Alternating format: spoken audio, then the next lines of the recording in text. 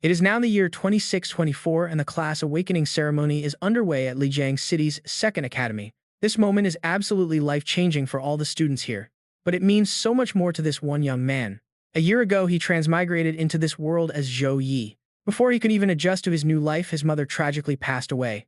Right after that, his little sister Zhou Yun fell ill with a mysterious disease. With medical bills piling up and his part-time income barely making a dent, this class awakening is his only hope. Zhou Yi absolutely must awaken a combat-focused class today. He needs to grind dungeons for cash to afford a high-level priest for his sister. Luckily, fortune smiles on him. During the ceremony, Zhou Yi actually triggers a system cheat. A beginner pack unlocks his rare hidden class. This is an incredibly overpowered class in a world like this. Following the goddess's sacred blessing, Zhou Yi is presented with 3 distinct pathways: Light Mage, Holy Priest, or Holy Knight. The Light Mage is pure offense, wielding massive power but lacking defensive skills, making it risky in a world overrun by monsters.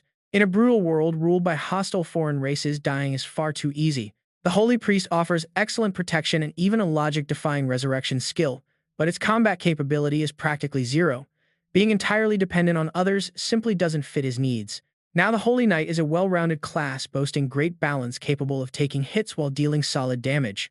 Although it lacks flashy skills early on, the divine light and talent make up for it. Ultimately, it is the absolute perfect fit for him. With that settled, Zhou Yi officially chooses the Holy Knight class. System notifications congratulate him on becoming a level 10 Holy Knight. As soon as his ceremony wraps up, his classmates immediately swarm him, begging to join his 5-man college entrance exam team. They desperately want to ride his coattails, pointing out that having a summoner or a mage on the team would guarantee high scores if he just carries them along.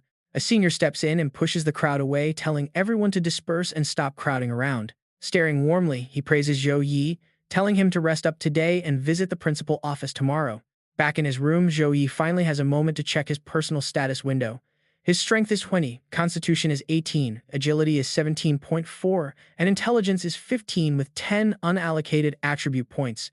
This class awakening not only boosted his base stats significantly but also granted him free points to distribute. He decides to prioritize strength, followed by constitution, since high attack power is crucial for hunting magical beasts efficiently. With a quick tap on his system panel, he allocates 6 points to strength and 2 points each to constitution and agility. Instantly, a warm surge of raw physical power courses through his veins, showing him the direct impact of his updated attributes. A new system notification pops up stating that allocating points for the first time has unlocked his daily Holy Knight quest, offering a choice of 2 rewards. Reward 1 gives 10 extra attribute points, while Reward 2 grants a random piece of Holy Knight gear. He must now choose to accept or decline. Given such lucrative rewards, Zhou Yi accepts immediately. The system successfully matches him with a random trial dungeon suited for his level. Target is to defeat the E-rank Golabi beast. He is warned to take the trials seriously, as dying inside means permanent death in the real world. After the warning, Zhou Yi is teleported into an unknown space, warily realizing he is standing inside an abandoned mine. It makes perfect sense, as textbooks mention that Golabi beasts primarily nest in mines. While they are not carnivores like most monsters, they become incredibly hostile upon spotting humans. Sensing sudden danger creeping up from behind him, Zhou Yi instinctively leaps high into the air, effortlessly dodging a swift surprise strike from a lurking Golabi. Since this is his first real battle, he decides to hold back on skills to see if raw physical combat alone can take it down. His movement is incredibly sharp now, showing the power of his newly upgraded stats. But just as Zhou Yi grows overly confident while dodging, the monster's razor tail whips forward, stabbing him through the stomach. He instantly drops the showboating and activates his skills. Slow Healing Level 1 is a C-rank skill. It restores health to 2 party members within a specific area over 30 seconds. Even against low-level beasts, this is a lifesaver. The beast lunges forward again to strike. Zhou Yi counters by unleashing both Pure White Blade and Tiger Strike. Pure White Blade is level 1 C-rank. He concentrates his power, crossing his arms to form a cross-shaped energy blade that strikes all surrounding enemies. Any enemy hit by this blast takes heavy light attribute magic damage and is instantly left in a stunned state. Tiger Strike is a level 4 D-rank skill. It grabs a target ahead, drags them forward, and hurls them away, crushing anyone unlucky enough to be standing in their path. And finally, after a brutal combo punch from Zhou Yi, the Gulabi beast is officially obliterated. Gulabi defeated. Trial complete with an A-rank score.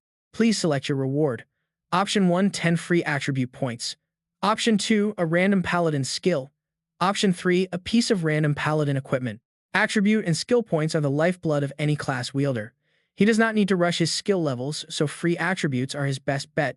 Still, a solid weapon would make future trials much easier. Fortunately, the system offers equipment rewards because with his current empty pockets, buying a real weapon would be completely impossible. Choosing the attributes and the random gear, he receives 10 free attribute points and a crude one-handed sword. Leaving the trial grounds behind, Zhou Yi heads back to his familiar room. Right on cue, his phone rings with a preset reminder: 5 p.m. Head to the hospital. Meanwhile, Zhou Yun is sitting on her hospital bed watching the news when the TV suddenly cuts out. Standing there is the head nurse, remote in hand. Talk about kicking her when she is down. The nurse waves the bill and demands 10,000. 10,000. Zhou Yun tremblingly takes the bill. Why is it so expensive? Wasn't it 5,000 before? Is there a mistake? Her brother works 3 jobs a month just to make 5,000. Where can she find the rest? The head nurse angrily snaps back that this month she took extra suppressants and stabilizers, had a priest visit, and suffered 3 episodes mid-month that kept the night shift nurses busy all night caring for her. Why is she talking back? If she has a problem with it, she can check the records herself. Zhou Yun quickly tries to clarify that she did not mean it that way, but the nurse cuts her off. If she is not born rich, she should not get a rich person disease, and if she cannot afford treatment, she should just accept it. Before the nurse can finish her sentence, a heavy hand slaps down on her shoulder, making her spin around in shock. Behind her stands a middle-aged man with a knowing smile. He tells her he heard her scolding a patient and wonders if her sharp tongue will still work once they take this up to the director's office. Right beside him is a massive dark-skinned bodyguard. The nurse instantly backs down, realizing this man is definitely not someone to be messed with. Wisely choosing to back off, she leaves the room, but not without reminding Zhou Yun that today's bill still must be paid. Zhou Yun asks warily who they are, fearing they might be debt collectors. But the man simply pulls out a business card with a smile, asking if she is Miss Zhou Yun and explaining he is her brother's friend. A moment later, Zhou Yi pushes the door open with the bill in hand. He tells his sister he just went to pay, but the hospital system shows 100,000 in their account, asking if she knows what happened. Zhou Yi looks up from the bill and stares at his sister. Spotting the 2 strangers, he warily asks who they are. The middle-aged man introduces himself as Zhao Wenbin, the mayor's secretary, explaining that he is here to discuss a rather important matter with him. He extends his hand in greeting. The mayor is the absolute #1 figure in this city, which means his personal secretary can practically represent the city's highest authority himself. Why would someone that powerful come looking for him? Zhou Yi politely shakes his hand anyway. Deciding the hospital room is not the right place for this talk, they head elsewhere. Zhao Wenbin happily agrees, leaving his bulky bodyguard behind to keep an eye on Zhou Yun. News of Zhou Yi unlocking a hidden class is plastering the local media, making him the absolute talk of the town. In a nearby cafe, 3 schoolgirls are whispering about the hot search, gushing over the rare class wielder that just emerged from the second academy. Apparently his name is Zhou Yi, and someone even leaked his school picture online. The girls agree he looks pretty handsome. Hearing this, Zhao Wenbin smiles and congratulates Zhou Yi on unlocking his S-rank talent, Holy Angel's Protection, and becoming a powerful paladin. Zhou Yi humbly calls it luck, but the secretary insists that pulling an S-rank talent at a normal awakening ceremony is never just a matter of luck. In fact, the mayor highly values him and has already blocked the media from bothering him. He presents a small box containing a shiny key, explaining that the mayor has personally arranged exclusive cultivation resources to help him prepare for the upcoming college entrance exams. These resources are locked safely inside the city bank, and this is the only key to that vault. If he needs anything else, he only has to ask. It is clear the mayor sees massive potential in him and is not hesitating to invest early on his future. While there is no free lunch in this world and the mayor definitely expects a return on his investment down the road, this deal only benefits him for now. Seeing Zhou Yi hesitate, Zhao Wenbin drops his real trump card. Starting today, a professional medical team of 5 will care for Zhou Yun 24/7. Even better, the mayor has already secured a level 36 second advancement priest to fly in and treat her personally next month. Hearing that, Zhou Yi immediately accepts the generous support from the mayor. Once his talk with Zhao Wenbin wraps up, Zhou Yi returns to the room and explains everything to his sister. Zhou Yun is utterly amazed, teasingly asking if this means her brother has hit the big leagues and if she can ride on his coattails forever. He playfully taps her forehead, telling her to stop talking absolute nonsense and focus entirely on recovering her health. Curiously, she then asks him about his new class-specific skills, wondering what he can actually do. This reminds Zhou Yi of the 3 exclusive paladin skills he received right after his awakening. He now has Pure White Blade for offense, Slow Healing for recovery, and Weapon Blessing for overall team support. Since Slow Healing restores health, he decides to test it out on his sister. Zhou Yi gently places his hand on her head and activates the skill. It feels incredibly comfortable, like soaking in a hot spring as her entire body relaxes. "Do you feel any better, Zhou Yun?"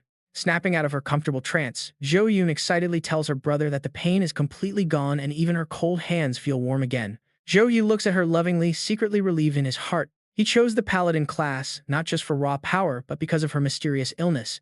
As a healer class, even if he cannot cure her completely, being able to ease her daily suffering like this makes it all worth it. The next day, Principal Luo Hang personally escorts Zhou Yi to his office. On the way, the principal happily shares that yesterday dozens of universities contacted him wanting to recruit Zhou Yi directly. His phone was about to explode. Just a moment ago today, 4 recruiters from top 10 schools called. He urges Zhou Yi to perform well, to grab the absolute best resources. He explains that these recruiters are all Tier 2 class transitioners at level 35 or higher. If Zhou Yi gets recruited, his future training will be top tier. Which universities are they? Principal Zhou Yi asks. The principal replies that they are Vin Duong University, Shu Yennam University, and Cat University, and Han Su Qinglian University. Why didn't the top 3 universities call Zhou Yi wonders?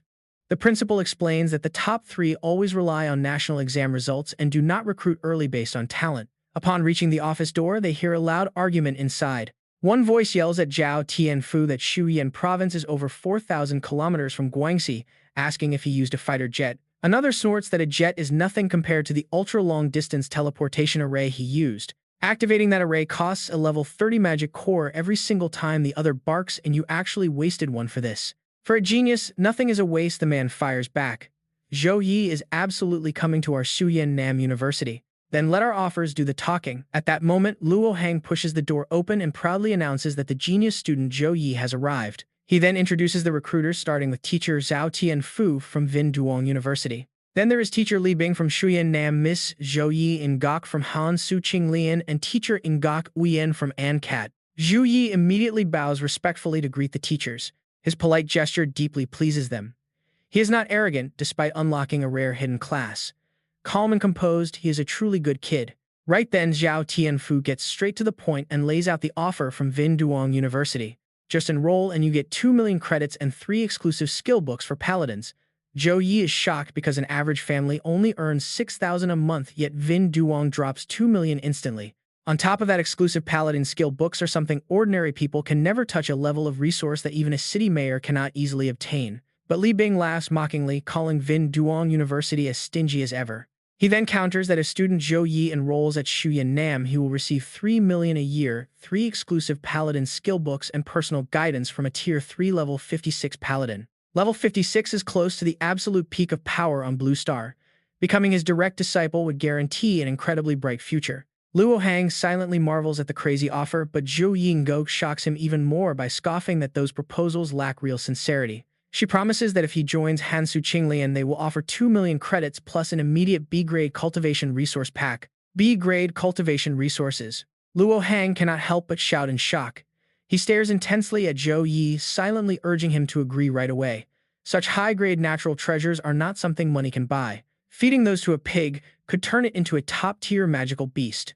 Facing these incredibly tempting direct recruitment offers from 4 prestigious universities, Zhou Yi actually turns them down.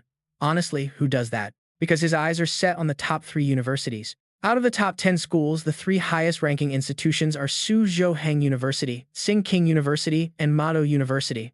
They stand above the rest as the big 3 of the nation. They only admit 1,000 freshmen each year, and these spots are not just for humans.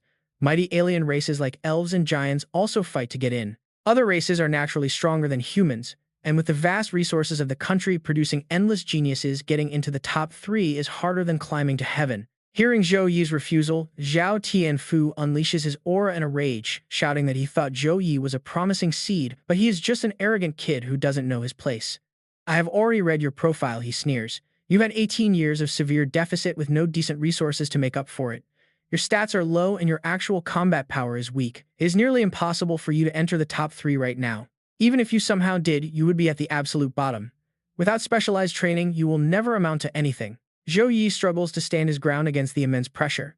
He realizes that if this had been his past self, he would have collapsed to his knees instantly. Principal Luo Hang steps in front of Zhou Yi, unleashing his own power to counter the crushing aura. He asks Zhao Tianfu what he thinks he is doing, trying to bully a student on his own turf. Zhou Yi Ngok watches silently from the side, analyzing Zhou Yi. She notes that the boy managed to withstand Zhao Tianfu's pressure for more than 3 breaths, proving he is truly extraordinary. Realizing he acted too rashly, Zhao Tianfu withdraws his pressure and turns to leave. Recruiting is not just about potential, it is also about character, he mutters. With an attitude like that, you will never go far. He bids goodbye to Luo Hang and departs, followed by the other two recruiters who agree that they should not overstay. Seeing them leave, Luo Hang quickly rushes after them to smooth things over for his student. Suddenly, only Zhou Yi and Zhou Yi remain in the room.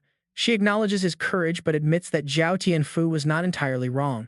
In this vast nation, geniuses are everywhere and alien races are naturally far more powerful than humans, making admission to the top 3 extremely difficult. Zhou Yi replies confidently, stating he will use his exam scores to prove his true strength. With 1 month left until the exam and the system backing him up, he is confident he can raise his power to an unimaginable level. When the time comes, the top 3 universities will be his to choose. Zhou Yi and Gok ponders how long it has been since she saw such a deeply determined gaze. It reminds her of her old frontline combat days. Living in peace for so long has made her play it too safe, creating a real generation gap with the youth. She stares at him for a long moment, then turns toward the door with a smile. She tells him she looks forward to his performance at the exam, bidding him farewell. Time flies in the blink of an eye, and the month is already over. The exam day has arrived. Inside the hall, students are anxious, whispering that the test designer this time is the great Li Xiangyang, meaning they are completely doomed. Years ago, when he designed the test, our provincial average score plummeted to its lowest in history. Another student whispers, asking if they heard about Zhou Yi refusing direct admission just to try for the top 3. The rest scoff, mocking him as incredibly arrogant, noting that even top city-level geniuses do not dare guarantee admission. They gossip that he is just being cocky because of his rare hidden class and he is bound to fail miserably. To them, giving up millions in scholarship money was pure madness. Right at that moment, Zhou Yi walks in. The student who was just talking trash behind his back suddenly freezes, staring at him in shock. He murmurs in a strange tone, wondering why Zhou Yi feels so different from before. There's a bizarre presence radiating from him, the unmistakable aura of a powerhouse. Following a loud announcement, the dungeon's details flash on screen. The instance is deep in the gloomy dark forest meant for levels 10 to 13. Difficulties are easy, hard, and nightmare. It requires 1 to 5 players. Note that the forest is filled with vicious cat demons and minotaurs who love to hunt and feed on humans. Damn it, not the gloomy dark forest. Many worry that there might even be swampy terrain inside. With agile cat demons and incredibly tanky minotaurs, they complain that the great Li Xiangyang is actively trying to kill them. What makes it even worse is the party limit. While previous exams capped team sizes at 3 members, this year they are allowing up to 5. As the candidates continue to lament, Li Xiangyang steps forward and loudly warns them to act strictly within their limits. If they face fatal danger inside, they must use their return scrolls immediately. Dying in the dungeon means dying in the real world, so failing the exam is always better than losing your own life. The time has come, and all candidates prepare to enter the dungeon. As soon as Li Xiangyang finishes speaking, the students turn into beams of light and teleport directly inside. At the same time, massive screens display live feeds of the candidates for everyone to watch. From Class 1, Sun Qiang, a warrior, enters solo on hard difficulty. Also, from Class 1, Mu Qin, an assassin, begins her run on hard difficulty as a solo challenger. Class 1's Long Fei, Wang Fang, and Sun Qin enter as an elementalist archer and nether mage party of 3 on hard difficulty. From Class 5, Zhou Yi enters nightmare difficulty entirely solo as a paladin. Meanwhile, Class 2's group of 4, including Zhang Wang, Hui Wang Li, Zhao Tian, and Hong Yang, tackle the hard difficulty with an archer, fire mage, swordsman, and pharmacist team. It makes perfect sense why they call this the Rocket Path. Aside from 2-man teams, most candidates run these dungeons completely solo. Solo runs grant maximum experience points, but the higher the score, the deadlier the risk. Only elite high-tier seniors would dare attempt this. While the crowd gossips, a girl suddenly points at Zhou Yi's screen and screams for everyone to look. There is Zhou Yi soloing a nightmare-level dungeon. Over in the VIP section, Education, Jia Dao Dao stares open-mouthed at the screen in complete disbelief. He slams the table and yells at Luo Zhou Heng. A paladin's support skills are insanely strong in any team. Why on earth is Zhou Yi soloing a nightmare dungeon with a death rate over 40% higher? Luo Heng, we poured massive resources into Zhou Yi this month for top results. If he dies inside that dungeon, the entire reputation of our Lijiang city government goes right down the drain. He is completely disregarding all our backing.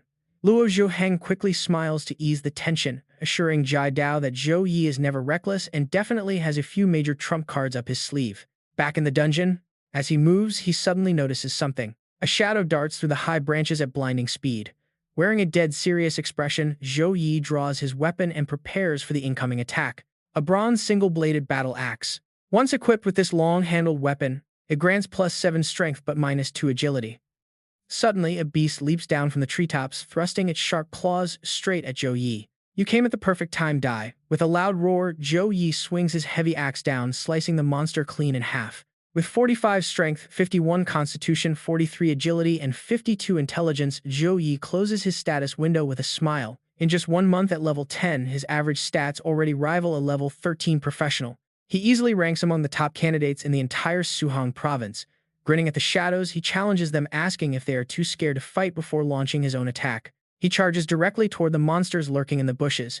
His weapon glows with Weapon Blessing, a level 4 C-rank skill that channels Holy Light to significantly boost strength, physical damage, and critical rates. He tears through them like a tiger in a flock of sheep, dropping a monster with every single swing. Backed by his powerful S-rank talent, Divine Angel Protection, his exclusive Paladin buff is massively amplified, boosting his weapon strength by 21 points. Other candidates would lose their minds seeing this, especially since the exam strictly limits weapons to 3 stars or below. With this boost, his bronze axe easily rivals a 5-star weapon in the national exam. Since every single stat point is incredibly precious at this stage, this massive buff creates an insurmountable gap between him and the other students. Suddenly, another pack of monsters launches a sneak attack from right behind him. Sheathing his axe, Zhou Yi spins around and chants a spell. A cross-shaped beam of holy light erupts from his hands, slicing the monsters into pieces that rain down onto the forest floor. His pure white blade is already level 5, and with the Divine Angel Protection, it completely melts low-level beasts. Zhou Yi casually grabs a severed monster claw and hurls it like a javelin at a distant target. That target is the only lucky survivor of his devastating spell. The sharp claw impales the beast, pinning it to a tree. Outside, the crowd goes wild over Zhou Yi's flawless reflex timing, shouting that his skills are totally broken. They are completely baffled by how he swings that heavy battle axe like a toy, wondering if he dumped every single free attribute point into raw strength. Hearing the chatter, Tang Tianjun frowns. As an experienced teacher, he spots details the students miss, noting that Zhou Yi's speed actually outmatches the agile demon cat's. His cast speed is blinding and his magical power is devastating. This means his intelligence stat must be incredibly high. His perfect spacing, angle, and power control prove he is a genuine combat genius. Tang Tianjun shoots an envious glare at Li Xiangyang. Meanwhile, Jia Dao watches with a serious face, admitting that Zhou Yi has incredibly sharp battle instincts. But his strategy is highly unwise, as going all out on the first wave just wastes precious stamina. Nightmare dungeons do not just have stronger monsters, their sheer numbers are overwhelming. Even elite mages fail here once their mana pools run dry. That heavy battle axe will quickly become a massive burden. Swinging it a few times is fine, but after hundreds of strikes, his muscles will fail. He won't even be able to lift his weapon, leaving him to be torn apart by the beasts. Right then, a massive new wave of monsters floods the screen, driving the anxious spectators into a wild frenzy. The next wave of demon cats arrives without giving him a second to breathe. This is brutal. There are easily over 100 monsters. Can Zhou Yi survive this onslaught? Every single eye is glued to the screens. They wait breathlessly for his next move. Inside the dungeon, Zhou Yi does not disappoint them. Seamlessly, weaving skills and weapon strikes together, he quickly decimates the entire horde. As the very last monster finally collapses, a tiny spatial vortex materializes right in front of him, steadily growing wider. Recognizing the portal to the next stage, Zhou Yi steps decisively into the swirling vortex, stepping out on the other side. He is instantly greeted by a massive horde of monsters waiting for him. Outside, the energetic host Kaka points at the screen, broadcasting directly to the hyped-up crowd. Welcome to Ava Live, your favorite Kaka here, bringing you the brilliant run of the top academy genius with an S+ talent, Zhou Yi. He cleared the first stage of this nightmare dungeon in a mind-blowing 3 minutes and 17 seconds. That is a full 29 seconds faster than last year's provincial champion. In his excitement, Kaka shoves his face right into the camera, forcing his exasperated cameraman to plead with him to step back. Nearby, a fangirl marvels that he fought non-stop and barely broke a sweat, wondering about his raw constitution stat. Shaking her finger, Jiang Feifei notes that the director's warning about wasting stamina might have been premature. Up in the front row, Li Xiangyang tells Jiang Feifei to shut up and watch the match, saying Jia Dao's words could be total nonsense. Feifei covers her mouth with a giggle, teasing that she can see how incredibly happy he looks. Even so, Li Xiangyang feels a bit self-conscious. He pinches his cheeks, wondering if the massive grin on his face is really that obvious. Zhou Yi is entering the gate, someone yells out. The chatter instantly dies down as everyone glares at the massive screen. Inside the dungeon, Zhou Yi's appraisal skill reveals the monster data, a hulking minotaur. Level 14 with a silver rating, boasting Rage, Savage, Charge, War, Stomp, and Iron Body. Then there's the fluorescent cat demon level 12 bronze with healing.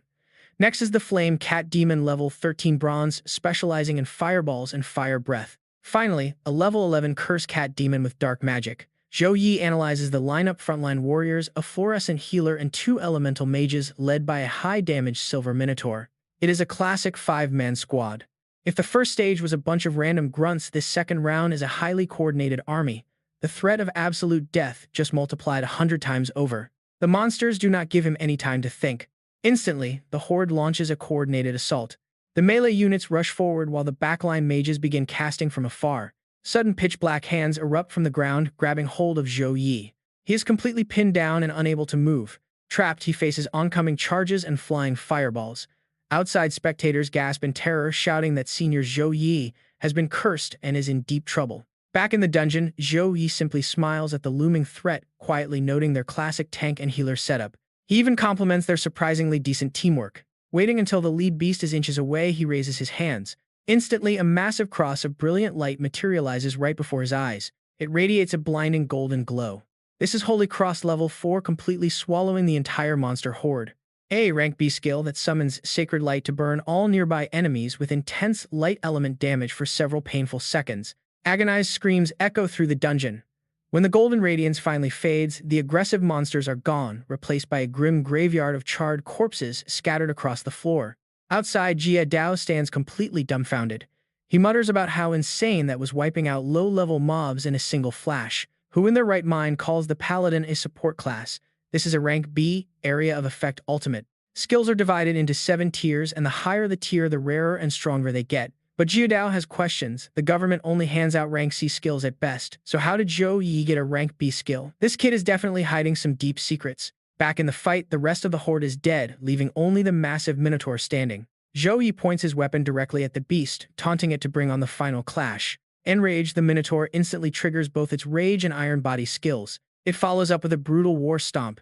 Slamming its hoof down, it tears a massive fissure in the ground directly toward Zhou Yi. Zhou Yi reacts in a flash, leaping high into the air to dodge. Seeing him airborne and unable to maneuver, the minotaur charges savagely. Thanks to its active iron body state, no incoming attack can disrupt its unstoppable forward rush. But Zhou Yi has no intention of running. He triggers Air Slash, meeting the beast head-on in a brutal collision. He successfully blows the massive beast backward. Crossing his arms, Zhou Yi unleashes Pure White Blade, carving a brilliant cross of energy into the air. The attack flies toward the minotaur as he closes the distance. The Pure White Blade slices deep into the beast. The monster bellows in pain and stumbles backward. In a flash, Zhou Yi is already looming over it, raising his heavy weapon high as he comments on its tough hide. Without a second of hesitation, he swings down, slicing the minotaur clean in half. The beast is still clinging to life, staring up from a pool of its own blood. Zhou Yi steps forward with a cold glare and crushes its skull under his boot. This time, he is absolutely certain the minotaur is dead. Look at that, the familiar teleportation vortex has just materialized right beside him. He reminds himself that the next stage is the boss fight. Outside, the stadium erupts. Excitement reaches a fever pitch as people leap from their seats, screaming about how insane it is to chop down a 4-meter-tall raging minotaur in one blow. The sheer power is unbelievable, and the combo is gorgeous. Meanwhile, the host checks the clock and gasps, announcing that Stage 2 took him just 59 seconds. Even Jia Dao stands up to applaud, praising his pinpoint skill, execution, and absolute control. It is hard to believe this kid changed classes only a month ago. He turns to Luo Zhouheng with a grin, congratulating him on the rise of a true prodigy in their second academy. Luo Zhouheng beams, replying that every dog has its day, and it is finally their turn to shine. His heart swells with anticipation, remembering their school's highest rank ever was 72nd in the province. Zhou Yi might just take them to a whole new level. Suddenly, someone points at the screen and yells out, "Why is Senior Zhou Yi heading straight to the boss room without even resting?" Everyone turns to look. Seeing Zhou Yi step directly into the vortex without taking a breather, Jia Dao calls him a fool, warning that fighting a boss at less than full strength is a massive mistake. Luo Zhouheng quickly interjects, advising patience because Zhou Yi must have his reasons. Luo Zhouheng knows that in a highly populated province packed with geniuses, anyone aiming for the top 100 has to solo these nightmare dungeons. To truly crown yourself champion, you have to clear the stages in record time. Back inside the dungeon, Zhou Yi enters the third stage and immediately spots the boss monster resting just a short distance away. He quickly casts his appraisal skill on the boss, a level 16 gold tier bull king. The level gap is too massive to read its skills, but a system warning pops up. The beast demands that any human trespassing in his palace must prepare to die. With a roar, the bull king charges forward, swinging his massive weapon down at Zhou Yi, who instantly activates Dawn's Blessing, Divine Grace, Heavenly Favor. He stacks protective buffs one after another. Clad in full armor, Zhou Yi suddenly blinks behind the giant boss, waving his hand to get its attention, telling the beast he's right over here. He's fully buffed up, taking the form of a novice holy knight. Infuriated, the massive boss whips around. Zhou Yi lunges forward to strike, unleashing his attack directly at the massive beast. But the Bull King simply raises a hand to block it. Even with 4 active buffs, he can't break through. He cannot even scratch the monster's hide, leaving him completely stunned. Zhou Yi slips past his defenses, delivering another heavy slash directly to the beast's body. But his blade hits like solid metal, sending a shower of bright sparks flying. Roaring in absolute fury, the Bull King swings his colossal weapon right at him. The devastating impact triggers a tremor, sending thick dust flying into the air. Fortunately, Zhou Yi dodges the devastating blow just in time. As he emerges from the dust, a flash of purple light blinds him. A second later, the Bull King teleports right in front of him, swinging his weapon with terrifying speed. There is absolutely no time to dodge. His body is sent flying backward. He smashes through 5 massive stone pillars before finally stopping.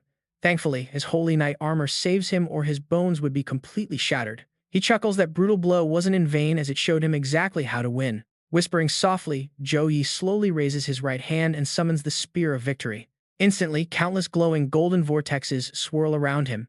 Dozens of sharp golden spears emerge from the portals, locking onto the Bull King in the distance before launching forward in a massive barrage. This is Spear of Victory, Level 3, a C-rank skill that fires projectiles made of pure condensed holy energy. Any enemy struck by these holy spears will suffer catastrophic damage. Seeing the incoming attack, the Bull King simply swings his weapon to parry them. No matter how many spears Zhou Yi launches, he cannot leave even a single scratch on the beast. Soon, a warning flashes in front of him, alerting him that his mana is running low. Zhou Yi quickly glances at the screen but ignores it, keeping the skill active while frantically planning his next move. The Bull King is incredibly tough, with strength and defense far beyond his own. Overpowering it head-on is completely out of the question. Normally, people would try to kite the beast from a safe distance, but that strategy won't guarantee a win here. He knows the examiners wouldn't make this impossible for students, meaning a solution must exist. During their fierce clash, he realized that the giant monster's agility is incredibly low. If he attacks continuously from multiple angles, the beast won't be able to defend itself. Putting his plan into action, Zhou Yi directs the golden spears to strike from completely different directions. It works immediately, as several weapons pierce deep into the Bull King's knees. Another low mana warning flashes, but Zhou Yi simply clenches his fist. He detonates the spears, forcing the massive beast onto one knee. Aside from its poor agility, the Bull King suffers from another major weakness in battle. While its health and stamina are remarkably high, it is highly vulnerable to negative debuffs and severe impact damage when struck. To win, he must unleash high-damage skills in rapid succession. However, this requires perfect timing and careful mana management. If he fails, he will run completely out of mana and get disqualified before the beast even dies. Having calculated everything down to the absolute second, Zhou Yi knows his golden opportunity has finally arrived. He immediately takes advantage of the kneeling monster. He pours all his power into directing the spears from every direction, immediately detonating them upon impact. A final critical warning flashes, stating his mana has dropped to a dangerous level. He wants to unleash an ultimate move, but there's simply no time. Whispering quietly, Zhou Yi charges directly at the Bull King. Drawing his blade, he delivers a devastating finishing blow, slicing the colossal beast completely in half. A system announcement rings out, congratulating him on clearing the nightmare-level Gloomy Woods dungeon in 9 minutes and 24 seconds. His completion time is saved, achieving a legendary SSS-rank clear. The system congratulates him on securing the top spot in this dungeon run.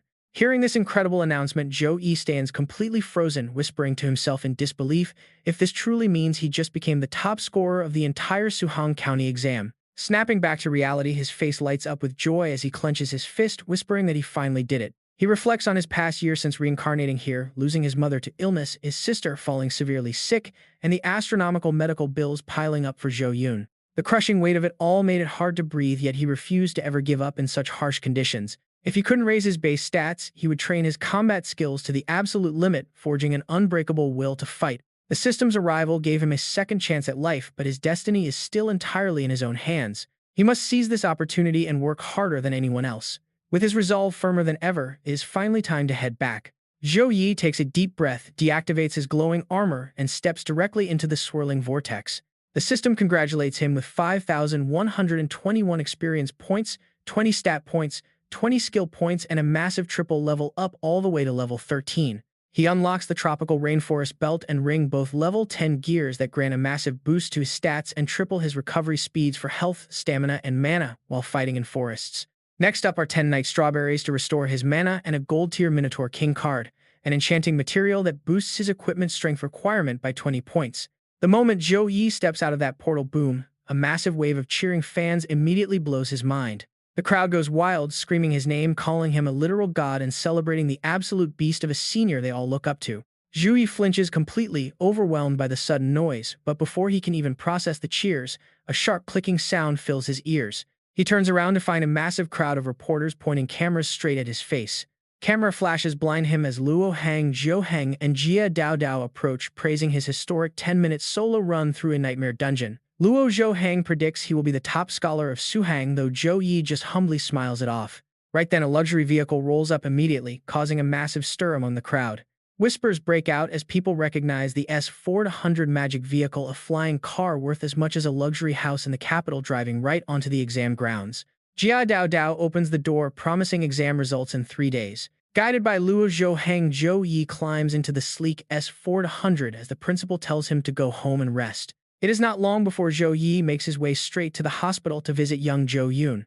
True to his word, Zhao Wenbin had moved Zhou Yun into the hospital's most luxurious suite with a dedicated 5-person medical team monitoring her 24/7. Inside the elevator, a friendly nurse greets him and presses the button for the 26th floor, asking about his exam, as Zhou Yi smiles, eager to share his victory with Zhou Yun. But as the elevator climbs, they both feel a sudden, unnatural chill, the air turning freezing cold in an instant. The nurse shivers, wondering aloud why the building's air conditioning is suddenly blowing such an icy draft. Zhou Yi notices frost creeping through the elevator doors, his face instantly tightening. The doors slide open on the 26th floor, and the nurse screams in absolute horror. The entire corridor is completely frozen over, covered in thick sheets of solid ice. Even the doctors and patients are frozen solid like ice sculptures, their faces locked in pure terror. Panicking for Zhou Yun, Zhou Yi sprints down the frozen hallway, leaving the terrified nurse struggling to keep up. She tries to call out to him, but the overwhelming frost overtakes her, freezing her solid mid-sentence. Zhou Yi smashes through the frozen barrier of Zhou Yun's room and bursts inside, desperately calling her name. What he sees inside freezes him in his tracks. Zhou Yun is writhing in pain while a massive dragon made of pure ice hovers directly above her bed. Standing right by her bedside is a woman casting a continuous spell, desperately trying to stabilize her. Seeing the massive ice beast, Zhou Yi immediately prepares to strike. But the woman shouts out, "Zhou Yi, stop, do not attack that beast." Zhou Yi hesitates, reluctantly holding back his power. He rushes over to the healer, demanding answers. Qing quickly warns him if he hurts the ice dragon, the shockwave could instantly rupture Zhou Yun's heart. But why is there a dragon hovering in her room? Qing explains that Zhou Yun's icy condition suddenly flared up, releasing a frost so extreme it instantly froze the entire floor. Right now, she can only contain the frost to this floor, urging him to flee, but Zhou Yi refuses to leave his sister behind. Qing cuts him off, telling him that without a high-tier priest, her healing magic will soon run out. Zhou Yi takes a breath and forces himself to focus. He calls upon his system interface, dumping every single skill point he just earned into upgrading his healing spell. Upgrading Slow Heal from level 4 to level 10 allows him to cast a powerful area of effect healing spell that also regenerates stamina and mana. He wastes no time and unleashes the upgraded spell. As the golden light wraps around Zhou Yun, Qing gasps in shock. A Holy Knight's healing spell shouldn't be this powerful, easily outperforming her own level 23 priest magic. Zhou Yi keeps the magic flowing and tells Qing to find Zhao Wenbin immediately. They need a high-tier priest right now. Qing objects, explaining that the priest is fully booked and scheduled for next week. Rushing her now is impossible. Zhou Yi looks back with absolute determination. Tell the secretary that if he gets that priest here today, I will owe him a lifetime favor, no questions asked. Qing nods and runs off. She immediately rushes out to contact Zhao Wenbin. Left alone, Zhou Yi pours his remaining energy into keeping Zhou Yun alive, remembering how she had to endure this agonizing pain every single night. The freezing aura is a living nightmare for her, and is only getting worse. Gritting his teeth against the cold creeping up his own arms, Zhou Yi refuses to let go, determined to save his sister. Time slowly ticks by as hours pass. Night soon falls. Just as Zhou Yi's magic power is about to run completely dry, a glowing green sphere suddenly flies into the room. The orb bounces around wildly like a rubber ball. It repeatedly strikes the ice dragon, fracturing its massive body. The dragon's body begins to fracture. Seeing Zhou Yun's face contorted in agony, Zhou Yi panics and screams out, "Wait, stop, you must not touch her." Suddenly, the green orb slams directly into Zhou Yi, sending him flying backward. Just then, a girl wielding a massive brush like a staff appears in the room, waving her hand to taunt the ice dragon. The beast roars and lunges right at her. She swings the giant brush like a staff. Striking the ice dragon's head hard before using its tip, she rapidly paints mysterious glowing runes onto the beast's frozen body. Suddenly, her eyes flash with a brilliant green light. She drives the brush down hard onto the dragon. A glowing magic circle manifests. The ice dragon is blasted back toward Zhou Yi. Its massive body shrinks rapidly before transforming into a frozen orb that merges into her. Seeing Zhou Yi's expression finally soften and relax, her agonizing pain seemingly gone, Zhou Yi lets out a sigh of relief. The female healer turns to look at Zhou Yi. She asks if he is indeed Zhou Yi, adding that she has heard of his reputation for a long time. She introduces herself as Kui Liana, a level 35 second-tier priest from Qingyan City. Zhou Yi politely greets her. Kui Liana explains that Jia Dao begged her to treat his sister first. Observing Zhou Yi, she thinks to herself that if Jia Dao had not mentioned this guy might be the province's top scorer, she would never have broken her rules. But seeing how he resisted that chilling frost for so long, she realizes the director was not lying. Zhou Yi asks her what exactly is wrong with his sister and if she can be cured. Cui Liana explains that the overflowing frost condensing into a physical shape is a clear sign of bloodline awakening. Stunned, Zhou Yi gasps out bloodline awakening. He recalls that when the Eternal game first merged with reality, many players chose demi-human races like elves, giants, and demons.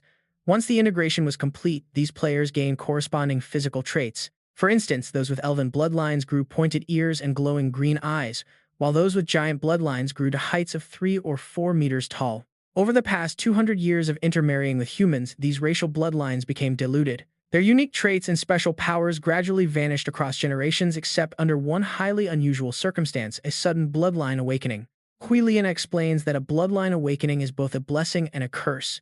Success grants immense power, making skill upgrades and training effortless, but failure results in paralysis or even death. His sister is suffering because her body is simply too weak to withstand this raw power.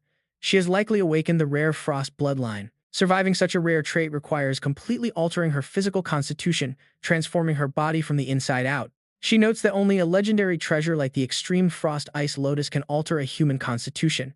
However, it is incredibly rare. The last one appeared at an auction 35 years ago, purchased by a mysterious bidder for a whopping $13 billion. In 3 months, the frost energy inside her body will completely erupt out of control. Another option is using the Grand Seal technique to lock away her bloodline. Once he decides, he can contact her using the token, but the catch is his sister will never be able to level up again.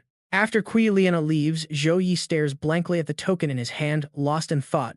5 days later, he just finishes his daily quest. The system screen pops up. 200 squats, 200 push-ups, 200 sit-ups, and 200 weapon swings are all completed. Daily quest cleared. Please select your reward. Zhou Yi chooses free attribute points. He almost always selects free stats for his daily quest rewards. For a high-level paladin, constitution and intelligence stats are incredibly vital, but other attributes cannot be neglected. Usually following a balanced 2-3 or 3-2 distribution method keeps him well-rounded with minimal weaknesses. As he stands there deep in thought, another massive system screen flashes directly in front of him. System notification: provincial exam results are officially announced. Achievement: quest completed. Congratulations, you have secured the #1 spot across the entire Suhan province.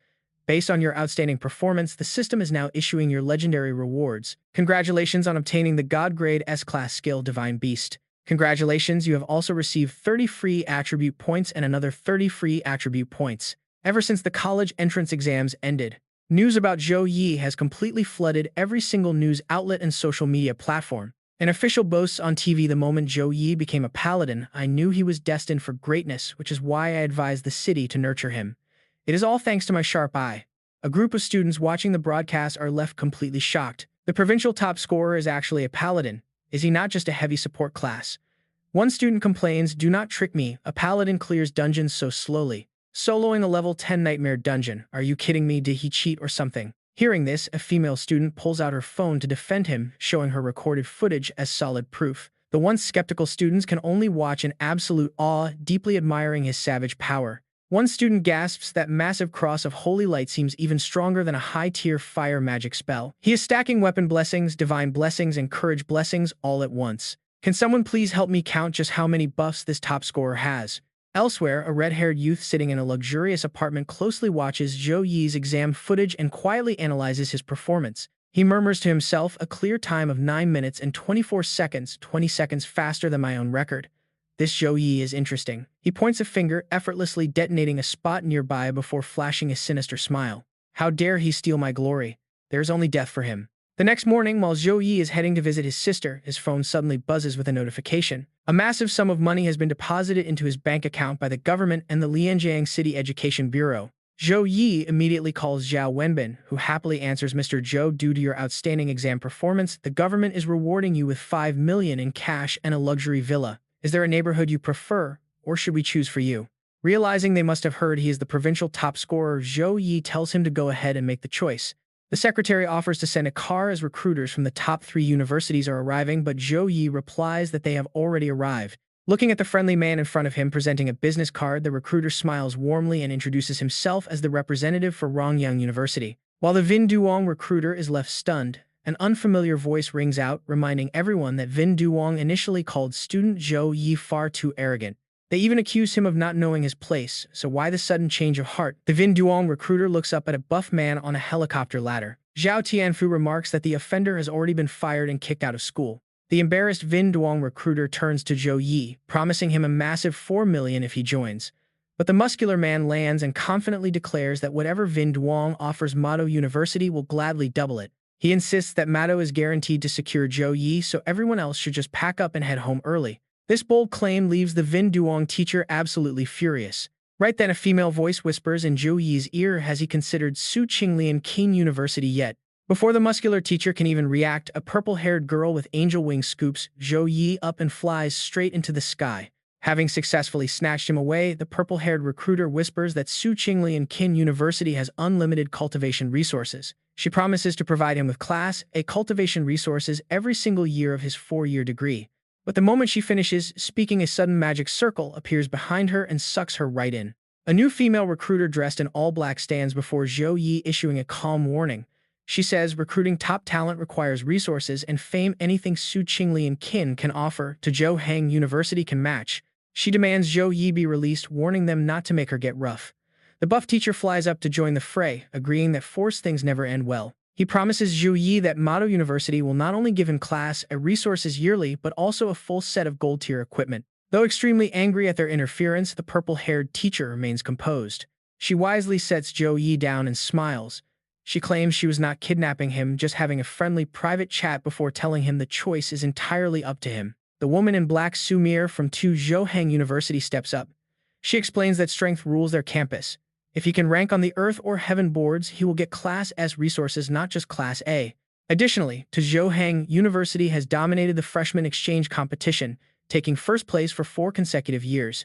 This proves their student training program is truly top tier. The purple-haired teacher's son snaps at Su Mir for being so arrogant over a few wins. Su Mir fires back that facts are facts, advising son to make Su Qinglian Qin students work harder. While they argue, Zhou Yi seriously weighs his options. The special offers from all 3 top schools are relatively similar, ensuring a bright future no matter what. However, since he wants to maximize his actual combat skills, he needs to choose carefully. After a moment of consideration, Zhou Yi ultimately chooses Zhou Hang University. Hearing this, Su Mir immediately pulls out a scroll, their special recruitment contract, and tells him to sign if everything looks good. The buff teacher laments losing him. Sun refuses to give up, telling Zhou Yi he can always transfer to Su Qinglian Qin if Zhou Hang does not suit him. Su Mir glares at her persistent rival. She then casts a spell without a staff, a rare skill only high-level mages can use.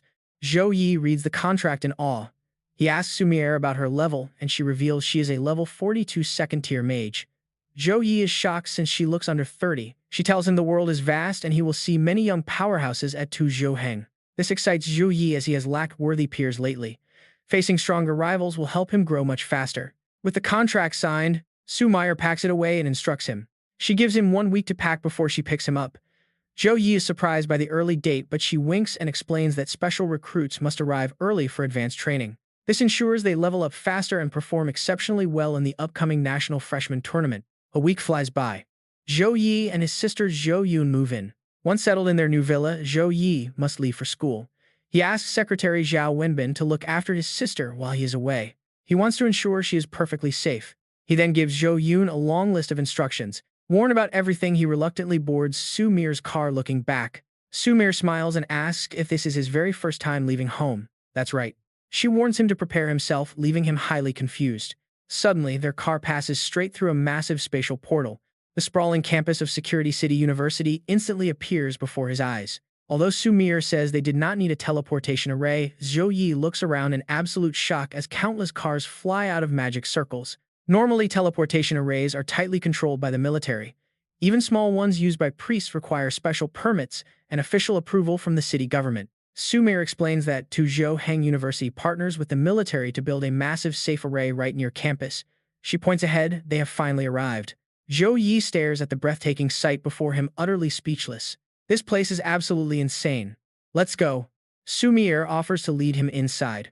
While Zhou Yi is looking around the busy area, he suddenly senses something heavy hurtling straight toward them. It turns to be a young man who was just violently kicked away. The white-haired girl who kicked him glares with burning eyes. She warns him that she has no interest in getting to know him, calling the kick a gentle warning. If he provokes her again, she will not hold back. The crowd gathers around the beat-up guy and starts laughing. It looks like Dang really messed with the wrong woman this time. Every single year he tries to hit on the freshman girls, but karma finally caught up to him. Talk about instant justice. Zhou Yi watches the white-haired girl leave, noticing her demon markings and realizing she carries demon blood. Sumire, knowing his tragic past, quietly warns him that many students and teachers here carry beast or demon bloodlines. She tells him he needs to keep his composure and not show any hostility when he runs into them. Zhou Yi tells her not to worry. Even if everyone is non-human, as long as they protect humanity, he will not hate them. He has not lost his mind enough to blame the entire demon race for his father's death. Sumire sighs with relief and materializes his student identification card, handing it over to Zhou Yi. As Zhou Yi checks out his details, Sumire starts explaining the school rules, starting with the ranking system. Ranks are determined by sheer strength, meaning the stronger you are, the higher you climb. Since Zhou Yi scored the highest on the entrance exam, he is temporarily ranked #1 among all the freshmen, but that is just a placeholder. In 1 month, the school will host a massive freshman tournament to officially shake up the rankings. This basically means he has a giant target on his back and everyone will be gunning for his spot. Zhou Yi proudly replies that since he is already at the top, he does not intend to let anyone take his crown. Sumire smiles, leading him further into the campus while moving on to the school credit system. Freshmen start with a base amount of credits. These are essentially currency used for buying food, top-tier gear, potions, and even rare skill books. As long as you have enough credits, you can buy anything you want, including S-tier resources. Besides maintaining a high rank, there are 2 other main ways to earn them. First, you can use your student card to take on special bounty missions from the school network. Complete those and you get paid. The second way is a guaranteed monthly salary based on your ranking on the prestigious Earth and Heaven leaderboards. With over 1,000 students fighting for those same leaderboard spots, competition is fierce. No one can afford to get cocky here. The university also features 3 exclusive secret dungeon zones. The first is the Goblin Underground City, capped at levels 17 to 21. The second is the Twisted Forest, limited to levels 23 to 26. Finally, the Purgatory Dungeon, which requires levels 28 to 31. Besides meeting the level requirements, students must pay a specific credit fee to gain entry into these zones. Until they reach those high levels, they can hone their skills in the training arena, sparring with real people or combat androids. Here, the strong make the rules and take all the resources. That is the brutal law of survival here. A group of students walks past Zhou Yi and Sumire. The guy leading them quickly calls out to greet the beautiful teacher. He then continues leading his tour group along. Passing right by Zhou Yi, a few students stare and whisper, wondering who the heck this guy is to get a personal tour from a teacher. Seriously, everyone else is crammed into groups of 10 led by seniors. Is he some VIP getting special treatment? Wang Li, a guy who seems to know absolutely everything, chimes in to explain that the absolute top scorer of the entrance exams always gets a personal faculty guide. Not only does it help them get comfortable quickly, but it is also a great marketing trick to attract elite talent to the school in the future. That means he is the #1 recruit of their entire class. The freshmen, including that white-haired girl, turn to their resident know-it-all by Xiao Sheng, eagerly demanding to hear all the juicy details about this new prodigy. He tells them it is Zhou Yi, the top scorer of Suhang Province, a level 13 holy knight. And just like everyone else, they are immediately shocked by his class. Are you sure about that? A holy knight is just a support class. Didn't you say the runner-up was Shen Lingfeng, a level 14 berserker? How on earth does a basic healer class beat out a high-damage berserker? Bai Xiaosheng acts offended, asking if they seriously doubt his impeccable intel. Meanwhile, one of the freshman girls completely ignores his class stats, gushing over how handsome Zhou Yi is and saying he could easily be a movie star. Hearing about his insane achievements, the white-haired girl cannot help but stare quietly, sizing up the top freshman. Unfortunately, a guy named Liu Jing notices his crush staring at Zhou Yi and jealousy immediately takes over. He loudly mocks the top scorer. He claims that the #1 spot is clearly just for show. Naturally, Zhou Yi hears him and turns his head. Liu Jing steps forward directly, calling out the top freshman in front of everyone. He announces himself as Liu Jing, a level 13 Retribution Knight rank 38th, openly challenging Zhou Yi because he doubts his top rank. The senior tour guide pats Liu Jing on the shoulder, telling him to take his private fights elsewhere instead of wasting everyone's time. Internally, he is cursing this idiot for risking his easy guide credits with stupid drama. Liu Jing brushes his hand off, promising he will hold back. This only makes the senior guide angrier, knowing the official rankings were decided by the principal and the 5 big academy deans themselves. They do not make mistakes. The surrounding freshmen instantly get hyped for some drama, begging the guide to wait so they can watch. They realize Liu Jing wants to use the top guy as a stepping stone to make a name for himself. After all, since a Holy Knight is not a combat class, it is no surprise someone wants to steal his crown. Zhou Yi just crosses his arms, looking completely unfazed. He asks Liu Jing why he should even bother accepting the challenge. Liu Jing offers 100 credits, telling him he has nothing to lose. Zhou Yi looks at his impatient opponent and then at the murmuring crowd. To secure his future peace, he knows he has to accept. But since he wants to make an absolute example out of this guy, the price needs to be steep so everyone remembers the lesson. So Zhou Yi raises the stakes to 300 credits. Only then will he fight him. Hearing the huge sum, Liu Jing's face pales. The crowd goes wild. A student ranked 40th whispers that they only have 400 credits, meaning 38th ranked Liu Jing is risking almost everything. They joke that he is acting like a brain-dead side character in a comic book, begging to get ruined on day one. Liu Jing feels a sudden wave of regret, but seeing his crush still staring at Zhou Yi completely blinds him with jealousy. He accepts the steep bet, telling him 300 it is, and demands they head to the arena. He has a bit of courage, but there is really no need to step into the arena. If the opponent does not kneel within 3 moves, he will consider it his loss. In the end, the crowd still gathers at the arena, with Sumire personally stepping in as the referee. Right after the 3-second countdown, Liu Jing immediately charges forward to attack. In his mind, he calculates that both the Punisher Knight and Holy Knight are hidden classes. Punisher Knights focus on explosive power, while Holy Knights lean heavily towards support. If he can just end this quickly before the Holy Knight can even cast a single buff, victory will be easily his. Liu Jing instinctively glances down at the white-haired girl by the stage, hoping she is watching his triumph. Stealing his resolve, Liu Jing swings his sword. He activates his blood slash skill to strike directly at Zhou Yi. Yet Zhou Yi easily dodges the blow, landing a brutal kick to his stomach that sends him crashing straight to the floor. Boring. Zhou Yi thinks to himself, feeling a bit disappointed. He expected some impressive tricks, but the guy went down after just one single move. The student guide quickly checks on the injured Liu Jing and reports straight to Sumire. He reports that Liu Jing has 5 broken ribs, internal bleeding, and is currently unconscious. Sumire calmly orders a priest to heal him while swiping both student cards on the system interface to process the match details. After a moment, she returns the card to Zhou Yi, confirming that 300 credits have been transferred. This incredibly swift battle leaves the new students completely stunned. The Punisher Knight's blood slash is notoriously difficult to counter, yet he broke it with a single kick. Is this truly the overwhelming power of the top-ranked freshman? It is a whole different level, meaning their strength attributes must differ by at least 20 points. The white-haired girl can no longer sit idle, stepping forward to challenge Zhou Yi to a duel. Seeing her up close, Zhou Yi realizes she does not just possess a demon bloodline but also carries legacy tier equipment on her person. Seeing legacy gear for the first time, he is eager to see its actual power.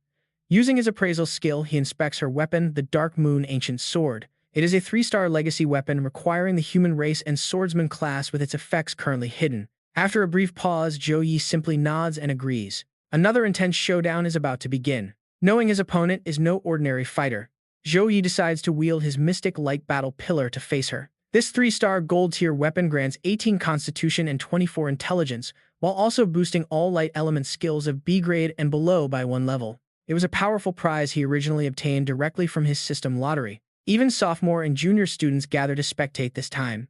They whisper about the immediate conflict among the incoming freshmen, though some older students dismiss it as nothing more than a childish playground brawl. Li Dongsheng, a level 29 department head from the Aurora Guild, happens to walk past. Spotting Sumire, he strikes up a conversation and decides to stick around to watch the upcoming battle unfold. The countdown hits 0 and the battle begins. Both sides instantly charge forward as the white-haired girl unleashes her shadow slash skill, striking with absolute lightning speed. Zhou Yi counters with his Storm Pursuit skill, lifting his massive pillar to slam it down, creating heavy area damage that forces her back. The moment their powerful skills clash, a massive explosion echoes across the arena. The sheer impact of the collision forces both fighters backward, leaving her thinking that he is a complete monster. Stealing her mind, the white-haired girl channels her demonic slash, infusing dark energy into her sword. She unleashes a massive shadow-infused strike directly at Zhou Yi to seize control of the duel. Seeing the incoming strike, Zhou Yi shows no fear and even yells out with pure excitement. He yells that it is amazing to finally find someone who can face him head-on, urging her to keep going as he launches a rising strike to throw her off balance. He follows up with an enhanced multi-thrust, striking a second time mid-charge before unleashing a shockwave slash. This powerful frontal blow releases cascading waves of energy that deal continuous damage aimed at sending her flying back. Next comes his mountain leap strike as he jumps forward to slam his heavy weapon down, triggering consecutive impacts where the final blow is designed to knock her flat. Both combatants seamlessly execute their high-level skills, trading relentless blows as the duel rages on without a clear victor in sight. Everyone in the crowd is completely glued to the action. They watch two blurry figures clashing at lightning-fast speeds. Their jaws drop in sheer disbelief, wondering if this could possibly be a battle between ordinary freshmen. After studying the intense fight, Li Dongsheng calmly notes that the spirit swordswoman will soon lose if she does not reveal a trump card. The student guide is quite skeptical, replying that the match currently looks like an incredibly even duel. Li Dongsheng points out that her enhanced block can only absorb so much. While she initially blocked just one of the Holy Knight's 3 strikes, she is now forced to defend against every consecutive blow. He explains that when wielding such massive weapons, fighters normally limit their swings to conserve vital stamina during prolonged combat. The moment Zhou Yi spots a single flaw, he will instantly overpower her. He is not even trying to conserve energy, showing either foolish recklessness or absolute confidence in his own raw power. From the very beginning, his massive battle pillar has severely restricted her movement, forcing her into a desperate defensive stance to survive. Seeing how incredibly heavy every strike is, someone in the crowd mutters that the Holy Knight is surprisingly brutal for attacking such a beautiful girl without holding back. Warm-up is over. With those words, Zhou Yi activates his divine grace of courage and weapon blessing. He follows up with Dawn Blessing. Instantly, a massive pillar of light erupts to surround his body. The oppressive aura is incredibly overwhelming, leaving the white-haired girl wondering if this is his true peak form. As she warily hesitates, Zhou Yi activates his Spear of Victory and points his hand directly toward her. The white-haired girl takes advantage of his casting time and unleashes her Shadow Slash. She closes the distance rapidly and delivers a slash to take down Zhou Yi. But Zhou Yi just smiles smugly, saying he knew she would use that exact move. With that, he swings his massive mace directly at the white-haired girl. She can only close her eyes, helplessly waiting for the heavy blow to land. But nothing happens. Slowly opening her eyes, she hears him ask if she wants to continue. Zhou Yi has already canceled his skill, leaning on his mace and just looking at her. He decides to stop the fight, pointing out that she was holding back the entire time. He knows she did not use her most powerful swordsman skills, nor did she activate the dark elemental strength hiding deep within her body. She smiles brightly, admitting she got caught but was only testing her limits today. She says she keeps her trump cards hidden, especially since she saw his exam video and knows he is holding back too. Add me and we can duel again sometime. Once they both exchange WeChat contacts, Su Mir continues showing Zhou Yi around the campus, secretly excited about the upcoming term. On his very first day, he not only scored 600 points but also put all the other elite recruits on high alert. This freshman class is definitely going to be wild. She explains that the dorms are located on Small Mountain Peak. Normal students stay at the base or the mountainside, while special recruits get private villas right at the peak, with the absolute luxury levels varying based on their rank. You will be living here, Sumir says, gesturing toward the massive villa right in front of them. As they swipe the card and step inside, Sumir suddenly remembers something and tells Zhou Yi that she heard he is searching for the extreme frost lotus. She mentions a squad once spotted it in the Gale Mountain range, but a high-level magic beast was guarding it, so they abandoned the search. She warns him this news is 6 years old, so she cannot guarantee it is still there. Armed with this lead, Zhou Yi spends the next few days thoroughly researching everything he can find about the dangerous Gale Mountain range. He learns it is a massive mountain range formed after the merging of the eternal game and earth. It is a vast land filled with countless rare treasures, exotic herbs, and deadly monsters. Even third-tier players hesitate to go deep inside. At his current strength, meeting a high-grade beast means running for his life. Fortunately, his college entrance exam achievements earn him a legendary life-saving skill from the system, which guarantees his survival even if he faces a fatal blow. There is absolutely no reason to hesitate. He just needs to buy some new skills and gear before setting off. Zhou Yi jumps onto his computer to search for suitable skills. He immediately receives a notification stating that as the top-ranked special recruit, all paladin skills below A grade are completely free to learn. Physical immunity skills are highly effective, so he grabs those along with some long-range damage options. You cannot be free. With that, Zhou Yi quickly locks down every single powerful skill available to him. The only downside is that he still has to spend his exam reward points on one essential item, a high-grade wilderness survival suit. With his preparations complete, Zhou Yi sets off for the Gale Mountain range to find the extreme frost lotus for his sick sister. But as he wanders the rugged mountains searching for the rare flower, a massive earth-shaking explosion erupts nearby. Fueled by pure curiosity, he immediately rushes over to investigate the commotion. Elsewhere, Jiang Shuren takes the initiative to text Zhou Yi after they add each other, trying to strike up a conversation. But ever since he mentioned heading into the Gale Mountain range, he has gone completely silent. Feeling bored and ignored, she decides to call her best friend to vent about it. She tells her friend that she met an incredibly unique guy. She even tried using her succubus charm during their duel, but he was completely unaffected and did not give her a single infatuated look. Her friend is instantly impressed, remarking that the guy must have an absolutely terrifying level of willpower. Agreeing with her, Jiang Shuren makes up her mind to follow her crush and head into the Gale Mountain range herself. Deep within a quiet section of the Gale Mountain range, a fierce battle is raging between a swarm of demons and a four-member squad consisting of the mechanical engineer Zhou Rao's summoner Wen Tianrun, the powerful gunmaster Zhou Dan, and swordsman Su Qinglian. To start, Zhou Rao drives a tank while launching several small mechanical discs, rigged with explosives toward the demonic horde. As soon as the monsters step on them, the discs automatically detonate, though a few survivors manage to leap forward and continue clawing at the tank. Wen Tianrun rapidly uses his ice spirit summoning skill to create a massive wall of ice blocking the advance of the demons, completely unaware that another agile beast is leaping across the ruined trees at high speed to ambush their vehicle from behind, coming from the 9 o'clock direction. Hearing Zhou Rao's quick warning, Zhou Dan raises her gun, unloading a hail of bullets that instantly deletes the beast. With that threat gone, she swings her machine gun to sweep the area, while screaming out in panic. This is the moment. Instantly, Su Qinglian unleashes her master-level sword skills to wipe out the remaining demons, prompting her teammate Zhou Rao to burst into a joyous laugh. Wen Tianrun turns to celebrate with Zhou Rao when her face suddenly goes completely pale. Pushing her friend aside, she quickly casts a spell to conjure a thick shield of ice right next to the driver's side window. But the incoming fire spell blasting from the forest carries far too much destructive power. Wen Tianrun's ice shield instantly shatters into pieces, and their vehicle is violently flipped upside down. "Are you guys alright?" Su Qinglian runs over asking in a panicked rush when suddenly, Wen Tianrun screams out to warn Su Qinglian to watch her back. The other three look behind her only to see another horde of bloodthirsty demons charging like absolute monsters, fully prepared to roast them alive with fire magic. Their squad had to use every single trump card just to take down 4 of those demons. Are they really going to lose their lives here today? Just as the 4 girls resign themselves to their fate, Zhou Yi charges out from the forest. Riding a massive white wolf, he bursts from the trees. He unleashes his Holy Storm skill to sweep up the demons, gathering a blinding holy light in the process. The storm descends. A beam of light converges. "The storm is here," Zhou Yi declares, and right as a massive sword drops down from the sky, stabbing directly into the center of the vortex, it wipes out the demons instantly, leaving the entire area engulfed in a sea of fire. Zhou Yi gently pats the back of his loyal companion. The white wolf understands and opens its mouth, completely extinguishing the massive fire with a single breath before Zhou Yi approaches the 4 stunned, dazed girls and uses his healing magic to treat their wounds. Su Qinglian cradles the still unconscious Wen Tianrun in her arms. Looking up with a smile, she thanks Zhou Yi, surprised he knows her. When he mentions that the Qingluan squad is ranked 2nd school-wide, she chuckles in embarrassment, feeling a bit humbled.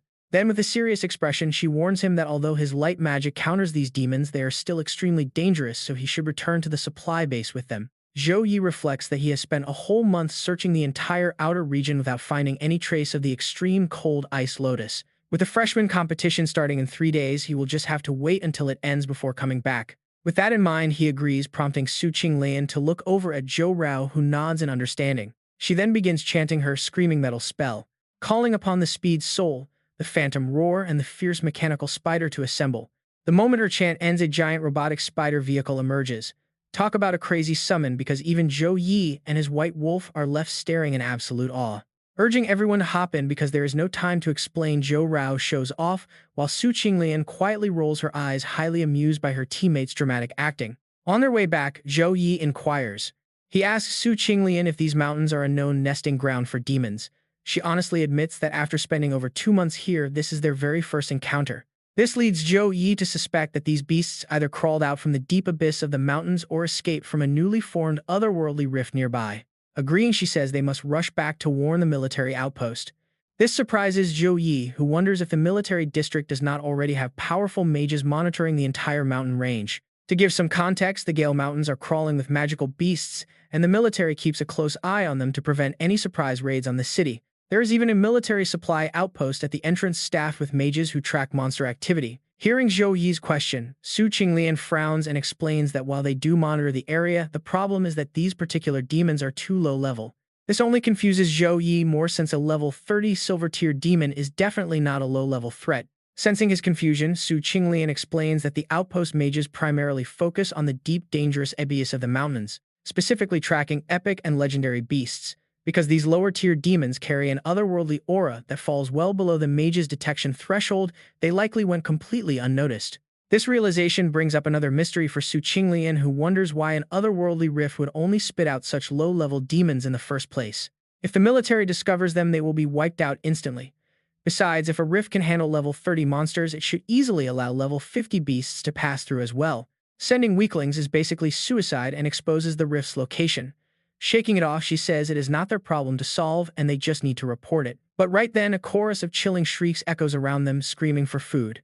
Right then, a blinding beam of light pierces the sky and slams into the ground, triggering a massive explosion not far from Zhou Yi's caravan. Over there, demons have completely surrounded someone in the distance. Feeling a familiar aura, Zhou Yi quickly tells his group to head on ahead without him ignoring their warnings as he turns back. He mounts his companion beast and rushes toward the blast zone alone. This is a presence he could never forget. Why is she out here? While Zhou Yi's group moves, another squad nearby spots the distress signal. One of them hesitates, noting those are level 20 silver demon beasts and that the girl won't last long, asking if they should help. Silence hangs heavy until someone speaks up, warning they shouldn't bother since they are trapped themselves and can barely survive. If she somehow manages to break out on her own strength and destroy those demons, she is destined to become an incredible genius, but unfortunately, they can only watch the blast zone with deep worry. Covered in wounds, Jiang Shuren is locked in a brutal struggle against the beasts. Clashing with the monsters, Jiang Shuren grits her teeth and tries to analyze the situation. It looks like they realize her enhanced state operates on a strict time limit. They are surrounding her without attacking, aiming to slowly drain her dry. These demons are scattered across the plains in groups of 10. Even if she wipes out the 8 right in front of her, the surrounding horde will immediately close in, leaving zero chance to break free and return to base. If her phantom power runs out before she can breach their perimeter, she is done for. Gritting her teeth, Jiang Shuren's gaze turns ice-cold, but just as she prepares to unleash a desperation skill, a sudden force strikes. A bolt of lightning crashes down from the heavens, targeting each silver demon. Direct hit. It strikes the beasts surrounding her, vaporizing them instantly. Jiang Shuren whips her head around toward the sound of approaching footsteps. Ride like the wind, Zhou Yi charges in like a savior on his majestic white wolf. He yells out to the dazed girl, telling Jiang Shuren to get out of the way. Behind her, a massive demon lets out an ear-splitting shriek. The agonizing sound wave is so intense that Jiang Shuren has to instantly cover her ears in sheer pain. Activating their devastating berserk flame body skill, the roaring monsters launch a coordinated charge. Jiang Shuren screams a warning, telling Zhou Yi to run because the demons are going berserk. She worries that with their power multiplied, Zhou Yi stands no chance. If she self-destructs, there is a 90% chance she can wipe them out and save him. But suddenly, Zhou Yi sweeps in behind her on his white wolf, scoops her up by the waist, and pulls her onto the mount. Startled, she can only gasp out his name. Right then, a demon lunges forward with a devastating punch, but the white wolf smoothly leaps ahead to evade the strike. Balancing on the wolf's back, Zhou Yi turns around, reaches out, and casts Light's Judgment. Instantly, a barrage of divine lightning rains down, obliterating the entire battlefield before them. Zhou Yi smiles, realizing why everyone wants to become a mage, since sniping monsters from afar feels incredible. However, his flashy attack creates too much noise, drawing every single demon across the plains straight to their position. They quickly form a massive blockade, trapping the duo completely in the center. With 180 demons surrounding them, an area of effect skill would work, but they are too scattered. Thinking fast, Zhou Yi places 2 fingers on Jiang Shuren's forehead, directing her to draw the beasts to the left without picking a fight. Confused, she hesitatingly calls out his name. Without a word, Zhou Yi channels a series of buffs onto her, casting Slow Healing, Dawn Blessing, Weapon Blessing, and Divine Grace. Jiang Shuren gasps, realizing these are a paladin's legendary platoon tier buffs. Quickly opening her status panel, she sees her level 16 swordsman stats are completely boosted. With her strength, speed, stamina, and intelligence all surging by 25%, her jaw drops in sheer disbelief. Zhou Yi has no time for her reaction. Before she can speak, he leaps off the wolf, draws his weapon, and slams his heavy hammer into the nearest monster pack, shattering the ground. Dismounting as well, Jiang Shuren watches him in awe, marveling at the crazy 25% stat boost that practically doubles her combat effectiveness. As far as she knows, not even a level 20 paladin could pull off a buff this powerful. Right then, a fraction of the monster horde closes in on her position. Without needing orders, the white wolf leaps forward to bite down on a demon. Realizing she has no time to overthink, Jiang Shuren tells herself to follow his instructions, drawing her weapon with a deadly serious look to join the fray. Meanwhile, Zhou Yi blitzes through the battlefield at high speed, obliterating multiple demons with every heavy swing of his hammer. But wait, suddenly a demon manages to sneak up right behind him. It raises its blade, aiming for a lethal blow, but just as it swings, a purple whip lashes out and disarms the beast, instantly saving Zhou Yi from the sneak attack. Zhou Yi glances back and spots Jiang Shuren. She is actively wielding her purple shadow whip to fend off the monsters, channeling dark energy to deal heavy physical and dark elemental damage that crushes the demons.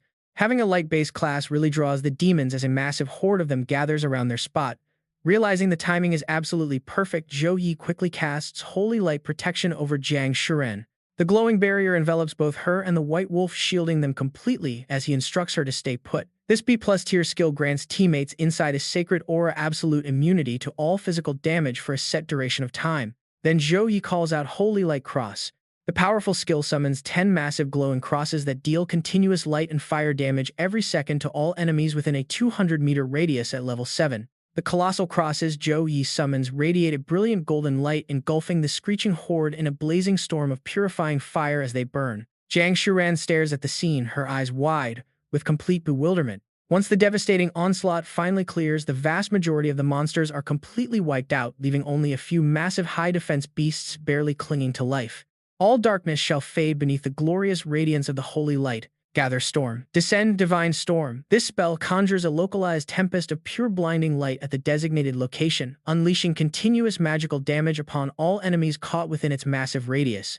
The moment Zhou Yi finishes speaking, massive blades of holy light condense high up in the air. These giant blades of light rain down, driving into the ground to form a massive circle that completely traps the monsters inside. A second later, a violent tornado erupts at the center, sucking the monsters in and tearing them to shreds. Hiding in the nearby bushes, a group of onlookers watches with jaws dropped. "This is terrifying," they whisper. "Who is this guy?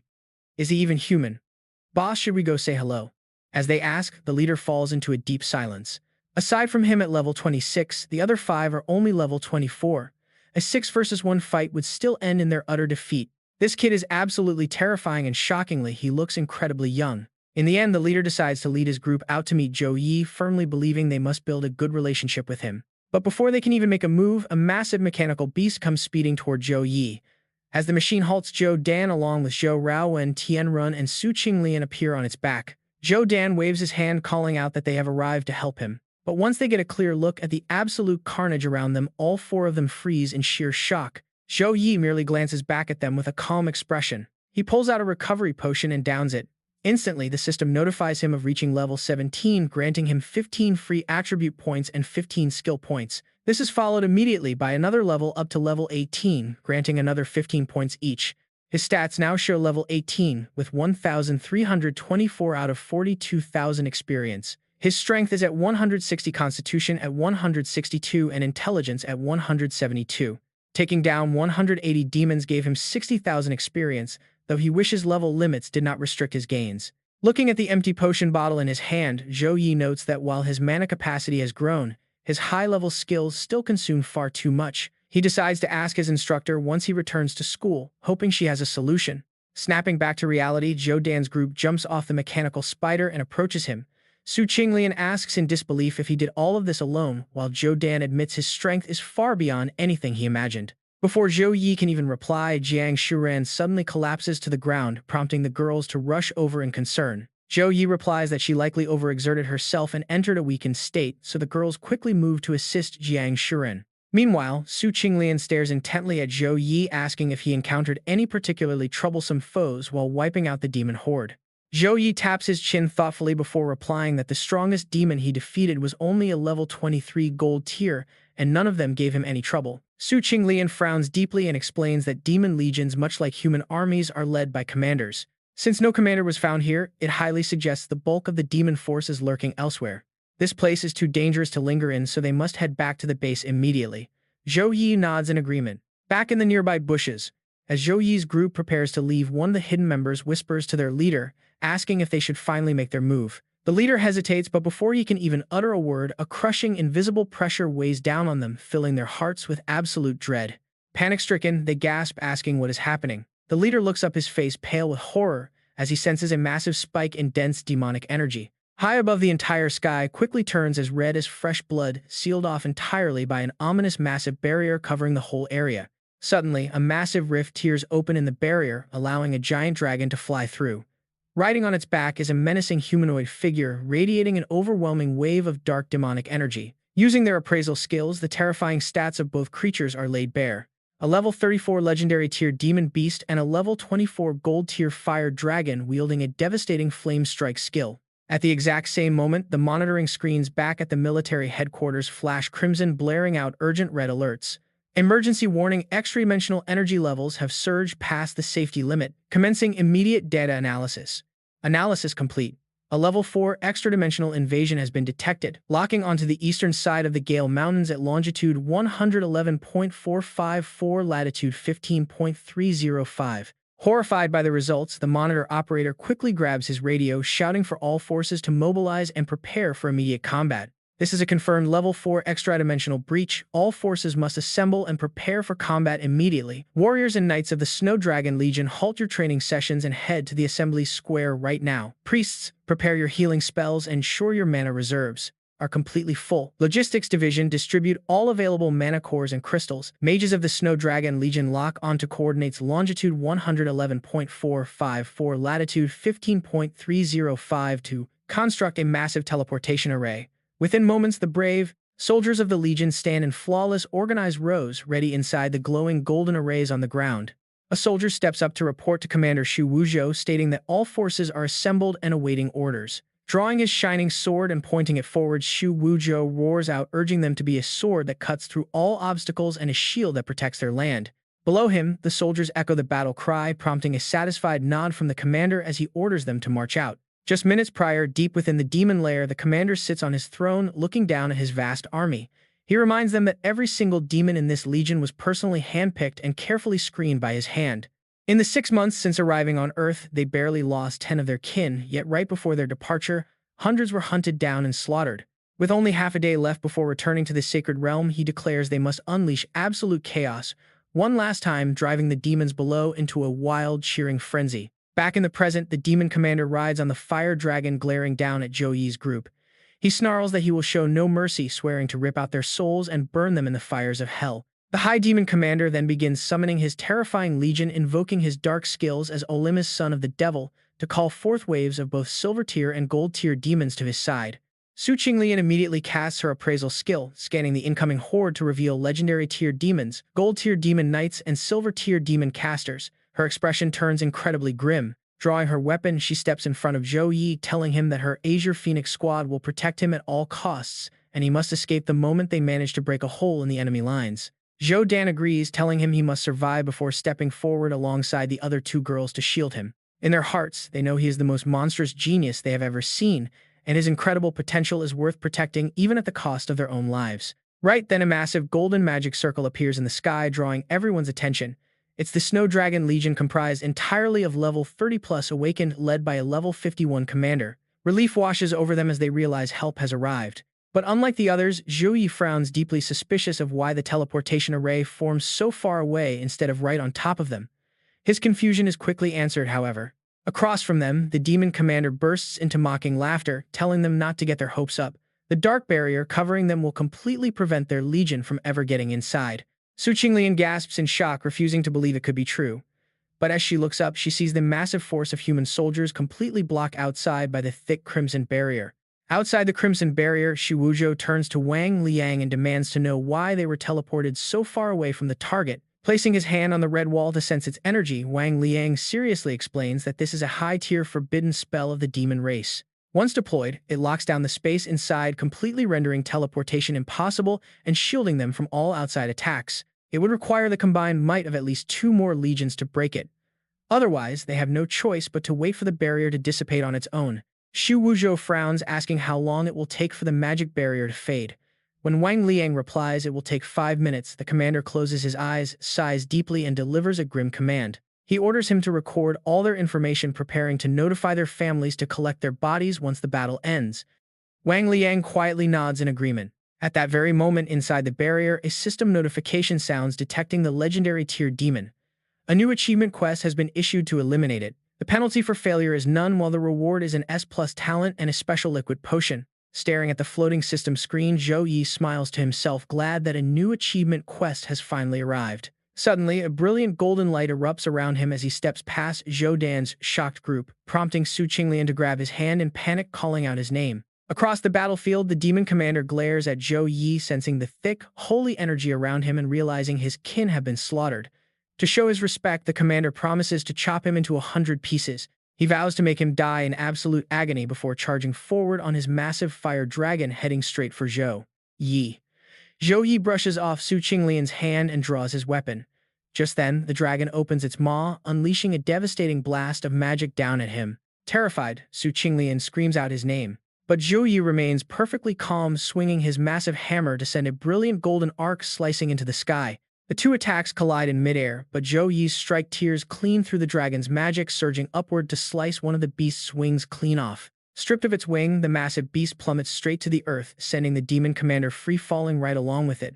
With a bone-shattering crash, the massive dragon slams into the dirt, laying completely motionless in a cloud of dust. The commander lands on his feet but is momentarily dazed. Seizing the opening, Zhou Yi teleports right behind him with his hammer raised. Sensing danger, the demon swings his blade backward, but only manages to scrape Zhou Yi's shoulder armor. The strike only shears off a piece of his shoulder guard. But before he can recover, a blinding golden light flashes right in front of his face. He desperately raises his weapon to block, using the momentum to leap backward as Zhou Yi's hammer completely obliterates the ground he was just standing on. The commander is in absolute disbelief, screaming internally about how a mere level 18 human could possibly possess the raw power to match him. Zhou Yi does not rush his next move, casually resting his hammer while cracking his knuckles. He tells the demon he did a decent job blocking, noting he is the first legendary tier monster he has run into. Cursing the human, the commander lunges forward with a lethal sword thrust, but Zhou Yi easily grabs his weapon and leaps high into the air to dodge. From above, he strikes downward, unleashing a massive golden cross that crashes directly onto the demon commander. The stun effect triggers successfully. With his target locked, Zhou Yi raises his hand high, summoning the Judgment of Light.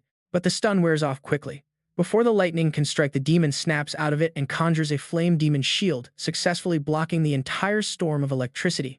Zhou Yi realizes that even his Judgment of Light is not enough to take down this thick-skinned, legendary beast. Ordinary attacks will not work, leaving him with only one option: the special system skill rewarded from the grand exam. Furious, the commander turns to his waiting army and commands his loyal warriors to obliterate the boy. On his command, the massive demonic horde charges forward with savage, bloodthirsty roars.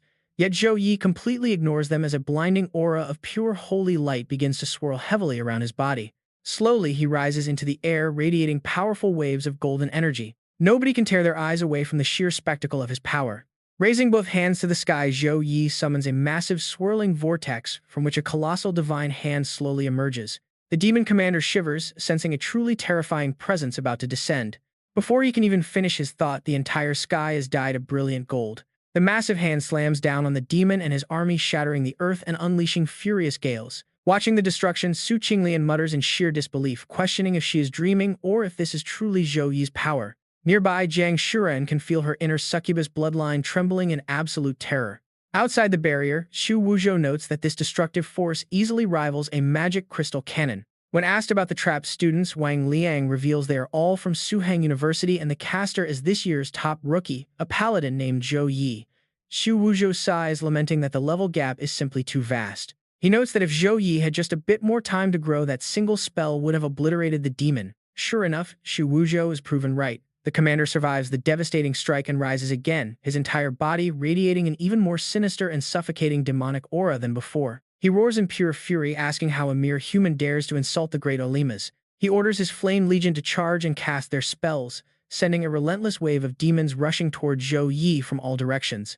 Turning to the demon currently healing his wounds, the commander sneers that their opponent is merely a level 18 paladin after all. The healing demon quickly agrees, pointing out that after so many intense clashes, the boy's mana must be completely depleted. Facing their army of 300, they believe sheer numbers alone will easily crush him and leave him begging for mercy. Satisfied with this answer, the commander turns his gaze back toward Zhou Yi. Standing right in the path of the incoming horde, Zhou Yi remains completely calm. He realizes that the Hand of God has drained his mana pool dry and his gear's passive recovery is far too slow, leaving him with only one option left. A status screen appears before him detailing the S-rank secret art of the Paladin Holy Spirit Descent. This ultimate move requires 0 mana to cast and cannot be silenced by any enemy debuff.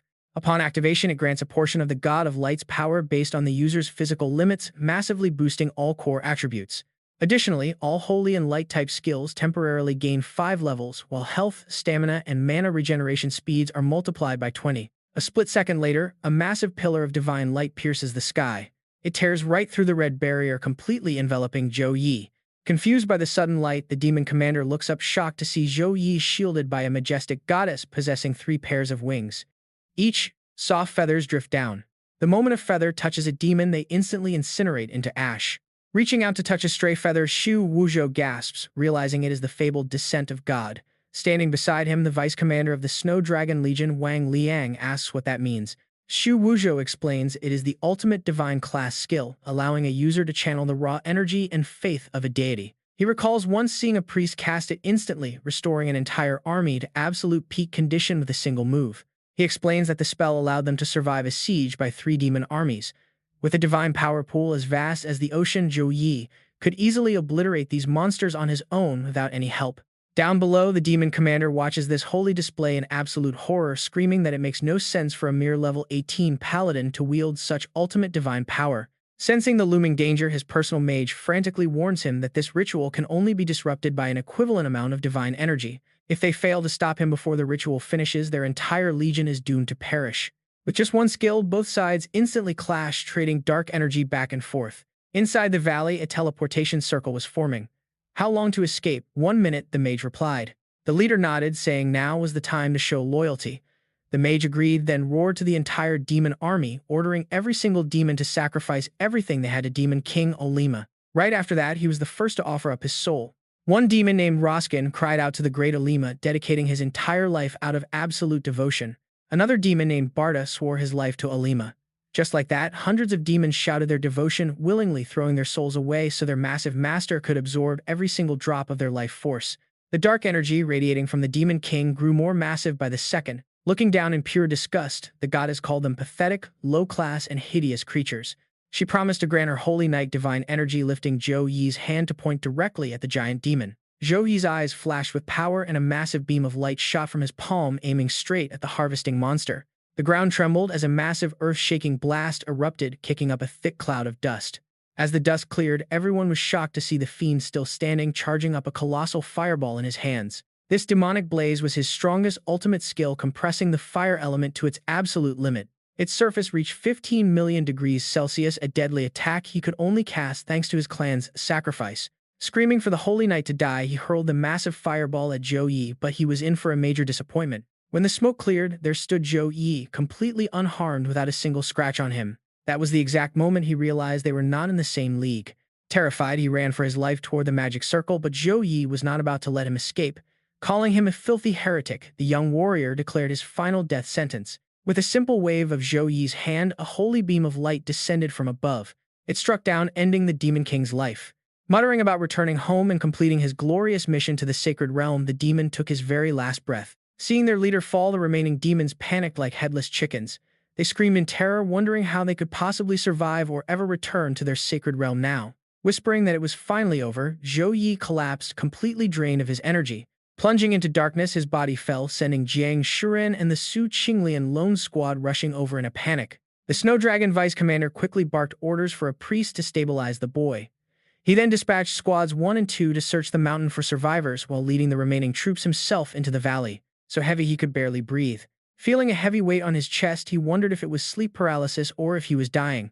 Terrified, Zhou Yi snapped awake. He realized he was in a hospital room, literally being crushed by a 50-kilogram sleeping weight. Jiang Shuren rubbed her sleepy eyes, gasping that he had been out for 2 whole days and nights before rushing off to tell everyone. Before leaving, she quickly thanked him, planted a sudden kiss on his cheek, and ran off blushing, leaving a completely flustered Zhou Yi sighing at her behavior. Right then, his trusty system screen flashed with incomplete daily quests of 200 push-ups, squats, and sit-ups. Honestly, missing 2 whole days of easy rewards really hurt, but he desperately hoped his boss elimination achievement could make up for it.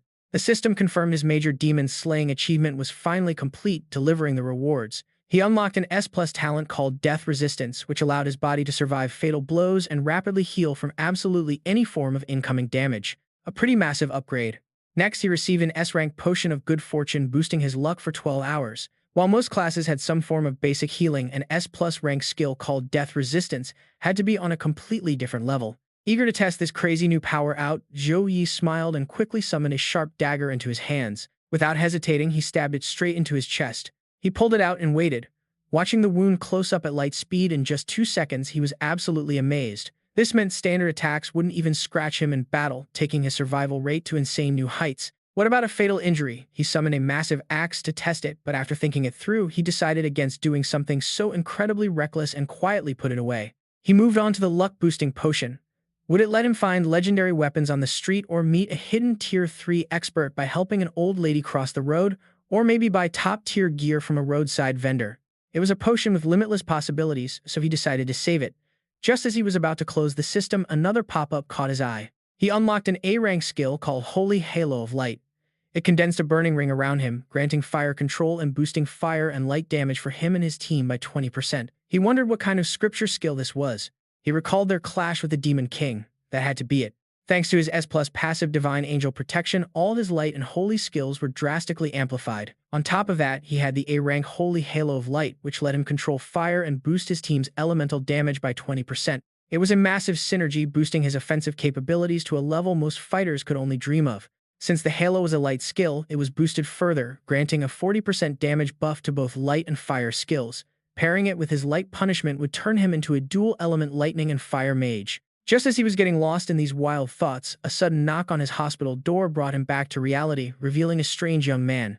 The visitor sat down and introduced himself as Mage Wang Liang, Vice Commander of the Snow Dragon Legion. He thanked Zhou Yi, explaining that destroying the portal allowed them to capture many demon prisoners. Zhou Yi was humble, replying that he only did his duty and asked what brought the commander to his room. He explained the head commander wanted to thank him in person, but was too busy. While Zhou Yi's final attack destroyed half the Dark Valley, the demon descent traces were preserved perfectly. The Legion had discovered their secrets, and the commander was already reporting the matter to the higher-ups. With those words, he pulled out a glowing sphere. Once activated, the entire room transformed into a virtual showroom of incredible items. The Snow Dragon Legion has been hoarding resources here for hundreds of years. Wang Liang generously tells Zhou Yi not to be polite, he just needs to name whatever he wants. Zhou Yi scans the room in absolute awe. He can't believe his eyes. High-grade S-tier treasures are actually sitting right here. After searching, Zhou Yi asks the deputy commander if they have an S-tier Extreme Frost Lotus. Wang Liang tells him to hang on, taps on his screen for a bit, and then points to a glowing image, asking if this is the one. That is exactly it, Zhou Yi shouts in excitement. Wang Liang nods, pretending to be totally fine.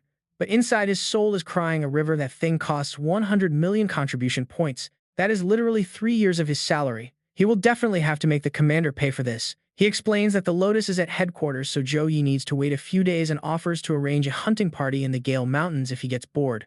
Wang Liang acts totally indifferent as he heads toward the door. But once he is out of sight, a giant smile creeps onto his face. Sending the Legion's young elites to hunt with Zhou Yi will naturally build their bond. When this kid eventually becomes a top-tier powerhouse, their Legion gets to bask in his glory. His plan is absolute genius.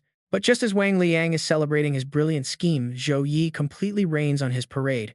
He says he has to head back tomorrow for the freshman tournament so they can just mail the Lotus straight to his dorm instead. Right, he completely forgot the kid is still a student.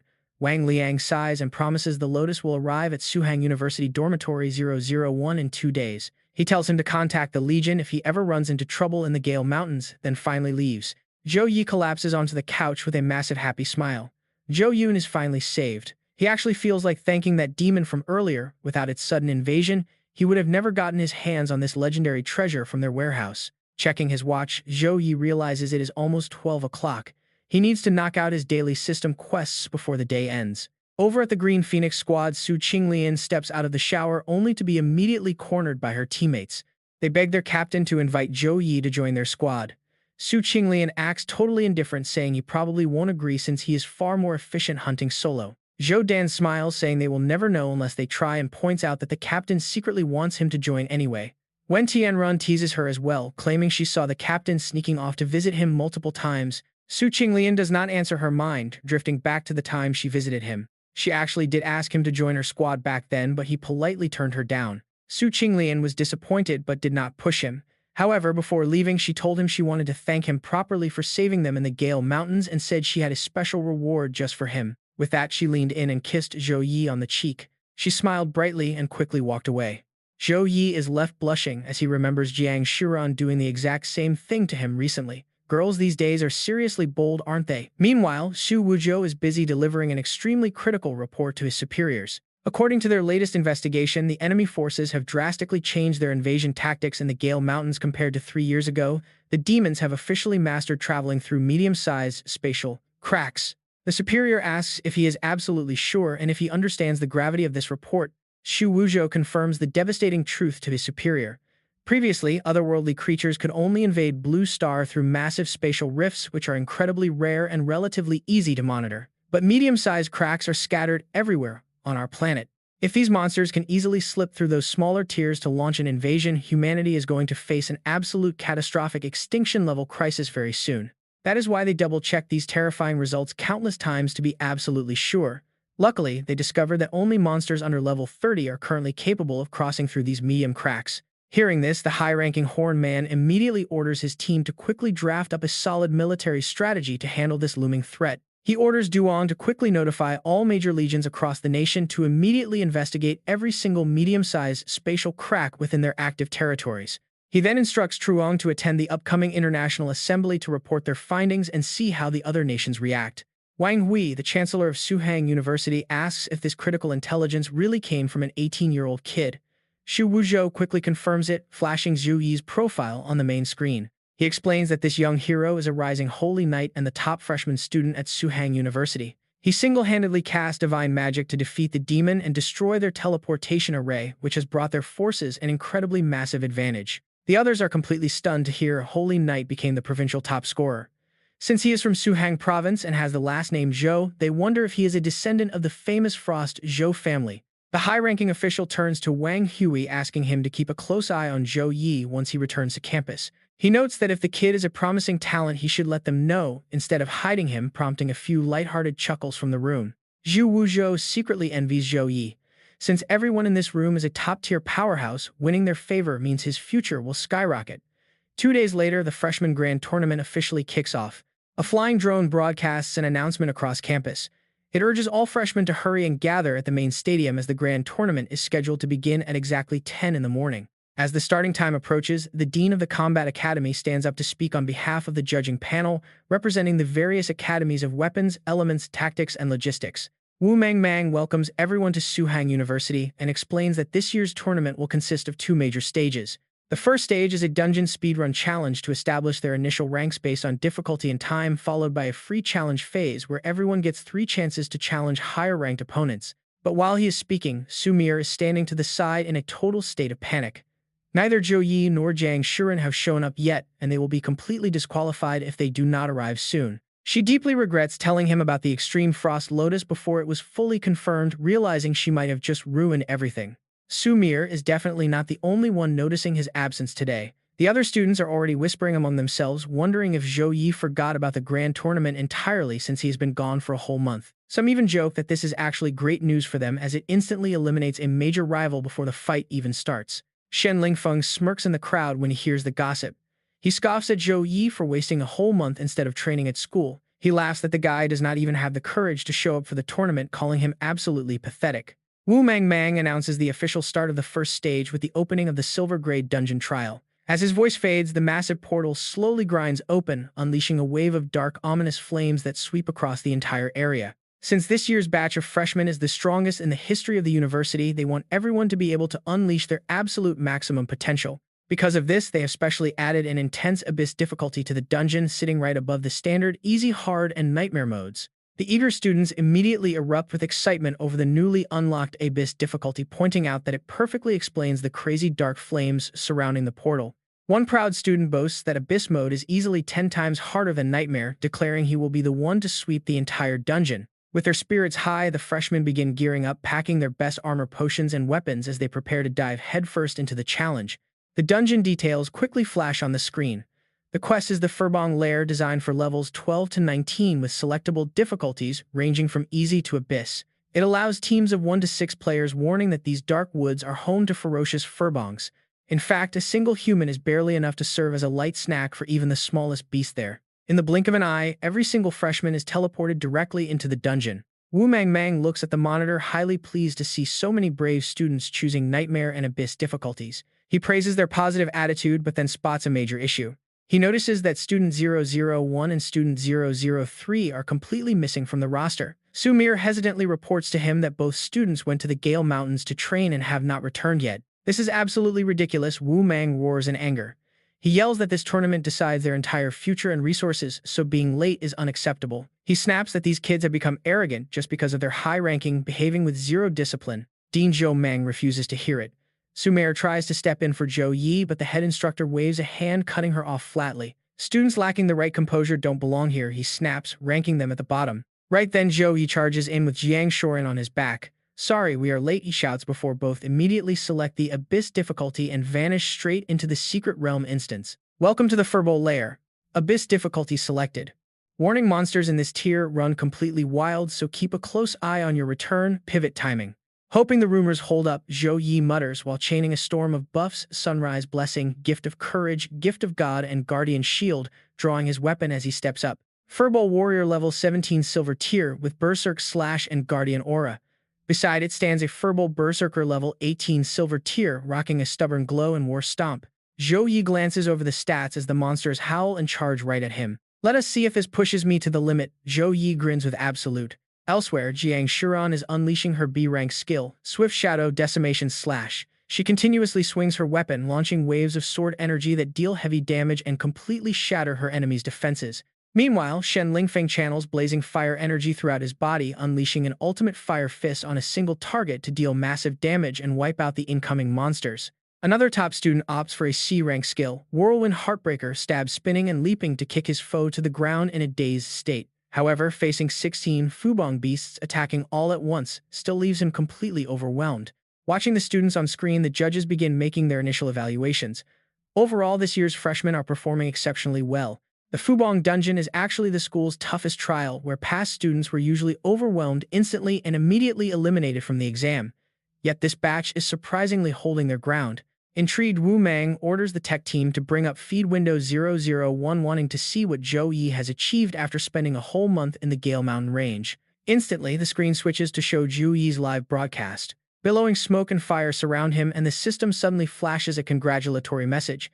He has successfully cleared the first stage, defeating 16 Fubong beasts in a mere 5 seconds. The result is so mind-blowing that Zhou Huaiyang, the dean of the Element Academy, gasps in utter disbelief. 5 seconds to clear a stage. How did Zhou use a mere support skill like Holy Flame Halo to unleash such highly intense fire effects and incinerate the beasts instantly? Song Qi, the Weapon Academy dean, vaguely guesses that Zhou Yi's intelligence stat must be incredibly high. Experiencing this for the very first time, Wu Mang hesitates to make a bold claim. He carefully analyzes that many factors could boost skill damage, such as a massive intelligence stat buff or rare treasures. One single battle is simply not enough to draw a definitive conclusion. Even as a seasoned veteran with years of combat experience, he admits he can't quite figure out what that strange Halo skill actually is. Zhou Yi definitely didn't waste his time. This kid is incredibly interesting. Zhou Yi has no idea he's causing such a massive stir. Honestly, you have to love his focus as he calls down the Judgment of Light. The moment the words leave his mouth, thousands of lightning bolts crash down completely, vaporizing the horde of monsters. Right on cue, the system flashes another notification. Congratulations on clearing Stage 2, wiping out 200 Fubong beasts in 1 minute and 23 seconds. Riding his momentum, Zhou Yi unleashes his Spear of Victory, breezing through the third stage in just 3 minutes and 29 seconds. He clears the Abyss-level dungeon in 4 minutes and 57 seconds, earning a SSS rating and the top spot on the dungeon leaderboard. His rewards include a B+ rank skill book for the Hammer of Repentance, 13,212 experience points, 25 free attribute points, and 25 skill points. The Hammer of Repentance lets him swing a holy infused hammer to deal devastating damage. On top of that, as the very first person to clear this trial, he unlocks a unique talent achievement. The system prompts him to choose one of 3 talents. First is Focus Aura, an A- rank that boosts neural reaction speed by 30% and gives a 30% chance to prevent skill interruption. Second is swift walk, an A-rank that progressively increases movement speed in battle up to 50%. Third is steadfast guardian, an A-rank that increases defensive block power by 30% when using a shield. The notification leaves Zhou Yi completely stunned.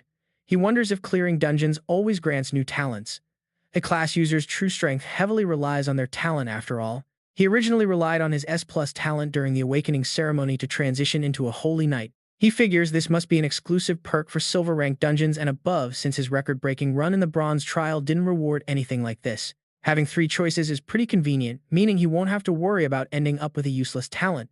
He begins calculating his options. Steadfast Guardian is great for a tank-oriented holy knight, but he doesn't have much use for it right now. Swift Walk isn't bad either, but it still falls slightly short compared to Focus Aura. In real combat, reacting to an enemy's move and launching a counterattack takes critical seconds. The stronger the enemy, the faster they strike, making split-second neural reaction speed incredibly precious. Battle is entirely unpredictable, and Focus Aura can prevent dangerous skill interruptions, serving as a literal game-changer. Just then, another portal, radiating a dark energy, opens up. A system prompt appears on it asking if he wants to activate the sub-boss card now that the Abyss trial is cleared. A foul, repulsive aura wafts from the portal, but Zhou Yi simply hopes this hidden boss will bring him some real fun. Filled with anticipation, he steps through without a second thought. Back outside, Zhou Yi's spectacular performance leaves the judges in absolute awe once again. Each of them begins chiming in with analysis from their own fields of expertise. His combat style is pretty brutal, showing flawless elemental control, quick thinking, and incredible adaptability. Clearing that Abyss difficulty was definitely worth it.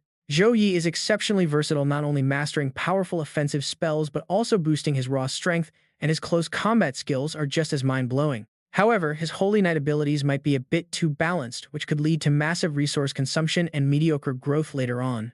Hearing this from Zhang Ling, the Dean of Tactics, Wu Mang nods in agreement. He admits it is indeed a concern and promises to personally speak with the boy once the freshman tournament concludes. Hearing this, Song Qi and Zhou Huayang immediately play off each other, reminding Wu Mang that Zhou Yi hasn't even picked an academy yet. They argue that it is much more appropriate for the head of his chosen school to discuss his future. They agree that everything must wait until his choice is made, but quickly point out that his mastery over elemental magic makes him a perfect fit for the Element Academy. The blatant poaching attempt immediately grabs everyone's attention. With a warm smile, Wang Hui speaks up, noting that everyone seems highly pleased with Zhou Yi, though he personally laments arriving a bit too late to witness the kid's full power firsthand. Back to Zhou Yi. The moment he steps through the sub-boss portal, a grim and deadly environment unfolds. Staring at a mountain of dry bones not far away, he wonders if some dark ritual to an evil god was once held here. His gaze locks onto a skeleton sitting on a throne atop the bone pile.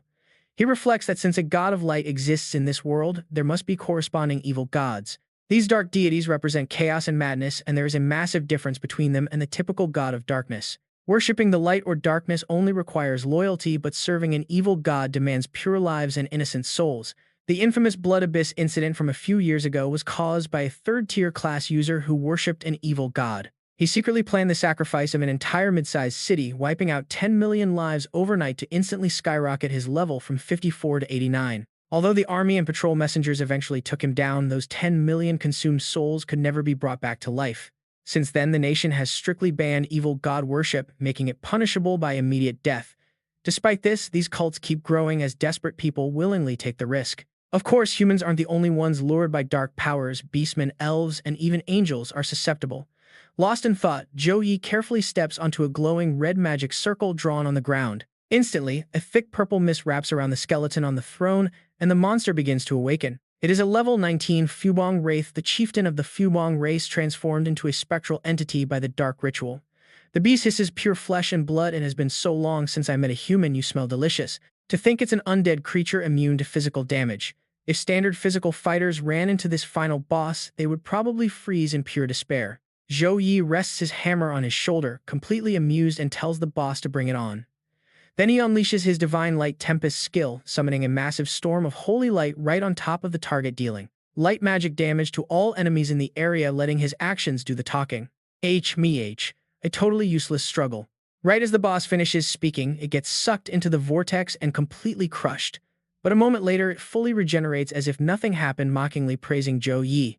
I admit, your holy light is impressive, human, but before the immortal power granted to me by Sha, everything you do is completely useless. Seeing the holy energy swirling thicker around Zhou Yi, the boss makes a quick guess.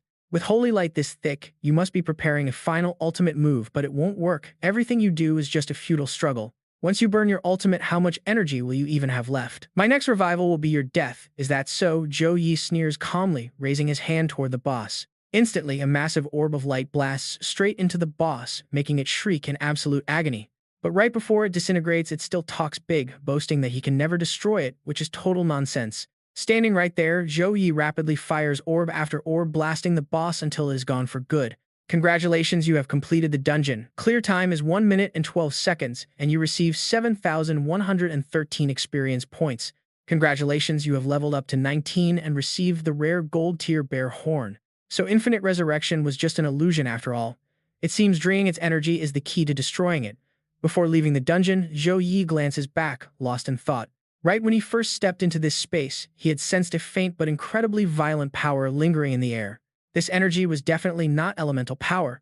However, it felt quite similar to the feeling he got when using his divine descent technique, leading him to guess it was the lingering power of an evil god. Furthermore, when that spectral bear monster resurrected for the first time, a bit of that creepy energy faded away, confirming his suspicion that the boss's ability to revive had a strict limit. The correct strategy was simply to slay the creature repeatedly, forcing it to drain the evil god's energy from the space until none was left. While Zhou Yi has already completed his run, the other students are still struggling to clear their exams. While some examinees get wiped out by the boss, others manage to beat it, with Shen Lingfeng being a prime example. This bonus stage is definitely the toughest part, requiring you to slay the spectral monster 10 times to put it down for good.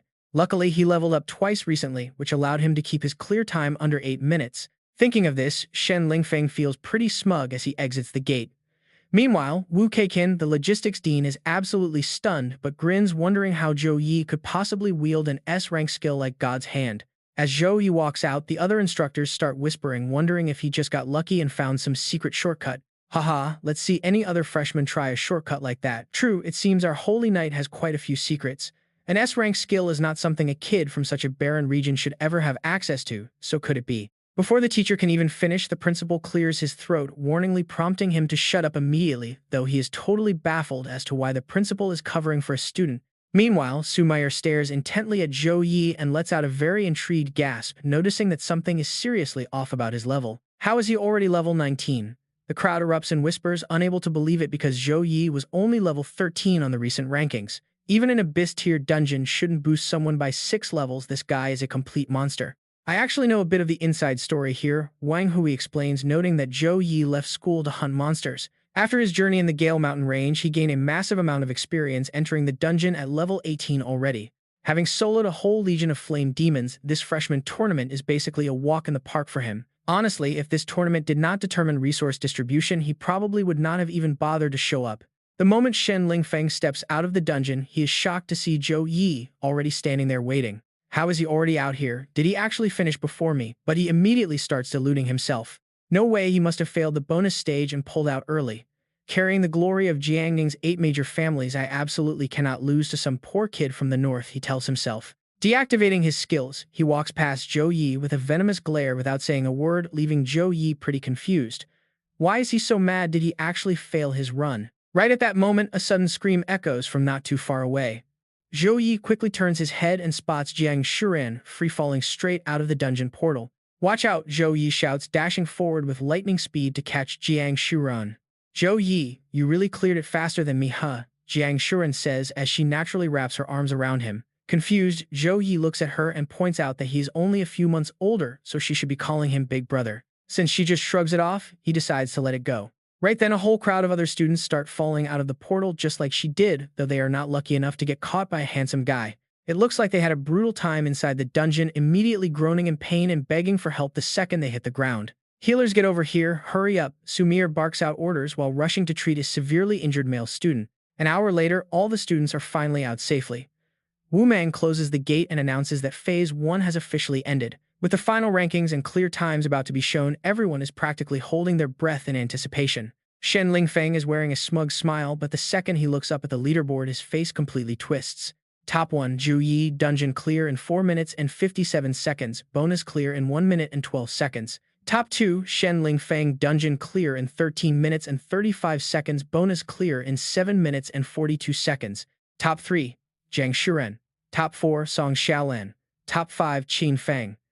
Did he really clear that abyss dungeon before me and by a whole 15 minutes? Unable to accept the truth, Shen Lingfeng practically goes mad, climbing up a dragon-carved pillar while cursing Zhou Yi in his head. First you stole my top scorer spot, and now you steal the freshman championship. No matter how you did it in the upcoming second phase, I will crush you under my feet. Zhou Yi has no idea what is going on in his head, only noticing how ridiculous he looks climbing all the way up there. Next, the free challenge round of Phase 2 officially begins. With a simple clap of Wu Meng's hands, a series of floating combat arenas instantly appear in the sky. Everyone gets 3 challenge attempts with a 5-minute rest period between matches. Students shout out in excitement that Phase 2 is finally here, with some calling out to challenge rank 754 and others declaring their class is built for player versus player duels. I challenge Zhou Yi. Shen Lingfeng roars, leaping straight onto the arena and glaring down at him. Get up here, Zhou Yi, let us see who is truly stronger. Jiang Shuran quickly fills Zhou Yi in on the details, explaining that he is Shen Lingfeng, a second-ranked fighter from the influential Jiangming family who possesses a rare fire dragon bloodline. Because of you, his dream of taking the top spot in Suhang was completely shattered, which is why he hates you so much. Realizing his opponent is completely blinded by spite and lacks self-awareness, Zhou Yi calmly leaps onto the stage, telling him that he hopes he can fight with everything he has got. Bring it on, Zhou Yi. A holy knight versus a berserker. Let us see who is truly stronger, Shen Lingfeng says with absolute arrogance. The second the referee yells start, he immediately unleashes his full power, activating his Crimson Flame Fist and Blood Frenzy to charge straight at Zhou Yi. From the stands, Wang Hui immediately reads Shen Lingfeng's play. It is the berserker's signature skill. He wants to wrap this fight up as fast as possible. Wu Meng agrees as Shen instantly activates Blood Rage and Scarlet Flame Fist to launch the opening strike, hoping to shut down Zhou Yi's buffs. Watching this, Zhou Huayang remarks that Shen Lingfeng truly lives up to his noble family name with such a decisive move. But even with that sharp tactical mind, he is still one step slower than Zhou Yi. Realizing his attack did absolutely nothing to Zhou Yi, Shen Lingfeng gasps in utter shock, demanding to know when on earth he managed to cast Holy Shield. Holy Shield is a B+ tier skill that blocks physical damage, and it is the exact spell Shen Lingfeng dreaded facing most. He feels a stab of regret, realizing he was just a second too slow. Zhou Yi smirks, pulling out his repentance hammer as he tells him it was a smart move. He notes that while Shen is incredibly fast, casting Holy Shield only takes him 0.1 seconds. He adds that he actually hoped for a decent challenge, which is why he deliberately chose not to attack first. But unfortunately, Zhou Yi mutters he is not feeling excited at all. With that, he swings his heavy hammer high in the air and slams it down. The blunt force smashes right into Shen Lingfeng's face, sending him crashing down into the dirt. His flame shield shattered in an instant.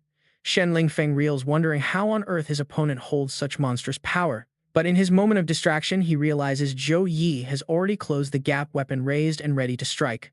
Too fast to dodge. No, he cannot lose here. The moment Zhou Yi swings his hammer down, Shen Lingfeng is blasted clear off the arena stage once more. But things play out differently this time. Activating his flame dragon body, Shen catches the hammer with a single hand and surges forward, throwing lightning-fast punches. Zhou Yi calmly notes that this must be the hidden power sleeping deep within his opponent's bloodline. Zhou Yi speaks while dodging the high-speed assault, moving as effortlessly as a gentle breeze. He cannot help but compare Shen to Jiang Shuren. It seems these high-tier class users all possess some crazy hidden trump cards sleeping in their bloodline, which honestly makes him a little envious. He warns him that even with his bloodline power active, he is still no match. Zhou Yi grabs Shen's frantic attacking arm and swings his hammer once more. But in a surprising twist, Shen actually manages to dodge the strike, catching even Zhou Yi off guard. He boasts that his flame dragon bloodline has absolutely no weakness in close combat, declaring he will show him its true power. With a roar of dragon breath, Shen opens his mouth and unleashes a torrent of fire. The crowd gasps as they realize he just used dragon breath, a rare bloodline skill. Shen has been forced to pull out his trump card. Since Zhou Yi has no special bloodline power, he might be at a serious disadvantage now. Hearing the murmurs that Zhou Yi might lose, Jiang Shuran grows even more anxious. Back on the stage, Zhou Yi activates his divine light wheel, completely absorbing every bit of the scorching dragon breath. This leaves Shen Lingfeng with a sudden sinking feeling in his chest. Looking into Zhou Yi's cold eyes feels like a subject bowing before an absolute ruler. Refusing to accept the reality right in front of him, Shen stubbornly unleashes another burst of dragon breath. He tells him it is useless and that his flames cannot escape his control. With a simple wave of his hand, he completely absorbs the raging fire. He swings his hammer, redirecting the flames right back at Shen, saying it is time to end this match. Shen snaps that it is a pipe dream to defeat him with his own fire, trying to reclaim control of the spell. But the blazing attack ignores his command and slams straight into his face, knocking him flat onto the floor. Shen Lingfeng is knocked out cold, securing the victory for Zhou Yi. The moment the referee declares the match over, the medical team rushes in to treat him. The arrogant, hot-headed berserker was completely dominated throughout the entire fight. What is more, his true power was not even fully tested. If he went all out, it would be downright terrifying. With his superior level and combat intellect, dominating Shen Lingfeng was entirely expected. But still, who could have guessed he would reach level 19 in just a single month? As the crowd whispers in shock, Wu Mang gestures toward the stage, with a grin pointing out that another provincial champion has stepped up. A petite girl in Taoist robes steps up to challenge Zhou Yi, introducing herself as Song Xiaolan, a level 17 Soul Taoist. The Soul Taoist is a highly rare specialized class in the country, specializing in talismans and sealing techniques. This is a massive stroke of luck, as a priest had previously suggested using sealing magic to control Zhou Yun's mysterious bloodline illness, and now here is someone who can actually do it. Zhou Yi quietly sizes up his opponent before introducing himself as a level 19 Holy Knight. She assumes he was holding back earlier and asks if she can experience his absolute full power once they begin. She even promises not to interrupt him while he casts his buff spells. In the stands, the realization sends massive shockwaves through the students. They wonder when he even reached level 19, finally understanding why their appraisal skills failed. He is 3 levels ahead of them. It is absolutely wild to think he defeated Shen without using a single buff. Some recognize Song Xiaolan as the heiress of the prestigious Song family from Chuayun province. Seeing her confidence, Zhou Yi smiles with amusement, replying that he will gladly grant her wish. Song Xiaolan smiles, clasping her hands as she declares it a deal, and the battle officially begins. Zhou Yi systematically activates both Dawn Blessing and Gift of Courage, followed by Gift of Protection, leaving Song Xiaolan completely speechless. He announces that this is his peak state, telling her to enjoy their upcoming duel. With a wave of his hand, he sends a beam of pure light blasting toward her. Realizing the stakes, she knows she has to go all out. Her expression turns serious as she begins activating her talismans. A flurry of paper charms swarms through the air, forming a protective barrier to block Zhou Yi's oncoming light. She then grabs a talisman and chants a spell, causing the incoming energy to detonate. Song Xiaolan uses the rising dust cloud as cover to escape, only to find that Zhou Yi has already vanished from his spot. As she looks around in high alert, his voice suddenly echoes from right behind her. He asks if she really thinks a simple change of position can help her escape. Swinging his hammer down, he forces Song Xiaolan to react instantly, spinning around and deploying a talisman shield to barely block his surprise attack. But she is deeply rattled, wondering when on earth he got so close. Even with all her passive defensive gear active, she only barely managed to survive that hit. Deciding to take a massive gamble, she fires a barrage of fireballs at him to buy herself some time. She then chants an incantation to summon an entire army of bean soldiers. Zhou Yi smiles, thoroughly amused, recognizing it as a classic Taoist spell that turns beans into soldiers. Following her command, the summoned army of soldiers charges forward in unison. Zhou Yi easily tears through them with a few quick strikes, but they rapidly reconstruct themselves to continue their relentless assault. These phantom soldiers aren't hard to deal with on their own, but they regenerate just like those ghostly bears, which is a real pain. It seems the only way to destroy them for good is to cut off their mana supply. While analyzing this, Zhou Yi keeps pushing forward, leaving Song Xiaolan looking completely dazed. This makes absolutely no sense. Her soldier array is strong enough to suppress a level 30 professional, yet Zhou Yi is dealing with them effortlessly. While Song Xiaolan is lost in thought, Zhou Yi moves like the wind, suddenly appearing behind her and swinging his hammer. Song Xiaolan immediately throws her hands up to surrender. She admits defeat, giving Zhou Yi the win. Pulling back his hammer, Zhou Yi looks totally confused and asks if she didn't want a real fight. She smiles and admits they aren't even on the same level, acknowledging her defeat completely. Privately, she thinks to herself that they have plenty of fights left, and being stubborn would only land her in the same broken state as Shen Lingfeng. She promises to learn from him next time, then quickly leaps off the arena stage. Twirling his massive hammer, Zhou Yi looks down at the crowd and coldly asks if anyone else wants to challenge him. Obviously, absolutely nobody wants to get wrecked, so everyone starts making up dozens of lame excuses to stay far away from the stage. Jiang Shiran looks up at Zhou Yi with a beaming smile, thinking he is absolutely incredible. Su Mir also gazes up at Zhou Yi, finding him more impressive by the second. His physical strength rivals a top warrior with speed and magical intellect that completely exceed her expectations. Nearby, a skeptical teacher whispers to a colleague, asking if this kid really came from a poor, resource-starved family in the north instead of a prestigious clan. He holds the top freshman spot, and calling him a genius is an understatement. The kid is a complete monster. Meanwhile, Wu Mang notices the tense looks on the other deans' faces. With round 2 wrapping up, recruitment season is here, and it is obvious everyone will fight over Zhou Yi. Sumair realizes this too, whispering to Wu Mang to ask if they are ready. Wu Mang tells her to stay calm as he has already made preparations and is determined to recruit the young talent no matter what. Elsewhere, other students jump at the chance to challenge Shen Lingfeng while he is still recovering from his brutal beating by Zhou Yi. They easily steal his spot, sending Shen Lingfeng's rank into a complete free fall. Shen Lingfeng is absolutely furious, but can do nothing but fume silently, swearing that once he recovers, he will make all of them regret messing with him. Half an hour later, the second round of free challenges finally comes to an end. With Zhou Yi, Jiang Shiran, and Song Xiaolan taking the top spots, the entire freshman competition officially draws to a close. With the final rankings settled, student dorms and academic credits will be reassigned accordingly. Even those at the bottom with very few points do not need to panic, as the academy offers plenty of ways to earn credits as long as they put in the effort. Next up is the official academy introduction phase. Before making selections, the 5 deans step forward to briefly share the core educational philosophies of their respective schools. Wu Mang is the first to step up and pitch his school, the Battle Academy. He explains that even though the darkest days of massive alien invasions have passed, countless professionals still lose their lives on the front lines every year. Their mission is to forge students with lethal combat skills to survive the harshest war zones. Right after the Elemental Academy Dean steps up, promising to guide young mages toward the ultimate truth of elemental magic.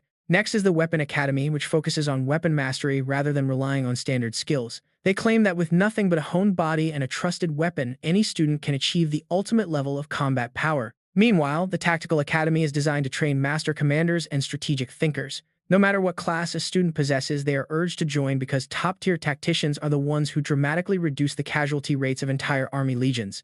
Finally, the Support Academy Dean steps up, emphasizing that a powerful logistics system is the backbone of any successful operation. He welcomes all lifestyle class professionals, promising that while they might not fight on the front lines, they will master essential support skills. He chuckles and pats his belly loudly, boasting that once they grow strong, frontline fighters will literally be begging them for assistance, leaving the other deans face-palming in utter embarrassment. Wu Mang clears his throat to cut off the laughter, announcing that all the academy introductions are now complete. He instructs the students to log into the system right away to select their preferred school. Jiang Shiran curiously asks Zhou Yi which academy he plans to choose, but he remains completely silent, keeping his eyes locked onto his phone screen. Right then, Wu Mang approaches Zhou Yi and offers to become his personal mentor if he joins the Battle Academy. Intrigued, Zhou Yi asks what exactly a personal mentor entails. Wu Mang explains that each mentor can only take on one elite disciple for highly personalized training, giving them top priority over premium resources. On top of that, he has prepared a special welcoming gift, including 3 separate A-rank skill books and an A-rank resource token. Seeing this, the other deans immediately join the race to recruit the star student. They tell Zhou Yi that choosing a mentor is a massive decision, urging him to join the Elemental Academy instead, where they promise to fully deck him out in a legendary gear set.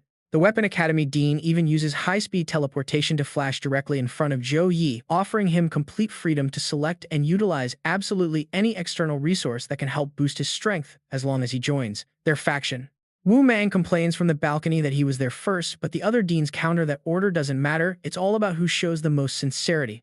Zhou Yi scratches his chin in awkward silence, silently thinking to himself that this crazy situation feels strangely familiar, like it's happened before. The surrounding students look on with burning envy as 3 powerhouse deans personally fight over Zhou Yi. This is the ultimate red carpet treatment reserved only for the top scorer. Securing a personal disciple position is essentially like becoming a direct family heir, granting him absolute priority over all the mentor's private resources. But even then, the offers on the table are completely absurd. A-rank skill books are already exceptionally rare, yet the Elemental Academy Dean is casually throwing in a full set of legendary gear. Deans Zhou and Song are clearly going all out, though it leaves many wondering why on earth the Elemental Academy is trying so hard to recruit a holy knight anyway. While Wu Mang is silently cursing his old rivals, the principal suddenly drops a massive bombshell, asking Zhou Yi to become his own personal disciple. The principal, everyone immediately turns their shocked eyes toward Wang Hui. He offers to perform the Bloodline Crucible technique on him once.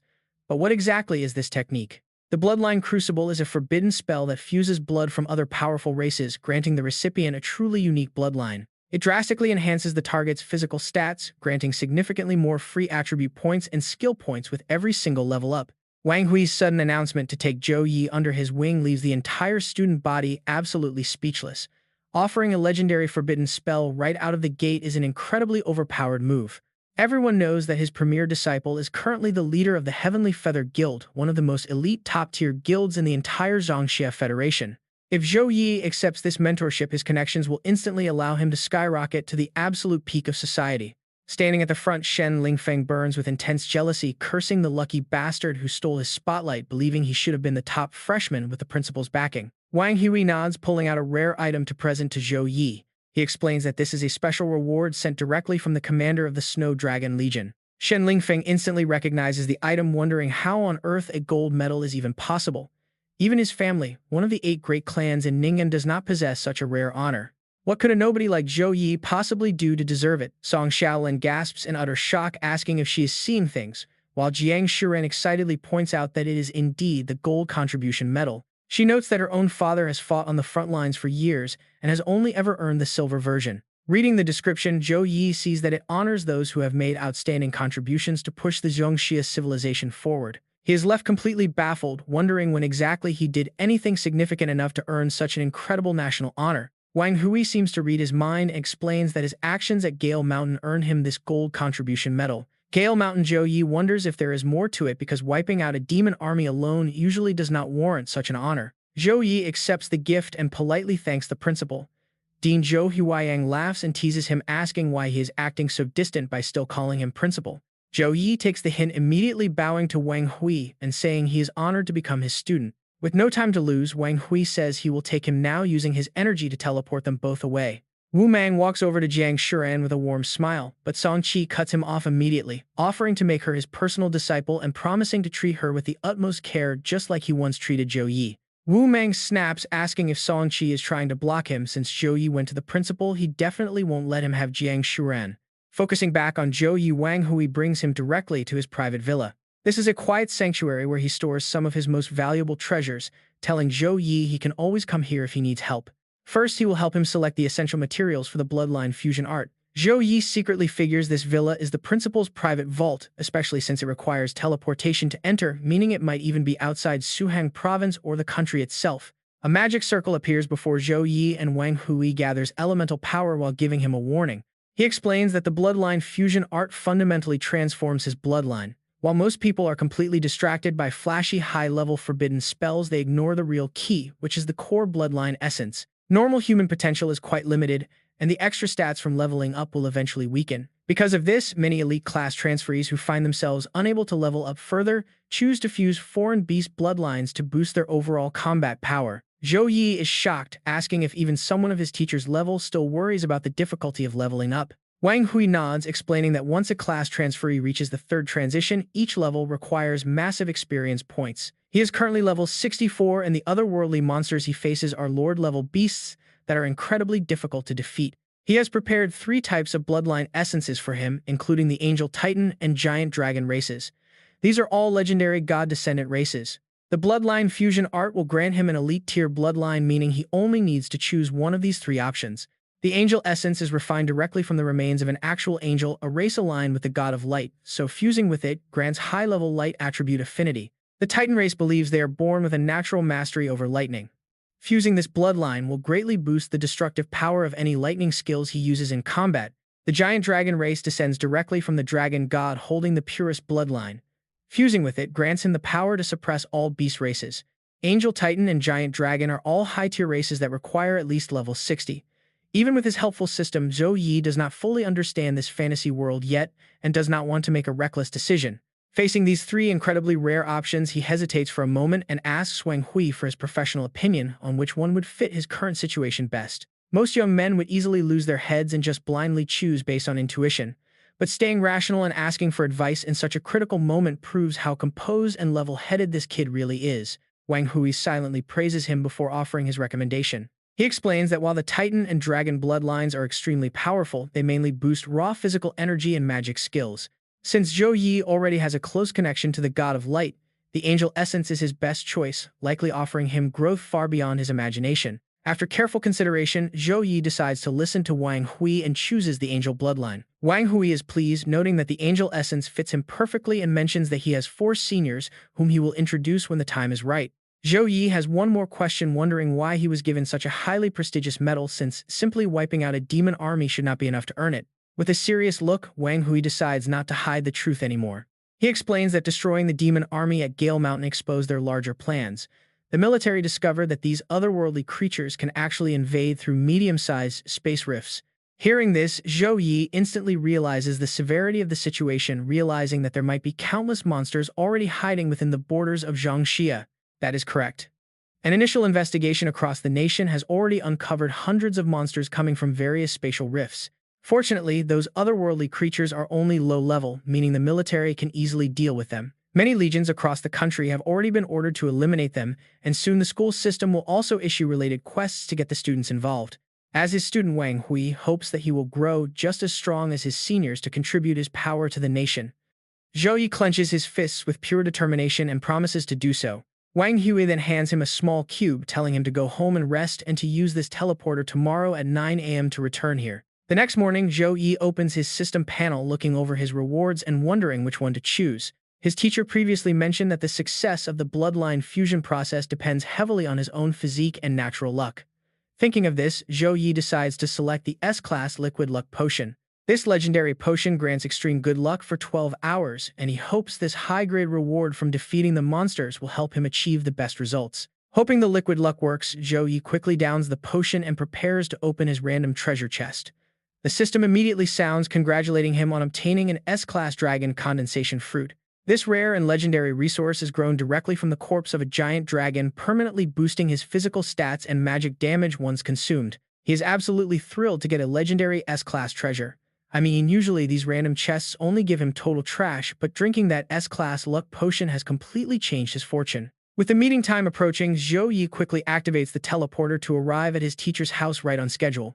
Upon arrival, he overhears Zhou Huayang asking Wang Hui if he is really willing to give up such a valuable treasure. Angel remains are incredibly rare, making their bloodline essence almost impossible to craft, and a single drop outside could cause massive military factions to fight over it. Wang Hui calmly replies that he has been waiting for someone truly worthy, and since Zhou Yi is his chosen student, he has absolutely no regrets. Zhou Yi pretends he did not hear anything and politely greets his mentors. Wang Hui looks him over with a warm smile, noting that he has successfully brought his body into the perfect peak condition for the ritual. He invites him over, presenting the bloodline fusion circle and telling him to take off his shirt and sit right in the center. Zhou Yi complies immediately. Wang Hui then asks Dean Zhou Huayang to activate the magic circle, while he stays close to guard the process. Zhou Huayang nods in agreement and activates the magic circle, officially beginning the intense bloodline fusion process. Instantly, Zhou Yi is completely enveloped in a bright light of the light element. But very quickly, that golden glow is suddenly cancelled out by a chilling blue light of pure ice, leaving Zhou Huayang completely shocked. This ice power is absolutely terrifying, proving that Zhou Yi possesses a unique hidden bloodline. Within seconds, the entire villa is completely covered in a thick layer of heavy ice. Looking down at his own frozen arms, Zhou Huayang is amazed, realizing that if Zhou Yi had chosen to become a mage, this chilling ice power would have easily made him a legendary ice mage in the future. He also recalls that Zhou Yi's sister is currently awakening a frost bloodline, making it highly likely that they share the exact same rare heritage. The angel bloodline is one of the absolute highest tiers, which normally suppresses any weaker bloodlines during the fusion process. He did not pay much attention at first, but now the angel and ice bloodlines are actively clashing and resisting each other. For his ice bloodline to be this incredibly strong, Zhou Yi's family background must be highly unusual. Wang Hui frowns deeply, knowing that human foreign bloodlines originally came from the very first players of Eternity. When that game merged with reality, players of the highest level passed down their entire bloodline inheritance directly to their modern descendants. The frost power in Zhou Yi's body is strong enough to resist the divine angel bloodline, which clearly proves that his ancestors were top-tier players from the very beginning of the Eternity world. If Zhou Yi weren't a descendant, he could never activate such a terrifying ice bloodline. Without it holding things back, the angel bloodline would have completely overrun his body by now. Right now, his ice and angel bloodlines are locked in a brutal clash. Even if the ice bloodline fades, very little of the angel power will remain. Losing so much prime angel essence would make this whole process worse than just using a simple A-grade treasure. Now they can only leave it to fate. Forcibly stopping this fusion ritual now will just shatter his mind and end his life. All we can do is hope Zhou Yi has luck on his side. Zhou Huayang sighs. Inside the storm, Zhou Yi grits his teeth against the agonizing clash of both bloodlines. Suddenly, a system prompt flashes before him. The gate of consciousness has activated. Do you wish to enter the spiritual realm? In his subconscious, Zhou Yi wakes up in an empty, unfamiliar space. From the shadows, a smiling angel welcomes him, saying, "My son, you have finally arrived." Could this be my own spiritual realm, he wonders. Before Zhou Yi can even process this, the angel speaks again. Congratulations on receiving the god's blessing, my son, she says. I was sent to give you true power free from morals or limits. You will only answer to your own desires. Will you accept this? But behind her hood lies no holy face, only the sickening, cruel grin of a demon. Absolutely repulsive. Why does one look at her make me want to summon my holy light mace and smash her to pieces? Do not be afraid, my son, she urges. Accept this blessing and claim a power you have never seen before. This fake angel reaches her hand out to him, but in a split second, she takes a heavy mace directly to the face. Zhou Yi rests his weapon on his shoulder, feeling pretty refreshed. Honestly, you have to love his attitude. Following your own instincts is always the right call. Somewhere far away, the real angel Zhou Hengyao is watching him. Seeing this, she can't help but laugh. Her maid shoots her a slightly judgy look, but she just brushes it off, saying it is nothing, she just found someone very interesting. With a wave of her hand, she smiles secretly, hoping this kid does not disappoint her. Back to the main action. Clutching her bruised face, the fake angel screams out, "How dare you offend the gods? You will be punished with a terrible death unless you kneel right now and beg for mercy. Do it and I might forgive you." No need, Zhou Yi says, pointing his weapon right at her. It is an open declaration of war, and she sneers, calling him an ungrateful brat as that evil grin returns to her face. Clenching her sharp-clawed hand, she conjures thousands of dark chains that erupt forward, completely binding Zhou Yi. Countless glowing red eyes open around them, and the fake angel laughs with twisted satisfaction. What sweet music, she cackles. This is what happens when you disrespect Asia, so you are just a minion of the evil god Zhou. Yi barely finishes his words before getting slapped hard for his impertinence. You have caught my master's interest, kid, she hisses. He sent me to baptize you, so feel blessed that Asia is guiding you. Dark, corrupted energy begins eating away at his consciousness. In the real world, a thick shroud of black mist begins wrapping around his body. Sensing the evil god's presence, Wang Hui immediately channels his energy to keep the ritual array from shattering. He is stunned. How could an evil god's power be hiding inside the holy angel bloodline? Unless those angel remains belong to a victim of the dark god itself. Seeing the array reject their supportive energy, Zhou Huiyang turns pale with dread. This is bad. Zhou Yi is in grave danger. He says that dark energy is trying to destroy his holy power. But then Wang Hui gasps in surprise. Wait, the boy's angelic energy is not fading. It is actually skyrocketing. His ice and angel bloodlines unite to crush the dark aura. Deep in his mind, this dual power shatters the dark chains, leaving the fake angel completely speechless. I was supposed to devour this kid's soul, she stammers. Where did this overwhelming holy power come from? Zhou Yi is now clad in radiant light, sporting magnificent wings of pure ice. He draws his weapon and drives it straight through the fake angel, making her vanish into thin air. In her place, the hideous true form of the evil god's minion is revealed. The monster cackles, mocking him. Is that supposed to be a tickle, brat? Your little struggle is just a minor bump in my grand plans, he sneers, hurling another wave of heavy iron chains at Zhou Yi. But they only crash into a solid wall of ice. Before the monster can even register what happened, a glowing array lights up beneath its feet. Sharp ice spikes shoot up from the ground, impaling him. I will gladly accept this little gift, the demon laughs. This power of yours is nothing but a tiny, insignificant speck of light given by my god. As the most loyal servant of Asia, I wield a force that mortal eyes can never comprehend. The beast swells to a massive size, thousands of eyes covering its body as they fire destructive beams directly at Zhou Yi. Yet Zhou Yi effortlessly dances through the storm of deadly light, dodging every single blast. Just like a pathetic bug, you only know how to run. The demon traps Zhou Yi with chains to freeze him in place, preparing to unleash his ultimate strike. But Zhou Yi shatters the chains instantly, raising a defensive shield instead. He easily deflects the deadly blow, leaving the monster utterly shocked. The evil god's minion is completely caught off guard. But it recovers fast, firing destructive lasers from its thousands of eyes. Just like before, Zhou Yi dodges effortlessly, gliding closer and closer to the main body of the evil minion to strike. With a single swift strike of his One-Yang finger, the evil minion is vaporized. Right after, a glowing sphere of light descends from the sky. Zhou Yi powers down and catches the sphere. Instantly, a massive beam of light shoots down directly onto him, leaving Zhou Huiyang and Wang Hui watching in pure shock and excitement. This is the angelic power, completely wiping out the lingering energy of the evil god. The way his angel bloodline merges with his frost bloodline is incredibly clever. A majestic angel appears, wrapping her arms around Zhou Yi from behind before slowly fading away into light. This marks the official end of his fusion process. Stroking his long beard, Zhou Huiyang smiles and says that Zhou Yi has incredible luck to receive the blessing of the light god at such a critical moment, turning danger into safety. Wang Hui cannot hide his pride as he smiles warmly, asking his favorite student Zhou Yi how he feels right now, as his overall power seems to have made a massive leap. Right on cue, a series of system notifications pop up before his eyes. You have acquired a special bloodline, the six-winged angel and holy light rune of rank A. With this rune, you will gain a high affinity for light and ice elements. As your bloodline evolves, your connection with other elemental magic will also gradually increase. Talent, Bloodline, Magic Immunity rank B+, giving you a strong chance to completely ignore enemy spells and skills, including dispelling, cleansing, and non-damaging abilities. Amazingly, this six-winged angel bloodline also inherits two distinct talent bloodlines. Zhou Yi gasps in surprise, and hearing this, Zhou Shuaiyang opens his eyes wide in absolute shock, muttering to himself about a legendary six-winged angel. It seems your bloodline fusion was incredibly successful, reaching the absolute peak of the six-winged angel class within the angel race. Furthermore, the talent you inherited from this six-winged angel bloodline can continue to evolve all the way up to rank S+ once your level increases further. Master, I also unlocked an S+ rank secret bloodline skill called Angelic Divine Body. Zhou Yi stammers while reading the newly displayed notifications on his screen. Secret bloodline skill Angelic Divine Body rank S+. This releases a portion of the bloodline power stored in the body, transforming the user into a powerful six-winged angelic being. The higher your level, the more power you can unleash. Note, before level 50, this bloodline is not fully absorbed.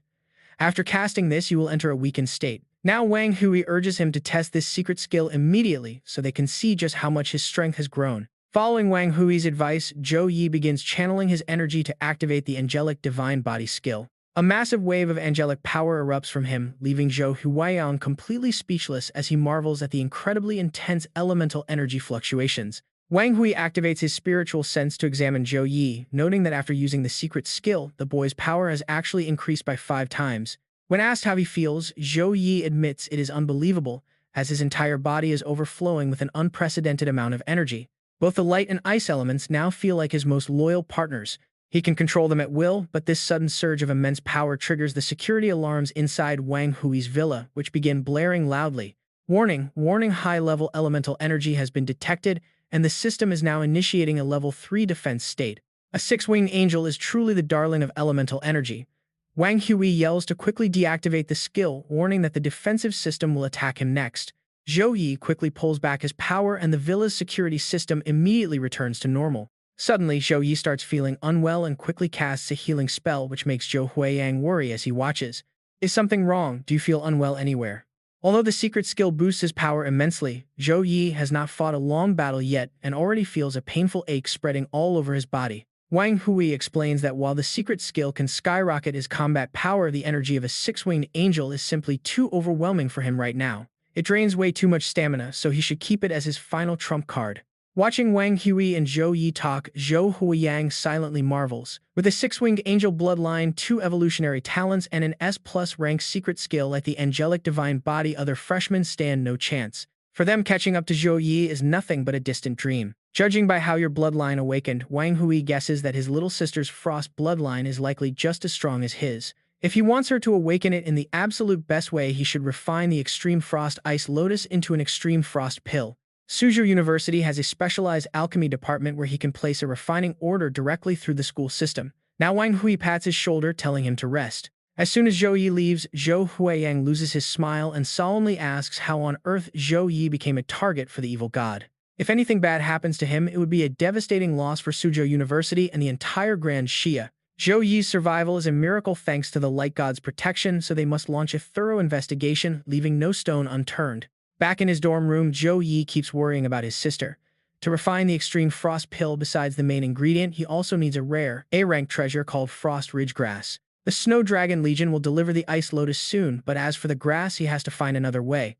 Calculating his academy rewards, a bronze medal gives 500 credits, silver gives 1,000, and the top gold medal gives 2,000 credits. Since his total credits are currently more than enough, he can easily buy it from the school store.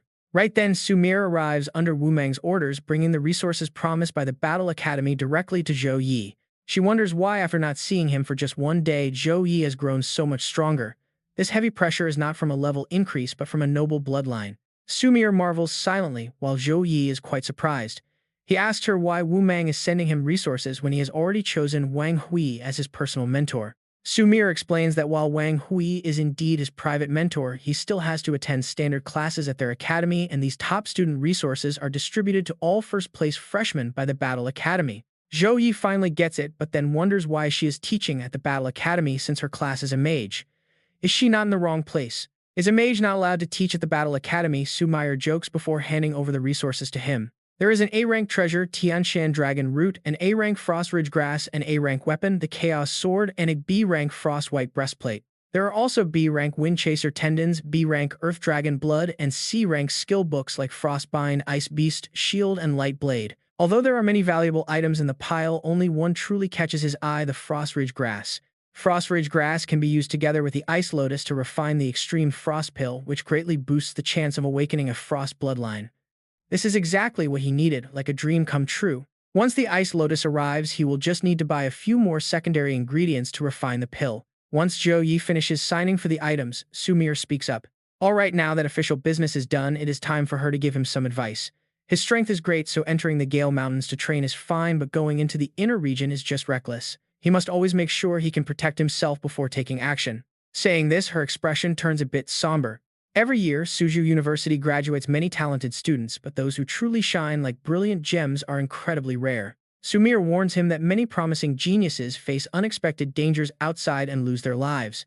She tells him not to find her too nagging, as staying cautious is always the best path.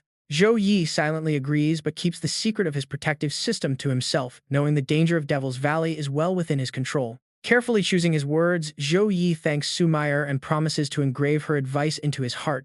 He then asks if she can recommend some safe spots for real combat training since his power has recently increased again.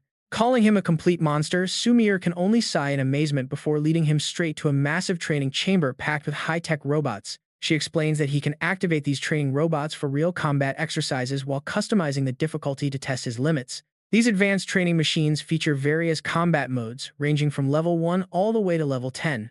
The more robots he faces, the more their collective power multiplies, with a level 10 combat mode easily capable of taking down a level 20 expert. On top of that, his entire challenge will be recorded with detailed snapshots taken by the surrounding observation drones. They will monitor all of his stats in real time and generate a complete performance report once the battle finishes. While he can pause the simulation at any time, she strongly advises starting out at a much lower difficulty level. She heads off to class, reminding him to take it step by step and not push past his limits. To begin, all he needs to do is issue a direct voice command to the floating optical sphere. Once she leaves, Zhou Yi wastes no time and orders the optical sphere to boot up combat mode level 7. The system immediately acknowledges, confirming that the simulation program is ready to run. Combat monitoring is now active and 50 training robots are deployed onto the field. Warning: combat mode level 7 has now officially commenced. The moment the announcement ends, a relentless storm of heavy fire rains down on Zhou Yi. But for a dodging master like him, honestly, this onslaught is nothing more than child's play. After effortlessly slipping away from the machine's opening volley, Zhou Yi launches his counterattack, unleashing the frost power he just unlocked from fusing his frost bloodline. Shattering a massive robot with a single punch, he notes that this new frost power is incredibly useful. Smiling to himself, he immediately steps it up and conjures a freezing ice storm. With just one move, the entire robot army is wiped out. The system congratulates Zhou Yi for successfully passing the combat mode level 7 test. Clear statistics show 50 robots destroyed in just 3 minutes and 40 seconds, earning him a perfect overall rating of excellent. This frost power is incredibly effective for crowd control, but level 7 was way too easy. Now he's left wondering if the absolute highest difficulty can actually force him to go all out. After a brief moment of reflection, Zhou Yi decides to test his limits, ordering the optical sphere to launch level 10 immediately. Detecting heavy damage to the standard units, the system initiates its level 10 protocol, triggering an emergency retrofitting and upgrading sequence for the remaining machines. In level 10 combat mode, the Transcendent tier training robots officially take over the arena. The overall stats of these Transcendent units are equivalent to a level 25 professional combatant. The system also activates maximum intelligence protocols, warning him to command a ceasefire if his safety is compromised. Hearing this, Zhou Yi only smiles, as this is exactly what he wanted. Finally, our boy can cut loose and fight with everything he has got.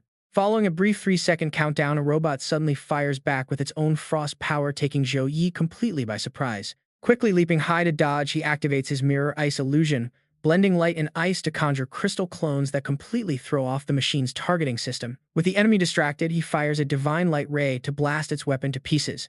Unbelievably, the machine replicates his attack move and strikes right back at him, easily knocking the weapon straight out of his hand. He wonders how it can copy his skills, realizing the optical sphere must have synchronized his combat data with the machine. Indeed, the system confirms attack synchronization, drastically increasing the robot's combat efficiency. Weapon module optimization is now complete, and the system is back online. Zhou Yi watches in utter disbelief as the robot's heavy cannon morphs into a mechanical wolf. It can even replicate the swift wind wolf, meaning he has no choice but to face it head-on. Shifting gears instantly, Zhou Yi delivers a single punch that sends the mechanical wolf flying. Activating his angelic form, he dares the machine to try and copy this level of power. Meanwhile, after agreeing to become the direct disciple of director Song, Jiang Shiren has secured massive amounts of rare resources, accelerating her cultivation. Having failed her level 7 challenge last time, she returns to try again today.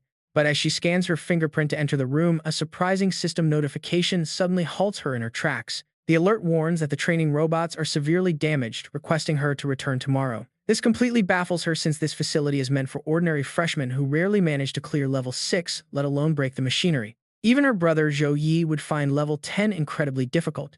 She can't help but wonder who on earth is currently inside. Back in the arena, Zhou Yi activates his angelic form and unleashes his holy light chains. The radiant bindings wrap tightly around the machine, completely locking down its movements. Next, he activates his true sight, instantly exposing the robot's critical weak points and hidden abilities, guiding him on exactly where to strike next. Identifying the power core on its chest as the critical vulnerability, Zhou Yi drives a massive punch straight through it. The machine is instantly reduced to scrap metal, completely obliterating the training hall in the process. Level 10 combat mode has been successfully cleared and access permissions are now restored. Due to severe structural damage to the arena, please schedule your next challenge for next week. Realizing that someone actually cleared the level 10 challenge, Jiang Shiren cautiously steps into the ruined hall. She freezes in sheer disbelief upon seeing classmate Zhou Yi standing there. The system congratulates him on clearing level 10 in 5 minutes and 32 seconds with an outstanding rating. His stats show a peak physical attack of 27,304 magic damage at 56,021 and total skill damage topping 106,021. If not for that surprise attack from the robot wolf, this match would have been an easy win. It looks like he urgently needs to contract a battle magic pet to fight by his side. As Zhou Yi ponders this, a voice calls out from behind. Jiang Shiren runs up with a beaming smile, asking if he already finished his bloodline fusion. She is amazed he got this strong in just one day. He casually replies that it is no big deal. He finished the fusion process this morning and now possesses the six-wing angel bloodline. Jiang Shiren looks at him with eyes full of admiration, calling it amazing because a divine descendant bloodline is incredibly rare. Her own phantom bloodline is only considered a decent high-quality one by comparison. Zhou Yi chuckles and asks Jiang Shiren to guide him to the pet market so he can contract a magic beast to boost his power. She happily agrees on the spot. An hour later, at the magic pet market, the air is filled with shouting vendors. They are selling silver-tier scarlet pit pups that can reach level 20 for only 110 academy points. There is also a level 19 dragon horned rhino with dragon bloodline for 210 points, first come first served. Jiang Shiren leads Zhou Yi through the stalls, asking if any of the beasts catch his eye. Zhou Yi pauses in thought. He explains that he actually tamed a gale wolf back at Gale Mountain, but passed out after defeating the demon child and missed the chance to bind it. Now he hopes to find another gale wolf pup with natural wind talent to contract instead. Right as he finishes speaking, a guy in glasses walks up with a sleazy smile. He claims he has exactly what they are looking for, a gale wolf pup. He introduces himself as Liu Zhishui, a third-year logistics student and a level 22 breeder, offering them a gale wolf pup he raised himself. Jiang Shiren whispers some advice. Breeders are a specialized lifestyle class, and since he is a fellow student at Suzhou University, his pets are likely much more reliable than those from sketchy street vendors. Hearing her recommendation, Zhou Yi decides to take a look. Liu Zixu proudly holds up a pup with 2 different colored eyes, talking it up without a break. He explains the pup is only 10 days old, born from a silver-tier mother. He even used an appraisal skill to confirm its silver-tier potential, offering to hand it over for just 60 academy points. Zhou Yi is a bit disappointed. He asks if there are any gold-tier pups. Liu Zixue scoffs, saying gold-tier beasts are rare even in the entire market. He promises to notify Zhou Yi immediately if one pops up, though it will obviously cost a whole lot more. Zhou Yi decides to skip the wait and picks up the little wolf instead. The pup immediately takes a liking to him, whimpering softly. But Jiang Shiren frowns, pointing out that the creature seems underdeveloped because its body is way too small. Liu Zixue gets a bit defensive, claiming gale wolves are naturally smaller than other magic beasts, so a pup of this size is totally normal. Zhou Yi lifts the tiny pup high into the air and laughs. He claims there are no useless pets, only useless owners, and says he can see its hidden potential. Once the deal goes through, a grinning Liu Zixue throws in a free contract scroll. For just 60 points, Zhou Yi can now bind the gale wolf pup, making it incredibly easy to summon and store the beast inside his contract space whenever he wants. Liu Zhixue is absolutely thrilled. Out of the entire litter of pups, this one was by far the weakest and sickliest. He was worried he would never get rid of it, so he is glad some clueless fool took it off his hands. At least the guy already transferred the points, because if the weak pup degraded during the contract, it would have been a massive headache. Zhou Yi tells the pup he believes it can grow strong before starting the contract process. Luckily, the effects of the luck potion he drank earlier are still active, giving him an incredible boost of fortune for 12 hours. What happens next shocks everyone. The defective little runt begins to transform into an incredibly elite pet right before their eyes. Onlookers gasp at the purple light, wondering if an epic tier beast is actually being born in this cheap market.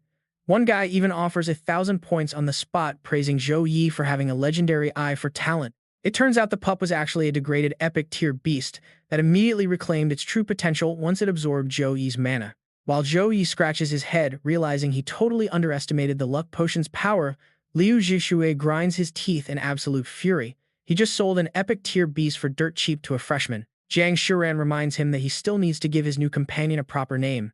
Zhou Yi thinks about it for a moment before deciding to call the little guy Xiao Kui. While they are happily playing with Xiao Kui, Liu Zhixue suddenly goes back on his word. He claims it was an honest mistake to sell the beast at a silver tier price, demanding an extra 1,500 points if Zhou Yi wants to keep it. He offers to refund 300 points if Zhou Yi cancels the contract and returns the wolf. He warns them to make a quick decision, threatening that things will get ugly if they refuse to cooperate. The surrounding crowd starts whispering, knowing Liu Zhixue clearly failed to inspect the pup before selling it. However, because Liu Zhixue is backed by the influential Liu family, a clan that has long-term partnerships with the university, people worry Zhou Yi is in serious trouble and might have to give up his epic pet. Zhou Yi is disgusted by this blatant attempt to steal back a completed sale. Unleashing his aura with a cold glare, he speaks up. He tells the greedy breeder to stop dreaming and get the hell out of his sight. With just a single look, Zhou Yi strikes absolute terror into the breeder's heart. Liu Zhixue cannot comprehend how a mere freshman could possess such an overwhelmingly powerful aura. As Zhou Yi steps closer, Liu Zhixue begins to shake with fear, stammering that it was all a big misunderstanding and telling him to just take the wolf and go. Zhou Yi warns him to know his place and stay out of his way in the future. With that, he and Jiang Shuren turn around and walk away. Jiang Shuren is completely charmed by how soft the little wolf feels in her hands. She asks if she can drop by to pet Xiao Kui sometime, and he tells her she is welcome anytime. Just then, bystanders finally start to recognize him. They realize he is Zhou Yi, the top-ranked freshman who was personally taken in as Wang Hui's exclusive disciple. Hearing about his gold contribution medal, they mock Liu Zhixue for finally picking a fight with the wrong person. The crowd is suddenly pushed aside as Liu Wucheng arrives, making everyone wonder if he is here to back up his foolish brother. Liu Wucheng pushes past the onlookers to reach his brother, who immediately begs him to demand justice and handle the situation. But before he can even finish his sentence, a brutal kick slams right into his face. His brother rages at him for being useless, pointing out the insane authority of a student with a gold contribution medal. He tells him to get lost and stay out of sight. Clutching his swollen cheek, Liu Zhixue is left completely bewildered, wondering how he managed to offend such a terrifying powerhouse. The little beast is truly a newborn epic-tier Gale Wolf, already demonstrating an instinctive control over wind magic at such a young age. While testing his new pet's abilities, messengers from the Snow Dragon Legion arrive to deliver the Extreme Ice Lotus directly to him. He cannot help but smile at their incredible speed, seeing how it has been barely 3 days since he left Gale Mountain. With the Extreme Ice Lotus finally in his hands, he can refine the Extreme Ice Pill to easily resolve the crisis surrounding Zhou Yun's bloodline awakening. Remembering his mentor Wang Hui's advice, Zhou Yi immediately books an appointment with an expert alchemist. The system notifies him that an appointment has been scheduled with He Tian, a level 9 alchemist. Since the security and materials required for an S-tier pill are incredibly precious, he is requested to visit the pill department for details. Upon receiving the notice, Zhou Yi heads straight to the pill department without wasting any time. Unfortunately, He Tian is busy teaching a class when he arrives. Only his disciple Lin Yi is left on duty, and she asks him what kind of pill he is looking to refine, offering to answer any questions he has first. Zhou Yi simply replies that he needs to refine an S-tier extreme ice pill. When Zhou Yi pulled out his crafting materials, Lin Yi could not hide his shock. An S-rank extreme frost ice lotus and an A-rank ice ridge grass. You seem to be a freshman, so how did you get so many rare treasures?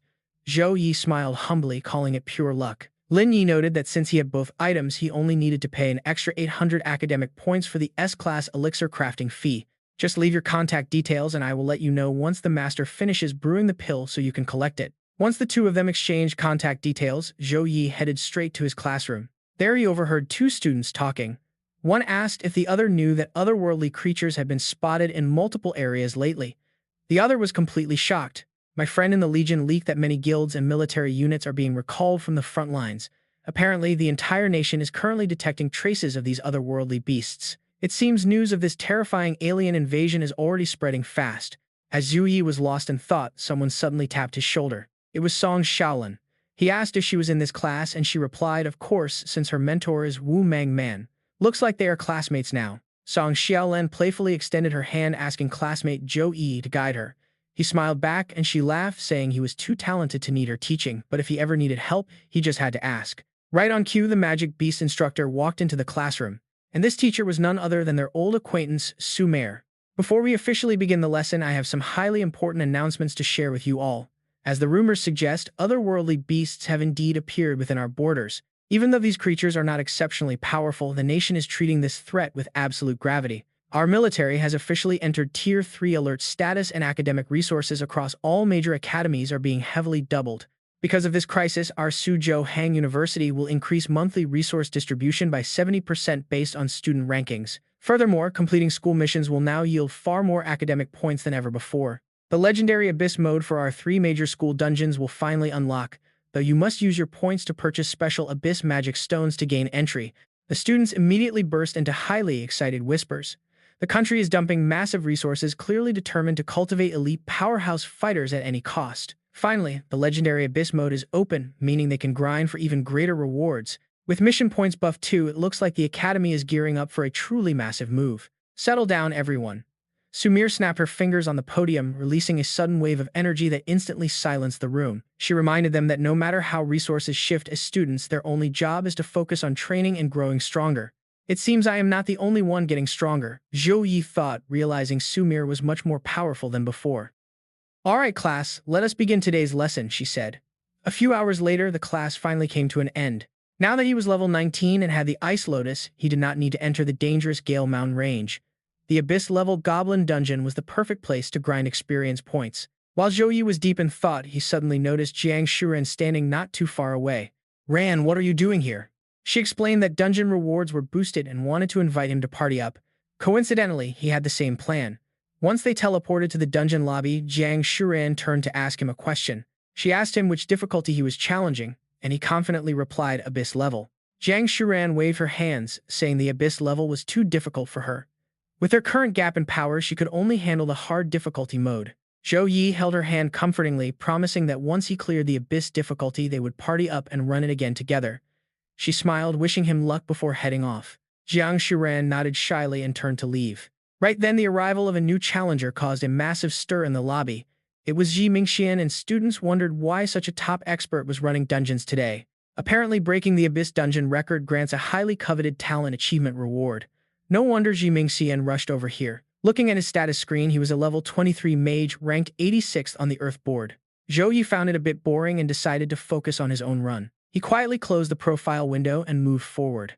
He selected the Abyss difficulty Goblin Dungeon and entered, sending a wave of absolute shock through the entire lobby. People began laughing, asking if a level 19 paladin really dared to challenge the brutal Abyss mode. They mocked him for not knowing his own limits, joking that his hard-earned 400 academic points were as good as thrown out the window. Standing nearby, Ji Mingxian scoffed, thinking the school's resource adjustments had made some rookies far too overconfident. Meanwhile, a system notification flashed before Zhou Yi, confirming the deduction of 400 academic points to unlock the Abyss Magic Stone, teleporting to the Goblin Lower City.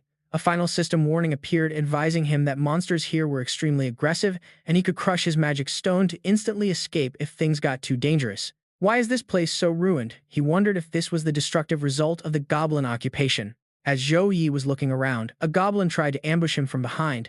However, with a casual wave of his hand, he easily sent the beast straight to its grave. Just seconds later, an entire horde of angry goblins completely surrounded him and charged all at once. Monster level 22 Goblin Warrior. Silver rank with skills like ambush and slash. This wave of goblins certainly had a lot of numbers.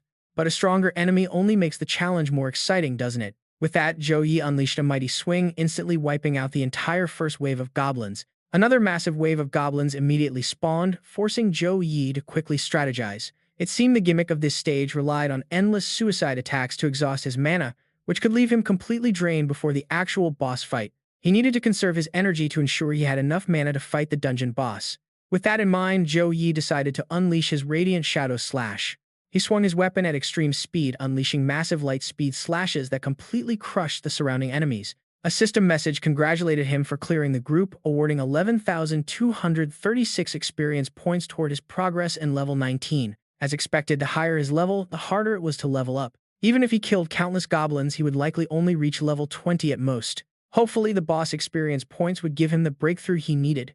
Zhou Yi continued deeper inside and soon spotted the main boss. Boss Monster Goblin King level 24 epic tier skills unknown. Note, the Goblin King led his tribe to occupy and destroy several human cities. Welcome to the land of death, human brat. The boss roars in pure fury, shocked that a mere mortal dared to slaughter its entire tribe. It bellows if final threat die. The Goblin King swings his massive axe, forcing Zhou Yi to leap high to dodge. This giant beast is surprisingly fast. Its massive size does not slow it down at all. Zhou Yi quickly channels his inner power, a swift, heavy counterattack, but the boss is in an iron body state. This status blocks all physical strikes while projecting a massive magic shield that reflects a portion of the incoming damage. To the monster, his strike is like a tiny scratch. Realizing physical attacks are useless, Zhou Yi quickly switches to magic, summoning glowing chains of pure arcane energy. Spellbound.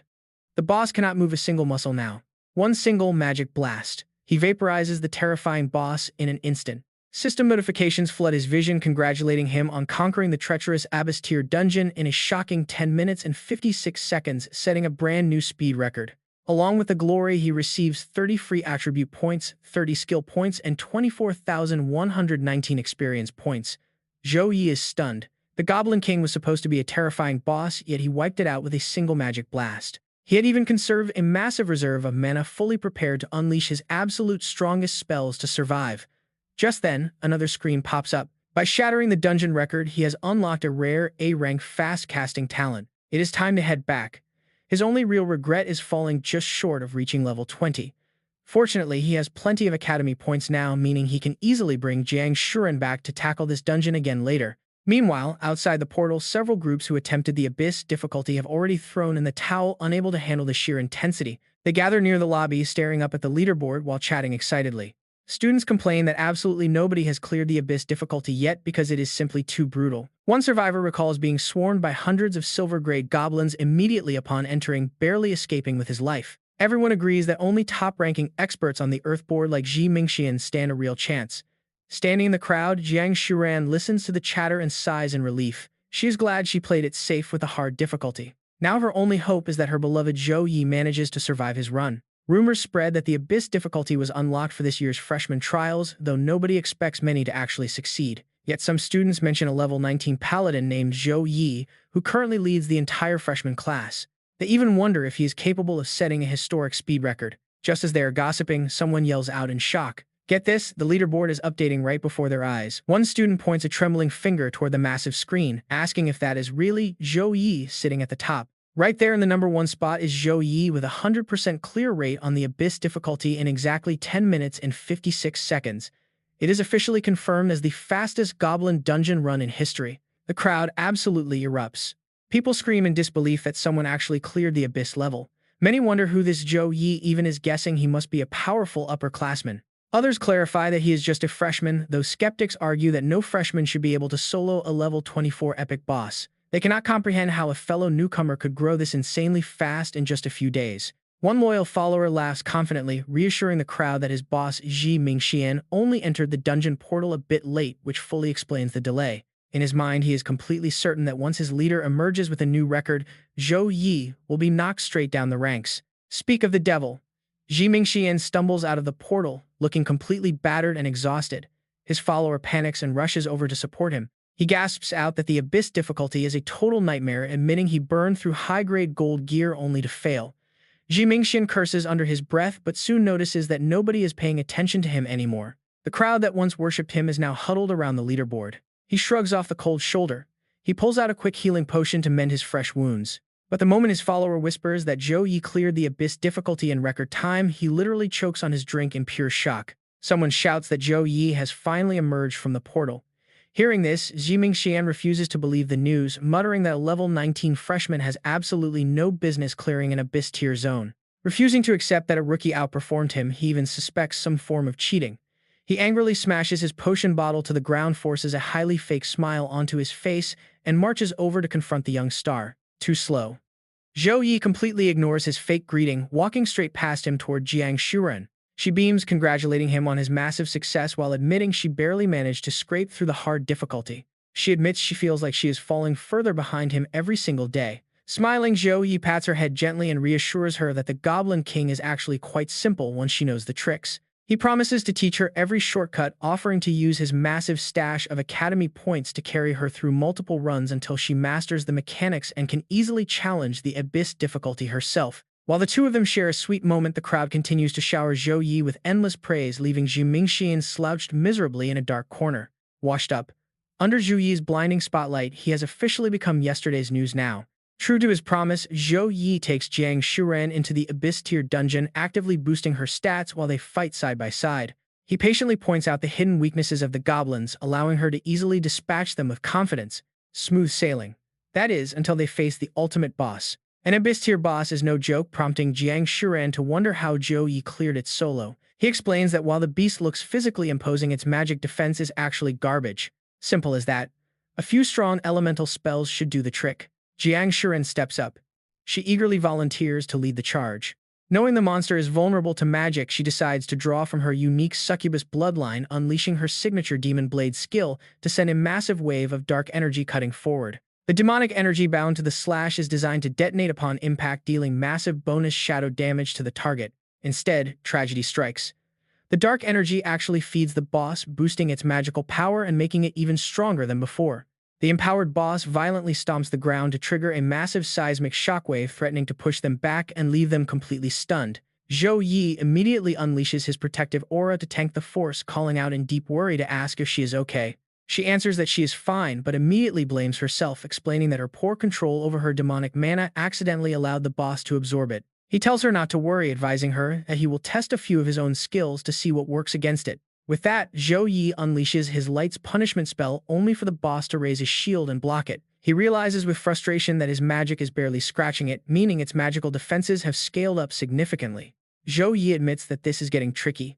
He tells her he will try one more time, but if things go south, she must crush her teleportation crystal immediately. After all, it is just a test, and keeping her safe is his top priority. He quickly summons magic chains to bind the giant, but the beast easily flexes its muscles and shatters the spell in an instant, leaving them wide open. Watching this, Jiang Shuren spirals into deep self-blame, convinced that she ruined everything. As panic grips her mind, the dark dormant witch persona deep inside her suddenly wakes up, whispering that all of this is happening simply because she is far too weak. The voice reminds her that if she could actually master the raw demonic power of her bloodline, she wouldn't have to stand by and watch Zhou Yi struggle. It urges her to unlock her true power to support him. The time has come to stop holding back and let her dark magic flow freely. Trance-like, Jiang Shuren begins to murmur as her eyes glow a deadly shade of crimson. Up front, after his spells fail to connect, Zhou Yi prepares to activate his ultimate defensive armor to shield her. But right then, something completely unexpected happens. A dark, ominous surge of energy flies from behind, Zhou Yi instantly slicing off the weapon-wielding arm of the boss. Zhou Yi looks back in shock at the girl behind him. Smiling seductively in her succubus form, Jiang Shuren tells him to step aside and let her handle the monster. The boss screams, wondering why it cannot absorb this strange magic. Instead, the dark energy is completely invading its body. As the boss panics, Jiang Shuren tells it not to worry because this is only the appetizer. With that, Jiang Shuren waves her hand, pouring even more dark energy into the boss as the desperate monster begs for more power. She tells the monster that its current appearance is absolutely disgusting. Jiang Shuren looks down at the boss with pure contempt. Then she unleashes a single blow that completely vaporizes the boss. A notification pops up congratulating student Jiang Shuren for defeating the Goblin King, awarding her 15 free attribute points, 15 skill points, and 23,200 experience points. With that final blow, she has finally wiped out this annoying. Jiang Shuren suddenly reigns in her power and approaches, Zhou Yi playfully flirting and teasing him, leaving him completely shell-shocked. It takes him a moment to notice something off. Gazing coldly, he asks if this is really his little Shuren. Right then, the succubus Jiang Shuren freezes, gradually shifting back into her sweet, everyday self. Flustered, Jiang Shuren stammers to explain herself, calling out to her dear brother Zhou Yi.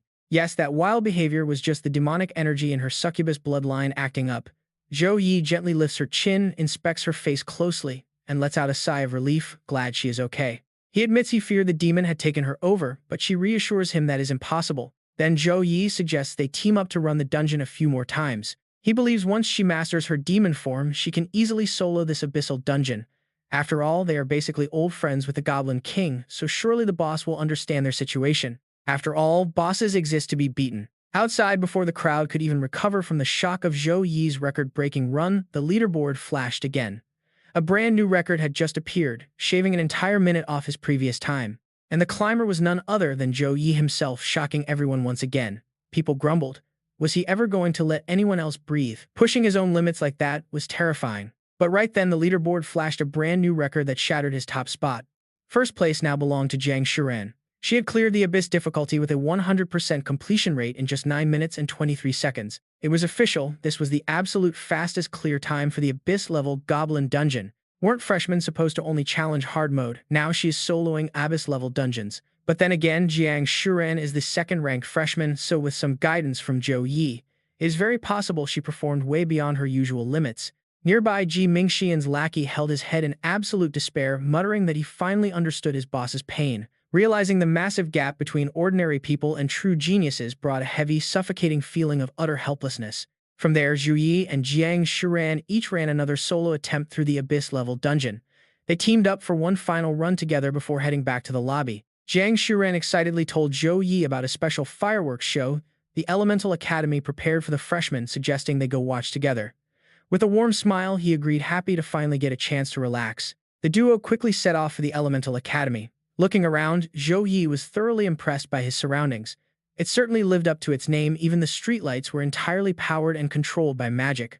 Jiang Shuren noted how they had lost track of time, dungeon crawling until nightfall. She credited their massive harvest to his assistance, but he humbly insisted her hard work was the real key, while he only played a minor supporting role. As they shared a warm laugh, Zhou Yi spotted a massive stone statue. Intrigued, he paused in his tracks and asked who it represented. Jiang Shuren explained that this was Mage Wang Hui Yang, revered as the guardian mage god. He had once single-handedly held off fierce invasions from an otherworldly army, making him a legendary hero. Sadly, during the final decisive battle, a Lord-class demon ambushed him from behind, resulting in his tragic yet heroic sacrifice on the battlefield. His soul was completely shattered, making any form of resurrection impossible.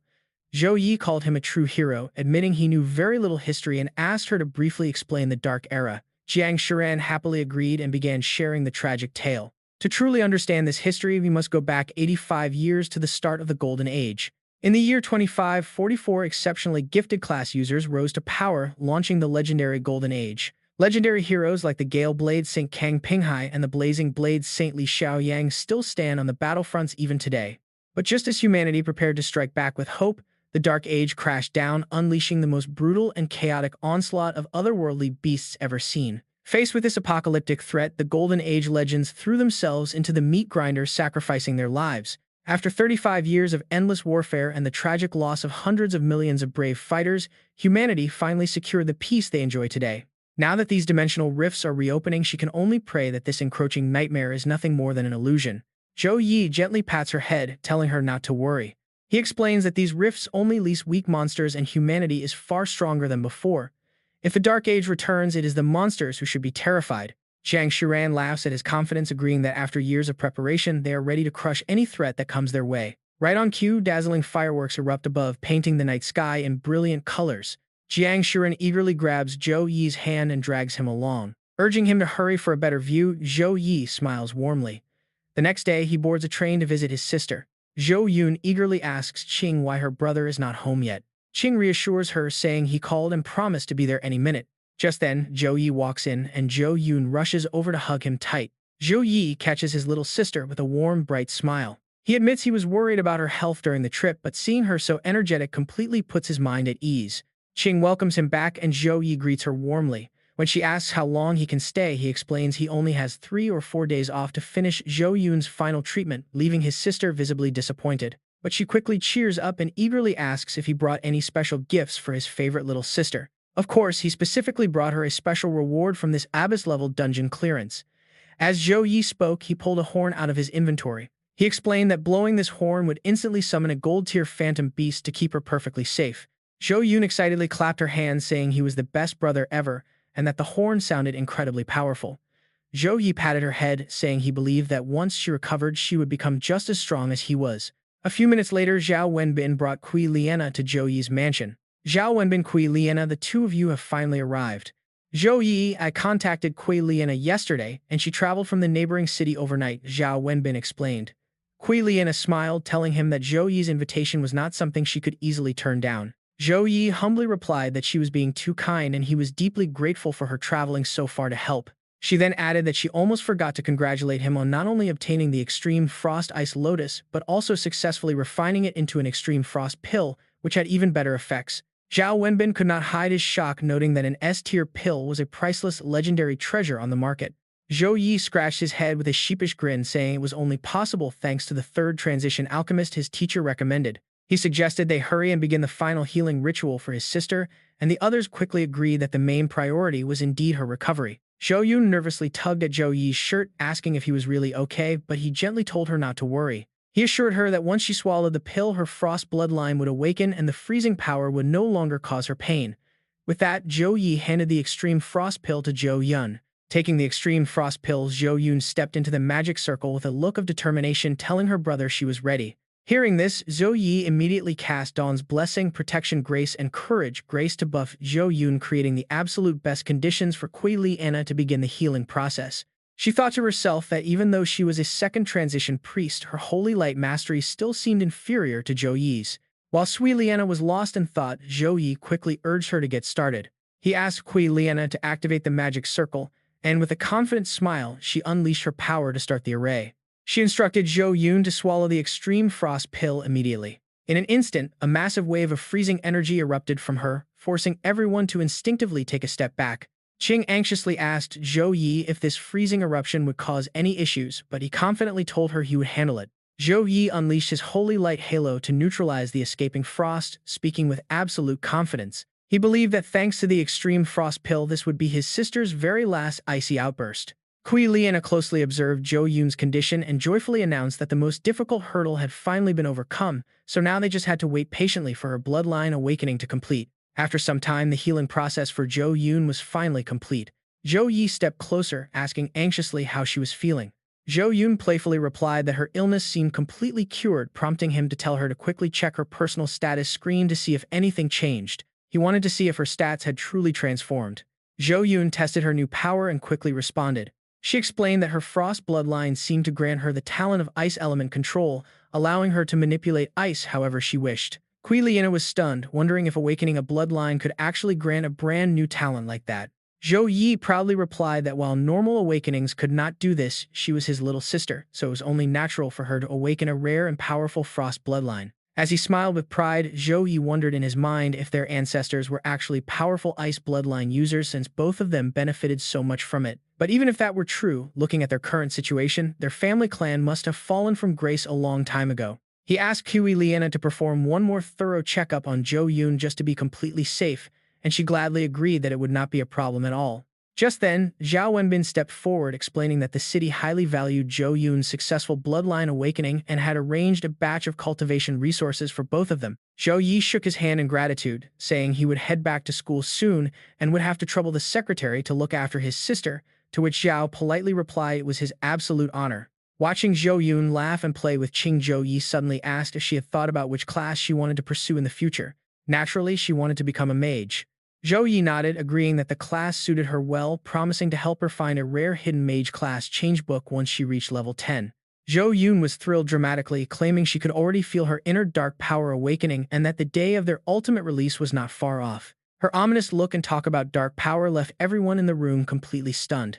Kui Liana rushed over to inspect her, wondering how on earth dark power could exist when she had checked everything so thoroughly.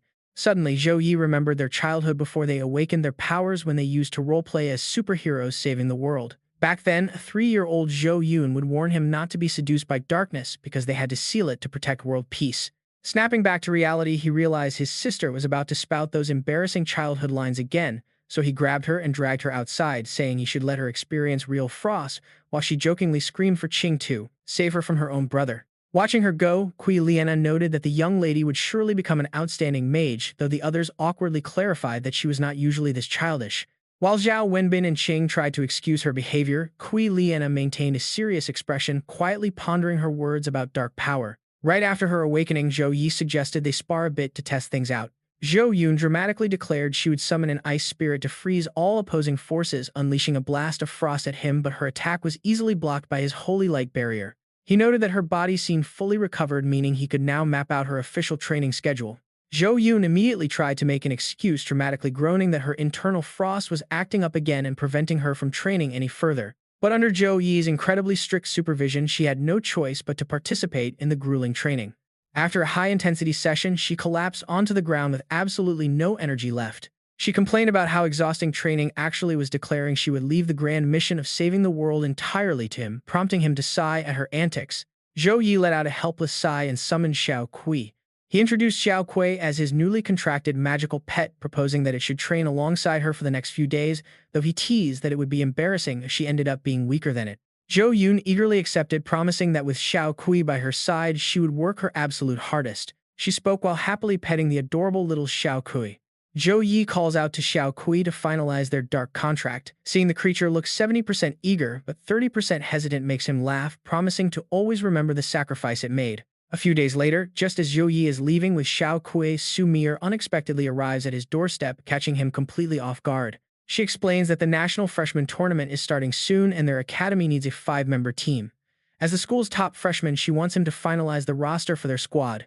Since he took first place in the trials, the captaincy naturally falls on his shoulders, giving him full authority to assemble the entire lineup himself. Zhou Yi accepts without hesitation. She hands him the files of the top 10 freshmen, telling him to pick 4 teammates. Without even looking, he immediately gives his answer. He plainly tells Miss Su that he wants the 4 highest-ranked freshmen on his team. Su Mayer immediately scolds him for being incredibly reckless with such an important decision. She warns him that high-level team battles often drag into late stages, testing the group's endurance. A dedicated healer is absolutely essential to keep everyone alive. Even though his paladin class offers plenty of defensive buffs, his healing capacity cannot compare to a true priest. But a smiling Zhou Yi confidently dismisses the warning, claiming that if they just overwhelm the enemy immediately, healing becomes completely pointless. He boldly tells her that he is going to win the individual championship anyway, and once his angel bloodline activates during the team battles, he can easily take on all 5 opponents entirely by himself. Honestly, his raw power is so far ahead of the competition that a healer really does seem like dead weight. He plans to simply steamroll every other school. Recognizing his absurd talent, Sumir compromises and agrees to submit his roster. She then asks about his sister's bloodline awakening, and Zhou Yi confirms it is completely resolved, thanking her for the tip about the extreme ice lotus. That is great to hear, she smiles warmly. Suddenly, remembering his sister, Zhou Yi asks where he can find a hidden class change scroll. Surprised, she wonders if he is preparing this for Zhou Yun. He admits that seeing rifts open up has left him feeling a lingering sense of dread. He needs Zhou Yun to have the power to protect herself. She commends his foresight, mentioning that the scrolls are on the academy website, but they are not easy to get. She cryptically warns him that buying one is practically impossible for regular students, leaving him with a mysterious smile before quickly heading out the door. Confused, Zhou Yi logs onto the academy database and the harsh reality quickly sets in. The requirements are brutal. He needs to be at least level 25, complete an A-rank mission, and rank in the top 10 of the Earth board or top 100 of the Heaven board. Unlocking a hidden class is no joke. Even the cheapest scroll costs a staggering 20,000 academy points. He realizes there is no quick fix for Zhou Yun, but he resolves to grind it out over the next 6 months. Right on cue, his system chimes with a brand new notification. The upcoming national tournament has triggered a special achievement quest. His rewards will scale directly with his performance.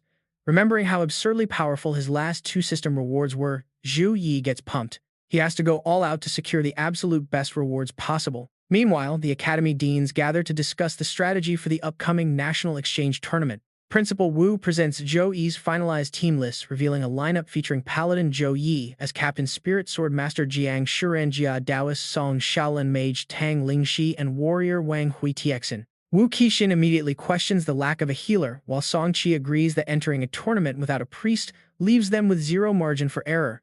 While the others fret, Zhou Huiyang simply smiles, claiming that a healer is completely redundant when they have someone as monstrously powerful as Zhou Yi leading the charge. He secretly knows the true depth of Zhou Yi's fused bloodline better than anyone else in the room. He genuinely believes the kid could probably solo the entire team battle without any backup anyway. Zhou Yi is essentially a one-man army who acts as a tank support and DPS all at once, Tactical Dean Zhang Ling finally chimes in, agreeing that Zhou Yi's overwhelming versatility makes conventional strategies completely irrelevant. Song Chi relents, approving the roster in hopes that Zhou Yi will deliver a performance that completely shocks the other academies. Principal Wu Mang finalizes the decision, shifting their focus directly to team training. He tasks the battle dean with their training, noting that while they are individually strong, their teamwork needs serious refinement. The dean agrees, promising to have Sumer summon them in 3 days. Back to Zhou Yi. While he was busy grinding his daily quests, he received a message from his teacher Wang Hui about starting their private lessons. Since this is his first official lesson under the master, there is a very high chance he will be taught a powerful new skill. For today, he decides to choose the skill point reward. The daily system prompt pops up, offering 4 choices. Option 1 is 15 attribute points. Option 2 is 15 skill points. Option 3 is a random skill book, and option 4 is a random chest.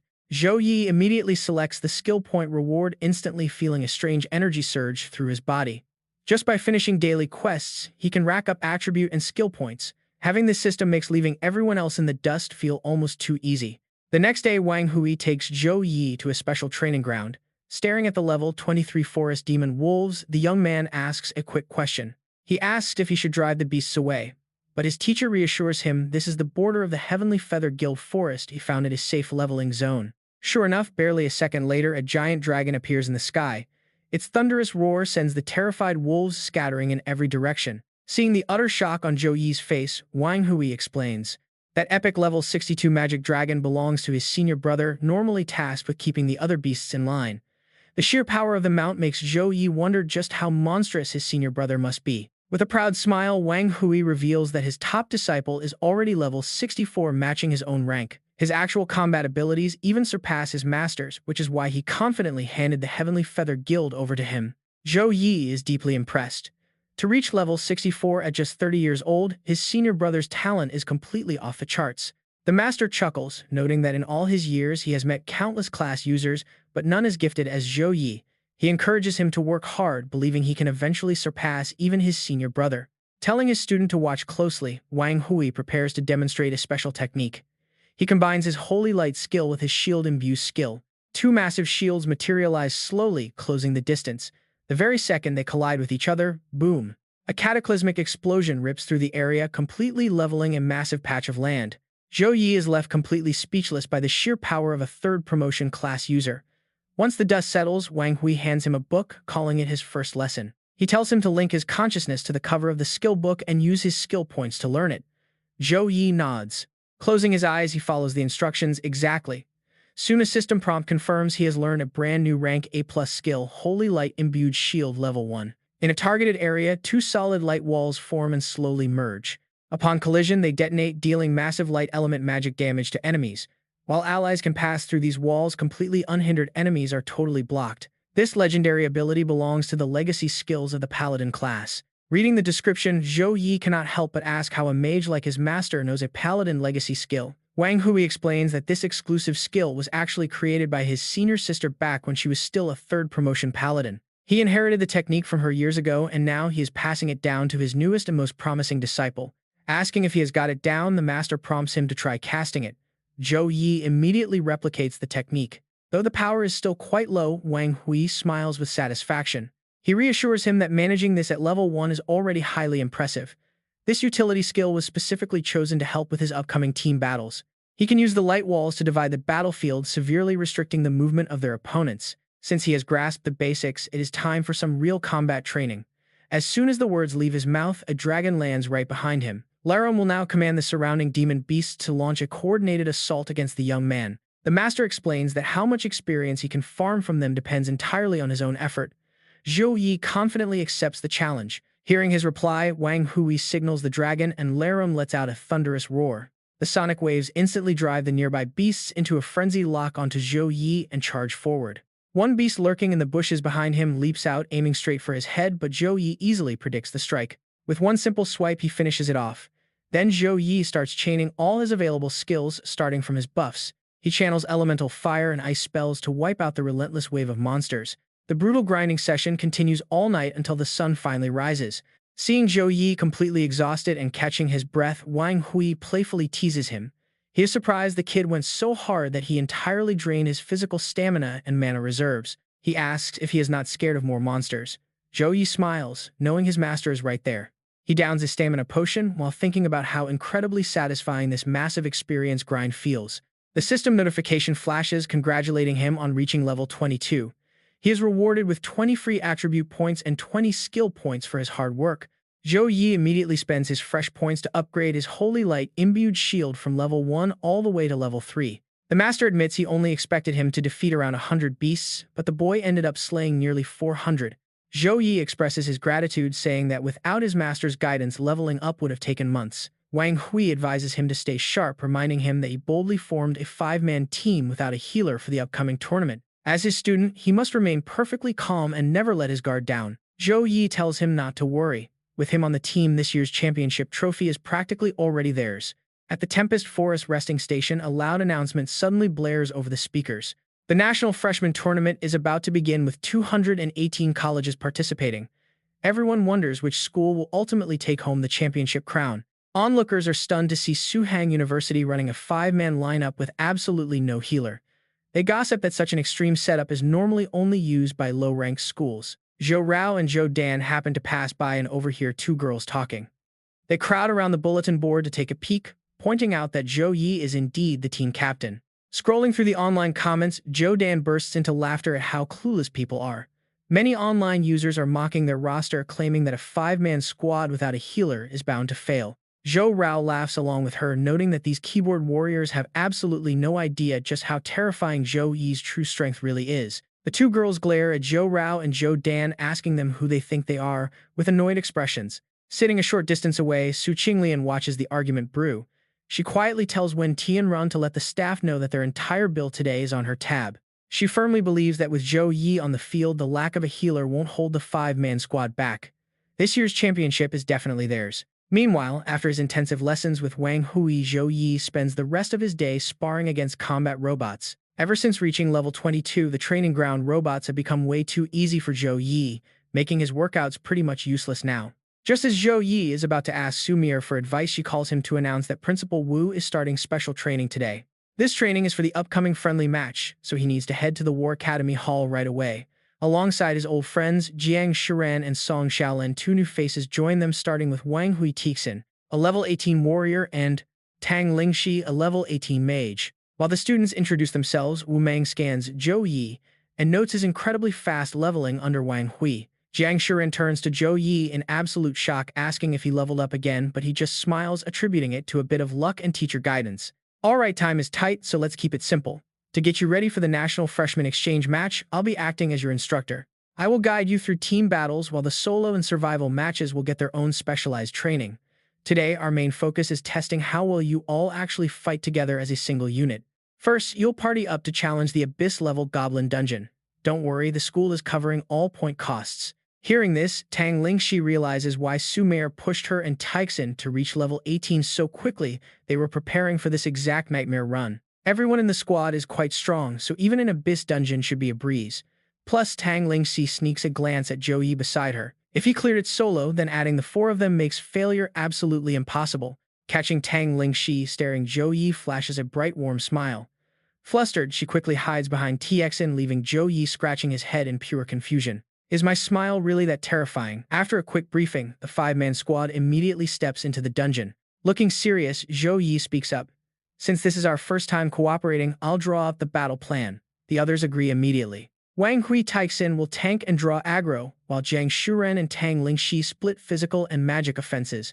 Song Xiaolin will provide backline fire support, and as for the buffs, I've got you all covered. Right after Zhou Yi finishes assigning roles, a swarm of goblins rushes in. Wang Hui Tixin charges first, slamming her fists down to knock the monsters back. The sheer impact of her blow shocks even herself. Her skill output has jumped by over 40%. Is this really the power of their captain's support buffs? Tang Lingxi watches Zhou Yi cast his skills in complete awe. No way, his casting speed is insanely fast. Their captain unleashed 3 massive buffs in under a single second. Even for a professional mage like her, matching that kind of speed is virtually impossible. Shaking off her shock, Tang Lingxi quickly casts a heavy offensive spell, slowing the advancing goblin horde right in their tracks. Seizing the opening, Jiang Shuren dashes forward, her blade instantly cutting down the slowed monsters. Jiang Shuren Tixin watch out for an ambush. Just as Zhou Yi warns them, a deadly rain of arrows flies their way. Alerted in time, Wang Hui Taixin raises her shield wall, successfully blocking the sudden goblin barrage. Jiang Shiran immediately senses something off. This isn't right. How are there goblin archers here? Scanning the level 23 silver-grade goblin archers, Zhou Yi chuckles. It seems that because we have a larger party, the dungeon has scaled up and upgraded their attack methods. With a quick gesture, Zhou Yi unleashes light punishment, instantly wiping out the archers. I will handle the annoying ones first, the rest are all yours. After all, he joined this run to build teamwork, so clearing it alone would defeat the whole purpose. No problem, Jiang Shiran and Wang Hui Taixin shout back. Inspired by their drive, Song Shaolin gathers her own resolve and begins hurling offensive talismans at the goblins. Meanwhile, watching the live feed, Wu Mang nods in quiet approval of his students. Compared to the freshman tournament, Zhou Yi's casting speed has more than doubled, executing some skills instantly. Sumir guesses that his selected talent from clearing the Abyss dungeon must be directly tied to quick casting. His overall growth rate is honestly mind-blowing. Right after enrolling, he already carried Jiang Shuren to the top of the Abyss leaderboard. Smiling, Wu Mang admits he wants to test the kid further, which is why he secretly cranked up the difficulty. Back inside, the team's seamless coordination leaves the massive goblin horde completely overwhelmed, getting absolutely wrecked at every turn. Coldly facing the monsters closing in on her, Jiang Shuran uses Shadow Slash, unleashing a rapid flurry of strikes that easily tears through them. The others waste no time showing off their skills either. Song Shaolin tears a talisman to call down a thunderbolt, while Tang Lingxi summons a freezing windstorm, shouting for Tixin to deliver the finishing blow. Shouting in agreement, Wang Hui Taixin leaps high into the air, unleashing a volley of crushing kicks onto the monsters. By the time her feet touch the ground, every single monster is completely wiped out. Thanks to those massive speed and strength buffs, crushing these goblins felt absolutely amazing. Wang Hui Taixin grins, turning to Tang Lingxi to ask if that was really the whole bunch. Tang Lingxi nods, saying her summon confirms there are no more goblins left in the area. Zhou Yi laughs, reminding them this was only the warm-up. The boss fight is the real challenge, so they cannot let their guard down. Cracking her knuckles, Tixin looks totally confident. What is there to fear? Your buffs literally doubled my power. With you backing us, clearing this place is a walk in the park. Shaolin and Lingxi nod deeply, admiring their captain's strength. Hearing this, Zhou Yi gets a headache, wondering if they are just setting him up. Jiang Shiran quietly giggles to herself, saying nothing. A moment later, they arrive at a massive door. Taixin asks if the final boss is inside, and Zhou Yi nods. Yet as they step closer, a strange uneasy feeling creeps into his chest. Brushing it aside, he decides to head inside first and pushes the heavy doors open. As they enter, a towering boss comes into view, mocking them and calling them fools for finally showing up. It is the Goblin King II, a level 25 epic tier boss. With the old king dead, this new leader has taken over the entire tribe. Tang Lingxi gasps at the level 25 epic boss, while the king laughs, welcoming his special guests with some prepared gifts. The boss lets out a creepy laugh, raising its weapon to conjure a massive giant fireball before hurling it straight at Tang Lingxi.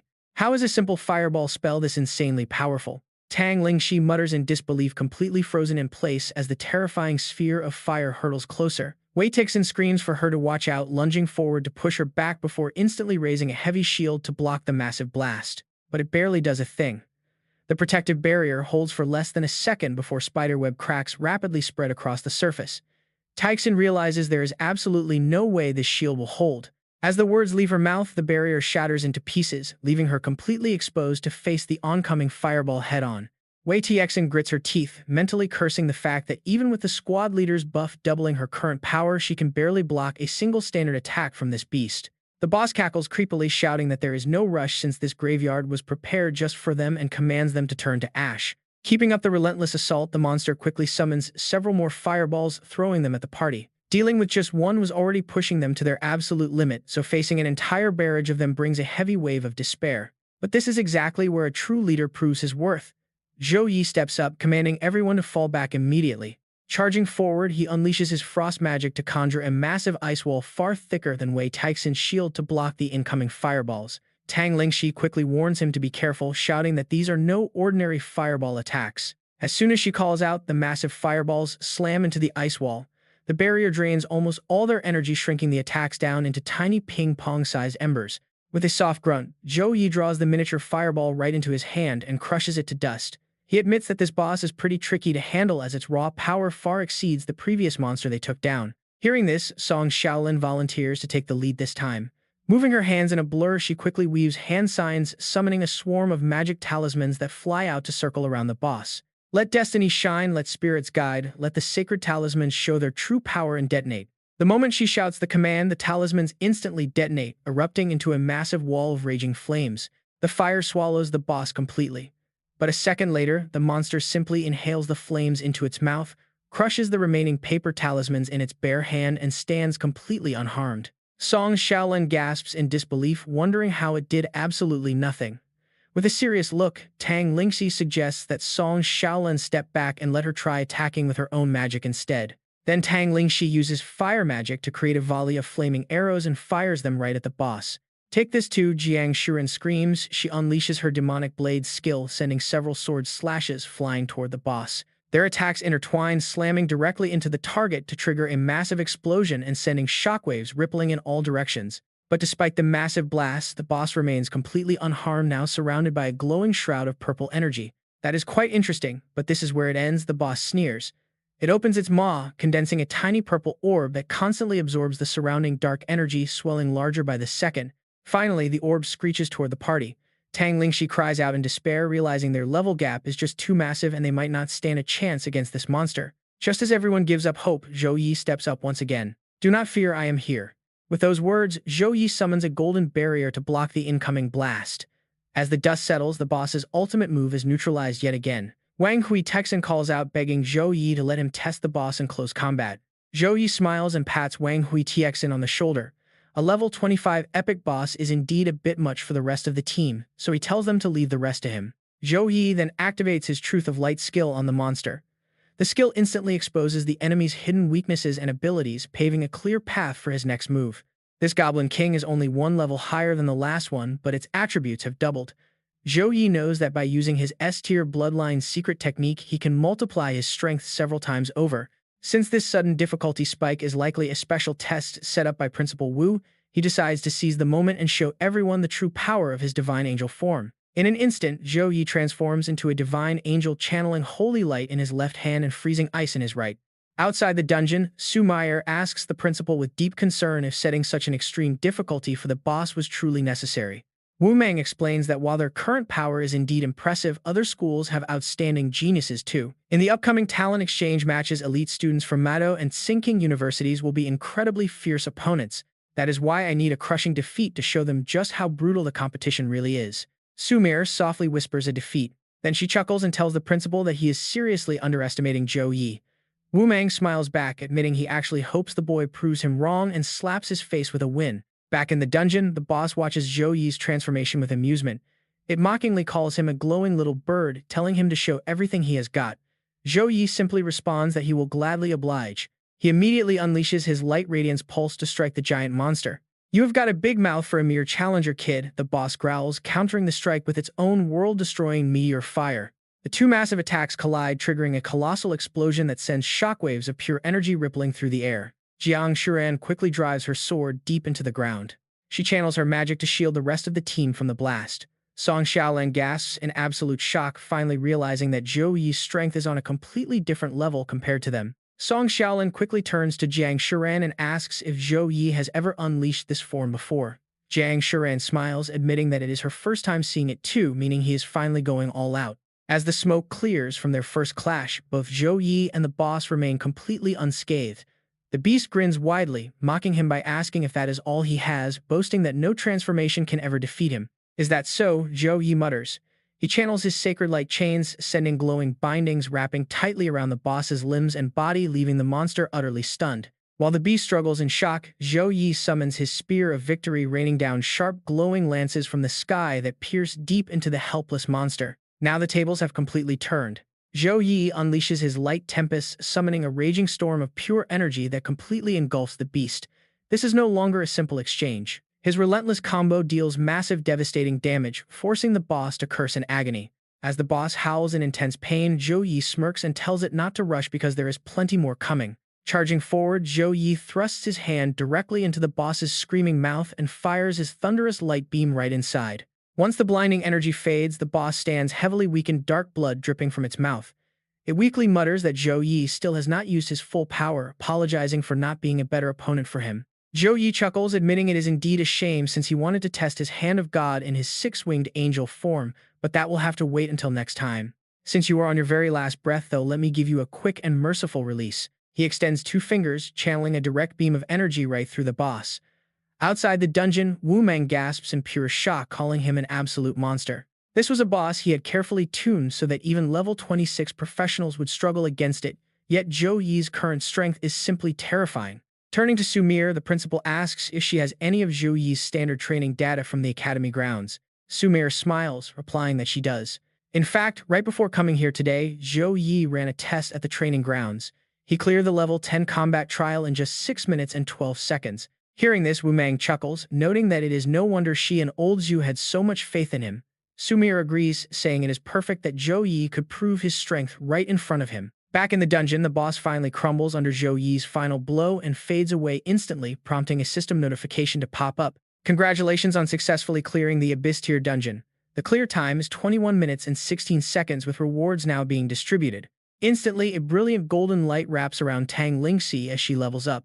She gasps in sheer surprise, realizing she just gained a massive 8,000 experience points. Wang Huitiexin is equally shocked, shouting that he also received 8,000 experience points, stating that a single abyss clear yields far more than a whole week of training outside. Meanwhile, Zhou Yi finally cancels his angel transformation and returns to his normal appearance.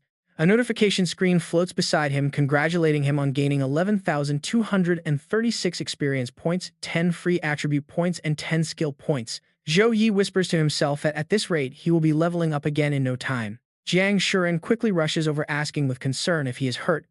Zhou Yi simply stands up, brushing the dust off his clothes. "I am fine," he says, just a bit exhausted.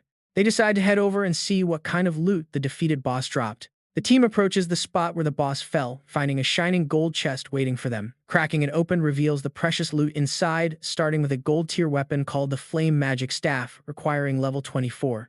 Next is a gold-tier shield, Fire Spirit Shield, requiring level 24. And finally, a gold-tier ring, the Flame Demon Ring, requiring level 24. Wei Tixing gasps in sheer excitement, pointing out how incredibly generous the rewards are since every single item is gold-tier. Zhou Yi smiles, admitting their luck is pretty solid this time, and asks if anyone in the group actually needs these 3 items. The other 4 quickly share their thoughts. First, Wei Tixing points out that the level requirement is way too high for her to use. Then Tang Lingxi explains that fire attributes do not match her build, so she has to pass as well. Shuran Jiang adds that these items do not fit her class or Song Xiaolin's. Because of that, Song Xiaolin suggests that since Zhou Yi did almost all the heavy lifting, he should be the one to take them. Zhou Yi does not refuse taking the items with a smile. He suggests that he will hold onto them for now, auction them off back at school for academy credits, and then split the profit equally. Wei Tixin quickly protests, insisting that he deserves at least 70% because they would have never cleared this dungeon so easily without him. Song Xiaolin agrees sheepishly, pointing out that Zhou Yi was the key to defeating the boss, while she barely contributed at all. Zhou Yi chuckles and insists that an equal split is best, so none of them will have to worry about academy credits for a long time. Shu Renjiang smiles and gently nudges them to accept it, reminding them that Zhou Yi has plenty of credits anyway. Once the loot is settled, Zhou Yi smiles and reminds everyone that their ultimate goal is not just winning the championship but defending the honor of their school. Wei Tixin vows determinedly that she will not let him down, promising to work twice as hard in their training sessions. Song Xiaolin promises classmate Yi her absolute best, and the others quickly vow to do the same. Zhou Yi nods in satisfaction, saying that their determination is the key to success, and he is confident they will win the tournament. As soon as the team steps out of the dungeon portal, they hear a sudden round of applause coming from Wu Mang. He congratulates them on successfully clearing the incredibly brutal abyss-level dungeon that he specially designed for them. Wu Mang continues to shower the young group with endless praise. He tells them their performance completely exceeded his expectations, adding that Zhou Yi in particular gave him a massive surprise. Zhou Yi simply scratches his head and gives a silly, embarrassed laugh. He says he only did what he had to, prompting Wu Mang to ask. He asks about Zhou Yi's thoughts on taking first place in the tournament. Clenching his fists, Zhou Yi confidently declares that the championship is absolutely theirs for the taking. Wu Mang smiles, praising that kind of confidence.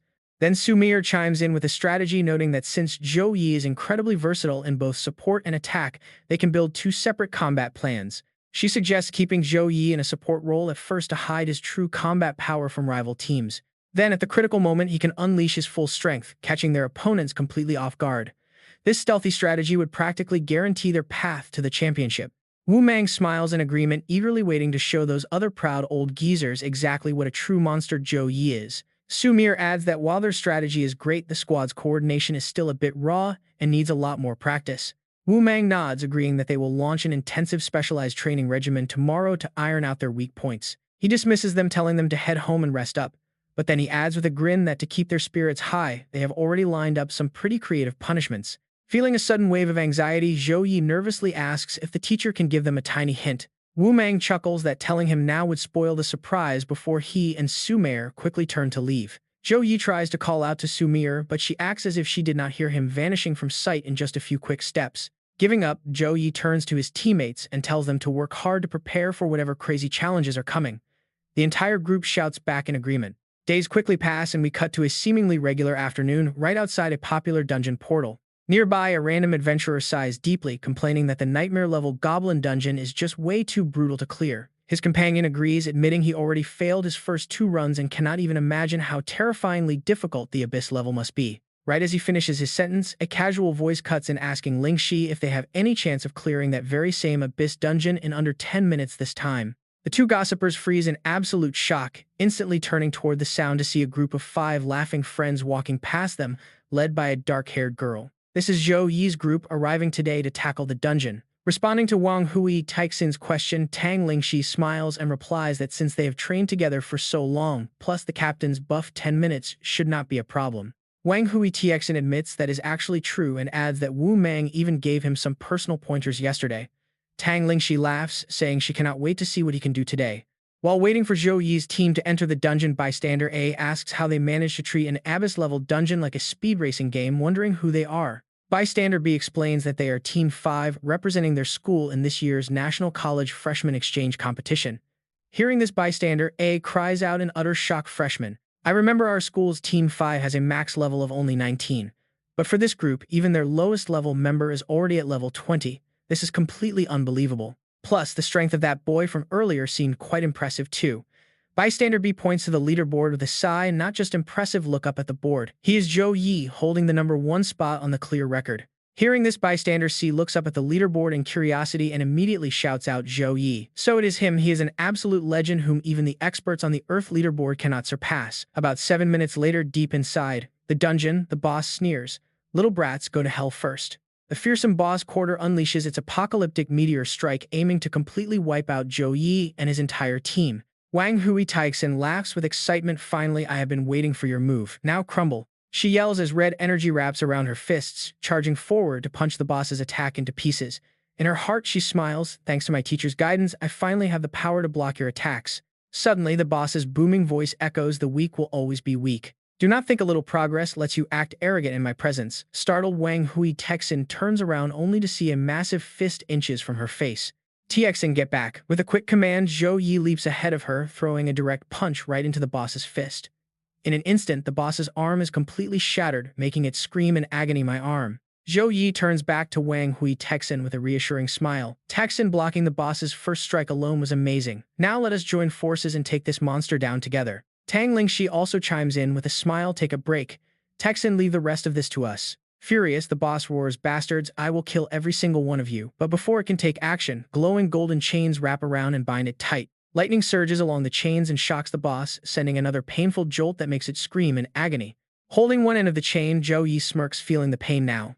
"Do not worry, scream all you want because we are not letting you off easy." "That is right," Song Xiaolin adds. With a serious look, her hands form rapid hand seals. Heaven, ceiling, earth, locking barrier, countless talismans fly out, plastering the boss. Then Tang Lingxi steps forward. "Now taste this incredible spell that Sumer personally taught me, thunder magic." Decent, a massive thick bolt of lightning strikes down from above, blasting right into the boss. Finally, Jiang Shuran rushes forward with a shout, the final blow. With a powerful slash, she sends the boss's head flying into the air. A system notification pops up, "Congratulations on clearing the abyss-level dungeon.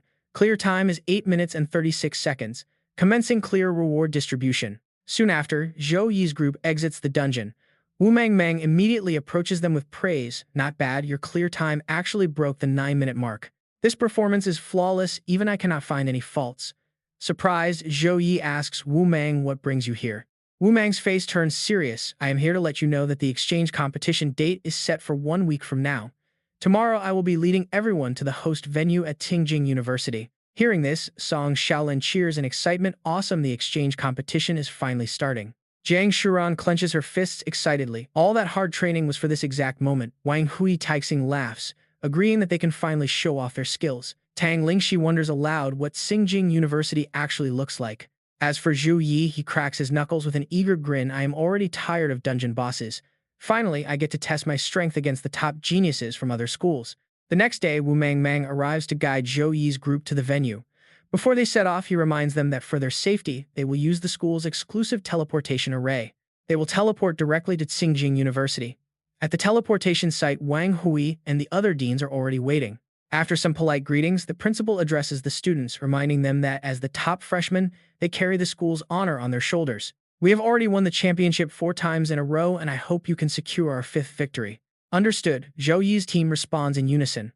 Wang Hui then orders Zhou Huiyang to activate the teleportation array. In the blink of an eye, Zhou Yi, Wu Mang, and Su Mir arrive safely at Xinjiang University.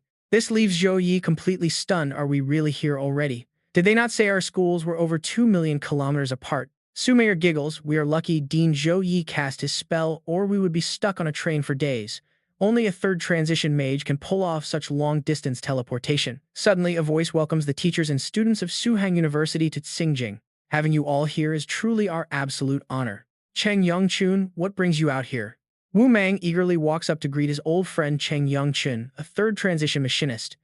Cheng Yongchun replies that he had to welcome them personally. Looking over Zhou Yi's team, he notes they look impressive, having heard about their extraordinary strength. I guess we will see what they can do on the field, he smiles. Wu Mang confidently agrees. After the greetings, Wu Mang turns to instruct his students, explaining that the opening ceremony is on the 10th, with matches starting right after. Having trained hard for an entire month, Team 5 has already pushed themselves to their absolute limit.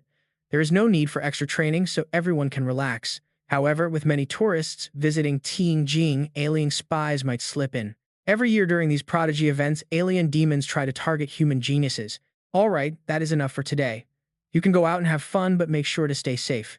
Afterward, a robot guides Zhou Yi's group to their private rooms, welcoming them to the university apartments.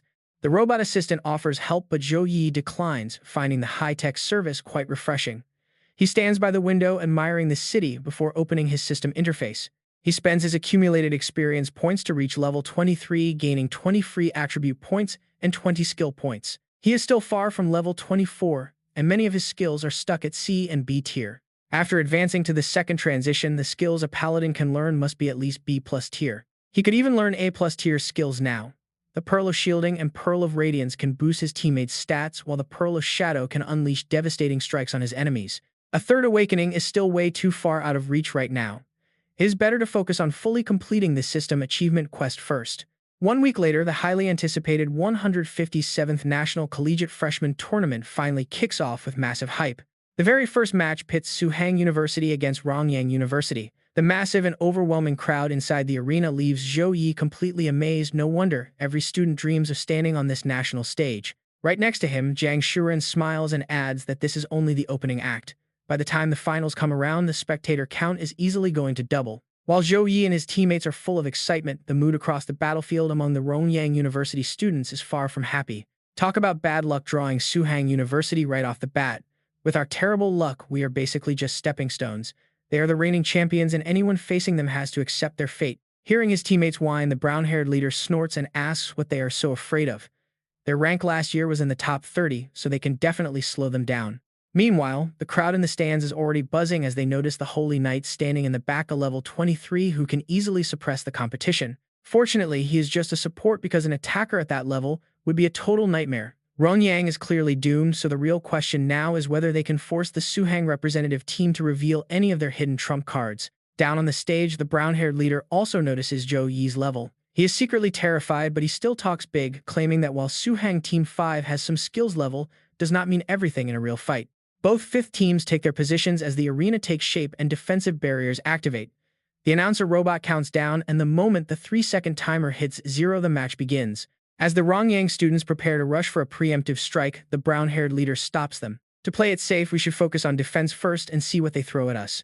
At that exact moment, the brown-haired leader watches the enemy Holy Knight wave his hand, instantly wrapping the Suhang team in a glowing halo of light. Their combat attributes instantly skyrocket to unbelievable levels in a split second, leaving the audience completely shocked by what they are seeing. In just a few seconds, he unleashes multiple buff skills. Can you even believe this? Paladin Zhou Yi truly lives up to his title as the captain of Suhang University. Cheng Yongchun is genuinely surprised by this display. He admits that old Wu Man's paladin captain Zhou Yi is pretty impressive. With their collective physical stats boosted by 50%, Wu Man smiles proudly. He explains that the paladin is a hidden class meant to dominate large battlefields, so excelling in a small team fight like this is second nature to him. Yongchun falls silent quietly, thinking that it is a relief. His school's Team 5 has their own trump cards. Relying on Zhou Yi alone would have been way too exhausting. Now it is time to see how Ronyang University responds and if they can actually set a good example. Too bad for Ronyang University because right now Zhou Yi's squad looks like absolute monsters to them. One opponent is even trembling so hard that he drops his weapon right onto the ground. His team panics and asks what they should do. The pale brown-haired captain desperately tries to save face, stammering that he can probably hold the line. Sizing up the field, Zhou Yi smirks and tells his squad that the opposing team looks pretty average. He tells everyone to go with the simplest plan and launch a direct assault to crush them in one single blow. Jiang Shuran and Song Song Shaolin shout back in agreement. The moment she gets the word, an excited Tang Lingxi conjures a massive fireball.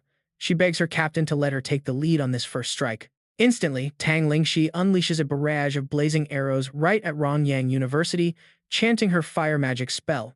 The sudden barrage forces the Ronyang squad to grit their teeth and quickly cast a light barrier. Their captain manages to block it and scoffs that their enemies are really nothing special. But his teammate behind him suddenly turns pale, crying out that another terrifying attack is already on the way. Charging through the smoke is Wei Txin. Sharp eyes. Fists loaded with raw power. With one brutal strike, her heavy fist completely shatters their defensive barrier. She does not stop there. Jiang Shuran rains down a flurry of sword strikes with her demon blade, followed by a surge of lightning energy.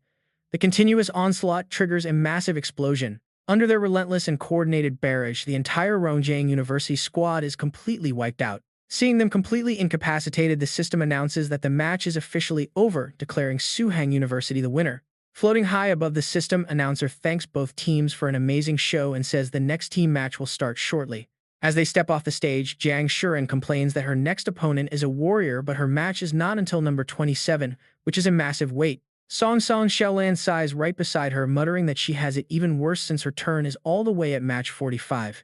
Zhou Yi chuckles and tells them that he is in the 6th match against a swordsman. It looks like his luck is pretty solid since he gets to go in the second round. Hearing this, Jiang Shuran and Song Song Shaolin can only stare at him with pure envy.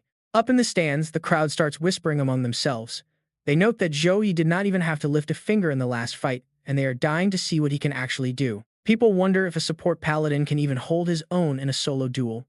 Others guess he must be hiding some serious power since he is the team captain. Soon enough, his match is called and the arena erupts into wild cheers for both Zhou Yi and his opponent. As the two fighters step onto the arena, the announcer introduces the 9th match of the individual tournament, pitting Zhou Yi of Suhang University against Liu Qiang of Zhou Yan'an University. With the match set to begin, Zhou Yi faces off against Liu Qiang, a level 18 swordsman from Zhou Yan'an University. Liu Qiang smirks, thinking he got incredibly lucky drawing a simple support class for an easy victory right off the bat. His classmates in the back are gossiping as well, noting that while his opponent is Suhang's captain, a paladin is still just a support class. They laugh and cheer, completely confident that their champion is going to easily overpower him in seconds without breaking a sweat. The system announcer starts the countdown without any delay. 3, 2, 1, let the battle begin. Instantly, Liu Qiang raises his sword and rushes in. He sneers, telling Zhou Yi that if he surrenders right now, he will let him leave the stage with some of his dignity intact. Zhou Yi just chuckles, asking if his opponent can even survive 10 seconds in front of him before talking that much trash. Furious, Liu Qiang swings his blade down, yelling at the kid to stop acting so arrogant as he unleashes a blazing fire strike right at him. Yet Zhou Yi effortlessly slips past every single sword strike thrown his way. His incredible speed leaves Liu Qiang stunned, stammering about how fast the guy actually is. The arrogant swordsman claims it is all over, but his feet are suddenly frozen solid in thick ice. He looks up in absolute shock to see Zhou Yi already diving in with his fist raised high, forcing the helpless swordsman to curse at the unexpected trick. Fortunately, Liu Qiang uses a quick fire spell to melt the ice, trapping his legs. Furious, he charges forward to deliver a counter-slash, cursing at his opponent's weak skills. To his absolute horror, Zhou Yi catches the blade with his bare hand. Before he can even process the shock, a heavy fist slams directly into his stomach, leaving the swordsman to gasp out that this is completely impossible. The sheer force of the blow sends Liu Qiang flying back 10 meters. The crowd watches in absolute shock, wondering what just happened. Their champion got launched backward in the blink of an eye, and most did not even see Zhou Yi move. The instructor sighs, noting that Liu Qiang made the fatal mistake of underestimating Su Heng's captain. Even if the boy is technically a support class, his raw power is absolutely not to be taken lightly. As the smoke finally clears, Liu Qiang is left kneeling on the ground with a bloody face. He cannot even move, completely paralyzed. The announcer quickly steps in to evaluate him and declares that Liu Qiang is unable to continue the match. Declaring Zhou Yi the winner, the system announcer wraps up the duel. Pulling back his fist, Zhou Yi scoffs that his opponent was far too weak to even block a single C-tier punch skill of his. The stands erupt in pure amazement, with spectators whispering about how easily he dominated the fight with just a few moves, guessing he might still be hiding his true power. Watching from afar, instructor Zhou Yu of Shangjing University is completely stunned. She notes that it has only been a few months since she tried to recruit him in Lijiang, yet his power levels are rising insanely fast.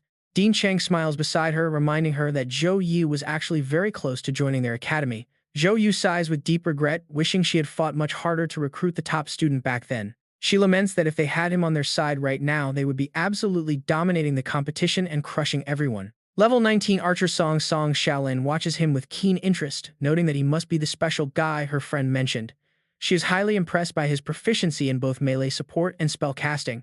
Meanwhile, level 18 priest Zhou Xiaobai looks deeply concerned, realizing the casting speed of his freezing skill makes absolutely no sense, as even their family's elite ice mages cannot cast that quickly. Suddenly, her bracelet begins to glow softly. Zhou Xiaobai gasps, realizing her family treasure is reacting to him. She wonders if he could actually be an awakener of their legendary ice bloodline. Noticing her sudden silence, Song Shaolin turns and asks what is wrong. Startled, Zhou Xiaobai quickly covers her bracelet and stammers that everything is completely fine. She quickly makes an excuse to leave, telling Song Shaolin that she has an extremely urgent matter to attend to. Leaving her friend thoroughly confused by her sudden exit, she runs off to a quiet, secluded area to call Zhou Heng. The moment her call goes through, he answers immediately. Picking up, he asks why she is calling him on her tournament day, especially since she is using a highly secure line from the company office. Hearing his voice, Zhou Xiaobai breathlessly tells her father that she has discovered a rare awakener of the legendary ice bloodline. She adds that his surname is also Zhou and his bloodline purity seems to be well over 70%. This stunning news makes Zhou Heng completely freeze in shock. He asks his daughter if she is absolutely certain about someone possessing such an incredibly pure ice bloodline. She replies there is an 80% chance, but she needs to get much closer to verify it. Quieting down, he adjusts his glasses and instructs her to arrange a meeting. He promises to launch an immediate investigation to see if this young man actually belongs to their prestigious Zhou family. After hanging up the phone, Zhou Heng stands up and looks out the window, filled with a sudden surge of joy. If Zhou Yi really does carry the Ice Frost bloodline, then their entire Tianlan Zhou Yi family might finally be saved. Meanwhile, over in the arena, the crowd on the right explodes into cheers for Zhou Yi. Not to be outdone, the left side roars back even louder, chanting for Li Xin. Standing nearby, Li Xin's classmate grins and tells him not to hold back during the fight. Li Xin sneers with a wicked smile, telling him not to worry since he is only worried Zhou Yi won't even survive his full strength. But Wang Hui, he steps in with a serious warning, telling Li Xin to be careful because Zhou Yi is incredibly strong. Even someone as strong as Wang Hui, he can sense an extremely dangerous aura radiating from that guy. That warning instantly makes Li Xin lock in. He nods, telling his senior that he understands. Li Xin unleashes his skill, prompting his classmate to marvel at his awesome aura. He boasts that with this level 18 Gale armor, active Zhou Yi will not even be able to touch a hair on his head. Jiang Feng joins in mocking that Zhou Yi had better not end up crying when he gets absolutely destroyed. With the match about to start, the entire crowd explodes in an absolute frenzy. Fans scream for Zhou Yi to show his strength, while Magic City University supporters roar back, chanting for Li Xin to take him down. Zhou Heng finally arrives, letting out a tired sigh of relief that they made it in time. Beside him, Zhou Donger looks around in awe, noting that this arena is just as impressive as their own clan grounds. Suddenly, Zhou Xiaobai slips in right behind them. Spotting her instantly, Zhou Donger squeals in excitement and throws her arms around her. Zhou Xiaobai hugs her back, completely surprised, and asks her father and sister why they suddenly showed up here. Zhou Heng calmly explains that they came all this way to investigate Zhou Yi's background. There is a strong chance he belongs to the main lineage that was scattered during the Dark Era. Since they heard a clansman awakened the rare Frost bloodline, the clan leader ordered him to verify it. Plus, it is a perfect chance to let Donger witness the incredible power of Su Heng's top freshman. But Zhou Donger just pouts, grumbling that a holy knight is just a support class. She doesn't see why she needs to be impressed by that. Zhou Xiaobai quickly corrects her sister, warning her that her attitude is entirely wrong. She explains that if Zhou Yi's bloodline purity actually exceeds 70%, he would be fully qualified to unlock a hidden class in their clan. Hearing this, Zhou Donger eagerly asks if that is true, noting that the highest purity in their own generation is only 40%. She wonders if his 70% purity is really that insane. Zhou Heng raises his voice to scold her, reminding her that he told her to show respect. By birthright, Zhou Yi is technically her older brother. Still stubborn, Zhou Donger snaps back, arguing that even if they are related, he still has to prove his strength before she ever calls him big brother. Zhou Xiaobai steps in to calm things down, suggesting they just focus on watching the match first, since testing his bloodline later will reveal everything anyway. Knowing her sister is right, Zhou Donger reluctantly drops the argument and agrees to watch. The system announcement blares across the arena, calling the two fighters to the stage for the first match of the third round. Clad in heavy armor, Li Xin walks out with absolute confidence. He boasts that he originally planned to go light to end this quickly, but since his captain warned him, he will just have to go all out. Zhou Yi simply shrugs casually, telling him to do his best. Zhou Yi observes Li Xin for a moment, silently realizing that the opposing team captain must be pretty sharp to have sensed his true power. However, he cannot help but notice one major detail. Staring closely at his opponent, he notes that Li Xin is only level 18, which is a massive 5 levels below his own. If he unleashes even a single ray of holy punishment, the guy might pass out on the spot. Despite being fully armed and ready to fight, the Magic City fighter suddenly flinches the second their eyes meet. This match is giving Zhou Yi a massive headache. With tomorrow's highly anticipated team battle against Beijing University looming, he absolutely needs to hold back here to avoid showing his cards. This means physical, close combat is his only real option, and having his hands tied like this is incredibly annoying. Just then, the system signals both fighters to prepare. The countdown begins. 3, 2, 1, start. Zhou Yi kicks off by casting a protective blessing, unleashing a blinding pillar of light that forces Li Xin to shield his eyes. Though momentarily dazed, Li Xin scoffed, muttering that while the flashy show looks decent, it is probably nothing but useless tricks. Wasting no time, Li Xin charges forward and arrogantly aims a heavy low kick directly at him. But Zhou Yi blocks it effortlessly, wondering if this is really all his opponent has. Moving like lightning, Zhou Yi counters with a devastating light-infused elbow strike. The brutal force makes Li Xin frantically raise his armor to block. He grimaces in agony, wondering why his defensive gear feels totally useless against this raw power. His guard shatters almost instantly, and Zhou Yi sends him flying. Li Xin crashes violently straight into the defensive barrier. The entire crowd is absolutely stunned to see an elite close combat fighter getting completely manhandled by a mere support class. Everyone is wondering how Zhou Yi could easily bypass Li Xin's specialized defensive talent, which is an A-rank steel bone skill that should yield insane durability. Shaking off the dust, Li Xin struggles back to his feet and asks if his opponent secretly belongs to some elite martial arts family because his hand-to-hand combat is unreal. Zhou Yi just waves his hands, playing it down by saying his physical stats are only slightly above average. With a casual shrug, he immediately unleashes a relentless barrage of holy fist strikes. Forced into pure defense, Li Xin grits his teeth in rage, realizing this overwhelming pressure leaves him with absolutely zero room to escape. As his relentless onslaught forces his opponent to slide backward, Zhou Yi coldly decides that it is finally time to end this match. Staring at the massive fist coming right at his face, Li Xin realizes he has no hope of blocking it. Terrified, he desperately screams for Zhou Yi to stop because he yields. Zhou Yi quickly diverts his fist, but the sheer shockwave of his redirected strike still blasts the terrified fighter away. Li Xin crashes hard onto the arena floor in agony. With Li Xin's heavy armor completely shattered, the system officially announces Zhou Yi as the winner of this intense match, securing his well-deserved spot in the upcoming fourth round of the singles bracket. Zhou Yi sheepishly scratches his neck, silently complaining to himself that holding back is way too difficult when he always accidentally hits a bit too hard. Meanwhile, the spectators are in utter disbelief at his raw power, murmuring about how a support-class Holy Knight can fight like a savage beast. They wonder how a healer can beat a professional fighter barehanded completely, defying all known logic. Zhou Yi walks over to his fallen opponent and decides to be a good sport by casting a quick healing spell on him. As the medical team rushes onto the stage, Zhou Yi apologetically explains that his opponent surrendered a bit too late for him to fully pull his punch. Passing the nurse on his way out, he mentions that his quick healing spell has stabilized the worst of the injuries before leaving the rest to them. The nurse nods in confusion, but as she gets a closer look at the actual damage, she gasps in shock. Watching Li Xin tremble, she mutters that the damage is incredibly severe, while the fallen fighter groans in agonizing pain.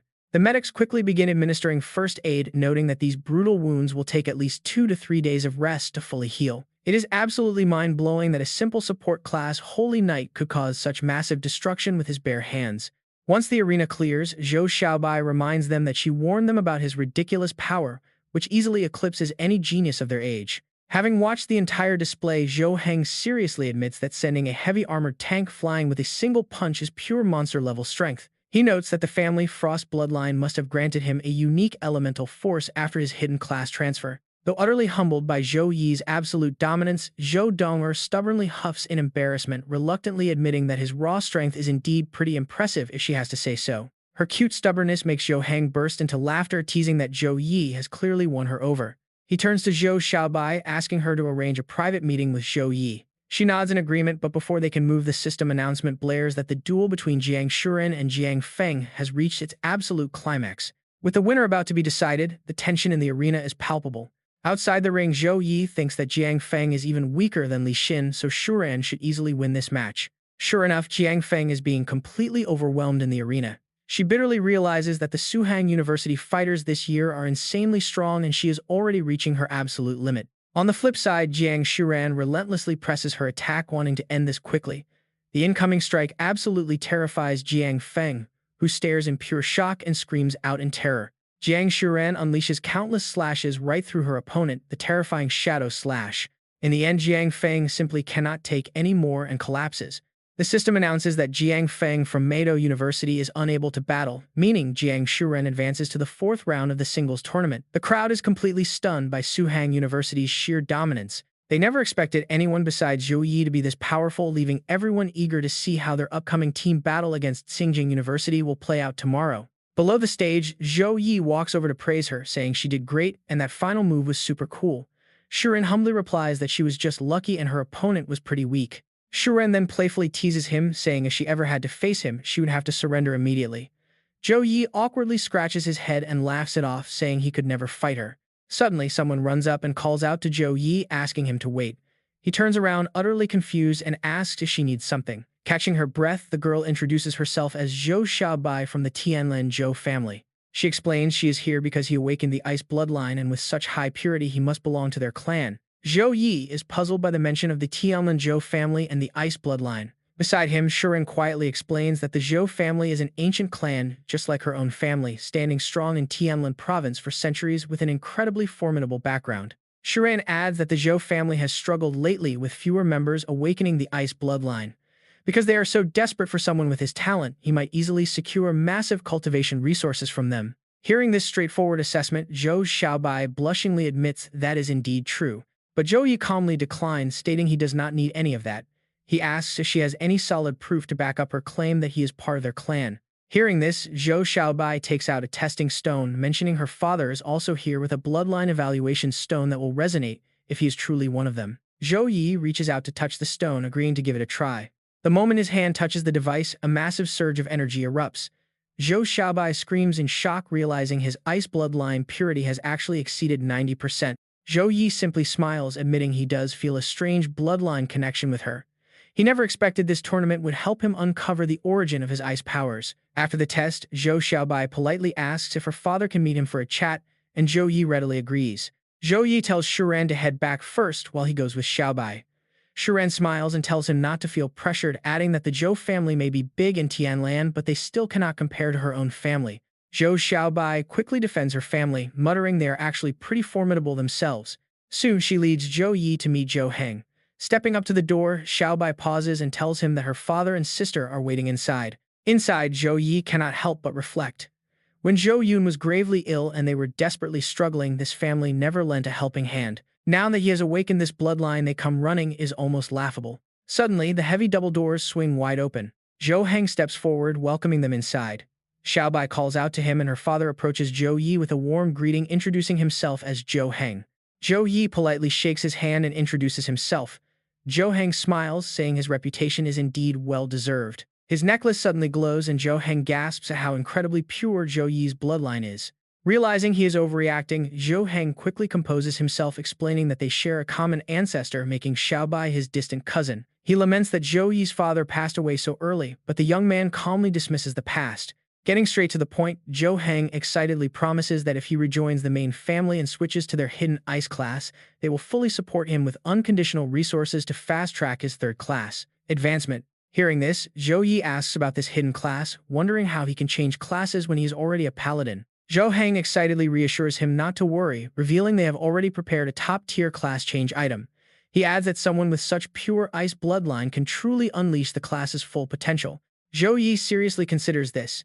His strongest support class is bound to the paladin system, and under the holy light he grew at an insane pace. To him, this hidden class of the Zhou family is not even worth mentioning. After weighing his options, he asks if he will get no support from them if he refuses to change classes. Zhou Heng is taken aback but admits that is true, though he quickly points out that changing classes unlocks access to their vast library of skill books and endless upgrade resources. Hearing this, Zhou Yi shakes his head and declines, stating that while those resources sound tempting, he still chooses to refuse. Caught off guard by the rejection, Zhou Heng grows anxious and quickly throws in more incentives. He promises that after the class change, all his skills will reset, points will be returned, his stats won't drop, and within 6 years they will definitely boost him to level 50 for his third advancement. Zhou Yi remains firm, stating those offers hold no appeal since he can get plenty of resources from school without worrying about leveling. Plus, he genuinely prefers his paladin class. Dumbfounded, Zhou Heng asks why he would choose a mere support role over their elite hidden class. This strikes a nerve, and Zhou Yi repeats with cold anger, a mere support role. His words thoroughly wound Zhou Yi's pride, and honestly, who wouldn't be mad? Angrily, he declares that viewing a paladin as a mere support only proves how incredibly narrow-minded they are. He adds that in tomorrow's match against Xinjiang University, he will personally show them what a true paladin can do. With that, Zhou Yi turns to leave. Waving goodbye to Xiaobai, he tells her he will see her at the arena tomorrow. Xiaobai desperately tries to stop him. Once he leaves, Xiaobai questions her father, asking why he did not try harder to stop him. Zhou Heng sternly tells her to let him go, believing the boy will only learn the harsh limits of a paladin after tomorrow's match opens his eyes. From behind the sofa, Zhou Donger raises her hand, speaking up that she has a completely different opinion. Sitting up, Zhou Donger tells her father they are being far too soft on Zhou Yi. She asks if it is really necessary to go through all this trouble just to coax him back into the main family. Xiaobai awkwardly stammers a reply, but Zhou Heng sighs and takes over. He seriously explains that their ancestor was the very first person on Blue Star to awaken the ice bloodline, under whose leadership the Zhou family rose to power. Subsequent generations of descendants continued to awaken this ice bloodline, even producing several powerful third-tier class fighters. However, everything suddenly changed with the arrival of the Dark Era. According to Zhou Heng, during the Dark Era, a massive horde of demons from another world invaded, forcing the ancestor of the Zhou Yi family to lead the clan's top powerhouses to battle. However, their ancestor went missing deep within the enemy territory, leaving the clan vulnerable. Without his protection, all the Tier 3 elders were wiped out alongside the otherworldly forces. Although 5 of these elders used forbidden magic to resurrect themselves, they were still heavily affected by the eternal curse of the otherworldly demon lord. Zhou Heng sat down and said with a sigh that ever since then the awakening rate of the ice bloodline among the Zhou Yi family's descendants has dropped drastically, falling below 1% of its original level. This eternal curse is incredibly powerful and cannot be purified simply through bloodline inheritance. Without a true successor, the Zhou Yi family looks strong but is actually very weak. He then smiled and explained that if Zhou Yi, who has such a pure ice bloodline, returns to the main family line, they will use their entire clan's strength to nurture him. In the future, he might even stand as an equal to their legendary ancestor. He solemnly said that Zhou Yi has been on a winning streak in solo matches, which is when his confidence is highest. But once he faces the top Team 5 from Xinjiang University, he will realize that only the Zhou Yi family can make him truly stronger. Hearing this, Zhou Donger curiously asked, "But Dad, what if Zhou Yi actually wins?" As Zhou Heng hesitated, Zhou Xiaobai walked over, patted her head, and scolded her for suddenly taking Zhou Yi's side when her own match was tomorrow. Zhou Donger cried out, saying she was only talking about a what-if scenario. The next day, the crowd packed the stadium in excitement. People talked about how hard it was to get tickets, and how they all came specifically for this showdown between Suhang University and Xinjiang University. After all, this was a top-tier collegiate team battle. No one expected a match in round 3 to feel like an intense final. Some wondered if Zhou Yi could keep his miracle-winning streak alive against Xinjiang University on their home turf, with many feeling quite anxious about his chances. Sitting in the back, Zhou Donger worriedly thought that while her sister's team had the edge, she still wondered if Zhou Yi could actually pull off a victory. Right then, the system announcement echoed, calling the representative teams of Xinjiang University and Suhang University to the arena. As the two teams stepped onto the stage, the crowd erupted into wild cheers for both sides. The moment Zhou Yi set foot on the battlefield, he immediately activated his Radiant War Finger skill. A colossal glowing finger materialized and slammed violently onto the arena floor. The audience gasped in shock at his weapon. Many pointed out that since Su Hang's captain Zhou Yi was a holy knight, it made sense for him to wield a weapon. Yet his overall vibe had completely shifted. Even from hundreds of meters away, his mere presence sent a chill down their spines. Zhou Donger stared in disbelief, noting that Zhou Yi's aura felt several times more powerful than before. Zhou Heng wondered if they had never seen his full strength. Meanwhile, Li Yuan, a level 22 warrior, muttered in confusion, wondering why Zhou Yi stood so far forward as if he planned to deal the main damage. Xia Lan, a level 19 archer, replied that given Zhou Yi's performance yesterday, acting as damage dealer made sense. Zhu Xiaobai, a level 18 priest, reminded them that Zhou Yi had the highest level among all competitors in their year. Lu Zhou, a level 20 mage, scoffed that a high level meant nothing for a mere holy knight. Wang Xuan, a level 22 mechanic, sneered in agreement, adding that for a team captain his strength was hardly worth looking at. With a solemn face, Li Yuan recalled being suppressed by Su Hang last year, losing their top spot. He coldly plunged his sword straight into the ground. Li Yuan sternly warned his team that Su Hang was still their opponent, so they had to bring their absolute best. He ordered them to show no mercy even if they had to leave their opponents bruised and battered. They replied in unison, "No problem." On the sidelines, Director Cheng smiled and approached Wu Mang, teasingly asking if Zhou Yi could handle acting as both support and damage dealer. He warned him not to lose the big picture by chasing small gains. Wu Mang laughed, telling him not to worry since strength on the field would speak for itself. Wu Mang's confident attitude made Director Cheng uneasy. He knew that first-year freshmen had limited skill points and trying to be a jack-of-all-trades usually backfired. He wondered if Wu Mang was hiding a secret trump card. On the battlefield, Zhou Yi calmly told his team that he would strike first, just like in training. He instructed them to stay back and adapt as needed.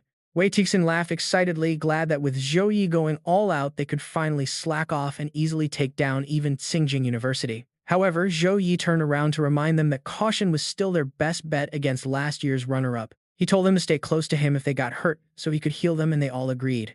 Then the system countdown began. 3, 2, 1, let the battle commence. The battle started and Zhou Yi charged in first. The moment he charged, a flurry of buff skills lit up the arena, including Divine Grace, Aegis, Dawn Blessing, and Courage. On the massive screens, the system commentator announced that Su Hang's Zhou Yi showed absolutely no hesitation as he launched a direct charge straight at Tsingjing University. The crowd went wild, murmuring that with both teams so evenly matched, they should have started with long-range testing. Zhou Yi's direct charge proved he had absolute confidence in his own strength, especially since casting spells while running at top speed required incredible skill mastery. Seeing this, Li Yuan grinned wickedly, muttering that since the kid was so eager to die, they would welcome him with their most devastating long-range barrage. In the backline, Xia Lan was primed and ready. Drawing her bow, she unleashed a suffocating arrow that flew straight toward Zhou Yi. Facing the incoming projectile, Zhou Yi did not flinch in the slightest. As the arrow closed in, Xia Lan gloated that her A-rank skill suffocating arrow would lock onto and track any target's movements. With no teammate to tank for him, she wondered how Zhou Yi would block this. As the arrow neared him, he muttered that it was a bit annoying. He casually crushed the arrow with his bare hands, absolute flex. His casual defense left Xia Lan completely dumbfounded, wondering how he could bare-handedly crush her level 8 A-rank's suffocating arrow. Li Yuan scoffed, noting that a holy knight acting as a damage dealer still had decent defense, but declared that his run ended here. As Lu Zhou finished incanting his spell, a massive surge of magic gathered around his staff. He unleashed the built-up magical energy, daring Zhou Yi to survive his ultimate attack. A blazing fire phoenix materialized. The blazing phoenix. Locking onto Zhou Yi, the beast spewed a giant fireball, unleashing a massive wave of flames called Phoenix Breath. Zhou Yi swiftly leaped backward to evade the scorching inferno. Without missing a single beat, Lu Zhou immediately followed up with his next devastating skill, the blazing Phoenix Shockwave. Facing the oncoming Phoenix, Zhou Yi calmly asked if this was only fire. Lu Zhou yelled that since the kid did not run, he would finish him. Up in the stands, the crowd gasped in awe at Xingjing's top talent.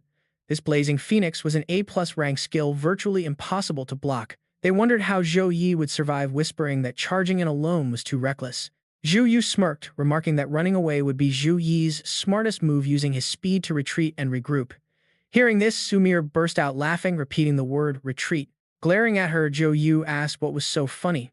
Sumir replied that the idea of an A+ rank skill making him run was hilarious. Zhou Yu growled that she would cry once Zhou Yi lost.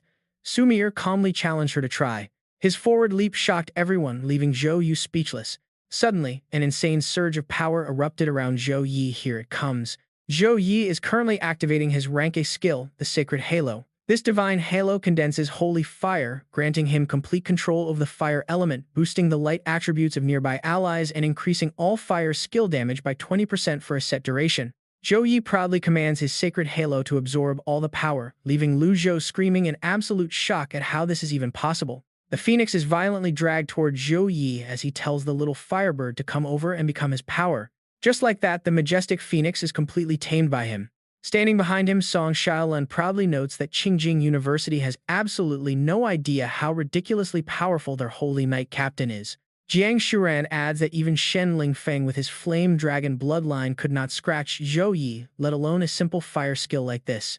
Holding the phoenix easily in his hand, Zhou Yi smiles and says he is sorry to disappoint them, but his sacred halo skill also grants him complete control over the fire element. The entire stadium is practically losing its mind right now. Spectators stare in utter disbelief, shouting that they can literally feel the presence of a god. It is terrifying that Zhou Yi actually obtained a god-gifted skill. He is so incredibly powerful that they might as well call him Zhou Yi. Zhou Yu is just as shocked as she angrily demands to know how a god-gifted skill is even possible. Even a third awakening professional cannot easily obtain the sacred halo, so what on earth did Zhou Yi do to deserve it? Sumir smiles and replies that maybe Zhou Yi is just quite lucky, as it is normal for geniuses to have miracles. Zhou Yu refuses to back down, warning her not to get cocky because they still have plenty of unused trump cards. Sumire simply shrugs and says she hopes they actually have that kind of strength. Sumire's completely indifferent attitude absolutely drives Zhou Yu crazy with rage. At that moment, Zhou Donger looks at Zhou Yi with admiration and asks her father what a god-gifted skill is and why everyone is so incredibly excited. Zhou Heng replies that it is because a god-gifted skill is the most unique power of all. He explains that it cannot be learned from any skill book, nor can it be passed down through any normal line of inheritance. Only a chosen professional who receives the direct blessing and grace of the gods can ever obtain a god-gifted skill. In this case, Zhou Yi's sacred halo was clearly bestowed upon him by the god of light himself. Zhou Heng begins to recall the past, explaining that because their family possesses the ice bloodline, they naturally used to have many devoted followers of the ice goddess. However, ever since their bloodline was struck by a terrible curse, the divine blessings of the ice goddess completely vanish from their family. He helplessly bows his head and admits that any professional worthy of a divine blessing possesses a level of potential that is impossible to measure. The conditions and rewards they prepared are likely far too small to even matter to someone like Zhou Yi. Zhou Donger turns to him and sighs that their entire trip has been completely in vain. However, Zhou Heng remains absolutely determined, insisting there is still a chance. He plans to negotiate with Zhou Yi right after the match ends, believing the young man is their family's last hope for revival. Back on the stage, Lu Zhou stares at Zhou Yi in complete bewilderment. He cannot wrap his head around how his powerful extreme fire phoenix simply vanished into thin air. Seeing Lu Zhou completely dazed, Li Yuan pats his shoulder to comfort him. He admits he does not understand how Zhou Yi pulled it off, but it is clear that fire magic is entirely useless against him. He urges Lu Zhou to stay strong and try attacking with different elements, and the mage quickly nods in agreement. Li Yuan raises his sword high and commands Xiaolan to keep firing ranged magic to halt Zhou Yi's advance. They absolutely cannot allow him to easily close the distance and get right in front of them. Xiaolan immediately unleashes a rapid volley of arrows, shouting back that it is not a problem at all. Lu Zhou jumps back into the fight, unleashing his next attack with a sly smile. He warns Zhou Yi not to get cocky because they have plenty of ways to handle him. A massive stone wall immediately rises up to completely block Zhou Yi's line of sight as Lu Zhou screams out his rock fortress skill. At the same exact time, Xiaolan's Gale Arrow Rain attacks him from the flank. Zhou Yi watches the incoming barrage with a serious expression, thinking that while their coordination is quite good, they are still far too naive if they think this will stop his advance. Zhou Yi simply stands his ground and calmly raises his hand to summon his holy light shield. The glowing barrier instantly materializes and completely shatters every single arrow flying his way. Watching the clash, Zhou Xiaobai is completely stunned to see Zhou Yi utilizing an A+ rank Holy Light Shield with such a high mastery level. Even Xiaolin has to admit his defense is incredible, though she is glad they at least managed to stop his sudden charge. Zhou Yi quietly agrees that they managed to disrupt his rhythm, so he decides it is time to unleash a massive ranged skill of his own to completely shatter their defensive formation. Suddenly, Li Yuan senses that something is terribly wrong and desperately screams at his teammates to fall back immediately. But it is too late, as Zhou Yi unleashes a massive fire tornado across the arena.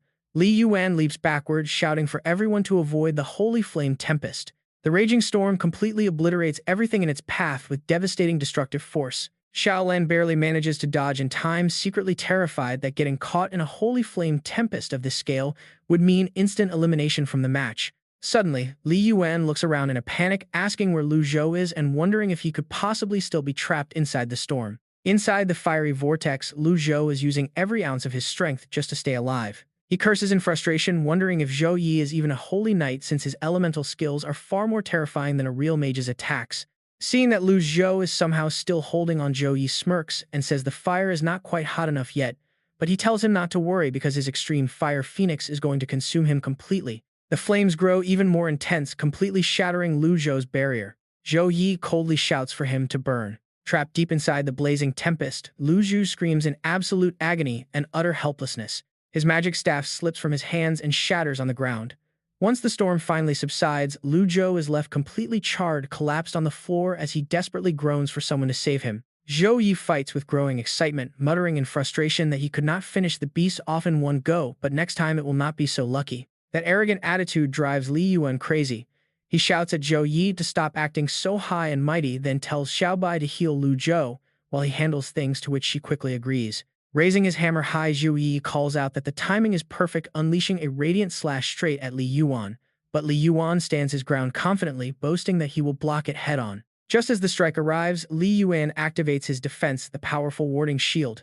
Spotting the massive barrier hovering in mid-air, Zhou Xiaobai gasps, realizing it is their captain's signature shield. The radiant slash slams into the shield, triggering a massive explosion. In the aftermath, a worn-out Li Yuan drops to his knees, gasping for air. He is utterly shocked by Zhou Yi's terrifying raw strength, realizing why even Li Xin with his incredible defense talent could not survive a few direct punches from this guy. Suddenly, Li Yuan's eyes burn with determination as he yells out that he is no pushover either. He quickly launches a counterattack, unleashing his fury slash. Zhou Yi casually deflects the attack with his hammer, dismissing it as nothing but empty showmanship.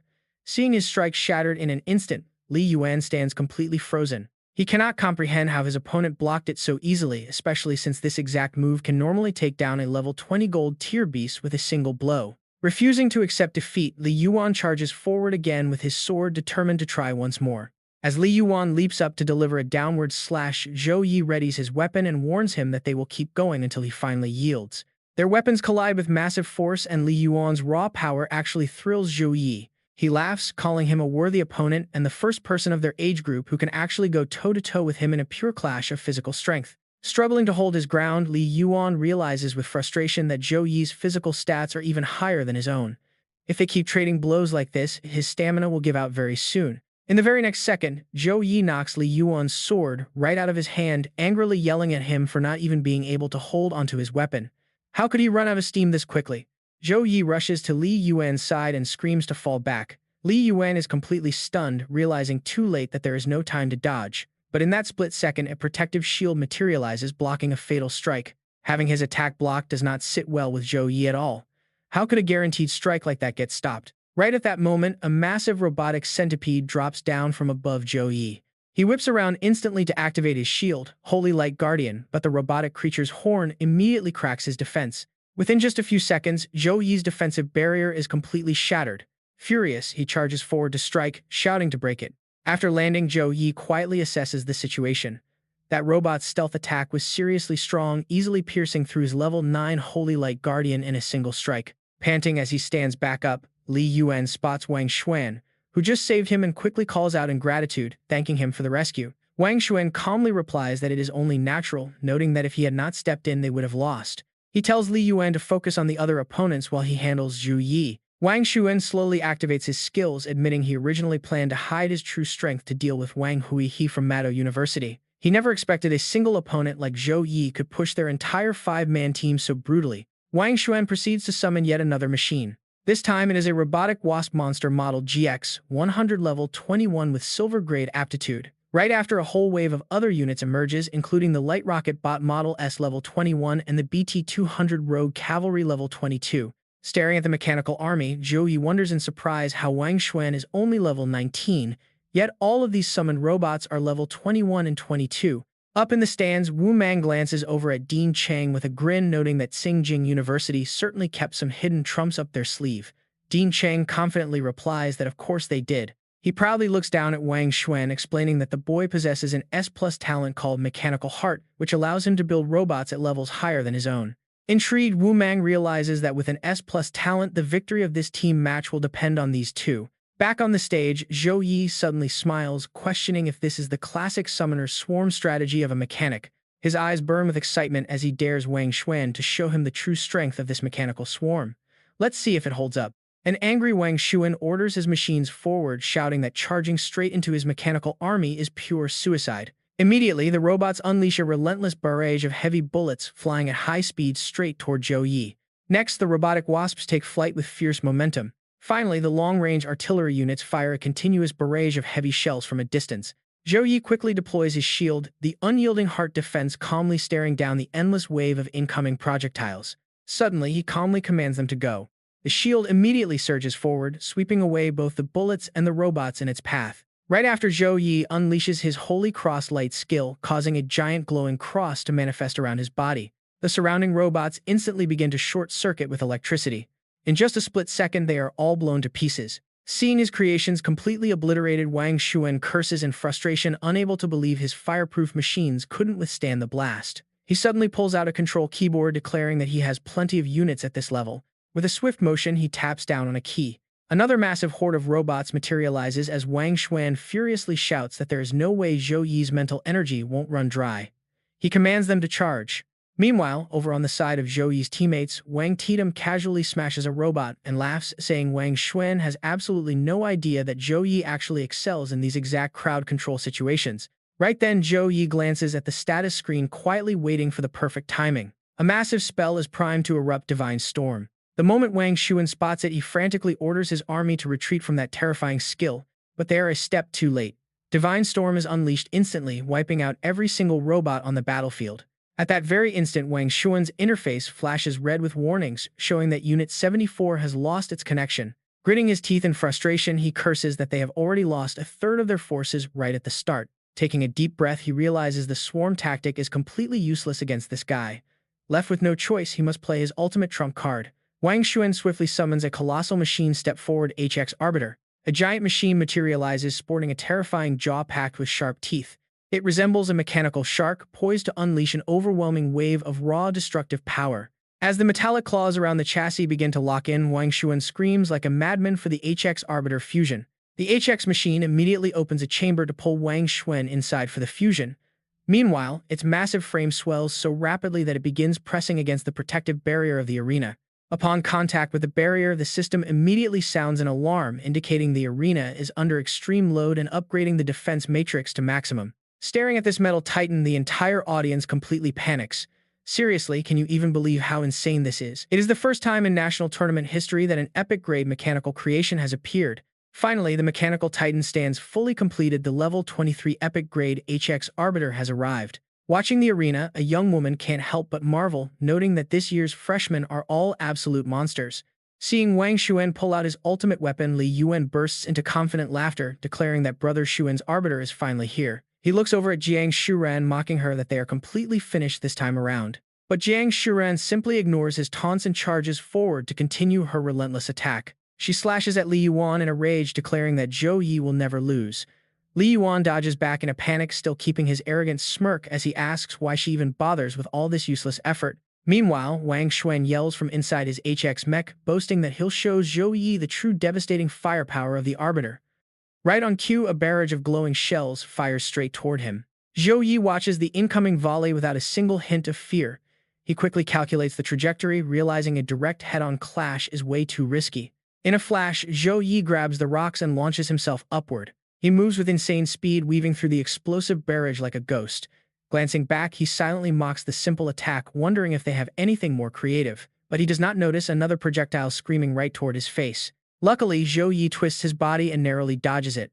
The moment the shell grazes past him, it erupts into a massive explosion. Zhou Yi feels a cold sweat watching the sheer destruction while inside his mech. Wang Xuan laughs like a maniac, telling him to run for his life. Wang Xuan unleashes a relentless barrage of strikes, yelling out that there is absolutely nowhere left for Zhou Yi to run. Backed into a corner, Zhou Yi draws his heavy mace, swinging it with crushing force to smash the incoming shells to pieces. At that exact moment, the HX mech reaches back and draws a massive sword, delivering a cold, heavy slash that crashes directly into the earth. The single devastating blow tears the ground completely in half. Safe inside, the Arbiter Wang Xuan keeps mocking Zhou Yi, asking if running away is his only trick. He unleashes a barrage of rapid slashes, sneering that Suhang University must be full of cowards. The insult strikes a nerve, prompting Zhou Yi to spit back that if he wants a direct showdown, he is more than happy to give him one. Seeing Zhou Yi fall for the bait, Wang Xuan sneers at how easily he lost his cool, calling it a completely brainless move. Slamming the control lever down, he mentally mocks Zhou Yi for having absolutely no mental composure, wondering how someone so easily triggered is the team captain. Suhan University is definitely on the decline. The Arbiter delivers another heavy downward slash, but this time Zhou Yi stands his ground, raising his heavy mace to meet it head-on. The brutal impact instantly knocks the Arbiter's sword right out of its grip. Zhou Yi wastes no time, immediately unleashing his Hand of God technique. A violent light erupts from above, vacuuming up the surrounding energy in a massive swirl, causing the Arbiter mech to crackle with wild electricity. The arena monitoring staff curses in utter confusion, demanding to know how on earth the barrier energy is suddenly being drained. Suddenly, an announcer yells over the comms to activate the emergency backup protocols immediately. Drone units quickly fly up and enter the arena barrier. For safety, these matches are monitored by a high-intensity magic light stone system, which the operators now desperately use to patch and restore the draining defense shield. Over where Li Yuan and Jiang Shuran are fighting, the massive flare of light instantly catches Jiang Shuran's eye. She spots Li Yuan charging straight toward her. Jiang Shuran quickly leaps backward to dodge, turning to Tang Lingxi to yell out that they need to retreat immediately. Meanwhile, near Song Shaolin, a barrage of arrows comes flying through the air. Song, Shaolin, and Wei Tixin are forced to pull back in a hurry. Hearing Jiang Shuran's urgent retreat order, the two exchange quick glances and back off together. Sensing the unnatural energy surge, Li Yuan commands his team to stop chasing, but Lu Zhou angrily demands to know why they are letting the cowards escape. As the Shengjing University squad groups up, Li Yuan stares toward the blinding source of energy, muttering that something feels incredibly wrong about this insane level of power. Right then, a massive glowing hand begins to manifest from the swirling light. The entire crowd gasps in sheer terror, wondering what on earth they are looking at. Inside his cockpit, Wang Xuan is absolutely paralyzed with fear, realizing only an S-tier god-level skill could possess such an overwhelming, suffocating aura. Wang Xuan turns pale as a ghost. Even though he's just one tier above his A+ rank Arbiter mech, the difference in actual power feels like an insurmountable, infinite abyss.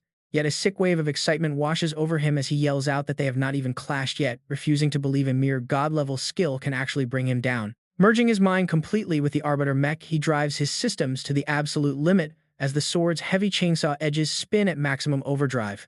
Wang Xuan frantically unleashes a flurry of heavy, desperate slashes. His expression twists, completely losing all remaining sanity. He instantly launches forward, throwing a barrage of frantic slashes straight at the colossal hand. For a fleeting moment, he genuinely believes he won. But a blinding flash of light instantly shatters his short-lived triumph. The massive hand slams down brutally on the Arbiter, unleashing an overwhelming tidal wave of energy that obliterates everything in its path. Up in the stands, spectators scream in pure terror, utterly overwhelmed by the sheer deafening shockwave of the blast. Down on the battlefield, pieces of broken metal slowly slide right up to Zhou Yi. Zhou Yi coldly kicks a scrap aside. After that devastating impact, the Arbiter is completely destroyed, leaving Wang Xuan thoroughly defeated. Stunned, Song Shaolin quietly mutters that they should retreat. She bitterly mutters those two painful words, "I lose." Meanwhile, Wang Xuan, struggling through intense pain, raises a trembling hand to call out to Zhou Yi. His voice shakes as he calls out to him, but all he gets is Zhou Yi's cold retreating back. Instantly, the entire stadium erupts in wild shock over that terrifying nuclear-level holy light. The entire arena chants his name in unison, screaming Zhou Yi over and over. He simply smiles, walking away amidst the roaring waves of absolute praise. Principal Cheng stands there completely dazed.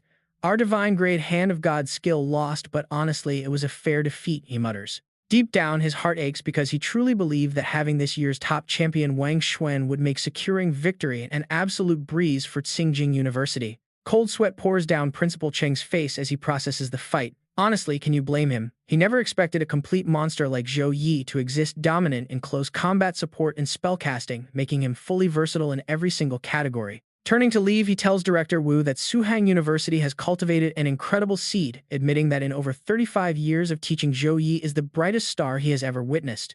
He adds with deep regret, "Out of all the geniuses I have ever met." Wu Mang just chuckles in response.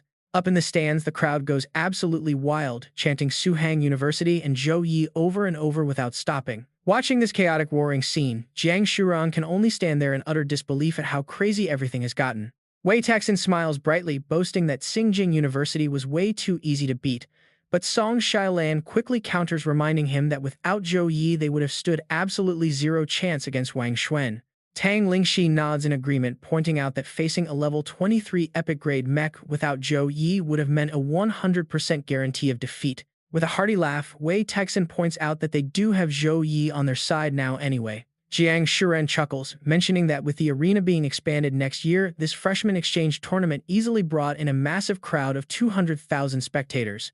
Jiang Shuren happily adds that with the live broadcast and the massive hype surrounding this freshman tournament, Zhou Yi's name is about to echo across the entire country. Zhao Yi just smiles and playfully scolds her, calling her a little too informal. Meanwhile, in a separate room, a sophisticated woman closely watching the stream starts evaluating Zhou Yi's true strength. She proudly notes that a genius like him is exactly the kind of talent their Tianwu guild needs.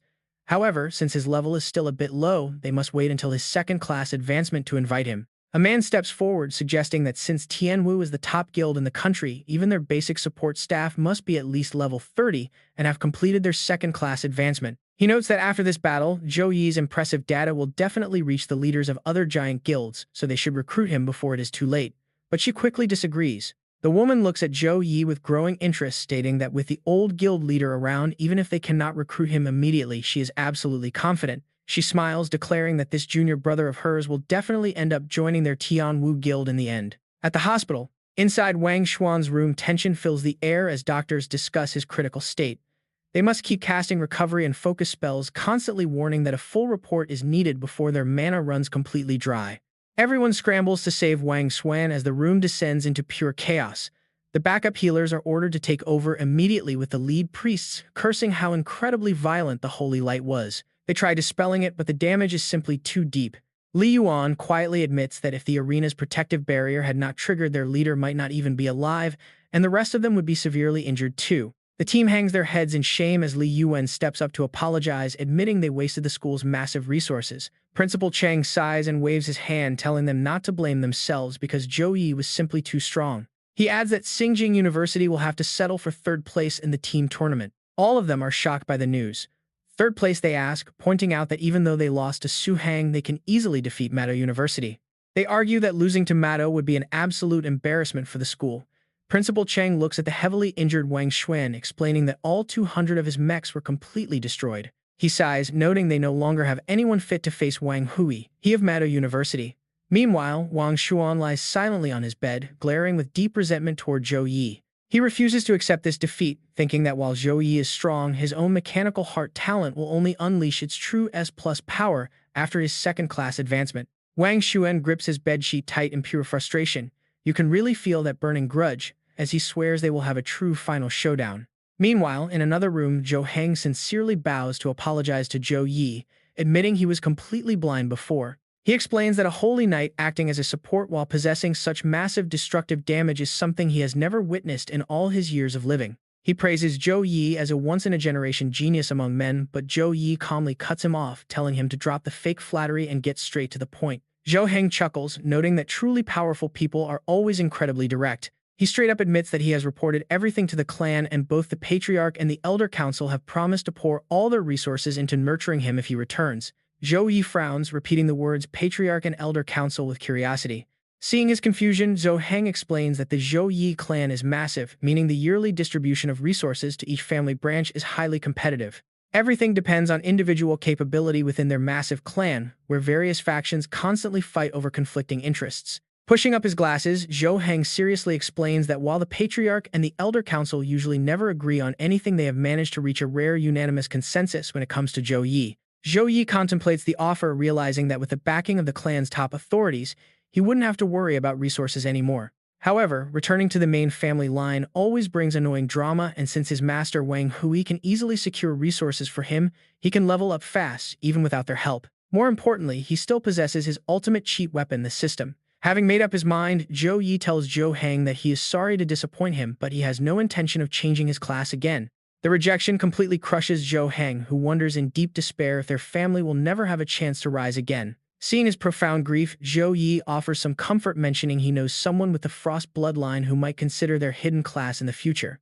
Zhou Heng sighs deeply, banging his head against the wall while explaining that their three legendary hidden classes require a highly concentrated Frost bloodline, which normal possessors simply do not have the capacity to inherit. Zhou Yi points at him and asks if his sister's Frost bloodline concentration being at least 3 times higher than his would be enough. Hearing this, Zhou Heng's eyes instantly light up. He eagerly grabs Zhou Yi's hand, asking if his little sister has also awakened the Frost bloodline.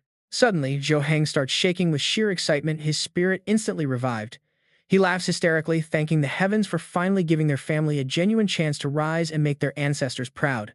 He practically loses his mind, rambling about how a concentration 3 times higher than his means a bloodline density near 10 points, allowing her to easily choose any of their 3 hidden ice-type classes. Watching him act completely unhinged, Zhou Yi can only shake his head and quietly call him a total madman. Trying to calm him down before he completely loses it, Zhou Yi tells him to hold his excitement as they still need to ask his sister if she even wants to follow their family's path. Zhou Heng nods, eagerly agreeing to whatever he says and asking when they can go meet his sister. Zhou Yi falls deep into thought. Joining the clan offers him very little benefit as he cannot change classes and his resources come directly from his system and master Wang Hui. However, for Zhou Yun is a completely different story. Even though he can provide her with cultivation resources, it can never compare to the full backing of an entire ancient family. Since their parents met with disaster and received no help back then, it is only fair that Zhou Yun receives all this compensation now. After weighing his options, Zhou Yi decides to call Zhou Yun. He feels a bit nervous, wondering if Xiao Kui has been causing trouble since he left the beast with her before the match. The moment he calls, Zhou Yun picks up instantly, holding Xiao Kui tightly while happily calling out to her big brother. Seeing this adorable sight, Zhou Yi can only smile, whispering to himself that he knew this would happen. She excitedly spins her little helmet around, laughing as she praises his battle as an absolute blowout. She says it completely crushed her school and tons of girls there admire him now, all begging for his contact info. Zhou Yun keeps rambling, saying she will never give it to them because her future sister-in-law has to be incredibly strong. In her mind, she needs broad shoulders, 2-toned arms, tight skin, and 2 perfectly muscular legs. Zhou Yun happily adds that she must lift a several hundred-kilogram sword and still sew clothes for him. Zhou Yi cuts her off, telling her to stop talking nonsense and get to the point, then seriously mentions some people from the Zhou family recently approached him. He explains that the main branch of the Zhou family has 3 hidden classes: Frost Archer, Frostbone Swordsman, and Cryomancer. The first 2 are passed down, while the Cryomancer is a mage class she can choose based on her Frost bloodline purity, giving her 3 total options. Hearing this, Zhou Yun listens even more closely. She stares seriously at the 3 options shown in front of her before choosing the mage class, saying she wants this specific path because ice spells suit her perfectly. Zhou Yi warns her that accepting the family path means traveling to Tianlin province to train at their ancestral grounds for at least 3 to 4 years, urging her to think it over, but she confidently replies she already has. Zhou Yun sighs aloud, declaring she cannot fall behind when her brother shines so brightly. Privately, she reasons that utilizing the Zhou family resources will prevent her from draining her brother's hard-earned materials and becoming a burden to him anymore. Once her choice is made, Zhou Yi promises that as soon as he wraps up his business here, he will travel with her to Tianlin province. With their warm family conversation wrapped up, Zhou Yi heads back to the freshman arena. The system voice cheerfully welcomes everyone to the 4th round of the National College Freshman Tournament, announcing that today's matches will finally determine the 8 elite prodigies who will advance to the 5th round of the singles division. The system first announces the rewards provided by the Xi'an Professional Alliance for the top 8 players in the singles division. Displaying a glowing vial, the system presents an S-grade magic potion. The crowd goes absolutely wild, amazed at the sheer generosity of the Xi'an Alliance for giving out another S- potion, a prize even 3rd transition professionals would crave. Standing nearby, Jiang Shuran whispers to Zhou Yi that last year's grand champion only received an S- potion, to which Zhou Yi replies that the high-level alliance needs to nurture as many geniuses as possible. Jiang Shuran nods in agreement, saying that makes sense. Suddenly, the system reveals that the semi-finalists will receive S-grade resources and then unveils the ultimate prize for the singles champion. It displays an incredible new weapon crafted by Qi Jun, the Grand Master Blacksmith of the Xi'an Alliance, announcing it as a legendary tier weapon. Even Zhou Yi is completely stunned by this reveal, knowing that a legendary tier item is the absolute highest grade of gear humanity can ever forge. With a legendary prize like that on the line, you can bet every single competitor is about to lose their minds trying to win. After announcing the rewards, the system prompts all competitors to enter the arena and prepare for battle. Stepping forward first, Jiang Shuran smiles and asks Zhou Yi to cheer for her, and he warmly encourages her to do her best. Just then, Zhou Yi's next opponent steps onto the stage. The two fighters finally face off. Suiting up in heavy armor, Feng Qiang admits he knows Zhou Yi is incredibly strong. He swings his sword and yells that he is no pushover, secretly feeling smug because normal players always seek balanced stats while he went a completely different route. Confidently, Feng Qiang whispers to himself that he put all his points into raw strength, giving him ultimate confidence and power just as the system signals the start of the match. Right as the signal fades, Zhou Yi rushes forward with his weapon. Feng Qiang charges too, laughing and provoking Zhou Yi, asking if he has the guts to face him head-on.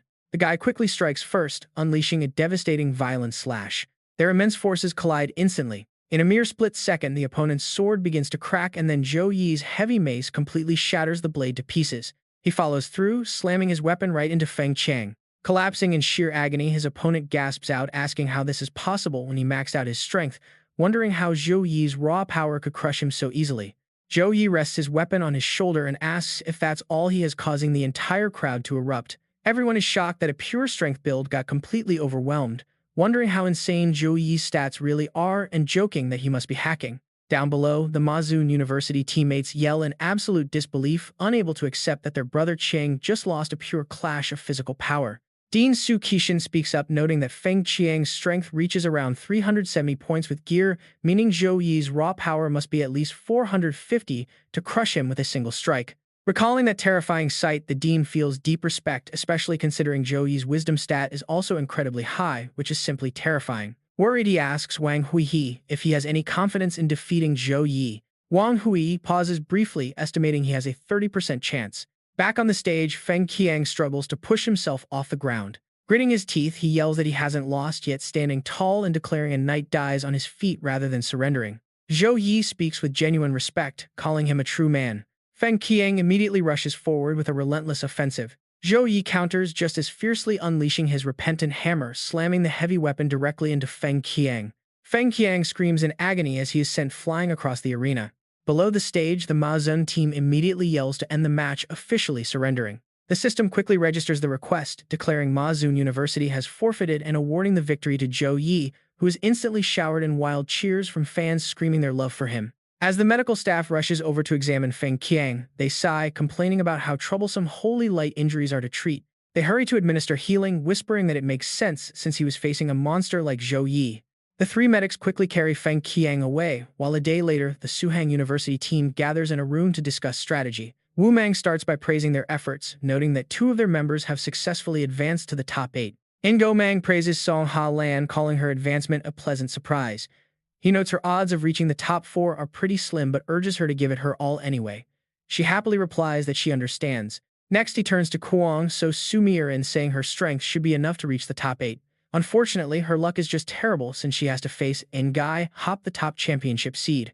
Injo Mang seriously explains that the last 2 spots for the top 8 will be chosen from the loser's bracket, hoping she grabs this chance. Then he turns to Zhou Yi, telling him he has full confidence and is leaving the entire singles championship mission in his hands. Zhou Yi nods seriously, saying he understands. Next, Ingo Mang mentions that for tomorrow's team matches, both of their scheduled opponents are just ordinary low-ranking colleges. Looking at the substitutes standing behind, he tells them they can take the field for some real combat practice.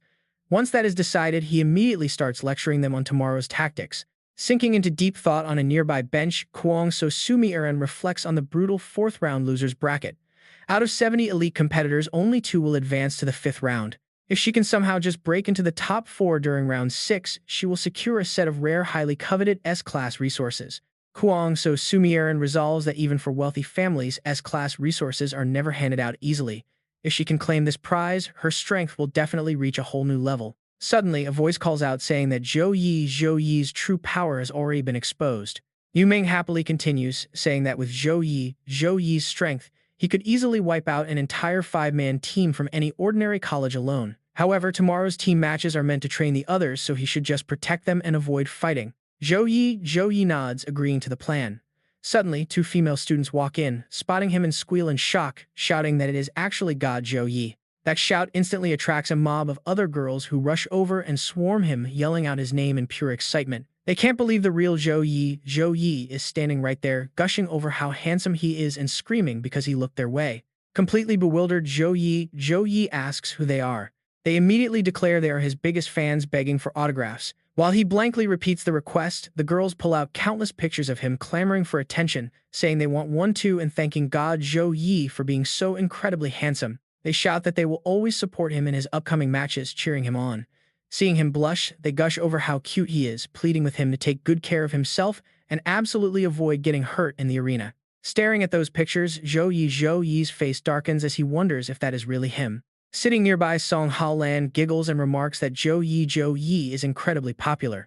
Meanwhile, an inner voice speaks in Kuang, so Su Mi'erin's mind teasingly asking if she is worried that they will steal him away, warning her that she might get left behind if she cannot keep pace. Kuang so Su Mi'erin silently hardens her resolve, knowing she must claim one of those precious 2 spots. She whispers to herself that she will definitely win that spot for him. Seeing her successfully fired up, the inner spirit is absolutely thrilled, while Zhou Yi suddenly feels a strange chill run right down his spine. He looks back in confusion, wondering why he suddenly feels like someone is staring directly at him. That very night, the brutal 4th round losers bracket singles competition officially gets underway. The competitors are immediately transported into a wild, primitive forest, prompting many to wonder why they are in a jungle and if the stages change every single year, especially since last year's match took place in a massive castle. Another student quickly answers that this 4th round dungeon is actually a simulated arena created by an artificial intelligence which blends real classified wartime data inputted by university instructors and top military officials. Holding a staff, one girl warily scans her surroundings and adds that to make the simulation feel like a real battlefield, random generation is used from the start, which is why the map changes completely every year. She continues that even the monsters they face change every single year. Walking cautiously, Kuang so Su Mi'erin silently notes how incredibly damp the surrounding environment feels. Suddenly, another student starts to ask what their next move should be, but before they can even finish the sentence, their voice is abruptly cut short. The system suddenly chimes in to welcome the students, introducing this particular dungeon as the Misty Forest Maze before laying out the rules. Every half hour, mysterious monsters will spawn around the abandoned village, attacking in 3 total waves. These vicious beasts are driven solely by the urge to devour, meaning the students must kill them quickly before they are eaten alive. In the end, the 2 competitors who rack up the highest kill counts will advance directly to the 5th round singles match. Before starting, the system reminds them that this dungeon poses no threat to their actual lives and no escape scrolls are provided. Hearing this, a wave of relief washes over the group, with some happily noting that simply killing monsters is an easy task. They agree there is nothing to worry about since they have trained in dungeons countless times. However, Kuang so Su Mi'erin quietly observes the crowd, realizing that facing completely unknown random beasts is secretly making everyone very anxious. The system announces that the first wave of monster attacks is about to begin. Right as the words fade, a thick purple fog rises, prompting Kuang so Su Mi'erin to stare warily in its direction, whispering that they are here. However, even after the fog clears completely, there are no monsters in sight. Only the rustling leaves of the trees shake uncontrollably. Kuang so Su Mi'erin wonders to herself why nothing has appeared yet. Suddenly, a student behind her grabs his neck with a groan, complaining about how incredibly itchy it is. As he angrily curses the sudden irritation, Kuang so Su Mi'erin is instantly struck with a wave of sheer dread. A strange purple substance begins growing rapidly on his neck, making him scream out in agony that it is simply too itchy to bear. The more he scratches, the faster that horrific growth spreads, driving him absolutely mad with itchiness. He frantically rushes toward Kuang so Su Mi'erin, begging her to help him because it is just too itchy. But a moment later, the poor student is officially taken down by the unseen monster. The system announces that Lam Thu from Dan Su Qinglian University has been devoured and eliminated. Kuang so Su Mi'erin grows highly suspicious since they still cannot see any monsters, wondering if these beasts can turn completely invisible. Next, several more students are struck down, causing a massive wave of panic as everyone frantically screams, wondering what on earth is happening to them. Seeing so many allies drop without a single monster in sight triggers widespread panic, with terrified students crying out about where these beasts are hiding and how they can possibly fight an invisible enemy they cannot even see. Amidst the absolute chaos, only Kuang so Su Mi'erin remains completely calm, telling herself not to panic and to focus on finding their weakness because every monster must have a flaw. She wonders if these creatures are completely gaseous or if they possess some sort of highly infectious trait that allows them to strike so many targets at once. But while she is still lost in deep thought, a tiny purple spore suddenly shoots through the air and clings tightly to her arm. Watching the purple organism begin to sprout, Kuang so Su Mi'erin glares at it with sharp analytical eyes, realizing they are dealing with fungal spores. Instantly, she summons a burst of fire, completely incinerating the creeping purple organism. Having destroyed the spore, Kuang so Su Mi'erin immediately understands the threat and transforms into her demon form, shouting a warning to the surrounding crowd. She explains that the air is filled with floating spores that grow rapidly upon contact, urging everyone to immediately coat themselves in fire-based skills to stay safe. The other students quickly follow her advice, immediately activating their protective flame barriers. However, those without fire skills are left completely helpless and desperately beg for assistance. One warrior complains that he has no flame spells and begs others to save him, even though they are technically in a competitive match where helping rivals makes very little sense. A moment later, all of the students who lack fire-based magic are quickly overwhelmed and brutally eliminated one by one. The system repeatedly announces that Alien from Hoang Su Qinglian University, Zhao Wenbin Hu Kayat from Lumian Academy, and Lo Ban Ban from Su Qinglian Dang Academy have all been devoured and officially removed from the dungeon. Meanwhile, Huang So Su Mier seriously notes that burning the floating spores does not actually reward any real points, meaning she has to track down the main monster responsible for releasing them in the first place. Suddenly, bizarre mushrooms sprout right out of the tree trunks, bearing their sharp fangs and spraying an endless mist of bacteria. Because of this sudden attack, Huang So Su Mier quickly pinpoints her targets. She charges forward, alerting the others that the monsters are up in the trees. The moment she slays her first beast, the system announces that Huang So Su Mier of Zhou University has scored her first kill. More and more monsters keep rising up without any end. Fearless Jiang Shuren flies straight in to strike down the charmed shadow black flame fiend. System alerts flood the screen as Suhang University's Jiang Shuren scores yet another monster kill. Meanwhile, over at the freshman arena, the highly anticipated group battle is officially kicking off. The system announces that Team 5 from both schools have taken their positions as the battlefield begins to materialize. Activating the defensive barrier, the group clash between Suhang University versus Sumirgao University begins now. Instantly, both squads charge forward, throwing themselves into a brutal clash. Neither squad is willing to take a single step back, colliding head-on as a fierce red-haired fighter immediately unleashes his highly destructive skill, the devastating Flame Storm. Swirling pillars of fire erupt, tearing across the arena straight toward the enemy. Facing him, a cloaked fighter counters instantly with a blast of water magic. The two elemental attacks collide and the water blade slices clean through the fire tornado. But suddenly Tan Wang Hui lunges forward with razor-sharp claws, shattering the water blade completely. He smirks, mocking his opponent that his flimsy water blade is way too soft to pierce anything. But while Tan Wang Hui is busy celebrating, a stray arrow comes tearing in from behind his back. Luckily, Zhou Yi reacts, instantly raising his shield to block the incoming projectile. Zhou Yi calls out, warning Tan Wang Hui not to let battle adrenaline cloud his judgment and to watch his blind spots. He then turns to the blonde girl behind him, Zhang Jing, telling her that her duty is to protect the team. She needs to keep her eyes peeled and stay alert because a mistake like that cannot happen again. Trembling under the harsh scolding, a terrified Zhang Jing squeezes her eyes shut and lets out a loud, panicky shriek. Across the field, the rival red-haired girl fumes with rage, asking how they dare treat them like mere training dummies. A blue-armored teammate roars in anger, demanding to know if the rest of the guys can seriously tolerate being looked down on like this. The squad shouts back a resounding no. Fired up, the blue-armored leader orders an all-out charge, screaming to run them over. With that, both sides crash into each other in a chaotic brawl. But right in the middle of the chaos, Zhou Yi's phone suddenly buzzes with a notification, making everyone stop dead in their tracks. Jiang Shuren is cheerfully bragging about her easy promotion.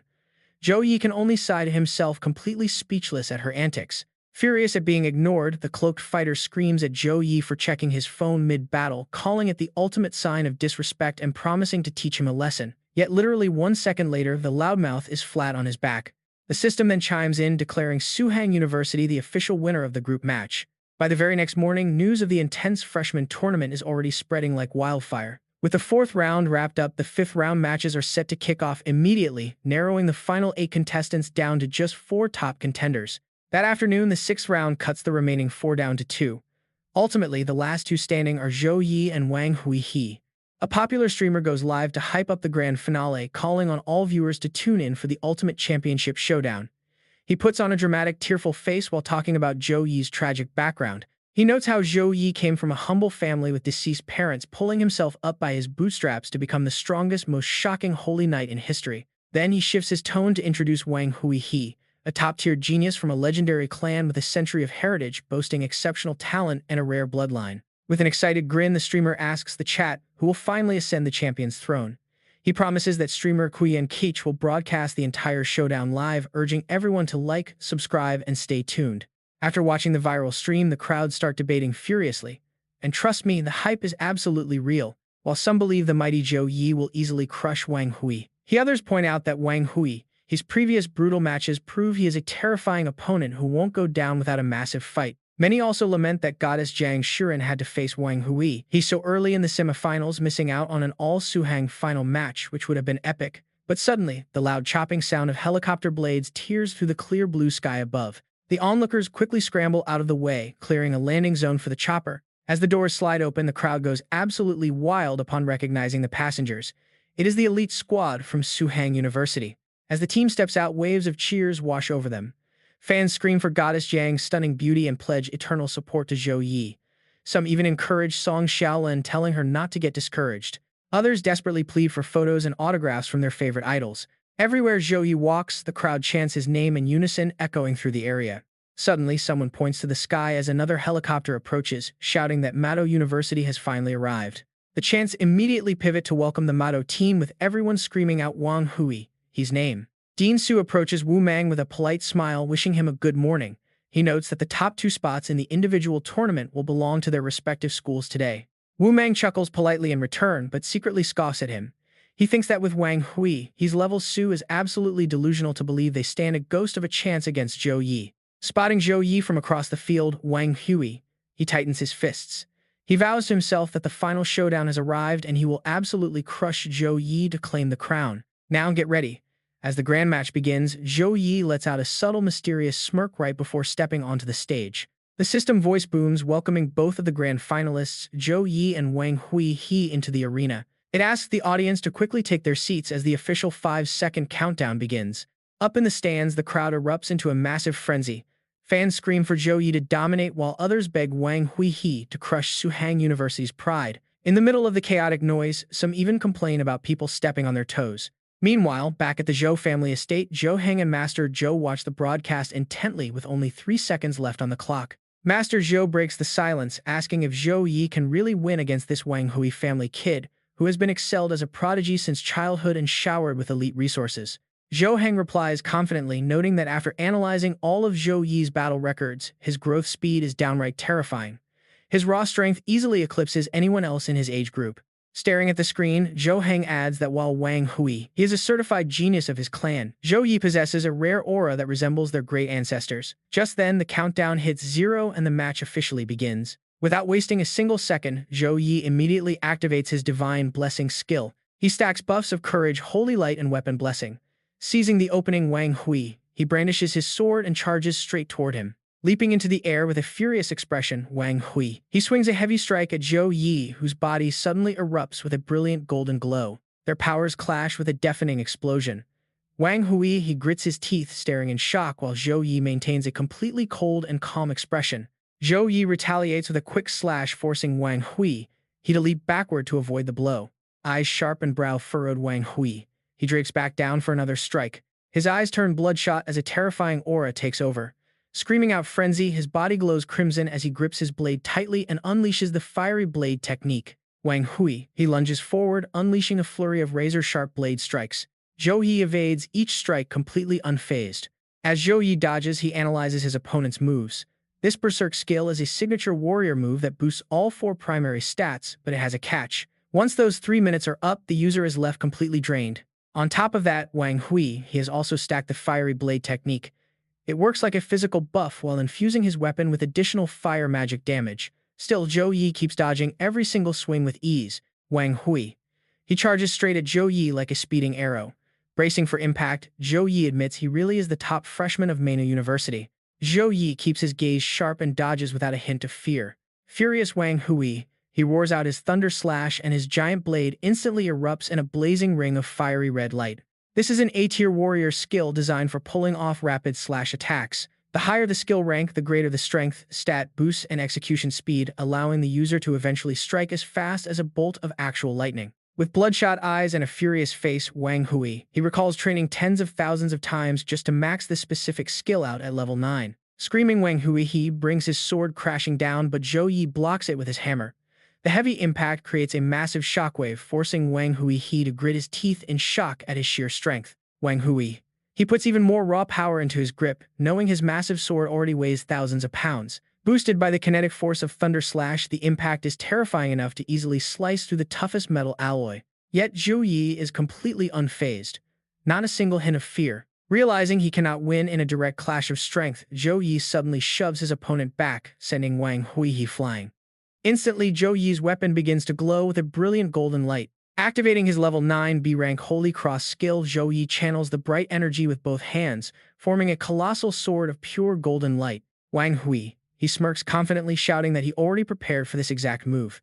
Dropping into a low stance, Wang Hui, he lets out a terrifying roar of war frenzy, erupting in a violent mixture of red and gold energy. Watching from the sidelines, Principal Su looks on. Utter shock. The two massive powers collide in a destructive blast, leaving Wang Hui kneeling right at the center. A protective layer of energy armor wraps around Wang Hui's body. He stands back up with an eerie grin, resting his hand on his massive blade. A system screen pops up before Zhou Yi, revealing Wang Hui. He's awakened S-tier talent War Frenzy. While active, it dramatically boosts all 4 core stats and reduces all incoming damage by 80%. However, there's a catch. Once the skill ends, all that mitigated damage is doubled and instantly inflicted right back on him. Wang Hui, he charges right in front of Zhou Yi. Seeing this, Zhou Yi realizes his opponent is trying to end things as quickly as possible. The War Frenzy talent only lasts for 2 minutes at most, meaning the best strategy is simply outlasting the timer. Still, even with that 80% damage reduction, active Zhou Yi is confident he can break him. As Wang Hui, he unleashes a flurry of heavy slashes. Zhou Yi blocks every single hit, their weapons clashing with deafening force. As he presses the attack, Wang Hui, he knows that dragging out a fight against a holy knight with healing skills is a losing battle. That is exactly why he popped his Berserk skill and War Frenzy talent right from the start, pushing his power to the absolute limit in an instant. A massive explosion erupts. The crowd goes wild. The crowd watches in shock, wondering why Zhou Yi would choose to clash head-on when his opponent is at peak strength. Everyone knows stalling is the smarter play, but Wang Hui, his relentless assault shows pure confidence in his overwhelming power. Closing the distance in a flash, Wang Hui, he unleashes a vicious horizontal slash, forcing Zhou Yi to lean back to dodge. Raising his hand, Zhou Yi unleashes a brilliant beam of golden light, invoking his Spear of Victory. A massive golden crest materializes and a colossal golden spear manifests right behind Zhou Yi. Shrouded in a violent red aura, Wang Hui, he glares with a savage look and challenges him to bring it on, triggering a massive blast. Wang Hui, he laughs triumphantly, mocking that his opponent's legendary spear is completely useless against him. Zhou Yi remains calm. Too early to celebrate, he warns before casting Light's Retribution. Bolts of lightning rain down in a rapid violent storm. Though Wang Hui, he manages to block them with his energy barrier, he frowns, realizing this is indeed his opponent's most powerful offensive move. Bracing his heavy blade against the lightning Wang Hui, he notes that even with 80% damage reduction it still hurts. Without his War Frenzy active, that single strike would have easily ended the fight. Looking up at the fading lightning Wang Hui, he figures that a high-tier spell like Light's Retribution must have a cooldown of at least 1 second between each summon. Stamping his foot down, he decides to exploit that brief cooldown window to strike him down. But as he lunges forward, another bolt of lightning strikes him dead on. Wang Hui, he is completely blindsided, unable to comprehend how the lightning attacks are firing so fast. He carefully studied all of Zhou Yi's past matches, meaning this should be impossible unless there is a secret. His Light's Retribution must already be level 20, he realizes just as another massive bolt strikes him down. Following the incredibly brutal onslaught, a tiny commentator drone excitedly screams about how savage and violent the clash has become. It reminds the audience that they are watching the grand finals of the National Freshman Collegiate Tournament. In the stands, shocked spectators shield their eyes from the brutal display while nearby Wang Xuan simply watches with a confident smirk on his face. Wang Hui, he screams in agony, demanding to know how. Looking at Zhou Yi, he cannot accept reality. After all, there are barely 10 meters separating them. Yet Zhou Yi seems to tower over him like an insurmountable giant, threatening to crush him like a bug with a single finger. Refusing to accept this overwhelming gap, Wang Hui, he roars that he does not believe it, channeling a desperate surge of crimson light into his palm. Gritting his teeth, he snaps. His ultimate secret art activates. The 1,000 shadow blades strike, triggering a massive explosion that kicks up thick dust. As the thick smoke blankets the arena, Zhou Yi remains standing tall, completely unfazed. A crimson streak flashes by, leaving a small cut on Zhou Yi's cheek. The red blade stabs deep into the ground, shattering the stone around it. Countless swords rain down right in front of him. Watching this, Zhou Yi remembers the legends of the Wang Hui family ancestor, who learned to fuse soul and magic together during the Demon War, turning his physical body into pure energy. He refines countless floating blades capable of wiping out an entire city of monsters in a single flash. Thousands of gloomy red swords align before Zhou Yi. Though Wang Hui hasn't reached the mastery of his ancestors, this body into gas transformation is still a spectacular sight to behold. Zhou Yi chuckles, says he finally doesn't have to play around with him anymore.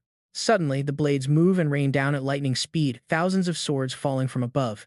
Zhou Yi raises his hand lightly, moving his fingers. If he used his previous moves, the audience would be disappointed, so he'll show off a fusion skill of his own creation.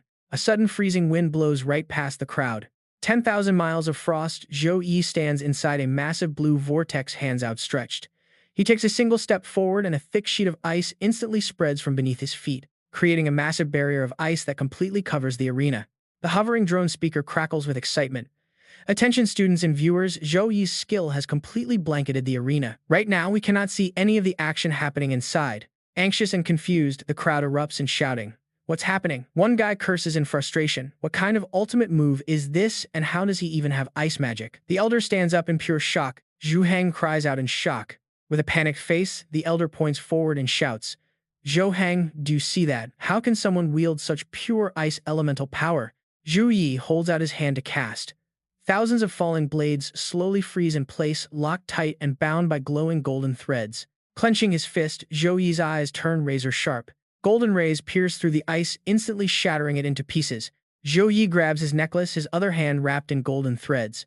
Shards of ice explode in all directions, and Wang Hui he is sent flying. Wang Hui, he crashes hard onto the ground, spitting out black blood. As the ice mist slowly fades, the announcer's voice echoes. Wang Hui he has lost consciousness. This match goes to Zhou Yi. The crowd erupts in joy, shouting that Zhou Yi has won first place and their senior is simply too strong. The announcer's voice booms, congratulating Zhou Yi and thanking Wang Hui he for delivering an absolute peak-level showdown. This is undoubtedly the most thrilling exhibition match seen in the last 15 years. Let us all cheer for the supreme genius of this young generation, Zhou Yi. He raises his hand high with a smile as fireworks light up the entire sky. Behind him, the drone speaker announces that the solo match category is now over and the team battles and survival matches are up next. The hype is real. Wu Meng smiles and notes that for someone so young to wield the Wang Hui family's secret technique and turn his body into gas in previous matches, he would have easily taken first place. Too bad he ran into Zhou Yi. Next to him, Jiang Shuran twirls her hair, smiling happily. Watching Zhou Yi stretch and yawn as he walks over, Wu Meng thinks to himself. He thought Zhou Yi would need to use his angelic form to defeat Wang Hui he. Instead, he only used his judgment of light and a fusion of light and ice. The younger generation is truly terrifying. Wu Meng claps a hand onto Zhou Yi's shoulder, praising him for a job well done. This time, Suhang University has finally secured the individual championship. Song Shaolin speaks up, saying that even though they won the team matches for 4 consecutive years, they never got this once in 4 years individual champion trophy. Zhou Yi really made them proud. Wei Txin confidently chimes in that tomorrow's team match is against Madu University. Since Wang Hui he is heavily injured, they pose no threat, meaning the team championship is basically in the bag. Song Shaolin shoots him a look, telling him to stay humble and not get cocky. Jiang Shuren hugs Ling Shi and giggles, telling Zhou Yi that earlier little Shi was just teasing him, saying he could definitely pass as a grand mage. Ling Shi blushes furiously, pulling her hood down to hide her face while stammering that she only meant this as a joke. Cheerful as always, Jiang Shuran suggests they all go out and relax tonight, and Zhou Yi just scratches his head. Cut to a bustling night market. It has been about 300 years since the game of eternity merged with reality, giving birth to dangerous magic beasts. The emergence of unique classes and specialized chefs has introduced tens of thousands of new delicacies to the entire planet. Right in the heart of Shengjing City's most bustling eastern district lies an incredibly famous mouth-watering food street. Whether it flies in the sky or crawls on the ground, everything here is turned into a gourmet masterpiece to satisfy any customer's craving. Street vendors shout out their menus: roasted dragon meat, fresh young dragon meat that melts in your mouth; Wolf King blood jelly, perfect for vitality and skincare; deep sea monster fish balls made from the deep sea tyrant fish only, 30 credits, incredibly crispy and delicious. Get them while they are hot. Song Shaolin links arms with Ling Zi and walks with Wei Txin, pointing out how delicious the food looks. Ling Zi smiles, holding a candied hawthorn stick, while Jiang Shuran and Zhou Yi walk ahead, laughing happily. A Liang spots Jiang Shuran from afar and mutters she is gorgeous. Tossing 2 meat skewers to his friend, A Liang adjusts his cap, declaring her a perfect 100 out of 100. His startled friend asks what he is doing. A Liang replies that he is going to make his move because a girl this gorgeous only comes once in a lifetime and he will regret it forever if he misses his chance. His friend warns that she already has a boyfriend. A Liang sneers, asking who cares when he can easily steal her away. Zhou Yi slowly turns his head, his cold glare and glowing red eyes instantly striking absolute terror into A Liang. His friend mocks him, asking if he is giving up already and noting that this is unlike him. A Liang points a trembling finger at Zhou Yi, stammering out the name of Zhou Yi. A bit later, Jiang Shuran leans over to catch her breath, gasping that this food heaven is no joke and they have been walking for an hour without even seeing half of it. Song Shaolin links arms with Wei Teixin and explains that with 6 interconnected streets, it is definitely a maze. She tells the other 2 to grab a seat and save them a spot while they go buy more food. Wei Teixin scratches his head and says he wants to rest too, but Song Shaolin pushes him away, telling him to stop being a third wheel and let the couple have some space. Behind them, Ling Shi turns her head to check out the specialties at an olive winery. The shop owner happily explains that their olive wine can temporarily boost agility and each 800 milliliter bottle is great for drinking or gifting. The owner brings out a bottle along with 2 small cups, stating that the olive wine costs 200,000 midlo credits. She asks for payment, and a second later, a phone chime confirms the transfer of 200,000. Jiang Shuren raises her glass to Zhou Yi, congratulating him on winning the solo championship. They clink their glasses together, and Zhou Yi replies that they should celebrate together. With a swift motion, Jiang Shuren downs the entire glass in one single gulp. After finishing, she looks puzzled and murmurs that the alcohol content doesn't seem very high. 10 minutes later, a heavily flushed and tipsy Jiang Shuren asks in a complete daze why there are suddenly 2 Zhou Yis standing in front of her. Zhou Yi looks at her with concern, asking how she managed to get drunk so fast. She giggles happily, counting 1 Zhou Yi, 2 Zhou Yis, 3 Zhou Yis. Zhou Yi can only sigh. As a level 19 class wielder, normal alcohol would never get her drunk, but this special wine is brewed from D-grade spiritual ingredients. Despite its low percentage, it gets people drunk incredibly fast. Zhou Yi stands up, saying it is getting late, and since Song and the others haven't returned, they should go look for them. Jiang Shuren reaches her hand out, whining that she isn't going anywhere. Before she can finish, a sultry voice chimes in, calling him handsome. The girl holding an empty glass gazes at him with a seductive look and asks if he can buy her a drink since her glass is empty. Zhou Yi merely glances at her. Pointing to the table behind him, Zhou Yi mentions there is half a bottle of olive wine left, which costs 100,000 credits, and she can pay for it. The girl laughs loudly, calling him interesting. She adds that she really likes his style, so maybe they should find a quiet place to keep talking. Meanwhile, Jiang Shuren watches, looking highly embarrassed and flustered. Her long hair drapes over her face, her lips parted slightly. Jiang Shuren angrily shoves the woman away, snapping that she is getting way too close.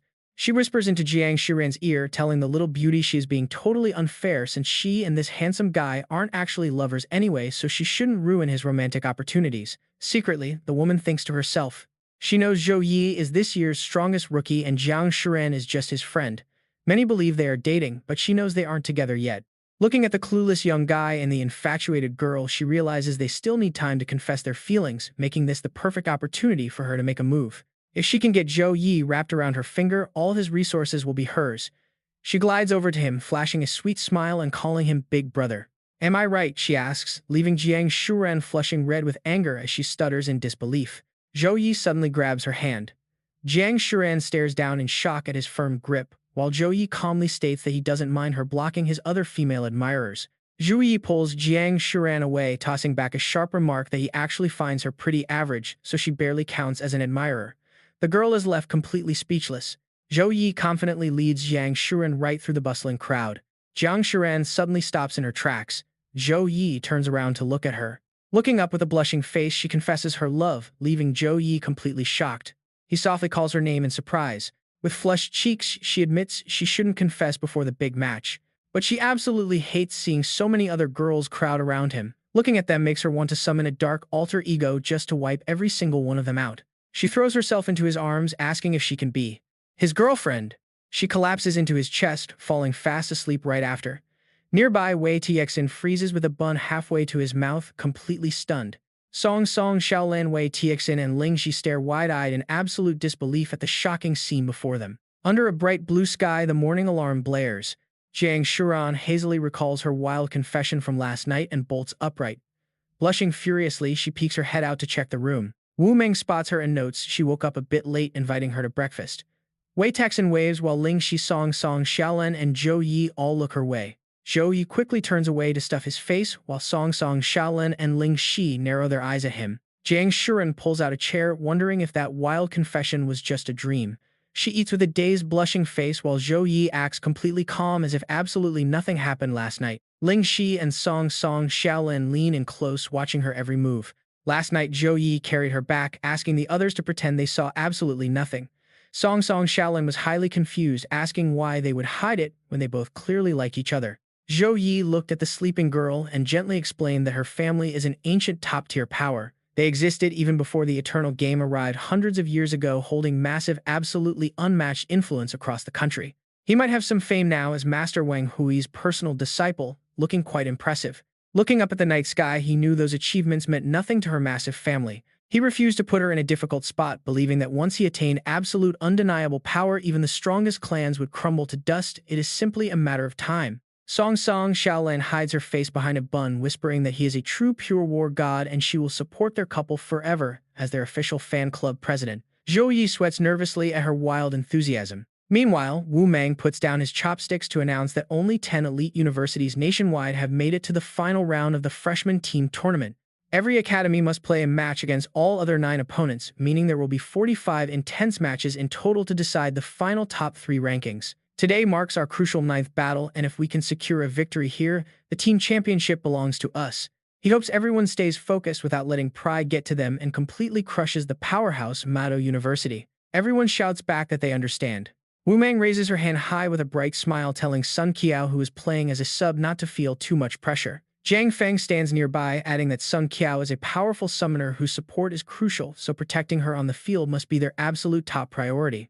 Dean Su speaks up, noting that as their leading advisor, he could give an empty speech to motivate them, but it is completely pointless. Wang Hui. He is still severely injured and unconscious, which heavily nerfs their overall combat strength. Besides, with Zhou Yi on the opposing team, taking first place is practically impossible. Dean Su secretly marvels that he never expected a freshman to be so insanely versatile. If their entire team's combined power equals 1, then Zhou Yi alone easily scores a 2 or a 3. He is unbelievably strong, like a terrifying, unbeatable monster. No, he is an absolute monster capable of wiping out every single top academy completely on his own. Dean Su pumps his fist, declaring that even if they lose today, they cannot lose the honor of Mado University.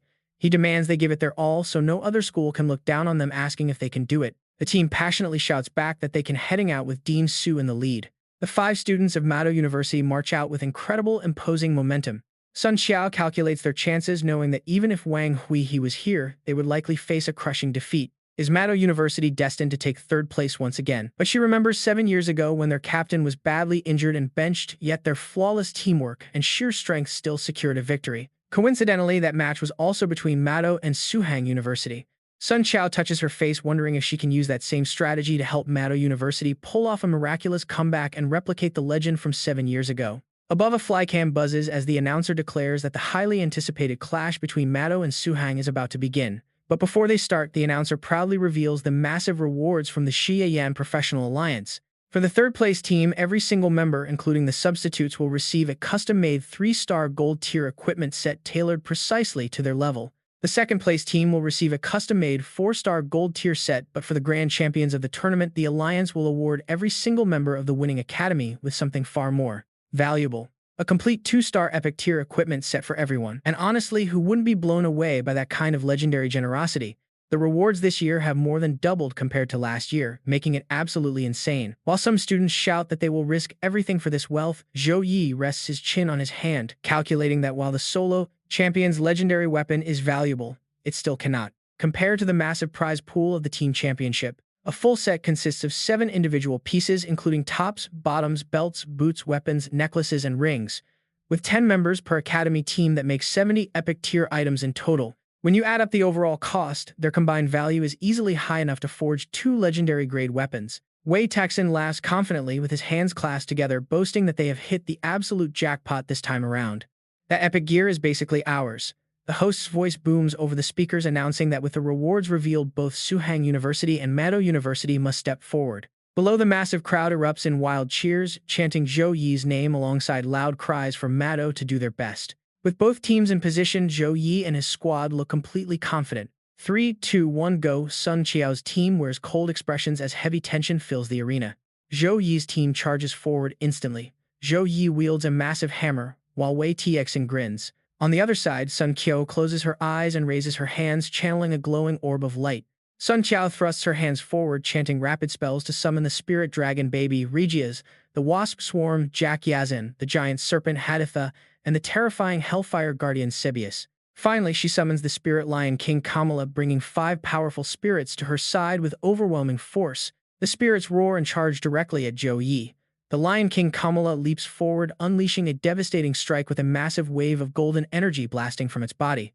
Lingxi raises her staff high, instantly neutralizing the incoming strike. She wastes no time and immediately counters with a fierce strike. A swarm of trash bees charges forward with their stingers raised, but Song Song Shaolin presses her 2 fingers together, casting a spell as talismans fly out. The glowing talismans stick directly onto the swarm's stingers.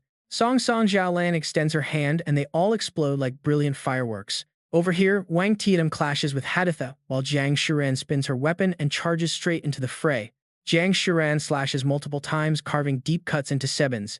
Dodging a relentless storm of attacks, Zhou Yi observes the battlefield with sharp eyes, thinking to himself that real combat is indeed the best way to grow, as their teamwork has improved by at least 30% compared to before. Zhang Feng and the blonde girl watch in utter disbelief, their mouths agape, while Sun Qiao calmly casts a spell as Zhou Yi easily knocks back everyone in front of him with a few swift strikes.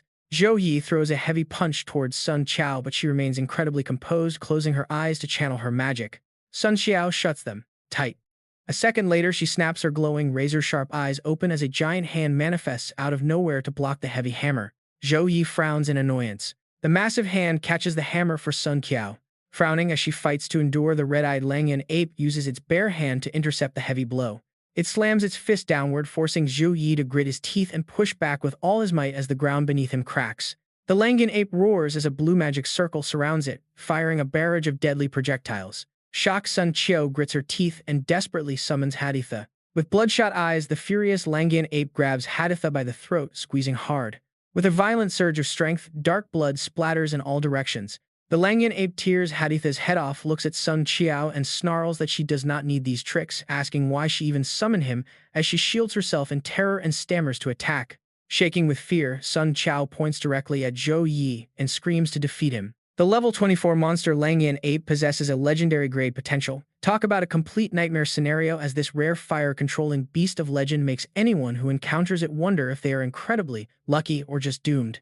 As the Langyan ape lets out a deafening roar, Zhou Yi watches grimly, recognizing it as a legendary tier-summoned beast. The Langyan ape looks down at Sun Qiao and tells her to prepare for death, prompting her to frantically wave her hands, pleading for it to wait. Debris flies everywhere as Sun Qiao covers her face, realizing exactly what it meant. As the Langyan ape leaps into the air, Wang Tianm asks in shock why a legendary summon is here, while Lingxi raises her staff to cast a water shield, enveloping them in a sea of blue light. The Langyan ape easily dodges the barrier. Song Song Shaolin extends her hand and chants, calling upon the earth spirits to heed her command as a massive rock rises, while she inwardly notes that the water shield is an A+ rank defensive skill that Lingxi had upgraded to level 8 in her previous solo match to easily block consecutive attacks from a Qingjing University assassin, yet it cannot even stop a single hit from this Langyan ape. With a single physical strike, the Langyan ape shatters the rock, prompting Wang Tianm to rush in front of Song Song Shaolin to activate a shield wall, conjuring a crimson barrier. The Langyan ape lunges upward. Clasping its 2 hands, it smashes down hard on the barrier. Song Song Shaolin turns back, saying it is a relief that Zhou Yi's buff more than doubled her skill's effectiveness, otherwise the beast would have shattered her defense, completely asking what they should do now against such a terrifying legendary magic beast. Zhou Yi raises his hand to cast a sacred light shield as a glowing sigil appears just as the Langyan ape slashes at him with its razor-sharp claws. Looking back at his team, Zhou Yi calmly tells them to leave the arena and leave the rest of the battle to him. Song Song Shaolin, Lingxi, and Wang Tianm gasp in unison, asking what he means. Wang Tianm protests that this is no joke, as their opponent is a legendary magic beast that will not hold back like Mado University students, but Zhou Yi looks back and asks if he seems like he is joking, explaining that he can handle the beast but cannot protect them once the real fight starts. While Jiang Shiran looks at him with deep worry, telling him not to worry about them because they can fight too, and Lingxi adds that she wants to help as much as her small power allows. With her eyes wide, Song Song Shaolin shouts that they are a team. The Langyan ape unleashes another devastating punch. Zhou Yi explains that fighting a legendary beast can be fatal, and even if a priest revives them, they will suffer a 30% loss of stats and enter a 3-month weakened state where they cannot train, asking if they have even calculated these massive risks before gently placing his hand on Jiang Shiran's head. He gently pats her head and tells her he knows they are worried about him facing it alone, but in reality, their presence on the field will only distract him. Looking at Jiang Shuran with warm, gentle eyes, he reassures her that it is only a legendary-grade magic beast after all. Below the stage, the crowd is in absolute shock with a girl crying out that a scene from 7 years ago is repeating itself as Sun Qiao Mado University's sub-summoner brings out a legendary magic beast, while the announcer shouts into the microphone questioning if Zhou Yi can turn the tide. And who will claim the team championship as a red-haired guy laughs wickedly, saying a legendary beast is perfect and Zhou Yi is completely finished. Just like equipment, a magic beast's potential is divided into bronze, silver, gold, epic, and legendary tiers, and even within the same level, different potentials yield completely different levels of power. Take the charge skill, for example. In the hands of a bronze tier beast, it might only show the power of an F rank or E rank human ability. But put that same charge skill in the hands of a legendary tier beast and its power easily reaches A rank or even S rank. Even worse, legendary beasts possess insane status resistances, making them nearly impossible to put down. To put it in perspective, the Goblin King in Suhang University's Abyss Dungeon was only epic tier, so having a real legendary beast show up in a simple student team exchange match is absolutely unbelievable. It looks like Zhou Yi's undefeated streak is about to come to a crushing end. The crowd gasps in shock. What's going on? Why are they forfeiting? Forfeit sigils light up beneath the feet of Tong Xiaolan, Lingxi, and Wei Taixin, protecting them from taking any damage. Zhou Yi turns to look at Jiang Shuren behind him, immediately understanding her next move. Jiang Shuren steps up. I forfeit too, she says. Glowing rectangular fragments begin to float around Jiang Shuren. Zhou Yi stands firm, bracing himself as Jiang Shuren pauses to look back and yell, "Good luck, Zhou Yi." Langyan Yuan Xiao slams a massive fist straight into the barrier. Zhou Yi leaps aside to dodge as the beast roars, red energy wrapping around its massive arms. The ground shatters, sending dust and debris flying everywhere as a few drops of red blood splash down. Langyan Yuanxiao looks down at its severed tail with a pained expression. I'm actually hurt, it mutters. Zhou Yi transforms, hovering above with a giant hammer as golden light radiates around him. Now that Jiang Shuran has safely left the arena, he says, I don't have to hold back anymore. Zhou Yi dares his opponent, saying, next, let me see just how powerful this legendary beast of yours really is. Below the stage, Tan Wanghui gasps, asking if he is dreaming, while Sun Chao can't believe Zhou Yi just injured a legendary beast with a single strike. Langyan Yuanxiao glares up at Zhou Yi. Human, I can feel a highly advanced bloodline flowing inside you, it rumbles. The beast is utterly shaken. The Langyan Yuanxiao are a legendary race of natural-born kings destined to rule, yet in its memories its mother once warned that there are supreme, untouchable bloodlines in this world that must never be offended. Looking at this ordinary human in front of it, the beast realizes it's feeling that exact terrifying supreme bloodline pressure for the very first time in its life.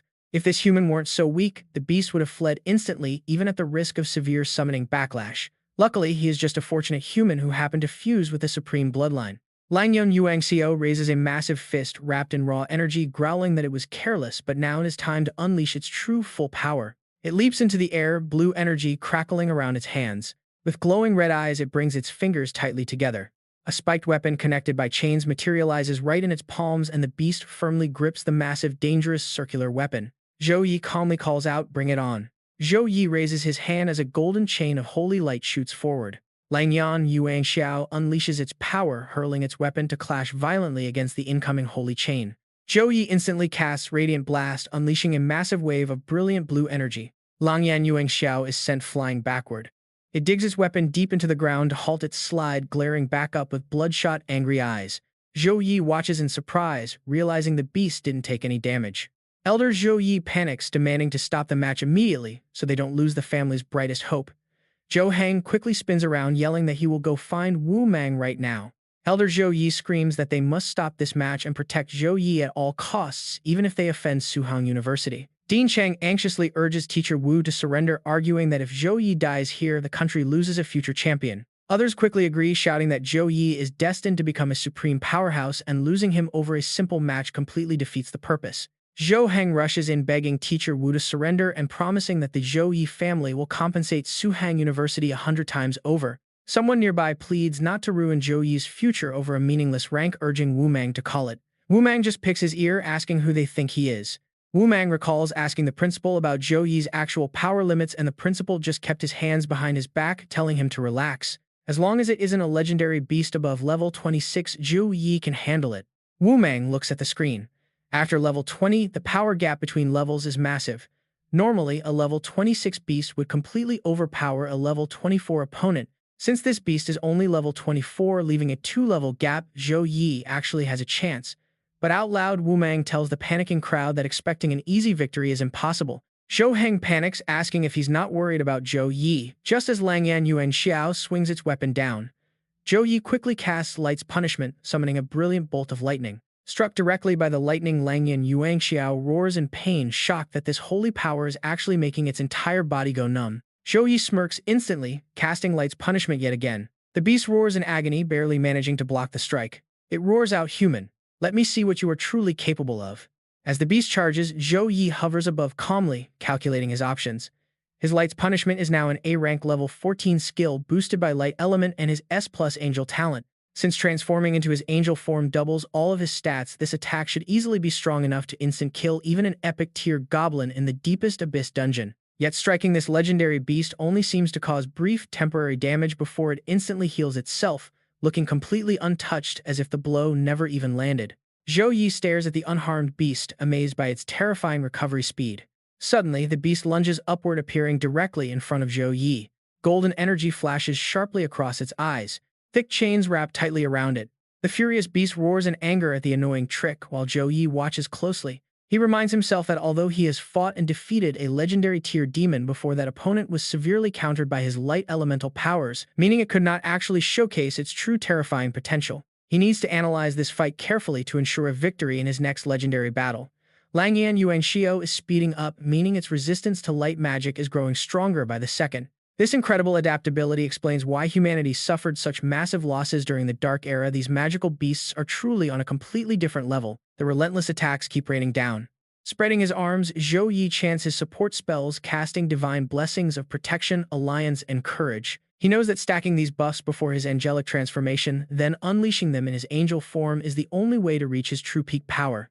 Nearby, Langyan Yuan Xiao leaps high into the air, shattering the earth and sending heavy debris flying in all directions. Li Xin is shocked that Zhou Yi can get even stronger, while his teammate notes they are lucky he did not target Xiao Qiao directly, since his summoner's death would instantly unsummon their beast. But Jiang Feng points out that there is no way he would forget something so crucial. As the lion roars, Jiang Feng warns them to stay alert and protect Xiao Qiao, prompting the three to brace themselves.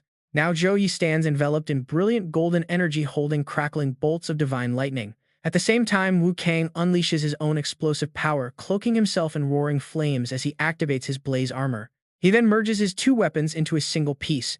It instantly transforms into a massive and incredibly towering staff. Simultaneously, a gigantic hand, dozens of times larger, slams down on him. The sheer impact of their combined power shatters everything in sight, leaving a massive deep crater clearly imprinted on the crushed earth. The resulting shockwave triggers a violent blast, completely crushing everything around them. Terrified, the onlookers scramble in absolute chaos to find cover. Stepping forward, the Tier 3 mage of the Zhaiyan Alliance opens her book to cast a spell. Swirling droplets of water gather together as she unleashes her water-warding barrier. Within seconds, the water morphs into a protective ring of rushing currents, finally solidifying into a shield. This shields them from the scorching blast. Seeing this, a spectator with tied-up black hair sighs in relief, while a pink-haired girl happily claps, celebrating the powerful Tier 3 mage. Right next to them, another student gasps that he was terrified, admitting he was seriously wondering if a healer could even resurrect them if they died right there in the gymnasium. Looking incredibly serious, the Tier 3 mage flips through her spellbook, reflecting on the situation. Knowing a massive fight would break out today, the Xiaoyan Alliance had boosted the protective barrier to level 7 before the opening match. While a level 7 barrier is normally strong enough to block a full-force strike from a peak Tier 2 mage, she can already tell this might not be enough. She pauses, clutching her spellbook as her mind races. A single skill from Zhou Yi completely shattered the barrier, an event unheard of for 100 years. It seems their Zhongxia nation has just birthed another peerless genius, a true honor for their country and for all of humanity. A foot suddenly stops. The four of them stand frozen, looks of absolute shock on their faces as violent lightning crackles. Moments later, Langyan Yuan Xiao emerges, its face twisted with pure fury and murderous intent. Gritting its teeth as smoke and embers escape its mouth, the beast sees, realizing the light and ice elements eating away at its flesh are completely shutting down its regeneration. It curses both the wretched humans and their annoying holy magic. Slamming both hands down to shatter the earth, the monster rages, refusing to believe a great demon could die here. But its shouting is cut short as Zhou Yi lands a thunderous punch right on its face. Although he is tiny compared to the massive beast, his strike carries enough power to send it flying backward. The demon howls in pain. A second later, Zhou Yi lunges forward, telling the monster to perish as he unleashes a devastating kick. The blow completely knocks it off balance. Blinding gold light rains down while shattered rock and dust erupt into the air. Suddenly, a massive bird and lion appear, roaring fiercely. Amidst the chaos, a voice rings out, leaving Jiang Feng and Sun Qiao sweating in absolute terror, asking them if they want to yield or keep fighting. Sun Qiao closes her eyes, retracts her magic, and quietly concedes. Her voice echoes across the crowded stands, accepting defeat. Principal Su finally lets out a sigh of relief while Elder Zhou smiles with absolute satisfaction. Right after the broadcast camera blares with the announcer's voice declaring the winner of this team match as Suhang University. The voice urges everyone to congratulate Suhang University on taking the championship and to cheer for their star player Zhou Yi. Without his clutch play turning the tide, no one would have witnessed such a spectacular battle. Crowds everywhere explode with wild cheers chanting his name, Zhou Yi, the god of war. The announcer continues, declaring that all 45 matches among the 10 universities have officially concluded. He then announces the final standings of the team tournament. First place goes to undefeated Suhang University with 9 wins. Second place goes to Mado University with 8 wins and 1 loss, while third place goes to Xinjiang University with 7 wins and 2 losses.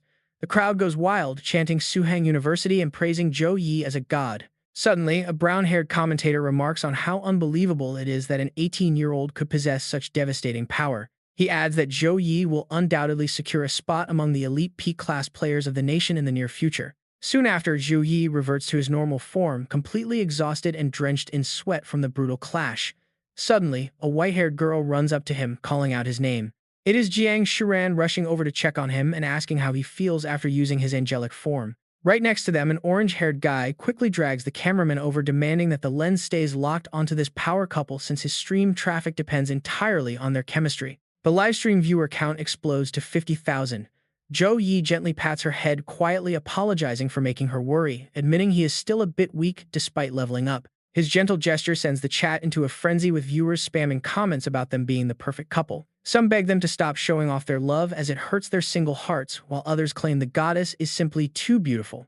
Suddenly, a massive hand blocks the camera with a loud cough. The stream chat erupts, demanding to know who is blocking the view just when things got interesting, even offering big donations to get the intruder removed.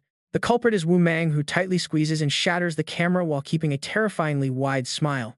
He strictly tells them that private streaming is banned after matches, asking if he needs to teach them the rules. Instantly, both of their faces turn pale with absolute terror. Turning to Zhou Yi, he tells the team to head back to the villa first, where he will explain the details of the final survival match. Later, at the villa, the explanation begins. The survival match serves as the absolute final event of the team tournament. Competitors from all 10 universities will enter an open dungeon to search and hunt freely.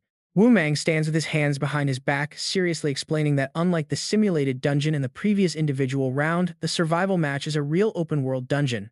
This means they will face unexpected dangers, and even the strongest players could get eliminated early if luck is not on their side. He illustrates the scoring system, showing that defeating different tiers of magical beasts yields different points, like earning 100 points for a kill. If a player surrenders by raising a flag, they lose 500 points, which are then handed over to the opponent. He adds that eliminating players from other schools allows them to steal half of their accumulated points. He then details the map, explaining that the dungeon territory is massive. Each day, players are restricted to a specific search zone. As the match progresses, the safe zone gradually shrinks, forcing everyone to move to the newly designated area within a time limit or face automatic elimination. He stresses a crucial warning that spawn points are completely randomized, and if they ever encounter the void region at the boundaries, they must retreat immediately. Wu Mang's eyes darken with a trace of dread as he warns that the void region is filled with endless spatial rifts, capable of vaporizing a third-rank professional in an instant. Everyone nods in unison, understanding the gravity of the situation. Later that night, a slow set of footsteps echoes through the darkness. The person walking alone is Principal Su. He arrives at a base and the automatic doors slide open. The heavy silence inside is so thick you could hear a pin drop. Then a voice cuts through the quiet. "Principal Su, you finally made it." Walking over to the table, he asks why all the team mentors from Suhang University have gathered here. Dean Cheng answers calmly, "Principal Su, if nothing unexpected happens, the top spot in this survival match will definitely go to Suhang University." He pauses for a moment, then continues, "Are you really willing to accept that?" Elsewhere, a green-haired girl is busy casting her magic under the watchful lens of a live broadcast camera. The announcer, loud and clear, proclaims that the final event of the National College Freshman Exchange, the long-awaited survival match, is officially kicking off. Because this brutal battle runs for 7 whole days and 7 nights, there is no live stadium audience.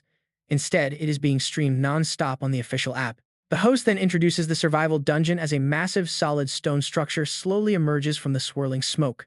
His voice rises with excitement, explaining that this is no ordinary dungeon. Reliable sources reveal it is actually an ancient battlefield ruin of the Beast Clan, and its name is. The gate slowly materializes as the announcer bellows the myriad beast ruins. The sight of the portal fills the contestants with pure excitement. The voiceover continues, there is no need to dig up the exact date of this ancient beast war, but one thing is certain, it is packed with unknowns and deadly dangers. Fierce high-level beasts lurk in the wilderness, their razor-sharp claws and fangs ready to tear apart anyone brave enough to step inside. The voice continues, every single inch of soil and every jagged rock could hide a forgotten divine artifact or bury some legendary priceless treasure. Only those with enough intelligence and courage will ever uncover its hidden secrets. Hearing this, one naive student happily shouts, a divine artifact and legendary treasures. If I find one, does that mean I am set for life? The dark-haired guy next to him winces, thinking to himself what school could produce someone so clueless.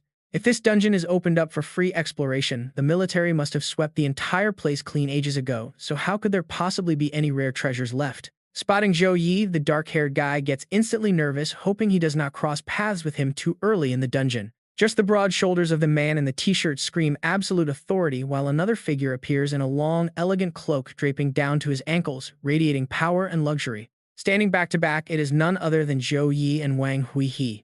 Zhou Yi thinks to himself, even if we are touching, we cannot teleport to the same spot, so finding them is going to take some time. Lost in thought, he suddenly hears Wang Hui. He's stepping away and snaps his head around with a quick grunt. Wang Hui. He immediately activates his speed skill, 1,000-mile stride, vanishing in the blink of an eye. Zhou Yi just mutters calmly, what an idiot, your score is 0 right now, why would I even waste my time attacking you? Conjuring a massive hammer, his face twists into a wicked grin as he mutters, you have to fatten up the rabbits before you slaughter them. Meanwhile, deep in another part of the forest, a strange green light glows. It is Helen. She keeps her eyes closed, quietly concentrating on her surroundings. Suddenly, a red figure moves swiftly through the trees. Remaining perfectly still, she pinpoints the target's location due north. 1,000 meters away, male school unidentified. Opening one eye, Helen draws her bow tight and aims, wondering if the intruder might be Zhou Yi. The arrow flies straight at the target, who spots it, zooming in and immediately recognizes it as an elven arrow. Instantly, Wang Hui. He dodges out of the way and yells, Helen, it is me, we are on the same side. With a sharp glare from him, the arrow instantly screeches to a halt. Helen breathes a sigh of relief, saying, it is a good thing he spoke up in time, then asks why he's in such a rush. Wang Hui. He rubs his cheek awkwardly, stammering a reply about crossing paths with someone from Suhang University. Secretly, he thinks he cannot possibly admit that he got so nervous he just spammed his teleportation skill. The two start moving together. As they walk, she explains that without her plant empathy skill, she can only sense things within a 10-mile radius. Plus, with the thick foliage everywhere, he was the only one who entered her detection range. Nodding, he agrees that sticking together as promised seems like a great plan. She simply replies with a quick nod of agreement. Elsewhere, the dark-haired guy watches the match on his tablet, completely puzzled as to why students from Manhwa University and Xinjiang University would choose to team up. Hearing this, his spectacled roommate lying on the bed looks up from his book and explains that because the contestants have similar power levels, they are wary of each other, which is why they are holding back. Besides, the dungeon is extremely dangerous, so cooperating early on is just smart. He adds that the real excitement of this survival match starts later. This is only day 1, but by day 7, everyone's tracking devices will reveal their locations. That is when the real player versus player hunting begins. The dark-haired guy nods in total agreement. Suddenly, a massive wave of different monsters comes charging in aggressively. Zhou Yi activates his ability, pointing 2 fingers downward and shouting, fall. In the blink of an eye, he wipes them all out, racking up points as the system awards him 100 points. Moments later, a pack of fierce green monsters corners him, snarling at the wild punk who dared trespass on their territory, screaming to kill him. The next second, Zhou Yi's right arm glows with vibrant blue energy as he yells, Ice Seal. Instantly, the roaring monsters are frozen solid, unable to move a single muscle. With a snap of his fingers, he walks away as the ice shatters into dust. Moving forward, he slaughters giant spiders, earning 500 points followed by 50 more. Swinging his massive hammer backward, Zhou Yi effortlessly crushes a giant spider creeping up behind him. The system announces a massive gain of 1,200 points. After easily wiping out the rest, Zhou Yi smiles with satisfaction and taps his blue wristband to check his current score. He notes that as a solo machinist, he can deploy scouting robots to avoid high-level beasts while hunting weaker monsters across multiple paths. No wonder Principal Wu said the survival match is the ultimate stage for machinists and summoners. The system screen pops up displaying the rankings. First place Zhou Yi with 15,792 points, second place Wang Xuan with 5,547 points, and third place Li Wu Mangze with 2,547 points. Pointing at the screen, Zhou Yi notices that the ranks of his allies are exactly as expected. The screen shows 9th place Jiang Shuren with 2,049 points, 10th place Wang Quexin with 2,017 points, and 11th place Halin with 2,002 points. Suddenly, he pauses in utter confusion. Zhou Yi's eyes narrow as he stares in sheer disbelief. Even though Tan Wang Hui and Zhang Ze are not as strong as the elite team, they are still average compared to the other participants. Why on earth are their scores so incredibly low? The scoreboard lists 72nd place Tan Wang Hui with 540 points and 81st place Zhang Ze with 470 points. His hand freezes in place.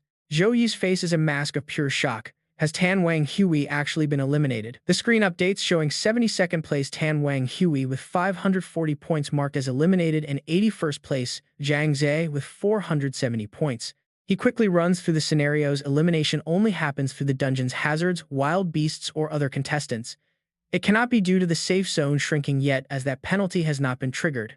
Recalling Tan Wang Hui's tough battle against a massive, terrifying serpent, Zhou Yi reflects that even as a backup member, his overall combat power is easily in the upper middle tier of all competitors. Since he is extremely cautious and never takes foolish risks, he should have easily been able to escape if he merely ran into a high-level beast. Suddenly, a dark, unsettling premonition hits him. Could some other contestants have actually formed an alliance to take them down? Zhou Yi quickly envisions those teaming up with malicious grins, realizing that inside this dungeon you have to watch out for far more than just monsters and lone wolf players. Weaker 5-man teams often band together to maximize their chances, using cooperation as a weapon to hunt down and eliminate members of other groups. Still, because everyone is randomly teleported at the start, teammates are initially isolated and cannot easily link up, meaning this kind of coordinated hunting should only happen in the later stages. Just then, the host's loud voice echoes across the entire area. Attention contestants, the safe zone is about to shrink. Please reach the designated area within 3 hours or you will be disqualified. Hearing this, he is caught completely off guard. A short while later, deep inside a rocky canyon, a figure moves with blinding speed like a flash of lightning, frustratedly muttering that his luck today is absolutely terrible. It is Zhou Yi, pushing his body to the absolute limit as he rushes toward his destination. As he sprints, he realizes that this first safe zone shrinkage is abnormally far, meaning he has to go all out to make it in time. For now, he has no choice but to put Tan Wang Hui's situation out of his mind. Suddenly, a flash of green light erupts from the mountain peak. Shifting directions, Zhou Yi uses his movement skill, Lingxi Breath, to rush up toward the mountain summit. Meanwhile, Tang Lingxi casts her water spell, Water Arrow, aiming directly at an orange-haired girl. Out of nowhere, Wu Kang blindsides her with a weapon in hand, forcing Tang Lingxi to turn around in shock. He unleashes a brutal strike, cursing her for being a persistent pest. She quickly conjures a barrier to block it immediately, countering with her Stone Finger spell. A massive spiked sphere materializes directly above his head. The heavy sphere crashes down, crushing Wu Kang as his eyes go wide in utter shock.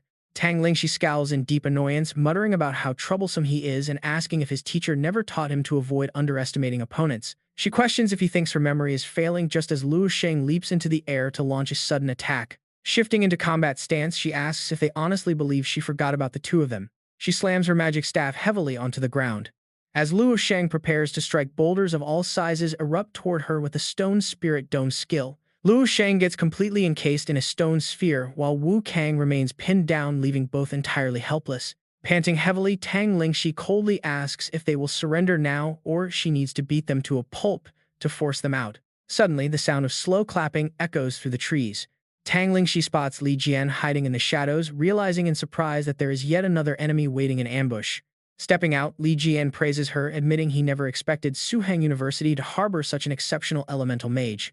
He notes it is a shame her teammates have been overshadowing her talent. The moment the words leave his mouth, his pack of hounds unleashes a vicious charge right at her. Tang Lingxi retorts sharply, telling him to shut his mouth. She casts water arrows to instantly take down the charging hounds. But at that exact moment, a stray hound leaps out from behind Tang Lingxi, sinking its teeth directly into her arm. Li Jian cheers with excitement, shouting that this is the perfect chance to rip her arm off. He smugly calculates that losing her staff will drastically reduce her casting speed and power, leaving her powerless to fight back against him. Unafraid, Tang Lingxi flashes a sly smirk, telling him that a perfect chance is only useful if he can actually catch it. The moment she speaks, a glowing magic circle materializes right beside her. Terrified, Li Jian screams out, wondering how she can possibly cast a spell without her staff. In the very next second, a massive explosion erupts. The sheer shockwave of the blast sends Li Jian flying backward. Both of his hounds are instantly vaporized.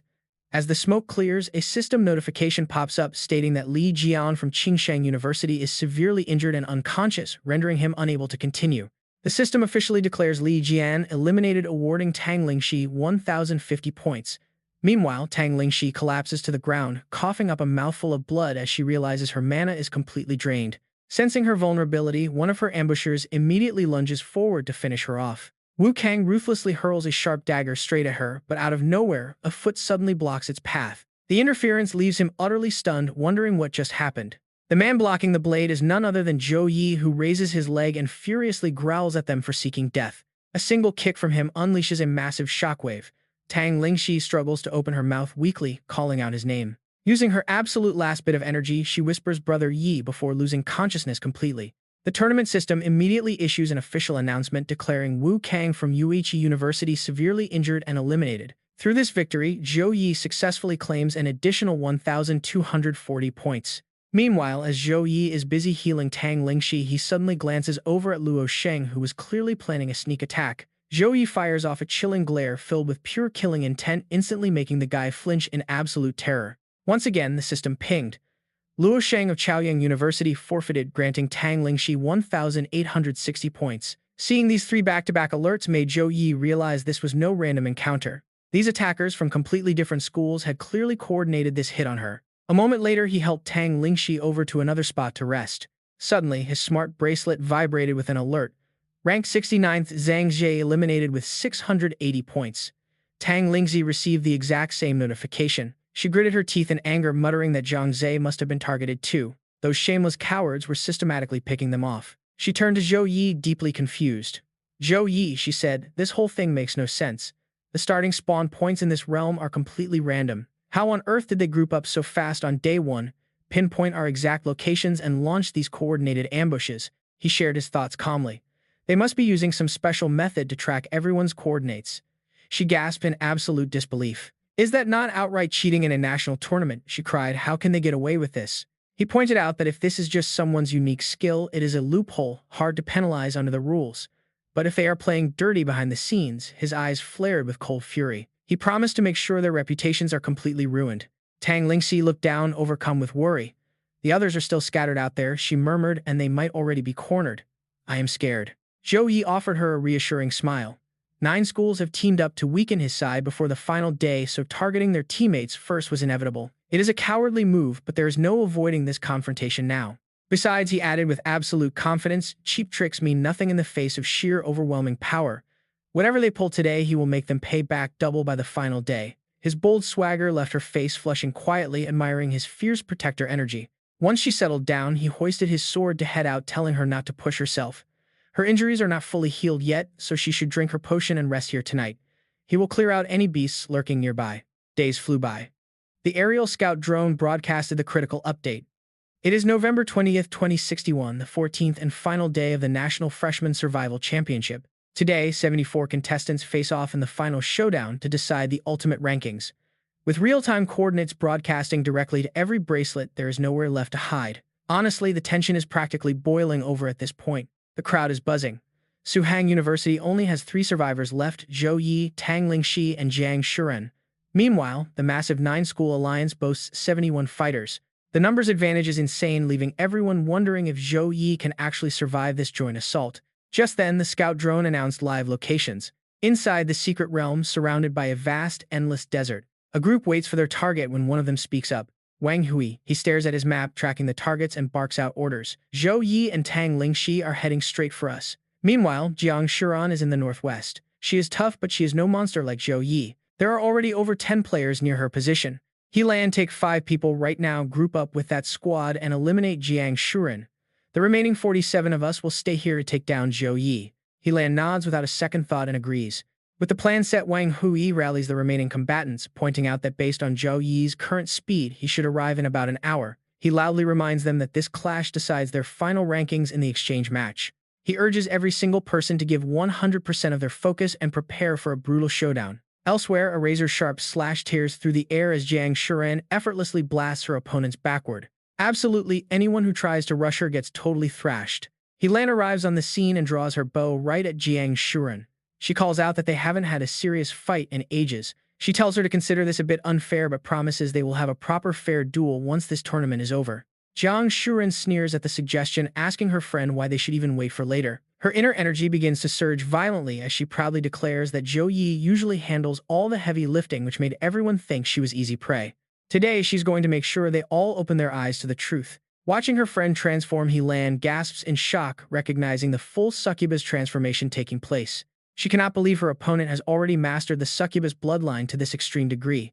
She realizes that even with 24 players on their side, they will have to fight with everything they have. She quickly unleashes a volley of arrows to back up her squad, ordering them to attack.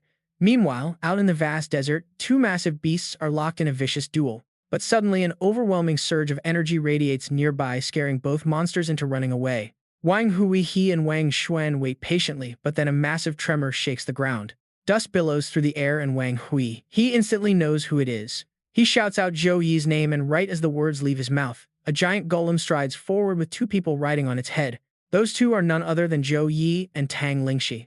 The moment Wang Hui spots him, he smugly says that Zhou Yi should feel extremely honored. He explains that they have assembled 47 elite players from all the top universities just to bring him down. This proud boast only makes Zhou Yi smirk as he sarcastically repeats the number 47 back to him. He then flatly dismisses them, saying they are nothing but a pathetic, unorganized mob. This blatant insult wounds the players' pride, and they angrily shout back that he is far too arrogant. Zhou Yi does not show even a shred of fear, confidently asking them if he said anything wrong. He demands to know which one of them is not already a defeated opponent of his. He then points a finger, challenging them. They used their sheer numbers to eliminate more than half of his Suhang University teammates, and now they are teaming up against him. He scoffs that without their numbers, they would not even have the courage to face him. He invites them to bring it on, declaring that weaklings are still weaklings even when they group up. His mocking words push the entire crowd of opponents past the boiling point. He calmly announces that he will teach them a lesson. No matter how many ants gather, they can never hope to bring down a giant dragon. The battle explodes instantly as Wang Xuan takes the lead, activating his HX Arbiter. Behind him, two of his allies activate their blazing saber technique, calling out for the flames to heed their summons as the rest of the mob charges forward. Zhou Yi leaps right off the giant's shoulder, telling Tang Lingxi to wait up there. At that very moment, his system interface flashes with a flurry of notifications for Blessing of Courage. A split second later, he impacts the ground with a massive boom. He charges straight ahead with his weapon raised, activating Dawn's Blessing from his skill system. With just one sweeping strike, he effortlessly takes down a massive wave of opposing players. Every single swing of his weapon sends a whole group of them crashing down. His absurd speed leaves one opponent in utter disbelief. However, another fighter argues that no matter how strong he is still just a freshman, and a mere freshman cannot possibly defeat 47 people. A horde of summoned monsters now blocks his path, but Zhou Yi does not hesitate for a second as he charges right at them. One of the monsters reaches out its giant hand to crush him. Its massive fist collides directly with his own strike. The impact completely shatters the beast, but the opponents do not slow down. They rapidly trigger their defenses, screaming out activations for Angelic Form Defensive Field, Guardian of Light, and Mana Defense. Layer upon layer of protective barriers snap into place. Zhou Yi's raw power shatters the first barrier, but the rest manage to hold. Seeing this, a pink-haired player smugly boasts that they still have 6 layers left and have successfully blocked him. This comment only makes Zhou Yi laugh as he asks if she really thinks they stopped him. He points his finger at them, casually stating that this is only the very beginning. The moment his words fade, a colossal hand descends rapidly from the sky. The sudden appearance of this massive hand turns Wang Xuan pale with sheer terror, and the other players freeze on the spot, completely paralyzed by fear. They quickly snap out of their daze, screaming at each other to run, dodge, and get out of the way before they get killed. Unlike the others fleeing for their lives, Wang Xuan stands his ground to face the attack. Stunned by this, Wang Hui screams out, demanding to know what he is doing. Ignoring the flashing red danger warnings from his system, Wang Xuan resolutely mutters that even if his success rate is virtually 0, he has to try. He explains that this was a countermeasure he developed during their post-match review. He begins piecing together iron plates, analyzing the previous duel he had fought against Zhou Yi. He recalls watching the footage 100 times, studying the impact range of the Hand of God. As he frantically locks the metal plates together, he notes that while the Hand of God looks completely solid, its power is actually distributed. If he can assemble all his machinery into a dispersed load-bearing barrier, it might just withstand the fatal blow. Right as Wang Xuan finishes locking the metallic shield in place, the massive divine hand Zhou Yi is closing in fast. Showing zero fear, Wang Xuan roared, "Bring it on." A giant spectral hand slammed into the barrier, effortlessly crushing the protective shield. It pressed down until the very earth shattered into pieces. Thick dust filled the sky. Hovering like an imposing god, Zhou Yi issued a cold warning. "Your lives are in his hands, surrender or die." But Wang Hui, he refused to back down, screaming his name as he unleashed a powerful strike directly at him. His attack charged straight ahead, accompanied by his fierce battle cry, whirling gale force. Panting heavily after the effort, Wang Hui, he desperately hoped that if Zhou Yi could just block this one hit, he would not have to worry about what happens next. Immediately, the other contestants charged in together, drawing their weapons for a massive ambush. Seeing them swarm Zhou Yi, Wang Hui, he felt a surge of confidence.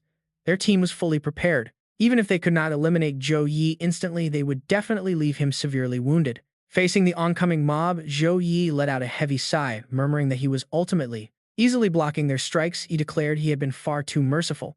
Without hesitation, he retaliated, blasting them away one by one. Smote by the light, Wang Xuan lay defeated, utterly stunned.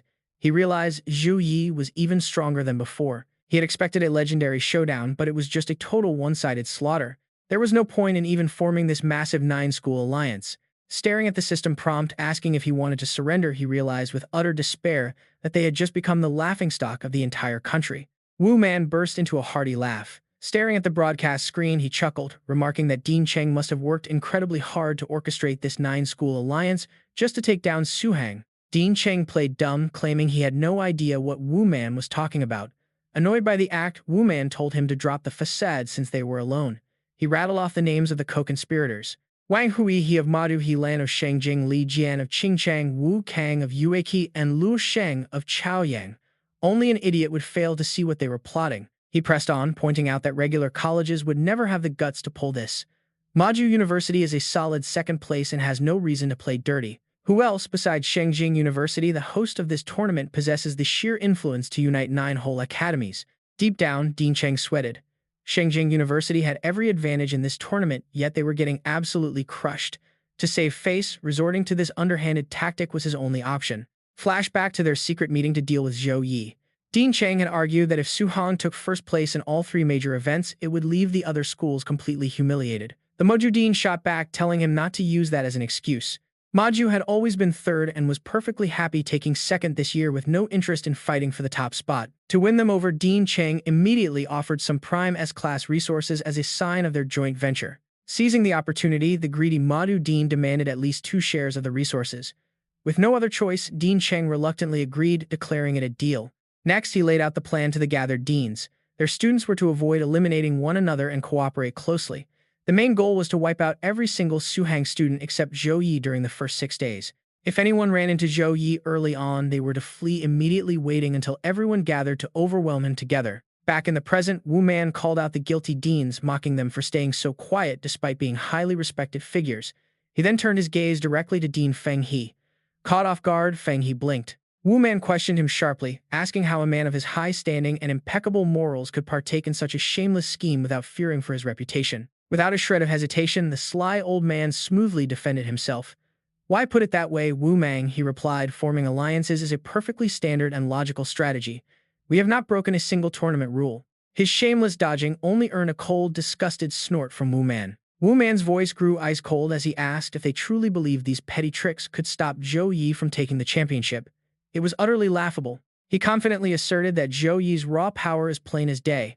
Honestly, who can blame him for having that kind of confidence? A true powerhouse never fears a challenge. No matter who targets Su Hang, they will take first place. Meanwhile, on the battlefield, a cornered contestant frantically mashed his teleportation button. But a red system warning flashed instead, stating that teleportation failed, please wait.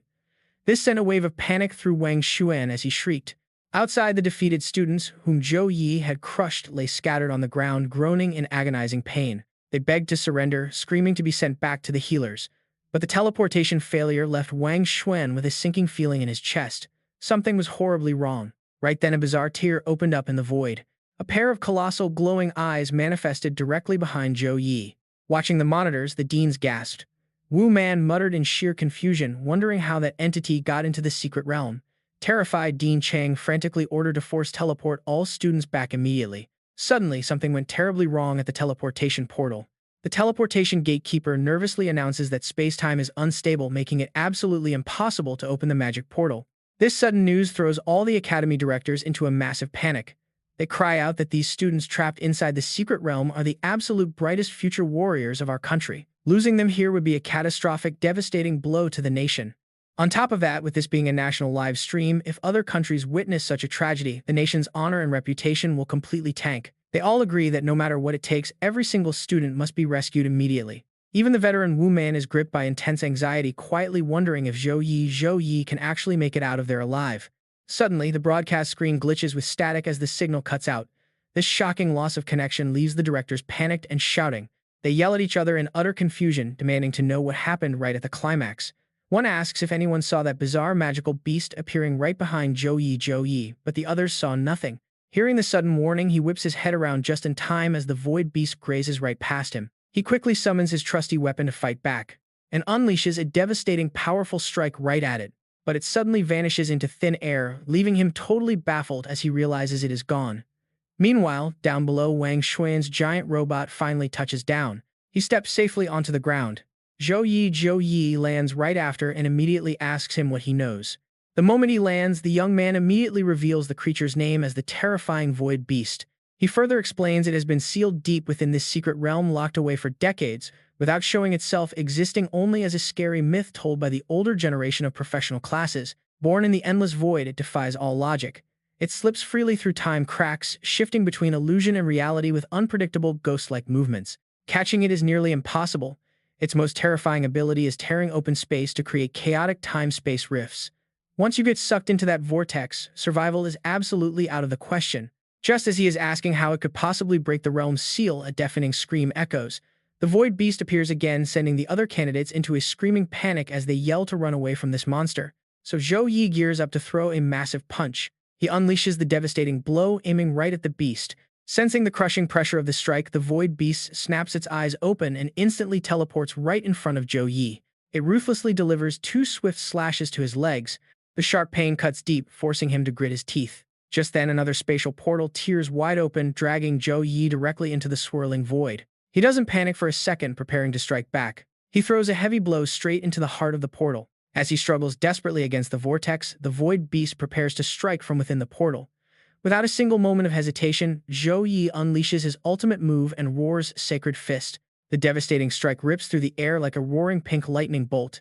Yet that brilliant energy arrow is instantly shut down by the Void Beast, completely neutralized in a mere fraction of a second. Su Ran quickly grabs Zhou Yi, trying to shield him from the violent shockwaves of the blast. Forced down by the intense shockwave, they crash hard onto the icy ground and skid quite a distance. Gripping her bow, Xia Lan shouts to Wang Hui to rally everyone to attack the beast. Meanwhile, amidst the thick white smoke, Su Ran pushes herself up from Zhou Yi. The young man lies beneath her, looking utterly drained after surviving such a terrifying ordeal. Weakly catching his breath, he asks why she is here.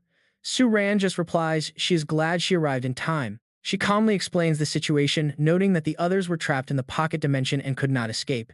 She suspected something went wrong, which is why she rushed here. But mid-explanation, Zhou Yi suddenly senses a new deadly threat nearby.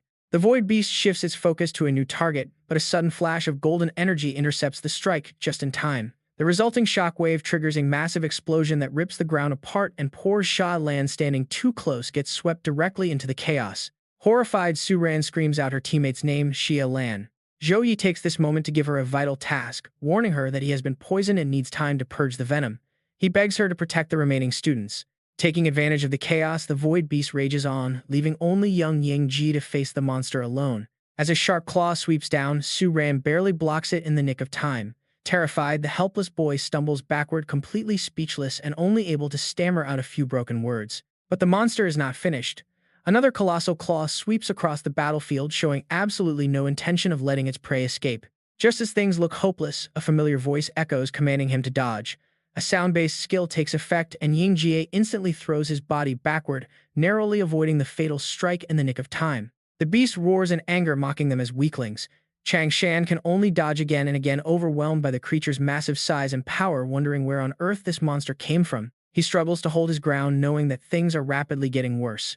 Terrifying pressure floods the entire battlefield as the giant beast lets out a mocking laugh, calling them mere ants who dare to challenge the almighty god of time and space. Meanwhile, Zhou Yi quickly activates his slow healing and death resistance skills to keep himself alive. He realizes the monster's spatial abilities are incredibly tricky. Any close-range approach triggers a dangerous temporal rift, while long-range magic only causes it to flee the moment it detects danger. The battlefield has descended into absolute chaos. A massive crowd of players gathers, yet none of them can lay a single finger on the raging monster. Amidst the chaos, a pink energy whip suddenly wraps around Olivia, pulling her to safety.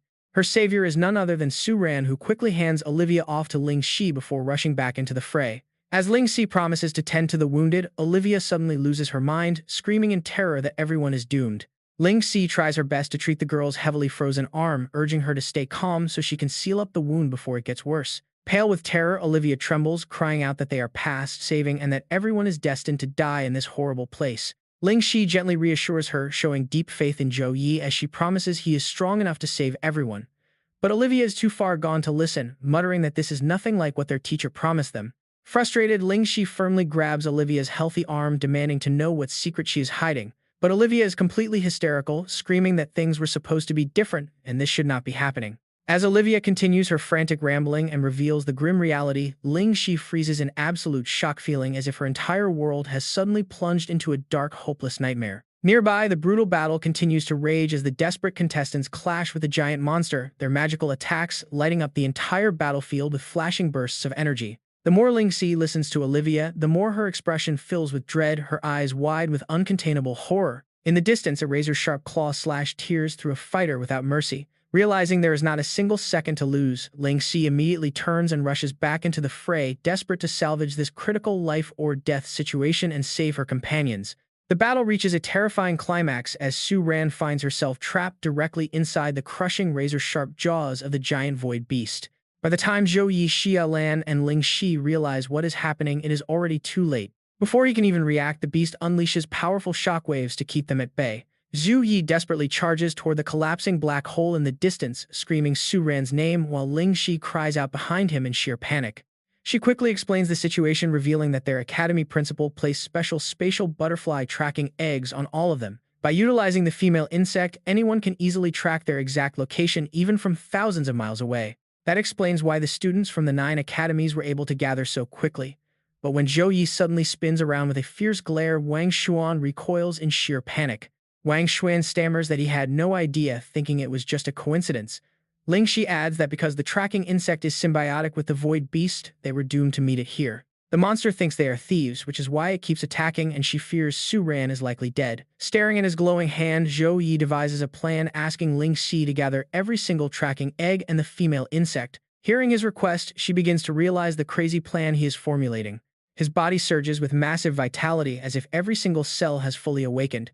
He blames himself for failing to protect Su Ran, swearing that he will tear this entire pocket dimension apart and scour the void to find her. His glowing golden eyes burn with absolute determination as he prepares to act as bait. But just as they speak, another teammate's voice suddenly cuts into their conversation, claiming to have a way to subdue the terrifying void beast. Struggling to stand, Sun Qiao explains that his family possesses a highly secret sealing technique. He claims it is powerful enough to trap ancient entities that far exceed their own power levels. But such immense power always comes with a terrifying risk. The moment this sealing spell is activated, it instantly drains every single drop of the caster's mana. If they cannot survive the agonizing shock of having their entire energy pool ripped away in a split second, they will face certain death. Sun Qiao looks visibly downcast as she admits her utter helplessness, whispering that she simply cannot do it. This only makes Ling Shi snap in frustration, demanding to know why she even brought it up. But with things at a complete dead end, Zhou Yi desperately clings to his very last thread of hope, urging her to tell him exactly how to do it. Using the exact method Sun Qiao shared, Zhou Yi immediately takes action. The spirit butterfly carries a magical glow to inspect the massive pile of monster eggs, and within seconds, they begin bursting apart. As the dust gradually clears, the space in front of them suddenly fractures. With his goal finally in reach, he clenches his fist with renewed determination. Ready to face the challenge in a different form, Zhou Yi needs a summoning tool since he is not a summoner. Realizing that a summoner themselves is the ultimate medium, she calmly decides to channel all her mana into her own eyeball, turning it into the perfect summoning tool for him. Zhou Yi rapidly teleports around with his massive war hammer, swinging it fiercely, while telling her that holding it will trigger the sealing spell. Seeing the kid still standing strong, the void beast begins to panic, wondering how he could possibly fight it for this long. But its blind arrogance quickly takes over, mocking his useless efforts until a blinding flash of light suddenly explodes and crashes directly into its body. The resulting shockwave sends his golden hair fluttering wildly. Hit by the devastating blow, the Void Beast is left utterly terrified, wondering how this is even possible. Zhou Yi swings his hammer again, roaring at it not to run, but the beast just laughs. It mocks his foolishness, claiming he can never catch it as the spatial rift rapidly closes shut. Despite its smug words, the beast still nervously watches every single movement around it. Yet he catches up instantly, forcing the terrified beast to gasp in horror. Just as the beast feared, Zhou Yi builds massive momentum and delivers a devastating strike, smashing it to pieces. The impact is so severe that even the beast's native dimension is completely shattered. Its bottled-up rage finally explodes, screaming that he was just lucky to land a hit and shouldn't get cocky. Shards of space swarm him like lethal blades as it yells at the arrogant human to witness the power of a true space-time god. But in this critical split second, Sun Chao's warning echoes in his mind. She had warned him that his summoner's mana can help him summon powerful beasts. By holding it, he could not only unlock the seal but also trap the monster in the rift, though her limited power could not keep him completely safe. Zhou Yi quickly seizes the chance to unleash his Holy Light Tempest and Judgment of Light for protection. Amidst the immense danger, he remembers that once inside the chaotic space-time current, he must attack relentlessly to force the beast into a weakened state. Despite his growing exhaustion, he unleashes his ultimate combo. Bearing the brunt of endless painful injuries, Zhou Yi stubbornly presses on, waiting for the perfect split second to activate the secret sealing technique. With the upper hand, the Void Beast grows incredibly careless, shouting for the brat not to get cocky and promising absolute payback for this humiliation. Not waiting for the beast to finish, Zhou Yi silently admits that his body is reaching its absolute limit as he raises his hand for one last strike. The Judgment of Light blazes brilliantly under his guidance, forming a powerful magic array that binds the beast's soul and body to slow it down. But this victory comes at a heavy cost, leaving Zhou Yi completely drained after using his angelic form twice and wasting far too much mana. A mystical halo slowly takes shape amid his quiet whispers, fueled by the sheer continuous output of his skills.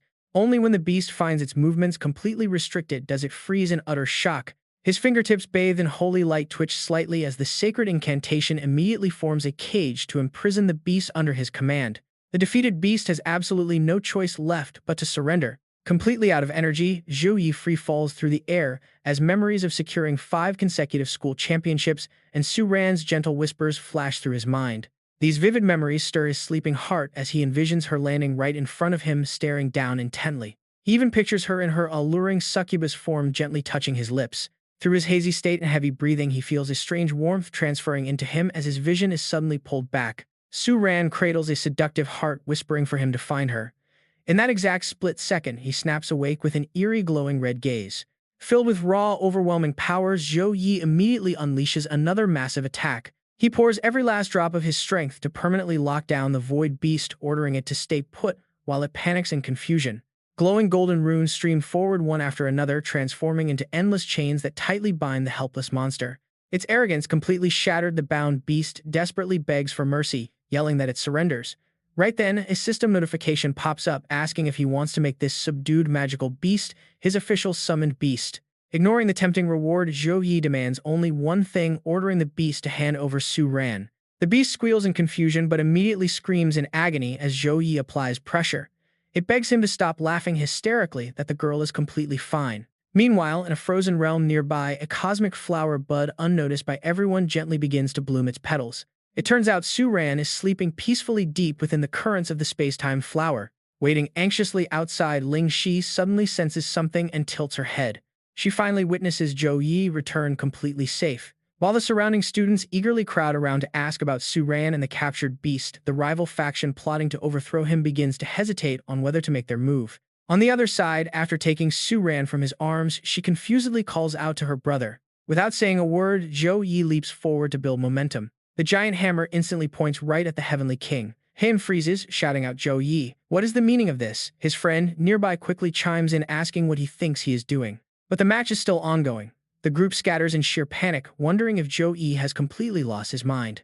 Zhou Yi shoulders his weapon, facing the crowd with absolute resolve. Surrender now or step up and fight. With no way out but surrender, they give in. One admitting defeat sighs, I am truly impressed, we were never enemies anyway. At that moment, a system alert flashes showing Sun Qiao from Mado University forfeits. He Lan can only complain silently, muttering that they were actually just trying to show him some friendly concern. Even the top fighter from Chaoyang University can only sigh, admitting that Zhou Yi has an insane hunger for victory. Zhou Yi absorbs all their points, his total skyrocketing past 10,000 toward 50,000. The others curse in frustration, complaining there is no point in fighting now that everyone else has left. Once the crowd disperses, Zhou Yi suddenly collapses from exhaustion. Tang Lingxi quickly supports the limping Jiang Shuren, anxiously rushing over to ask about his severe injuries. His weak voice barely carries as he admits he is completely out of mana. If they had attacked together, he would have been done for.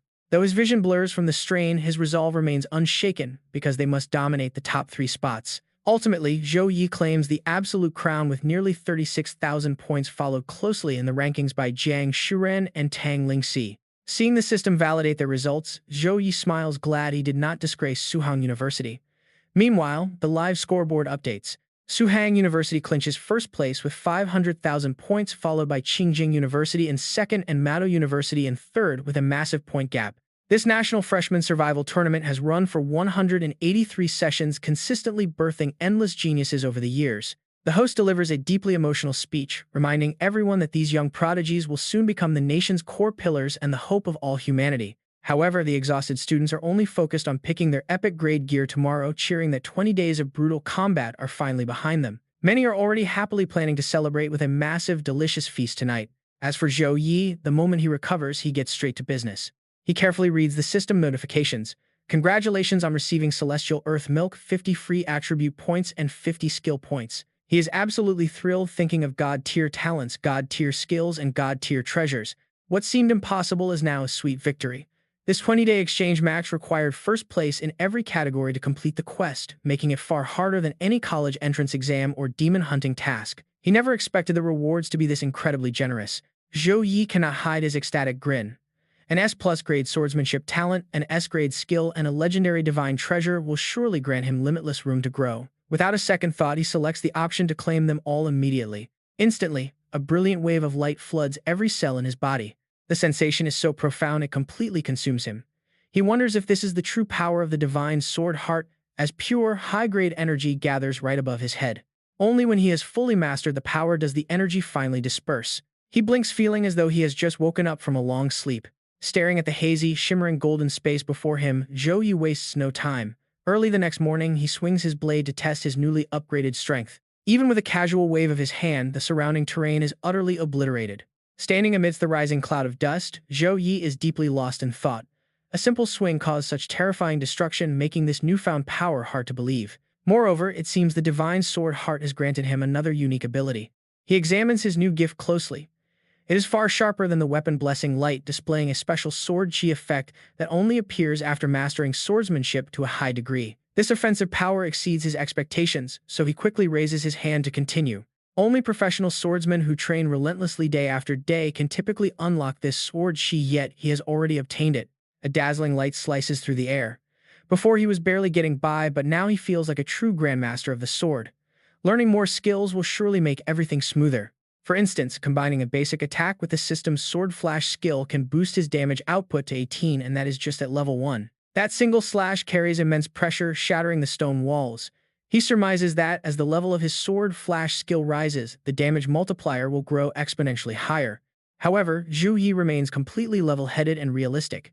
He sighs, realizing that all of this is currently just theoretical. He needs to spar with a true master of swordsmanship to properly gauge the massive power upgrade of his divine sword heart. Acting on this sudden thought, he immediately contacts Jiang Shuren. She arrives quickly, asking with confusion if he called her out so urgently, just to test his swordsmanship against hers. His request makes perfect sense. As the direct descendant of the prestigious Jiang family, Jiang Shuren began training in swordsmanship at the tender age of 3 under the strict guidance of a grand master. She always embraced her heavy responsibility, practicing diligently without a single day off. Thanks to 15 years of unwavering dedication, everyone began calling her a true genius sword maiden. Shuren shyly thinks to herself that while Zhou Yi is overall the strongest combatant, she has absolute confidence in her own tactical swordsmanship. As their duel begins, Zhou Yi's aura shifts, instantly warning her that she must give this fight everything she has. Showing no fear, she takes a solid stance and warns him to be careful. The moment she finishes speaking, she swings her weapon, unleashing an incredibly powerful strike. The sheer force of her attack snaps his training sword in half, but this is exactly the opening Zhou Yi was waiting for. While she is still airborne, he strikes back with lightning speed. Shuren's eyes widen in sheer shock as she realizes she is looking at actual sword chi. Once she safely lands and regains her balance, she cannot help but marvel at how ridiculously overpowered Zhou Yi's talent truly is. But before she can recover, his next attack is already upon her. Relying on her years of experience, she quickly raises her weapon to block the incoming blow. The phantom sword, brimming with energy, follows up with an immediate counterattack. They trade blows back and forth, clashing relentlessly for over 100 exchanges. The two are so deeply focused on their duel, they do not even notice Wu Mang's arrival. The elder wonders if he is dreaming, completely shocked to see Zhou Yi wielding a sword with such mastery. He observes closely, noting that while Zhou Yi's strikes feel divinely majestic, Zhang Shuren relies on blistering speed and erratic angles. His vast combat experience allows him to see much deeper into the fight. Shuren seems to match Zhou Yi effortlessly, but Wu Mang realizes that is only because Zhou Yi is intentionally suppressing his raw power and speed to match her level, rather than relying on his higher-tier skills. The moment her weapon is knocked away, Wu Mang concludes that the raw shockwave from the blade's impact alone is enough to leave her arms completely numb. Zhou Yi catches her prized weapon out of the air. Panting heavily, she surrenders, saying she cannot fight anymore. Zhou Yi immediately asks with concern if she is all right. Touched by his concern, she reassures him that she is fine, just completely exhausted from the intense exchange. As they stop, Wu Mang steps forward with high praise, expressing his utter shock at Zhou Yi's masterful swordsmanship and asking why he never used it in the tournament. Zhou Yi quickly bows and greets the dean. Zhou Yi scratches his head with a sheepish laugh, explaining he was just keeping a trump card. Internally, his mind is racing. The conditions to acquire this new talent were incredibly strict, requiring him to avoid high-level dungeon resets and class change ceremonies. Relying on an unexplained talent would normally raise suspicion, and it seems he cannot fool the keen eyes of the dean. Suddenly, remembering, Zhou Yi asks what brought the dean here. Wu Mang explains he came to gather everyone for the Alliance's celebration banquet, but also has one crucial matter to discuss. A grim memory flashes through his mind as he reveals that Feng He is dead. When the Alliance investigator Xia Yan located Feng He, the man was already lifeless inside his dormitory room.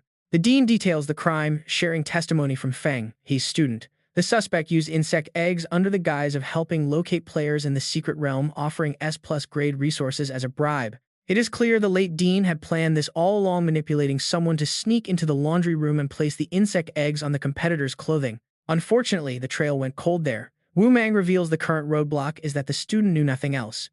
Zhou Yi is visibly startled, wondering if the clues have completely vanished. Despite the chaos, Wu Man calmly gives him the answers. He tells him not to worry because the Alliance is thoroughly investigating those involved over the past decade and results will be ready in a week. He urges them to move on since the victory banquet is about to start. He then points out the true meaning behind this event. The top factions of the country will be there with the sole purpose of recruiting everyone into their powerful guilds. Leading the group, Wu Man uses his experience to explain the luxury of this banquet. To recruit elite talents, these factions will offer insanely lavish conditions, ranging from massive wealth and beautiful companions to power and premium resources. Just as expected, recruiters approach them the moment they arrive. Accepting these offers means tying oneself to that specific faction. Wu Man, as their mentor, warns them that while he does not oppose them joining anyone, they must never make this massive decision lightly. Suddenly, loud clapping rings out across the room to draw everyone's attention. Feng Yu steps up and raises his voice to deliver the opening speech, praising them as students from the 10 most elite universities who fought incredibly hard to reach this stage in the National Freshman Tournament. Because of their grit, every single one of them is eligible to receive a grand reward provided by their very own Summer Flame Alliance. Everyone receives their individual rewards. He explains that the bank cards in their hands are preloaded with 20 million coins, fully sponsored by the Summer Flame Alliance. This impressive gift immediately sparks intense curiosity among the crowd. Feng Yu continues, announcing that their security clearance within the Summer Flame Alliance will be upgraded to elite external member status. That is the highest possible rank one can achieve without being a core member of the Alliance itself. The perks Feng Yu offers are incredibly attractive. In any base across the country, buying gear or potions will now come with a sweet 20% discount. Furthermore, anyone wanting to join the core ranks can contact him directly. Hearing this grand speech, Zhou Yi calculates in his head, 20 million per person with 100 contestants, that is a whopping 2 billion. The Alliance is ridiculously rich. The surrounding crowd is also buzzing with pure excitement. They whisper that they have never seen 20 million coins given out so easily before. With this kind of money, they can easily buy B+ tier resources, which is an absolute steal. His logical mind quickly realizes that this is the most direct way for the Alliance to show off its massive power.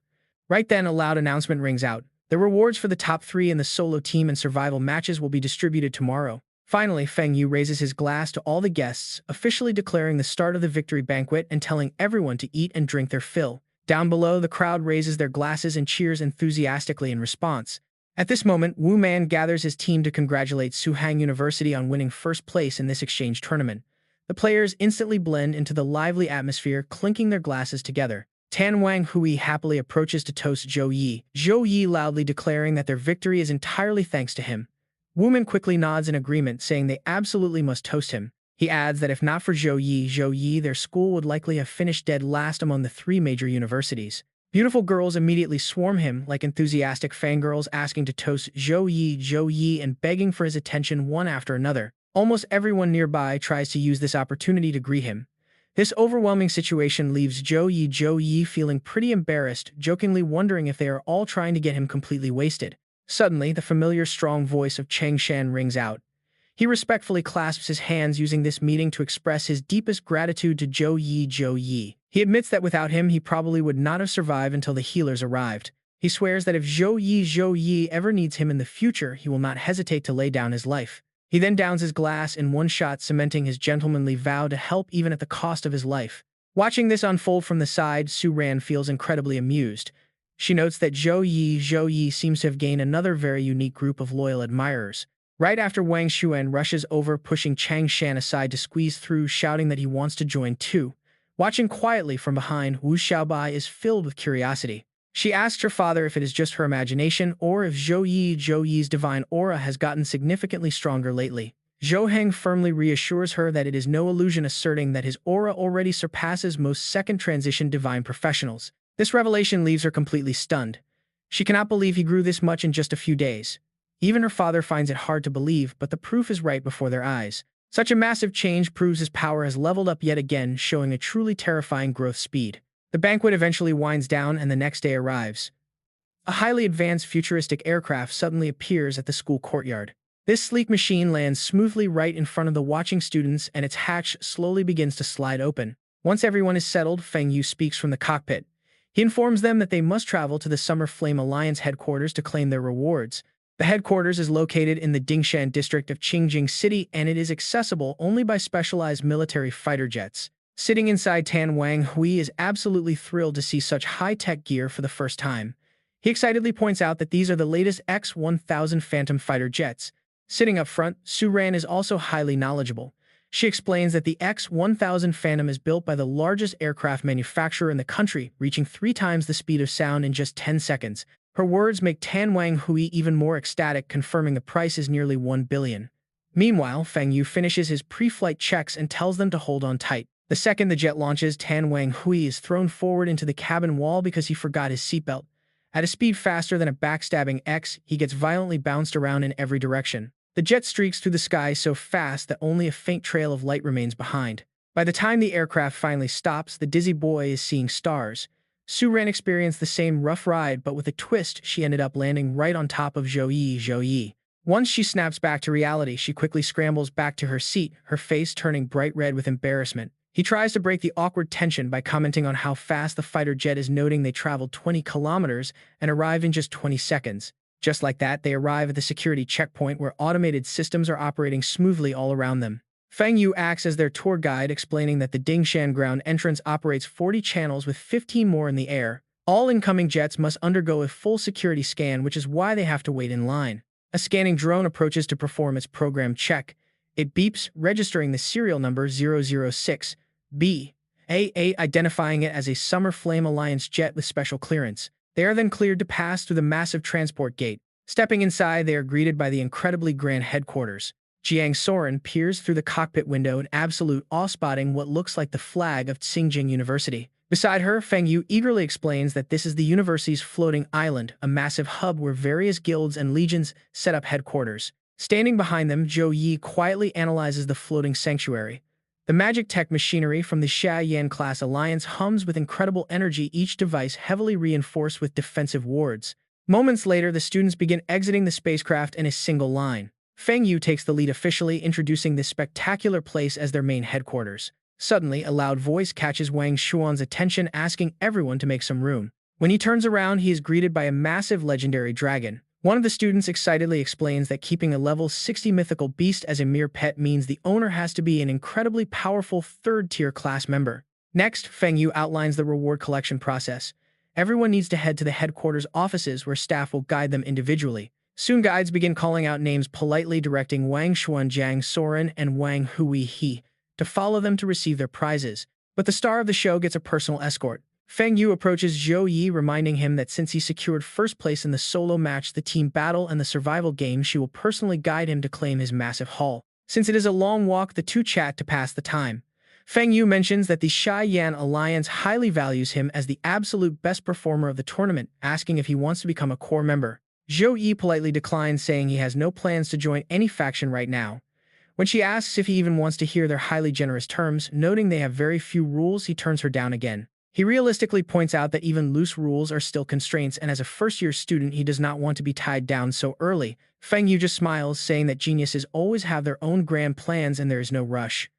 Arriving at secret door number 7, she dramatically reveals that his rewards are divided into 3 incredible categories. First, for winning the solo match, he gets a custom-made legendary grade weapon. Second, the team championship earns him a full set of epic grade gear. Finally, for surviving and winning the battle royale, he can choose any single item from the Alliance's massive treasury. As she leads the way, she explains that she is taking him to the highest-ranking blacksmith in the Alliance, Grandmaster Qi Jun, who will craft his legendary weapon. This very room is the personal forge of the Grandmaster himself. As the massive iron doors slowly creak open, a wave of intense heat escapes, carrying a thick cloud of steam. Here we go, guys. Feng Yu steps forward to introduce them, announcing that the solo champion has finally arrived. The master's imposing aura feels heavy enough to crush anyone, and he asks in a deep, booming voice if he is Zhou Yi. Completely unfazed, Zhou Yi politely replies that he is indeed Zhou Yi, while the master's sharp, calculating eyes scan him from head to toe. Appearing quite satisfied, the master's tone softens as he notes Zhou Yi is currently level 23. He offers to craft a level 25 legendary weapon, asking what type he prefers. Zhou Yi quickly requests a longsword with stat boosts focused heavily on both strength and intelligence. Watching this interaction, Feng Yu is quietly amazed. To craft better gear, Grandmaster Qi Jun mastered a special eye technique that usually leaves ordinary class members completely speechless under its intense pressure. Yet, this year's all-around champion stands before the legend without even flinching. Zhou Yi adds a few more details, stating he does not need overly complex special effects as long as it perfectly fits his paladin class and deals massive damage. In his mind, he calculates his options. Gold-grade weapons boost 2 attributes, while legendary weapons scale all 4. But as a hybrid melee caster, paladin, both strength and intelligence are absolutely vital. Having observed his style, Qi Jun seriously nods, mentioning he watched Zhou Yi's match videos. He agrees that a sharp, aggressive longsword is indeed the perfect fit for him. Then the master excitedly summons a solar saint-light stone, a bold new concept sparking in his mind. Feng Yu instantly recognizes it as an epic-grade material that only drops from the Sacred Ruins dungeon, with less than 10 produced globally each year. In unison, she and Zhou Yi gasp out its legendary name, the Solar Saint-Light Stone. Qi Jun goes into expert mode, explaining that this stone is a treasure born from the core of the sun. Any weapon forged with it will instantly purify and vaporize undead demons and dark creatures with holy light. Finishing his explanation, he concentrates to summon a batch of meteor silver steel. With a loud shout, rare materials rise from the bubbling magma. Gold-grade meteor, silver steel, legendary obsidian epic star shards, gold-grade dragon soul cores, and legendary holy spirit tears. Waving his hand, blazing flames swirl the materials into a vortex, fusing the fiery plane core, void essence, and eye of the storm. Qi Jun focuses entirely on casting hand seals to begin the smelting process.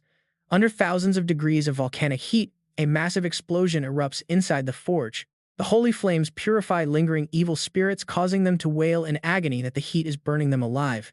Using master forging techniques, he molds the molten essence into a towering pillar inside the divine crucible. The molten flow drags in dark spirits, while the power of the thunder god infuses the forge.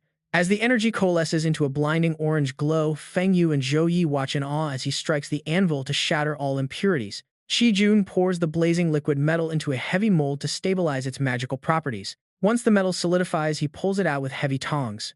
The blade shines with a mirror-like finish, radiating a brilliant razor-sharp glow. He expertly taps the blade to engrave glowing runes, channeling raw magic across the surface to forge a divine artifact. Next comes the quenching phase. He plunges it into water to cool it instantly, sealing the runes before infusing a war god's soul into the metal to grant it unmatched battle intent and a blood-repelling edge. For the final shaping phase, Qijun strikes the glowing metal with all his might for the ultimate temper. Sparks fly wildly in every direction, prompting Feng Yu to quickly throw up a protective barrier. Once completed, he lets out an appreciative sigh. The radiant holy sword gleams with a majestic gold looking sturdy enough to pierce through anything. Taking a deep breath, he roars with power and prepares to throw it. With a mighty throw, Qijun hurls the sword at blinding speed. Seriously, don't blink, leaving a dazzling streak of golden light in its wake. Zhou Yi reacts instantly, catching it with flawless precision. Feeling its substantial weight, he lifts the blade to examine it closely. Catching his breath after the exhausting process, the master instructs him to release his own energy and subjugate the blade so it recognizes him as master. He quickly complies, closing his eyes to focus his consciousness and channel his power directly into the weapon. The fusing energies erupt in a violent surge of electricity. Just as the system notes his unique Six Desires angel bloodline, Zhou Yi inspects the blade's mirror-like finish, right down to its sturdy wooden hilt. He is deeply impressed. It boasts boosts to 4 main stats and 3 special effects, truly fitting for a legendary weapon. The attack speed buff alone means he can strike 3 or 4 times for every single blow his opponent lands. Reading his expression, Qijun easily guesses his thoughts, noting that he seems highly satisfied. Suddenly, Zhou Yi is taken aback by the master's haggard appearance and asks what happened to him. The exhausted blacksmith explains that forging high-level gear drains massive amounts of mana, making this a common toll. Feng Yu leans in to whisper that creating legendary weapons requires immense craftsmanship. Only Qijun's unique talent can pull this off so quickly, whereas normal blacksmiths would take at least 2 or 3 months. Slowly turning his back to rest, he advises them to leave so he can recover. He warns that since the Radiant Holy Sword is mostly made of holy attribute materials, any future upgrades must also use holy items or the sword's raw power will be compromised. Zhou Yi deeply bows in gratitude, thanking Grandmaster Qijun for his incredible work. Feng Yu quickly ushers him out eagerly, changing the subject to their next stop, claiming his rewards for the team battle. At that exact moment, Qijun cheerfully dove straight into the boiling lava, but the impending disaster was about to make things highly problematic. A group of tailors dressed in Black Bunny cosplay surround him to take his measurements. They welcome classmate Zhou Yi, explaining they are the team in charge of crafting his entire epic tier gear. The purple-haired woman playfully lifts his chin, asking him if he has any specific requirements for this set of gear. Zhou Yi quickly pulls his shirt down and gives them his specifications. He needs light armor that boosts strength and intelligence. The professional team schedules the delivery, noting that it will be forged in a month and escorted directly to his academy. Once business is done, the tailors start whispering among themselves, admiring his slim waist, great muscles, and innocent vibe. Watching this innocent lamb get lost in a pack of wolves, Feng Yu can only chuckle, noting that the naive student is being completely played with. Then she snaps her fingers to announce that the next survival match reward is right here for him to choose. With that gesture, a holographic display of options appears around them and she tells him he can select any one item. Zhou Yi carefully reads the dense rows of text on the selection screen. Faced with countless top-tier options, he calmly analyzes them. They are all S-class life-saving relics, the kind that any class user would eagerly risk their lives to get their hands on. Without hesitation, he points directly to the item he wants, stating that this is the one. Feng Yu respects the choice but is a bit curious, noting that while the Space Leap Stone is indeed a useful escape tool, she wonders why he did not choose a resurrection item instead. He confidently confirms his choice without any hesitation. In reality, he has already calculated everything. Resurrection items are incredibly rare, but he already has the Rebirth Crucifix, granted by the system, and this Space Leap Stone has a completely different purpose for him. Hearing this, Feng Yu immediately agrees and grants his wish. Then she hands over the box holding the mysterious blue gem, letting him know it is officially his. Zhou Yi looks at his hard-earned spoils with pure satisfaction. Suddenly, a desperate voice echoes inside him, constantly begging him to let it out. Noticing his sudden change, she asks why his face has gone completely pale. Zhou Yi quickly laughs it off and brushes the concern aside, telling her that he is fine and probably just needs a little bit of rest. With the job done, she professionally hands him her business card, stating her mission is officially complete. She adds that if he has any issues with the epic tier gear or legendary weapon, he can contact her directly. She then suggests they head out as the other classmates are likely waiting for them in the main hall. Before long, he returns to the gathering spot. The moment the two Xiaobai sisters spot his familiar figure, they eagerly run over, calling out Zhou Yi's name. He turns and suggests finding a private place to chat, but they tell him it is not necessary since they only came to say goodbye. They explain that this afternoon everyone is teleporting back via the Xingjing University Magic Circle, and she must accompany Dong back to the clan. Meanwhile, in a dark corner, a small beetle secretly watches them. She asks him to bring Zhou Yun to Tianlin province if he gets the chance, as both are descendants of the Zhou family and would receive top-tier training. Knowing this is best for her, he nods and promises to take her once she graduates in 6 months, wishing them all smooth sailing. After their brief farewell, Zhou Yi stands there watching them walk away. Only when they are completely out of sight does he cast a sharp look upward. In a flash, he appears on the very branch where the beetle was just sitting. Scanning the empty area with a frown, he wonders if that creepy feeling of being watched was just his imagination. Suddenly, someone yells up from below asking if he wants to head to the market for some local specialties. He flatly declines, saying he is not going. A short while later, Zhou Yi returns home and slams the door shut. His mind is a complete mess right now. He wonders if his old wound still has not healed or if he is just suffering from extreme mental fatigue. Suddenly, a splitting headache hits him like a giant pair of jaws biting his brain, and a voice bellows out demanding that the human let it go. Mysterious glowing patterns suddenly light up across the entire floor. Right in the center, a bizarre figure slowly takes shape.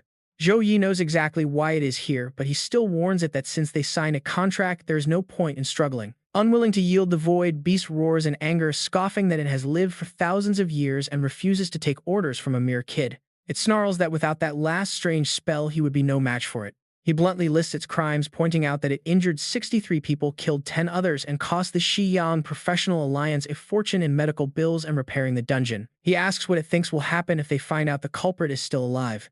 The stubborn void beast snaps back, asking if threatening it is his only trick. Losing patience with its stubbornness, Zhou Yi warns that the Alliance's third-tier mages can easily erase a high-level beast's mind, turning it into an obedient puppet. He adds that while it might not fear that even in death, its magical flesh and bones would still fetch an incredibly high price on the market. Furious, the beast gnashes its teeth and calls him despicable.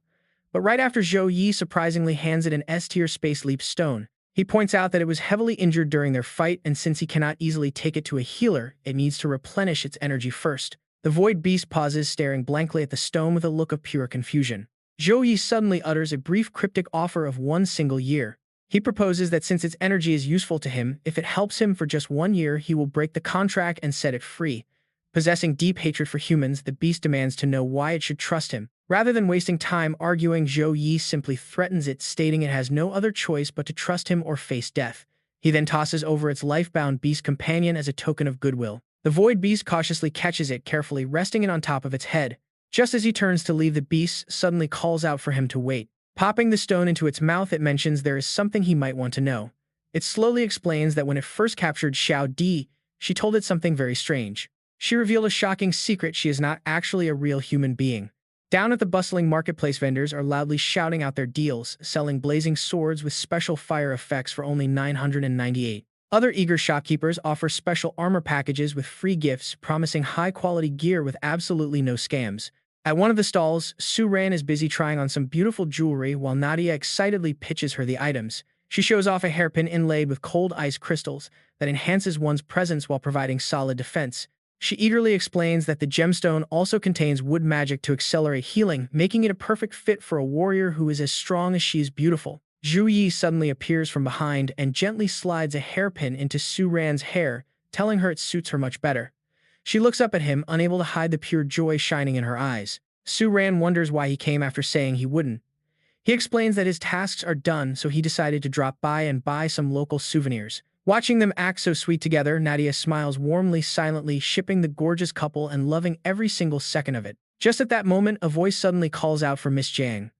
3 pairs of curious eyes look over to find Wang Hao standing there happily, claiming that meeting her here must be a stroke of pure destiny. Hilariously, Su Ran has absolutely no idea who he is asking him his name. Brushing off the awkward embarrassment, he respectfully introduces himself as Wang Hao, the nephew of Wang Batian, and the second-ranked lightning element genius of the Thunder Prison family's 3rd generation. Hearing this grand speech, Nadia cannot help but giggle, finding it incredibly funny that someone would proudly call themselves a second-ranked genius on their first meeting. He continues to ramble, mentioning that he gifted her a Frost Soul Sword for her birthday a year ago. Annoyed by another persistent member of the Wang family, Zhou Yi quickly steps in and suggests they check out the nearby food street he passed on his way over. He wraps an arm around her shoulder to guide her away, saying they must head out first, which immediately enrages Wang Hao. Furious, Wang Hao summons a crackling ball of lightning, screaming that a mere commoner has no right to touch the precious jewel of the Jiang family. He yells for Zhou Yi to kneel, hurling the lightning directly at him.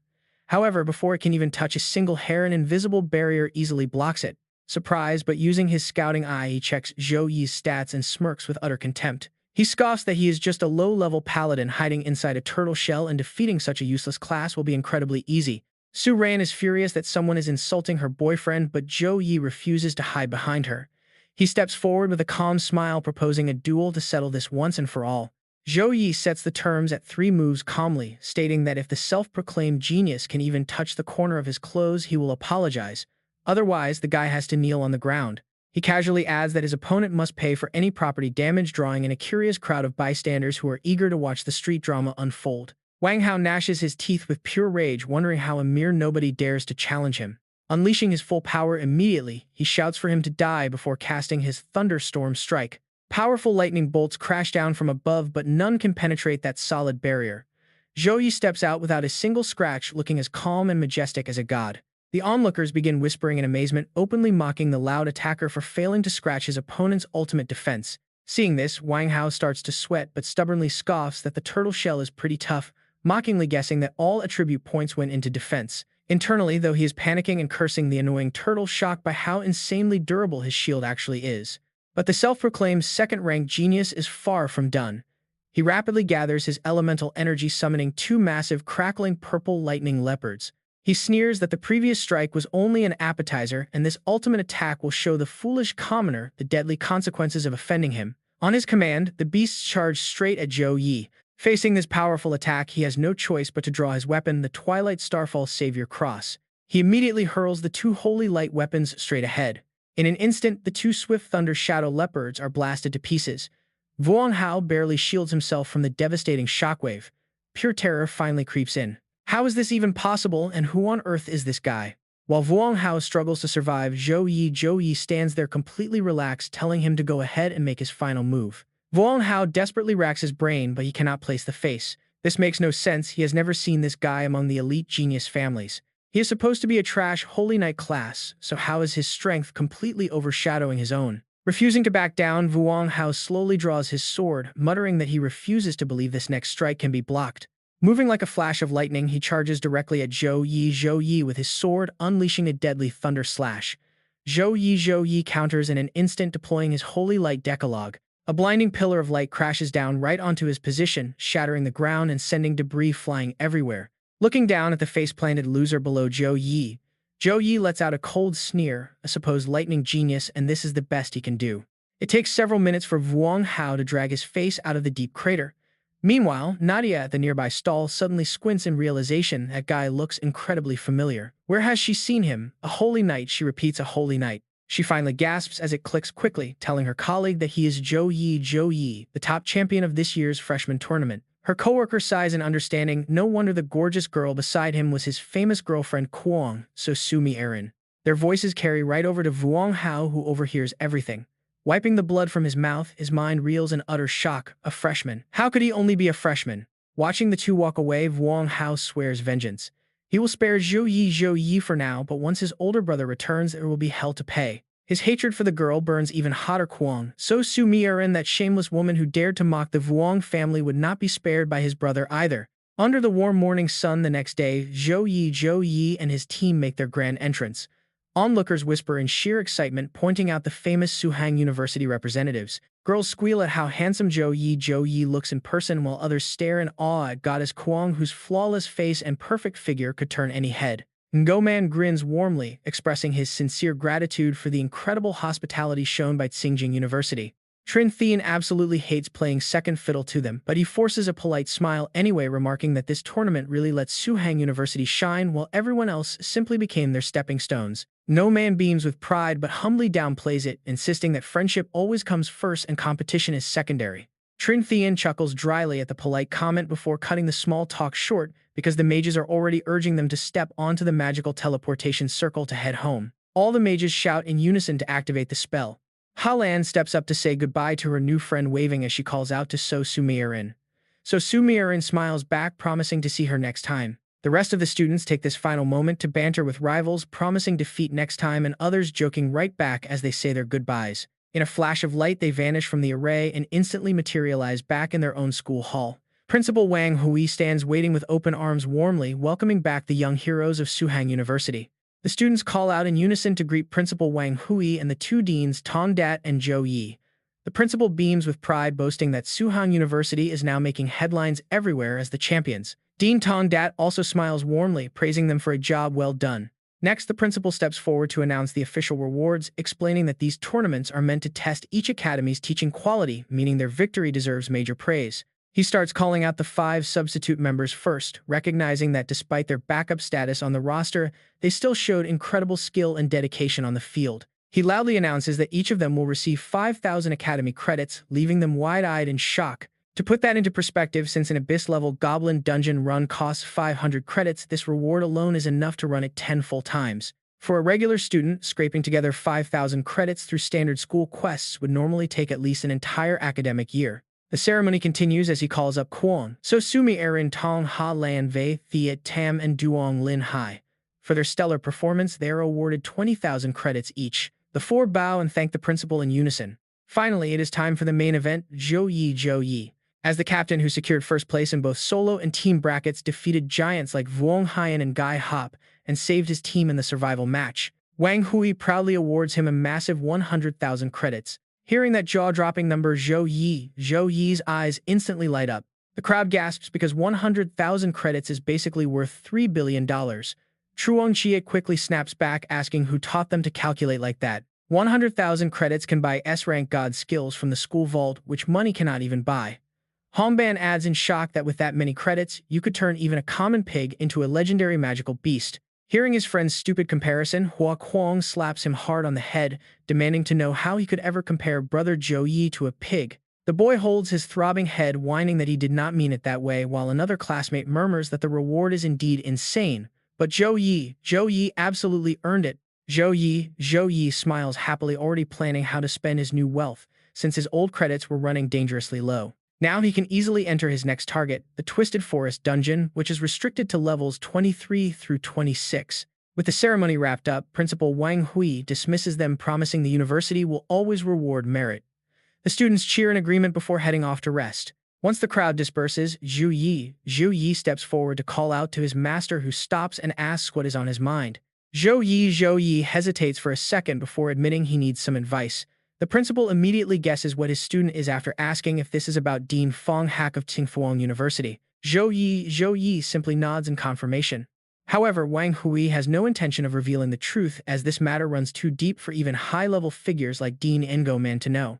Keeping quiet is meant to protect him, but Zhou Yi stops his teacher in his tracks by asking what happens if he is already mixed up in it. Turning around, the principal gasps as Zhou Yi casually tears a rift directly into the void. Zhou Yi explains that the Void Beast companion warned him that the entity controlling it was not actually human, prompting him to ask if this ties back to Fong Hak. Staring at the dimensional tear, the principal marvels at his student.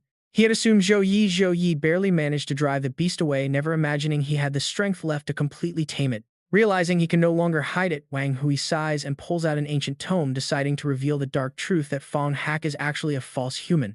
Zhou Yi repeats the unfamiliar term in confusion.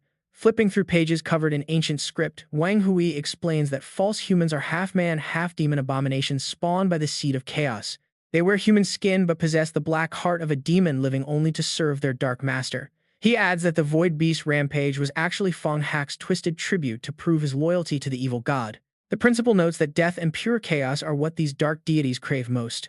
Zhou Yi recalls the rumors he heard and asks if the villain has gone dormant, but Wang Hui quickly corrects him, saying that was merely a cover story for the public. The terrifying truth is that when investigators closed in, he shed his human disguise, transformed into a demonic servant, slaughtered them, and fled. Wang Hui tests his student, asking why he thinks Fong Hak chose to strike during the tournament. Zhou Yi confidently replies that since it gathers the most elite geniuses in the country, any disaster would cause massive political damage.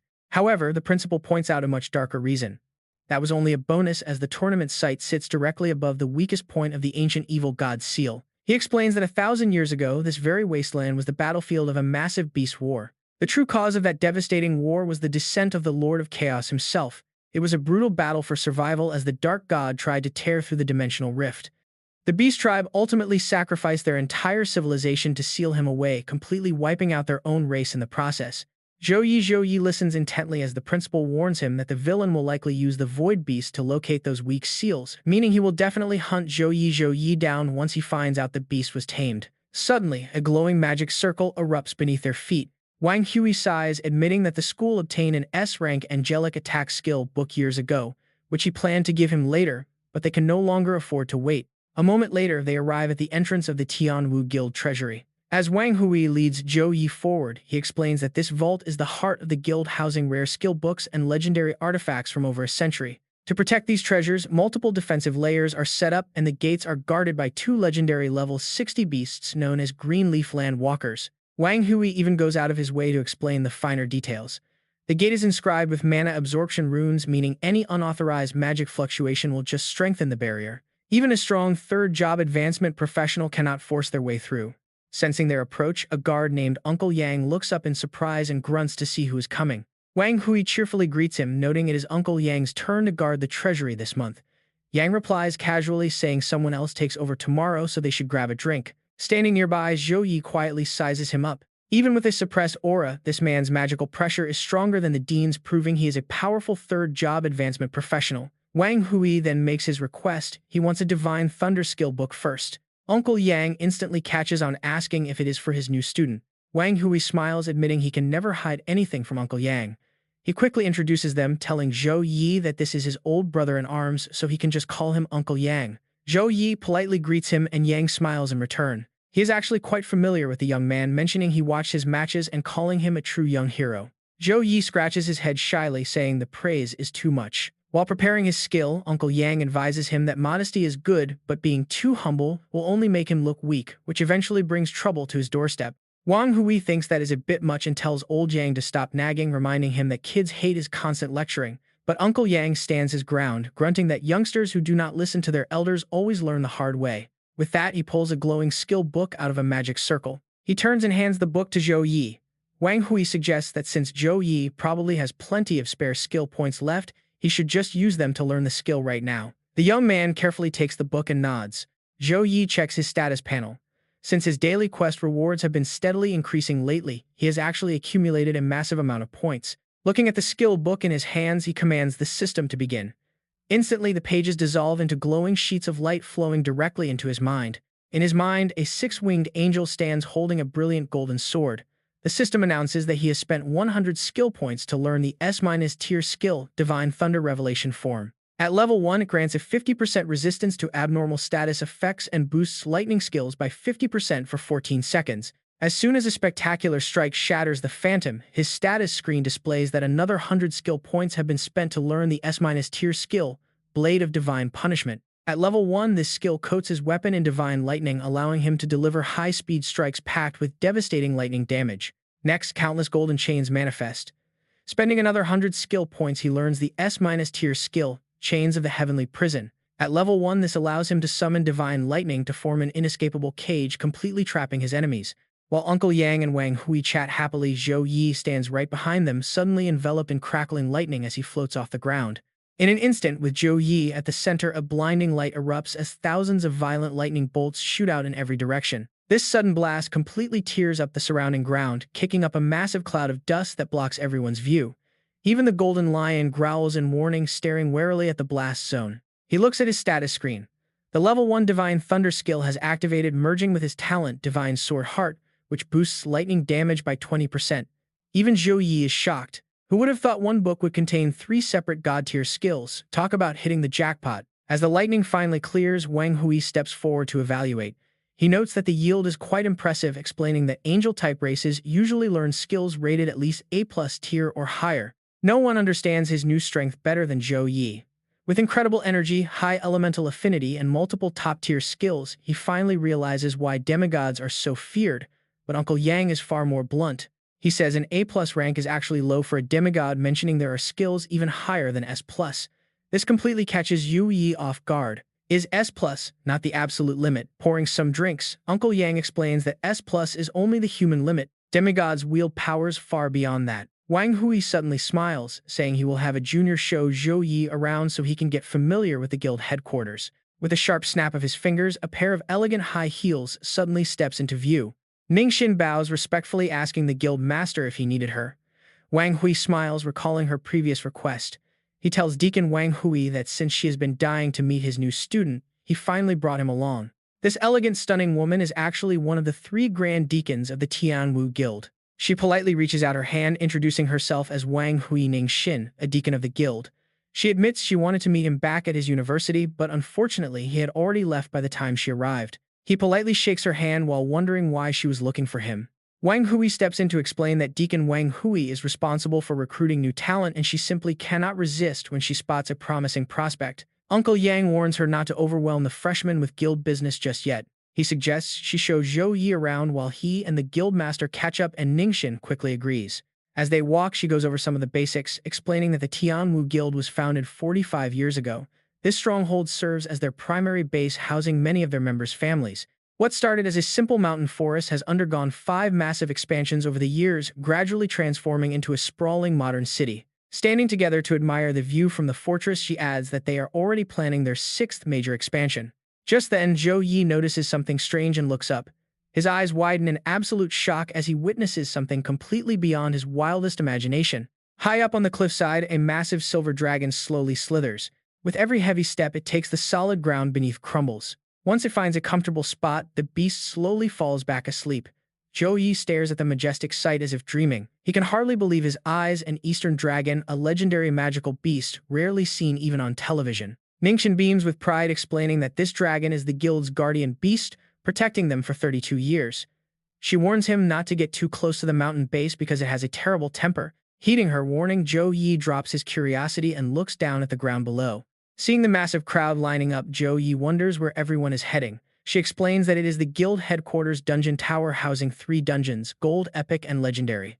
Members challenge them for rewards, and she even generously offers him a turn, asking if he wants to give it a shot using her access card. Zhou Yi has been hoping for a chance like this, so he gladly accepts.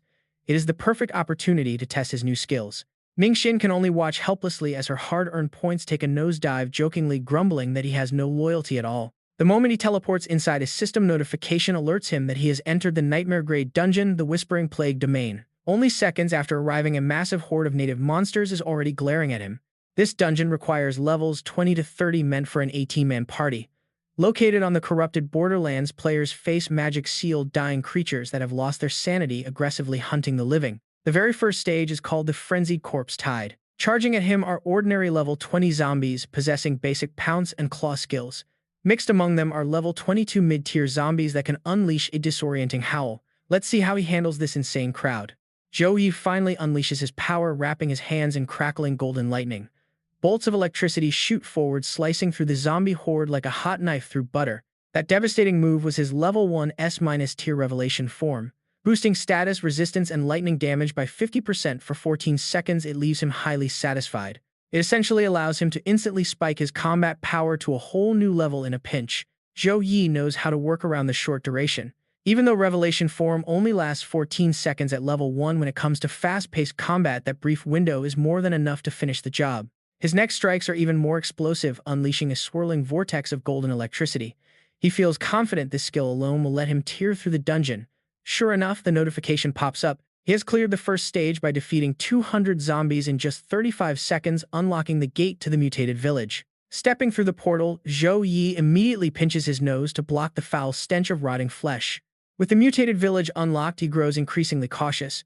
The air feels heavier than the toxic mist back at Gale Mountain, severely limiting his visibility. Eerie, ghostly sounds echo through the thick silence as the remaining light completely fades away. Something in the shadows grumbles about a foolish human entering their domain. He quickly finishes picking his skills.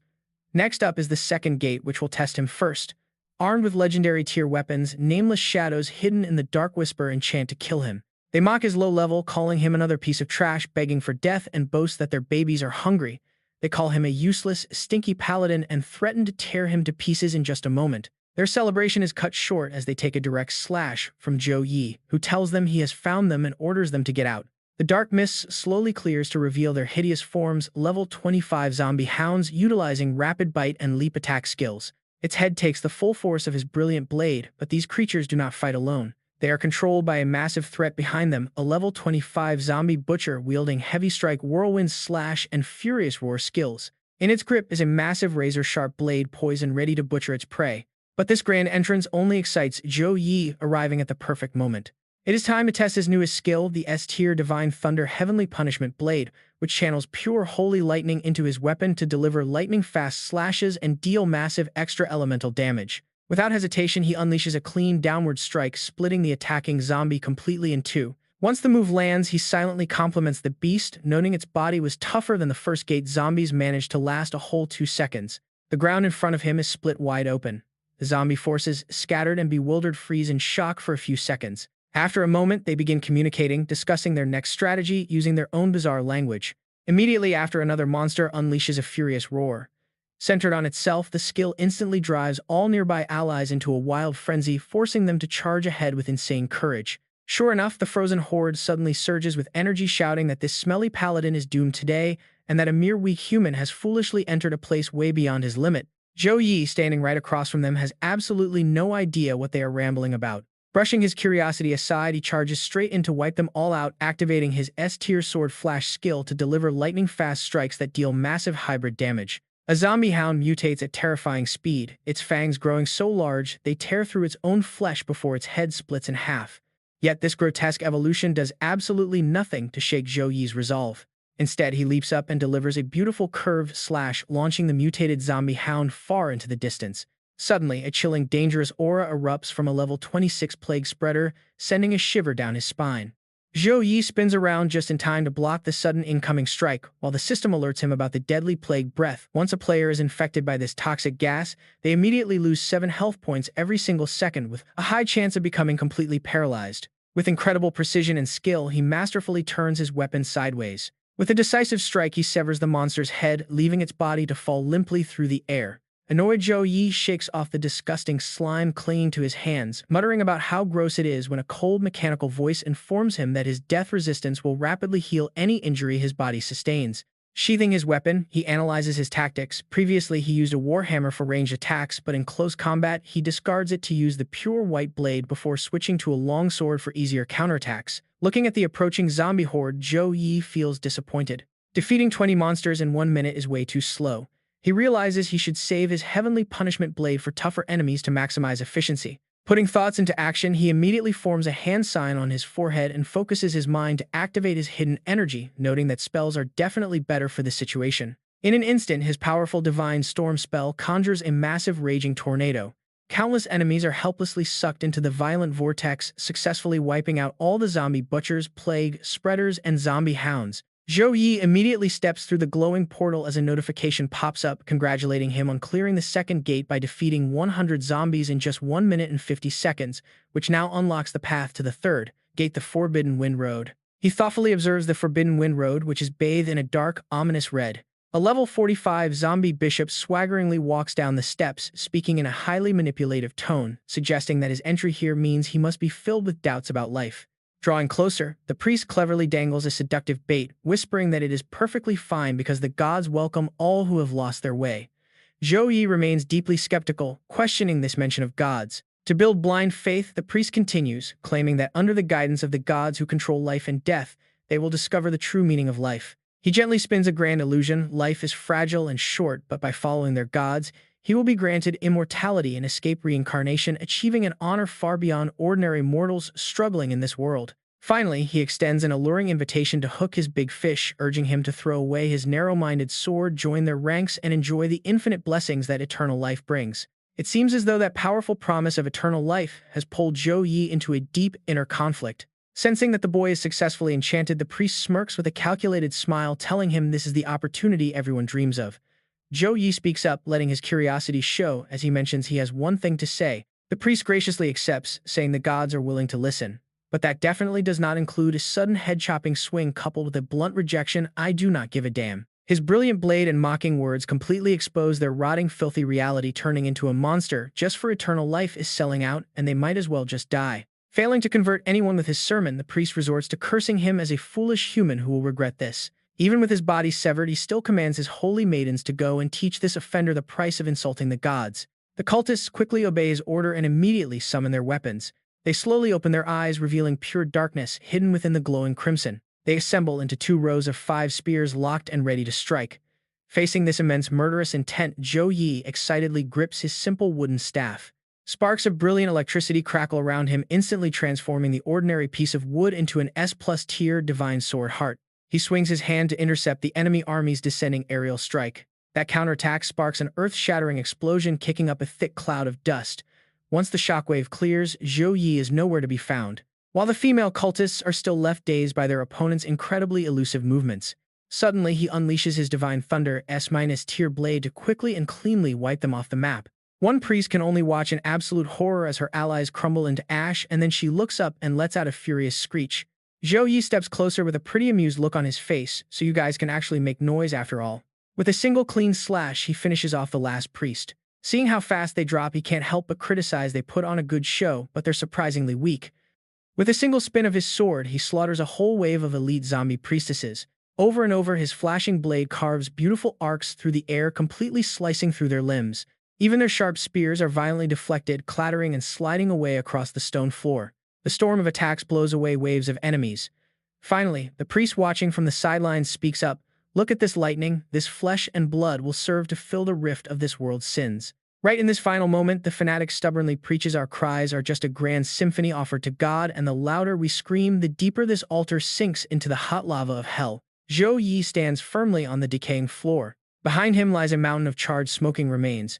With a dark expression, he throws down a direct challenge. You are next. The priest only offers a gentle smile, acting as if he is just dealing with a rebellious child.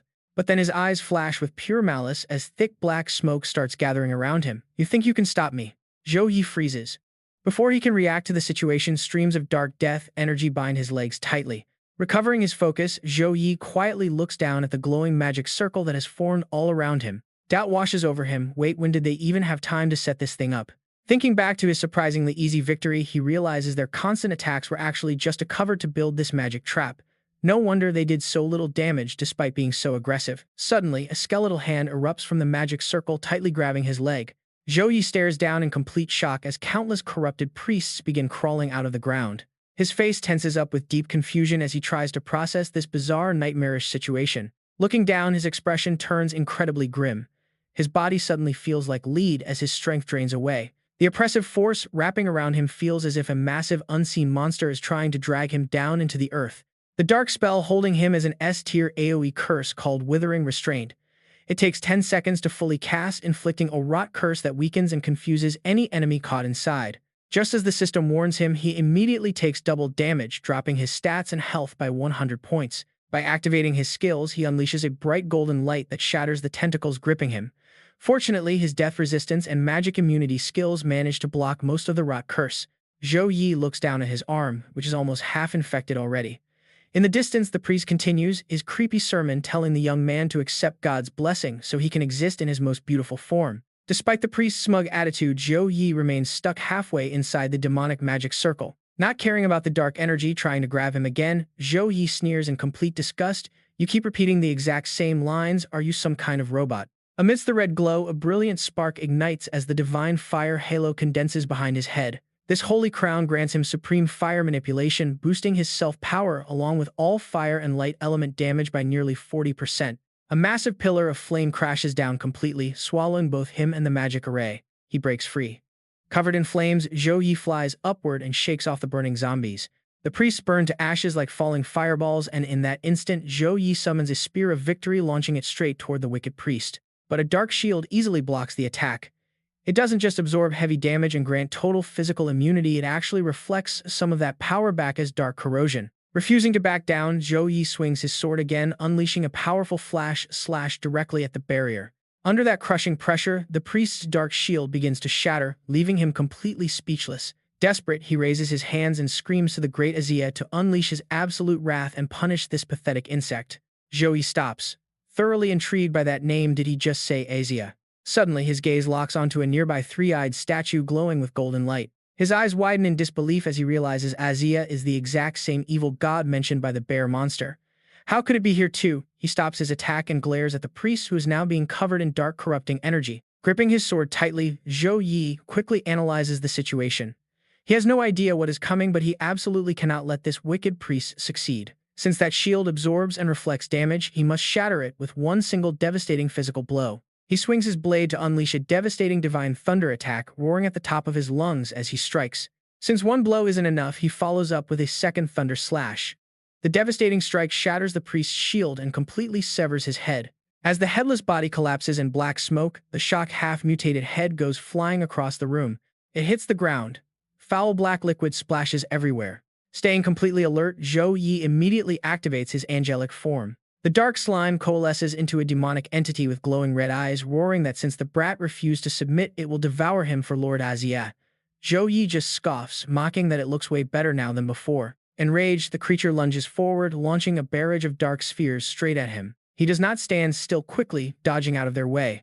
Zhou Yi swiftly weaves through the red energy pillars bursting from the black sphere, his eyes serious as he carefully scans the chaos around him. He calmly clasps his hands, channeling the holy light soul shield. At his call, a holy crest appears high in the sky, blasting a bright beam of light straight down. Zhou Yi immediately casts the divine lightning heavenly prison chains, turning the raw magical energy into bolts of lightning that pin the cultist priest straight to the ground. Still barely conscious, the cultist priest screams in absolute agony, "Let me go, you absolute menace." Pinioned down, he still refuses to yield, shouting with deep hatred, "You will pay for this. May the great gods strike down this heretic who dares to mock the divine." Zhou Yi mocks the priest, telling him to stop dreaming about his dark god saving him and to accept the judgment of light instead. He swings his hand for the final blow. As he activates the heavenly prison chains, thousands of holy links pierce the priest's formless body. The man screams in agony, demanding to be let go while claiming that Asia will soon scatter Zhou Yi into ashes. The system panel pops up displaying details for his S-grade skill, Divine Lightning Heavenly Prison Chains, which locks enemies in place. Looking closely at the golden holographic screen, Zhou Yi notes that professional skills are divided into 5 main types: offense, defense, buffs, debuffs, and restriction. While summoning and crafting also exist, they are highly uncommon, making restriction skills like his incredibly rare to come across. Ignoring the desperate priest trying to break free from the golden chains, Zhou Yi keeps analyzing his options. He knows crowd control is the most potent utility, and executing a restriction skill in real combat can yield incredible results.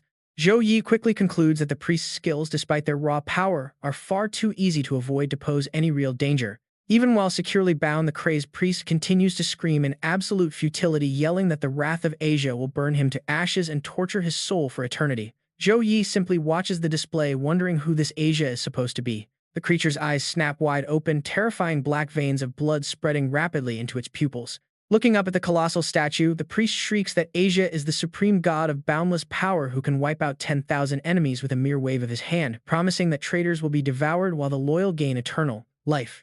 Zhou Yi disgustedly kicks the priest's horribly mutated head aside, asking how anyone could call this hideous form eternal life.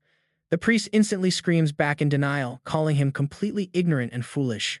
He flashes back to a painful memory from his past. Once he was just an ordinary priest in a peaceful little village cherished by the locals like family. He dedicated his life to curing their illnesses, but a devastating plague eventually swept through the entire town, leaving only despair. The villagers begged for salvation, but he was simply too weak to do anything to save them. He went on to describe how he ran to the city time and time again, begging high-ranking priests to come save his people. He ignored their cold stares, prejudice, and constant attempts to drive him away, hoping someone would show some mercy.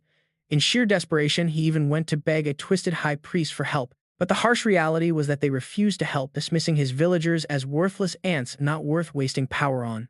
Yet he still rushed back to the village, desperately yelling that he had returned and help was on the way. From that moment, even though his body began to rot and dark energy stained his flesh, he still smiled, clutching a twisted demonic cross as he ran back toward his people. Kneeling beside a cursed villager, he clutched the dark cross and prayed for a miracle, only for the body to suddenly explode, sending him crashing hard onto the dirt. In that horrifying moment, he realized he had been completely deceived. He and the surviving villagers then buried the remaining bodies in deep, endless grief. As the villagers grew weaker, more bodies piled up, and their agonizing cries echoed constantly in his ears, begging the priest to save them from the pain. He hated his own helplessness and the cold indifference of the high-ranking priests. Tears streamed down his face as he trembled, apologizing to his people, but in his darkest hour of despair, a mysterious dark power suddenly called out to him. Using this newly acquired power, he successfully banished the plague, ending the villagers' suffering once and for all. Even the deceased rose again, their tormented faces replaced with happy smiles as everyone was finally freed from the horrors of disease. Looking at those soulless bodies, he convinced himself he did the right thing.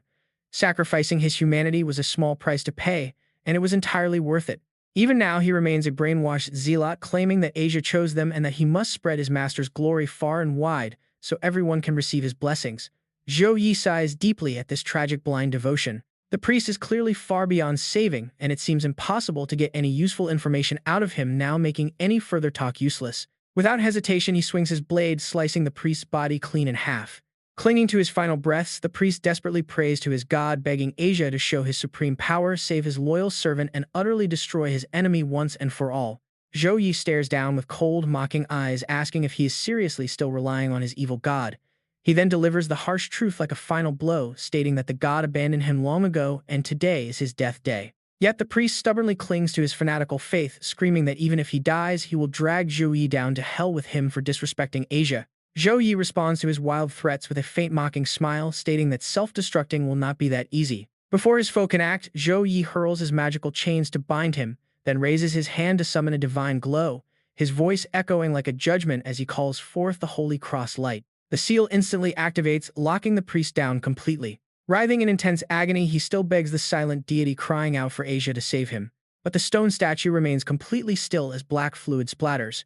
With a system alert confirming the undead bishop's death, Zhou Yi returns to his normal state and lands softly on the ground. The reward chest opens, granting him 12,323 experience points, high-grade health potions, mana recovery, crystals, a guardian breastplate, and guardian boots. He catches the loot and casually notes that it is not bad, even though the experience points are not enough to level up. Zhou Yi suddenly senses something off, and honestly, his instincts are always spot on.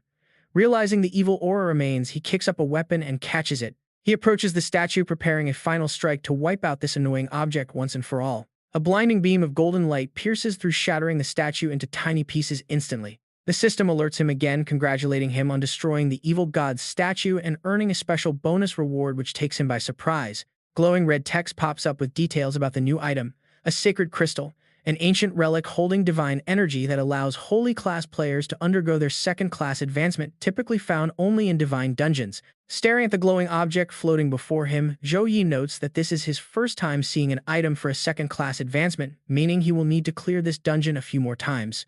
As soon as he steps outside, Ningxin approaches and praises him, saying that 10 minutes and 25 seconds for a first run is incredible, easily putting him in the top 20. Handing her the loot, Zhou Yi quickly offers to give her everything because he wants to run the dungeon again. Ningxin immediately tries to stop him, questioning why he would go back in right after clearing it, warning that this place is no joke and drains immense energy. Remembering the records set by previous players, Zhou Yi clenches his fist and confidently states that the first run was just scouting, but now he wants to challenge the record for the fastest clear, feeling he can easily break the top spot. She tilts her head in thought before reminding him that the top 10 are all level 30 players, so he should wait until at least level 27 to try. Unfazed, Zhou Yi firmly assures her that he knows exactly what he is doing. Realizing she cannot stop him, Ningxin simply tells him to be extremely careful and says she will let him keep the dungeon rewards for his own safety. Just then, Zhang Ming suddenly appears, asking in surprise what his aunt is doing there. She gasps in surprise, asking when he got back. Zhang Ming scratches his head sheepishly, admitting he just got back after spending 2 months cleaning up those disgusting otherworldly creatures, leaving him utterly exhausted. Zhou Yi overhears their conversation, wondering if clearing otherworldly creatures means dealing with spatial rifts. As he quietly enters the new dungeon, his mind wanders back to what he was taught. Near the Kung Fong Mountains, they discovered low-level creatures crossing through mid-sized spatial rifts. His teacher mentioned the nation immediately raised the alert to Tier 3 and sent troops to clear the entire area. Meanwhile, Ningxin anxiously asks if the battle casualties were high. Zhang Ming's expression darkens as he recalls his lost comrades, explaining that out of their 12-man squad, only 8 returned, adding that if the military had not protected them, he might not have made it back either, showing how brutal the fight was. After a brief silence, she sighs, noting that losing 1/3 of the squad is tragic. Ningxin then crosses her arms and scolds Zhang Ming, asking if he called his mother, yet pointing out that he should not keep such dangerous missions a secret. With a forced laugh, he explains that he came to find his aunt and hid the mission from his mother, knowing she would scream at him if she found out. She simply shrugs, saying she is staying out of it. He immediately clasps his hands, begging her to cover for him, since he made it back safely anyway. Instead of answering, Ningxin turns to look at the approaching figure and asks in confusion why Zhou Yi has not entered the dungeon yet. He calmly explains to Deacon Ning that he has already cleared the dungeon. Stunned, she covers her mouth in shock as he points to the newly updated leaderboard. For the nightmare difficulty, Zhou Yi is ranked number 1 at level 23 with a clear time of 1 minute and 59 seconds. He smiles proudly, telling her to take a look. Ningxin mutters in utter disbelief that a level 23 player cleared a nightmare difficulty dungeon in under 2 minutes. Zhou Yi quickly makes a new request, asking Deacon Ning if he can try the abyss difficulty next. She lets out a long sigh, her eyes filled with a mix of helplessness and deep admiration. Calling him an absolute monster, she hands over her pass, telling him to clear it as many times as he wants. Nearby, Chi-min cannot hide her absolute shock. She stammers out, asking if he is Zhou Yi. Zhou Yi, the top freshman from Suzhou Heng University. Even though 2 full months have passed, his legendary clearing speed in the Breath of God dungeon is still talked about everywhere. Other students look on with pure admiration. The record for clearing the Abyss-level Breath of God dungeon has been shattered. 1 minute and 29 seconds. It is honestly hard to believe, especially since most players are still struggling on the very first floor. This is the true power of Guild Master Vuong's personal disciple. Another student chimes in with awe, asking if they saw the nightmare-level run from a few days ago. He did it in just 59 seconds. It is absolutely mind-blowing. Even second transition classes cannot clear a dungeon at that lightning-fast speed. Zhou Yi exits the dungeon with a wide grin on his face, feeling incredibly satisfied with how things have played out.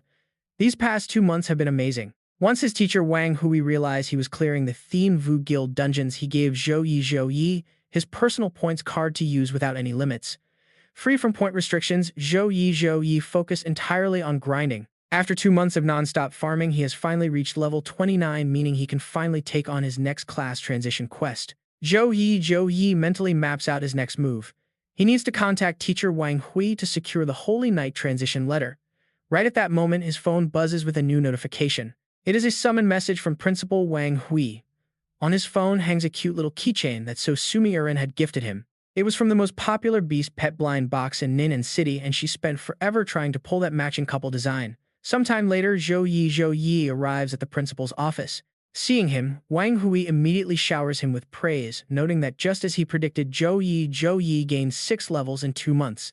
The older man steps forward, pats his shoulder, and asks a rather cryptic question. He explains he could have easily taken Zhou Yi into the Wildlands to power level him to 40 or even 50, but asks if Zhou Yi knows why he did not. Without hesitating, Zhou Yi replies that a class produced that way lacks proper combat training and can never truly unleash their full potential. Zhou Yi firmly adds that a true powerhouse is only forged when they rely on themselves during life and death situations. Wang Hui summons a flash of golden light as he smiles, noting how rare it is for someone to understand that truth. Placing the transition letter before him, the teacher explains that while many rely on family wealth to rank up, they quickly fall apart during their second and third transitions. Since Zhou Yi is already level 29, it is time to prepare for that next step. Wang Hui continues, explaining that the second transition for a Holy Knight is an Apocalypse Bringer, which heavily boosts light control and patches up early game weaknesses. But since Zhou Yi is already abnormally strong, this letter will unlock the specific trial requirements once he opens his consciousness to it. The system panel pops up before him, displaying the Holy Knight transition letter. Once the conditions are fully met, he can officially transition from a Holy Knight to an Apocalypse Bringer. He calmly closes his eyes, focusing his mind to absorb the power radiating from the document. A series of notifications instantly flash across his screen detailing the requirements. Be a level 29 Holy Knight, gather 100 divine crystals, and collect 100 wisps of repentance intent. Zhou Yi scratches his head, asking if repentance intent refers to the beliefs of evil cultists who worship dark gods. He asks if his teacher remembers what he got from the Abyss-level dungeon, and Wang Hui explains that a specific skill is needed to extract it. He warns that it must be used within 30 minutes of the target's death or the soul will completely dissipate. Zhou Yi's expression turns serious as he asks how the teacher even knew he possessed such a skill. Wang Hui casually answers that since Zhou Yi cleared the Breath of God dungeon, he was guaranteed to obtain it. He adds that with Zhou Yi's power, gathering 100 divine crystals should be a walk in the park. Feeling a bit touched, Zhou Yi realizes his teacher had planned out his second transition long ago.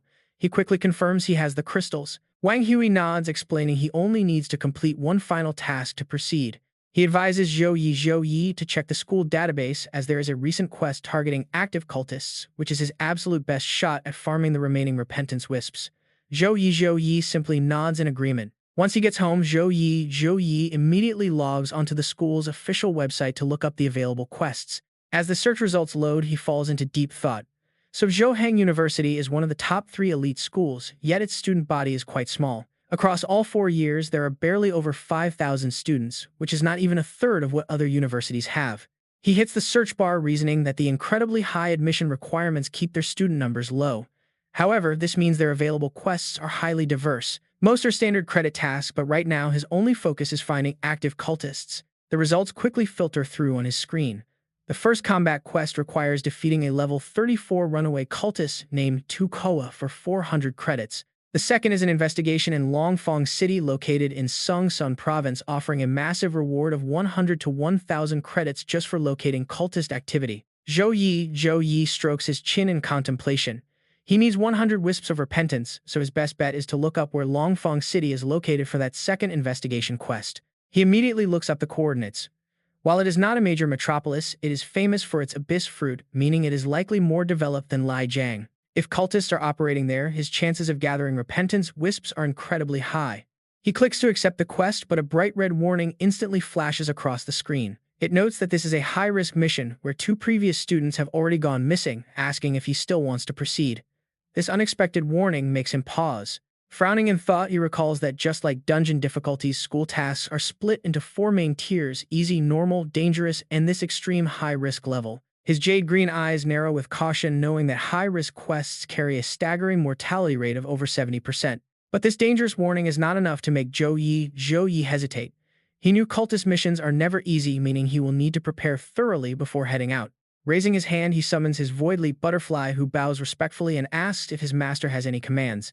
Instead of replying, Zhou Yi silently activates his spatial coordinates skill. A glowing magic map appears on screen detailing how marking spatial coordinates with mana allows the Void Beast to sense the location and instantly teleport to that exact designated point. He instructs the butterfly that if they run into any unmanageable danger, they can easily rely on its speed to escape.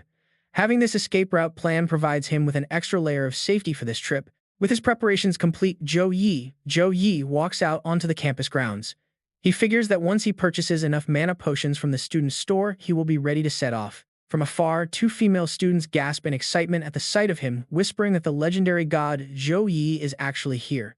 The other girl smiles in admiration, agreeing that he truly lives up to his title as the pioneer of the Golden Age, possessing an aura so intense that even 4th-year seniors cannot match it. Over at the Dean's private alloy training room in the War Academy, Injo Man is busy practicing by taking on a massive horde of combat robots all by himself. While casually smashing the machines, he asks Mai if it is true that Zhou Yi accepted a high-risk quest and left campus. She confirms his suspicion, explaining that the target location is indeed Longfang City within Sungsun Province and directly involves dangerous cultist activities.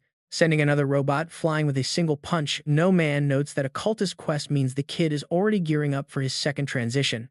He admits the brat has some serious guts. However, the mention of Longfang City makes him pause as he vaguely recalls hearing another instructor bring up that exact same mission some time ago. Meanwhile, Sumir glances at her device, confirming that the Longfang City mission has been upgraded to high risk. 2 level 26 and 28 students have gone missing, and the Academy warns that only a Tier 2 player can handle this. While fighting off a wave of killer robots, Wumang chuckles. He figures the kid is hiding his real trump cards. While this would be trouble for anyone else, for Zhou Yi it is barely a warm-up. In fact, it is nothing. With a swift strike, he decapitates his metallic opponent and leaps forward, continuing his thoughts. After spending 2 solid months grinding in the Tianwu Guild dungeon, the level 29 Zhou Yi can easily hold his own against second-class advancement players, especially since he has got an insane number of hidden trump cards just waiting to be unleashed. Instantly obliterating the remaining robot squad, Wumang decides to put Zhou Yi on official leave. As for the rest of the paperwork, he will just let it slide. Finally, he tells Sumer to remind the kid that he still needs to follow his planned vacation route. A high-speed train roars along the tracks. This massive 100,000-kilometer journey from Suhang to Longfang passes through some pretty dangerous territory. Traveling all the way here required starting from the Ning'an University Teleportation Plaza using 12 teleports and hopping on 7 different high-speed trains just to reach Sungsun Province. Resting his tired head against the window, Zhou Yi sighs, only a simple 2-hour subway ride left. Suddenly, his phone buzzes with a new message asking if he has arrived yet. Zhou Yi quickly texts back that he is almost there with about 1 hour left to go. The other side quickly replies to call them as soon as he lands. Bai Na, sitting right next to him, notices his phone keychain. She asks if he is from Ning'an because of that squeaky mouse accessory. Zhou Yi friendly confirms it, asking if she is from there too. Smiling warmly, she explains that she is basically half local since her grandmother lives there, and she spent her childhood in the city. Now she only visits during summer breaks because Sungsun is just so far away from Suhang. She then asks if he is visiting Longfang for vacation. Silently casting an appraisal spell on her, Zhou Yi casually responds that he has some business, then asks if her group is there for sightseeing. The system reveals both girls are level 13 pharmacists. Oblivious to his scan, Bai Na happily mentions they are heading to a hot spring. She introduces herself and her quiet friend Liu Ji, guessing from his intense aura that he must be a high-level combat class since she cannot read his stats. When Zhou Yi simply grunts in response, she giggles, bragging about her sharp sixth sense and how much she admires combat classes. Honestly, to him it feels a bit performative. The difference between a peaceful lifestyle class and a battle-hardened warrior is pretty obvious after all. Eager to make a connection, Bai Na holds out her phone and asks to add him. She promises that since they are both pharmacists, she can give him a 20% discount on any healing or mana potions. Feeling a little awkward, Zhou Yi finds it hard to refuse and politely thanks her. Eventually, the high-speed train finally pulls into the bustling Longfeng city. Stepping off the train, Bai Na sighs about how quickly time flew by. While pulling her luggage alongside Liu Ji, she waves goodbye and tells him to keep in touch, but because she is so distracted by talking, she accidentally crashes right into a man walking the other way.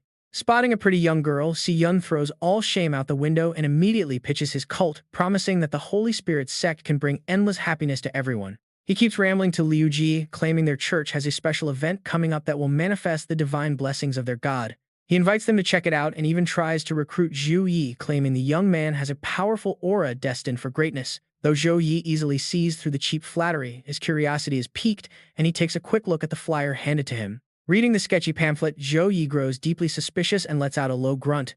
Zhou Yi's cold reaction makes Si Yun turn pale and step back.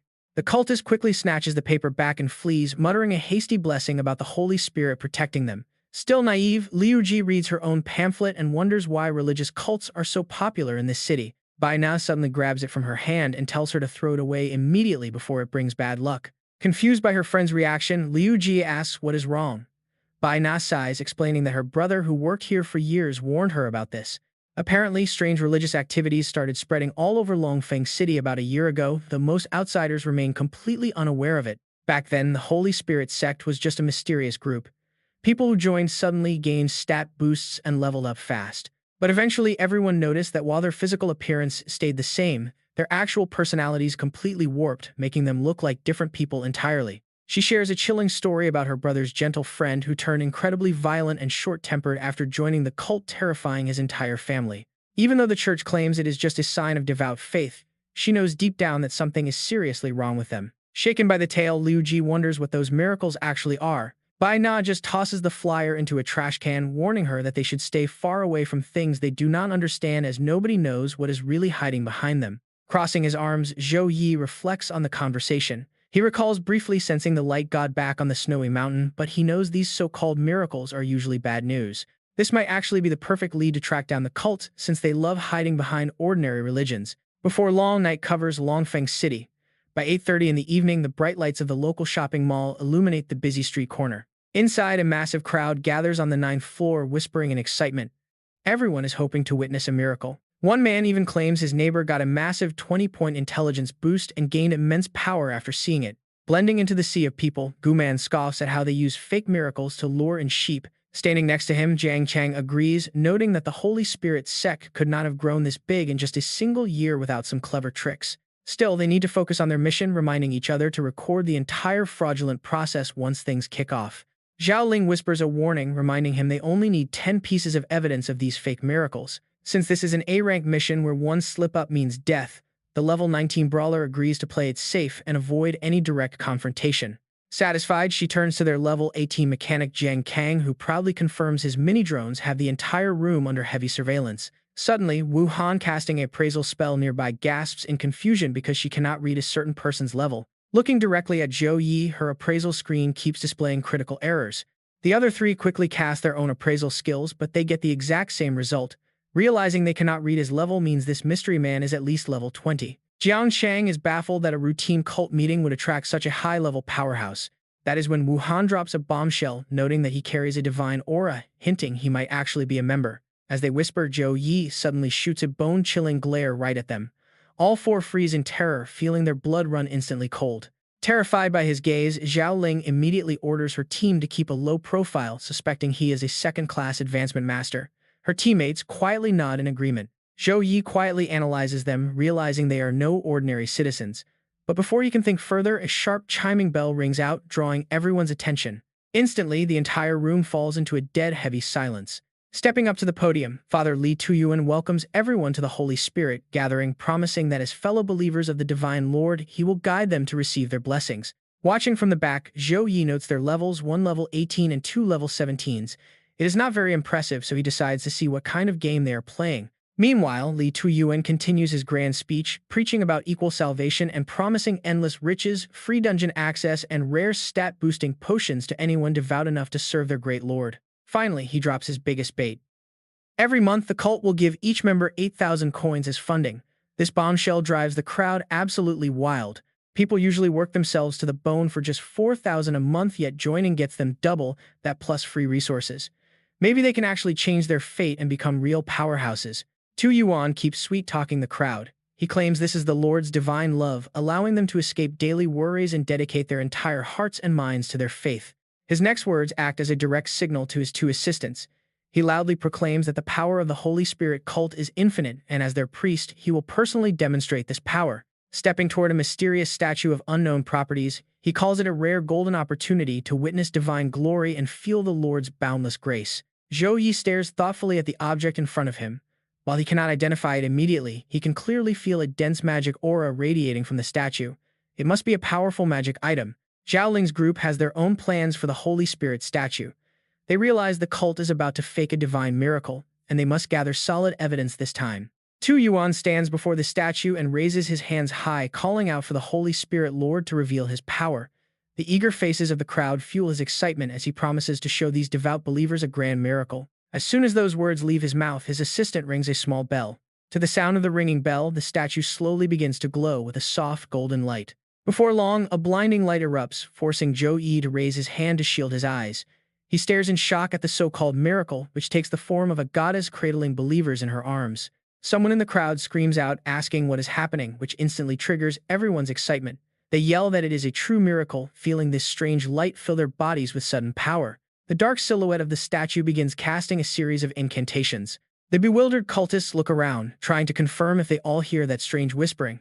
Is the divine relic actually speaking? Meanwhile, Gu Man and her group are already completely ensnared by the chanting. Except for Wu Han, everyone else stands completely paralyzed by the binding spell. Then Zhao Ling suddenly looks at her trembling hands, muttering that she has finally achieved her second-class advancement. Standing inside the protective barrier, Wu Han gasps in utter shock at her teammate. Nearby, Gu Man laughs maniacally, boasting about her massive pile of Xie coins. She raves that these resources will make her the strongest warrior, while another cultist cries out that they are now Grand Xia's top machinist, finally bringing pride to their family. Wu Han shivers as she watches this high-level hypnosis unfold. Staring helplessly at the expanding curse, she knows her mind control immunity necklace has a 30-minute cooldown. All she can do is wait for the timer to reset, wake her team, and force a desperate breakout. Zhou Yi is the second person who remains completely unaffected. Grabbing a nearby cultist's head, he analyzes the situation. Could this sinister hypnosis spell be the only trick the Holy Spirit cult uses to recruit members? Observing the chaos caused by the relic, Tu Yuan is deeply satisfied. It is indeed a holy artifact gifted by the bishop himself. Its power is truly exceptional. He immediately orders his subordinates to take action, reminding them that they have already wasted too much time and are expected elsewhere. Once again, an enchanting chime echoes as sound waves ripple through the hall. In a matter of moments, glowing golden ripples completely envelop the entire hall. As the chime fades, deadly purple energy creeps into every corner of the 9th floor. 5 strangers slowly emerge on the altar from the black smoke. Tu Yuan bows deeply, respectfully greeting the Lord Bishop. Zhou Yi's eyes narrow as a strange sensation washes over him. The cult leader Feng Li immediately questions Tu Yuan on why he took so long. Terrified, Tu Yuan clasps his hands, explaining that spreading the word of the Holy Spirit cult always requires some extra time. The bishop coldly dismisses this, warning him that these people are just mere consumables and not to waste precious time again. Feng Li reaches out to touch the statue, promising Tu Yuan that after this sacrifice, he will officially join the cult and receive their god's blessing. Overwhelmed with joy, Tu Yuan excitedly thanks the bishop for his recommendation. Watching from afar, Zhou Yi makes a crucial realization. Without using their dark powers, these cultists look just like normal class holders, but as a paladin blessed by the holy light, he is exceptionally sensitive to dark energy. To him, the evil presence on those 5 is as clear as black ink on white paper. Up on the altar, Feng Li continues his praise, chanting that the Holy Spirit is eternal and immortal and the sacrifices are ready for the great divine Lord to feast upon. Watching this, Zhou Yi's mind races. The bishop is only level 27, meaning there must be someone of a much higher rank behind this.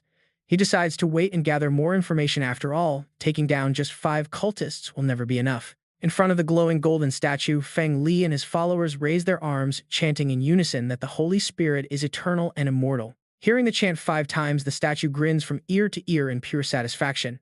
It opens its mouth, releasing heavy waves of shimmering sound into the air. Below, the brainwashed followers revel in the energy like parched land finally receiving rain. Sensing the madness spreading through the room, Zhou Yi is speechless. They are literally pulling the souls out of these people. As the brainwashed crowd endlessly chants about the eternal Holy Spirit, Zhou Yi's mind races. The soul is the absolute key to resurrection, whether for a priest saving lives or a powerhouse trying to survive. Ordinary souls are too weak to manifest after death, but regardless of strength, the soul remains the most crucial asset of any living being. Zhou Yi truly realizes how evil this cult is. They have spun a massive web to control everyone's mind, using this illusion to drain away their very soul power. He remembers the horrific rumors he heard. On the outside, those who joined the cult looked exactly the same as before, but their personalities became those of 2 completely different people. At last, the answer to these bizarre events is finally clear. The drastic personality change in those who joined the Holy Spirit cult is undoubtedly caused by their fractured souls. Watching the golden waves of energy being drained from the dazed crowd, Zhou Yi wonders what that creepy statue plans to do with all these stolen souls. Zhao Ling entered the 9th floor with sheer determination, but now she is completely helpless as her soul is slowly eroded away. Wu Han uses all her strength to pull her back, her heart pounding with dread. If they keep waiting, Zhao Ling and the others will die. They cannot just sit there and accept their fate. She desperately begs her to wake up. Deciding to risk everything, she activates her ice magic, commanding the ice spirits to gather their power and freeze. Seeing a thin layer of frost begin to cover Zhao Ling's body, she gasps with excitement, feeling there is still hope. But her hope is short-lived. The ice melts in an instant, rendering her magic completely useless. Wu Han's obvious attempt immediately draws Tu Yuan's attention. He is stunned to find someone completely immune to the hypnosis. He waves his hand, unleashing a violent storm of dark energy.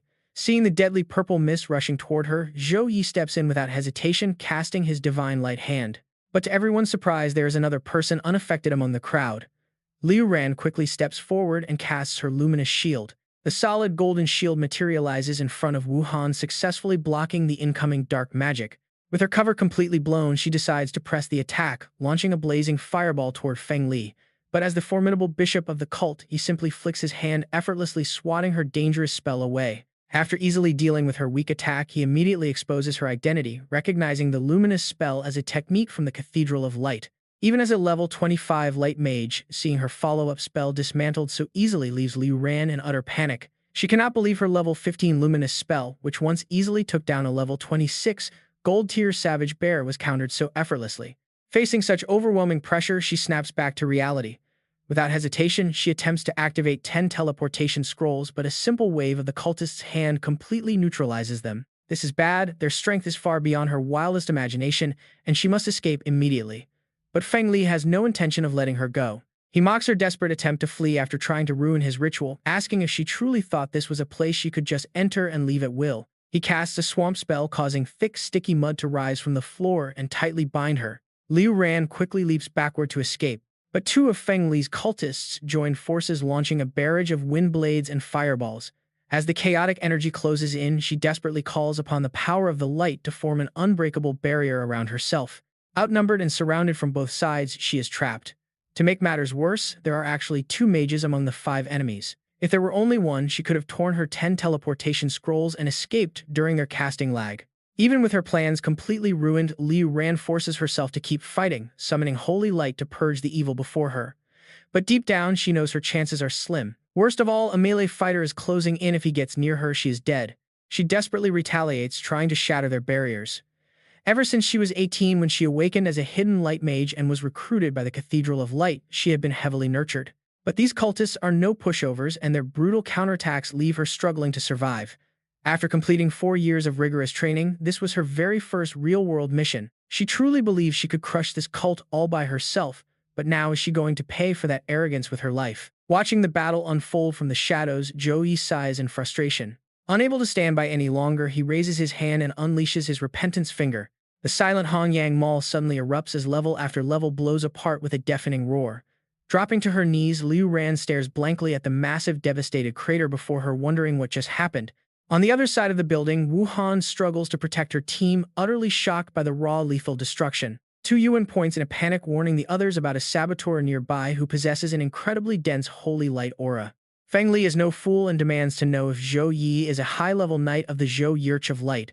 Instead of answering, Zhou Yi simply condemns him for gathering evil cultists and committing grave sins. Meanwhile, Liu Ran trembles as she tries to stand up. She realizes 2 level 25 mages and a warrior with magic support were instantly wiped out. Could he be a tier 2 class? It seems the Zhou Yi has had their eyes on Longfeng City for a while. Frustrated by the accusation, Feng Li waves his hand, ordering the remaining 2 cultists to charge forward and crush this arrogant intruder. Zhou Yi does not even care about Feng Li, let alone these 2 minor lackeys. With a single swing of his sword, he easily cuts them down. Feng Li cannot believe his eyes. Dispatched in just 1 strike. That is completely impossible. His cunning mind quickly calculates the odds, and he knows he has to run immediately, and honestly, you can't blame him. Without hesitation, he kicks his pawn Tu Yuan forward to block Zhou Yi and buy himself some time to escape. Tu Yuan never expected to be thrown under the bus like this, essentially sent straight to his death. Zhou Yi does not pass up free prey. He delivers a swift, cold slash to finish. Tu Yuan then immediately summons his blue void butterfly to tail the fleeing leader. Obeying his command, the butterfly darts through the fading portal of dark energy. Liu Ran timidly walks up to his side, calling him a respected high-level priest. She timidly introduces herself as Liu Ran, Holy Light Mage from the Magic Capital branch of the Zhou Yi of Light. Standing close to him, she realizes his holy aura is more than just impressive. He feels like the literal embodiment of holy light itself. Zhou Yi curiously asks what brings a Magic Capital branch member all the way out here. She openly explains she came to train on a quest, expressing deep gratitude that his timely presence saved her from certain doom. He turns and walks away casually, dismissing it as a minor issue. She quickly chases after him, asking which priest he is from the Zhou Yi of Light, since she has never witnessed such immense holy power before. Zhou Yi makes a brief hand gesture and bluntly tells her that he is not a member of her Zhou Yi of Light. As a loud rumble echoes, Liu Ran looks at the ruined altar destroyed with just a snap of his fingers. She is thoroughly confused. Who else besides a high-ranking priest from the Zhou Yi of Light could possibly possess such an incredibly dense holy aura? A bold and wild theory pops into her head. Could this mysterious man actually be the legendary Holy Sun? Honestly, it would explain a lot. Liu Ran feverishly searches her memory. The titles of Holy Son and Holy Daughter are reserved exclusively for the top geniuses within the Zhou Yi of Light, granting them access to the absolute best training and resources the organization has to offer. They are trained to be completely invincible at their level, capable of defeating enemies far stronger than themselves. To protect them from cult target lists, their identities remain hidden from the public, known only to high-ranking priests. Fully convinced of her theory, she asks him if they should wake the sleeping crowd. Zhou Yi, wanting to avoid unnecessary trouble, tells her that waking them up now would only cause panic, so it is better to let the security bureau handle it. Zhou Yi walks toward the corpse of a cultist, explaining that the security bureau has plenty of experience with abnormal situations and can comfort the public much better. She quickly follows him, eagerly praising his thorough and careful planning. Bringing his hands together, he casts the repentance spell, invoking a holy name to awaken the conscience of the fallen souls. As he speaks, golden dust falls from his hands onto the surrounding corpses, covering them in symbolic lilies. He commands them to repent, causing dark death energy to swirl and sink into the flesh. Soon twisted spirits float in the air, weeping and chanting that they are guilty and wish to repent for their sins. With the ritual complete, Zhou Yi extends his hand to recall his magic. Clenching his fist, Zhou Yi calculates that finding only 4 cultists is far too few. He deliberately let their bishop escape so his void butterfly could track him to their hideout. Meanwhile, Liu Ran watches him silently. She realizes that while she knows the basics of repentance magic, she is far behind the Holy Sun. If she could only train alongside him, she would become much stronger, but she doubts he would ever notice her. While they are lost in thought, agents from the security bureau finally arrive. They burst through the entrance, shouting for everyone to raise their hands and drop their weapons immediately. Standing tall in the center of the squad is Captain Wang Hao, the commander of the security bureau's action team. He approaches Liu Ran, introducing himself as Captain Wang Hao and politely asking the respected class holder what transpired here. Reacting out of habit, she raises her hands in surrender and naively greets him in return. She quickly explains that the Holy Spirit cult gathered innocent citizens to extract their souls for a dark sacrifice. Hearing this, Wang Hao gets worried and asks if she was the one who stopped them. Liu Ran frantically shakes her head, stuttering that it was not her. She turns to point at Zhou Yi, only to realize he has already vanished without a trace. Liu Ran complains under her breath, wondering why the great Holy Sun had to abandon her and slip away so suddenly. Meanwhile, Captain Wang Hao is busy directing the cleanup, ordering Team 1 to safely evacuate the citizens without causing a panic and instructing Team 2 to thoroughly search the area for any suspicious clues. Nearby, a mysterious hand reaches out to quietly cast a spell. Meanwhile, the captain's voice continues to echo through the ruins, ordering Team 3 to prioritize healing the severely injured as quickly as possible. The magic instantly takes effect, leaving the dazed citizens looking completely brainwashed. They look around in utter confusion, asking who these agents are and why their bodies are suddenly aching. Many can barely remember attending a cult gathering, wondering how they even got here. Nearby, Jiang Kang rubs his eyes and groans, complaining about a massive throbbing headache. Once he finally regains his senses, he walks over to his companion, asking if they actually succeeded in their mission. Wu Han sighs at how naively clueless his friend is. She explains that they were hypnotized by the cult, and she only escaped thanks to her magic tool. She warns him that the enemy had 5 experts of at least level 25. Hearing this, he is completely shocked, wondering how they even survived. She reveals that a Tier 2 priest stepped in and wiped them out with a single strike. Jiang Chang is absolutely thrilled to hear about this powerful Tier 2 priest. He remembers his scouting robot must have recorded the entire battle. He suggests uploading the footage online to cause a major stir and immediately pulls out the robot to check the recording. But before they can press play, the entire area begins to shake violently. Jiang Chang and the others freeze in place, completely stunned.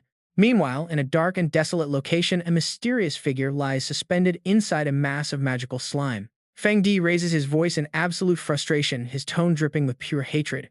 Who on earth is that guy, and how did someone like him even appear in Longfeng City? Pacing back and forth, he wrestles with 100 questions. Could it be someone from the Radiant Zhou Yi? No, that is impossible. He has always kept a low profile, so there is no way he would attract their top experts. Besides, the victims were completely hypnotized without leaving a single trace. Where did things go wrong? Pushing open the massive doors, Feng Li dreads what lies ahead. With the ritual ruined and 4 cultists dead, his lord is going to be absolutely furious. Spiraling into sheer panic, he wonders what he should do now. Somewhere else, a single blue butterfly suddenly appears under the influence of magic, carrying a spark of hope to turn the entire tide of battle. Suddenly, a mysterious tear appears on the wall. Zhou Yi reaches out to pry it open, revealing his handsome face. By tapping into the power of the Void Divine Beast, he senses and locks onto the exact spatial coordinates. This opens a dimensional rift leading directly to his destination, allowing him to teleport there in the blink of an eye. Back in reality, Dufeng spots a familiar figure and immediately calls out to him, asking if the High Priest has finally returned. Without wasting any time, the leader cuts straight to the point, demanding to know why the life signatures of 4 valuable cultists have suddenly vanished.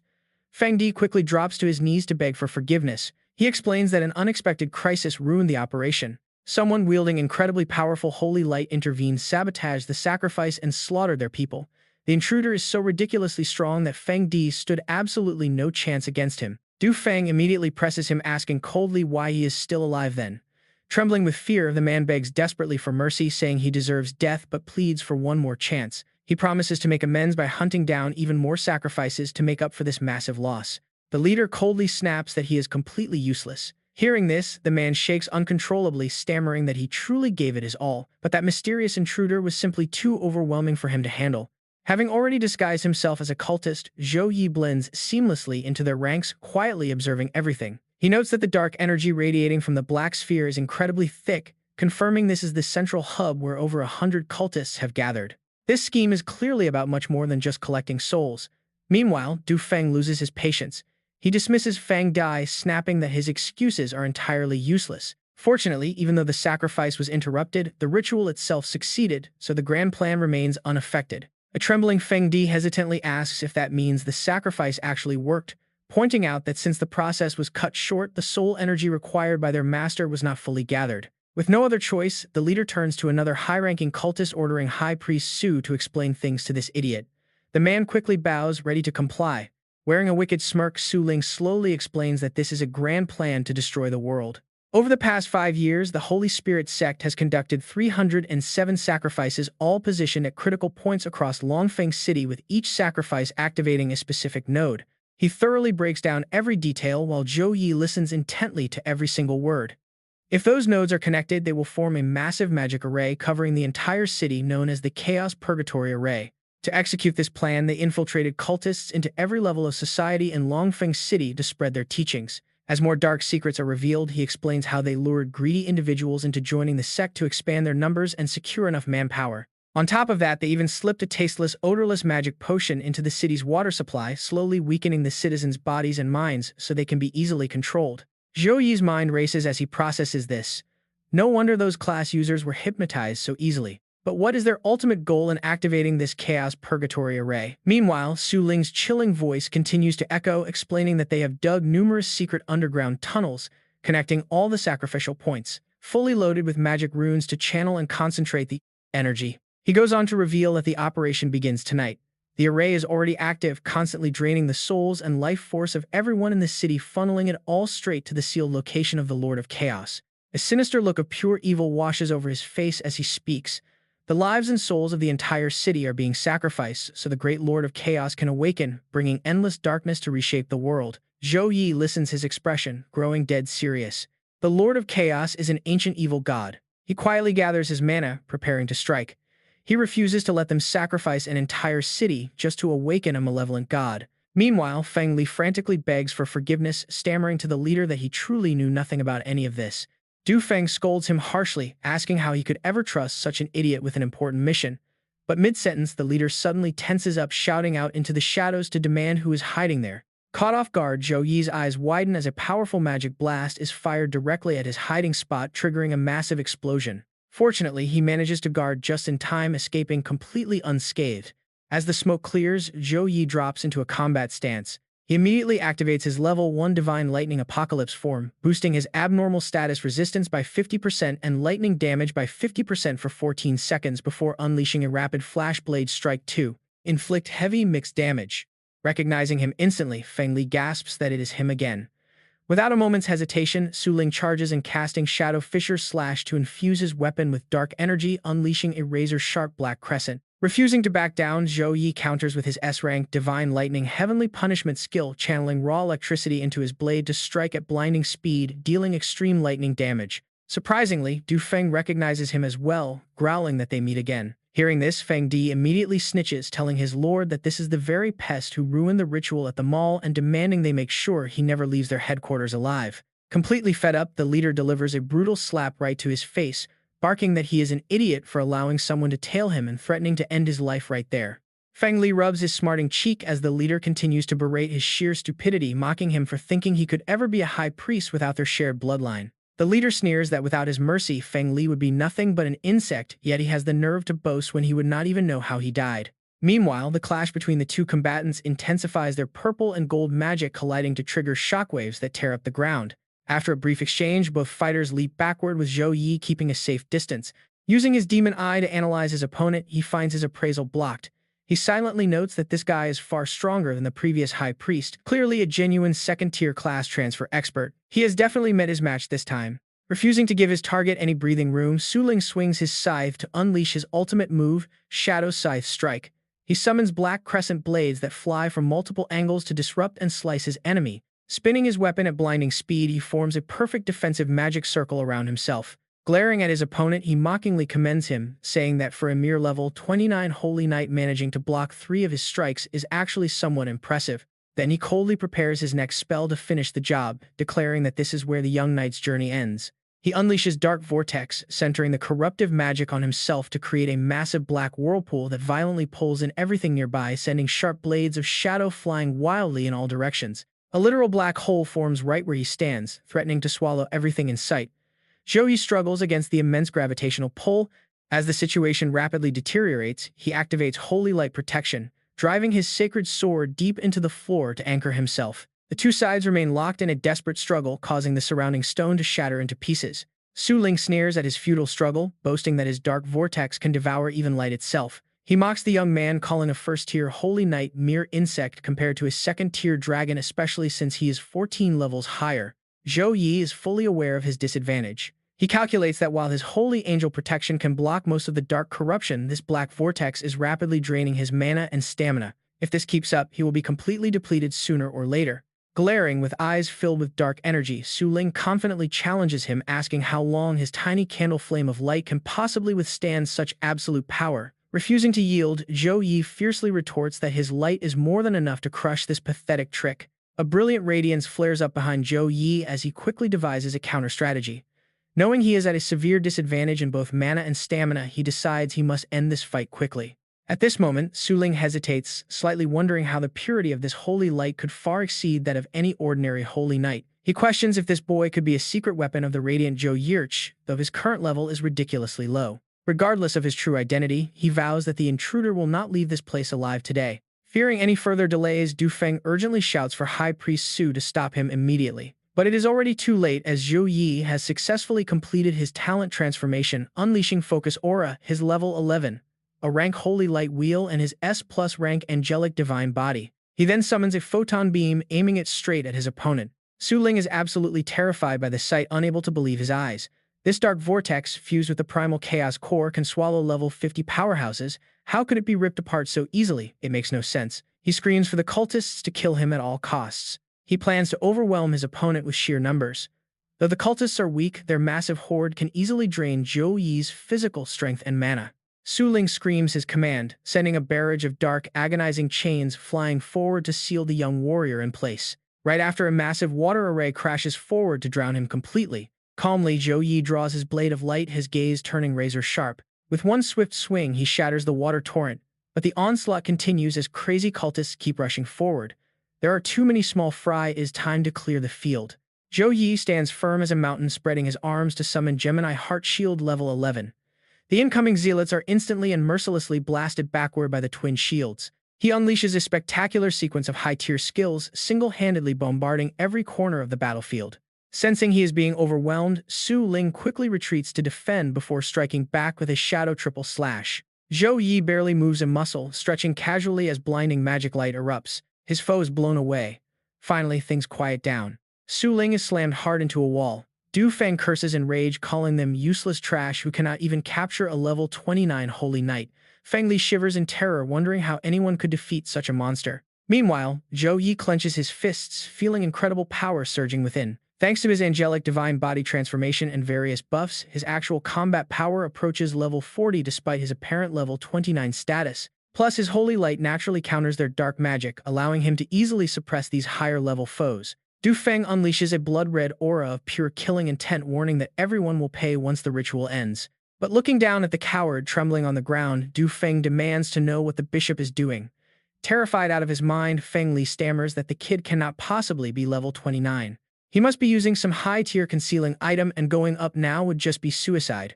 Taking advantage of their distraction, Zhou Yi charges straight at them. Du Feng frantically orders his cowardly follower to block the attack, but the terrified man stays frozen in place, claiming he is only waiting for the perfect moment to strike. Zhou Yi focuses his divine energy, his hawk-like eyes locking onto the two targets before him. He lunges forward, gripping his weapon tight to strike Feng Li down. Du Feng ruthlessly grabs the man's head, using his own follower as a human shield. Feng Li takes the full blow, coughing blood and asking why his own father would do this. He coldly tosses the corpse aside, calling him useless. Disgusted by this cruel display, Zhou Yi demands to know if the victim was truly his son. The villain scoffs, saying it is an honor to die for the Chaos Lord. Zhou Yi is completely speechless at how someone could discard their own family for a false god. The madman mockingly replies that once chaos descends, billions of souls will be his children, warning Zhou Yi not to die in vain for a doomed city. Hearing the villain say his name, Zhou Yi asks how he knows him. Suddenly, Zhou Yi senses danger. It is Su Ling trying to sneak attack him, but Zhou Yi quickly swings his blade to block. Before he can finish him, Du Feng begins to transform, forcing Zhou Yi to gasp in worry. In a flash, Zhou Yi teleports away. He suddenly materializes right above Su Ling, delivering a devastating strike using his Void Beast Space Leap skill. Next comes a barrage of invisible punches from his level 9B rank Swift Fist combo. As Su Ling screams in agony under the beatdown, Du Feng bursts into laughter. He gloatingly points out that Zhou Yi was indeed the one who stole the Void Beast, making it incredibly easy to track down. Ignoring the villain's taunts, Zhou Yi coldly unleashes his next A-rank skill, Punishment of Light level 16. The strike instantly finishes off Su Ling, but Zhou Yi is still puzzled by how they knew about his pet. Piecing the clues together, Zhou Yi realizes the truth and calls out Dean Feng He as the traitorous madman. Realizing his cover is blown, Feng He steps out and confirms his identity. Stepping out of a magic circle, Feng He smugly declares that the Lord of Chaos will reset this world and he will rule as one of its new masters. His eyes are completely white with mad ambition as he stumbles forward. He spits out that if Zhou Yi had not disrupted the ritual 2 months ago, the Chaos Lord would already be awake. Today, both Zhou Yi and his beast will become raw power for his master. Zhou Yi stands his ground without a hint of fear, recognizing that dark worship grants immense power.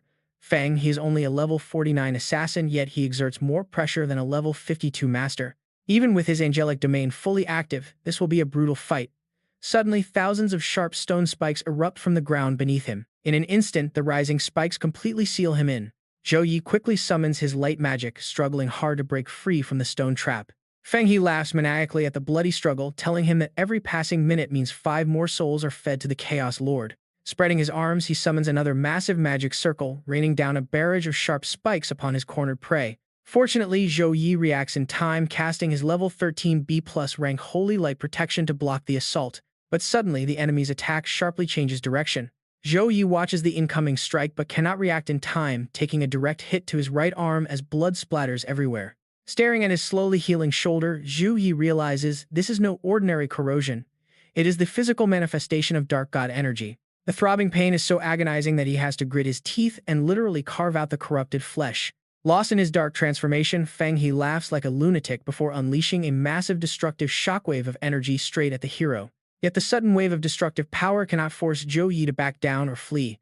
Using only his sword, our hero deflects the massive energy beam, tearing the sky apart amidst a deafening roar. He teleports in a flash, locking Feng He in place from behind. The villain stands frozen helplessly, watching the blinding light approach. A massive pillar of light crashes down like a thunderbolt right onto Feng. His head as Zhou Yi unleashes his level 16 A-rank punishment of light. Luckily for the villain, his quick reflexes allow him to raise his shield just in time. He mocks Zhou Yi, asking if he really thought he could seal him and deal a fatal blow. His annoying voice continues to boast, claiming the tactic was decent, but Zhou Yi forgot he was once the War Academy dean. Suddenly, mysterious chains covered in a dark red aura rush out from the corner as if they possess a mind of their own, quickly turning the tables in his favor. They quickly pull him back to the rear to set Feng Yi free. Zhou Yi is dragged toward the stone table as his foe's voice echoes in his ears, mocking that these battle tactics were taught to students 15 years ago. But Zhou Yi is focused on something far more critical: the abyssal chains. Formed from chaotic energy, they specialize in suppressing holy attributes. Once wrapped around a victim, they not only seal all light attribute skills, but also continuously drain away their very life force. While Feng He kneels in anticipation of his glorious moment, telling his rival to struggle because this is his end, Zhou Yi lies bound to a stone slab. His limbs are chained and stretched in 4 directions. It looks incredibly painful, especially since these chains are designed to suppress his holy power. Crackling lightning rips across the dark sky. A terrible omen. Feng He gleefully squeezes Zhou Yi's cheeks. Long black claws dig deep into his face, forcing Zhou Yi to cough up blood. Feng He looks ecstatic, practically tasting the blood off his fingers as he anticipates a dark new era of human suffering. Sensing the wicked energy gathering in the air, a sinister light finally returns to Feng He's otherwise lifeless eyes. Suddenly, massive rocks begin raining down from the sky like a chaotic midnight storm. Yet standing in the open, both remain untouched, as if the falling debris deliberately avoids them. Zhou Yi looks up to see faint red figures materializing around him. Restless souls of the dead are rising, drawn out by the dark energy consuming the mortal realm. Feng He laughs like a manic clown, lost in his own madness, telling Zhou Yi to listen closely to the approaching footsteps of the Lord of Chaos. Ground-shaking thunderbolts strike the earth as bodies lie scattered across the soil, leaving a heavy, suffocating atmosphere fit for the end of the world. Meanwhile, Zhou Yi stood frozen in utter shock at the horrific scene unfolding before his eyes. Hundreds of restless souls drifted slowly past the stone slab where he lay trapped. Right there among the strangers were 2 familiar faces gliding past him like mindless robots, Bai Na and Liu Jie. Both of them stood completely motionless, with the rest waiting for the dark shroud of evil energy to envelop their souls. The swirling dark energy rapidly transformed every single one of them into lifeless stone pillars standing tall around him. Zhou Yi felt pure rage boiling over at the inhumane horrors committed by the beast Feng He served, but Feng He merely cast a cold glance back, dismissing him. He sneered that this was a necessary sacrifice, something a fool like Zhou Yi would never understand. 5. The chaotic mess forced him to think fast. He could easily let the void beast teleport him out, but that would leave everyone in Lingfeng City to die. He refused to run like a coward. He had to stop this monster even if he was completely outmatched. Secretly, Zhou Yi summoned a small glass vial containing a glowing golden liquid, the prenatal Earth Milk S+. Drinking this would massively boost his negative status resistances and supercharge his physical recovery speed. He hastily chugged down every single drop of the glowing liquid. Instantly, his negative resistances and recovery speed shot up by 100%. To Feng He, this desperate move looked like nothing more than a dying fish thrashing around in its final moments of life. Zhou Yi ignored the mocking remarks as a holy aura erupted behind him, fueling his battle spirit to awaken the corrupted souls. Seeing this sudden burst of confidence, Feng He actually began to panic, demanding to know what he was doing. In response, Zhou Yi calmly prepared to deliver a final judgment to this world destroyer, telling him to repent. Zhou Yi activated his skill, absorbing every trace of leftover spiritual energy from the unconscious bodies scattered across the floor. Exhaustion washed over his dazed face as he gathered 10 thoughts of repentance repeated 104 times.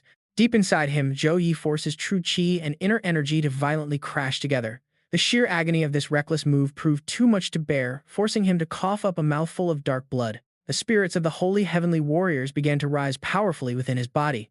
Alongside them, the icy corpse army emerged one by one, answering Zhou Yi's desperate call. The two opposing energies violently clashed, sending powerful shockwaves ripping through his body. Gritting his teeth through the blinding pain, Zhou Yi forced himself to absorb both volatile streams of energy. Fang he watched in pure disbelief as spiritual energy swirled around him. What kind of breakthrough is he trying to force? Suddenly, a horrifying thought clicked in his mind. Is this the legendary Second Awakening? Once he realized what was happening, he clutched his face and burst into a hysterical laugh.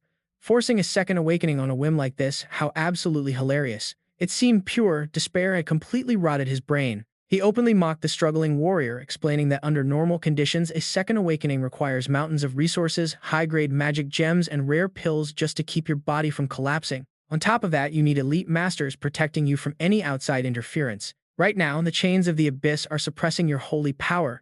You are completely alone without a single source of external energy to help you. The brutal clash between the two elite energy forces sent agonizing spasms through Zhou Yi's entire body. That wild, untamed power will run rampant inside him like a runaway train. If the breakthrough fails, those raging energies will violently tear his physical body into bloody pieces. He watched the agonizing struggle with twisted delight, knowing failure meant losing levels or having his soul shattered. Yet to be absolutely safe, he began casting a lethal spell. He knew how unpredictable his opponent could be, and he refused to risk even a 1 in a million chance of a successful awakening.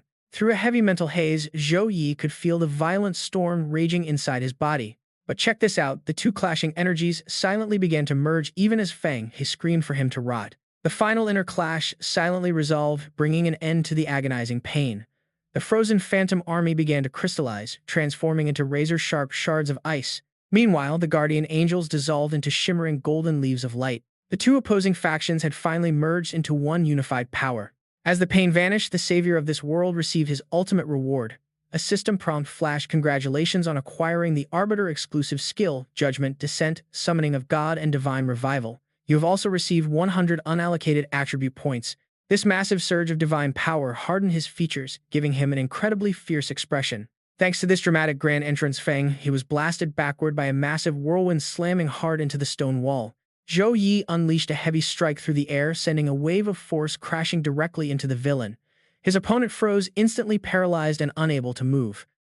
He was launched high into the air, completely helpless against the massive blow. Even the ancient stone citadel began to crack and crumble under the absolute wrath of Zhou Yi. After being launched so high, he finally crashed back down like a heavy sack of dirt. His eyes widened in sheer horror as he realized his entire lower body was completely gone. Yet instead of raging, his face twisted into a sickening grin. He scoffed, asking if Zhou Yi really thought some cheap tricks from a newly awakened holy knight could ever put him down. A thick wave of black mist erupted to regenerate his missing flesh as he struggled back to his feet. Fueled by dark energy, he summoned a swarm of resentful souls, mocking that he had devoured countless weak insects, just like Zhou Yi. Zhou Yi did not flinch at the deathly aura. He calmly told him that his final words were far too noisy. He raised his hand toward the sky, conjuring a massive, intricate magic circle. This was Judgment Descent Level 1 and S-rank skill. It channeled divine punishment through a mortal body, creating a holy field that deals devastating damage to all dark creatures. Of course, the toll was heavy after it ends. His attributes would drop by 40% for 2 hours. Staring down his charging enemy, Zhou Yi declared that it was time to judge the sinner. Standing tall as the ultimate judge, he decided the fate of this cowardly monster, declaring his execution. Blinding bolts of divine lightning rained down furiously, every single strike targeting the traitor. Despite taking heavy damage, he kept laughing to mock his opponent, boasting that his master's power was far beyond reach. Suddenly, the air turned incredibly heavy, causing Zhou Yi to watch his enemy's next move with deep suspicion. Just like the rest, he was ready to offer his entire being to the ultimate chaos. Instantly, several pitch-black magical chains shattered their restraints and shot forward. They bound him so quickly that Zhou Yi had no time to react. A deep, echoing voice of chaos rumbled, whispering how sweet it would be to destroy everything together. Thick, poisonous malice seeped directly into his skin, forcing him to spit out a mouthful of pitch-black blood. The jagged ground was covered with endless piles of skeletons, their tormented screams turning the area into a literal hell on earth. Join us, the voices wailed, pain is the only truth. With blood-red eyes and a completely blank face, Zhou Yi looked like a terrifying stranger even to himself. Fortunately, his unbreakable willpower allowed him to regain control of his mind. Still, the chaotic tentacles squeezed him tighter, roaring for him to surrender and become a part of their eternity. The holy power within Zhou Yi flares up violently, sending a sharp, agonizing backlash straight to his brain. He relies on his superb combat instincts to break free from his restraints. Empowered by a brilliant holy light, Zhou Yi confidently charges forward with his greatsword. Dealing with a corrupted consciousness is far more complex than simple hypnosis, but he thrusts his blade straight into the heart of chaos anyway, proving his foe picked the wrong opponent. The deep wound leaves a burning pain, forcing the shapeless beast to writhe and screech in agony.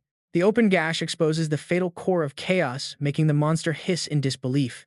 Zhou Yi ignores the useless fury, coldly asking why he wouldn't dare. The Holy Knight speaks softly, yet his calm voice easily cuts through the screech of clashing tentacles and his divine blade, which is specifically forged to vanquish evil. A blinding burst of divine light completely dissolves the writhing mass of tentacles into dust.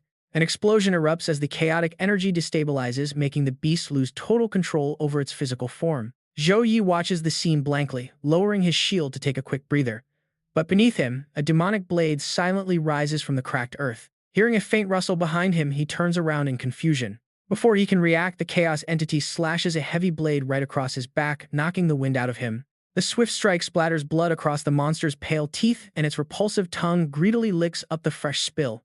The taste of blood instantly breaks the mental chains that were sealing the monster's wild instincts. It laughs in triumph, boasting that as the Lord of Chaos and a true god, it cannot be killed by a mere mortal. It claims their fate was sealed from the start, and if Zhou Yi submits to slavery, he will receive the power of a demigod. Hearing those filthy words only fuels Zhou Yi's fighting spirit while his body heals. Honestly, you've got to love his confidence here. He completely mocks the demigod power, suggesting a deal where the monster treats him like a punching bag so he can teach it what god-killing power actually feels like. He flashes a mocking smile, pointing out that the beast is merely a clone of the evil god, which is why a human like him could wound it in the first place.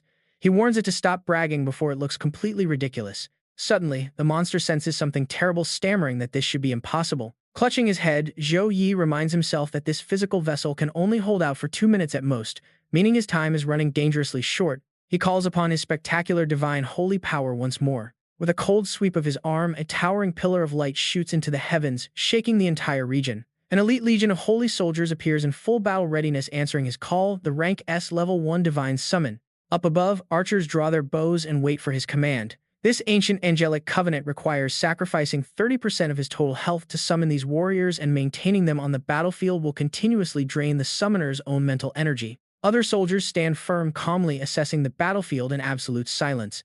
Seeing this massive army, the chaos monster starts to panic but screams to save face, yelling that these lowly creations will never stop it. But with a silent command from Zhou Yi, the soldiers snap their eyes open, initiating divine purification to execute God's judgment. The entire heavenly array descends upon the battlefield, exploding with holy light to punish the rebel. A cataclysmic explosion detonates completely, vaporizing everything in the immediate area. Even solid stone structures are instantly pulverized to dust under the immense pressure.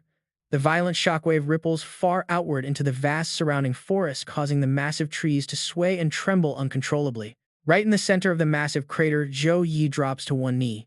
His entire body is covered in deep wounds with glowing golden cracks, spider webbing across his skin. A system notification pops up next to a floating dark red crystal, stating he has obtained the core of an evil god, though its quality cannot be fully evaluated due to damage. Suddenly, he coughs up a thick mouthful of dark blood and collapses onto the cold stone floor. His failing body is completely breaking down as he mutters that the beast was not even a proper clone. In the middle of the desolate wasteland, only swirling dust remains, making it look as though Zhou Yi has been entirely abandoned by the world. High above, the gentle moonlight and stars silently look down on the solitary figure of the battered young man. One would think he would fall into a deep, endless sleep after such an exhausting battle. But his sheer willpower is just built different. Even as his bones creak in agonizing pain, he bravely forces his hands to push himself up. Unfortunately, in his current state, even turning over is a massive challenge, while urgent system warnings blare repeatedly for him to heal. Zhou Yi stares blankly at the system messages detailing his critical state. His vitals have breached safe limits, showing his heart rate at only 8 beats per minute, blood pressure at 50/30, 17 broken bones, and 63% organ damage. The system urgently advises immediate healing. Mustering every shred of his remaining strength, he prepares his final trump card. A brilliant divine glow slowly gathers in his trembling hands as he activates his ultimate recovery spell. Elsewhere, Liu Ji anxiously calls out to the motionless girl on the bed, desperately urging Bai Na to wake up. Fortunately, Bai Na begins to stir. Still, groggy from her deep slumber, she asks in confusion if they were just at the hot springs, wondering how they suddenly ended up here. Liu Ji quickly brings her up to speed, explaining that a literal miracle is happening outside where a massive pillar of light has shot up, tearing directly through the heavy clouds. From the light, countless tiny, adorable angel-like figures emerge, dancing around the unconscious citizens scattered all over the streets below. This phenomenon is Divine Awakening Restoration, Level 1 Tier 5, which Zhou Yi just summoned. It spreads a holy domain over the city, purifying corruption and reviving those whose souls have not yet dissipated. Once it ends, his stats drop to 0 for 10 days due to divine exhaustion. In the pitch-black night, the Void Beast tells Zhou Yi that forcing a second-class transfer broke his meridians, and using this skill makes him lucky to be alive. It asks why he did not hide safely in the back. Panting, Zhou Yi replies that doing so would make him no different from those evil cultists. Panting, he weakly explains that before deciding on his second-class transfer, he remembered the awakening day at school when he proudly chose to become a paladin. Memories of himself clad in shining armor suddenly flood his mind, replacing his doubts. Then, swinging his weapon with master skill, his honesty and courage shine through the glowing cross of justice carved onto his mercy hammer. Finally, he slams the weapon down with massive force, proudly fulfilling his duty. Though coughing up blood, Zhou Yi holds fast to his core belief to pursue justice and righteousness forever, because that is what a paladin does. Wheezing, he mutters that if he feared death, he would violate his original path, rendering his strength completely useless. Activating a teleportation skill, a blue magic circle instantly appears where he lies, heading to Suhang University. Right then, a voice suddenly calls out from the high cliff, asking the leader what happened. Frowning at the scene below, Wang Hao reasons that a battle of this scale is beyond their comprehension. Still, he is absolutely certain some powerhouse sacrificed his life tonight to protect Longfeng City, making him a true hero to everyone there. Zhou Yi successfully teleports back to his dorm, coughing as warning screens flash red. They signal critical status, soul damage, life signs in extreme danger, and divine exhaustion, reducing all stats to 0 for 10 days. Before blacking out, he weakly calls out for his teacher. The last thing he sees is a countdown reading 239:55:05. Sometime later, his vision slowly returns, and this time the warning screens are finally gone. Zhou Yi slowly opens his dazed eyes as bubbles rise with his breath. Sitting up from the biopod, he finds himself covered in medical wires, realizing he has been unconscious for 2 whole days. Sitting nearby, Wang Hui suddenly questions him, asking how it feels to cheat death after recklessly stopping an evil god's sacrifice alone. Zhou Yi awkwardly rubs his head, explaining that the situation back then was just too urgent. Golden veins still ripple across his body, causing him to cough violently. Wang Hui calmly explains that his meridians were shredded like a broken net, so regular magic could only heal his flesh, requiring this medicinal spring to stabilize his life force. He adds a stern warning that 5 highly precious dragon pearls are soaking in this spring, demanding that Zhou Yi absorb every single drop without wasting any. But Zhou Yi suddenly interrupts, complaining that this is clearly his teacher's foot-washing water. Wang Hui merely offers a goofy smile to deflect, saying he shouldn't sweat the minor details, as long as he survives. Turning serious, Wang Hui opens a tablet to explain what happened during his 2-day coma. The security team in Longfeng City preserved the battlefield traces and even managed to collect samples of the residual holy light left behind. They both study the holographic chart, realizing that these energy fluctuations perfectly match Zhou Yi's holy power. Since anyone investigating could easily connect the dots, Wang Hui announced to the public that he was the one behind the Longfeng City incident. Zhou Yi objects, insisting he does not need to hide behind his master. But Wang Hui firmly points out that at his young age and low level, publicizing such a feat would make him a target for the evil god's cultists. Because those fanatics hunt down any threat, Wang Hui used his authority to classify the incident as SSS secret, promising to return the honor once Zhou Yi completes his 3rd-class transfer. His brow furrows in deep dissatisfaction as his mind drifts back to those intense life-and-death moments from the fierce battle. He confidently declares that after defeating the evil god, he discovered its physical form was merely a crystallized fragment of its power, summoning it as proof. Zhou Yi freely hands it over for Wang Hui to inspect, revealing the true face of the evil god. Though it looks completely ordinary, touching it allows one to clearly feel the agonizing sorrow of countless victimized souls, trapped inside, clumped together in a highly repulsive and tragic mass. Witnessing this horrific sight, Wang Hui's rage reaches its absolute peak, that a mere shard dared to cause such devastation. Wang Hui instantly gathers a massive surge of energy into his palm, causing the surrounding space to warp and ripple. In an instant, he seals the cursed crystal in a glowing barrier. Meanwhile, Hongling freezes mid-pruning upon hearing the familiar name of Wang Hui. Turning around, he wonders what drew Wang Hui there. His spy reports that Wang Hui's personal disciple Zhou Yi went to Longfeng City and exposed Feng. He's plot immediately contacting Wang Hui, who arrived just in time. Hong Ling ponders, realizing that dealing with Wang Hui is going to be incredibly difficult. He orders his subordinate to have all branches go deep undercover to avoid military attention. As his eyes fixate on a bright red rose, he wonders why Zhou Yi's name sounds so familiar. The spy explains that 2 months ago, Zhou Yi ruined Feng, his plans during the freshman tournament, which led them to monitor him under suspicion of capturing a void beast. Remembering the kid's impressive capabilities, a devious smile creeps onto Hong Ling's face as he decides to send their young friend an unforgettable welcoming gift. With a firm acknowledgement, the rose is ruthlessly plucked from its stem, falling silently onto the cold floor in the dark of night. Elsewhere, Shen Lingfeng stands completely alone under the pouring rain, staring up at a brightly lit luxury villa. Filled with doubt, he wonders how a kid from such a rundown place with no family backing could achieve such bizarre strength. Just as he ponders this mystery, a strange object suddenly crashes through the building's window, catching his attention. The very next second, an ear-splitting roar tears violently through the quiet night. Both of his eyes widen in pure shock, completely unable to process the situation. Inside, a tall, dark shadow threatens Zhou Yi Zhou Yun, boasting in a raspy voice that the scent of fear from women and children is absolutely wonderful. Showing a savage mouthful of white teeth, the beast rejoices that she is both a woman and a child. With that, Lu Ping immediately gathers dark energy in his palm and charges straight ahead to double his fun. Yet, at the critical moment, something suddenly crashes inside, creating a massive impact that kicks up thick dust everywhere. Unable to process this sudden intrusion, the beast hesitates.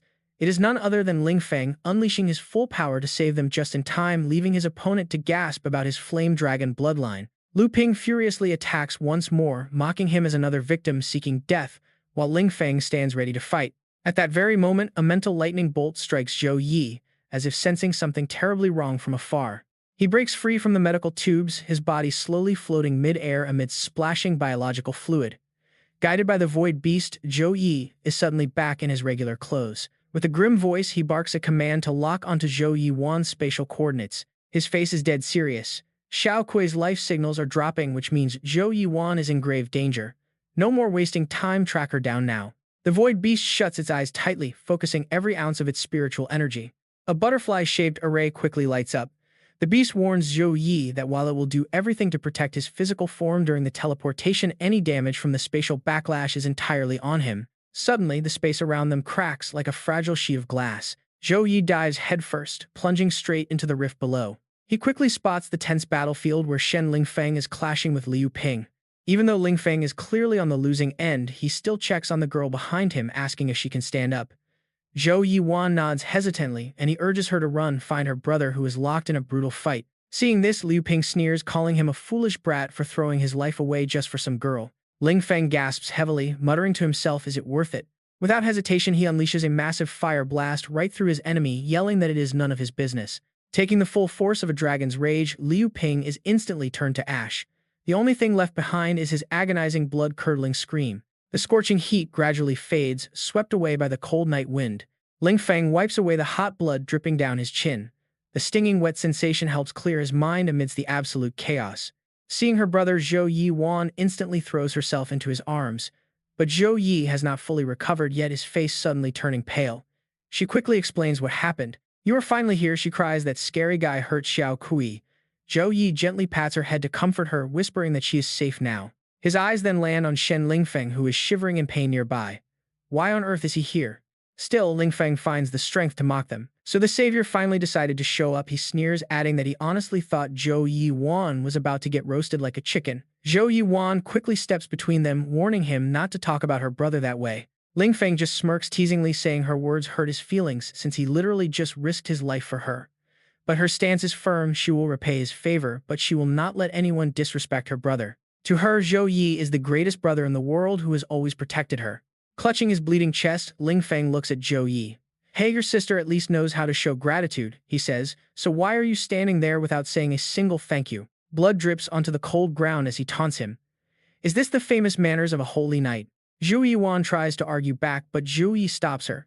He tells her that Lingfeng is just jealous because he does not have an amazing sister. They play off each other, whispering that while Lingfeng saved her, it might just be a trick to win her favor, a classic sour grapes mentality. Hearing this ridiculous theory, Lingfeng can only sputter in pure rage. He is so furious he literally spits out blood, coughing that there is no way he would ever be jealous of Zhou Yi. But having pushed himself too far, his eyes roll back as he completely loses consciousness. As his limp body collapses, a sharp metal rod pierces straight through his abdomen, pinning him in midair. Thick crimson blood stains the steel as he slowly slides down. Zhou Yi quietly watches the gruesome scene unfold from start to finish. He gently shields Zhou Yi Wan's eyes, a protective instinct we can all respect here. Suddenly, a weak voice calls out, "Don't just stand there like a statue." Ling Feng groans, "Save me, I am not dead yet." Zhou Yi fires back, teasing that since he can still talk back, his injuries must not be that bad. Then he questions his suspicious behavior. He is far more curious about why Ling Feng was at his house right when Zhou Yi Wan was attacked. Ling Feng keeps his mouth shut. Memories flash back like a rewinding movie. He remembers hearing rumors about a popular trend visiting the childhood homes of legendary fighters to feel their aura and gain some of their strength. But there is absolutely no way he would admit he was doing something that embarrassing. Coughing violently, he quickly invents a random excuse on the spot. "Can I just be walking by?" he snorts, "or do you think the whole world revolves around you and expects to praise you wherever you go?" Suddenly, Zhou Yi Wan panics as Zhou Yi's body grows heavy. "Brother, what is wrong with you?" she asks. Dizziness washes over him as his body reaches its limit. He manages one last whisper, "Sorry for scaring you." Yellow veins bulge on his arm, dripping with thick fluid. Her voice cracks as she cries out a sharp, desperate scream, shattering the eerie silence. Seeing her brother lying motionless and covered in wounds, Zhou Yi Wan covers her mouth to stifle her sobs. Tears stream down her pale face. In a blind panic, she grabs a nearby phone like a lifeline, her voice trembling as she wonders what to do. Sobbing hysterically, she dials a number, begging her brother to wake up. Suddenly, a loud, teasing voice calls out from behind, startling her, saying Zhou Yi's room is even rowdier than a war zone. It is Wang Hui. He gently takes the phone from her hands and reassures her to stay calm and let him handle this. Just then, Shan Ran rushes into the room out of breath, shouting Zhou Yi's name. She helps him up and offers a strange green liquid, urging him to drink it. Meanwhile, Wang Hui works fast, channeling healing energy into Zhou Yi while grumbling about how reckless he is. To survive a chaotic rift without any protective magic is a flat-out miracle. He is not a healer, so he can only do enough to stabilize the wounds for now. After a stressful recovery, Zhou Yi finally opens his eyes. Confused, he asks how his teacher and Shan Ran got here. Wang Hui scowls, explaining that the void beasts sought him out immediately after pulling a heavily injured Zhou Yi back. Since he was with Shan Ran, they both rushed over right away. He notes that the lingering energy matches the cultists from Longfeng County. But instead of chasing Zhou Yi, they targeted Zhou Yi Wan, likely to vent their anger because he exposed his identity. He warns that the military has launched a nationwide purge against the Holy Spirit sect. Since they are vulnerable here, they must head to the Zhou Yi family residence. Zhou Yi agrees, taking Zhou Yi Wan there will finally keep her safe. Wang Hui points out that due to his severe injuries, any teleportation is out of the question. He must take a nearby public sky vessel, a Class A safety-rated vessel that will get him to the Zhou Yi estate safely within 48 hours. Shan Ran volunteers to go protect him. Just as they make their plans, a voice calls out. Wang Hui seems to notice the strange noise too. While scanning the room, he warns them that because they do not know how deep the Holy Spirit sect has infiltrated, they must disguise themselves as normal tourists to blend in. Just then, that bizarre sound echoes again. His gaze finally lands on a damp corner, where a shivering figure is crying out, asking if everyone is blind, if he has gone transparent, and why they are ignoring him when he is hurt too. Wang Hui walks over, looks him up and down, and slaps his forehead with a chuckle, blaming his bad memory before offering to check the kid's injuries. "Aren't you the kid who got beaten by Zhou Yi in the freshman tournament?" Hearing this, Lin Fong forces a laugh and thanks the principal for his concern. Before long at the sky port, Zhou Yi is settled in his familiar wheelchair. Beside him are Zhou Yun, So Su Meirin, and that strange man they recently met.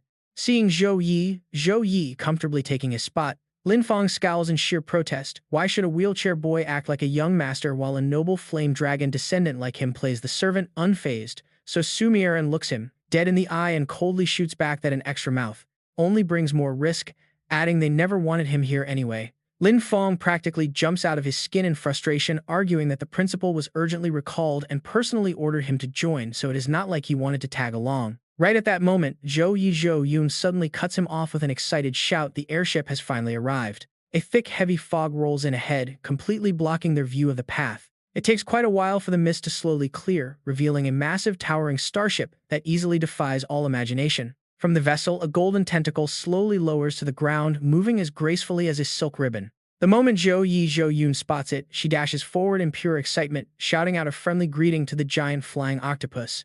Her eyes sparkle as she points ahead excitedly, telling Zhou Yi to look at the glowing tentacles.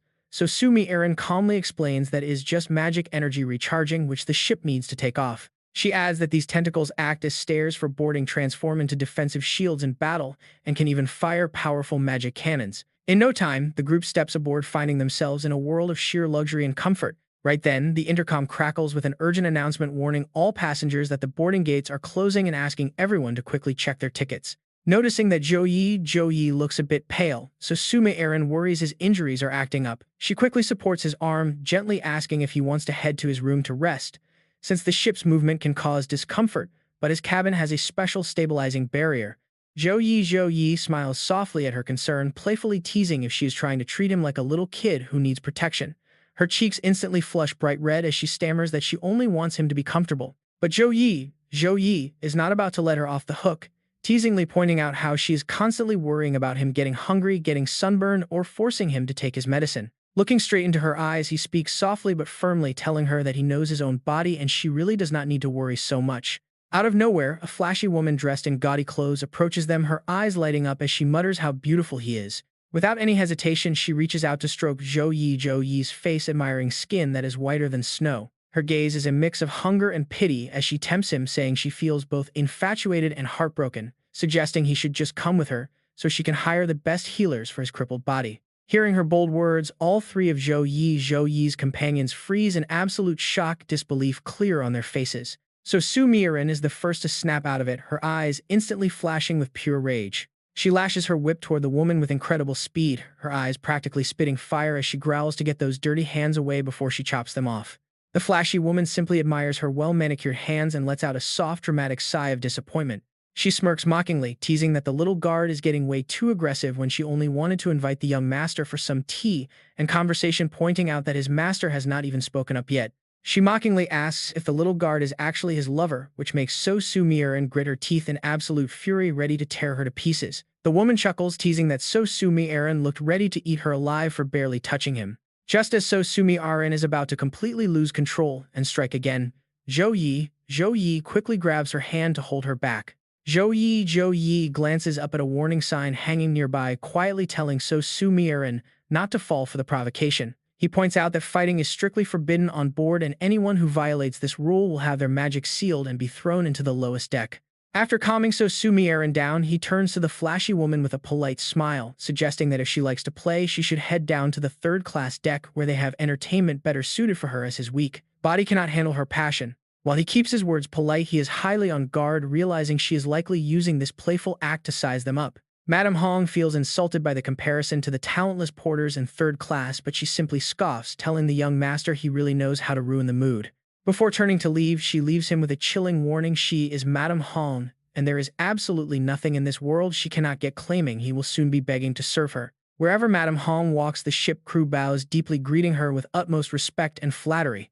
Before Sumi-Aaron can say a word, Zhou Yi cuts in, turning to Lin Fong to ask if he noticed the strange damp bracelet on her wrist. Lin Fong nods immediately, recognizing it as the symbol of the notorious Mermaid Chamber of Commerce. He explains that Sumi-Aaron likely has no idea, but this merchant group is actually a wealthy financial syndicate in the north. While they pretend to run clean businesses, they secretly kidnap beautiful class users with rare bloodlines to sell them to twisted nobles, where many are tortured to death. He warns that this Madame Hong is likely a high-ranking executive within their organization. Rumors say their boss has ears everywhere and powerful backing, to the point that even Lin Fong's father warned him to steer clear of them. What he keeps to himself, however, is that 3 years ago this group clashed with the Zhou Yi family and the Zhou Yi family lost the conflict. Lin Fong hesitates, wondering if he should even mention this history to Zhou Yi. Meanwhile, Zhou Yi pieces the clues together, realizing that Madame Hong deliberately provoked Sumi-Aaron to test their strength and size them up. Out of the 4 of them, Zhou Yi is clearly the weakest link and the most vulnerable target. After a brief silence, Zhou Yi asks Lin Fong to stay by Zhou Yi's side for the next 2 days to protect her, fearing the ruthless Madame Hong might target her for revenge. Lin Fong confidently nods, promising he can easily watch over a little girl. Outside, the starship glides silently through the endless sea of stars. Meanwhile, a member of the cleaning staff slowly pushes a utility cart down the quiet hallway. But right behind her, a brilliant red light suddenly flares up, piercing the darkness. The eerie glow creeps directly into the bedroom of Sumi-Aaron and Zhou Yi, illuminating the entire space before moving on to seek out Lin Fong's room. Slowly, the blood-red light spreads completely, swallowing every corner of the room. Turns out the intruder is Lady Hong. Her eyes sweep across the room like a venomous spider sizing up fat prey, mockingly announcing that she has finally arrived. Her greedy eyes lock onto Zhou Yi, first muttering that she already saw his incredibly rare incubus bloodline, which can be sold for an absolute fortune. Next, Lady Hong looks over at Su Ran, noting that this other young girl is also a rare beauty. Then she casually struts over to Shen Lingfeng, boldly squeezing his abs without a shred of hesitation before making a crude joke that while this kid looks completely ordinary, his built body is perfect for the mines to dig up coal for at least 15 years. That trash talk hits Shen Lingfeng like a bucket of ice water, leaving him utterly humiliated. His temper instantly explodes as he snaps back that her entire family is the one with the ordinary faces. Hurling vicious curses, he immediately whips his leg around and kicks Lady Hong hard in the stomach. Seeing his furious reaction, she just smirks with pure contempt. Shen Lingfeng's rage only boils hotter with absolutely no signs of cooling down, and he charges right back at her, growling out to ask who she is calling ordinary. With neither of them willing to back down, they plunge into a highly tense head-on clash. Right at that exact moment, a strange streak of light erupts, tearing through the dark night. Shen Lingfeng gnashes his teeth in absolute fury, launching a relentless assault, but Lady Hong swiftly dodges his lethal blows, using her soft silk ribbon to tightly strangle his neck. Meanwhile, Su Ran wakes up and immediately joins the fight. Out of nowhere, a wild wolf suddenly leaps out of the shadows, charging straight at Lady Hong. The moment it strikes, her silk ribbon wraps tightly around its snout, trapping it instantly. Seeing the danger, Su Ran panics and screams out for Xiao Kui. Backed into a corner, Lady Hong finally puts the pieces together and bitterly spits out that they were all tricking her. Her cold eyes scan her enemies. Clenching her burning fiery fist, she quietly whispers the words, "Flame Dragon Bloodline." She then shifts her sharp gaze to Su Ran and Xiao Kui, smirking that she is clearly far more than just a pretty face. Right at that moment, Zhou Yun walks in while supporting Zhou Yi, bowing deeply to thank Lady Hong for her special item. Because of her tool, the Skyport security system could not detect any of the movement inside, allowing them to carry out their secret plan. But that does not seem to bother Lady Hong at all. Instead, she just sneers, mocking that a green wet behind the ears brat like him is about to find out exactly what true crushing power feels like today. Before Lady Hong can even make a move, Shen Lingfeng charges forward with mind-blowing speed. Madame Hong was never one to take bullying lightly, and realizing she was just used makes her absolutely furious. Gritting her teeth, she orders her blood silk puppets to assume their true forms and cripple the red-haired kid while leaving the rest unmarked. Enraged, Shen Lingfeng throws a blazing punch straight at her, roaring that she has gone way too far. Too bad, his fist only strikes a thin piece of silk that instantly vanishes, leaving his massive punch hitting nothing but empty air. Just a second later, that same silk reforms into a human shape right behind his back, setting up a vicious counterattack. A devastating decisive blow is thrown straight at Shen Lingfeng with terrifying force. Seizing this perfect window of opportunity, Zhou Yi instantly launches a lightning-fast phantom combo strike right at Madame Hong. But wait. Out of nowhere, the moment she gets close, those silk puppets bind her so tightly she cannot even move. From her limbs to her torso, white silk wraps around her like a cocoon, leaving absolutely no room for escape. Unfazed, Madame Hong lets out a mocking sneer, asking Zhou Yi how she likes being caught in her silk threads. As the puppet readies its sharp strings for a long-range strike, Zhou Yi despairs, thinking she is completely out of options. A direct hit. A heavy lethal blow crashes straight down onto Zhou Yi's fragile back. Madame Hong turns her gaze to Zhou Yi, crossing her arms with a smug face as she waits for the show to start. She taunts him to use whatever tricks he has left, warning him that since he crossed her, she is going to turn him into a literal specimen. Zhou Yi struggles to keep his voice calm, carefully calculating every detail since he knows he is their last hope. He realizes that every puppet strike forces Zhou Yi to burn through her magic, and she will run dry very soon. The item his teacher gave him can easily shatter Madame Hong's dimension, but doing so would blow up the entire cabin and summon security forces. He decides his best bet is to wait until she gets closer, then trap her with a different artifact. No breathing room. Zhou Yi is struggling hard to defend against the relentless attacks of the silk puppets. Suddenly, her eyes flare a deep crimson as if a hidden power is surging violently within her. Madame Hong's hand reaches out amid a mysterious pink smoke, whispering tempting words to stop resisting and quickly accept her power. Zhou Yi gasps for breath, her heavy panting serving as a warning to back off, but Madame Hong only steps closer with a sarcastic sneer. She asks why Zhou Yi is rejecting her when they are ultimately the same person anyway. She urges her to think of Zhou Yi, who is currently heavily injured, while calling Shen Lingfeng a useless blowhard. Since she is the only one who can save him, Madame Hong asks if she is really selfish enough to ignore his life. Choked by Madame Hong's tight grip, Zhou Yi struggles to gasp out a denial. Sneering with utter contempt, she spits harsh words asking how someone who cannot even break free from a bit of silk expects to protect him, telling her to stop suppressing her true succubus power. On the other side, Zhou Yi quietly activates his second treasure, which begins to glow with a mysterious dazzling light right in his hand. Suddenly, a deafening explosion rips through the silent space, blasting the silk puppets high into the air as a bizarre, eerie laugh echoes from all directions. A familiar figure approaches carrying both the innocent beauty of Zhou Yi Ran and the seductive charm of Madame Hong, smiling gracefully as she greets Zhou Yi after all this time. Zhou Yi stands frozen in absolute shock, unable to believe his eyes as he suddenly realizes the girl in front of him is that strange, eerie presence lurking inside Zhou Yi Ran's body all this time. Even Madame Hong cannot hide her shock at the sight of a pure-blooded succubus. Her eyes gleam with greed as a twisted smile spreads across her face, whispering that this is an absolute masterpiece. Honestly, can you blame him? Zhou Yi stands completely stunned still, trying to process the shocking turn of events unfolding right before him. Shen Lingfeng also stares in a daze, completely unable to look away from Zhou Yi Ran's stunning new beauty and overwhelming power. Zhu Yun and Xiao Kui are left utterly speechless by this extraordinary sight. Now fully in control of her new power, Zhou Yi Ran asks coldly if she is the one trying to hurt Zhu Yi, dismissing her as a mere level 30 puppet master. She bluntly exposes Madame Hong's tier as a level 30 puppet master. Madame Hong immediately snaps back with pride, claiming she is just a succubus bloodline and asking if she really thinks she can rebel. With those words, she unleashes countless sharp silk ribbons at Zhou Yi Ran, boasting that they have enough succubus specimens at their chamber of commerce to fill an entire warehouse. Seeing Zhou Yi Ran seemingly cornered, Zhou Yi yells her name in sheer panic, but she only responds with a subtle mocking smirk. Too fast to see. Her hand moves with effortless confidence, casually reaching out to touch the incoming silk ribbons. Her slender legs move with graceful agility, easily shredding those soft silk ribbons into a million pieces. Zhou Yi Ran waves her hand, coldly declaring that insects belong in cages. Watching the terrifying power erupting from her, Madame Hong suddenly realizes that she is using a domain. More precisely, she is witnessing the Abyss Demon Pattern Domain, an innate skill of a pure-blooded succubus that severely weakens the enemy's combat abilities in every possible way.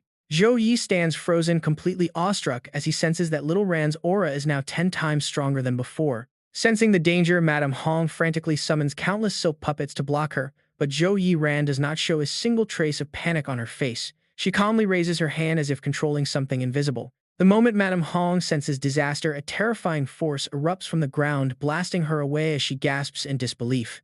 Out of nowhere, a giant stone hand suddenly appears, ruthlessly squeezing her by the throat. The grip is so tight that Madame Hong's face turns bright red as painful memories flood her mind. Coughing up a mouthful of blood, she weakly asks what they have done to her. Zhou Yi Ran's eyes gleam with sadistic amusement at Madame Hong's breakdown.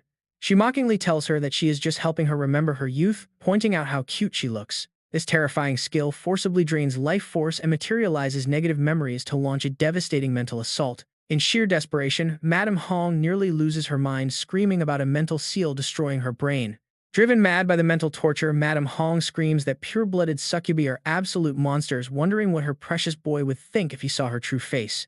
Zhou Yi Ran remains entirely unfazed by the harsh words, deciding to end the game quickly with her Abyss Demon Sword Seed. Game over.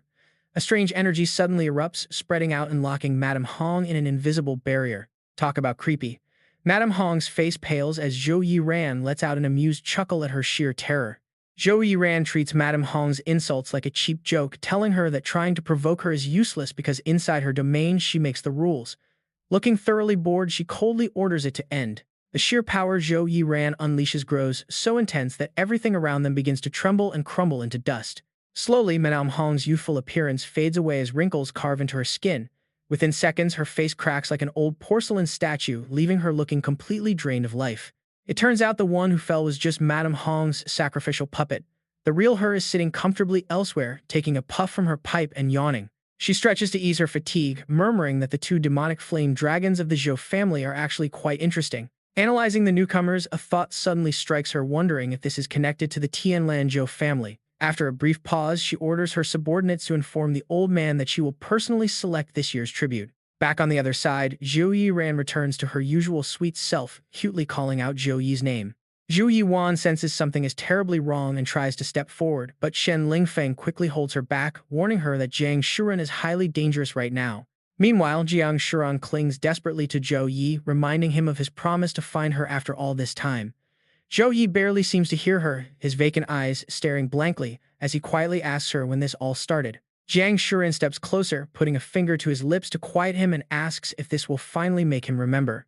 A sudden flash of memory strikes Zhou Yi, bringing back vivid images of an intimate moment and a passionate kiss they shared. He suddenly realizes she was the one who stayed by his side when he almost transformed into a demon. Zhou Yi stands completely frozen, staring at her as he stammers that her presence kept him holding onto his very last breath, allowing him to fight off the forbidden spell and subdue the void beast. Hearing this, Jiang Shuren smiles with absolute delight, thrilled that her beloved Zhou Yi finally remembers her. Suddenly, Shen Lingfeng charges from behind with overwhelming power, roaring in absolute fury for her to let go of Zhou Yi. Without missing a beat, Jiang Shuren counters his charge with a lightning-fast punch. Jiang Shuren glares at him with cold, murderous intent, pinning Shen Lingfeng down with a sharp gaze. She mockingly asks why the little fire dragon is so angry when they are supposed to be teammates. Though dazed from the impact, Shen Lingfeng snarls back in fury, telling her to stop acting. He knows she is not the real Jiang Shuren, calling her a monster because he possesses bloodline power too. Right in the middle of his rant, he suddenly freezes, his eyes widening as if staring at a living nightmare. To his horror, Jiang Shuren raises a fist, crackling with destructive power. Her voice is bone-chilling as she threatens to tear his tongue out for a snack, prompting a panicked Zhou Yi to scream for her to stop. Shen Lingfeng barely manages to dodge the lethal strike, but Jiang Shuren has no intention of letting him off, pursuing him at a terrifying speed. This time he takes a direct hit, his body flying back in agonizing pain. As Jiang Shuren clutches her head in frustration, Shen Lingfeng sneers, asking if the truth hurts you, monster. Zhou Yi watches them in a panic, coughing uncontrollably as Jiang Shuren unleashes her fury repeatedly, slamming her fists into Shen Lingfeng's face until he cannot fight back. Her eyes lock onto Shen Lingfeng like a fierce predator cornering its foolish, helpless prey. She tightens her grip, wrenching Shen Lingfeng's hair. Glancing at the strange entity hiding behind him, she mockingly remarks that those weak claws cannot even scratch Madame Hong, yet he actually thinks he can hurt her. From behind, Zhou Yi screams for her to stop as he hurls an item forward. A brilliant golden barrier erupts instantly, a sacred force shield that blocks magic energy without consuming any mana. This protective barrier requires a recharge after blocking a physical attack originally gifted by Wang Hui. Zhou Yi struggles to drag himself up from his wheelchair, pleading with Jiang Shuren in a soft, gentle voice not to hurt him. Wiping blood from his mouth, Shen Lingfeng warns Zhou Yi that he only did this to protect him. If Zhou Yi falls under a succubus spell, the mission from the principal fails. He explains that this is not the real Jiang Shuren, but an ancient bloodline consciousness taking control, and if she stays, the real Jiang Shuren will die. Shockingly, the girl laughs and admits it. She agrees she is not that useless, Jiang Shuren mocking how the weak girl cried like a pathetic dog while begging her to come out and save him. Angered by her cruel words, Zhou Yi grits his teeth, grabbing her wrist tightly and telling her to shut up. Knowing Jiang Shuren better than anyone, Zhou Yi yells that she only unleashed this power to save his life. He warns the entity not to insult her, declaring that Jiang Shuren is the strongest girl he has ever met, and he fully supports her choices. Letting go of her wrist, Zhou Yi thanks her with a heavy heart for saving him 3 times, once in the dungeon, once in the freshman trials, and once just now. He promises to repay her for each debt, but he asks if she can please let Jiang Shuren return. Zhou Yi begs to know how he can send her back to where she belongs. The ancient consciousness stares at him, remaining silent for a brief moment before finally speaking. Suddenly, she leans in and plants a soft kiss on his cheek, whispering that this is his first repayment. Watching this unfold, Shen Lingfeng quickly covers Zhou Yiwan's innocent eyes to shield her from the sight. As she begins to fade into nothingness, her chilling voice echoes one last warning. The price for summoning her is something Jiang Shuren cannot afford. Zhou Yi frowns with a deep sense of dread, realizing Jiang Shuren only loses control to protect him, but at what cost? A moment later, Jiang Shuren returns to her normal self and collapses into his arms. Zhou Yi gently holds her and calls out to Shen Lingfeng. Startled, Shen Lingfeng snaps back, complaining that his face is practically ruined, and teaming up with them will put him in an early grave. Ignoring the dramatic whining, Zhou Yi asks him to explain what this mixed bloodline consciousness actually is. Adjusting his dislocated shoulder, Shen Lingfeng admits he is not entirely sure either. However, his grandfather once mentioned that high-grade bloodlines are like sealed ancient demons. If the host is strong, it helps, but if the host is weak, it possesses them. The term possession strikes Zhou Yi as strange, but Shen Lingfeng confirms it is exactly that, explaining how else Jiang Shuren would become a totally different person. Some believe this mixed consciousness is just a crazy split personality. Others whisper that high-grade bloodlines hide the remnant souls of ancient ancestors, waiting for a chance to seize the body and reincarnate. While Zhou Yi gently lays Jiang Shuren down on the bed, Shen Lingfeng continues his grim explanation. He warns that repeatedly drawing on bloodline power far beyond one's natural level carries extreme consequences. Best case, it drives them insane or rewrites their entire identity. In the worst-case scenario, the conflicting energies inside their body will violently clash, torturing them until they die. This dark revelation leaves Zhou Yi troubled. Realizing that the price of her help is surrendering control of her own body, he asks Shen Lingfeng if her recent lack of focus is because she can no longer suppress this parasitic consciousness. Zhou Yi asks if there is any known way to purge this split consciousness, but Shen Lingfeng shrugs, admitting that if he knew a cure, he would have used it on her already. Suddenly, Zhou Yi chimes in from behind, eagerly asking if he knows how to save Jiang Shiran. Overwhelmed by the intense questioning from both cousins, Shen Lingfeng snaps in frustration. He tells them to go back to the Zhou Yi family and ask the clan elders who have seen every bizarre thing under the sun. He adds that if the Zhou Yi family cannot handle it, they should consult the powerful Jiang family who could probably solve this minor issue in a minute. At that exact moment, the sound of heavy rushed footsteps echoes from just outside the room. A security squad of 5 guards from the airship rushes toward the scene of the commotion. The guards burst into the room and demand to know who is responsible for disrupting the peace of the sky vessel. The lead guard sternly warns them to confess, stating that this ship is no playground for wealthy young masters. Left with no easy way to explain the supernatural chaos, both Zhou Yi and Zhou Yi remain completely silent. In perfect unison, they both point their fingers directly at Shen Lingfeng, silently agreeing that he is the perfect scapegoat. The guards immediately grab him to drag him away, while Shen Lingfeng struggles, screaming at them for being completely heartless. Locked away in the lower decks, Shen Lingfeng throws a tearful tantrum, crying that he is completely innocent and swearing to dismantle Zhou Yi's wheelchair the moment he gets out. Days pass, and the automated voice finally announces that the sky vessel has safely arrived at the port, instructing passengers to disembark. The recently arrested noble now stands before them in pristine clothes, clearly having paid a hefty bribe to secure his release. Shen Lingfeng looks at the welcoming crowd and remarks to Zhou Yi that sending the famous Zhou Heng to receive him shows just how much influence he truly commands in the family. Down at the docks, a few people are indeed waiting for them, including a young girl waving her hand in enthusiastic welcome. Noticing Xiao Bai acting too excited, Zhou Heng quickly warns him to lower his voice and stay humble, reminding him that Principal Wang wants this kept strictly confidential. Once reprimanded, Xiao Bai quickly nods. As the figure stepping off the boat becomes clear, Zhou Heng steps forward with a warm smile, welcoming Zhou Yi and suggesting he get in the car to rest after his long journey. Surprised by Zhou Heng's overly familiar tone, Zhou Yi awkwardly scratches his head and asks if they are truly that close before thanking him. Within moments, the luxury vehicle roars to life, tearing down the road at an incredible speed. Behind them, a thick cloud of dust slowly settles as Madame Hong watches with greedy eyes.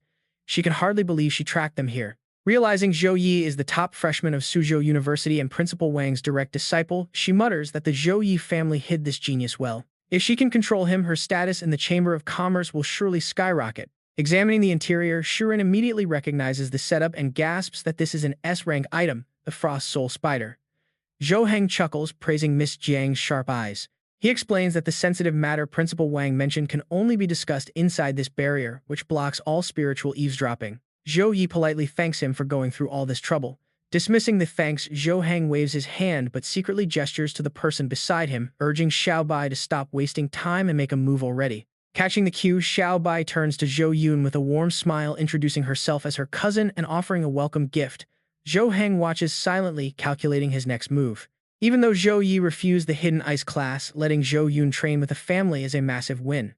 If they can win her over, Zhou Yi will follow. Zhou Yun politely thanks her new cousin, and seeing her excitement, Zhou Heng feels smug. With Zhou Yi's talent and his powerful backers keeping him close is their ticket back to absolute peak power. Cutting straight to the point, Zhou Heng explains in a low, commanding voice that their family's power is split between the old clan leader and the elder council. The clan leader controls the intersect inheritance and core resources from the Ice Dragon Pagoda, while the elder council led by Zhou Yifeng manages the outer disciples. The two sides are constantly clashing, and the clan leader fears someone might target Zhou Yi's talent.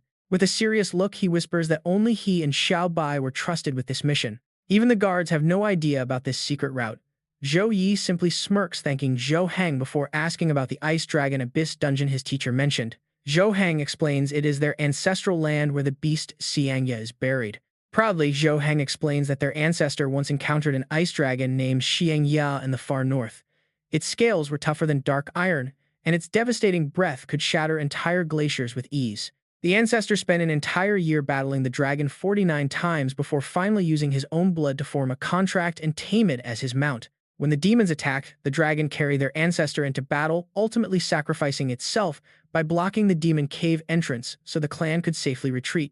By the time the ancestor returned, the dragon was dead, but its powerful soul still lingered. Fearing the soul would fade away, the ancestor used the legendary dragon spine sword to seal Shang's spirit inside its own physical body. He originally planned to resurrect the beast later, but the ancestor tragically went missing during the chaotic wars that followed.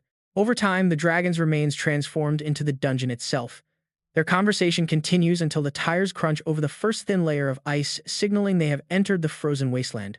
Zhou Yi explains that the dungeon's outer walls are the dragon's scales, the massive pillars are its bones, and the frozen lake is its very blood.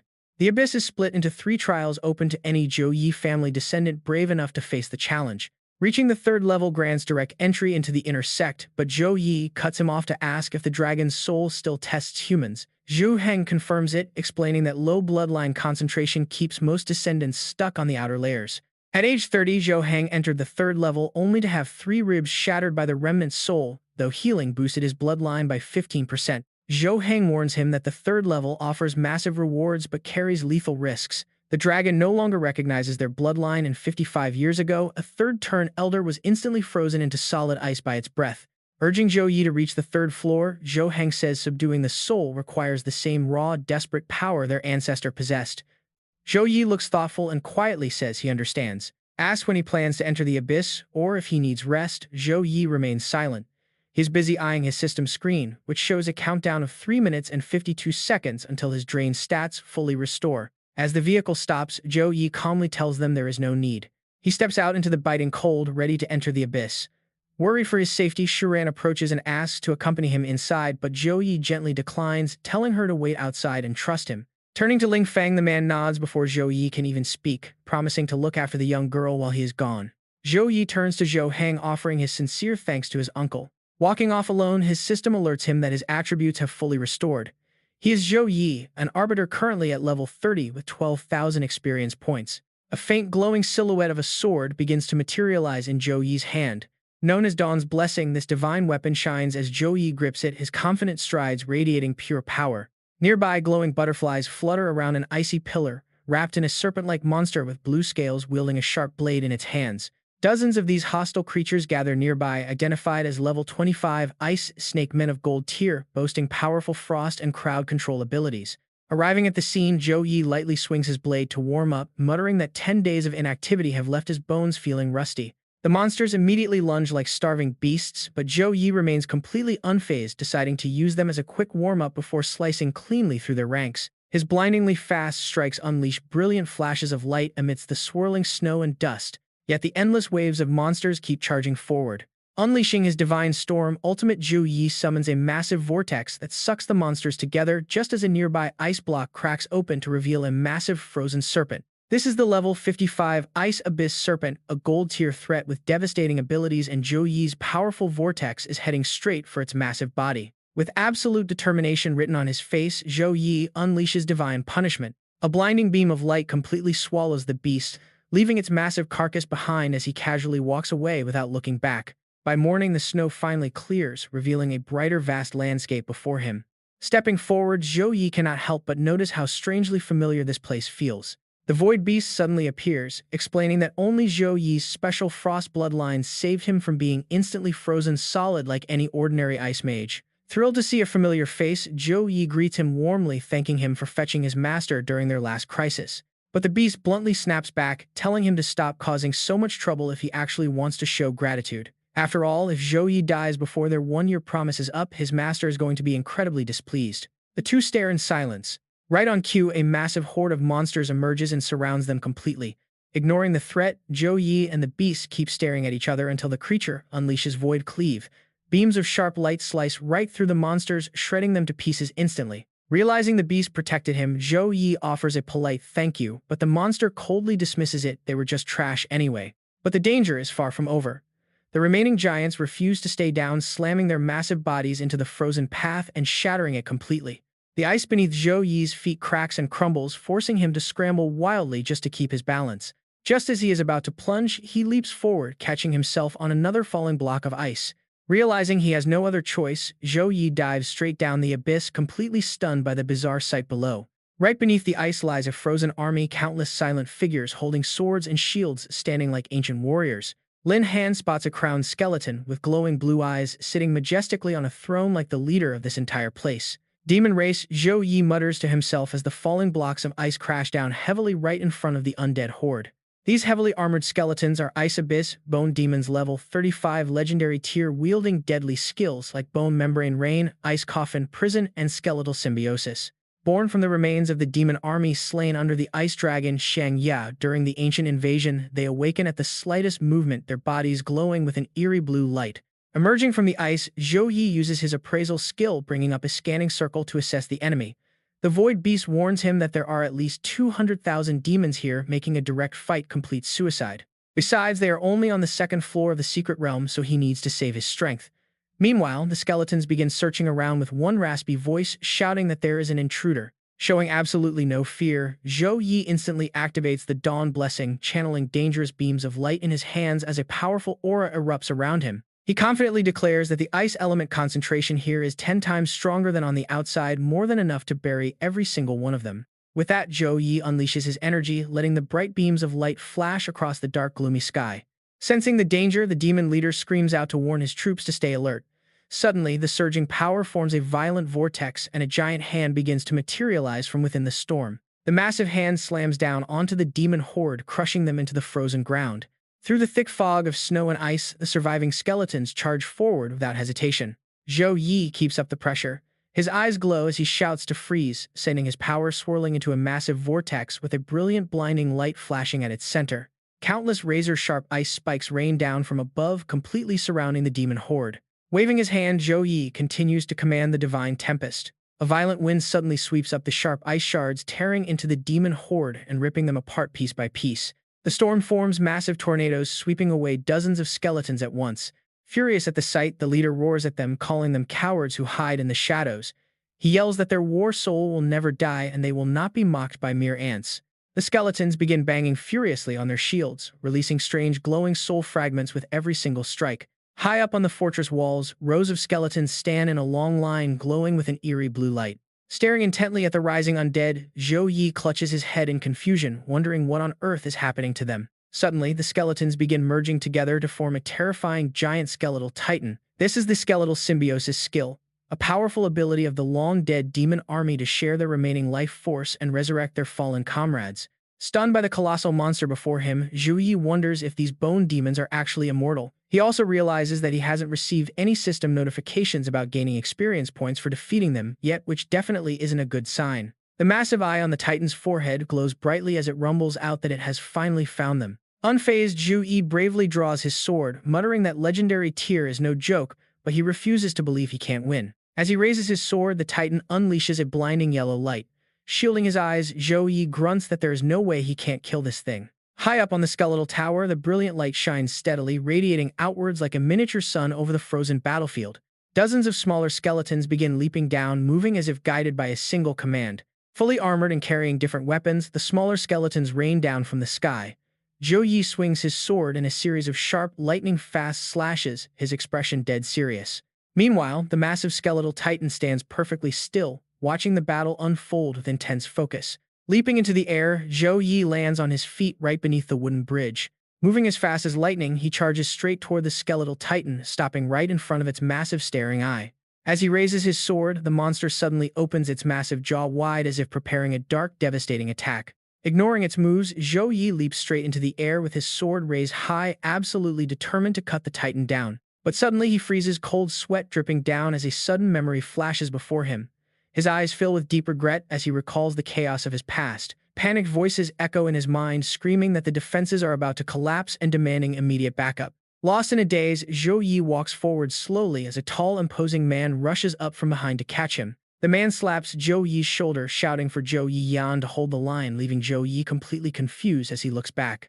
Zhou Yi's attention is pulled away as a young soldier is shot in the stomach, flying right past him. The tall man's voice continues to roar, urging them to buy time for Lord Shangya. Suddenly, a massive purple-pink vortex tears open in the sky, shocking everyone as the Demon Realm's teleportation portal officially opens before their eyes. Armored skeletons wielding heavy war hammers begin pouring down from the swirling portal. Unfazed by the nightmare, the knights draw their weapons and prepare for a brutal clash. A fierce battle cry echoes commanding the descendants of the Zhou Yi family to fight to the death and never let the demons escape their Tianlin territory. A knight is blasted away by a direct hit to the stomach, but the giant man continues to fight fiercely, shouting that they will live and die with Tianlan. Suddenly, a massive blue and white dragon appears in the sky, its booming voice echoing that they must live and die with Tianlan. The dragon opens its massive jaws, revealing a glowing blue object shaped like a jewel. It blasts that blue light directly down to the ground, restoring everything as the crowd cheers, happily shouting that Lord Xuangya is here, and they are finally saved. Zhou Yi looks around with a mix of shock and utter disappointment, quietly asking himself if this means he is currently standing on the battlefield of the demon invasion from 100 years ago. Xuangya twists its massive body amid the blinding lights erupting all around it. It swoops down aggressively to inspect the knights when several swords fly out of nowhere, stabbing straight into Xuangya's belly. It lets out an agonized roar of pure pain. Xuangya writhes around in intense pain, sending the nearby knights flying in all directions as onlookers watch in sheer panic. In the distance, an armored skeleton is swinging a massive sword that spans 10 meters long. It makes its move, instantly impaling several knights with a single sweep of that giant blade. Zhou Yi, currently looking like a wild wolf, glares with pure hatred and screams at the demon scum while the armored skeleton riding on a black crow flies by, yelling for everyone to go die. Before it can land, Xuangya bites the crow's wing, sending the armored skeleton falling. With the crow being completely useless now, Xuangya ruthlessly spits it out of its mouth. It looks down at the blood currently gushing out from its fresh sword wounds before slowly shifting its gaze back up toward the sky. A swirling pink vortex appears in the clouds with a skeleton's face barely peeking from the center. Xuangya stares intently, quickly realizing that this dark aura belongs to the heavenly demon.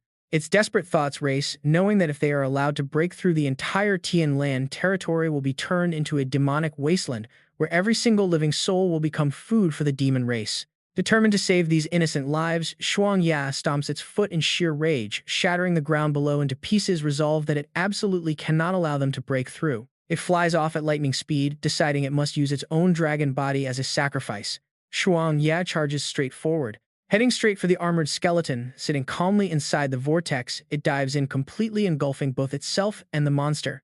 The vortex slowly closes, releasing a blinding flash of pink light. Zhou Yi watches, forced to shield his eyes with his elbow against the blinding glare. The massive force causes the ground to collapse and shatter as the flashing portal slowly starts to shrink. Everyone waits, keeping their eyes glued to the portal without blinking even once. After a moment, the portal fades away and completely vanishes, prompting joyful cries that the gate has disappeared. The crowd cheers that the demon race has been repelled by Lord Xuangya, successfully securing the Tianlan defense line. Only Zhou Yi stands in silent thought, realizing the dragon had thrown its core into the portal to trigger that massive blast. Amidst the continuous cheers of "Long live Xuangya," and that Tianlan will stand as long as Xuangya remains, he looks at the post-war ruins, quietly celebrating that he did not fail his promise to the beast. Suddenly, a voice calls out from behind, making Zhou Yi quickly turn around to see Xuangya. An elegant figure appears, triggering a sudden realization this is none other than the ancient ancestor of the Zhou Yi family. Zhou Yi snaps out of his memories just as a massive razor-sharp blade swings right at him. He barely manages to raise his weapon, bracing against the sheer devastating force of the impact. Dodging the strike, he retreats like a bullet and lands heavily onto the slick ice below. Shielding his eyes from the blinding glare of the beast, he notices a pulsing blue light nestled deep within the skeletal pile.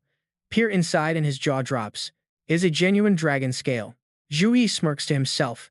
How did he not realize earlier that these bone fiends move way too mechanically, utilizing nothing but highly predictable basic attack patterns? He locks his eyes onto the loosely connected bones of the monstrous creature. After a long pause, he lets out a cold laugh. It all makes sense now. They are the actual culprits behind that brutal tragedy, and there is no way the Zhou Yi family ancestors would let their enemies off so easily. Sunlight shines down on the motionless skeleton as his voice continues to ring out in a steady tone. Breaking and rebuilding them is a cycle of infinite resurrection, using Frostfang's dragon scales as power to refine them into tomb guardians. Anyone trying to force their way in will face relentless attacks. Even if these bone demons are shattered, they will simply piece themselves back together again. Zhou Yi mumbles to himself as he walks. Even a second transition expert would struggle against such an exhausting war of attrition. No wonder the descendants of the Zhou clan always fail at the second trial. By giving up on attacking and remaining completely harmless, these brainless creatures naturally lose their target. He takes slow steps through the deep snow, thinking to himself that this is a brilliant yet complex form of revenge. Using the enemy's bodies as a barrier and forcing them to endlessly repeat their most pathetic dying moments as punishment, this vengeance is far worse than death. A cold wind blows by forcing Zhou Yi to squint, but it cannot stop him from thinking about the Zhou clan ancestors. Amidst the freezing snow, his resolve remains unwavering. One day, I will definitely become stronger than you. Zhou Yi stands atop the snowy peak, looking down at Frost Fang's massive skeleton. He dives straight down toward the ground, only to be suddenly thrown back by an invisible barrier.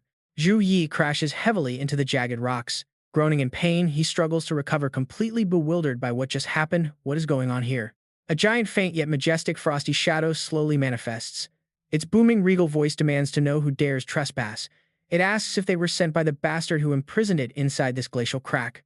Zhou Yi struggles to stand, desperately calling out Shuangya's name twice, but the beast only bares its massive fangs in fury. It asks if he came to mock it, snarling that a weak level 30 scrub isn't even fit to scratch its claws. It calls humans parasites who only steal the Dragon Clan's power, claiming his blood reeks of slaughter just like those murderers. Its fury boils over as it roars, accusing everyone of wanting to watch it go mad out of sheer selfish greed.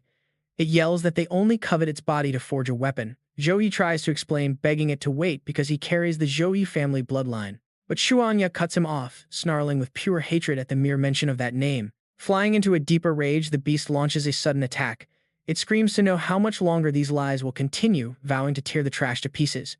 Zhou Yi barely manages to dodge the devastating onslaught. Zhou Yi marvels at its blazing speed as it unleashes blasts of energy. Dodging the deadly strikes, he keeps trying to explain. He asks Shuangya if it remembers back then when it sacrificed its own dragon core to seal the demon portal. He calls the dragon a true hero of the Zhou Yi family, but Shuangya refuses to listen, calling it pure nonsense. It roars that the core is its very heart, so why would it ever rip it out? It accuses humans of stealing the core, pretending to care, while spinning nothing but cheap lies. The attacks speed up, shattering the thick ice below. It screams that it wants to shred everyone who ever lied. Despite his pain, Zhou Yi begs it to calm down and listen, asking if it remembers anything. It whips its giant tail at him, roaring to get lost. Zhou Yi is sent flying but manages to stand firm. He realizes the dragon has completely lost its memory, and centuries of confinement have driven it mad with grief. Its mind is in total chaos. It truly is the legendary beast of his ancestors, still wielding terrifying soul power 100 years later. His face darkens, bruised and battered. But get this, he absolutely refuses to yield. He knows his power is far below the beast, but backing down now is out of the question. He did not come to the Ice Dragon Abyss to leave empty-handed. A glowing cross appears on his forehead as he yells, daring it to strike him until it finally remembers. He casts a spell, releasing a golden binding energy. The immense powers of both Zhou Yi and Shuangya collide in a violent clash. It breathes out another devastating blast, engulfing him in a massive cloud of snow. Charging through the smoke with his sword drawn, Zhou Yi yells.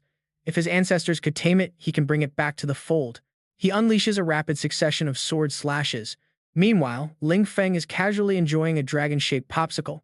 Munching on the Zhou Yi clan specialty, he jokingly tells Shuren that she has been standing there for 3 days and nights waiting like a loyal statue. Shuren glares at him through the window, asking if he wants to lose his tongue. Ling Feng grimaces and grinds his teeth, teasingly asking if she is still Jiang Shuren right now. Suddenly, Xiao Bai bursts into the room, shouting that they need to leave immediately. The two are utterly confused, but instead of explaining, she rushes inside. She urges them to move before she arrives, saying her father ordered her to get them out safely, then asks where Zhou Yun is. Ling Feng impatiently demands a clear explanation. Xiao Bai grabs Shuren's hand, pleading with her to follow immediately since there is no time to explain. But Shuren calmly replies that they cannot help without knowing the problem. Besides, with Zhou Yi still in the Ice Dragon Abyss, she refuses to run away.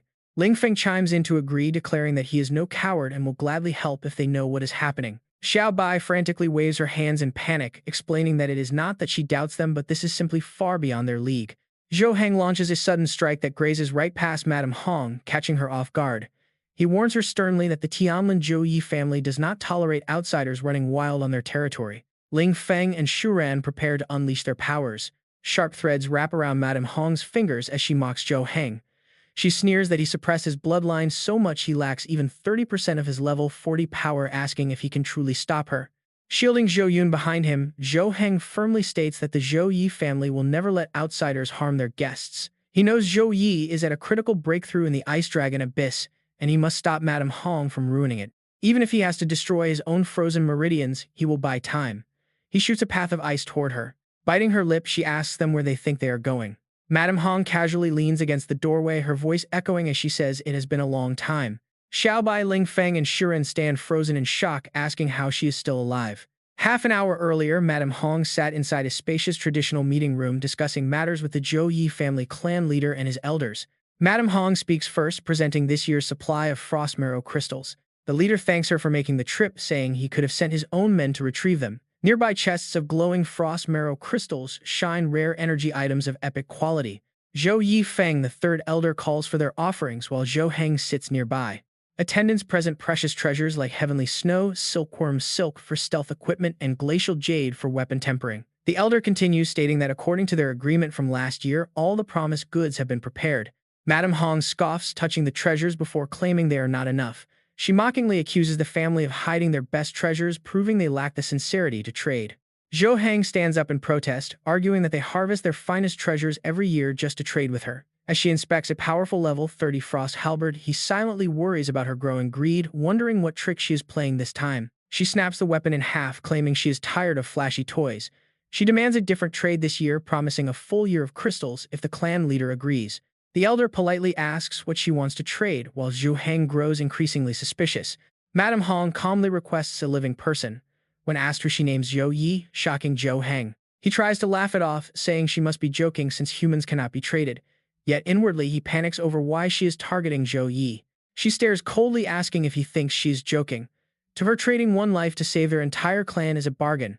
The clan leader firmly rejects her, telling her to leave because Zhou Yi is a family junior who will never be traded. Madame Hong ignores him, playing with her nails while asking if their clan can even survive 2 months without them. The elder whispers to the leader that 3 children died last year from frozen bloodlines and losing the crystals would be fatal. They are trapped because the merchant group controls the only mine, and without these crystals, their bloodlines will completely freeze. He snaps, declaring he would rather let their bloodline end than sell out their own children to survive. But the elder protests, begging him to think of the clan's children, even if he does not care about the elders. He argues that while Zhou Yi is a genius, he is still too young to save them all. The leader stands up, shouting that they must survive with honor to rise again. He adds quietly that the family has never truly protected Zhou Yi, so he should not be dragged down by their burdens. The elder kept shouting that the children couldn't wait any longer, but the old patriarch remained resolute. "Please leave Madame Hong," he declared, keeping his inner thoughts hidden. "You fool," he thought, "she's trying to make me choose between Zhou Yi and our own clan. She clearly sees his massive potential. If we can't protect our star genius, our family has no future anyway." Sensing his stubbornness, Madame Hong's face turned freezing cold. "Fine," she sneered, "if the Zhou Yi family insists on shielding him, then starting today." She stood up and left with her attendants, leaving behind a bitter threat. "We are cutting off your cold essence crystals. Enjoy watching your entire family rot away with you, old man." Back to the present, Madame Hong looked down at Xiao Bai and smirked, thanking the little girl for leading the way. Instantly, Madame Hong's sharp threads wrapped tight around Xiao Bai's neck, choking the life out of her until she went limp on the cold floor. The wicked woman sneered, thinking back to the past. That old patriarch dared to make signals to Zhou Heng right under my nose. Did he honestly think I was blind? Horrified, Jiang Shuren immediately rushed over to Xiao Bai's side. Not to be outdone, Shen Lingfeng charged ahead even faster, roaring that today she was going to die by his hands. Her creepy puppets surged forward like moving ribbons of silk, but Shen Lingfeng didn't flinch, unleashing a barrage of devastating strikes. At the same time, the remaining monsters lunged toward Jiang Shuren. With just 3 quick blinding slashes, she hacked them into 100 pieces. As their shredded remains rained down onto the floor, Shen Lingfeng began channeling his magic. He conjured a roaring wall of fire to shield the other 2. Madame Hong laughed, amused by their teamwork after just 3 days. "You've actually learned to coordinate. Quite interesting," she said. "I'm starting to like you kids." She secretly noted that both the succubus girl and the fire dragon were on the verge of a breakthrough. "You really are geniuses," she remarked coldly, "but too bad. The precious treasures in front of me are about to turn to dust." Supporting Xiao Bai, Jiang Shuren realized that protecting her would seriously limit her movements. Wasn't this wicked woman destroyed last time? How did she end up at the Zhou Yi household? Deep in thought, she failed to notice a stealthy thread creeping up on her. Xiao Bai tried to warn her, but couldn't squeeze out a single word. The thread drew closer and closer, but Jiang Shuren remained oblivious, her mind racing with worry about Zhou Yi's safety back home. Suddenly, the razor-sharp threads bound her tightly as Madame Hong sneered that their combat experience was still far too lacking. Even Shen Lingfeng was pinned down by threads erupting from the ground. "I love dealing with pampered young geniuses like you," she mocked, gifted yet completely helpless. "Now that the warm-up is over, let me personally put an end to this." As she yanked Jiang Shuren away, Madame Hong taunted her, asking where all that fearsome succubus power from last time had gone. Shen Lingfeng slammed hard against the wall. "My blood threads absolutely love consuming your fire, little dragon," she laughed. Both of them were hoisted high into the air, completely paralyzed. If you want to challenge someone leagues above you, you still have a long way to go, Madame Hong scoffed. Then her expression darkened as she demanded to know Zhou Yi's whereabouts. Ignoring her demand, he roared at the top of his lungs, telling her to let him go before he burned her to ashes. Madame Hong walked slowly toward the curtains, musing that since Zhou Yi braved the dangerous mountain peaks alone to save his sister, she would use her as bait. With his sister in my hands, there is no way he won't show up. Hearing this, Shen Lingfeng lost it, screaming at her to stay away. Behind the curtain cowered young Zhou Yun, already spotted by Madame Hong. Do you really think hiding back there will bring your brother any closer? She mocked. Jiang Shuren refused to just stand by, screaming desperately as she pleaded for her inner strength to awaken one more time. Countless red threads coiled around Madame Hong's hands as she snapped, thoroughly losing her patience.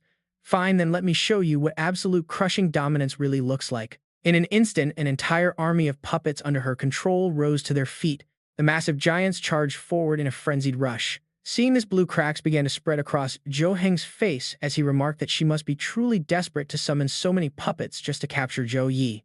As the hordes closed in, Zhou Heng gripped a heavy chain, leaped into the air, and shouted for Jiang Shuren and Shen Lingfeng to take Zhou Yun and Xiao Bai and run while he held the line. Seeing them try to escape, Madame Hong shrieked to her puppets to leave them alive. Jiang Shuren grabbed Zhou Yun, while Shen Lingfeng secured Xiao Bai, both nodding in agreement. Meanwhile, Zhou Yi was holding a glowing orb of raw energy, staring down the giant beast in front of him and triggering his memories. He lunged forward and delivered a devastating blow directly to his opponent's head, unleashing his Holy Strike combo. Right after, Zhou Yi swiftly dodged to the side as another massive wave of energy went flying past. Thrusting his hand forward, Zhou Yi unleashed his ultimate counter move, the Holy Cross. "Yield to me," he commanded. Just before the impact, the terrified beast could only watch his approaching figure and weakly cry out for its master. A single punch carrying absolute godlike power rained down with the force of the divine hand. After the massive blast subsided, complete silence fell over the area, leaving only thick clouds of dust. Landing back on the ground, Zhou Yi quietly noted that it was finally peaceful. The beaten beast weakly asked who he was, and Zhou Yi didn't hesitate to reveal his true identity. "I am Zhou Yi, the descendant of Zhou Yi Fan." He sat down to let his body slowly recover, then recounted the tragic history. "A century ago, you sacrificed your life to destroy the demon portal to secure peace for the Tianlin continent. My ancestor, who was your master, Zhou Yi Fan, sealed your body and soul here before setting out alone to find a way to revive you. But unfortunately, he disappeared as well." Zhou Yi smiled and offered a hand. "Come with me, and I will set you free. Your soul has been trapped here, slowly losing its sanity, which is why I had to use a bit of force to help you regain your senses." Hearing the truth, the dragon closed its eyes in deep sorrow. "So that is what happened," it sighed. "My dragon core is shattered, so how could I ever live again?" He still didn't believe it. 100 years have passed and Master is long gone. It stared at Zhou Yi, asking if he came for the dragon's soul. Bone Tooth explained that his foundation was heavily damaged and required pure energy to restore. Fusing with the dragon's soul will subject you to the excruciating agony of 10,000 ants. Devouring your heart and your body will feel like it is being torn apart thousands of times. Are you willing to endure this? Zhou Yi didn't hesitate for a single second. "I am willing," he declared. "Compared to physical pain, being weak and helpless to protect the ones I love is the ultimate torture." Hearing this, Bone Tooth couldn't help but admire his resolve, noting that the kids of the Zhou Yi family certainly had backbone. It channeled a surge of energy toward Zhou Yi and told him to brace himself. A vibrant orange vortex suddenly swirled into existence, carrying tiny specks of glowing blue light. His frozen blood vessels slowly began to thaw and revitalize. Zhou Yi's entire body began emitting a mysterious blue mist as the stubborn layer of ice encasing his meridians finally started to crack and shatter from within. Squeezing his eyes shut and gritting his teeth, his face contorted in agony, Bone Tooth quickly reassured him to hang on. "Your meridians were completely shattered," it warned. "If you hadn't found me, you wouldn't have survived another month." The glittering blue specks of light began to fuse into his body, slowly reconstructing Zhou Yi's broken bones. One by one, his deep internal wounds begin to heal, but Zhou Yi suffers agonizing pain as blood pours from his eyes, nose, and mouth. The mysterious green light keeps flowing inside, working tirelessly to heal Zhou Yi's broken heart. Zhou Yun smiles with pure joy on her face, and Ha Lan's entire group feels the exact same relief. Su Ran squints in absolute surprise, staring at the pitch-black sky that seems to be tearing wide open. A faint blurry silhouette stands tall right in front of the colossal dragon. System notifications flood the screen, confirming the Ice Dragon's soul is 100% fused, his foundation is fully restored, and his ice affinity is up by 500%. Suddenly, 2 dragon horns sprout from Zhou Yi's head. The system congratulates him on completing a perfect hidden quest, granting the Dragon God Body skeletal armor skill along with a final wish to protect Tian Lan. Madame Hong uses her deadly puppet strings to tightly bind a young girl's helpless body. Stepping forward, she slacks the strings and lets the poor girl crash straight onto the cold ground. Madame Hong casts a long red silk ribbon toward Zhou Yi, gently sweet-talking her to come over and promising she won't hurt her. Once the silk wraps tightly around Zhou Yi, she coldly orders the good child to take her to see that famous little brother. Right then, a filthy blood-stained hand reaches out and tightly grabs her ankle, telling her to get lost. Madame Hong looks down with utter contempt at the miserable soul desperately holding onto her leg. She mocks the dying little flame dragon for being stubborn and trying to play the hero. Still, Ling Feng uses his absolute last ounce of strength to stop her, coughing out that she is not allowed to touch Zhou Yi. Disgusted, Madame Hong points out he is just like a stray dog who cannot even protect himself, making his hero act completely laughable. But despite his fading strength, Shen Ling Feng refuses to back down, snarling that she knows absolutely nothing and he will die before letting her touch a single hair on Zhou Yi. When she coldly commands him to let go, he screams back that he never will. Annoyed by his sheer stubbornness, Madame Hong lifts her heel and stomps violently on his hand, asking how he likes that. Even through the intense pain, Ling Feng keeps his grip locked tight. Tears are already streaming down Zhou Yi's face as she begs him to let go and save himself, crying out that her brother would never blame him for this. Ling Feng lets out a wild roar, sinking his teeth deep into Madame Hong's leg as Zhou Yi screams his name. This completely enrages Madame Hong, who kicks him away with brutal force while calling him a total lunatic. Ling Feng digs his bloodied hands into the dirt to stop himself from sliding while Zhou Yi screams in terror. Madame Hong strokes her chin quietly, realizing this kid is far tougher than she expected. For someone with a proud flame dragon bloodline to show such absolute unwavering loyalty to Zhou Yi makes him an incredibly valuable asset. With a disgusted snap of her fingers, she mutters that she has no interest in trash who wants to die early. She wraps her razor-sharp puppet strings around Ling Feng's neck, whispering a cold farewell. The wires immediately tighten, choking him until his eyes bulge in pure agony, leaving a terrified Zhou Yi screaming for him to run away. Seeing Ling Feng drift into unconsciousness, Zhou Yi breaks down crying and begs Madame Hong to stop hurting him, promising she will willingly go with her. And then, out of absolutely nowhere, an immense, overwhelming pressure suddenly descends. Shaken by the heavy atmosphere, Madame Hong gasps at how terrifying this pressure is. But before she can react, a massive blast of raw energy hits her directly, sending her flying. Zhou Yi, sporting massive golden wings and two dragon horns on his head, suddenly swoops in to save Zhou Yi. Zhou Yi whispers in disbelief for her brother, while Zhou Yi stares down at Ling Feng's shattered body, quietly speaking his name. Even Su Ran is in terrible shape, with puppet strings piercing her body as he calls out her name. He then spots Xiao Bai and Uncle Heng lying completely unconscious on the ground. He gently blows out a breath of mist and his eyes instantly transform, one glowing gold and the other a deep blue. Channeling his energy, he summons a holy iron chain known as the Lightning Prison Lock. Madame Hong widens her eyes and licks her lips, completely thrilled to see Zhou Yi finally show up. A small army of puppets resembling her own face suddenly appears around her as she giggles with excitement that Zhou Yi has finally decided to show his face. But every single puppet that tries to get close is instantly pulverized by Zhou Yi. Slipping behind him without a sound, Madame Hong whispers for him to just be a good boy and come home with her. Without saying a single word, Zhou Yi slams his foot down, shattering the ground below, and instantly unleashing a sharp blade of energy that slices clean through her neck. Holding his sister safely in his arms, his pure aura easily blows his opponent away, leaving Madame Hong completely shocked by his terrifying power. While her weaker summons are instantly destroyed, a few of Madame Hong's high-tier puppets barely manage to dodge Zhou Yi's relentless strikes. She grinds her teeth, thinking that losing level 20 puppets is fine, but her level 30 elites and level 40 guardians took immense effort and resources to craft, yet this monster is rendering her entire army completely helpless. Furiously leaping forward, she unleashes a flurry of strings with wild, crazed eyes, screaming that this is impossible since he is only level 30 and cannot possibly overcome a 15-level gap. Yet, seeing this strength only makes her want him even more. She immediately orders one of her giant puppets to trap him inside. Thick puppet strings quickly weave together, forming a massive red sphere that traps both Zhou Yi and Zhou Yun inside. Madame Hong smiles with absolute confidence, mockingly shouting that even if he can fight above his level, carrying a useless hostage means he is finished. With a wild laugh, she and her puppet charge forward to smash the red sphere. Trapped inside the sphere, Zhou Yi remains completely unfazed, calmly activating his Holy Storm skill. Instantly, a massive explosion erupts completely, blowing the giant sphere to pieces. As the shockwave of the explosion continues to spread outward, only the area where Zhou Yi stands remains perfectly calm. Madame Hong quickly shifts her strategy. This kind of raw power is far beyond what normal ranks can match. Sensing danger, she decides to make a run for it. Zhou Yi coldly approaches her and calls out Frost Fang. Sensing that the situation has turned against her, Madame Hong frantically yells, "Wait a minute." She throws out a desperate threat, warning him that if he dares to touch her, the Mermaid Merchant Association will never forgive him. This is their highest-level bounty order. If she tears it, he will be hunted to the ends of the earth. Confident that Zhou Yi will back down, she continues to threaten him. "Surely you do not want your entire clan to suffer with you." The dragon's murderous eyes stare right back at her, making Madame Hong tremble in absolute terror. What kind of monster is this? Realizing she has met a powerful opponent, she quickly clasps her hands with a fake smile to beg for mercy. "Zhou Yi, this is all a misunderstanding." Bound tightly by the dragon, Madame Hong frantically tries to explain herself. She admits her mistakes, saying she should have never touched Zhou Yun nor hurt Jiang Shuren and the others, let alone oppose him. If he spares her life, she promises to hand over all the Frost Soul crystals and even share the Mermaid Association's crystal mine with the Zhou clan. Zhou Yi asks in disbelief, "A mine?" Madame Hong eagerly confirms it, claiming the mine only produces these Frost Soul crystals once every 1,000 years, which is enough to sustain the Zhou clan for a century.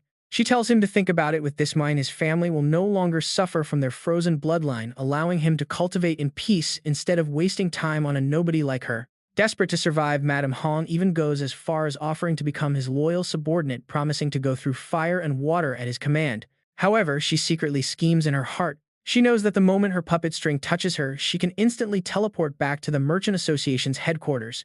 She just needs to buy a little more time, just a tiny bit more. Listening to her, Zhou Yi presses his lips together, realizing that a snake like Madame Hong would never beg for mercy unless she had a trap waiting. With his mind made up, he immediately rejects her offer. Because get this, a true powerhouse is never swayed by threats or blinded by temptation. Madame Hong looks up in utter disbelief, gasping out, "You." Zhou Yi waves his hand, unleashing a massive surge of pure power. She quickly uses her puppet threads to form a defensive shield in front of her. Yet Zhou Yi's overwhelming power easily shatters her shield. Madame Hong stares wide-eyed in absolute disbelief at the scene unfolding before her eyes. Just before the blow lands, she can only think that this is no ordinary sacred knight. This man is a god, clad in holy light. It is simply unbelievable. With Madame Hong taken care of, Zhou Yi gently places Zhou Yun onto the ground. He unleashes his power to shatter the threads, binding Jiang Shuren, catching her as she falls into his arms. Looking down at the unconscious girl in his arms, Zhou Yi softly whispers, "I am back." Ling Feng is stunned, wondering how Zhou Yi managed to defeat an opponent he could not beat even at full strength in just a few moves. How is that even possible? He stares blankly as Zhou Yi approaches, wishing he could be like him. Zhou Yi bows slightly, placing a hand over his chest to show his deep gratitude. He sincerely thanks Ling Feng, expressing his gratitude for risking everything to protect his younger sister. Hearing this, Ling Feng suddenly smiles. Then he laughs out loud, demanding to be healed immediately because he is about to bleed out.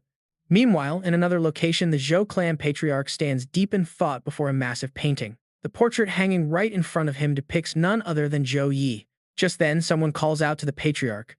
Turning around to face Zhou Yi, the patriarch welcomes him, noting that it is their first official meeting. He expresses deep shame for his own incompetence in letting such a crisis happen. Ignoring the polite pleasantries, Zhou Yi gets straight to the point. Skip the small talk. He wants to know why the clan needs the Frost Soul crystals. He insists that the family must possess absolute strength to protect Zhou Yun, otherwise he refuses to let her return.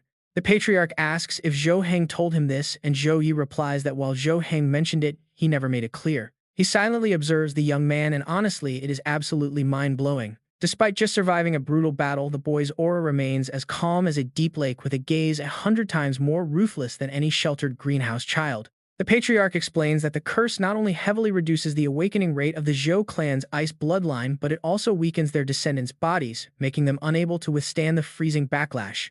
Every year, members of the clan die because of this frozen bloodline. Zhou Yi's sister Zhou Yun previously suffered from a very mild case of this condition, which is why she could be treated using the extreme ice lotus. However, the severe freezing condition that plagues most of the clan's descendants can only be suppressed using the Frost Soul crystals. The patriarch adds that Madame Hong weaponized this weakness to demand more tribute every single year. This time she went way too far by demanding Zhou Yi himself in exchange for the crystals. His voice turns ice cold as he speaks of the tribute, but before the old man can finish, Zhou Yi cuts him off. Starting today, there is no need to pay any tribute. Leaning on his cane, the patriarch sighs and explains that simply chasing Madame Hong away is just a temporary fix. The Mermaid Association backing her is incredibly powerful and still controls the crystal mine. But then Zhou Yi drops a massive bombshell: Madame Hong is dead. The moment he says this, the patriarch's face completely changes. Staring in utter disbelief, he gasps, "What did you say?" Trembling at the shocking news, the patriarch stubbornly insists it is impossible since she is a level 45 second transition puppeteer with hundreds of puppets. Even if Zhou Yi broke through in the Ice Dragon Abyss, he still should not have won. Zhou Yi calmly explains that she was far too arrogant to bring backup and the Ice Dragon Abyss boosted his ice skills by 3 times. Zhou Yi summons Frost Fang, presenting the dragon before the patriarch. More importantly, he managed to awaken Frost Fang in the Ice Dragon Abyss. The patriarch's eyes go wide with joy, asking if the dragon is truly awake and if it still remembers their ancestors. Zhou Yi answers for the dragon it remembers, and it even helped him heal and defeat Madame Han. However, since its dragon soul is extremely weak, he keeps it sealed inside his body unless absolutely necessary. Hearing this, the patriarch throws his head back and laughs loudly. In his sheer excitement, he tosses his walking cane straight to the ground. Suddenly, he drops to his knees, clasping his hands in deep reverence before the portrait. He calls out to his ancestors, marveling at how a youth could win Frostfang's recognition, a feat of courage and fate that even the founders might not match. The younger generation has truly surpassed them. The patriarch proudly realizes he thought the boy was merely talented, but this goes beyond all expectations. Raising his hands to the sky, he shouts that heaven has not abandoned the Zhou family. Meanwhile, Zhou Yi picks up the cane and awkwardly asks the patriarch if they can stand up first. After being helped up, Patriarch Zhou smiles sheepishly and says he let himself get too excited. That's when Zhou Yi gets straight to the point, asking him to share the inside details about the Merchant Guild. He figures that since the cult is targeting Zhou Yun, he can't keep her close forever. If he helps the Zhou family deal with the Merchant Guild, it'll become the perfect safe haven for her. Patriarch Zhou stops hiding the truth. Stroking his beard, he reveals that the Dream Merchant Guild was once just a tiny shop. Its boss, Liu Xuan, was a low-level fighter scraping by on smuggled ore. The turning point came during a massive blizzard 15 years ago in Black Wind Valley. With trade routes frozen, Liu Xuan led his crew inside. Half a month later, only he walked out. Suddenly, he had a constant supply of rare treasures: cold marrow crystal, profound ice jade, flowing frost stone, and even legendary star silver that only appears once a century. Showing Zhou Yi a wooden box, the patriarch explains that Liu Xuan claimed he found a rich ore vein. Nobody knows how he got the mining rights, but anyone who tried sneaking in to investigate ended up lost or frozen solid outside. No one has ever seen this supposed entrance. Hearing this, Zhou Yi realizes everything is just too convenient. The patriarch grows incredibly serious, adding that the real coincidences began 3 years ago. They used to buy steady supplies of cold marrow crystal from traveling merchants. It was pricey but kept the family going. Then those merchants vanished overnight and the crystal market dried up completely. Just as the family panicked, Madame Han appeared at their door with an offer. She claimed to have an ore vein and promised to supply them at half price. Her only condition was help with some small troubles. Zhou Yi frowns. Small troubles. The patriarch sighs, explaining that they basically wanted the Zhou family to act as muscle-suppressing smaller clans in Tianlin province who refused to submit. He explains that most small families suffer from bloodline flaws. To obtain cultivation resources from the Chamber of Commerce, they had to trade away their most talented youth, but once those children left, they never returned. While these families despised the Chamber, they feared losing their resources, so they took their anger out on the Zhou Yi family, the Chamber's loyal puppets. For the past 2 years, the Zhou Yi family's younger generation faced constant harassment whenever they stepped outside. This clever setup by the Chamber was designed to completely isolate them and cut off any hope of rescue.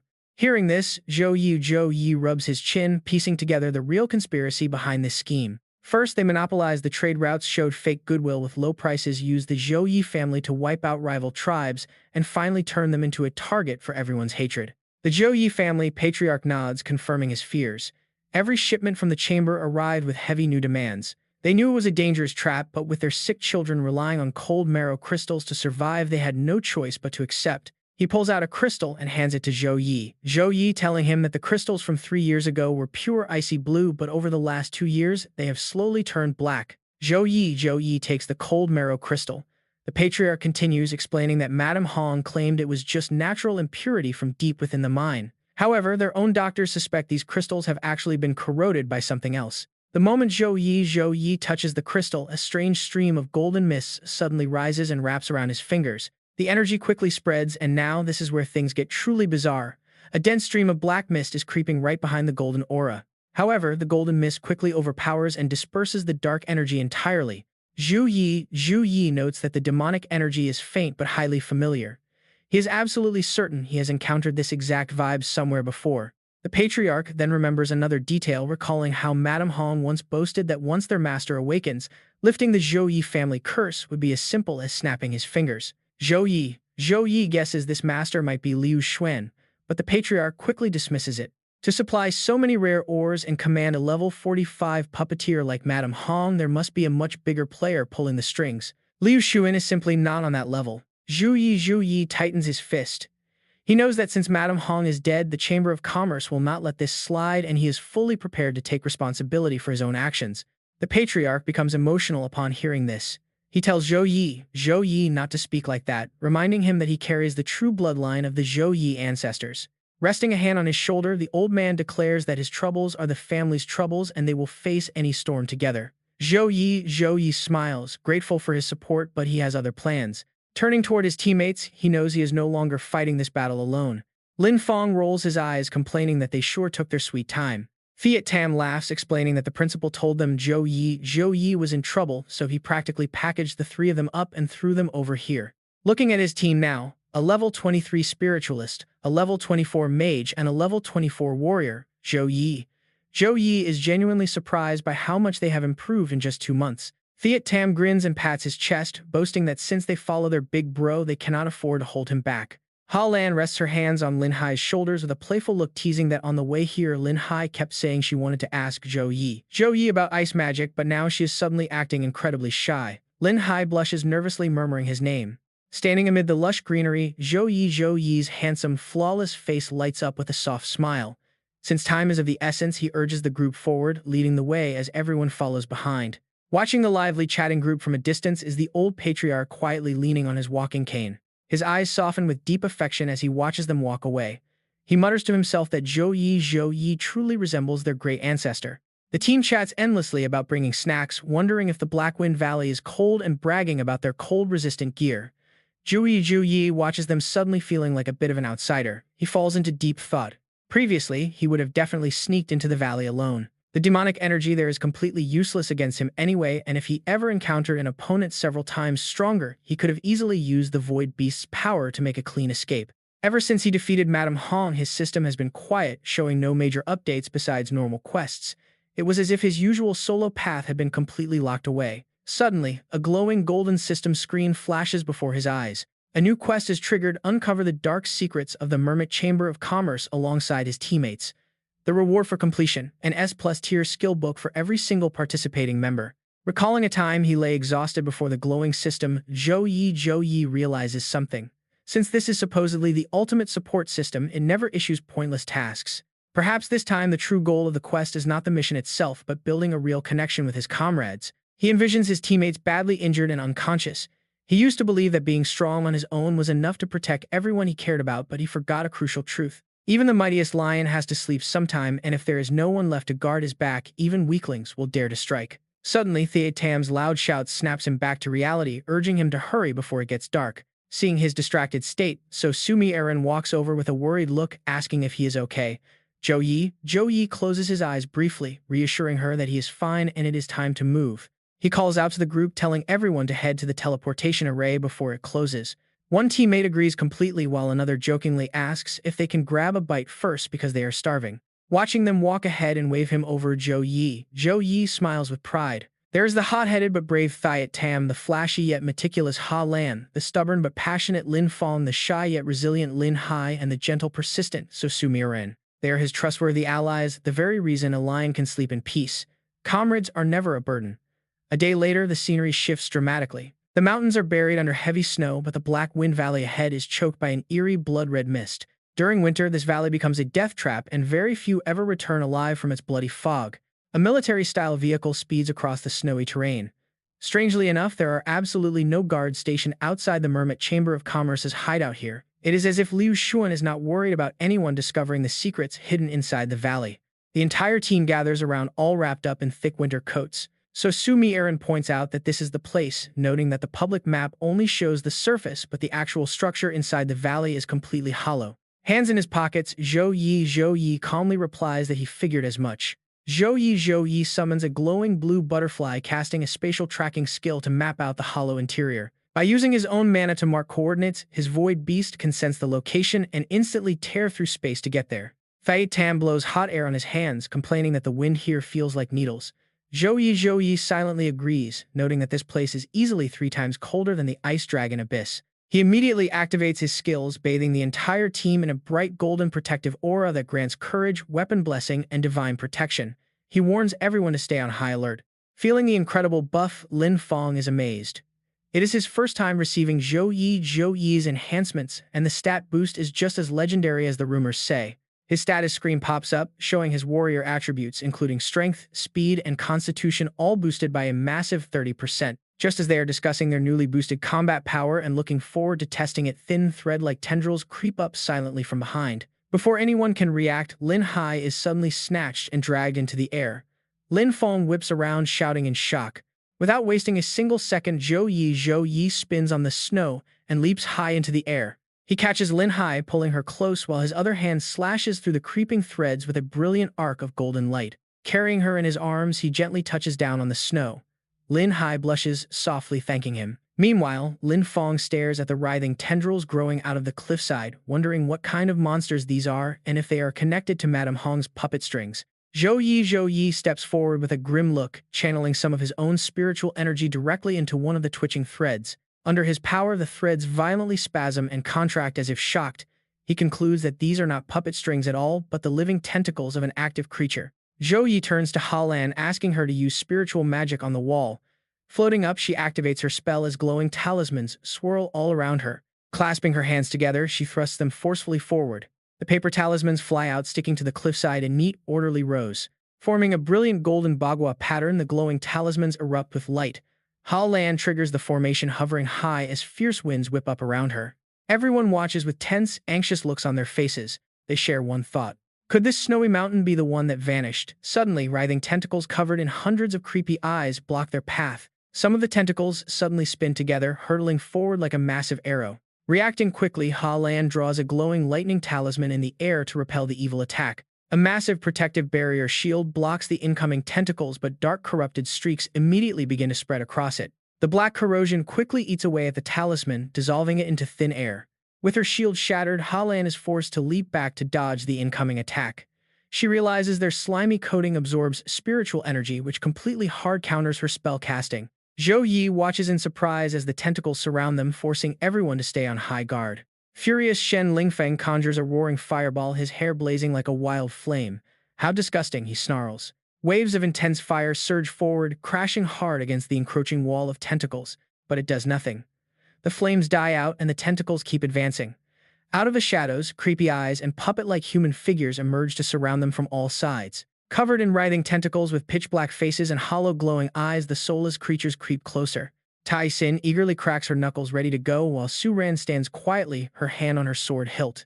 Zhou Yi stops them, raising a golden barrier as a system notification flashes S+ Divine Sword Heart. He tells them to stay back, realizing these beasts fear holy light, before rushing forward to slice through them like a tempest. After clearing out most of them, Zhou Yi realizes they are weak to physical attacks. He calls out to Tai Xin and Su Ran. The two leap into action as Zhou Yi directs them. Tai Xin takes the front to break defenses, while Su Ran strikes from behind, leaving Tai Xin excited to show off. Zhou Yi orders the rest to stay inside the protective light barrier, but Shen Lingfeng complains, eager to prove he is much more than just a simple fire user. Summoning a fiery crimson spear, Shen Lingfeng grins, ready to jump headfirst into the action.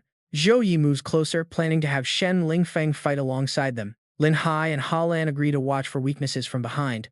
Meanwhile, Shen Lingfeng leaps into the air with glowing golden rings, shouting that he is joining the fray. Tai Xin leaps high, swinging her massive axe down toward the monster's eye in a crushing blow.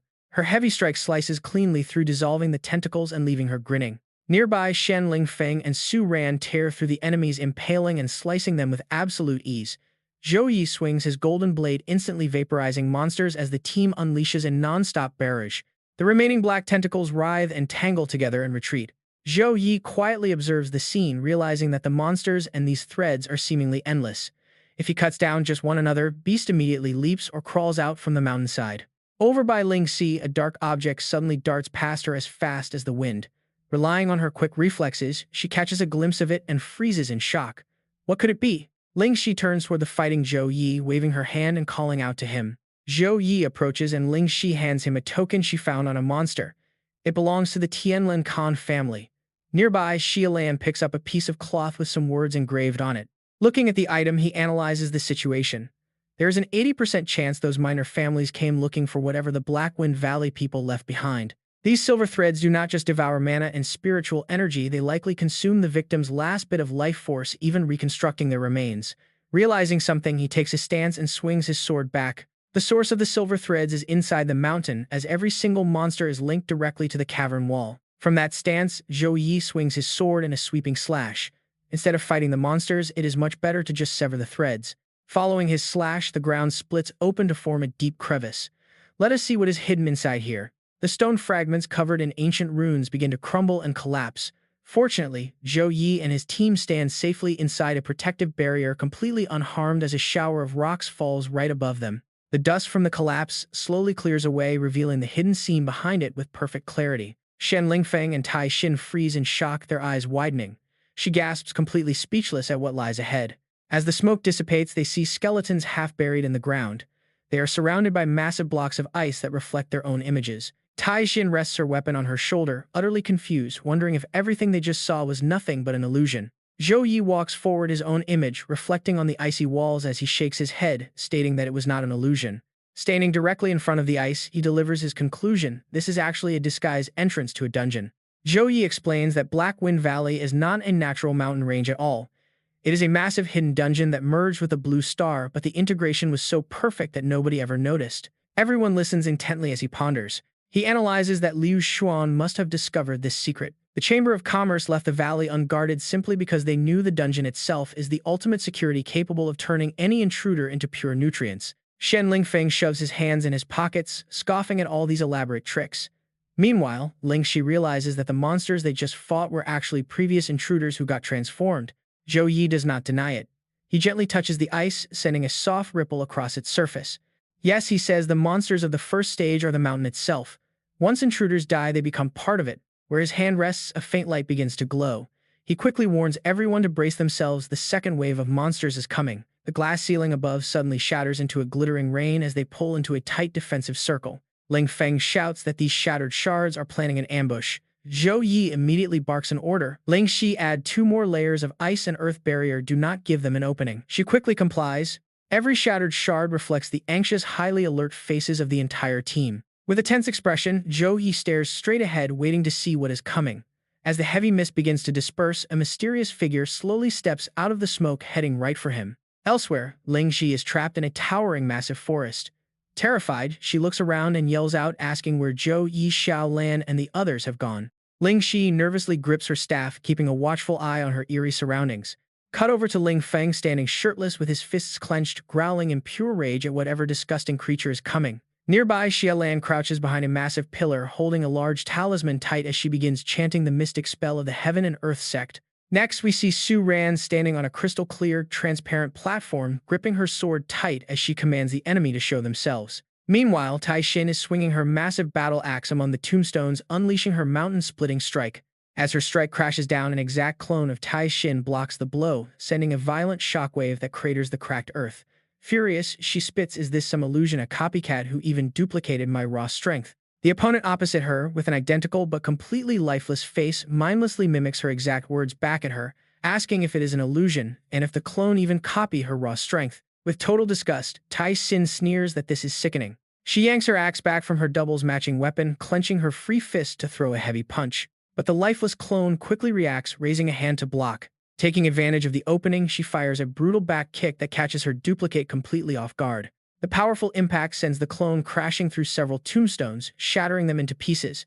Tai Xin approaches coldly, mocking the double for being too stupid to even read a simple feint. Lying in the rubble, the clone still mindlessly parrots back her insult about being too stupid to read a feint. Looking down with folded arms, Tai Xin sighs in annoyance. The copycat can only mimic completed skills with no understanding of momentum or shifting battle tactics. Suddenly, a massive shockwave erupts. Tai Xin drops into a defensive stance, guarding her face as the clone lunges through the smoke with an attack, but she blocks it in time. Trading blows with the double, Tai Xin realizes that the clone is adapting and learning at an alarming rate. She needs to finish this fight as quickly as possible. Meanwhile, over at Ling Feng's battle, a blinding beam of light pierces the earth. Dragon Might flares up. Ling Feng's scaled arm is forced back, but he sneers, asking why the clone stopped copying his flame dragon form. The duplicate leaps forward to strike, but Ling Feng easily dodges out of the way. Now partially transformed into a dragon, Ling Feng grips his blazing weapon, declaring that today he will show this fake the true difference between an original and a cheap copy. He swings a powerful strike, but the clone swiftly evades. Suddenly, a matching blazing spear materializes in the clone's hand. Ling Feng smirks, noting that the copycat's replication speed is pretty fast. Charging forward, his spear spins like a fiery drill. Since the fake wants to copy his skills, he will make sure it gets a full lesson. The massive blazing drill surges forward with devastating force, heaven-burning strike. The two spears clash violently, unleashing a blinding light and a shockwave that shatters the surrounding ground into flying debris. Rising from the rubble, the clone sweeps with a horizontal strike, but Ling Feng ducks smoothly to avoid it. Gripping his spear firmly, Ling Feng braces himself for the next exchange. With practiced flow, he spins his spear into a defensive ring of fire to block the clone. Yet the copycat calmly steps closer, slowly pressing its spear tip right against the fiery barrier. The soulless clone weaves through the raging flames with terrifying, effortless precision. The spearhead thrusts straight into Ling Feng's chest, causing blood to splatter. Ling Feng's body glows brilliantly, his face dark with glowing eyes. "You can copy my static moves," he growls, "but you cannot keep up with the chaotic flow of my flame dragon power." Feeling no pain, he tightly grabs the spear lodged deep in his chest. The clone simply stares back with a blank expression. Ling Feng roars, calling it a mindless, foolish puppet. Behind him, a golden vortex blazes with blinding intensity as a massive dragon manifests. Looking like an angry god ready to purge evil, he bellows for the copycat to die. Elsewhere, paper talismans slice through the air like razor-sharp blades, triggering a massive explosion that completely shrouds the area in thick smoke. Covered in wounds, Xia Lan keeps her eyes glued to the smoke, discreetly holding a talisman behind her sleeve. Suddenly, 3 talismans fly toward her in a formation, forcing her to spin around in shock. Xia Lan quickly leaps away as the talismans erupt into a massive explosion. From the smoke, her clone's empty, lifeless face emerges. Dashing through the battlefield, Xia Lan scoffs at the clone, mockingly asking if that was all it had. Daoist talisman magic was never meant to be used like this. Moving constantly, she bites her thumb to draw blood. Daoist talisman magic requires a true connection to heaven and earth, she warns. You can copy the form but never the soul. Around her, raindrops condense and glow, floating suspended in the air. "Look at this rain, this wind, they are all part of the Taoist mind," she commands. Tracing a glowing golden path with her hand, her expression turns majestic as she declares that the heart is the essence and power is its tool. She shouts that without a soul, the clone can never understand the reverence or majesty of the Tao, making its copied talismans nothing but empty shells. Instantly, the glowing raindrops shoot toward the double. Desperate to copy her technique, the clone bites its own finger to match her. But from that bite, nothing but horrifying tentacles burst out. The eyes of the clone widen in sheer panic as its entire body is violently impaled, the creepy tendrils tearing through its flesh in a grotesque display. The scene shifts to a massive tree where a wounded Ling Shi slumps on the ground. Her clone stands nearby behind a protective barrier, mockingly telling her to stop struggling because her replica is just too strong for her to ever defeat.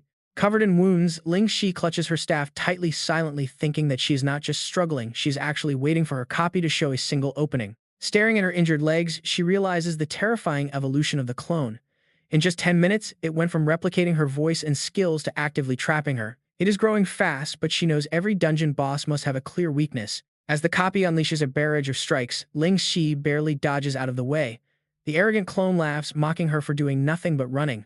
The clone fires sharp ice spears, cooing for Ling Shi to come over so they can finally merge into one. But as Ling Shi stares at the oncoming ice, she notices a crucial detail: there are no basic runes on them. Suddenly, a realization hits her. She finally understands how this works. The clone smugly approaches, but Ling Shi stands her ground, leaning on her staff as she speaks out. She explains she was suspicious from the start because copying someone perfectly is almost impossible. The replica only duplicated her outer shell, failing to mirror her precise control over the elements. As blood drips from her wounds, the clone looks completely baffled, asking her what she even means by that. Ling Sai places her hand on the tree trunk, igniting a bright blue flame that shoots upward. She points out that while a novice can only summon water droplets, a true master refines them into needles. The fact that this clone cannot even manifest basic runes proves its understanding of the elements is incredibly crude. Gripping her staff with both hands, she slams it into the ground, sending a blinding light through the cracks. It turns out some intricate details simply cannot be copied. From those cracks, sharp ice surges straight toward the clone. Ling Zai shouts that the true power of an all-element mage lies in making the elements work together. She then winces, staring wide-eyed at the sudden scene unfolding before her. Countless different magic arrays suddenly materialize right in front of her. A faint voice echoes, explaining that magic is not some copied formula, but a deep understanding of the elements. With enough time, maybe the clone actually could replicate all of this. Suddenly, a brilliant light flashes as she asks why she should ever give it that kind of time. With a loud blast, the fake Ling Sai is completely vaporized. Nearby, Zhou Yi is also battling his own copy, unleashing a massive holy storm. Their swords clash directly, sparks flying everywhere. The impact triggers a massive explosion, and through the thick, rising smoke, two brilliant lights suddenly flash. Zhou Yi is stunned, realizing his clone cast the Holy Light skill just 0.5 seconds after the last attack. The power deviation is off by only 0.1 degree. The accuracy of this clone is rapidly leveling up. Facing his opponent directly, Zhou Yi notices that the movements of the clone are no longer mechanical. Even more interesting, the fake is actively analyzing his weaknesses. Gripping his sword tightly, he charges forward, knowing he cannot afford to ignore an opponent who is growing this quickly. They clash repeatedly in midair, their power perfectly matched. But Zhou Yi notices a delay this time. The clone was half a second slower. Why is that? It turns out copying complex skills increases the delay. Could its database be getting corrupted by trying to merge too much information? Zhou Yi grits his teeth, staring coldly at the double standing before him as the clone sheathes his sword and lands back on the ground. The real Zhou Yi remarks coldly that for someone who hates talking, the copy sure acts exactly like a pre-programmed speaker. He coldly demands to know what the imposter is actually trying to steal from him. The fake Zhou Yi rubs his chin with a blank stare, then flashes a wicked smile, admitting he just wants to see how far this replicated body of his can go. Facing Zhou Yi, the clone confidently claims that he knows absolutely everything about him. He tells Zhou Yi that he cannot be killed, but Zhou Yi just sneers, replying that his homeland has an ancient saying. Reaching forward as golden threads wrap around his hand, Zhou Yi finishes his sentence, pointing out that big talkers easily bite their own tongues. Suddenly, a massive hole tears through the stomach of the fake as his entire body begins to fracture. He gasps, realizing Zhou Yi knew the truth all along. Zhou Yi calmly explains that from the very beginning, this mirror has been reflecting him. Every single delay in the actions of the clone occurred right after the mirror flashed. This means everything the imposter learned came entirely from watching his real-time movements in the reflection. Zhou Yi coldly reminds him that despite hiding the mirror behind a barrage of attacks to distract him, the clone forgot one thing. Since the copy came from him, he already knows absolutely everything about it. Ling Zi looks over in complete surprise. Zhou Yi slowly steps out from the rising dust. Ling Zi rushes over, relieved he finally made it out, but she quickly urges him to hurry and save Zhou Yi Ran. Zhou Yi immediately grows deeply worried, asking her what exactly happened to Zhou Yi Ran. Meanwhile, Zhou Yi Ran is forced to face the dark demon lurking inside her own soul. The demon smiles wickedly, mocking her for still trying to suppress it. The dark entity continues to taunt Zhou Yi Ran, asking how she can call herself a top-tier genius when she is too terrified to embrace her own bloodline. Gritting her teeth, Zhou Yi Ran can feel the succubus consciousness pulsing wildly inside her like countless invisible hands, trying to tear her body apart to escape. Suddenly, a dark voice whispers in her mind, offering to help her. Zhou Yi Ran tells herself she absolutely cannot lose control, but the mysterious voice warns that she will not survive the next incoming attack. Zhou Yi Ran struggles to suppress her dark desires, knowing she must stay conscious to complete this mission with Zhou Yi. But the mysterious voice whispers again, telling her that Zhou Yi will be deeply disappointed if he sees her defeated. It continues to tempt her, claiming to be her true strength. Closing her eyes, Zhou Yi Ran screams at it to get out, declaring that she alone controls her own power. The demon charges forward, challenging her to block the strike with hands that are too afraid to release her bloodline. She swings a heavy blade, but Zhou Yi Ran narrowly dodges the lethal blow, leaving the demon shocked that she actually avoided it. Despite missing, the demon relentlessly presses her attack, mockingly pointing out how massive the gap in their strength really is. With a smirk, she lists all of the hidden fears of Zhou Yi Ran, her obsession with what Zhou Yi thinks, her terror of losing control, while boasting that she herself fears absolutely nothing. Another strike is unleashed as Zhou Yi Ran leaps away to dodge. The demon taunts that no matter how much she trains in swordplay or magic, she is no better than a common fighter. She is too afraid to use her bloodline. Pushing Zhou Yi Ran to her absolute limit, the demon mockingly mentions her memories, asking if her precious Zhou Yi did not tell her that kindness is not a weakness. She poses a cruel question, asking if Zhou Yi will even remember such a weak, kind fool once she is completely crushed under the boot of the demon. Zhou Yi Ran mutters, "I am not weak, I cannot." That mysterious voice rings out once more, mocking his struggle. It urges him to look at the consequences of suppressing its power, begging to be let out. It laughs off the clone as an ignorant fake that thinks having a bit of demonic energy is enough. It promises it can easily rip that copy apart and protect him. Meanwhile, Ling Shi speaks to Zhou Yi with deep worry. After defeating their own clones, they return to the starting point only to find these mirrors showing everyone's struggle. She cannot understand why Su Ran, who is clearly stronger than them, is being completely suppressed by her copy. Helan explains that the longer this drags on, the stronger the clones become, eventually developing their own consciousness. Su-ran is in serious danger. Ling Feng finds it all incredibly confusing. While he cannot hear their conversation, he can see things are going terribly wrong. Why on earth is she holding back and refusing to activate her bloodline power? Zhou Yi stays silent, knowing the truth better than anyone. Su-ran is fighting a battle against herself. She is not being pushed back because she lacks strength, but because past traumas of losing control make her terrified of her own bloodline power. The clone has only one real advantage. It has absolutely nothing to fear, unleashing total destruction without any restraint. Ling Feng loses his temper and punches the glass, yelling to let him out so he can tear that fake to pieces. Tai Xin grows more anxious by the second, asking Zhou Yi how they can smash this mirror. Zhou Yi does not answer. He silently realizes the mirror world is linked directly to Su-ran's consciousness. Shattering it by force could severely injure her mind. He steps forward with a grim look. Normal methods will not save her, he says. They have to force their way through to break this deadlock.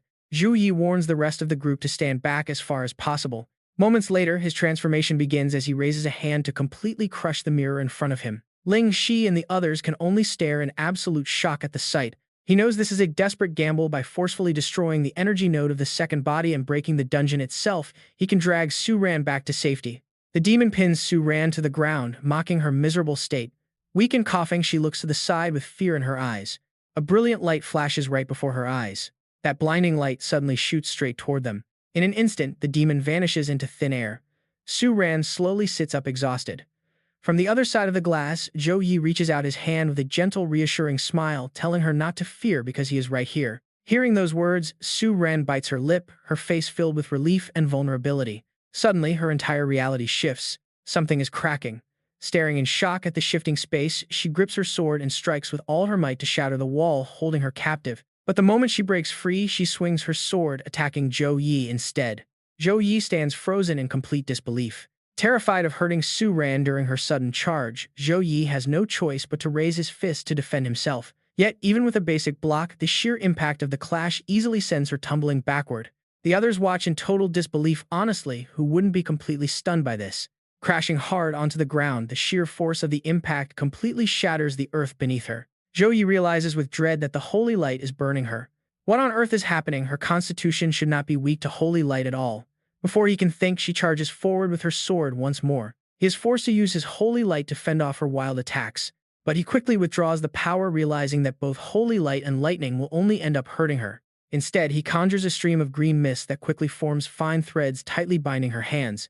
The vapor ropes quickly wrap around her legs as well, completely immobilizing her. With her body completely secured, he lets out a breath. This is the only way he can think of to stop her movements without causing any actual harm. Stepping closer, he calls out to her to look at him. But suddenly, the surrounding walls begin to dissolve once again. This sudden shift leaves the entire group completely baffled. Wait, what is going on now? The floating debris begins to cluster together, slowly forming the face of an absolute stranger. A voice filled with rage echoes, announcing that they have disrupted the dungeon rules and triggered the ultimate deletion protocol. That face belongs to the level 24 epic tier Silver Thread Spider, mastering skills like Silver Thread Spray, Shadow Clones, and Thorn Pierce. Alongside it is the level 34 Gold tier Lava Soldier, wielding skills like Lava Charge, Hardening, and War Trample. Next is the level 34 Gold tier Totem Bone Puppet, using Bone Spike, Strike, and Vine Bind. Then there is the level 23 Epic tier Bone Warrior, capable of cleaving and will stealing, alongside a level 34 Gold tier Acidic Slime Monster with Acid Spray and Regeneration. Ling Sai leaps right into the thick of the beast horde, easily slicing them in half. Yet the moment their bodies fall, they begin to stitch themselves back together. Ling Sai yells out that the monsters are fusing as the silver threads forcefully stitch them. Helan quickly pulls out a talisman, chanting a fierce spell to unleash a wave of cleansing fire. Instantly, a sea of flames erupts, burning the monsters to ashes. Tai Xin charges ahead with her massive axe, slamming her weapon straight into the enemy's skull. She hurls the axe with incredible force, creating a devastating sweeping strike that tears through the monsters. Ling Feng merely smirks, stepping forward to catch the charging beasts with his bare hands. Zhou Yi realizes these silver threads must be controlled by a central source. He stares at Su-ran, realizing the core logic of these dungeons is to select the strongest. Much like the first gate, the defeated are controlled by the threads and turned into monsters. Even though he forced a breakthrough at the second gate, Su-ran's mind is still trapped deep within her mental trial. Countless silver threads swirl around Su-ran. Her unstable succubus bloodline gave the dungeon a perfect opening to hijack her mind. Now the entity behind this sees him as the ultimate threat, unleashing every monster to eliminate him. In a strange twist of fate, he has become the final boss this dungeon is trying to clear. Summoning his power, Zhou Yi resolves to drag the puppet master out of hiding. Mental manipulators always hide their true bodies in the shadows, but to free Su Ran once and for all, he must force the real boss into the light. He looks at Su Ran and softly apologizes, warning her that what he is about to do might make her pretty upset. Suddenly, a massive wall slams directly into the earth. Another massive wall quickly rises right beside the first one. The stone barriers quickly lock together, forming a secure box that completely seals Su Ran inside. Zhou Yi stands outside coldly watching the box, then turns to Ha Lan and tells her to use the chi-sealing talisman to hide Xiao Ran's surrounding energy. Ha Lan shouts, "Here it is." She pulls out 3 talismans at once, preparing to do as Zhou Yi said. Heaven and earth have boundaries, seal the chaos and block the evil. The 3 talismans surround Su Ran from 3 sides, locking her in. Meanwhile, Ling Shi fights off the monsters, screaming to the guys that there are just too many of them to hold off. Ling Feng also realizes things are getting bad as the horde keeps growing. He warns that they are devouring each other to evolve. Zhou Yi realizes the dungeon is spawning endless waves and his team won't last half an hour before running completely dry while he is forced to protect them. Making up his mind, he closes his eyes to gather power in his chest. Saving his strength is no longer an option, so he has to end this with his absolute strongest attack. Zhou Yi warns the others to get back and activate their strongest defense. No matter what you see, do not get distracted. Ling Feng, Ling Xi, Ha Lan, and Tai Xin all shout back in unison. Ling Feng fires back, "Yours truly gets it. Just focus on doing your thing." Right now, a massive aura of power completely envelops Zhou Yi, while Su Ran watches him from inside the box. That raw power radiating from him just keeps expanding outward, shaking the whole area. Under that crushing pressure, the monsters suddenly freeze. They begin to dissolve their outer shells, fading away to reveal nests of silver threads writhing inside. Tai Xin yells out in disbelief, "What kind of monster is that? Wait, they aren't dying. They are actually fusing together. Is the dungeon trying to merge every single beast into one ultimate boss?" Ling Shi warns that her magic senses a swirling vortex of energy in that silver core, with double the power of the entire horde combined. Zhou Yi takes a deep breath. Suddenly, dazzling rays of light burst from the sky. S-rank skill, Divine Summon Level 1. A pair of massive white wings unfolds, stretching across the sky. A silver-armored figure holding a giant bow aims straight at the enemy, backed by an army of silver knights standing behind Zhou Yi. Ling Feng points in shock. How on earth can this guy Zhou Yi summon helpers of this level? Tai Xin gasps, "Is this really the ultimate skill of a holy knight?" Ling Si is stunned by the terrifying energy which literally freezes the chaotic dungeon space for a second. But then the giant beast roars again. Zhou Yi bites his lip, realizing that summoning an angel instantly drains 30% of his health, and every second it stays active devours his mana. Once this is over, he absolutely must level up this skill to lower the cost. He shouts his command to the holy knights, wipe out every single monster. Instantly, a hail of arrows flies through the air, all locking onto the giant monster.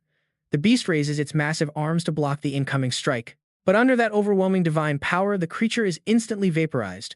The blinding wave of light doesn't stop there, charging straight forward. Ling Sai gasps at the sheer force, which is practically tearing the dungeon apart. Ha Lan worries that Zhou Yi can't hold out much longer since this summon drains insane amounts of mental energy. With the monster gone, Zhou Yi breathes a sigh of relief. He turns his gaze towards Su Ran. Leaving the rest of his angel, he has only one goal now. He marches directly toward her without a second thought. Unleashing a surge of power, he commands her to get out in 3 seconds or he'll blow this place sky high. Su Ran glares at him as he counts 1, 2.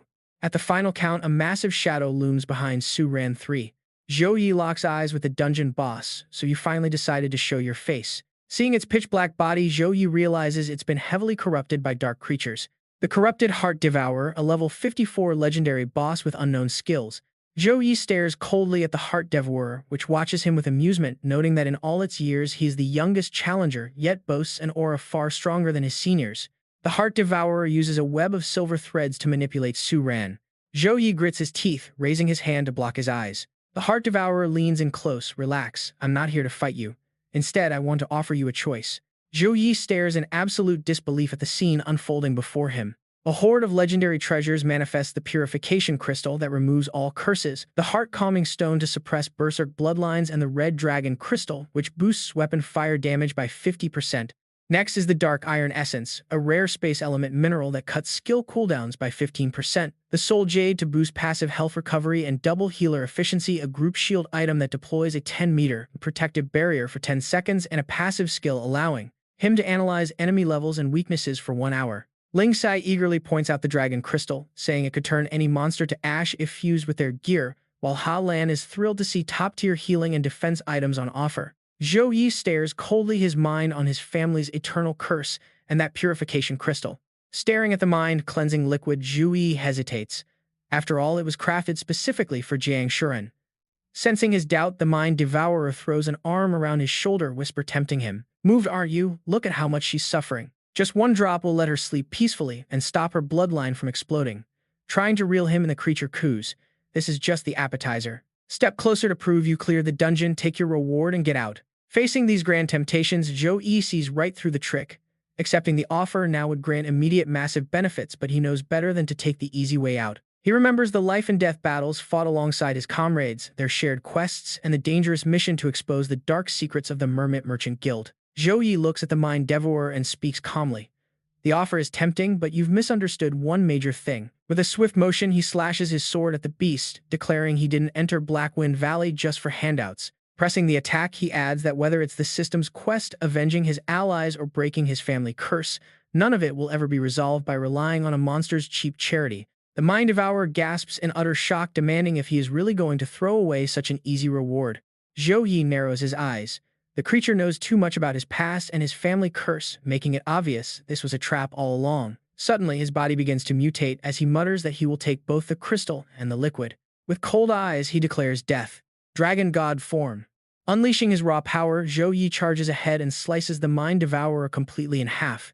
Suddenly, the ground beneath their feet begins to crack. The mind devourer spreads its arms, dissolving directly into the crumbling earth. A colossal stone giant emerges before him, and without a second thought, the beast slams a massive fist hard into the ground. Instantly, the rocky cavern floor shakes violently and shatters into a million pieces. Within seconds, everything in sight is swallowed by the cascading chaotic debris. Zhou Yi leaps backward, narrowly escaping the bottomless abyss, but Jiang Shuren is not as lucky. Caught completely on guard, she falls straight into the void, screaming for Zhou Yi in absolute terror. Hearing her desperate cry, he completely loses his composure and yells her name. He lunges forward to catch her hand, but the moment they touch, she vanishes into thin air. He immediately realizes the truth.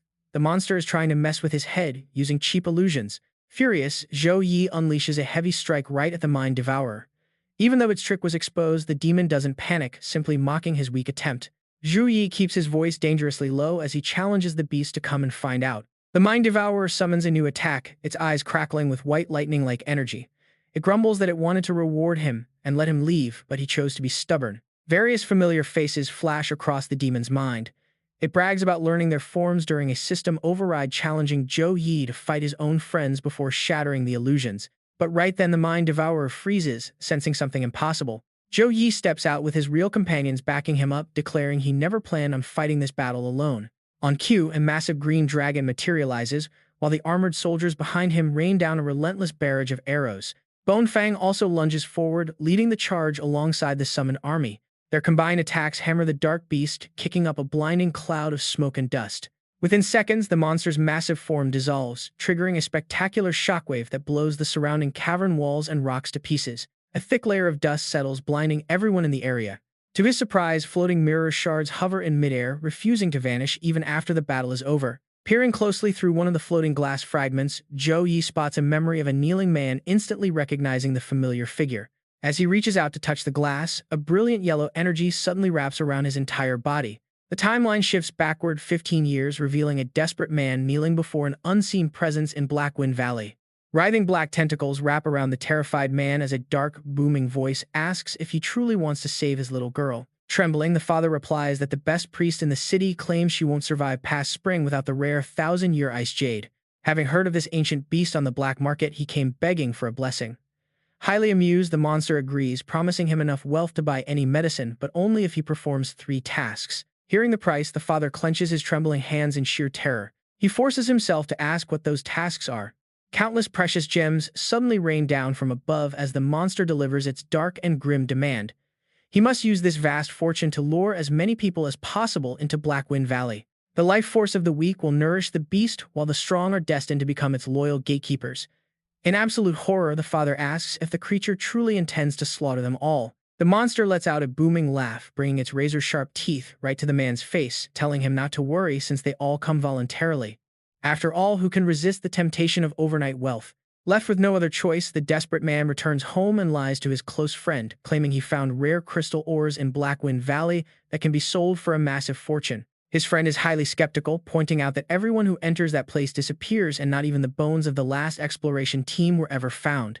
The man quickly covers up the truth, claiming those travelers simply took the wrong path, whereas he has mapped out the safe route. He coaxes them to join his mining crew by offering a generous 30% cut of the profits. Thanks to his lies, countless innocents are lured to their deaths, leaving him physically sick with guilt. Tears of deep regret stream down his face as he laments the terrible sins he has committed. Yet the heartless monster only laughs, claiming those victims were driven by their own foolish greed. They never came to help him, but only wanted to trample on others to strike it rich. Unable to stop, he continues to lure more victims, even bribing Elder Feng to spread the word about the valley's fake fortune. Soon enough, trouble knocks on his own door, throwing his household into complete and utter chaos. His panicked subordinates warn him that the powerful North City Guild is demanding an 80% cut of their mining profits to let them operate. Without any official backing, these ruthless thugs could easily wipe them out, leaving him absolutely furious. The threat only makes him more ruthless, deaf to the desperate cries of his next victims. One of the guild leaders begs on his knees, calling himself a blind fool and pleading with Boss Liu for mercy. He promises that the North City Guild will follow his every command from now on. He hears the terrifying screams of other intruders begging for mercy, but he no longer feels any regret. Standing before the monster, his fear has vanished completely as he simply calls out to his lord. Liu Xuan lays out his plan clearly. He wants to build a business that seems to mine and sell ore on the surface. In secret, he will select qualified candidates to enter the valley. Naturally, the monster agrees and asks what the name should be. The name he chooses is Mermaid. Hearing this, the monster is a bit confused as to why. Liu Xuan explains without hesitation that he once sailed the sea and met sirens. They looked like deities and sang beautifully, but they lured men to jump into the ocean and crash their ships. On that day, he was the sole survivor by clinging onto a piece of the deck. Upon hearing this, the monster immediately spits out something resembling human bones from its mouth. That man was indeed quite lucky. Soon after, his business flourishes significantly. An assistant brings a report noting that the monthly mining yield of cold-drunk crystals is enough to tribute the Zhou Yi family with 17 new nutrient bodies harvested in the valley. Extremely satisfied, Liu Xuan takes the list and says that he understands. He reviews the report carefully and notes that the quality of this nutrient batch is a bit poor.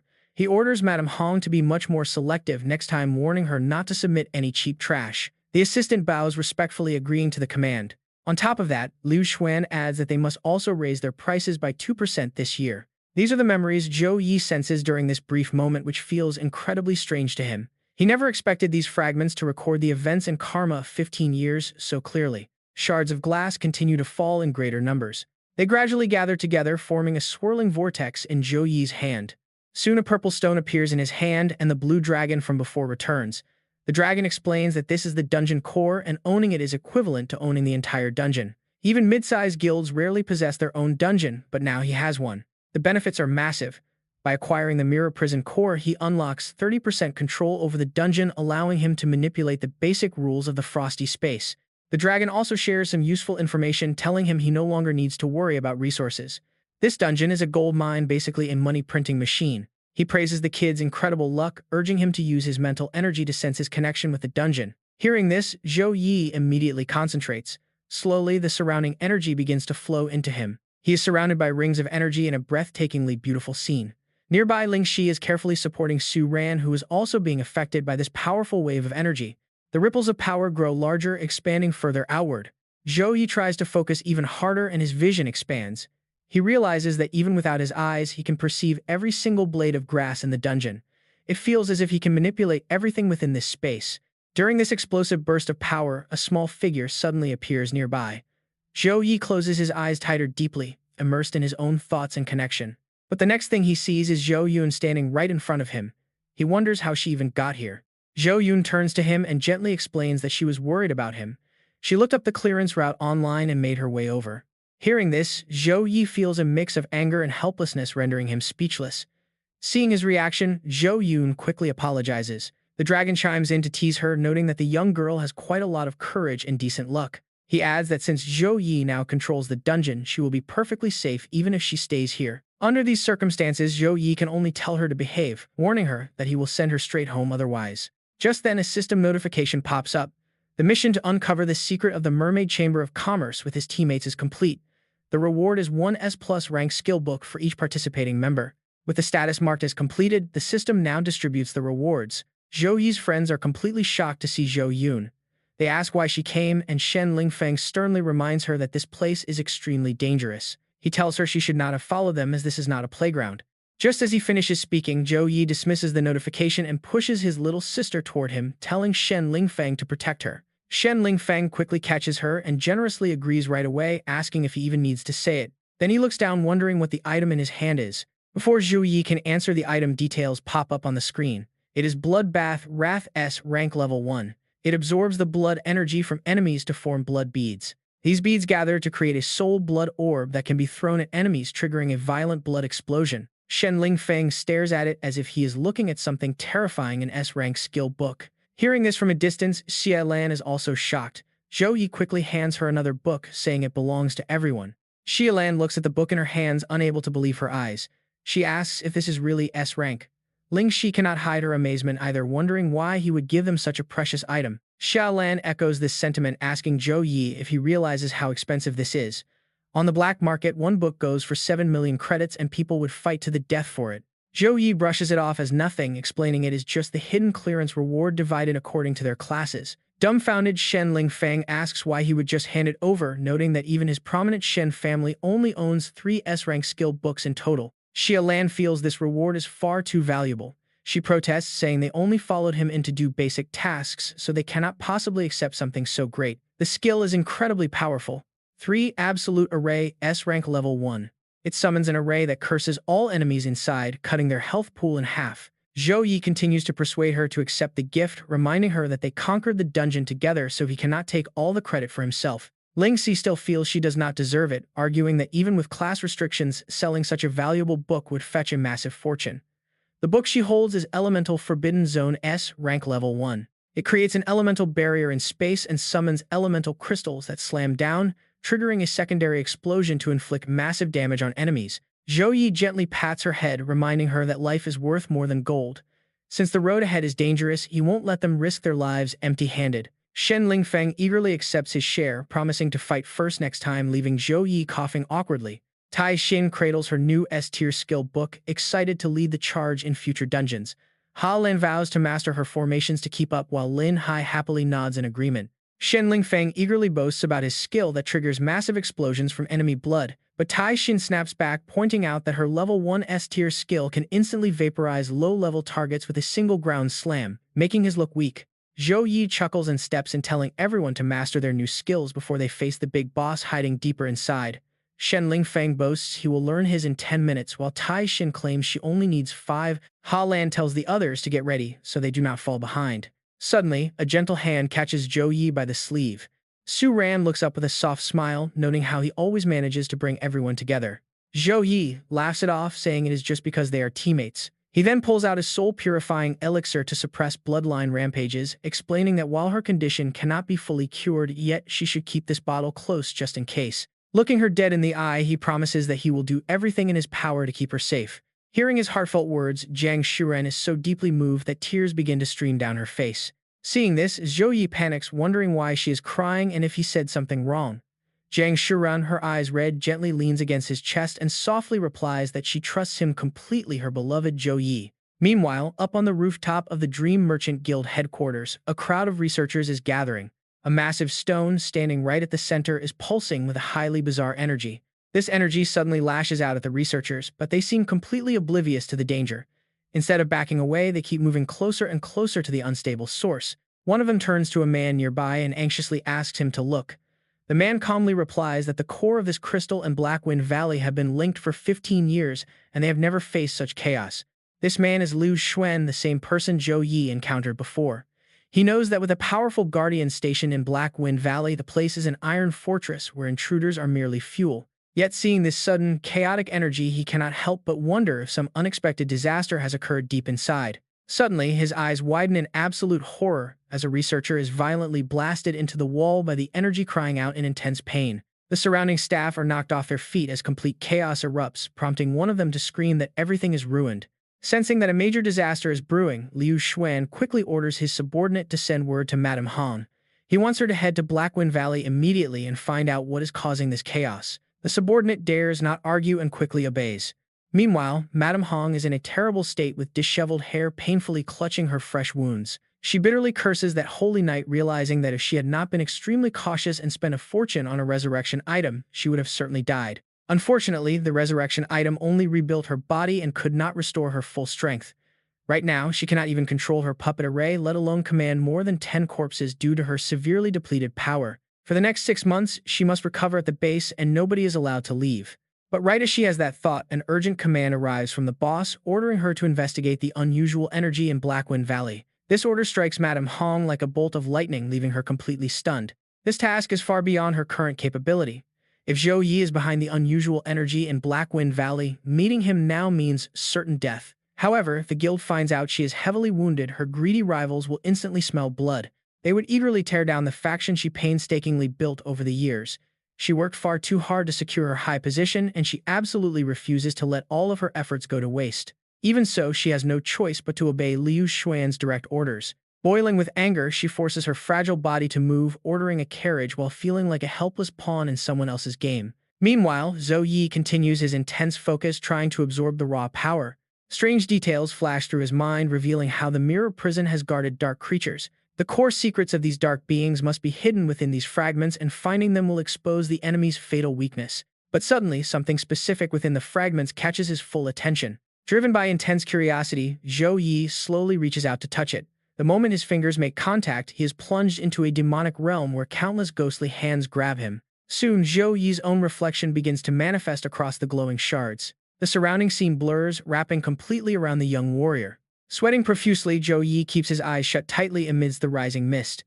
Near his chest, a brilliant pearl glows, watched closely by a spectral dragon hovering around him. Opening his eyes, he purses his lips in frustration. The memories are too chaotic and something is actively blocking his path. His jade-green eyes turn sharp as daggers, focusing his mind to search for a signal within the storm, carefully listening and observing. Filtering out the heavy mental noise, he catches a horrifying memory of a man bound by writhing tentacles that even crawl into his mouth as a sacrifice. On another large fragment, a massive black hole of a portal opens, pulling giant rocks from the ground into a gateway. Another fragment displays hordes of grotesque monsters, baring their fangs and roaring as their dark territory begins to expand. A barrage of chaotic memory shards keeps rushing toward him. They fly past in a blinding flash, forcing Zhou Yi to shield his face. He suddenly snaps awake, gasping for air as if waking from a nightmare. Cold sweat pours down his face while he stares at the crystal in his hand, lost in thought. Seeing his pale face, Frostfang asks what he saw that made him look so shaken. Still looking dazed, Zhou Yi slowly explains that he finally understands the portal, which is why the demonic aura in the glacial crystal felt so strangely familiar. Frostfang looks at him confused and asks what he means. He slowly explains that this aura is identical to the demons he fought a few months ago at the spatial crack in the Wind Mountains. Frostfang's eyes widen, asking if he actually saw the demon race inside this core. On screen, a giant mouth full of razor-sharp teeth smiles menacingly. Zhou Yi confirms it is even worse than they imagined. Through the memories of the mirror prison core, he discovered that this dark creature is a forming portal to another world. It channels resources from the other world to the Blue Star, prompting the guild to offer up living humans under the guise of life energy. In reality, these are sacrifices to open the portal. Horrifying monsters now fill the void, waiting for their prey. Once enough life force is fully absorbed, a complete gate will open to unleash a massive demon army upon their world. Frostfang looks down, noting it is just like a century ago. Turning to Zhou Yi, the beast asks if he is scared. Keeping his eyes locked on the pearl in his hand, Zhou Yi replies that it is not fear but caution, as rushing in will solve nothing. Taixin and the others just finished a brutal battle and have not mastered their new powers yet. Clenching his fist, he firmly asserts that charging ahead now is foolishness, not bravery. The enemy is not invincible, but they all need time to grow much stronger. Frostfang completely agrees, noting that caution is the first key step for any hunter to survive. However, he wonders how Zhou Yi plans to help them adapt, since sitting idle will never help them build real strength. Raising the pearl to eye level, Zhou Yi flashes a sinister smile. He replies that they will not be sitting idle, asking if this entire mirror prison is not the absolute perfect training ground for them. Visuals flash as he explains that he can partially control the core to spawn simulated opponents. This will allow everyone to safely test their S-tier skills under absolute security, getting a feel for their true power and technique. He adds that he can even apply pressure to test their limits. Hearing this brilliant plan, Frostfang laughs out loud, finding the whole idea highly entertaining. Zhou Yi approaches his teammates and announces a change of plans, telling them they will not be heading deeper inside for now. Confused, Ling Feng turns around and demands to know why. Zhou Yi explains that the threats ahead are far stronger than anyone they have ever faced, and he wants nobody getting hurt or worse due to being unprepared.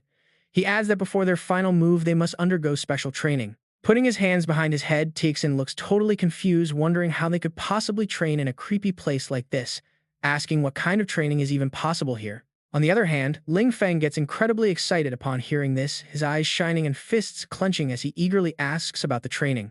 An imaginary scene plays out showing Zhou Yi expressionlessly controlling a puppet to attack. He explains that he will manipulate the dungeon's energy to generate simulated opponents who match their strength.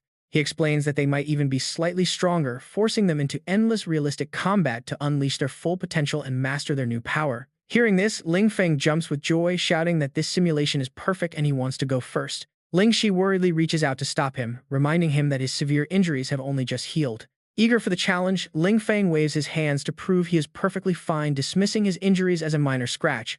But Zhou Yi sternly warns him that this is absolutely no game. The pain and pressure of this simulation are entirely real, and he will adjust the difficulty based on performance, meaning Ling Feng might end up dying many times. Lin Feng doesn't flinch or show fear. Instead, he seems even more determined and eager to prove them wrong. Zhou Yi breathes a sigh of relief, smiling when he sees his ally unfazed and ready for the plan. Under everyone's gaze, he activates the orb's energy, soaring up as swirling golden light surrounds him. The brilliant light wraps entirely around Lin Feng, but he just stands there, his expression cool and completely unfazed. As the smoke shifts to purple and fades away, Lin Feng is revealed standing inside a dark cave-like cavern. Suddenly, a bandaged assassin lunges from behind with lightning speed. Lin Feng's sharp instincts kick in and he whips around instantly. The system screen flashes a simulated level 35 gold-tier Shadow Hunter with a Shadow Step skill. Suddenly, Lin Feng's hair flares up like wildfire, his ears stretch into sharp elven points and massive horns sprout from his head. In his half-beast form, Ling Feng condenses a massive fireball right in his hand, throwing a flaming punch straight at his opponent. The fiery fist connects, but the enemy dissolves like scattering sand to dodge the blow, leaving Ling Feng staring in absolute shock. He swings wildly in every direction, but the opponent dodges effortlessly, spinning him around. Frustrated by this annoying shadow system user, Ling Feng punches the ground when suddenly a sharp chill cuts through. A cold blade grazes his neck, drawing blood. Ling Feng recoils, his mind racing. How can anyone be this insanely fast? Ling Feng throws another powerful punch, but the bandaged warrior dodges it with ease. Outside the arena, Zhou Yi focuses his energy to maintain the formation, keeping his eyes glued to the reflection of the fight. He realizes he can monitor every tiny detail of the battle, allowing him to adjust the simulator and the environment. Since Ling Feng is struggling against the shadow element, Zhou Yi decides to lower the environmental interference first. Once the guy adapts, he can raise the stakes. Meanwhile, back in the simulation, Ling Feng breathes fire like a dragon to scorch the approaching enemy. Enveloped in the dragon fire, the bandaged shadow figure crumbles away into a pile of ash. But this is just the beginning. Ling Feng glances back with a smirk, knowing he still has to bring this team together. Over in the real world, as massive energy floods, the gem Zhou Yi asks the others if they are ready. Helen Ling, Shi Tai Xin, and Su Ran are instantly enveloped in a brilliant light, their faces hardened with pure determination. They vanish in a flash, leaving only Zhou Yun behind, clutching her little wolf cub. Zhou Yun looks around, totally lost. She has no idea what is going on. She and the cub stare at Zhou Yi with hopeful eyes, but he immediately shuts her down, telling her to keep dreaming. Rejected without a second thought, her face falls into a sad pout. Left behind, Zhou Yun amuses herself by building a snowman. Nearby, Shuangya looks at Zhou Yi and asks how it feels to control the power of the mirror core. Through the glowing gem in his hand, the battles unfold clearly. He admits it feels incredible, like holding a heavy key that fits perfectly into a lock. Staring at the gem, Zhou Yi explains that while the link is weak, he can feel a connection deepening. Every time he maintains this bond, the layout of this entire space becomes much clearer, and the power he can wield increases. Shuangya nods in approval, though he grudgingly remarks that Zhou Yi does have a bit of talent. He warns him to treat this tool like a new limb. The more he practices, the easier it will be to command. Once he achieves 100% mastery over it, every blade of grass in this mirror prison dungeon will move according to his will. While the two of them talk, Zhou Yun is busy playing a bowing game with her freshly built snowman. Zhou Yun looks up, her innocent gaze suddenly sharpening with a chilling intensity as she decapitates the snowman. Behind her, the conversation continues, emphasizing that this is the true authority of a dungeon master. Looking up at the majestic blue dragon, Zhou Yi confidently promises that he will achieve it. Meanwhile, a breathless Zhou Yun runs off to retrieve the rolling head of her snowman. She bends down to lift the massive snowball right next to a towering wall of solid ice. Deep inside the frozen wall, the reflection of an approaching group of people suddenly appears. Zhou Yun freezes in panic, cold sweat. She falls backward in sheer terror. Beside her, the wolf cub growls defensively while she screams out for her brother. Arriving in a flash, Zhou Yi shatters the frozen barrier in front of her without a single wasted movement. After reducing the ice to fine dust, he looks down and asks what happened. Zhou Yun scrambles up and clings tightly to his arm, trembling as she points forward. She frantically explains that the evil woman in red has arrived and is hiding right inside the mirror. Both of them stare at the ice block as she insists she saw her there. At the entrance of Black Wind Valley, a weary woman draped in patterned red silk stands with her exhausted eyes showing. Behind her are several towering muscular figures wrapped tightly in red cloth. She orders 6 of them to go scout the path ahead, warning them to hide their presence and avoid detection. The path ahead is choked with thick snow, looking incredibly perilous, as if some dark secret is waiting in the shadows. Sensing an unusual presence, Lady Hong raises her hand to halt her troops. She commands 2 of them to enter from the front, while 2 others circle around to sneak in through a crevice. Looking visibly exhausted and anxious, she tells the remaining 2 to stay behind and protect her. Watching their every move, Zhou Yi smiles. Since his mental energy is linked deep within the mirror prison core, his sensing ability now covers all of Black Wind Valley. It is as if the entire area is covered in surveillance cameras, meaning no matter what tricks she pulls, she cannot escape his grasp. His cold gaze locks onto the intruders. He notes that she is surprisingly still alive, though her breathing is completely chaotic. She likely used a secret resurrection technique, but has not yet fully recovered. He gently pats his sister's head, reassuring her that the woman's condition is incredibly weak and she is walking straight into a trap. He tells her not to be afraid because he is about to show her a fun game. Feeling relieved, she asks what it is, and Zhou Yi smiles, calling it cat and mouse. Back with Lady Hong, she scans the area, sensing that something is wrong. It is simply too quiet. Her intuition warns her that she is being watched from every corner, as if the entire valley has eyes on her. She knows she must uncover the source of this anomaly before she can report back to her master. She orders her 2 red-bandaged scouts to move ahead and carefully conceal their presence. As they sprint along the icy walls while she runs below, Lady Hong is dismayed to see that the first trial has been completely destroyed. Looking at the massive ice sheet split clean in half, she realizes it was severed by a single sword strike, leaving behind a trace of highly familiar energy. Faint golden light radiates from a cluster of writhing tentacles, which wiggle desperately as if begging to be saved. She skids to a sudden halt, kickstarting a cloud of dust as she spots glowing golden tentacles erupting from the ground. Gritting her teeth, she mutters that this holy light is definitely his doing. Glancing at the glowing communication bracelet on her wrist, she frantically weighs her options. Reporting to her boss immediately would only expose her weakened state and label her a complete failure. Instead of doing that, she decides it is much better to contact their hidden surveillance points inside the valley first to gather info, hoping she can pinpoint Zhou Yi's exact location before taking action. But to her utter dismay, her bracelet flashes red with a repeated connection failure warning. She cannot believe that even the guild's highest-tier secure line is completely blocked by some kind of intense spatial interference. Lady Hong closes her eyes as glowing red threads weave around her fingers like a master puppeteer summoning her dolls. Since these soul-linked threads bypass normal energy barriers, she hopes to maintain control. However, a strange suffocating pressure inside this valley heavily disrupts her connection, forcing her to spread her red threads far and wide to search for any response. The forms of her 2 red-bandaged scouts appear faintly, but she can still sense them. Suddenly, a blinding flash of light erupts, forcing both bandaged scouts to turn around in surprise. At that exact moment, she suddenly coughs up blood as their link vanishes completely. Meanwhile, the 2 scouts are still sprinting across the steep, icy cliffs. Suddenly, 2 massive impacts strike them, tearing them apart like broken puppet strings. Her face turns pale with terror as she realizes 2 more are gone. Could Zhou Yi actually possess high-level spatial skills, or are there multiple intruders lurking in the dark? Lady Hong grits her teeth, her fist clenching in absolute fury. Defeating 4 of her combat puppets instantly, without giving them any reaction time, is a terrifying feat. In her current state, she knows she has 0 chance of winning. Suddenly, a twin-tailed girl looks down from above, asking why her face is so pale. Madame Hong whipped around to demand what she was doing there, while the woman beside her floated down, casually mentioning she was just passing through to collect the sect tribute. Yingji flashed a pitying smile, saying back when Madame Hong was bedridden, she was the one who collected those tributes. So this time, she'd naturally be taking over the mission again. Furious, Madame Hong demanded to know if she was the one who killed her puppet. Yingji sighed gently, twirling her braid while claiming she had no idea what she was talking about. She told her she looked like she was in deep trouble and should run home to heal rather than dying here.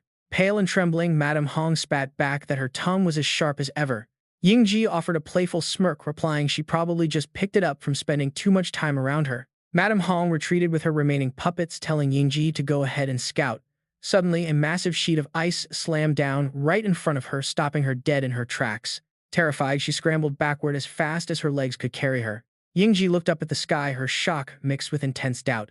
Dozens of her own lookalikes suddenly fell from the sky, leaving her wondering how there could be so many clones. As they attacked, she desperately dodged the strikes, yelling out to ask Madame Hong why on earth she still had puppets like this. Meanwhile, Madame Hong stood frozen, staring at her own pale, exhausted reflection trapped deep inside the ice. Distorted screams suddenly echoed from the frozen surface. She stared in shock as memories cried out, begging Ah Hong for mercy, asking why her best friend would betray her, screaming that she sacrificed her own people just to climb the ranks. Over here, Yingji was locked in a brutal fight against clones that seemed to grow stronger by the second. She gritted her teeth, realizing these were nothing like the dead puppet from before, wondering what master cultivator was used to craft them as she swung her blades to block their fierce strikes. But within seconds, the clones copied her exact moves and fired them right back. Fueled by pure rage, an explosive pressure erupted around her. Staring down the clones, she hissed through her teeth that if she let a bunch of fake lookalikes defeat her, she would never have a place in the guild again. Unleashing a wave of raw energy, she grabbed the nearest clone by the throat and screamed that she had suffered just as much as Madame Hong to get here. In the very next breath, she wiped out the remaining puppets with one devastating blow. Across the field, Madame Hong stared in horror as the illusions of her past victims materialized. Their voices echoed in her head, begging Ah Hong not to let gold blind her, asking if she had forgotten the simple cornbread they shared back in the slums. They begged for mercy, promising to run away and never return to Tianlin province. More spirits of her past victims rose up, screaming of her cruelty. One cried about how her men captured his fiancée, threatening to strip her naked and parade her through the streets. Another begged for his 10-year-old son waiting back at the manor, pleading to keep his life so the boy wouldn't become an orphan. A desperate mother begged to live, even if she had to work the streets as a courtesan, just to watch her child grow up. Another begged to keep her body whole so she could kowtow to her mother before dying. They all cursed Madame Hong for murdering her own flesh and blood for power, asking if the glory Lord Liu gave her was worth 25 years of loyalty. At the very end, the image shifted to a gentle, smiling woman. Reaching out her hands, she asked the hungry child to wipe the blood off her face and follow her, naming her Hong. Tears welled up in Madame Hong's eyes as she choked out the words, adoptive mother. But in an instant, the woman's warm face twisted into pure hatred as she lunged at Madame Hong. She screamed that she had raised her, given her the best food and clothes, only for this ungrateful monster to betray her using the very skills she taught her to destroy her. Madame Hong immediately blocked the strike, screaming at her to get out as she unleashed crimson silk ribbons to bind and control a massive floating skull. Hysterical Madame Hong screamed back at the ghosts of her past. She yelled that she now lived in a grand mansion paved with gold, where people kneeled just to serve her expensive birds' nests. She declared that the pitiful Ah Hong, who shared a piece of cornbread, had died long ago in the freezing winds of the slums. She had sacrificed too much to seize the entire trade of Tianlin province, so how could she possibly leave any loose ends alive? If she had let them live just to fulfill their filial duties, her fierce reputation in the province would have become a laughingstock. She sneered that rather than trusting their desperate, empty promises, she wanted them to watch their loved ones pay the price for their stubbornness, proving that opposing her always brings ruin to everyone around them. Screaming that they were just too weak to keep up and tried to drag her down into the mud, she unleashed a massive surge of power through the floating skull. The blast shattered the ghosts of her past, the living nightmares that had haunted her, as the energy tore straight through the mirror and erupted outward. But at that exact moment, the glass reflected the blinding beam, sending it hurtling right back at her. Yingji suddenly materialized behind her, furious about almost getting killed by those clones, demanding to know what the hell is actually going on. Instead of answering, Madame Hong bound her tight with crimson silk just as the reflected blast of energy came crashing back down. A blinding flash erupted. She opened her eyes to find herself in another illusion, surrounded by ruined wasteland, wondering how she had ended up inside her own memories. Behind her, a massive monster opened its jaws to swallow her whole. Spinning around in rage, she cursed, asking if this nightmare was ever going to end. But the beast suddenly vanished, leaving only a single mirror. She realized this mirror maze and illusion were nothing but a cheap trick to trap her. Red threads slid out from her sleeves as her eyes turned cold, muttering that she would never go down that easily. Her puppets materialized around her, led by a level 35 guardian. She ordered them to shatter the mirrors, but just before the guardian's blade could strike the glass, something stopped it. The mirror reflected its exact image. Instantly, a dark shadow clone of the puppet emerged from its own reflection. Sensing the danger, the puppet glanced back, and the two copies immediately locked in a brutal, violent clash. The bone-shaking impacts of their blows were enough to give anyone goosebumps. On the other side, Madame Hong watched in utter panic as her own creations turned on each other. She screamed at them to stop asking what was wrong with them, reminding them they were her puppets. As their armor began to crack under the heavy blows, she shrieked for them to stand down. But no matter how loudly she yelled at them to stop, they continued to tear each other apart. When they finally stopped, they were covered in heavy wounds. Shaking, she cried out, asking what on earth they were doing. One of the puppets turned to stare at her with a twisted grin before they all dissolved into thin air. Her mind was stretched to its absolute limit as she scanned her surroundings. This wasn't just a simple illusion, it was absolute control. She wondered what kind of terrifying power could hijack her very own puppets. Cold sweat drenched her body as her mind raced. Zhou Yi's control over Blackwind Valley was completely beyond her comprehension, and now she was left entirely alone with no allies left to rely on. Her only option now was to run. She had to escape this place immediately and bring this crucial intel back to her boss, hoping he could find a way. She bolted back the way she came, praying he had a plan. Right beneath her feet, the solid ground begins to splinter into deep cracks. Startled, she looks down only to realize the path she was on has completely vanished. The path turns into a slick sheet of ice, sending Madame Hong sliding straight down as her control threads snap cleanly in two. Her wild slide finally stops, but only because she slams hard into a solid, unyielding wall. Madame Hong looks up in utter helplessness, realizing her puppet strings are broken and he is just playing with her. She screams that she is just a bug trapped in his web, a toy for him to abuse. She dares Zhou Yi to come out and fight like a man instead of hiding like a rat. Meanwhile, Zhou Yi watches her pathetic breakdown through the illusion control. Zhou Yi projects his voice inside so she can hear every word. Go ahead and struggle, just like the helpless sacrifices you butchered feel this exact despair. He manipulates the mirrors to force her to stare at her ruined self, reminding her that this hunting ground was built just for her. Desperate, Madame Hong tries to bargain, warning him that the Chamber of Commerce is far stronger than he thinks, and Boss Liu still has trump cards up his sleeve. She promises to plead for his life if he lets her go. Zhou Yi calmly replies, not interested. Losing all composure, she shrieks at him that the Chamber of Commerce's army is already on their way and he cannot keep her locked up forever. A creepy glowing doll suddenly appears in her hand, highly volatile, explosive puppet crafted by the Chamber of Commerce's top artisan. This is a rare weapon, and she screams that Zhou Yi cannot stop its power. Unleashing a massive surge of energy, she bellows to the outside world that even if she dies, she will drag this entire place down with her. The massive detonation tears through the space, leaving her battered body lying in the thick rising dust. As she lies there, a dazed look washes over her face, feeling as though she has lost something vital. Snapping back to reality, she looks down in sheer terror. Her legs are completely gone. Zhou Yi's cold voice echoes, stating that if she wants to die, he has not given permission yet. Tears streaming down her face, she laughs hysterically and calls him a monster, begging him to just finish her off. But he simply replies that she loved watching her prey squirm in agony, yet when it is her turn, she begs for death. Talk about a double standard. Propping her broken body up with her hands, she asks in complete despair if he controls Blackwind Valley. Then he was the one who killed that woman earlier, right? Zhou hanging her head, she mutters that he wants to take her place, and she mentions that both Zhou Heng and Zhou Yi Xiaobai are still back with the Zhou Yi family. She looks up toward the sky as if staring straight at him, confidently declaring that his little sister Zhou Yun is also on their target list.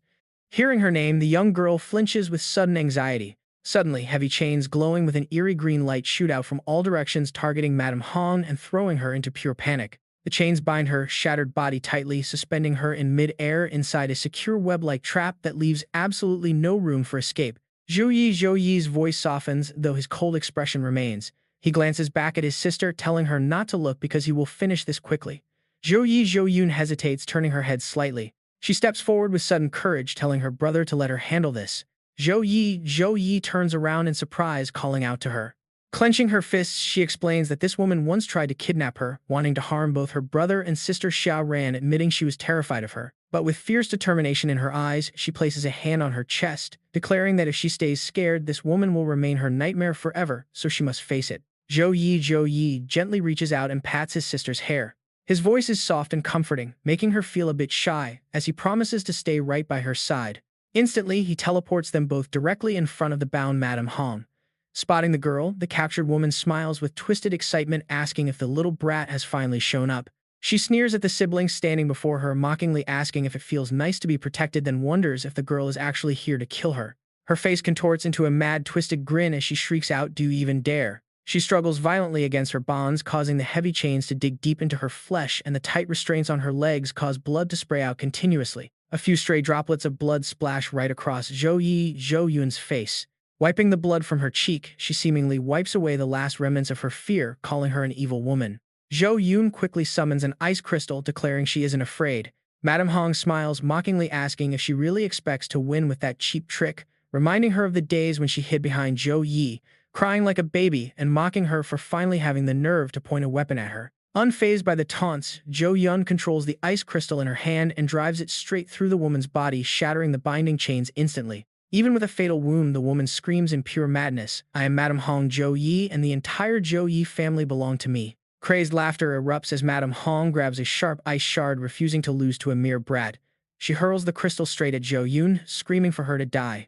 Zhou Yi watches in horror, screaming out Zhou Yun. Suddenly, a massive surge of power erupts from Zhou Yun. Without a single shred of fear, she compresses the flying ice crystal, declaring that she will never allow this monster near her brother again before instantly crushing the shard into complete dust. Instantly, a massive barrage of sharp ice spikes impales Madame Hong's body, sending blood splattering everywhere. Her eyes roll back in pure agony. But it does not stop there. Swarms of tiny glass shards latch onto Madame Hong's body, rapidly draining every drop of her blood. The dungeon system absorbs her remaining energy, boosting control over the mirror prison core to 35% and successfully registers a brand new guardian, the Red Spider Phantom, into the database. Clinging to the ice crystal, Zhou Yun speaks softly to Zhou Yi, telling him that she never wants to be used as a hostage to threaten him ever again. Sensing his sister's lingering fear, Zhou Yi gently wraps his arms around her from behind, whispering that it is all over and she did an amazing job. He tells her she has truly grown up. Hearing this, Zhou Yun tears up and tightly grips his hand. As Zhou Yi continues to softly comfort her, Madame Hong's body silently dissolves, leaving behind a girl who is no longer just a helpless child to be protected. Meanwhile, things are about to get even crazier. Elsewhere, a massive map covered in red dots hangs on a wall while a mysterious man quietly observes it. At that moment, a woman emerges from the shadows and steps silently behind Liu Xuan. He speaks with cold indifference, noting her death is fine since she lost her usefulness anyway, but warns that this intruder is no ordinary foe. Frowning, Liu Xuan looks at his compass, realizing their secret has been exposed. This epic-grade dark compass was forged using demon bones and pure abyss crystals. Its core houses the remnant soul of a demon lord. Anyone who possesses this item can merge with that entity's power, drastically boosting their overall level and amplifying their dark energy to an insane degree. Staring at the dense purple lightning crackling across the compass, Liu Xuan calls out for Dark Stag. Instantly, a group kneels on one knee, awaiting orders with unwavering loyalty in their eyes. These elite Dark Stag members include Feng Xuan, a level 41 Dark Elf Bone Curse, a level 42 Undead Mage, and Shi Kai, a level 43 Dark Warrior, along with a level 42 Blood Swordsman and a level 40 Shadow Striker. Resting his chin on his hand, Liu Xuan cold eyes them, explaining that chaos has erupted in Black Wind Valley. He orders them to clean up the mess and eliminate the intruders immediately, as their sleeping master must not be disturbed under any circumstances. Liu Xuan raises his hand, manifesting glowing red blood pills for each of them to unleash their hidden potential if necessary. A blonde warrior steps forward with clasped hands, confidently promising that the Dark Stag will make sure the intruders never return alive.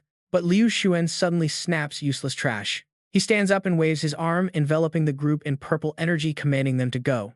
His voice drops low as he orders them to hunt down those annoying pests. The scene then shifts to a hellish abyss of scorching flames, resembling the infinite purgatory, where a frustrated voice suddenly complains about all the noise.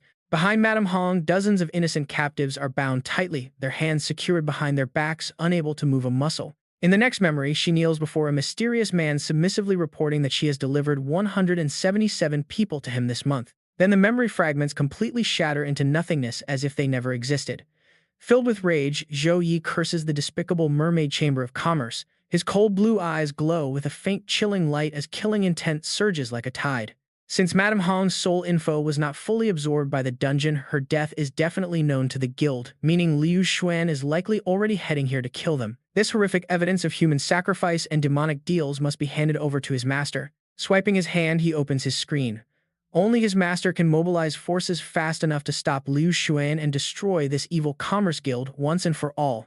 On the other end, Wang Hui answers immediately, asking Zhou Yi why he is calling at such an hour. Wasting no time, Zhou Yi reports that he has uncovered the dark central secrets of the Mermaid Chamber of Commerce inside Black Wind Valley. He carefully explains everything, reporting how the guild is using living humans to feed dark creatures inside Black Wind Valley. However, he secretly decides to hide the truth about the Mirror Prison Core, opting to pin the source of information on the deceased Madame Hong. Zhou Yi lies without blinking, claiming she revealed that this dark creature is actually a growing portal to another dimension, and the sacrifices were meant to speed up its formation. Once fully formed, a massive demon army will pour through, plunging the nation back into the horrific crisis from a century ago. Listening without expression, Wang Hui coldly crosses his arms and asks about the portal's current state. Understanding the gravity of the situation, Wang Hui nods and issues a direct order. He promises to immediately use his highest authority to contact the military, urging them to deploy an elite squad to seal off the valley. As for Zhou Yi's team, they are ordered to withdraw immediately, with Wang Hui emphasizing that this is an absolute command. Zhou Yi hesitates, whispering, "But teacher." Before he can even finish his sentence, the sky erupts with ominous blood-red lightning, immediately killing the signal. Talk about terrible timing, Liu Xuan has already arrived far faster than anyone could have ever anticipated.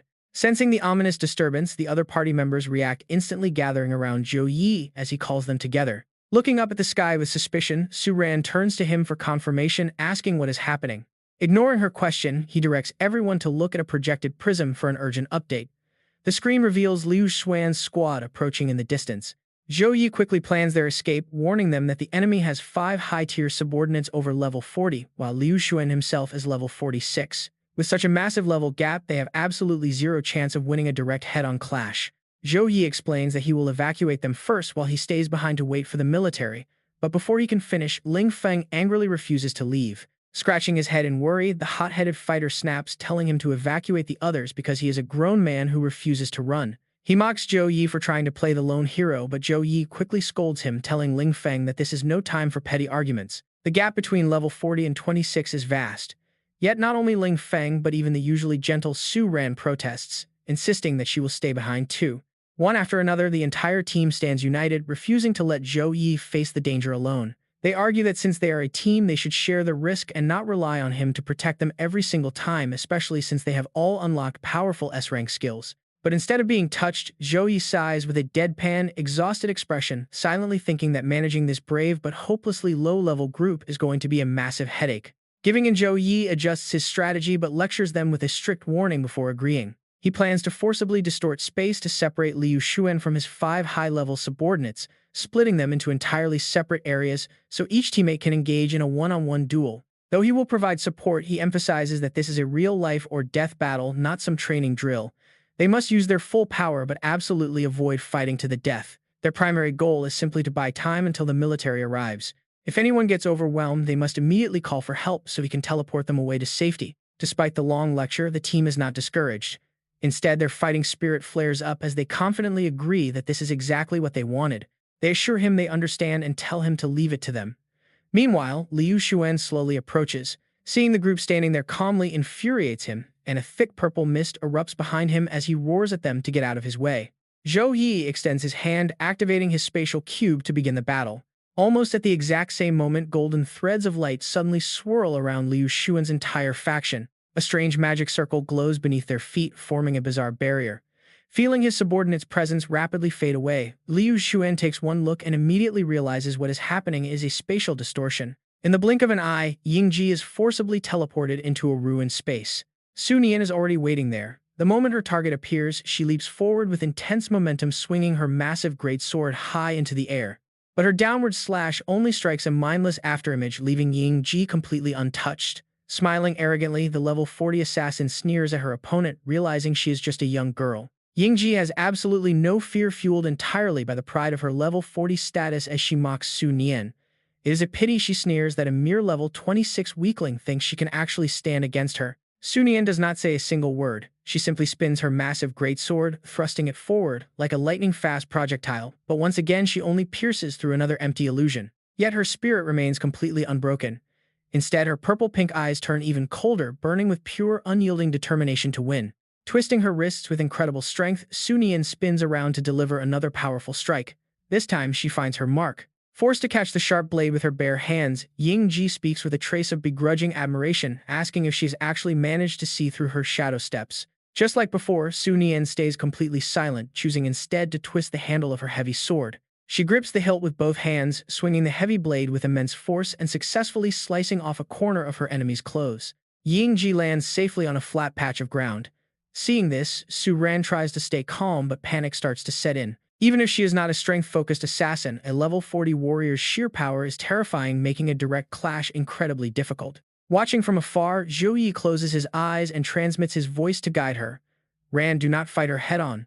Her absolute speed and strength far exceed yours. Instead, use your succubus perception to lock onto her location. Then use your sword array to force her out. An assassin's main edge is her stealth. Once she cannot hide, her combat power drops drastically. Driven absolutely mad by Su Ran's relentless counterattacks, Yingji stops dodging and launches a desperate near-suicidal strike. Facing a hail of sharp steel blades, Su Ran simply slams her heavy sword into the ground. Time slows to a crawl as the incoming steel shards strike her blade and deflect right back at her opponent. A glowing magic circle expands beneath Su Ran's feet, summoning phantoms of herself to throw the battlefield into pure chaos. This is her signature move, Ghostly Sword Shadow Array. To break down how this technique works, the S-rank Ghostly Sword Shadow Array summons sword spirits that relentlessly strike the enemy. It inflicts a heavy stun, poisons the target, and unleashes a massive final explosion once the spirits fade. This means no matter how many illusions Yingji creates, the ghostly swords shred them to pieces. She was still sneering about a mere level 26 array when the phantom blades slash right through her actual flesh. Yingji freezes, staring in absolute shock as a sharp pain tears through her chest. What on earth? True fear finally sets in as she looks down at the eerie magic circle. Every single second spent inside this zone drains her speed, making it impossible to maintain her perfect stealth. Feeling her open wounds slowly burn and corrode, her face turns deathly pale as cold sweat pours down. That brat actually coated her blade in poison. In a desperate move, Yingji suddenly sinks into the ground, phasing through the earth to escape. She quickly resurfaces nearby, her body seemingly healed. My level might be much higher, she realizes, but my stealth skills are totally countered. Being forced into a head-on clash inside this domain is practically a death sentence. Mumbling to herself, Yingji charges straight at Su Ran. The core of this array must be that brat. If I kill her, the barrier breaks. She thrusts her hand straight towards Su Ran's stomach, screaming in triumph as if she has already won. Got you. Even now, Yingji fails to see the trap, still mocking the massive gap in their levels. See that a lower level means you are nothing. But Su Ran calmly grabs the woman's wrist, pulling the hand away from her abdomen. Shocked, the assassin shrieks, "What are you doing?" Su Ran grips her tightly, completely, ignoring the blood soaking through her clothes. Overhead, dozens of spectral hands grip a giant blade, pointing its razor-sharp tip directly to the heavens. Su Ran glares at her, ready to end this game with one final decisive checkmate. Sword Soul Demise. Meanwhile, on another part of the battlefield, the earth is completely torn apart, scarred with deep, freshly carved craters. An earth-shattering boom rings out as Ling Feng's wild dragon claw is stopped cold by his enemy's heavy steel shield.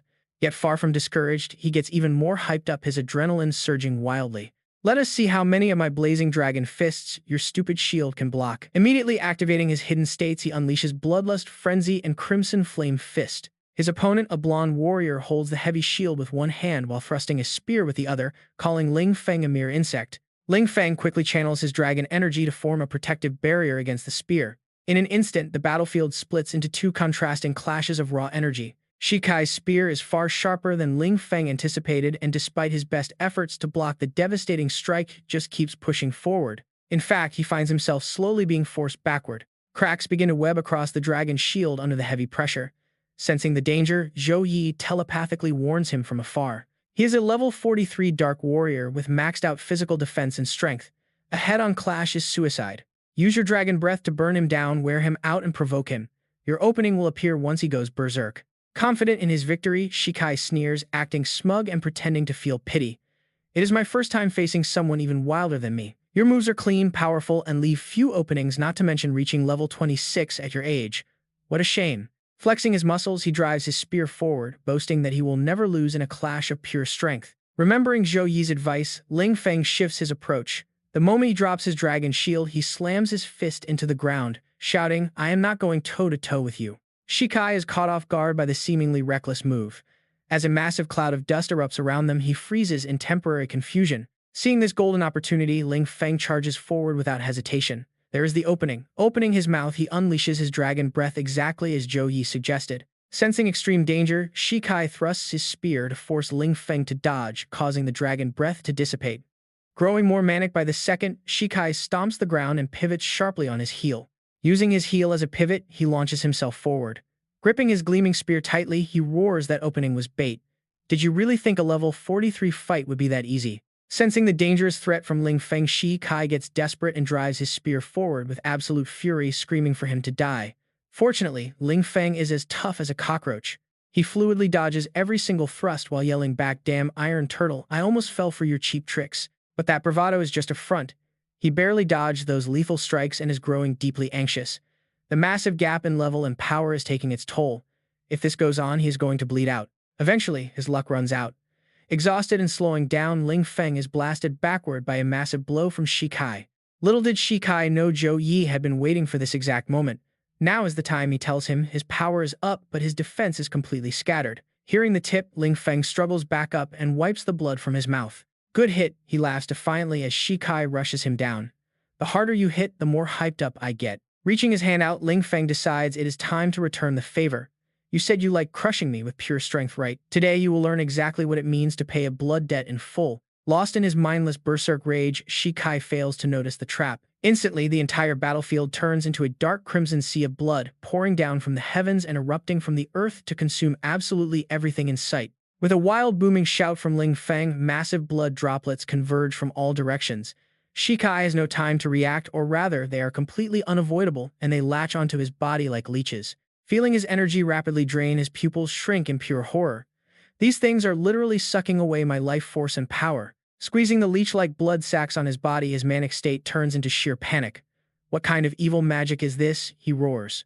Ling Feng laughs triumphantly instead of explaining. That heavy iron shell of yours is totally useless now, so prepare to taste your own power. He then whispers the activation chant for his S-rank skill, Wrath of the Crimson Bath. To explain this ability, it absorbs the enemy's blood aura to form blood condensation beads, which then merge into a highly explosive soul blood orb that triggers a massive devastating blast when detonated on the target. Right on cue, the soul blood orbs covering Shikai detonate simultaneously, blanketing the entire area in a thick, choking crimson mist.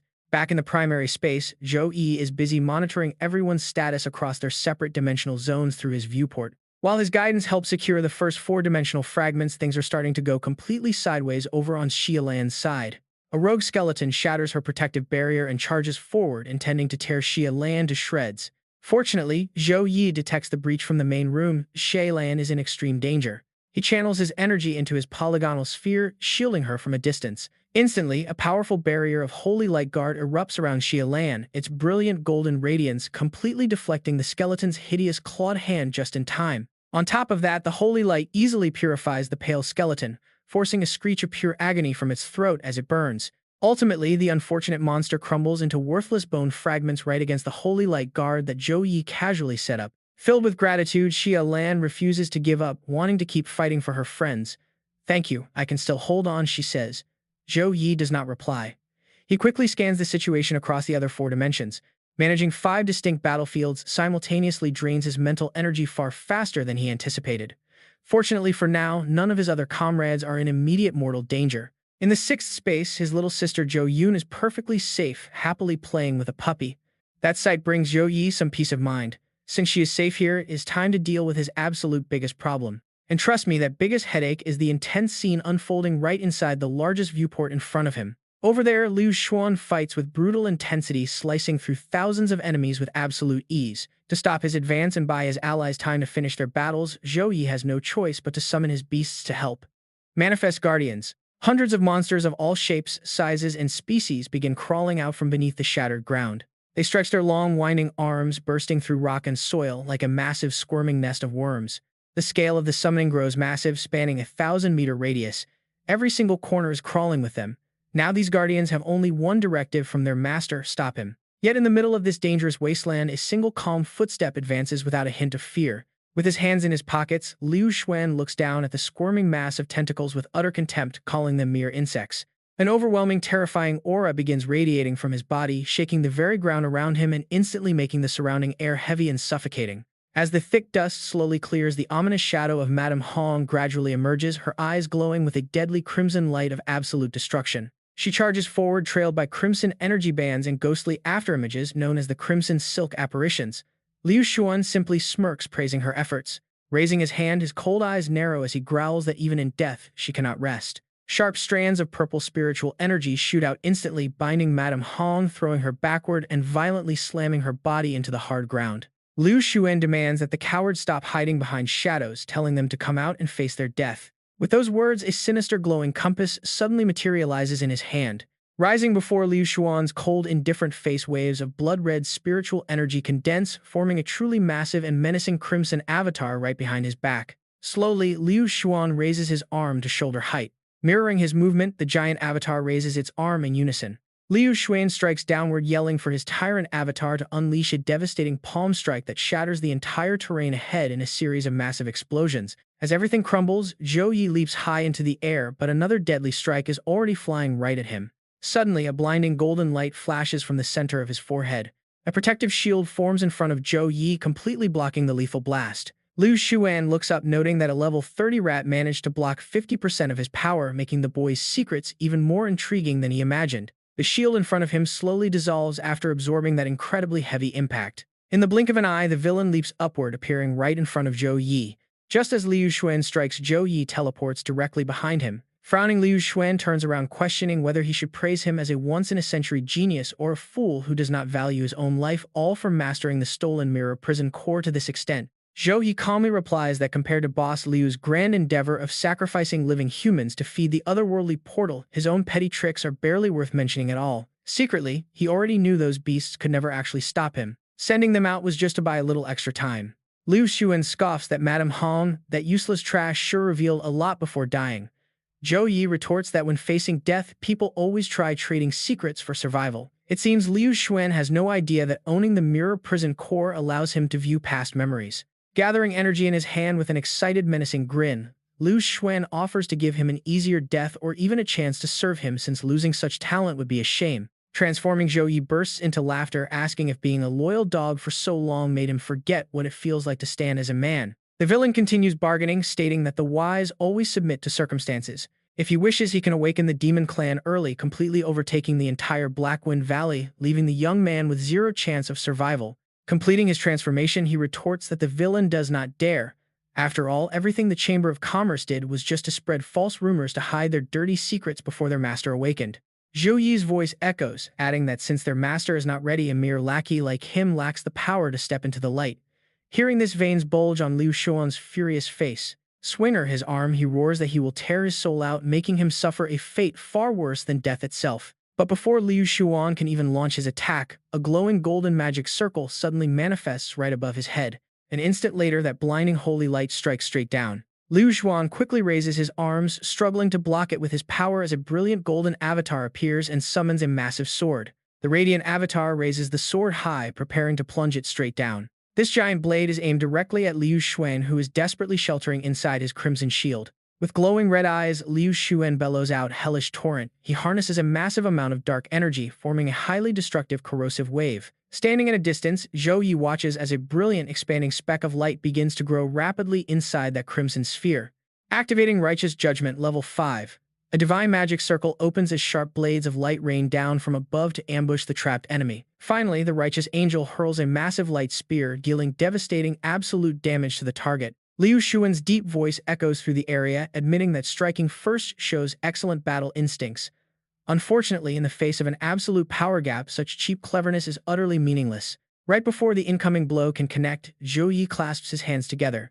Shards resembling a shattered mirror materialize, clearly reflecting Liu Xuan's furious face on their surface. A second later, the shards are shattered by the surging crimson energy. With the deadly attack closing in, Zhou Yi is forced to leap backward to dodge the blast. Meanwhile, Zhou Yi skids to a halt quite a distance away from the clash. Clutching his chest in pain, a thin trail of blood trickles down the corner of his mouth.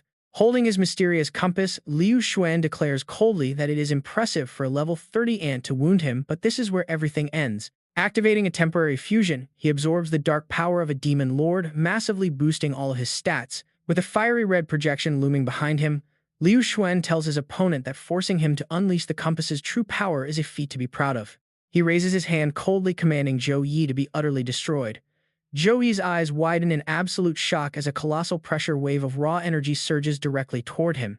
Liu Xuan's devastating strike lands directly on his target, triggering a terrifying explosion of pure destruction. Zhou Yi's body is launched backward, flying through the air, completely helpless. As the dust finally clears, Zhou Yi skids across the ground, barely propping himself up to avoid collapsing. Looking up, he realizes that his opponent's level 46 strength, combined with an epic tier relic, creates a massive gap in raw power. Even though his own class naturally counters dark energy, this level difference leaves him with almost zero chance of victory. Gritting his teeth, he calls out to Tai Xin with desperate resolve. Back in that mirror dimension, Tai Xin is completely overwhelmed, struggling as an enemy blade swings directly toward her throat. Zhou Yi quickly intervenes from afar, knocking the lethal sword away just in time to save her. Scenes from the other dimensions flicker, as Liu Xuan smugly points out that his opponent is using the mirror prison core to maintain 5 separate mirror spaces at once. Standing tall, he mocks Zhou Yi, noting how his allies are trapped and wasting precious time trying to break out. He laughs, asking how Zhou Yi plans to win against him while being so heavily distracted. Zhou Yi stands up and coldly tells him to mind his own business. Internally, he knows that keeping up 5 mirror dimensions while fighting Liu Xuan is draining his mental energy far too fast. Realizing he has to gamble, he decides to pull back some mental power from those mirrors to focus everything on his core. Liu Xuan leaps forward, swinging his massive crimson axe high as he yells that he will show him the absolute difference between level 30 and 46. The downward cleave completely shatters the earth, sending debris flying everywhere. Retreating just in time, Zhou Yi immediately retaliates by casting Light's Punishment. Bolts of brilliant golden lightning rain down, striking directly at Liu Xuan's exact position. With his eyes locked on the target, Zhou Yi slams his massive chains into the ground, completely sealing off the surrounding area. He activates his SSS-rank level 3 skill, Divine Thunder Heavenly Prison Lock. This powerful ability manipulates sacred lightning to form an inescapable cage, trapping the enemy on the spot. Retreating to a safe distance, Zhou Yi presses his back against a massive stone slab behind him. Using the slab as a leverage point, he kicks off with explosive power, charging straight ahead. But amidst the clinking chains, a crimson energy suddenly erupts with a devastating impact. The force shatters the prison Zhou Yi worked so hard to create, while the shockwave completely obliterates the sword in his hands. Sweat beads on his forehead as he extends his hand, preparing to summon his ultimate move, the Hand of God. A colossal hand emerges to block Liu Xuan's dark crimson energy beam, but the attack's raw power is simply too overwhelming, completely disintegrating the divine shield. Zhou Yi grits his teeth against the agonizing pain, ignoring the blood splatter in the air. Suddenly, Shuang Ya lunges forward from behind with its jaws wide open, shouting that it is coming to help him. The collision of these immense forces triggers a massive explosion, tearing across the ruined landscape. Both Shuang Ya and Zhou Yi collapse to the ground. His powerful transformation unravels back to normal, while his companion's spirit form slowly begins to fade away. Zhou Yi struggles to push himself up, his body trembling as he watches his companion disappear. Just then, Liu Xuan floats down, mocking the fading dragon's soul as a fool seeking death. He sneers that it is a pity they had to face him, bragging that none of Zhou Yi's trump cards are even worth mentioning in his presence. He glances curiously at the shattered mirror shards floating in mid-air, humming in suspicion. Each fragment displays a different pocket dimension. In one, Su Nian is shown brutally pinned by countless dark feathers. Elsewhere, Ling Feng lies beaten on the ground, unable to lift his head. Xia Lan is in no better shape, ruthlessly grabbed by the head and battered by a horde of skeletons. In the fourth dimension, their companion Lin Duo is pinned to a wall by countless arrows like a target. Tai Xin is also run through by a sword, collapsing onto the ruins, seemingly having lost consciousness entirely. Liu Xuan laughs mockingly, sneering that someone who cannot even protect himself has no business trying to save others. With a simple wave of his hand, he crushes Zhou Yi under crushing gravity, telling him he lacks the power to save anyone. Zhou Yi's fingers claw desperately into the dirt, straining against the absolute weight pressing down on his back. He lets out a defiant roar, his eyes burning with fury as he activates the S-rank level 3 skill, Divine Thunder Apocalypse. Entering this divine state boosts his status resistance by 60% and amplifies his lightning damage by 60% for 15 seconds. Clad in magnificent armor, once more he leaps forward to strike at Liu Xuan. The enemy is forced to dodge backward as the immense shockwave shreds the surrounding earth and stone to pieces. However, Liu Xuan effortlessly reaches out and grabs Zhou Yi's wrist in an iron grip. With a casual strike, the warlord disarms the young knight, sending his weapon clattering to the floor. With a triumphant smirk, Liu Xuan lunges forward and strikes Zhou Yi straight in the face. With a single brutal grip, he completely shatters the mask Zhou Yi is wearing. He shoves a shard of glass in front of him, showing his allies getting pierced by countless arrows. Look closely, he sneers, watch your friends perish and feel the absolute despair down to your bones. With a sharp crack, Liu Xuan shatters the glass, sending deep fractures sprawling across it. Zhou Yi's eyes turn bloodshot with rage, his veins bulging violently, but he cannot break free from his enemy's powerful grip. Suddenly, a piercing screech fills the air, turning the atmosphere terrifying. Even Liu Xuan is startled, his eyes widening in shock as a massive towering portal materializes in the space adorned with mystical dragon carvings. He stares blankly to the side, his face filling with anxiety. This energy fluctuation is all wrong. Zhou Yi glances at the violently shaking shards of glass. The energy of the mirror prison core has become highly unstable. Out of nowhere, a dark red pillar of light erupts like a swirling vortex, shooting straight into the sky. This sudden burst of energy sweeps toward them, forcing Liu Xuan to release his grip to shield himself. Zhou Yi collapses to the ground. His wrist previously grabbed by Liu Xuan has turned an ominous, terrifying black.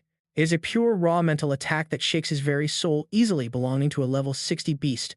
Meanwhile, Liu Xuan panics as he stares at the newly emerged portal. No, this cannot be, he stammers. The incubation period is not over, so how is it awake? Is it because of that energy? Please, Lord, calm your anger. I have not prepared the sacrifices yet. The dark portal merely creaks open without making a single sound, unleashing nothing but waves of thick, jet-black mist. Massive tentacles start stretching out as whatever is trapped inside desperately struggles to break free. Panting heavily, Zhou Yi heals the painful wound on his right wrist. He stares at the shattered glass, knowing the mirror-prisoned barrier couldn't withstand this level of chaotic energy. As the entire space collapses into a pitch-black void, everyone plunges into darkness. With the dimension officially erased, Xu Ren asks if their side has finished as well. Just then, jet-black tentacles slam down, ripping the earth apart into massive, jagged craters. They sprout everywhere like wild mushrooms, surrounding the terrified group of survivors on the ground. Boulders shatter as the beast screeches a deafening roar for energy and food. Below, a group of terrified girls huddle together for safety, staring up at the massive monstrosity that completely blocks the sky above their heads. Debris flies in every direction as the creature's colossal body struggles to crawl out from the deep, dark abyss. Xu Ren watches in utter terror as the massive creature wreaks absolute havoc. Suddenly, a stray tentacle wraps around a girl, dragging her upside down into the sky.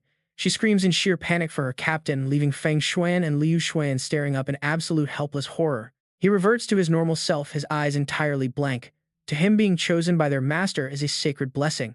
Turning around, he commands his remaining servants to stay and protect their master while he heads back to gather a fresh batch of sacrifices. Lan Chang blocks his path, boldly asking if he is abandoning them.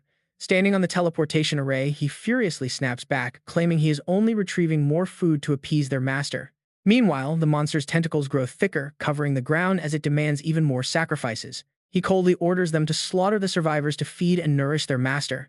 Trapped tightly in the thrashing tentacles, the captive struggles and screams to be released. Sui Ren and his men scramble to escape the creature's reach. Desperate, he quickly pops a crimson blood essence pill into his mouth, crushing the dark red pill between his teeth. Power explodes the moment he swallows it. With glowing red eyes, he aims his spear at the oncoming threat. The tentacles close in fast, kicking up blinding clouds of dust. The eyeless beast finally reveals its true face, boasting a mouth packed with razor-sharp teeth. It drags several captives forward, growling in disgust about noisy insects and low-quality energy. Standing under its colossal shadow, Zhou Yi's group remains completely silent, frozen in place. Countless mismatched eyes suddenly open all over its massive body, looking around as it hungrily searches for pure, delicious food. In an instant, a tentacle detects Su Ran and lunges straight for her. Reacting instantly, Zhou Yi is the first to move, scooping Su Ran up into his arms to carry her away from the incoming attack. Zhou Yi spins around and shields her tightly, taking the brutal impact directly on his back as Su Ran cries out his name. Gritting his teeth against the metallic taste of blood, Zhou Yi turns to look at the beast. The corrosive power is insane, rapidly draining his remaining holy energy.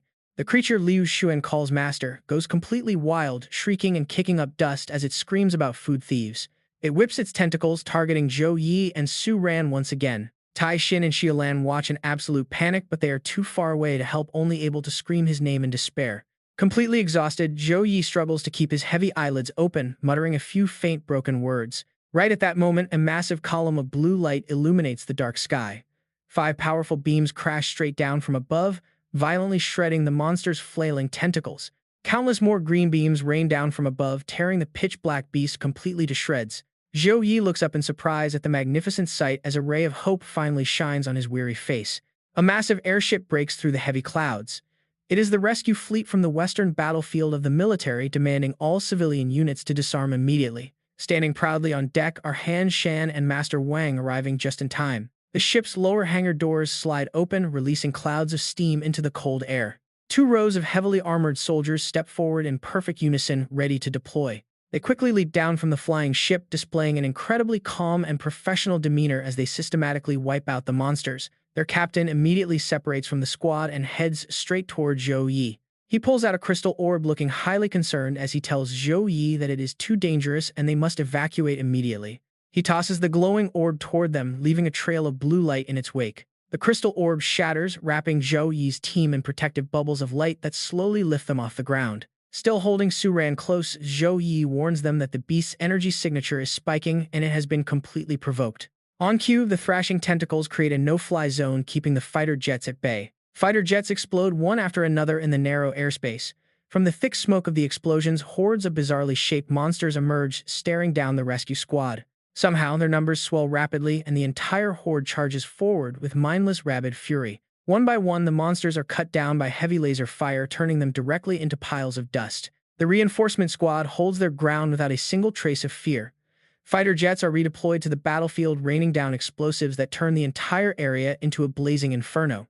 Han Shan barks out tactical orders, commanding the first and second squads to lay down suppressive fire, the third squad to eliminate surrounding monsters, and the fourth to establish a spatial barrier to seal the rift. Master Wang walks up, warning that the situation is far worse and the beast's awakening level is dangerously high.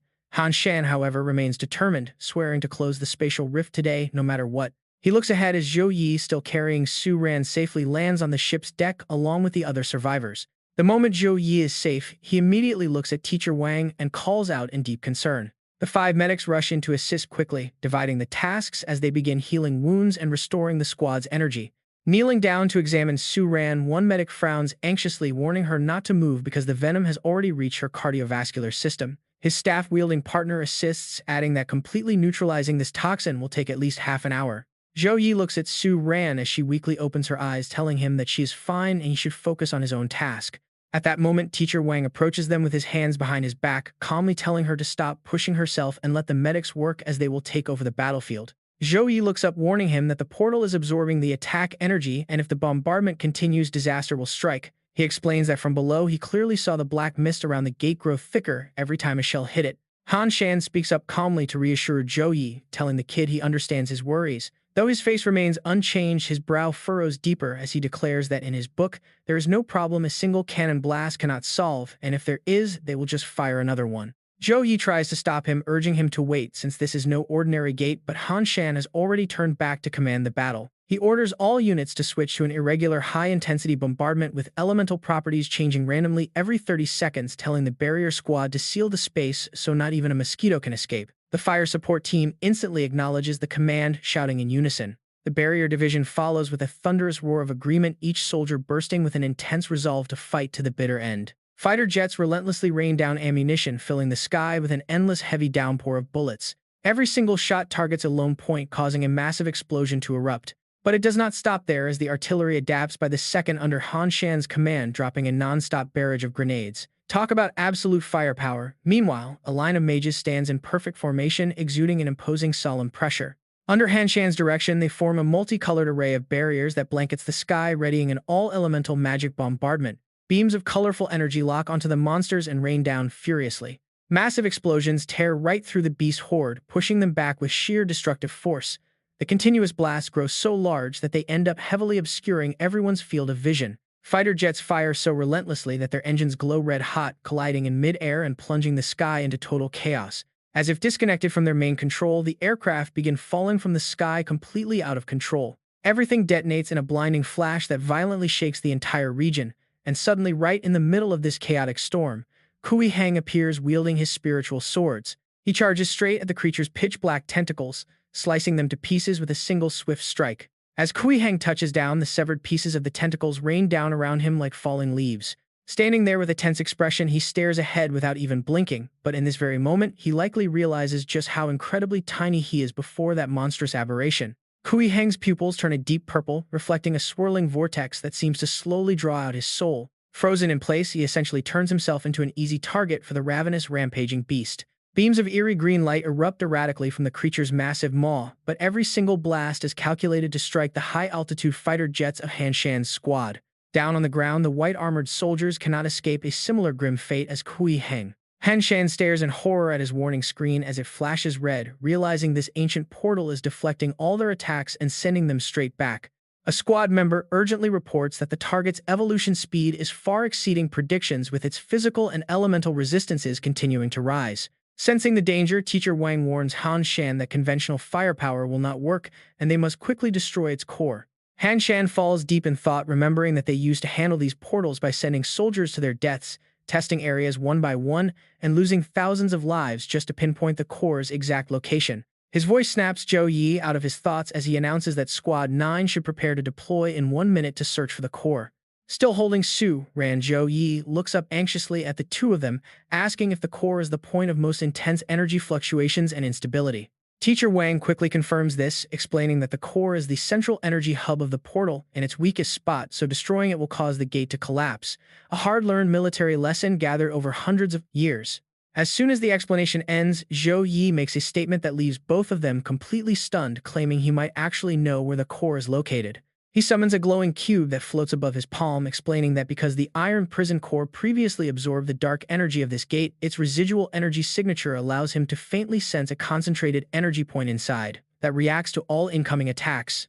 Han Shan kneels down in front of him, pointing out that merely knowing the vague location of the core is not enough, as the distorted spatial field surrounding the gate will deflect any incoming attacks away from the target. Zhou Yi stares silently at his iron prison core, deeply considering the commander's warning.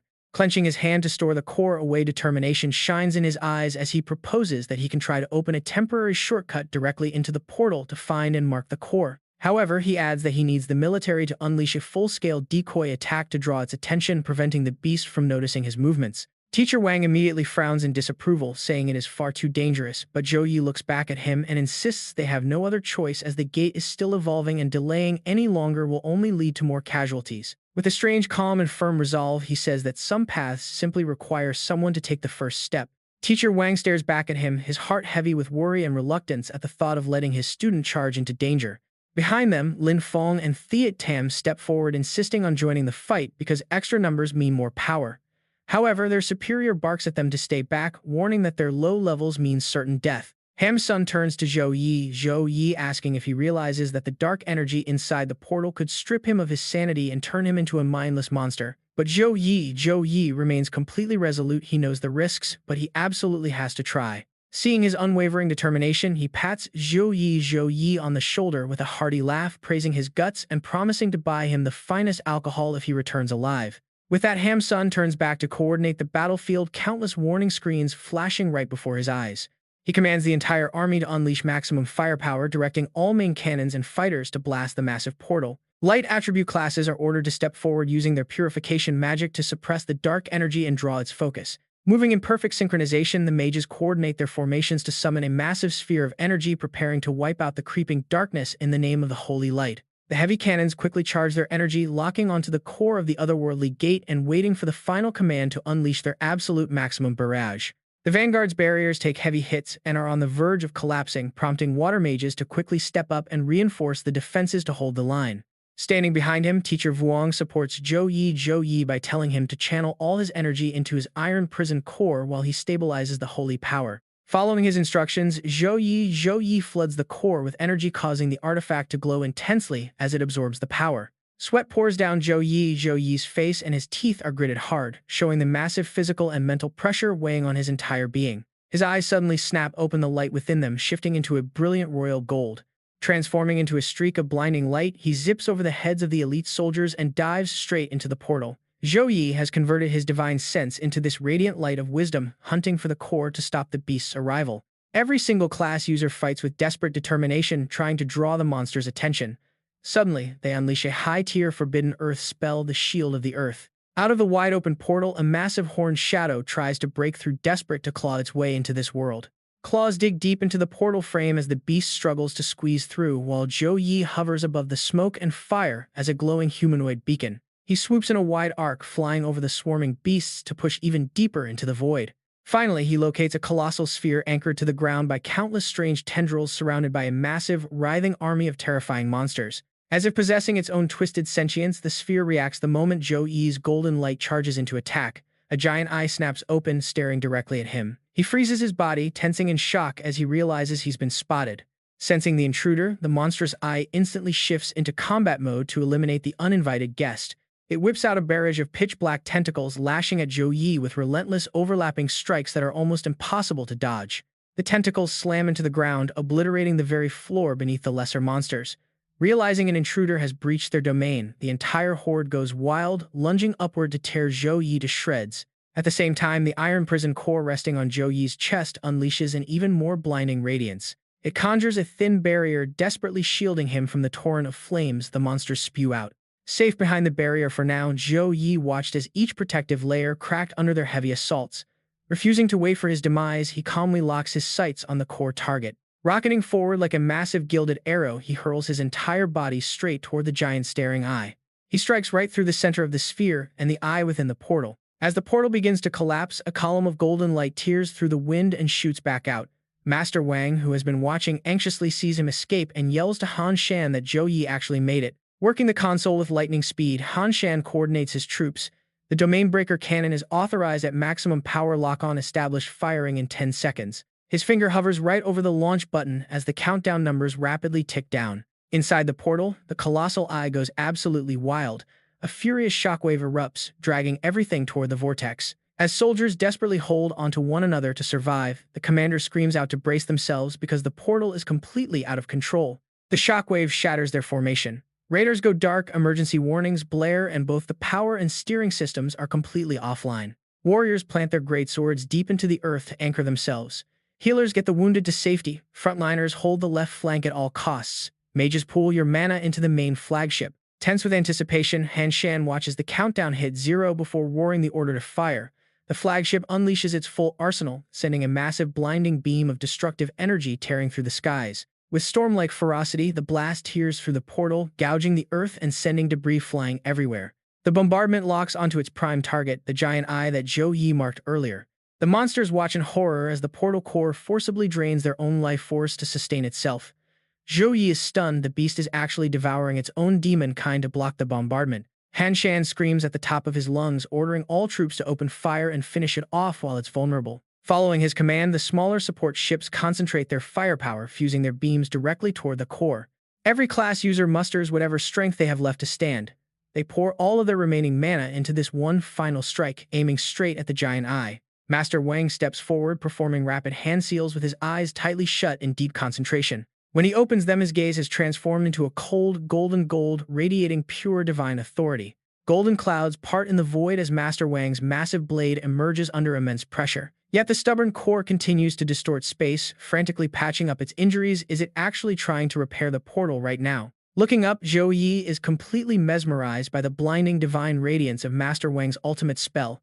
This is his fabled legendary weapon, the Blade of Judgment. Floating in the air like a celestial being surrounded by holy golden halos, Master Wang speaks, "I am the protector of order, the blade that judges evil.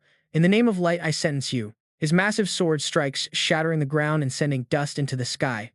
It is his ultimate purifying strike, holy judgment. The devastating blow drives straight through the core as it frantically tries to regenerate. At that exact moment, Zhou Yi coughs up blood splattering crimson right onto the iron prison core resting before him. Zhou Yi Ran, having recovered a bit, watches over him. She panics as she sees Zhou Yi collapse, crying out his name in fear. Ham's son looks down at him, realizing that the otherworld portal's destruction has completely shattered Zhou Yi's consciousness. His mind is severely damaged and needs deep treatment right away. He immediately summons healers to assist while preparing a top-grade life support pod, urging Zhou Yi to hang on just a little longer. Wasting no time, Ham's son immediately barks out orders to coordinate the troops. The otherworld gate is destroyed, so all units must clear the battlefield and tend to the wounded. Just as Hamsun said, the actual core is completely ruined, leaving a massive dark crater right in the center. But they completely underestimated that thing. Just when they thought it was over, thin crimson threads begin stretching from the core as a furious voice roars, calling them shameless invaders. The portal turns blood red again, wrapped tight by countless tethers. Hearing that voice, Zhou Yi forces his trembling body up, warning Ham's son that the core is still using the demon's flesh and blood to construct a brand new portal. Sensing the imminent danger, Master Vuong takes action, unleashing his domain of punishment and purification. Rings of golden light descend one after another, sweeping across the massive area.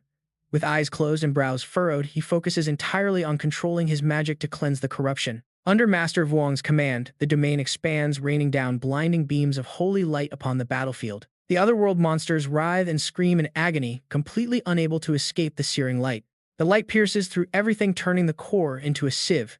A furious voice roars, "Do you humans really think destroying this is enough? More rifts will appear everywhere and we will reclaim what is ours." The core explodes, turning to ash, leaving a final warning that humanity will pay the price. The monsters are completely wiped out alongside it. They crowd together and scramble to escape, but not a single one survives. In the end, only a deep crater remains with a swirling crimson sphere hovering right in the center. Back in the medical bay, Zhou Yi lies inside a recovery pod while Su Mi Aaron stands nearby, filled with worry. Seeing Master Vuong enter, she looks up to ask about him, but the master gently cuts in to reassure her. He tells her not to worry because with the holy light and medical treatment, he will wake up very soon. Eventually, Zhou Yi slowly opens his eyes, his heavy eyelids fluttering with immense exhaustion. Speaking with great difficulty through his oxygen mask, he gasps out, "Master, it said we are the ones." Confused Master Vuong repeats the last words, asking if it called them plunderers. Conjuring a warm golden light in his palm, he speaks with his usual gentle tone, telling him to close his eyes and rest his mind while leaving everything else to him. That soothing warmth flows from Master Vuong's hand, gently enveloping the healing pod right over Zhou Yi's face. Once finished, Master Vuong tells Su Mirin to stay and watch over him while he checks the battlefield cleanup. She gazes at Zhou Yi warmly promising to stay by his side. Meanwhile, the outside cleanup is wrapping up. The wounded are meditating to recover their energy, while the rest divide their time between work and rest. Hamsun reviews the reports and warmly greets Master Vuong, thanking his old friend. But Master Vuong insists that Zhou Yi did the heavy lifting by locating the core before asking about the casualties. Hamsun hands over the detailed casualty list. Over 30 soldiers are dead and more than 120 are injured, with their mages taking the heaviest hit. Still, he notes that they got lucky since the portal was completely demolished before any monsters could escape to the surface. Master Vuong looks at the list of the fallen and asks Hamsun to record every name. He promises to personally visit their families to offer his condolences. Just as they finish speaking, an emergency call flashes on the screen. An officer urgently reports that they have detected massive energy fluctuations from an insect-type rift at the abandoned Mado mine. Calm as always, Master Vuong immediately asks if any beasts have broken through and if the civilian evacuation is underway. Hamsun raises an eyebrow. The officer replies that no beasts have appeared yet. Since the mine is abandoned, they have established a 5-kilometer lockdown. Headquarters has ordered both team leaders to take their elites, assess the situation, and neutralize the threat. Master Vuong agrees to set out immediately, but Hamsun hesitates, pointing out that Zhou Yi has an unprecedented talent for sensing dark energy. He suggests that if they could bring the kid along, it might help them deal with the crisis. Master Vuong immediately rejects the idea with a cold frown. Hamsun looks at him wanting to argue but finding himself at a complete loss for words. Master Vuong looks out over the battlefield, asking what the point of soldiers putting on armor and picking up weapons is if not to give children a chance to grow up in peace. He firmly believes 19-year-olds should not have to shoulder the heavy weight of saving this world when that responsibility belongs to them. Painful memories of young soldiers flood his mind. He solemnly recalls that 25 years ago he mentored a student just like Zhou Yi, who could feel dark energy. That kid was only 25, but they treated him like a living scanner, and in the end, they could not even find enough of his remains for a proper burial. Master Vuong speaks with icy determination, asserting that Zhou Yi is not a tool but someone who can change the course of this war. They cannot treat him as a disposable resource before his wings have fully grown. If the sky falls, the adults must stand up and block it. Hearing this, Hamsun breaks his serious facade with a laugh, giving his old friend a firm slap on the back. He admits he was just too impatient and urges them to go crush that nasty monster first. Master Vuong rolls his eyes and adjusts his uniform, telling Hamsun not to hit him so hard. He orders that all available members must assemble within 5 minutes, leaving the remaining supplies for the logistics team. The two men look in the same direction, their eyes sharp and focused like hunting leopards. Let us see if they can survive what is coming next. While a new battle begins outside, a figure stands quietly in the medical bay. Slender fingers in a black glove gently touch the glass of the pod. She thinks to herself that with his eyes closed, he actually looks quite cute and gentle, unlike his usual thorny, stubborn self. Miss Tin leans in close to study Zhou Yi's peaceful, sleeping face. She mutters that his handsome yet annoying face seems to attract a lot of girls, and even her own niece is practically begging to date him. Lost in her own words, she fails to notice Zhou Yi's arm starting to move as she chuckles, adding that she told her niece to just give up. Seeing him stir, Miss Tin panics, stepping back and covering her mouth to hide her embarrassment. Spinning back around, she forces a smile, pretending she was not just staring, and asks if he is awake. Zhou Yi looks at her with confusion, asking if their teacher left any messages, which catches her completely off guard. Zhou Yi smiles playfully as he hops out of the treatment pod. Since their teacher is not here, but her trusted non-military aide is waiting for him to wake up, he guesses that their teacher must have rushed off to handle some urgent business. Crossing her legs, Miss Tin explains that the guild master is already heading to the Mado Rift. The situation at Blackwind Valley went way beyond what they expected. Initially, the guild master only wanted him to borrow the Bang Long Yuan sword from the Zhou Yi family to stabilize his second-turn foundation, never imagining he would get dragged into a war of this scale. Feeling deeply responsible, the guild master hopes Zhou Yi will rest at home until he returns to discuss the next steps. She casually adds that the guild master particularly wanted him to know that Lu Tuyen has been arrested by the military and will soon face a court-martial. His entire Min-Am faction has been completely seized and dismantled. Although a few low-level lackeys managed to escape, they are powerless, so there is no need to worry about any revenge. She then conjures a token explaining that because of his outstanding merits in saving Zhou Yun, the military has officially granted him full ownership and management rights of the entire Black Wind Valley region. Handing him the land deed, she notes that the guild master believes the resources there might just solve the Zhou Yi family's current crisis. Zhou Yi takes the land deed, realizing his teacher must be referring to the scattered frost essences. It seems she really does know everything. She steps closer, glance darting between Zhou Yi and the deed before bidding him farewell now that her mission is complete. As she brushes past, she gives him a playful look, asking one last time if he will consider joining the Thian Vu Guild. He gives her a flat, cold refusal, prompting her to turn on her heels and walk out the door. Once she is out of sight, Zhou Yi crosses his arms and lets out an annoyed sigh. He pulls out the iron prison core to inspect it, realizing that his second-turn power is still far too weak in the face of actual war.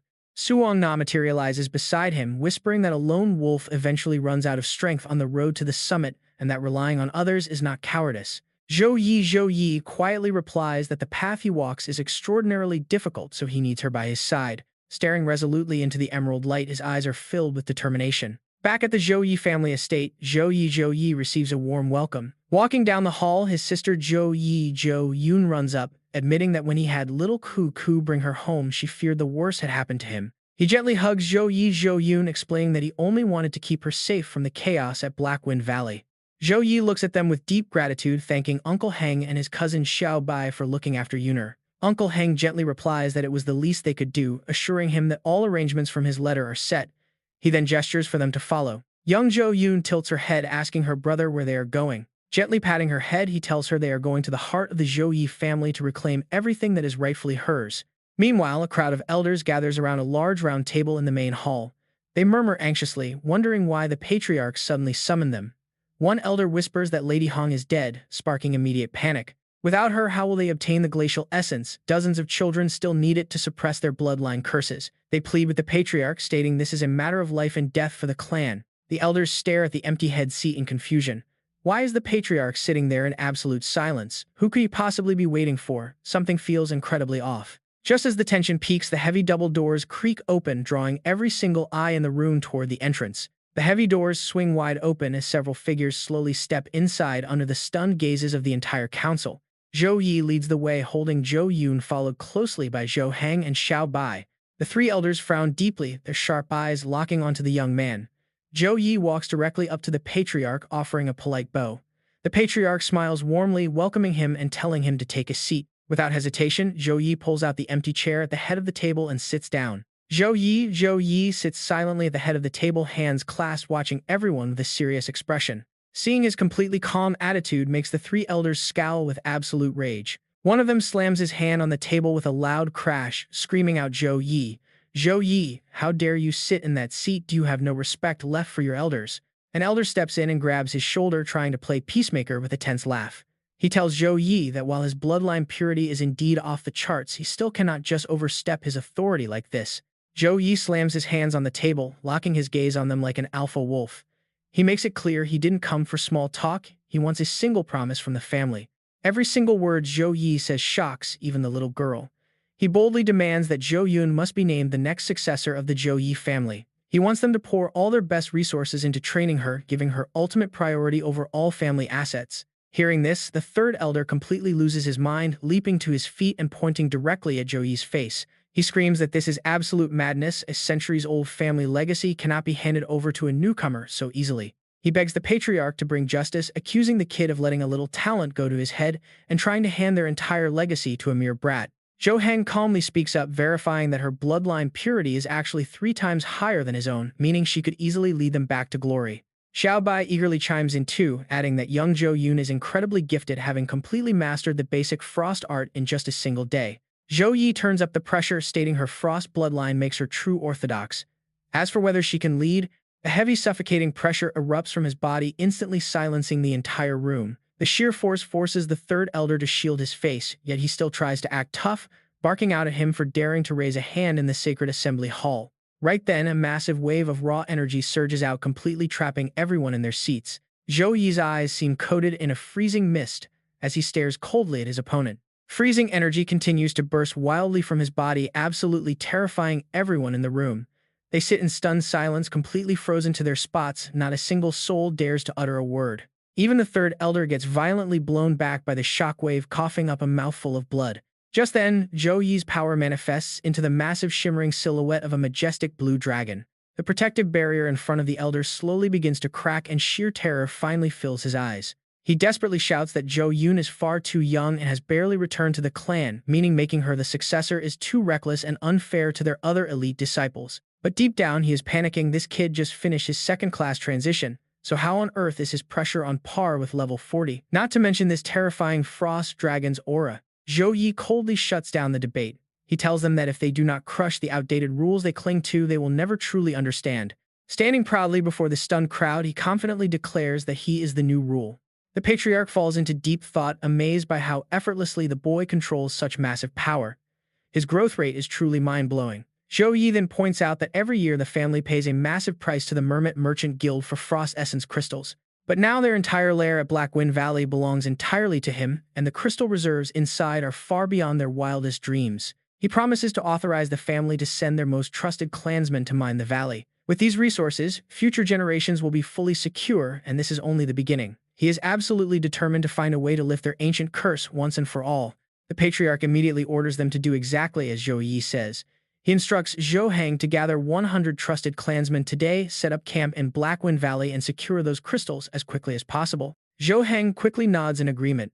The patriarch rejoices, declaring that the heavens have not abandoned them and the entire clan will remember this incredible favor. However, the second elder feels conflicted, wondering if this is just another form of forced submission. Zhou Yi glares at him with ice-cold eyes, asking why he would care about submission when the gifts he is offering are things this world could never provide. He then turns to the third elder, asking how much money and how many favors the family wastes every single year just to secure dungeon entries for their disciples. The elder snaps back that this is standard practice for all great families, demanding to know why he is even asking this.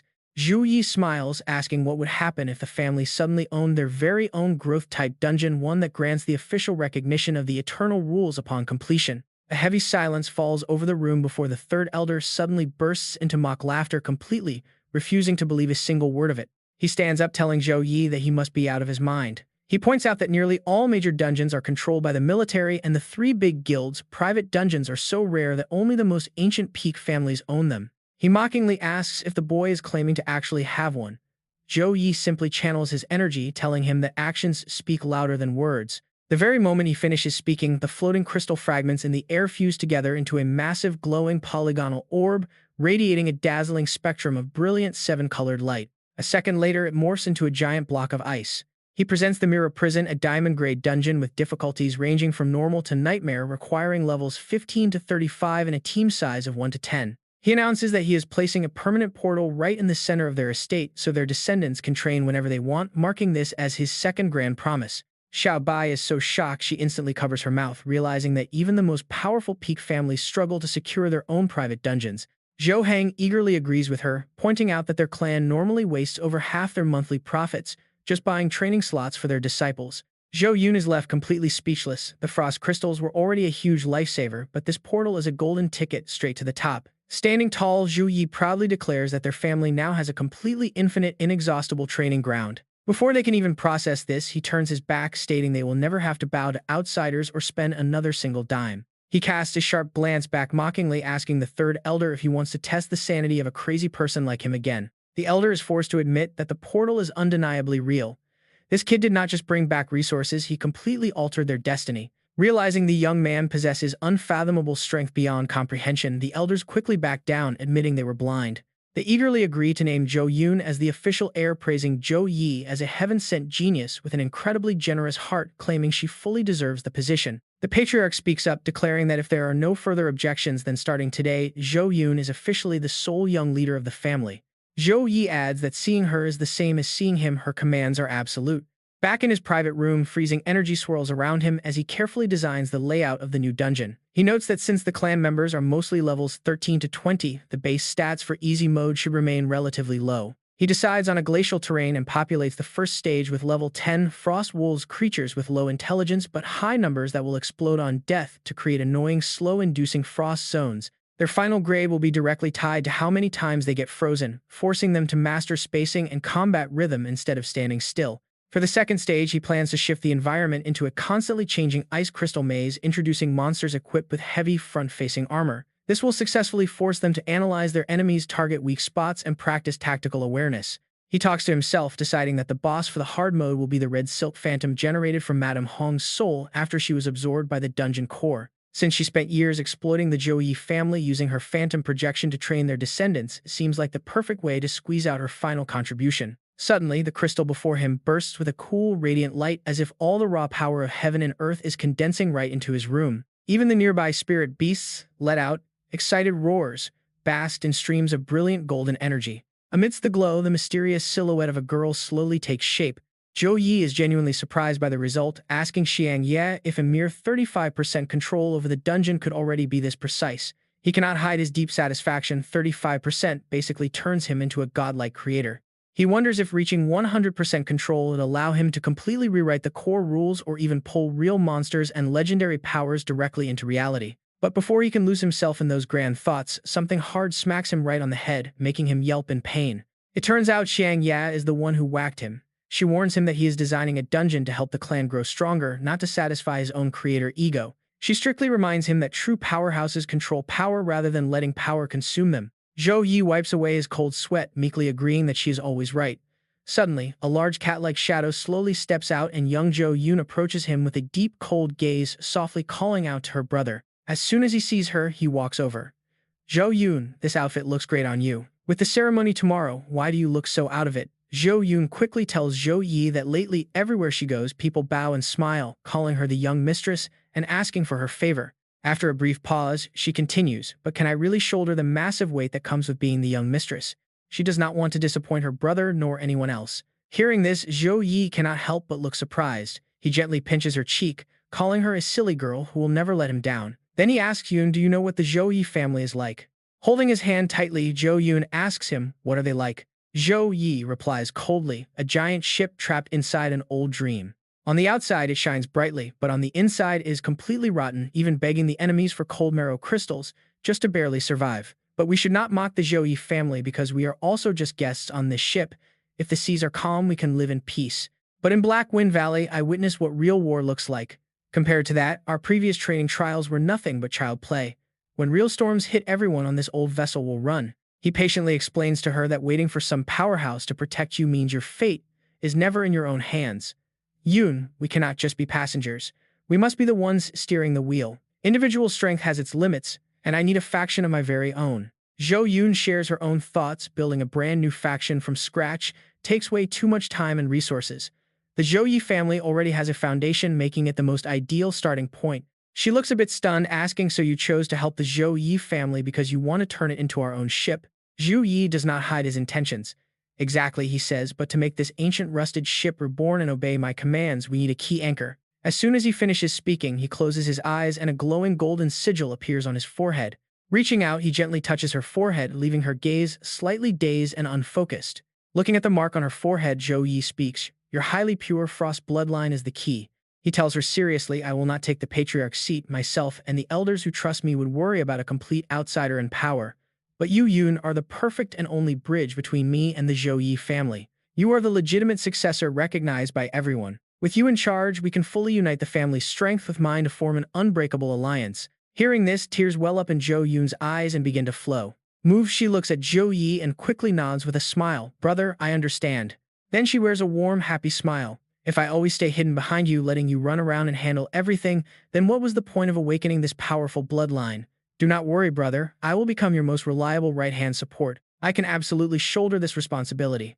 Zhou Yi gently pinches her cheek, telling her good. Starting right now, the two of us will fight side by side. Zhu Yun pouts playfully, complaining, brother, I am the young mistress now, so you cannot go around pinching my face anymore. Zhou Yi chuckles, all right, whatever the young mistress says goes.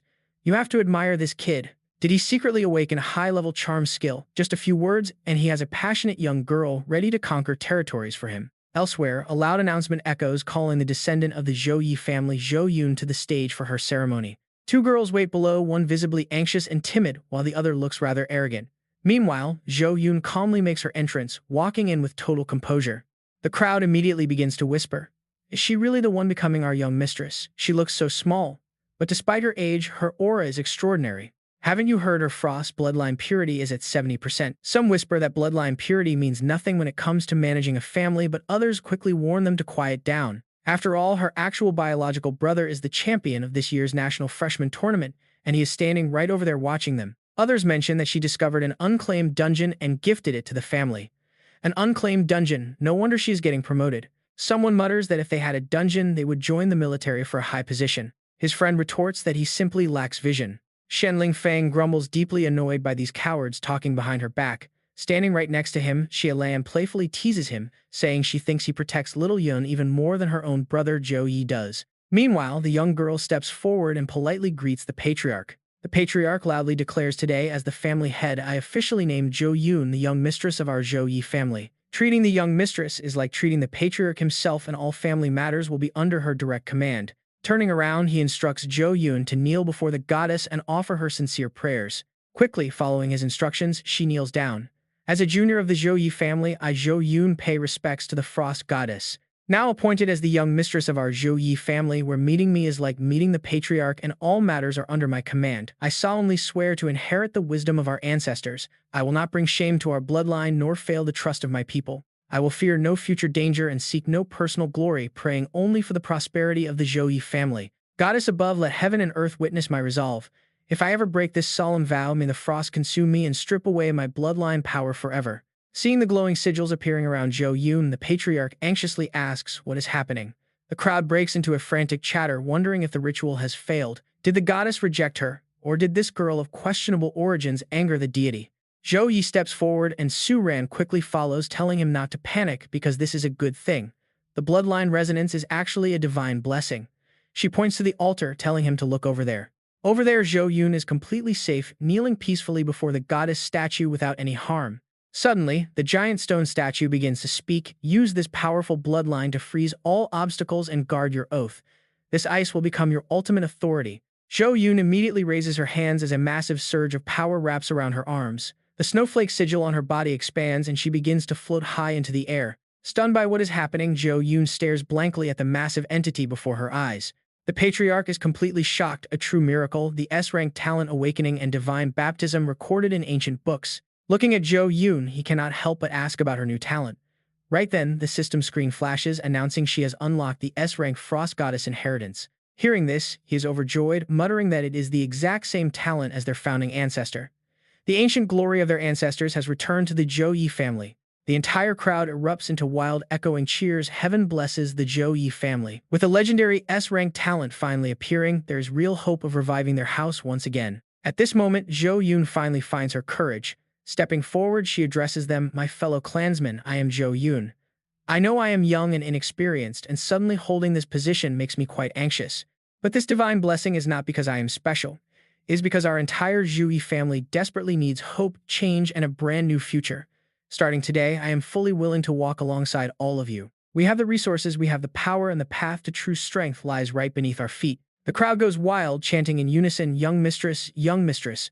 Su Ran is thrilled to see little Yun grow up, while Zhou Yi smiles proudly, knowing she was always brave and just needed a chance. Up on the stage, Zhou Yun begins to gather her inner power. She unleashes a massive wave of frost energy directly in front of her. A grand sight quickly materializes before everyone, leaving them in silent awe. This is the Diamond Grade Mirror Prison Trial. Difficulties range from normal to nightmare, requiring level 15 to 35 for parties of 1 to 10 players. Pointing at the massive ice gate she just created, Zhou Yun announces, behind this door lies the key foundation of our future, the Mirror Prison Trial. It will become our sharpest training whetstone. As your young mistress, my very first official command is this. She frowns with a serious, commanding expression. Starting from today, a monthly leaderboard will be established for this trial. The top 3 members on the board, regardless of their family background or origins, can enter the treasure pavilion to choose any rare, valuable item. The top 10 will also get priority access to the purest cold marrow crystals for their cultivation. I, Zhou Yun, promise that all resources will belong to those who work hard for our family. No wonder everyone is hyped. She completely wins them over as their eyes light up with pure excitement. At her words, the crowd erupts into wild cheers once again. Below, both inner and outer sect members murmur in excitement. Did I hear that right? In the past, we had to bribe the elders just to get a trial slot. Now anyone can enter. Finally, background doesn't matter anymore, and we can earn resources with our own strength. Remember last year at the Evil Wolf Guild dungeon, we risked our lives only for 70% of our hard-earned loot to be taken away. But now we finally have our very own diamond-grade dungeon. Upon hearing those words, Zhou Yun's tense expression quickly brightens up with hope. The three elders continue speaking. First, there was the divine baptism to establish legitimacy, followed by a dungeon designed to win everyone over. This new point system is especially brilliant, directly breaking the intersex monopoly on top-tier resources and motivating the crowd. Zhou Yi watches silently, thinking deeply. This young girl is definitely far from ordinary. He nods with satisfaction, thinking to himself that the Zhou Yi family is truly about to change. Standing above Zhou Yi, Zhou Yun calls out who is willing to pioneer for the Zhou Yi family on this new journey. Instantly, the crowd murmurs in hesitation. Someone asks if it is even safe, while another worries about being trapped inside forever. While the young disciples hesitate, a brave girl steps forward, calling out, "I will scout the way for everyone." Zhou Yun never expected her to step up first, his eyes showing a flash of genuine surprise. Bak leaps forward, landing directly in front of Zhou Yun. Before turning toward the portal, she says, "Young master, our family has been oppressed for too long, and I refuse to let our generation fail. Keep a top 10 reward ready for me." With that, the crowd's hesitation completely vanishes. They shout out, "Young master, let me enter too. I want to prove myself. Let us form a party. It will be much safer that way." Under Zhou Yi's thoughtful gaze, the disciples yell, "I want to show that punk from the Lin family exactly what I can do." At that moment, he secretly channels his energy, causing a massive magical screen to slowly manifest high in the air. Gasps of awe echo through the crowd. They cannot believe they can watch the run live, wondering if this is top-tier military technology. Now they can learn from experts and avoid useless deaths, leaving everyone wondering about the young master's mysterious background. As they step inside, the system displays their profiles. Hong Fam, a level 18 fighter starting a simple difficulty run with a 4-man party. Next is Nu Sumieren, a level 18 mage, and Mac, a level 18 assassin, both entering the same challenge. Completing the party is Zhou Yidong Sumir, a level 18 priest.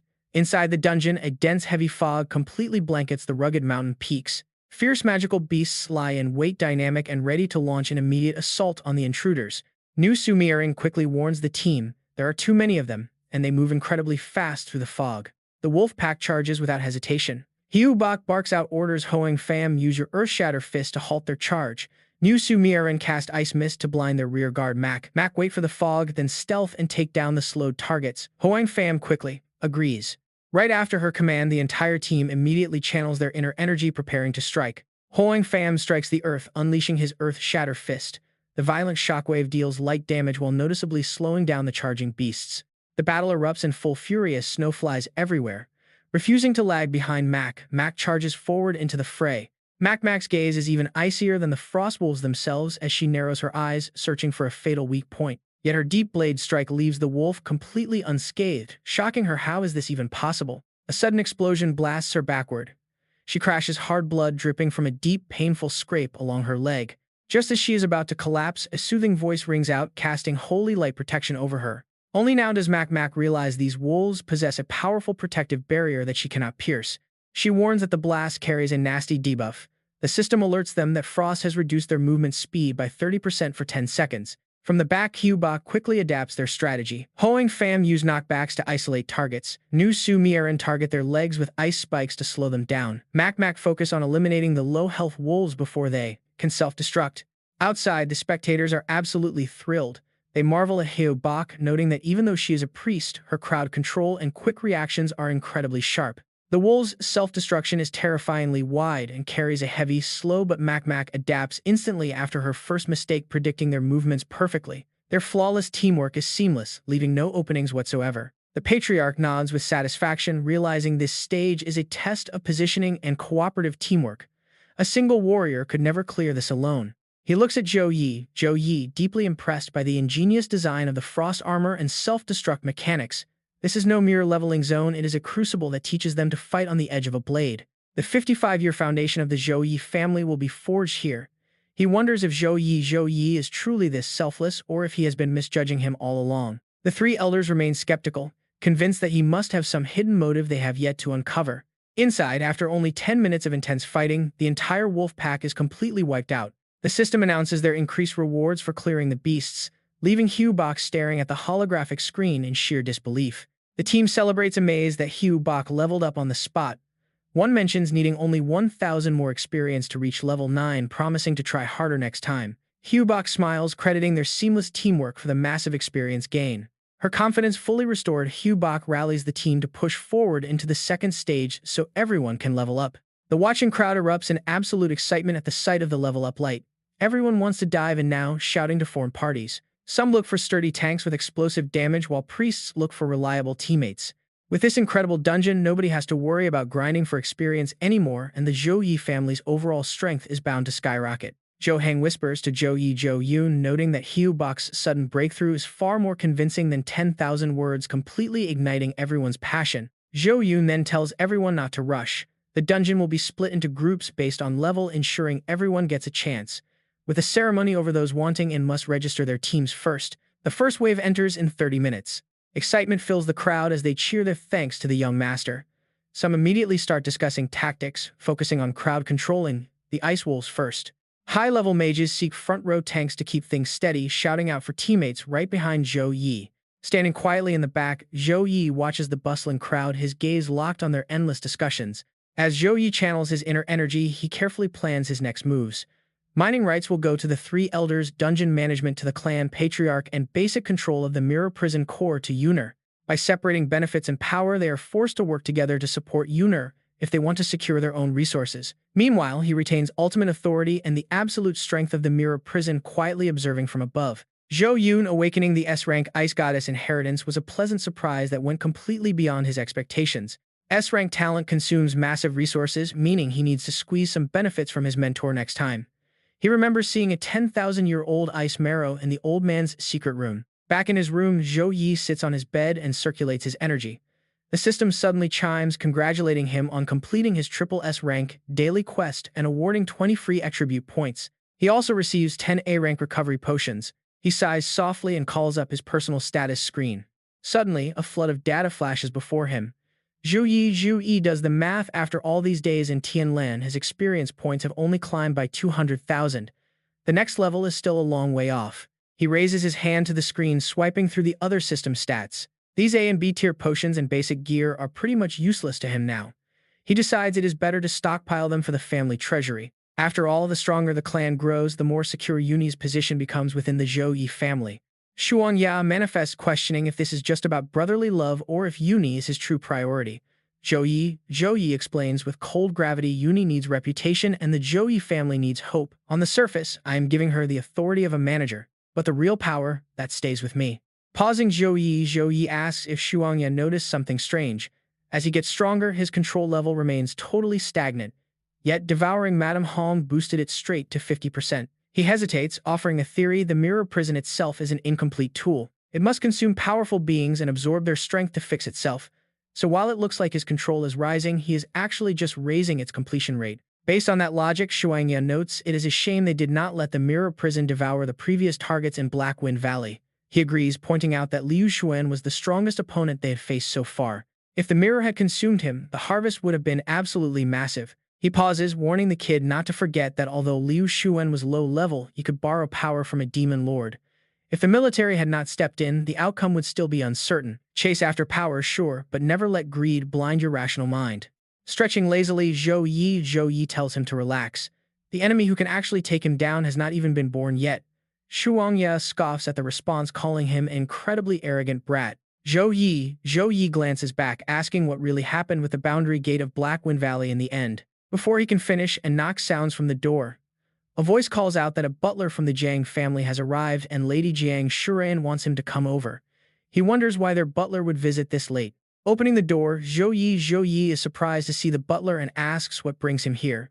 Stepping inside, the old man bows to Jiang Shuran, praising her diligence for training so hard even in this tiny Zhou Yi family home. Jiang Shuran smiles, saying her daily practice is going well and invites him to sit, rest, and have some tea after his long journey. He slowly pulls out a handkerchief with highly practiced, elegant movements. Wiping away tears, Uncle Fu says the matriarch misses her dearly. He explains that the upcoming family tournament requires her back to prepare, which is why he was sent to bring her home. Jiang Shuran quickly responds, saying she remembers the tournament, but she just spoke with her mother yesterday and nothing was mentioned about returning. The moment she finishes speaking, Uncle Fu instantly stops crying. He offers a bright smile, suggesting the matriarch wanted to surprise her. With family affairs piling up like a mountain, he urges her to understand and depart with him immediately. Zhou Yi steps forward, asking if this gentleman is an esteemed senior from her clan. Jiang Shuran quickly nods, explaining it is Uncle Fu who practically raised her. Zhou Yi offers a warm smile, shaking his hand and introducing himself before asking if there is a problem. Internally, Zhou Yi is stunned. This old man is incredibly strong. Keeping a polite smile, Uncle Fu is secretly sizing him up, thoroughly impressed. Jiang Shuran speaks up, telling Zhou Yi she needs to return home for a while to see her mother. Hearing this, he looks slightly surprised, questioning if her mother called. Smiling, he pulls her into a warm hug, telling her it is a good thing since she has been running all over the place with him. He asks her to send his best regards to her mother. Uncle Fu bows, praising him for being so deeply understanding. He secretly channels energy into her, thanking her under his breath for always staying by his side.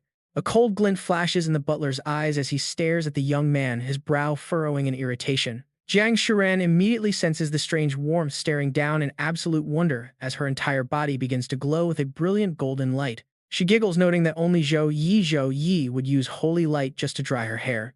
He smiles, telling her to stay safe and to call him immediately if she runs into any kind of trouble. Standing nearby, Uncle Fu grows impatient, reminding the young lady that they really must depart. Blushing a deep red, Jiang Shuren agrees to go change her clothes quickly so they can set off. Before stepping out, she promises to bring him back some incredibly spicy rabbit head from Sichuan, guaranteed to be so hot it will make him breathe literal fire. Shuangya manifests right after asking if he feels like something is seriously wrong here. The smile vanishes from his face. Zhou Yi admits he cannot quite put his finger on it, but both Sichuan and Tianlin have official government teleportation circles. Rushing out like this simply does not make any sense. Night falls and Zhou Yi's room is completely quiet. Looking at Shuangya, he asks about the Otherworld Gate. Before it was destroyed, it claimed that the people of Blue Star were the real plunderers. He asks if the old spirit knows what that means. Shuangya explains his memories from before the descent of eternity are an absolute mess filled with distant crying and rage. Just then, a familiar voice interrupts, stating that they have been searching for the answer to that exact question for decades now. Seeing Teacher Wang walk in Zhou Yi notices his state, gasping that he is injured. The old man simply nods. He explains that while the magical rift is temporarily closed, the cost was far higher than they ever expected, with light attribute mages suffering the absolute heaviest casualties. Because their holy magic directly countered the enemy, they became the primary targets. He then tosses a dark item over the core of a level 48 demon lord. He tells him to feel the dark energy trapped inside. Looking down at the strange object in his hand, Zhou Yi hesitates, asking what it is. Suddenly, a brilliant flash of light reflects in Zhou Yi's eyes. Within his mind, massive beasts loom in the shadows as a stream of dark energy suddenly erupts from the core. Zhou Yi stands frozen as the dark energy surges straight toward his face. It doesn't stop there. Two massive beams of light erupt into the air. He stands completely frozen, his mind overwhelmed, until he finally snaps out of it and hurls the core to the ground. Teacher Wang notes it shares the exact same energy signature as the demons from Blackwind Valley. This means they originate from the same otherworld and likely the very same faction. Looking upward, he warns that these otherworld demons are mobilizing on an unprecedented scale, determined to force their way into their world. The military and top guilds have crossed over to campaign in that otherworld many times. They discovered ancient ruins that were not built by demons but abandoned cities. Surprisingly, the civilizational traces perfectly matched the lost ancient civilization of their own Blue Star. By gathering hundreds of data points from these ruins, the military is now absolutely certain of one thing, and it is not good. Teacher Wang explains that in an ancient, unimaginable era, an incredibly advanced civilization from Blue Star launched a brutal colonial war. Zhou Yi asks what the Eternity game actually is. Then, is their world just a massive accident or a long-planned conspiracy from the very start? He adds that they still lack the strength to understand why the Eternity game appeared. The only certainty is that they have inherited a heavy and highly dangerous legacy, one steeped in ancient sins and deep hatred. Staring intently at the boy, he tells Zhou Yi to prepare himself because the world is going to need him. Teacher Wang summons a glowing projection of a blue earth, telling him to look. He explains that while the military and major guilds handle the medium-sized rifts, they simply have no time left to deal with the smaller ones popping up everywhere. Last week, a southern village was devastated by demon dogs pouring out of 3 minor rifts, wiping out over half the population. Our defensive line is slowly crumbling, and if this keeps up, civilians will plunge into panic long before a medium rift even breaks. That is why I sought you out. Zhou Yi cuts straight to the chase, asking what needs to be done. Mister, Wang smiles faintly, explaining that the Hidden Dragon platform is usually off-limits to those without recognized military achievements or top-tier approval. However, after clearing the Black Wind Valley, Zhou Yi and his team prove they can destroy minor rifts. The military has decided to grant him access to Hidden Dragon, unlocking missions to clear these minor rifts. Looking intently at him, Mr. Wang asks directly if he dares to take on the challenge. Picking up the device, Zhou Yi replies confidently that there is nothing to fear. His mentor tells him he already cleared their school leave until final exams, warning him to contact the military immediately if any rift gets out of hand. Zhou Yi smiles, assuring him they won't let him down. That night, however, Zhou Yi returns to his dorm alone. Mr. Wang sends him a proud message confirming he secured the 10,000-year-old ice marrow. Zhou Yi quickly clenches his fist, and the two ice blocks instantly vanish. The system prompts that his identity is verified, welcoming him to log in. He silently watches the screen, which requests his personal data. Following the prompts, Zhou Yi inputs his information directly into the system panel. Sitting on the bed, Zhou Yi watches a steady stream of text scroll across the interface. He notes that minor rifts are far more dangerous than normal dungeons, making them the perfect training ground. More importantly, these rifts might hide surprises to feed his mirror prison core. With a smirk, he enters the data to officially start his special hellish training. Late into the night, a bright full moon hangs high in the sky. Deep in the dark forest, a group of people travels quietly and stealthily. Suddenly, the ground cracks open and thick dust sweeps up, startling them. They stare in confusion, wondering what kind of monster just crawled out. Without warning, the beast lunges at the terrified group, hungry for a meal. Just then, a blinding beam of light strikes the creature dead on. One of them falls to the ground in sheer terror, but luckily the beast is instantly taken down. He scrambles to his feet, looking around wildly to see who just saved their lives as the heavy tension finally breaks. Zhou Yi descends slowly from the sky, telling them not to be reckless and to focus on coordination. More beasts instantly charge forward, enraged at the sight of their fallen companion. Ling Feng dashes in, shouting that he has been waiting for this. Real demons are way more fun to fight than mirror prison puppets. Activating his violent bloodlust and flame dragon physique, he unleashes his blazing fist, screaming for them to die. The team gets fired up as someone summons earth magic, commanding it to crush the beasts. Nearby, Xia Lan finds herself targeted by a monster, realizing she might not have enough time. As it snaps its jaws, a protective shield luckily blocks the strike, while the girl beside her unleashes an ice mountain slash. Watching from above, Zhou Yi critiques Xia Lan, noting her defense spell was 0.3 seconds too slow, earning her an extra 30 minutes of training. She quickly complies. Ling Feng tears a monster apart, praising Zhou Yi for his sharp eye. Zhou Yi calmly counters, pointing out Ling Feng wasted 17% of his fist energy twice, costing him useless stamina. His punishment is an extra hour of power condensation practice. Ling Feng can only offer a wry smile. Just 15 minutes later, the monsters are defeated, leaving carcasses scattered all over the ground. Their remains are instantly absorbed into the system. The dungeon absorbs the demon dog energy, boosting the mirror prison core control to 36% and adding the hellish beast to its database. Satisfied, Zhou Yi commands them to move to the next rift, 50 kilometers away.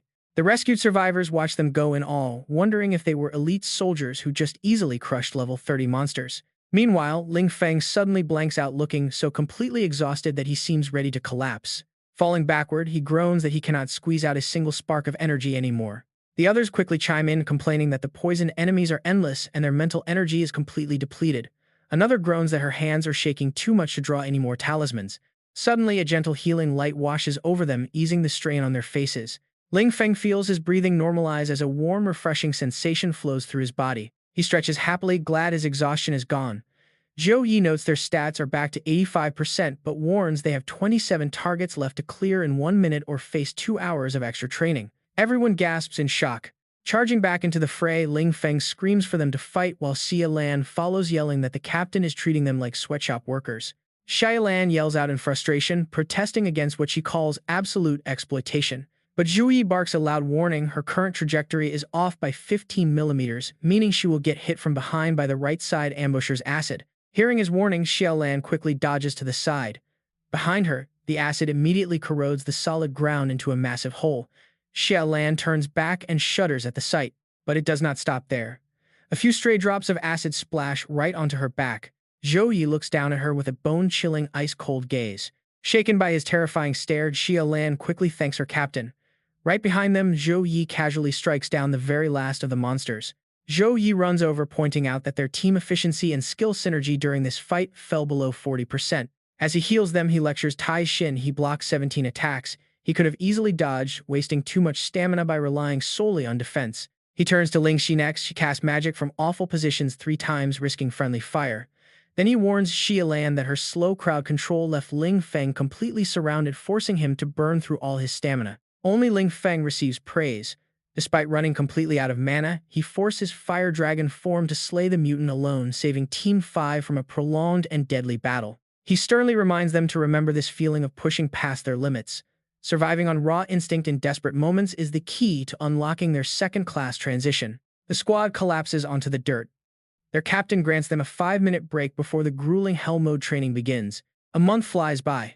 People whisper in envy, pointing out an outer disciple of the Zhou Yi family rocking luxury B-grade enchanted boots. Rumors spread that they have a diamond-tier dungeon open to all disciples. One member brags that shaving a minute off his run earned him an A-grade enchanted frost dagger from the clan patriarch. With intense daily training churning out elite experts, the Zhou Yi family is clearly poised for a massive rise. Zhou Yi points out that even outsiders can enter the dungeon if they split 50% of their loot. It is an incredibly generous deal, far better than the greedy Evil Wolf Guild.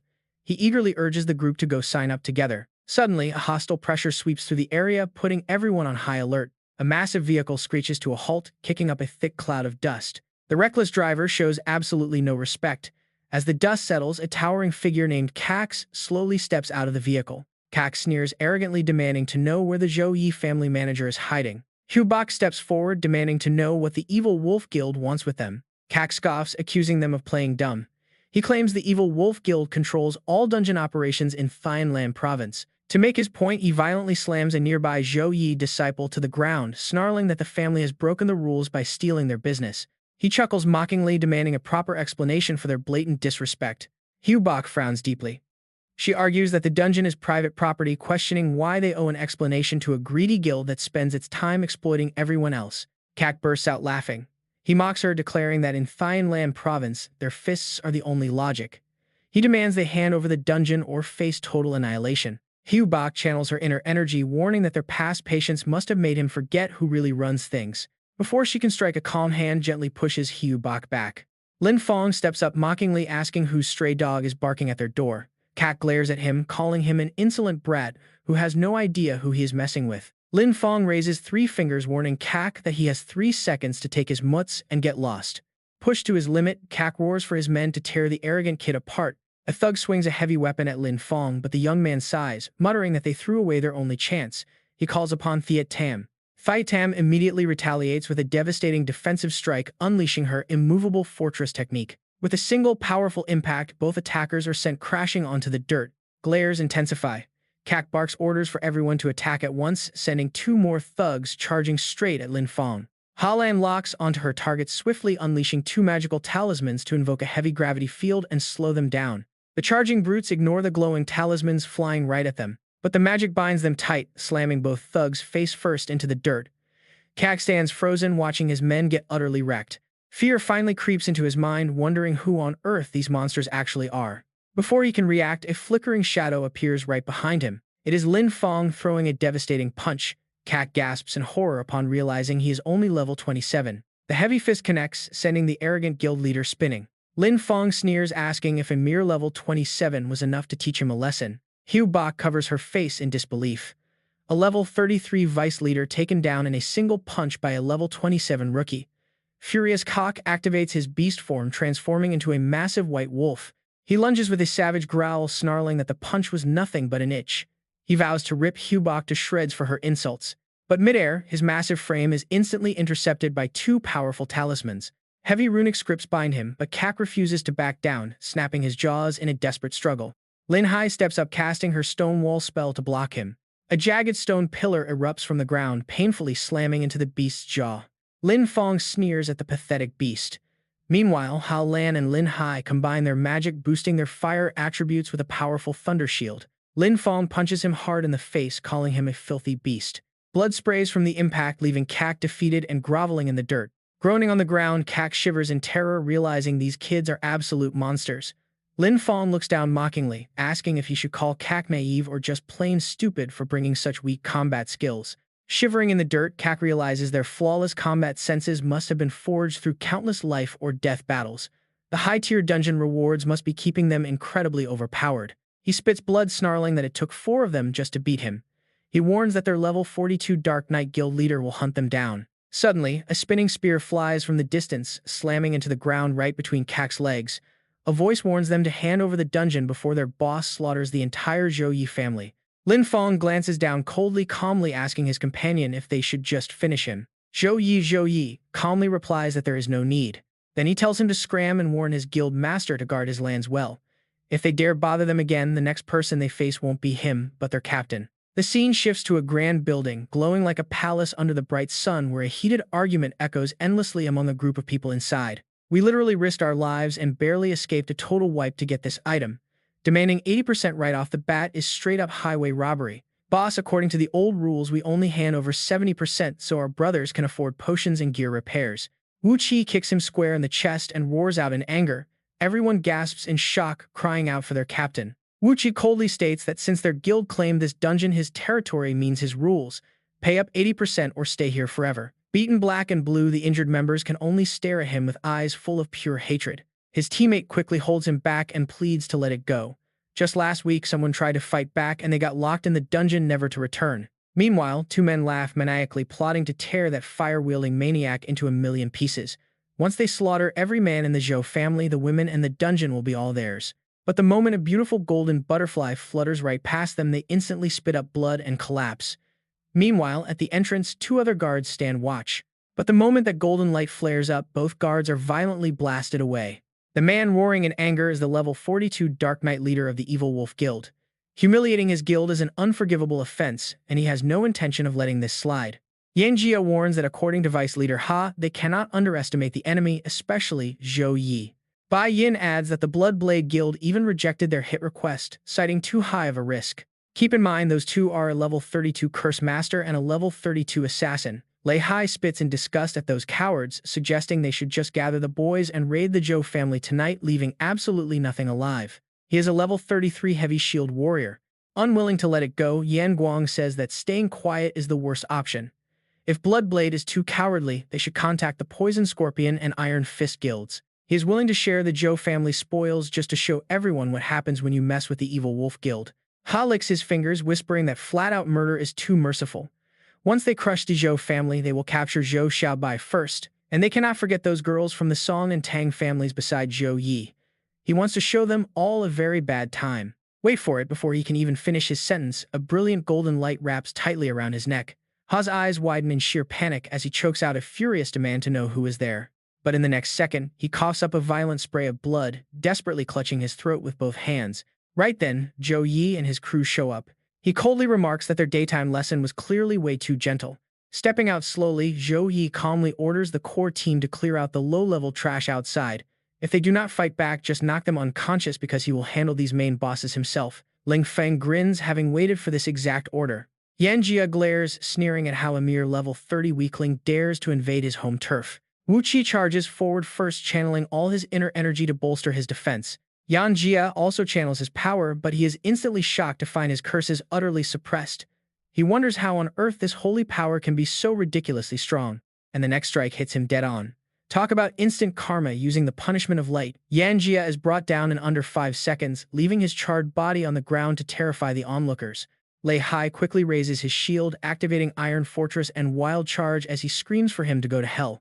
But with a casual flick of his hand, Zhou Yi easily sends him flying into the distance.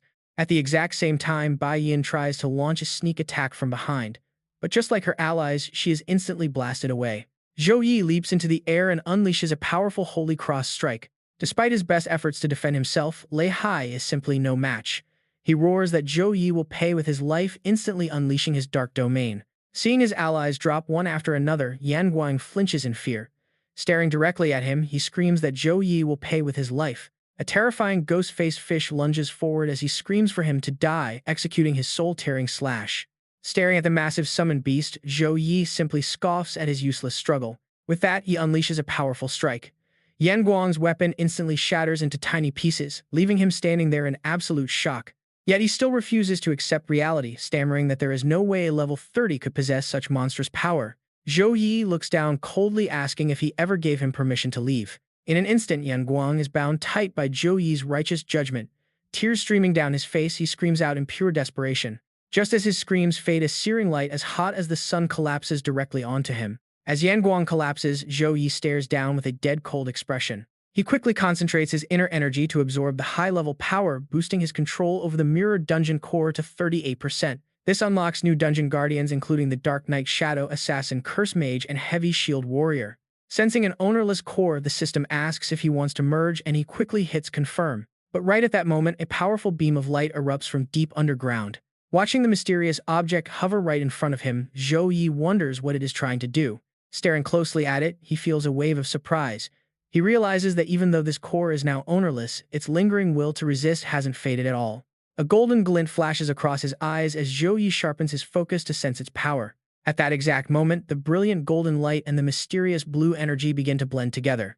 Before long, the two energies fully integrate. The system chimes to announce his successful fusion, granting him ownership of the Howling Forest dungeon. He muses to himself that while the Mirror Dungeon core can only summon one instance, owning a second dungeon altogether gives him way more tactical options. But since dungeon contents are strictly unique, letting his family use it openly will surely make other factions suspect they framed the evil Wolf Guild. He must keep this a secret for now, preventing jealous rivals from acting out of sheer desperation as his family rises. Before he can even finish his thought, the ground beneath him suddenly fractures, sending him plummeting straight down into the darkness. Looking at the items scattered down below, Zhou Yi is completely stunned. Activating his appraisal skill, Zhou Yi takes a quick look at everything hidden inside those chests. Zhou Yi quickly realizes this hoard goes way beyond what a normal guild could ever collect, showing just how brutally they exploited low-level players. Without wasting a second, he shouts out a command to store it all. Next, Zhou Yi takes a casual stroll around the area, looking completely relaxed and at ease. But get this, as soon as he steps on a loose stone, a magnificent, jaw-dropping sight unfolds right before him. Zhou Yi freezes in awe, his eyes totally mesmerized. Suddenly, a golden streak flashes right past, snapping him back to reality. Stunned, Zhou Yi wonders what kind of armor that is. Suddenly, those empty suits of armor turn their gaze straight ahead. The smaller armor pieces around them ready themselves, opening fire on the oncoming monsters. In an instant, the beasts are completely torn apart, their limbs sliced clean off. A system prompt rings out. Will you accept the trial for the Apocalypse Dragon Knight legacy to wield the power of war and face the shadow of destruction? Zhou Yi knows he cannot let an opportunity like this slip away no matter what. He firmly responds that he accepts. A massive wave of energy erupts, forcing him to squint against the blinding glare. Zhou Yi feels a sudden rush of power, asking himself if this is truly the strength of the Apocalypse Dragon Knight. Just then, the system issues a new quest: slay the demonic Beast King. Zhou Yi takes his stance, telling the monster to bring it. Instantly, the beast lunges forward to bite Shuang Na, its long tentacles, wrapping tightly around the dragon's body to restrict its movements. A brilliant glowing weapon begins to materialize in Zhou Yi's hands. Charging forward, he delivers a devastating slash to the beast. Fighting like a heroic general, Zhou Yi swings his blade relentlessly. Overwhelmed by this incredible pressure, the beast reels as its tentacles are sliced to ribbons. With shining eyes, Zhou Yi commands his summon to release its dragon breath.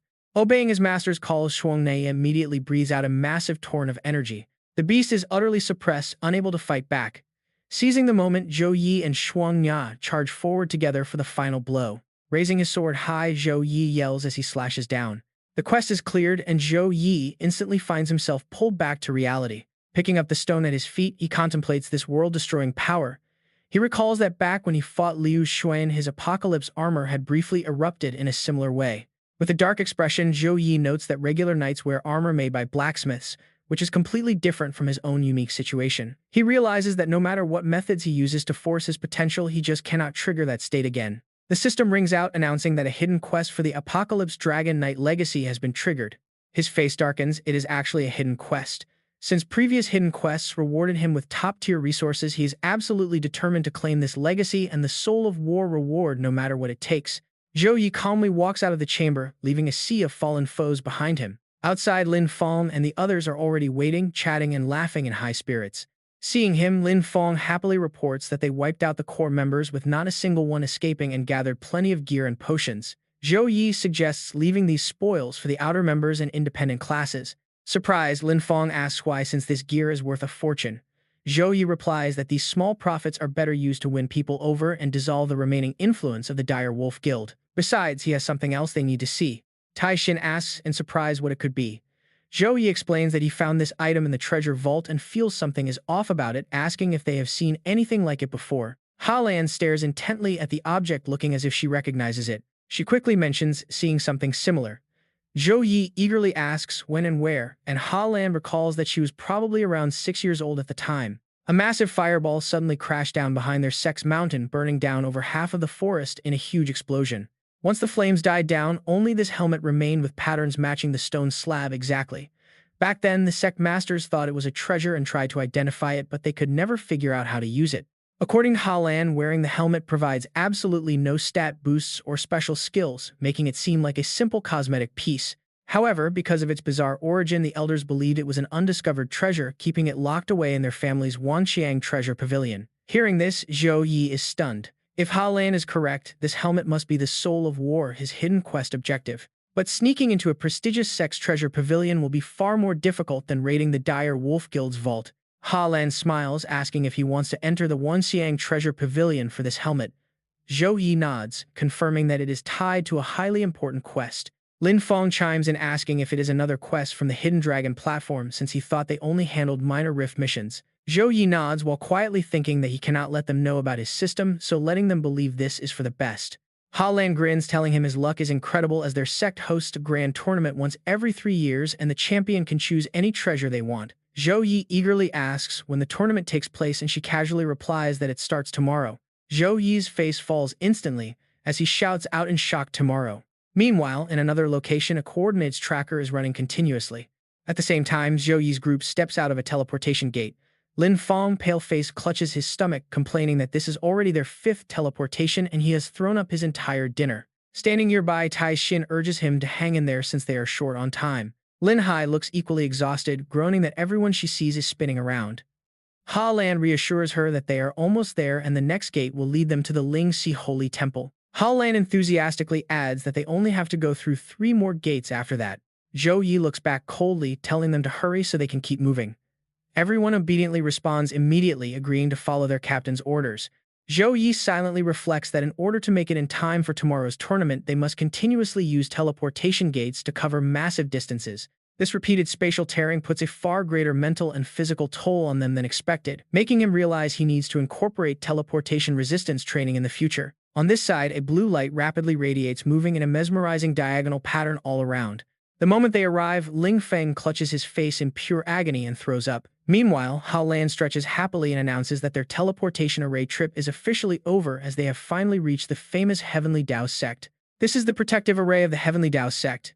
It isolates the area and forms its own world, meaning no teleportation array out there can directly reach the main gate. Ha Lan explains that according to sect rules, they must show respect to the Great Protective Array by walking up this final stretch with sincere hearts.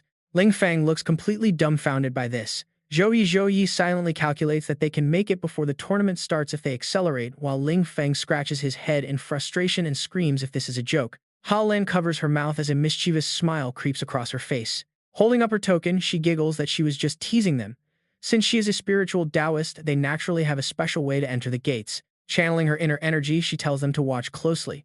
She chants her spell to summon the wind and clouds, and a massive paper crane quickly manifests from her talisman. It takes shape and flies high into the sky. Watching this unfold, Ling Hai cannot help but admire how beautiful it looks. Ha Lan climbs onto the paper crane and urges everyone to hurry. The talisman has a strict time limit, but this VIP route will fly them directly inside. The moment they board, the crane soars high. Everyone is thrilled because this talisman is faster than a spiritual pet. They praise Ha Lan, saying spiritual Taoists are incredibly convenient, and this ride is much better than the dizzying teleportation array. Zhou Yi looks at Ha Lan, a gentle warmth softening his eyes. Unable to hold back Zhou Yi asks her directly if she actually hates the idea of returning to the sect. Ha Lan quickly looks away, wondering why he would think that about her childhood home. But Zhou Yi points out that she has been acting overly cheerful, yet her smile seems completely forced. He notices that she actively avoids eye contact whenever the tournament is mentioned. Leaning closer, he gently asks if she is just putting on a brave face because there is something back home that absolutely terrifies her. Her cheeks flush red as she realizes she is caught. She quietly marvels at how incredibly sharp he is. Ling Feng chimes in that the grand winner can choose any treasure from the pavilion. Ha Lan adds that they also win the ultimate secret technique of their founder. Ling Feng is intrigued by this powerful art. Ha Lan explains that even low-level Taoists with this technique can craft top-tier talismans and pills. By trading these rare creations, they easily acquire massive resources from the outside world.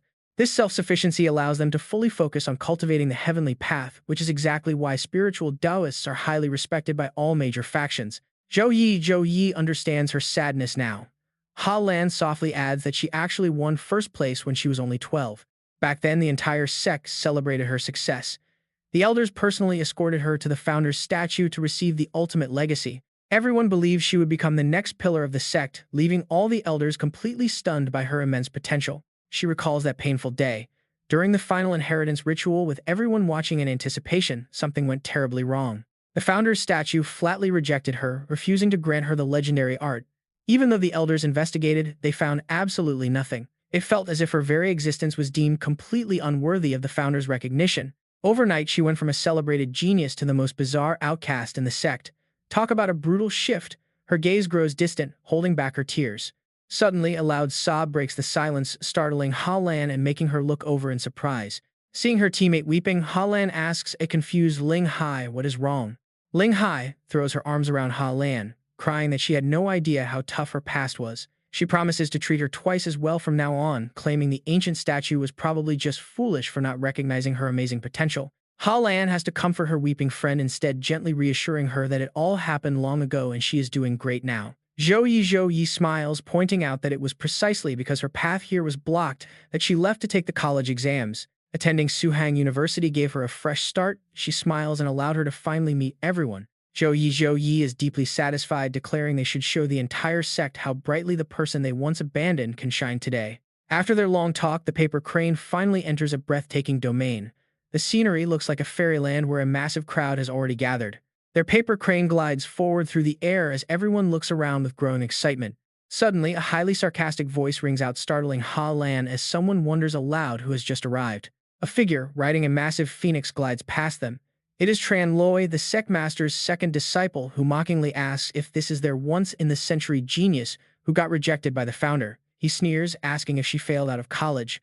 Though she clearly dislikes his attitude, Ha Lan remains polite and formally greets her senior brother after all this time. Tran Loi dismisses her greeting, saying he refuses to recognize someone rejected by the founder. He sneers, asking if she came back just to beg for resources, but Ling Feng loses his temper and immediately retaliates. Intense flames suddenly erupt, burning the phoenix wings and throwing Tran Loi into a panic. Realizing his mount is on fire, he frantically summons a torrent of holy water to douse the blaze. A massive gush of water immediately pours down, soaking his majestic phoenix completely.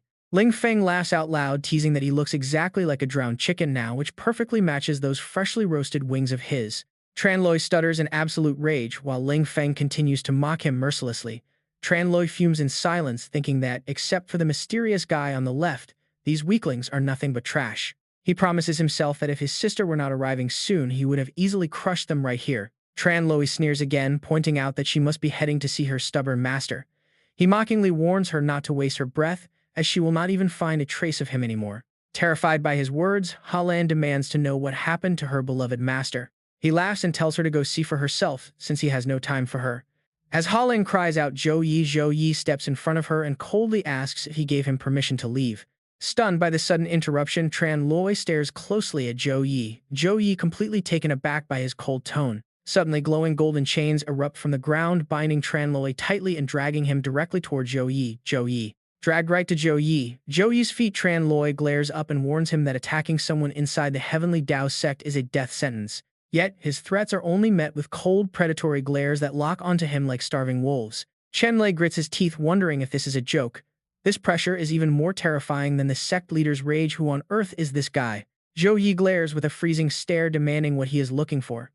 Chen Lei trembles immediately, dropping his gaze, knowing without a doubt that if he moves even an inch, he will end up a corpse. And the presence of the three behind him shifts instantly. Damn it, where did Song Xiaolin find these absolute monsters? Knowing he can't win this fight, he decides to swallow his pride for now, but he will absolutely report this to the sect leader to punish her. He carefully backs away, warning them that the silly court will handle this. Making a move inside the Tiandao sect means the court will never let her off. Chen Lei scoffs, telling Song Xiaolin that after she left, the sect leader tried to make Master Bao take another disciple to pass on his legacy, but the master stubbornly refused.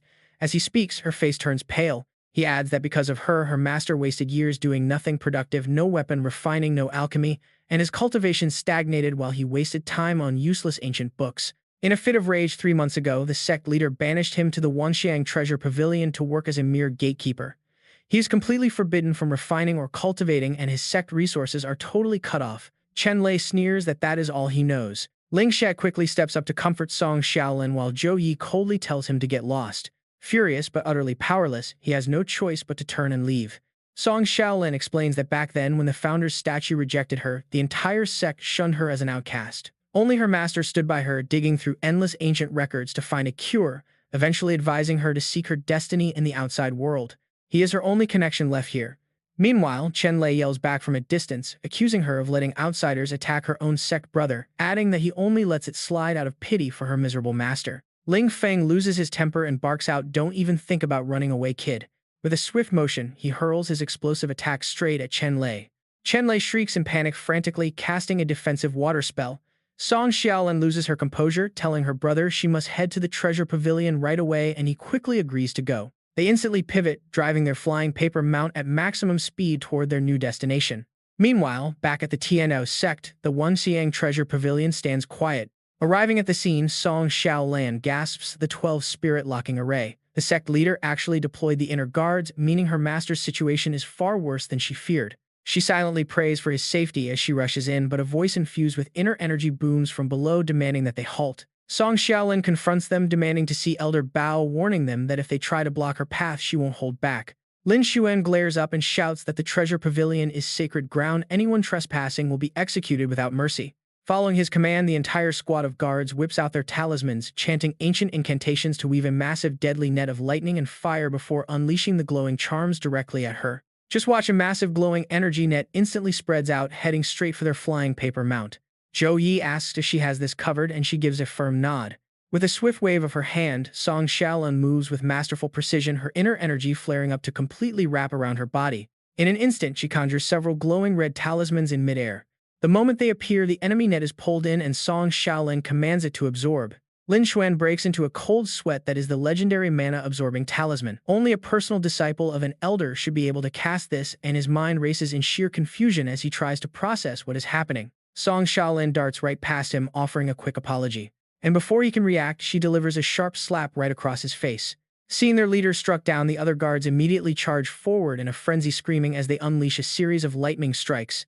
A deafening explosion shakes the area as Song Xiaolin effortlessly flies right toward her next target. Song Xiaolin slaps a talisman onto him, triggering a thunderous blast.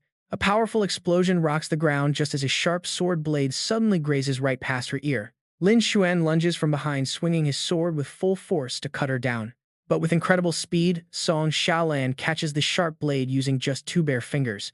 She delivers a vicious back kick that sends Lin Xuan flying back, but he quickly recovers and launches himself forward again. He unleashes a barrage of strikes, but Song Xiaolin effortlessly dodges every single attempt. Song Xiaolin seizes her moment, leaping high into the air as she prepares to strike back. Biting her thumb to draw fresh blood, she lets it drip onto the blade, casually asking her senior brother to lend his sword for a moment. With blinding speed, she unleashes a flurry of sword strikes that leaves Lin Xuan completely off balance and unable to block. Song Xiaolin pauses calmly, explaining that she only wants to see her master and begs her fellow disciples not to stand in her way. Lin Xuan summons a barrage of floating swords, refusing her request because the sect leader strictly ordered that no one shall pass, but as she steps forward, she calmly activates her magic. Spotting a heavy copper coin resting on his shoulder, Lin Xuan realizes she set this up during their clash, screaming in terror for everyone to escape the 8 trigrams trapping array immediately. In an instant, similar copper coins appear on every single guard standing in her way.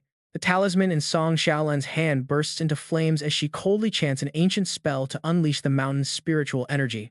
A blinding, crushing weight immediately crashes down to pin the guards as Song Xiaolin calmly calls upon the mountain's heavy pressure, placing her hand on the wall to study the barrier inside. Lin Xuan desperately yells a warning, telling her that the 12 spirit locking array was personally placed by the sect leader, and she can never hope to dispel it. Ignoring him, Song Xiaolin strikes 2 fingers directly against the barrier. The glowing gold wall quickly dissolves, and Song Xiaolin casts a cold look back, explaining that she already conquered this array at age 8 and simply did not get along with her fellow disciples back then. Lin Xuan collapses in a cold sweat, realizing she is an absolute monster.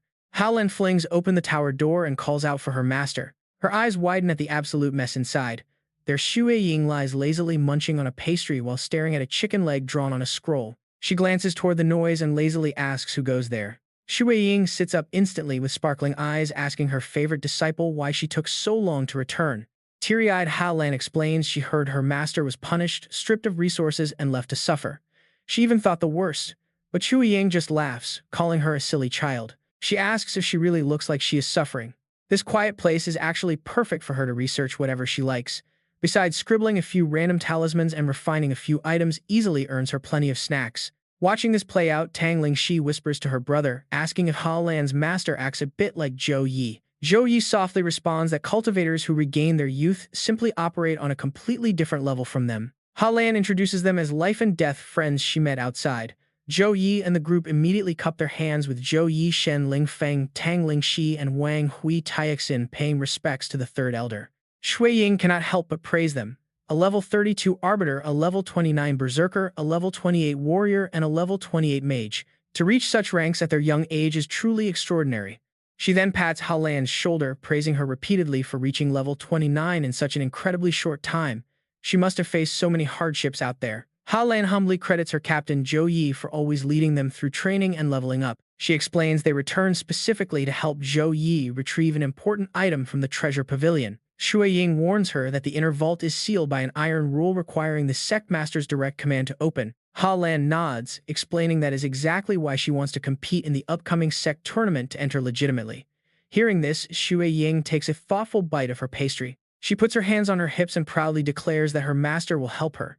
The scene shifts to a gloomy sky filled with dark clouds and pale light. Below lies the massive central martial arena of the Heavenly Tao sect. At the front stands Yangzi, hands clasped behind his back, looking down from high above. The sect master solemnly orders that the time has come to close the 8 selection pools. As he channels his inner energy to close them, a sudden voice calls out to wait. The newcomer shouts as a burst of spiritual energy shoots straight toward the Heaven Tier pool, quickly registering a name. Shui Ying crosses her arms with a smug smile, announcing she is registering her disciple Hao Lan. The sect master points in confusion, reminding the third elder that it is the Heaven Tier pool. The crowd gasps in shock. Get this, she just entered her disciple into the brutal arena for rank 2 powerhouses. Shui Ying listens blankly as the crowd whispers, wondering if the third elder has finally gone senile with her constant, unpredictable antics. She suddenly panics, claiming her old hands shook and caused her to miss. She begs the deacon to return it so she can throw again. Meanwhile, Zhou Yi crosses his arms and quietly tells Hao Lan that some hidden spiritual energy intentionally deflected her registration token into the Heaven Tier pool. Hao Lan is startled, realizing someone is trying to use this dangerous arena to eliminate her. Hao Lan looks at him, asking if he saw where that force came from. Zhou Yi replies, it came from the high platform executed very secretly.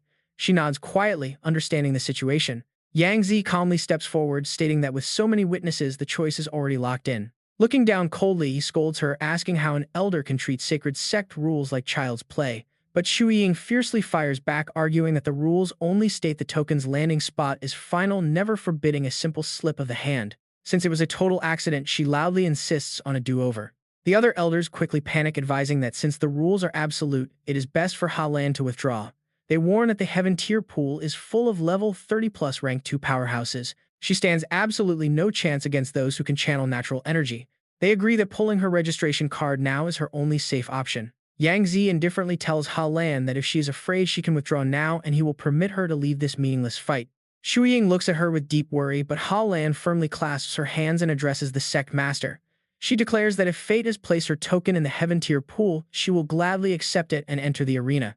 Secretly, she wonders which of the elders on the high platform is trying to destroy her the moment she returned. She challenges them to watch closely and see for themselves whether her years spent outside the sect were truly a waste of time. The crowd erupts into whispers, calling her absolutely insane for accepting such a death wish.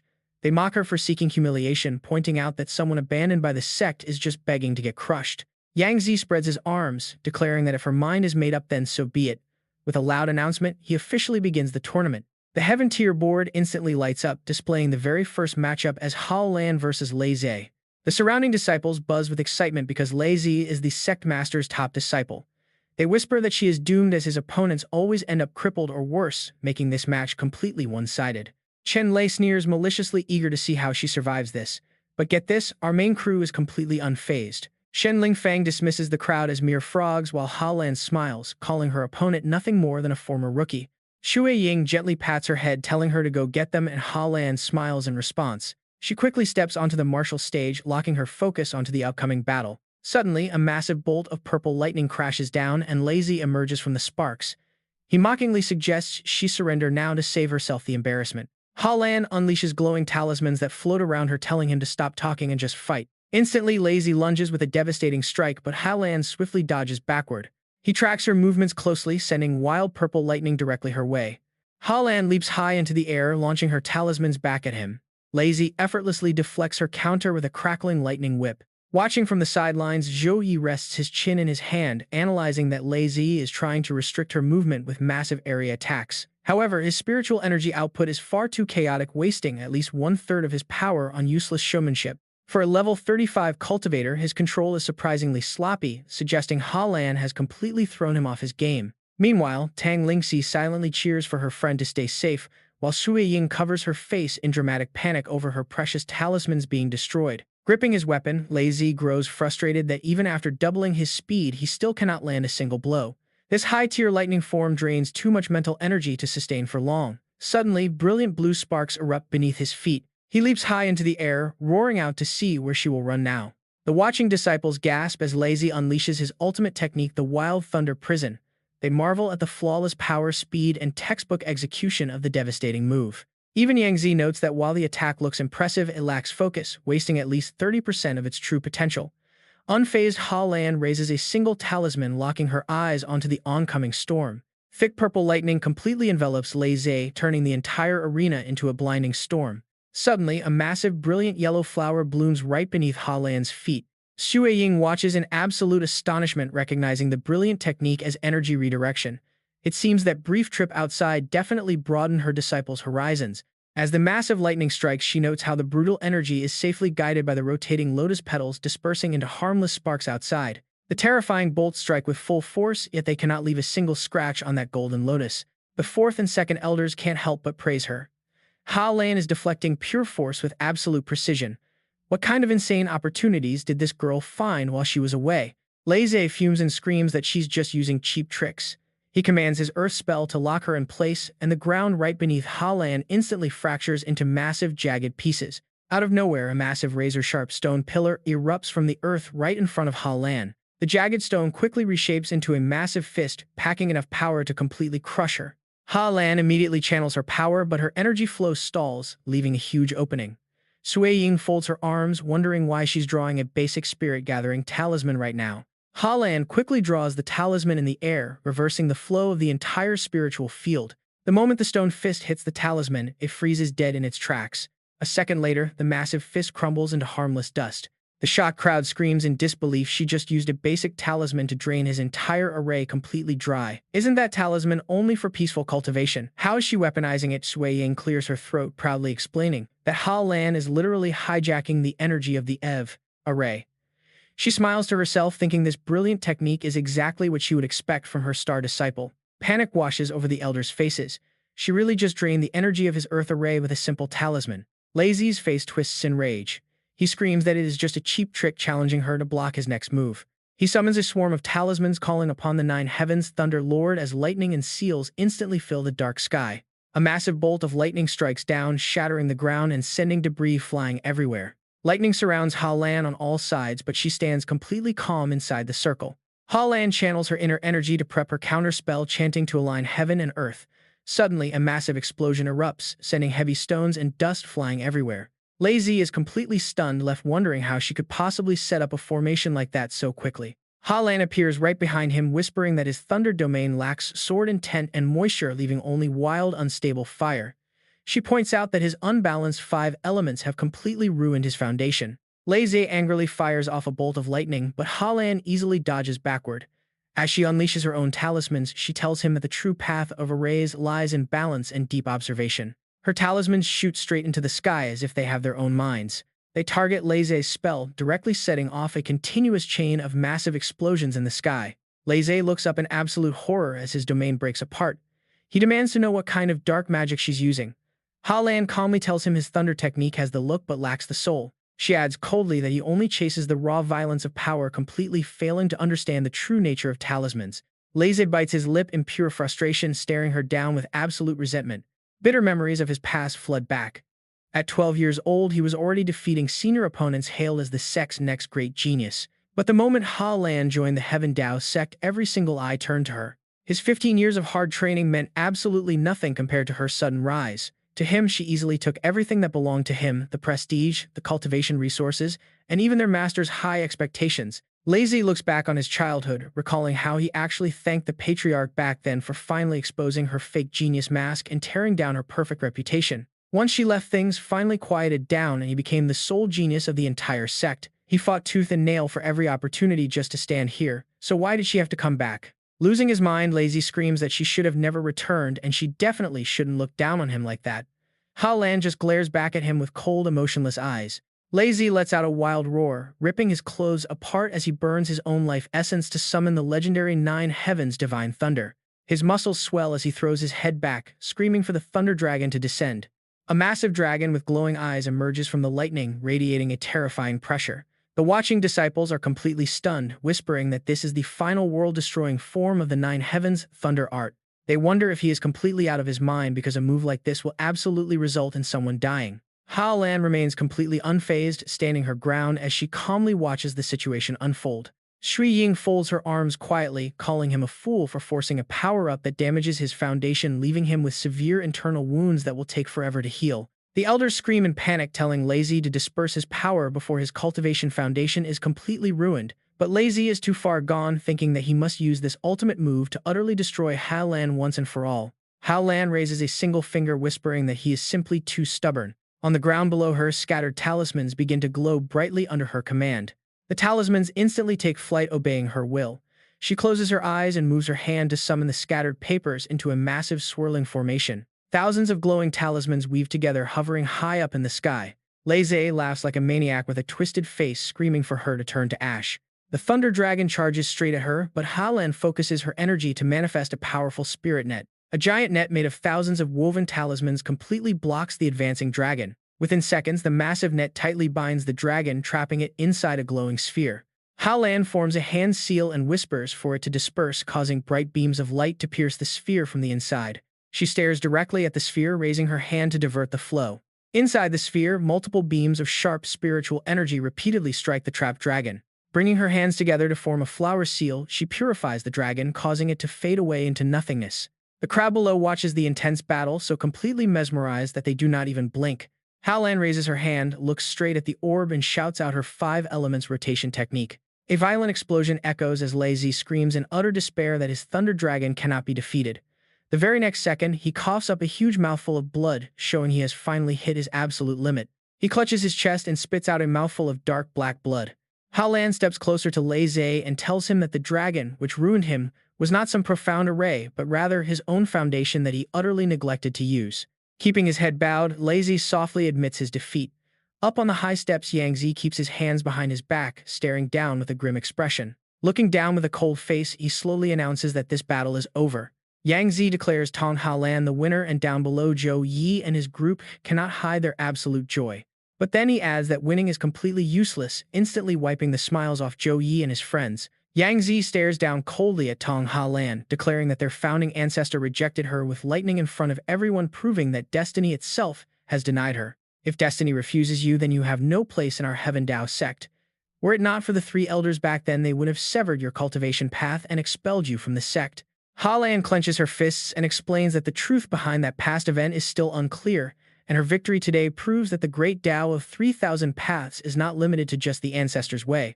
He heartlessly calls it absolute nonsense, claiming her tricks today only broke the foundation of their sacred arts, which proves she is on the wrong path. He says the ancestor rejected her because he saw right through her nature. Yang Zi then openly declares that the Heaven Dao sect does not recognize her victory. Out of respect for her master, he will not destroy her cultivation, but from this day on, all ties between her and the sect are completely severed. From this very moment, she is banned from entering the mountain gates forever. As soon as he speaks, a crushing force descends, making Ha Lan spit out blood from the intense pressure. Shui Ying rushes over to help her disciple, while Ling Feng and Ling Shi cry out Ha Lan's name in sheer shock. Shui Ying trembles with rage, demanding to know what he is doing. The 4th elder tries to calm her, advising her not to cause trouble and just follow the sect leader's orders. But she immediately summons countless talismans ready to fight, calling them absolute trash for using a level 55 power to bully a level 29 child. She warns him that her disciple's foundation is severely damaged, and if he does not step aside, she will show no mercy. Sweating Ling, she stares ahead and shouts out that it is brother Zhou Yi. Zhou Yi channels his spiritual energy to form a protective shield in front of Ha Lan, who kneels and calls his name. Now watch as he totally calls out their hypocrisy. Zhou Yi asks scornfully who decides this destiny they keep talking about. Is it them or just some silent stone statue? He coldly demands to know if their orthodox path is just about hoarding power or the true journey of countless cultivators across the world. Pointing directly at Yang Zi, he shouts that Tong Haolan defeated a level 35 opponent at level 29 using her own deep understanding. With thousands of witnesses watching, how can he just blame a wrong path and destiny to wipe her out completely? As the sect master, you refuse to value talent or reason, choosing instead to oppress others. Is this really about protecting the ancestors' legacy, or are you just desperately trying to defend your own absolute unquestioned authority? Yang Zi roars and launches an attack, calling him an insolent brat who dares insult the elders. Zhou Yi mockingly asks if his anger means his words hit too close to home. Staring back coldly, he mutters that the entire Heaven Dao sect clearly cannot tell right from wrong, breaking their promises just to bully the weak. Shui Ying suddenly laughs, shouting that he called them out perfectly. Leaping into the air with two powerful talismans, Shui Ying prepares to fight, shouting that her precious disciple overcame endless obstacles to forge her own path. Yet this group of stubborn old fools tries to destroy the girl's future without even asking a single question. Unleashing her attack, she curses their destiny, demanding to know who actually bothered to investigate what happened before the ancestors' statue back then. She yells that they only care about ancient rules while completely forgetting that rules were made to guide people, not to oppress them for absolute power. Yang Zi spits back that she has repeatedly broken the rules, disrespected her elders, and insulted the ancestors, showing a clear heart of rebellion. Holding glowing golden tower, he frowns and declares that he will use the 9 rotations smelting tower to clean house today. Although the worried elders behind beg him to think twice, Yang Zi throws the dangerous treasure forward without a single second of hesitation. The massive tower expands, about to crush the 3 people trapped below. Gritting her teeth, Sui Ying realizes the 9 rotations smelting tower is Yuan Yangzi's soul-bound treasure capable of melting metal and burning souls, proving the old man truly wants them dead. She pushes Hao Lan far away with her energy, telling them to run. As Hao Lan and Zhou Yi land, Hao Lan screams out to her master, but Zhou Yi tells her to trust her and not distract her focus. Shui Ying clasps her hands and shouts that suppressing her will not be that easy. She immediately forms hand seals to summon a massive defensive boundary array to block the attack. A giant wall rises to block the tower, but Yang Zi scoffs in disdain at her petty tricks. As he speaks, a massive flaming dragon erupts around the glowing tower. The fire dragon and the heavy tower smash violently against her barrier wall. A blinding light flashes, making it impossible to see, but Shui Ying bites her thumb and mutters that it is not over yet. She unleashes her inner force to activate her powerful life creation shield technique. Dozens of glowing phoenixes soar into the sky to clash with the fire dragon. The fierce fire dragon aggressively tears through her phoenixes as the tide of the battle quickly turns against her.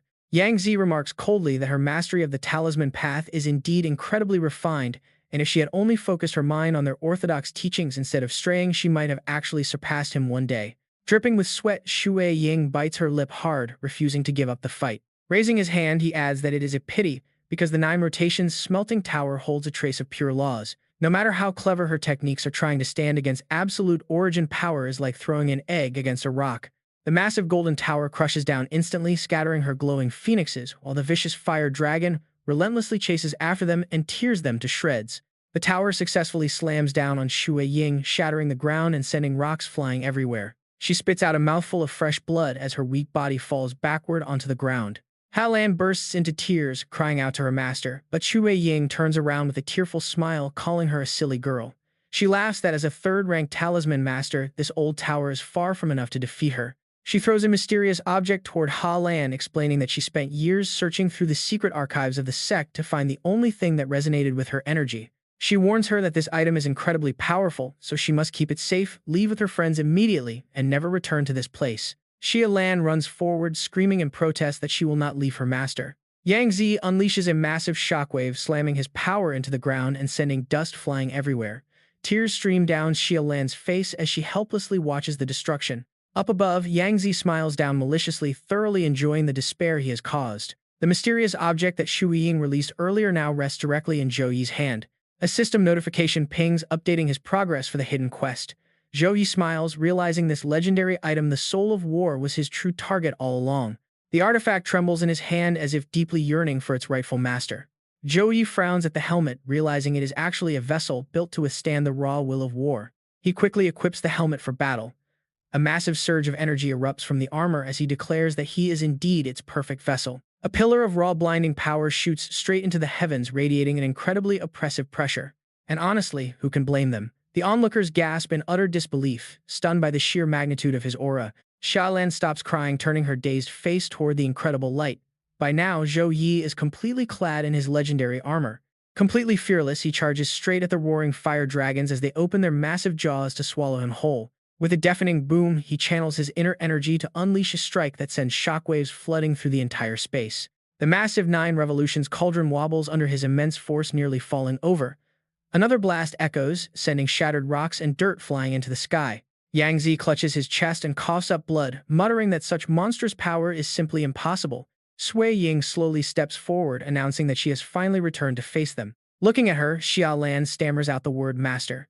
She recalls the years of cold glares, endless ridicule, and bitter gossip she endured within the sect. Ever since the ancestral statue rejected her, she spent countless nights plagued by self-doubt and helplessness. She doubted the traditional lightning techniques, growing more and more lost on her own path. But in this exact moment, all those painful memories shatter. Up above, the panicked crowd rushes to the injured sect master, while Xie Lan quietly asks herself what lightning truly is. Staring at Shui Ying, the elders whisper that they must never submit to a mere tool of seals and talismans. But Xiaolan slowly steps forward, realizing lightning is a heavenly wrath meant to purge corruption, uphold justice, and shatter all chains. Ling Shi and Tai Xin watch closely from the side as Xiaolan's gaze turns completely freezing. She cries out to the heavens, begging their founder to open his eyes. If he created this path to protect justice, he must see how their sacred legacy has been blinded by greed and twisted by raw tyranny. She screams, demanding answers for herself and for all her fellow disciples watching this injustice. The crowd below whispers in utter shock, wondering if she has completely lost her mind. As Xiaolan continues to scream, demanding the true meaning of the lightning path, a brilliant golden light suddenly tears through the horizon, looking exactly like a descending cosmic galaxy. Fierce winds begin to howl violently, shaking the surrounding trees and kicking up dust. Even the nearby beasts seem to sense the incoming shift, growling in deep unease. The weapons and talismans in the disciples' hands begin to vibrate violently, leaving them in utter panic. But their shock deepens as they look to the sky and scream that their ancient founder has actually manifested before them. Staring intently at Xiaolan, even Shui Ying is left completely frozen in absolute disbelief. One of the disciples stammers in pure terror, pointing upward as he gasps out the founder's name. Below, the disciples instantly drop to their knees to pay respects. However, the founder looks displeased, channeling his immense inner energy directly towards Xiaolan. She stands dazed, her eyes locked forward, completely frozen as the pressure locks onto her. Suddenly, an agonizing pain hits her. Xiaolan screams out in sheer agony, her voice echoing through the courtyard. Terrified, Sui Ying screams out her name.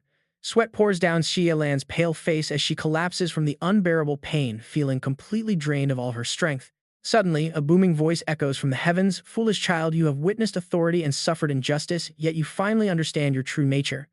Have you realized the true essence of lightning yet?" At that moment, Halan's entire body undergoes a profound cleansing. Her hair grows rapidly as her old garments tear apart from the sheer energy. The ancient voice continues, explaining that while her sect inherited his legacy, they eventually lost its soul. He promises to use his remaining essence to empower her to wield the supreme judgment of heavenly lightning. Floating high in mid-air, Halan now radiates a breathtaking, majestic power that commands absolute respect from everyone below. The ground itself cannot withstand the immense pressure, cracking and shattering into countless tiny fragments. Standing close by, even Zhou Yi cannot help but marvel at the spectacular sight. Fearing the shockwave might injure his companions, Zhou Yi quickly leaps forward to shield them. On the other side, Halan bows with deep respect, thanking the ancient founder for his divine inheritance. Duong too watches in utter disbelief. The founder's remnant soul has granted her a direct second advancement, unlocking the exact same hidden class as the master himself. Moments later, the majestic voice of the founder echoes once more from the heavens, calling out to Wang Huing Duong. He quickly fell to his knees and reverently called out, standing by, but his own ancestor's voice soon filled Yang Zi with absolute terror. "You were meant to protect this sect, yet power slowly rotted your heart and blinded your mind. Your stubborn pride and oppression of young geniuses have nearly ruined our entire sacred heritage. This sin demands punishment." Yang Zi turned pale as paper, stammering out a desperate plea to his ancestor. But before the words could even leave his mouth, a sudden burst of pure energy blasted forward. It bound Yang Zi completely as the ancestor declared his punishment. Your cultivation is sealed, and you are cast into the deepest abyss of the lightning abyss to suffer 10,000 lightning strikes for 15 years. Until you truly repent, you shall not leave. Yang Zi screamed in absolute terror, begging for mercy and crying out that he finally understood his mistake. The two elders nearly fell backward in sheer shock. Their sect master was a level 55 heavenly master, yet before the ancestor's fading soul, he was as helpless as a newborn child. The ancestor then added that the leadership would temporarily be decided together by the elders. However, any major sect decisions must be approved by the Lightning Guard Taoist Song Shaolin, who nodded in response. He then turned his gaze to Shaolin, noting her level 50 cultivation and her pure, bright state of mind. When her training is complete, she will lead the Heavenly Tao sect to bring glory back to their lineage. The two elders bowed deeply, promising to obey his sacred decree. Next, the ancestor shifted his eyes toward Zhou Yi, noting that this young man carried many extraordinary destinies. Channeling the lightning of war to awaken his remnant soul was a truly wondrous stroke of fate. With those words, the ancestor began to fade away, deeply satisfied. Before vanishing completely, he could not help but repeat how absolutely wonderful it all was. Once he was gone, a heavy silence fell over the room as everyone turned their eyes toward Xiaolan. Shu Ying rushed forward in pure joy, throwing her arms around the girl. She cried out happily that their ancestor had officially recognized her as the true rightful successor of the sect. Ling Shi and the others were also thrilled, cheering that she was absolutely amazing back there. Surrounded by her master, Ling Shi and Shu Xin, Xiaolin finally seemed to regain the quiet confidence she had lost. A single tear slipped down her cheek as she smiled brightly, whispering that she had finally found her true path. Nearby, Zhou Yi descended from the air and landed smoothly right next to her. As his heavy armor retracted, the game system screen flashed before his eyes. He had successfully completed the hidden legacy quest for the Apocalypse Dragon Knight Soul of War. Ling Feng grinned widely, teasing that this young female Taoist was actually about to take charge of such a massive sect. Zhou Yi shot back calmly, pointing out that Ling Feng was just a playboy himself, making the other guy furrow his brows. Suddenly, a strange thick mist rolled in from the distance, wrapping around everyone. Through the haze, a long-haired blonde woman stood facing away from them, while two small children on either side gently combed her hair. Sweat dripped down the woman's face as she panicked internally, wondering what this overwhelming presence could possibly be. She quickly activated her skill to assess the situation. The Apocalypse Dragon Knight, the ultimate harbinger of war she served so loyally, had perished in the final battle, leaving his absolute power scattered across 10,000 worlds. Gathering her inner energy, she quickly summoned a soft golden glow that enveloped her as she stood tall. She murmured in pure disbelief that this ancient broken legacy of 10,000 years had somehow revived within a mere mortal boy. From deep within the Grand Hall, her mystical energy began to ripple outward, flowing far beyond her location. Floating through the air, that golden light carried her voice directly to Zhou Yi. If he could find the second fragment of war, it would prove he truly possessed the destiny to carry this supreme power. She promised to personally pass it down to him. Hearing this mysterious voice, Zhou Yi froze, staring blankly ahead. Seeing his friend space out, Ling Feng could not help but ask if a bird had just pooped on his head. Zhou Yi did not hide his thoughts, admitting that he felt a strange sensation as if someone were watching him closely. Ling Feng gasped as his eyes fell upon the helmet in Zhou Yi's hands, shocked to see that it was cracking. Zhou Yi realized that resisting the 9-rotation refinement tower had taken its toll, damaging even this legendary artifact as more cracks rapidly spread across it. He worried that using holy light might cause further damage instead of fixing it. The hidden legacy quest chain for the Apocalypse Dragon Knight was clearly supposed to be continuous, yet it had stalled. He wondered why finding the helmet did not trigger the next stage automatically. Just then, a system notification popped up and he quickly made his selection. Zhou Yi quickly realized that he needed to spend some time repairing the helmet before the quest chain could be activated again. The physical cracks were directly interfering with the system triggers. Ling Feng could not help but admire how incredibly badass the helmet looked despite the visible damage. He pointed out that the Heavenly Tao sect specialized in weapon crafting and talisman making, so once Song Shaolin finished cleaning up her sect affairs, they could ask her for help. She might just have a way to fix it. Staring down at the cracked artifact in his hands, Zhou Yi offered a quiet, thoughtful hum of agreement. 3 days quickly passed and the deadline arrived inside the solemn Tianshu Temple. Inside the Grand Hall, everyone stood in absolute silence under an incredibly tense atmosphere. The majestic portrait of the ancestor hung on the wall, seemingly staring down at his disciples. Everyone looked up at it with absolute seriousness and focus as if no one dared to breathe. Shaolin spoke up clearly, declaring that since their founder established the Heavenly Tao sect 100 years ago, they had followed the teachings of unifying all methods. However, over the past 30 years, the sect had slowly lost its way, and today she had gathered everyone to address this issue. The black mark left on her forehead by the ancestor flared to life, radiating an imposing aura as she vowed to restore order and purge all corruption. Hearing her words, the crowd below bowed their heads in deep respect. At the same time, the two elders immediately unfurled the sacred decree in their hands. Looking inside, two elders read aloud. After a 3-day investigation by the Discipline Hall, they have uncovered the 7 great sins of the former sect master Xuan Yangzi. First, abusing his authority to embezzle resources. During his 37 years in charge, Xuan Yangzi took over 70% of the pills and 60% of the talismans produced annually. Using trial losses and other excuses, he secretly smuggled them to his secular family, the Lei family. But wait, there is more. The second sin is altering the heritage and cutting off their sacred lineage. To secure the Lei family's outside status, Xuan Yangzi used the excuse of purifying flawed techniques to ban 42 sacred texts of the Flying Lightning Law and Alchemy heritage. This left their grand sect supposedly containing all arts existing in name only. Hearing this, the crowd immediately bursts into a wild uproar. Someone shouts that they tried everywhere to study feng shui and physiognomy back then but found absolutely nothing. Turns out it was banned all along, explaining why they only knew lightning and alchemy. Suddenly, Shui Ying interrupts with a booming voice to state the third sin, suppressing rivals and persecuting peers. She declares that back then, Lanner being rejected by the patriarch's statue was definitely not a rejection by heaven. Instead, that old thief rigged the test. He had already chosen his grandson Lei Zhe as the next sect master, so he couldn't let a true genius get in the way. The crowd boils with absolute fury, everyone shouting out their grievances. One complains that his father was banished to farm herbs behind the mountain for 15 years, just for questioning the unfair resource distribution.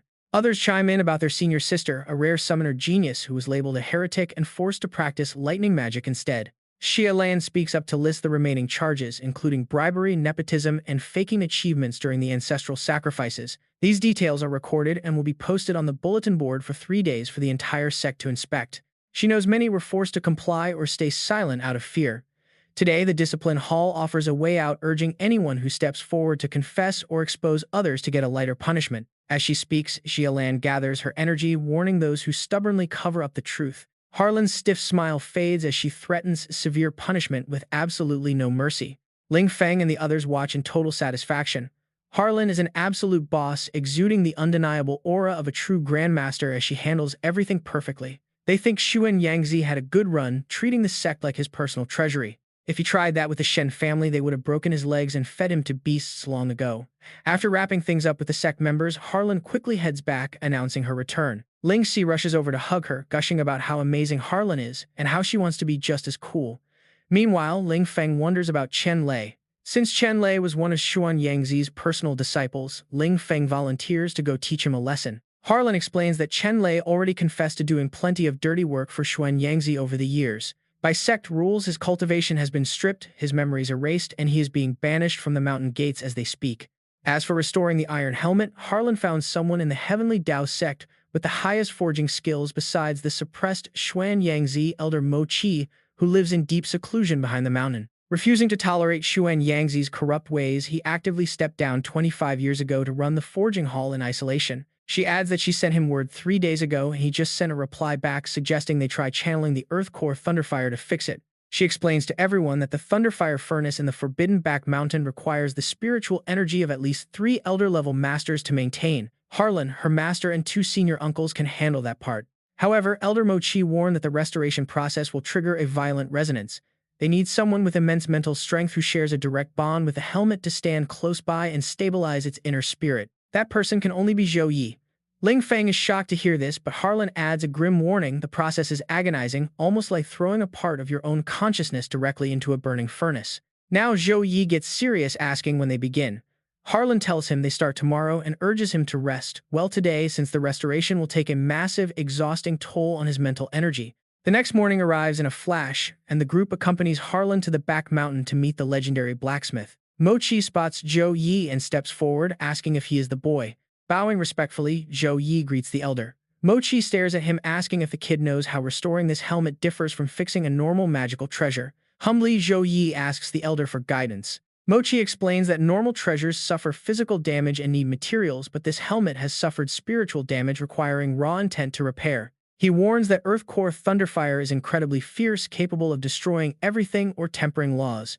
Because it is so wild, they must guide and harmonize it using 4 strict steps. Step 1 is setting up a talisman barrier to block outside interference. He shouts for the Guiyuan array to open. Step 2 connects the earth veins for stable energy, but already the 2 elders are struggling to hold their ground. He calls out Step 3 using the intent of thunder as a hammer to forge the thunderfire energy directly into the cracks. Pausing, Mochi looks over and shouts, ordering Harlan to channel the lightning now. Hearing his call, Harlan quickly concentrates her inner energy to summon the sacred nine heavens lightning, firing it directly toward the giant stone lotus. As soon as the raw energy hits, the massive flower instantly bursts into full bloom. Mochi seizes the perfect opening and leaps into the air. It is now or never. Gripping his heavy forging hammer, he rains down relentless crushing blows onto the blooming lotus. As he hammers away, he yells to Zhou Yi that the fourth step requires his holy light as a medium to harmonize the wild thunder fire and the clashing spirits inside the helmet. Even a tiny mistake might not shatter the metal, but it will completely wipe out the helmet's soul, turning it into a useless dead object. Inside the intense heat, the Golden Knight helmet is gradually being repaired through the combined efforts of all three of them. But as Zhou Yi watches, panic sets in. Wait, why are the cracks actually growing wider? Mochi glares at him and roars for the kid to stay still, suddenly slamming his massive hammer directly onto Zhou Yi's head and leaving him completely dazed. Harlan watches in panic. What is he doing? He quickly reassures her not to worry. This soul-guiding strike forces 70% of his consciousness into the helmet itself. Since the helmet's spirit is violently resisting the repairs, someone has to enter its mindscape to conquer it face to face. Suddenly, a massive blast erupts like a volcano. Shu Ying frowns in frustration, calling Mochi a crazy old man who is risking everything. She warns that if Zhou Yi's consciousness gets swallowed up, both of them are going to die right here. Looking around, Zhou Yi is deeply shocked to find himself inside the shattered, chaotic realm of the helmet, which is overflowing with pure resentment. Speaking to the spirit like a true companion, he tells it he understands its pain, but resisting will only lead to its complete destruction.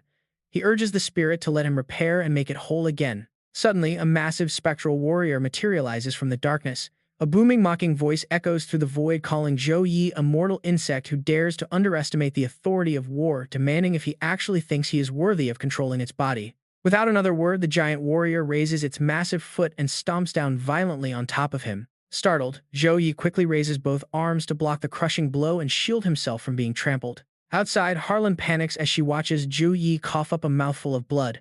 Mochi immediately holds her back, warning that interrupting his consciousness now will trap him inside forever as a living corpse. He must face this trial on his own. Inside, Zhou Yi tries to reason with it, saying its war ended when its former master died and it now needs a new owner. The enraged war spirit roars in absolute fury, calling him incredibly arrogant. Just then, the system screen flashes, activating the righteous judgment skill to summon a divine magic circle. Blades of light pour from the sky to assault the enemy, followed by a holy light spear from the angel of justice that inflicts devastating damage. Yet the stubborn war spirit still tries to crush Zhou Yi underfoot. From high above, a blinding golden light instantly illuminates the entire battlefield. Down below, Zhou Yi narrowly dodges the deadly strike, escaping death by a hair. The fight keeps going as the war spirit charges forward with intense, overbearing pressure, gathering all of its raw internal energy to launch another brutal assault. Once again, the system notification flashes displaying the skill, Holy Light Cleave level 5 rank B. With a sharp slash, the startled war spirit is forced to dodge to the side. Completely fearless, Zhou Yi gathers his inner energy once more to initiate the light punishment skill, which calls down powerful holy lightning to strike designated enemies. The raw power of these bolts scales directly with the caster's own light affinity. It is one man versus an ancient war spirit, and the battle has reached absolute fever pitch. He wastes no time launching another heavy explosive strike directly toward the spectral warrior. In the backlash, Zhou Yi coughs up blood, clearly suffering some incredibly severe injuries this time. Falling to one knee, Zhou Yi gasps heavily for air. He wipes the blood from his mouth, his eyes burning with a cold, sharp determination. And just then, a pair of burning, powerful eyes suddenly manifest right behind him. Finally, his war soul manifests, charging into battle once more with fierce determination. He glares intently at his opponent and roars out, "Then I will force you to yield to my combat intent." Furious, relentless strikes clash violently in succession as he unleashes Penance, Holy Fist, Divine Combo, and Storm Judgment. The golden helmet of the war soul slowly unleashes a massive wave of power, seemingly reacting to this intense clash. Standing outside, Ha Lan is utterly shocked at how wild the energy is fluctuating. Mo Zui immediately chimes in, suggesting that kid Zhou Yi might be using a special method to soothe it. The war soul's dark aura slowly begins to thin out, and its fierce momentum gradually dims. It stares intently at the young man, praising how protection, judgment, purification, and unyielding spirit can actually coexist so intensely within such a diverse and powerful combat intent. Finally, the war soul accepts him, declaring that he truly has what it takes to carry their legacy. Right after, everything quickly stabilizes, and all of Zhou Yi's physical wounds instantly begin to heal up. Inside the weapon forge, the shattered golden helmet is now completely restored. The lotus in front of Mage glows with a brilliant golden light, leaving the old master staring at the sight in absolute astonishment. Zhou Yi smiles with pure excitement. It is a success, and the soul is actively cooperating to stabilize the final step. A sharp cold beam of light suddenly erupts from the golden helmet, piercing straight into the sky. Everyone present stares in dumbfounded silence, completely lost for words. One of the cultivators cannot help but speak up, marveling at this celestial anomaly and declaring that their Tiandao sect has just witnessed the birth of a legend. Finally, the golden helmet is fully restored, polished to a brilliant shine as if it were brand new. The golden helmet immediately flies over to Zhou Yi as if eager to claim him as its master. The system interface pops up. War Soul helmet restoration is now complete. Perfect recovery has been achieved, spirituality is fully restored, and ownership is recognized. Equipment traits: lightning and fire body upgrade greatly, increasing resistance to lightning and fire attribute damage with the unique ability to absorb, convert, and resonate with war energy. Highly synchronized with the host's will, boosting the power and judgment of all offensive skills. Hidden quest activated. Quest 2. The Inheritance of the Apocalypse, Dragon Knight. The unyielding spirit buried deep in the earth veins under the dragon's spine bears thousands of pounds. Find and reclaim the unyielding foundation armor. System hint: head to the Blackrock Mountains Dragon's Ridge Mine. Generous rewards await you. Mose nods in satisfaction, praising the kid for not only restoring the artifact but also getting it to recognize him as its master. Having forged weapons for years, he has never seen such a rare, mysterious treasure. Right after, Shui Ying rushes over, anxiously asking if he is all right. Zhou Yi wipes the blood from his mouth and assures her he is fine, though his mental energy is heavily drained.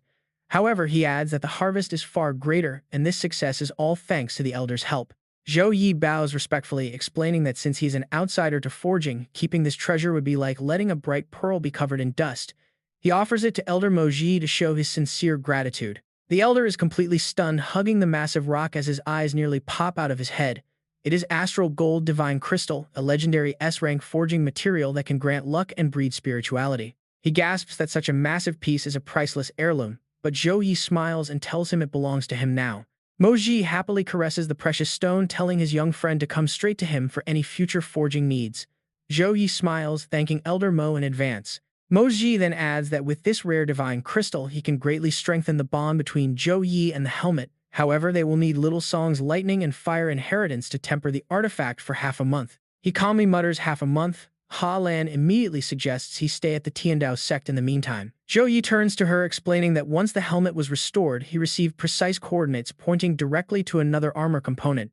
She nods, understanding that high-tier divine weapons often share a powerful resonance that leads to other missing pieces, and she reassures him to leave the helmet completely in her hands. Zhou Yi smiles apologetically, thanking Ha Lan for her hard work. She simply grins, saying her master wants her to reorganize the sect anyway, so she cannot tag along. She then asks where his next target is.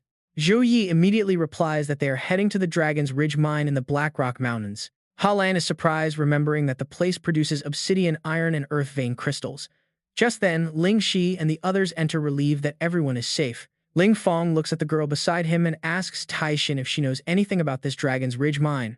Tai Xin grins playfully, explaining that the Dragon's Ridge Mine is where her adoptive father, the Martial Emperor Wan Zhen, lives in seclusion. Fei Long ponders, noting the Martial Emperor's massive reputation, and asks if her adoptive father is truly that powerful. She quickly replies that 3 years ago he was already a renowned boxing master across the continent. Tai Xin's expression suddenly turns solemn, trailing off with a sigh. When Lingzi asks what is wrong, Tai Xin explains that 3 years ago her adoptive father lost his right arm in a tragic incident. Since then, his personality changed completely as he withdrew into total seclusion. He even established a strict rule: unless the mine faces absolute destruction, anyone who trespasses will be personally kicked out by him. Hearing this, Ling Fong asks why they cannot just explain their honest requests, since they are not there to cause trouble, wondering if even his daughter's friends would be turned away. Tai Xin sadly explains that he is incredibly stubborn. She doesn't want them to make a pointless trip or risk triggering a major conflict. Zhou Yi thanks Tia Xin for her concern but insists he absolutely must go. He believes if they cannot get in, they will find a way, and if the master refuses to meet, they will give him a reason he cannot ignore. Tai Xin smiles, agreeing that rules are dead while people are adaptable, so they should just go and figure it out. Hearing his words, Tai Xin's gaze softens and a warm smile appears on her lips. Meanwhile, Zhou Yi quietly ponders the situation. A legendary martial emperor losing an arm and going into hiding, and with Tai Xin being so hesitant, it must be more than just a strange temper. There is definitely a deeper secret here, but with a system quest, active backing down is not an option. Mage chimes in, noting that while the ore produced from that mine is absolutely top-notch, the martial emperor completely halted all exports to the outside world after issuing his strict ban. Ha Lan urgently suggests bringing a few elders from the Tiandao sect along to help, hoping that their sect's reputation might convince him to talk. However, Mo Zhuwei waves his hand, explaining it is completely useless, as Xuan Yangzi already went there and even offered free forging services only to be rejected. Zhou Yi reassures her, explaining that the Tiandao sect needs her and this is her battlefield to prove herself. Once she establishes her position, the entire sect will become her greatest support. The rest of the group agrees to head to the mine first to scout, planning to meet up in half a month with the completed war soul. Feeling deeply motivated, Ha Lan nods and tells Zhou Yi that everyone can leave with absolute peace of mind. She promises to protect the sect master, her training, and ensure they become a powerful backing for him. She guarantees she will bring the restored helmet to them right on time in half a month. Before they set off, Ling Xi shouts out, telling Ha Lan to do her best, eat her meals on time, and not just focus on drawing talismans. Ha Lan waves back, wishing them a safe journey and asking to keep in touch. Right as they depart, Zhou Yi secretly leaves behind a glowing blue butterfly. The butterfly flutters forward, but its trail of soft green light is immediately blocked by an unseen barrier. Zhou Yi notices the massive defensive array has a tiny gap where its energy nodes transition. It is the perfect spot to plant his void butterfly and set up warp coordinates. He might not need them, but being prepared never hurts. If the Tiandao sect ever faces trouble, or if they need an emergency retreat in the future, this coordinate will serve as their perfect escape route. At the same time, Ha Lan silently vows to become strong enough to face any challenge that comes her way. After traveling for a while, a loud announcement chime rings out, letting the passengers know they have finally arrived at the Dragon's Ridge mine. As they step off the carriage, driver cheerfully reminds them to leave a 5-star rating. Ling Xi suddenly feels a wave of unease, noting that the heavy, oppressive atmosphere makes it difficult to breathe. Zhou Yi secretly observes that while the mine is quite massive, it is far too quiet, with absolutely no miners or active machinery running anywhere. Taishin takes the lead, pointing out her adoptive father's residence. She advises them to stay back, keep their voices down, and let her do all the talking. But right as she turns to step forward, Zhou Yi quickly grabs Taishin's hand and pulls her back. A warm golden energy envelops her as Zhou Yi activates a calming recovery skill to ease their tension. He gently offers to speak with her adoptive father if things get too difficult. Taishin smiles gratefully, assuring her brother Yi that she can handle it as her adoptive father is strict, but not entirely unreasonable. With that, they advance together. Moving forward, they remain highly vigilant, scanning their surroundings. Meanwhile, the group finally reaches a small wooden cabin sitting at the top of the steps. Stepping inside the dusty air makes Shen Lingfeng cover his nose, while Tai Xin takes a deep breath before the wooden door. She knocks gently on the door, the soft sound echoing loudly to break the quiet, tense atmosphere. Suddenly, Wang Jin swings the door wide open, startling Tai Xin completely. He glances behind her, asking Tai Xin why she brought so many people home. Hearing his stern voice, her face immediately pales with worry. Tai Xin respectfully explains that these are her teammates from Suhang University, friends who have faced life and death together. One by one, they politely introduce themselves, with Zhou Yi, Tang Lingxi, and Shen Lingfeng all paying their respects to senior Wang Zhen. Wang Zhen narrows his eyes as Zhou Yi explains they are searching for an ancient artifact linked directly to this mine, begging for entry. The old man gasps, asking if he is really a Shen. Wang Zhen flatly refuses, declaring the mine a restricted area where outsiders are banned. He orders Tai Xin to take her friends away immediately. Even as Tai Xin begs, Shen Lingfeng gets annoyed by the old man's incredibly rude attitude after they traveled so far. Wang Zhen shoots a murderous glare at them, snapping back. Shen Lingfeng instantly feels absolute terror as his fire dragon form auto-activates under the pressure. Wang Zhen mocks his red hair and arrogant attitude, calling him a spoiled, ignorant noble. Tai Xin quickly defends him, saying he is just blunt with no bad intentions. Wang Zhen refuses to listen to any excuses, shouting that he has had enough. Heavy pressure erupts from him as he commands them to leave. He warns them that if they do not get out right now, he will not show any mercy. Zhou Yi steps forward to block the heavy attack, warning everyone to stay back. He boldly calls out the old man, stating that while he will take full responsibility for any offense, releasing such lethal intent is completely unworthy of a true master. He asks the senior to calm down. Wang Zhen is secretly shocked that this young man actually blocked his wrathful strike so easily. He prepares to attack again as the ground violently shakes. Tai Xin desperately begs him to stop, while Shen Lingfeng curses in utter frustration. Zhou Yi leaps high into the air, summoning holy chains to wrap around his teammates' waists. He pulls them backward just in time to dodge a devastating energy blast. A massive crack splits open right where they were standing moments ago. Tang Lingxi catches her breath, terrified by the old man's power. Tai Xin can't fathom why her stepfather is so angry, while Shen Lingfeng punches the rock wall in frustration, venting about how that crazy old guy literally tried to kill him for absolutely no reason. Zhou Yi recalls the senior's intense glare. That sudden hatred towards Shen Lingfeng was way too specific, targeting his red hair and wealthy family background. It feels less like random annoyance and more like a deep, painful grudge from the past. This issue might be much deeper and more complicated than they first realized. He tells Tai Xin not to blame herself, suggesting they find lodging nearby first. Tai Xin agrees completely. Looking back at the quiet cabin, Zhou Yi notes that the mine is strangely silent for this time of day, asking if it was always this lifeless.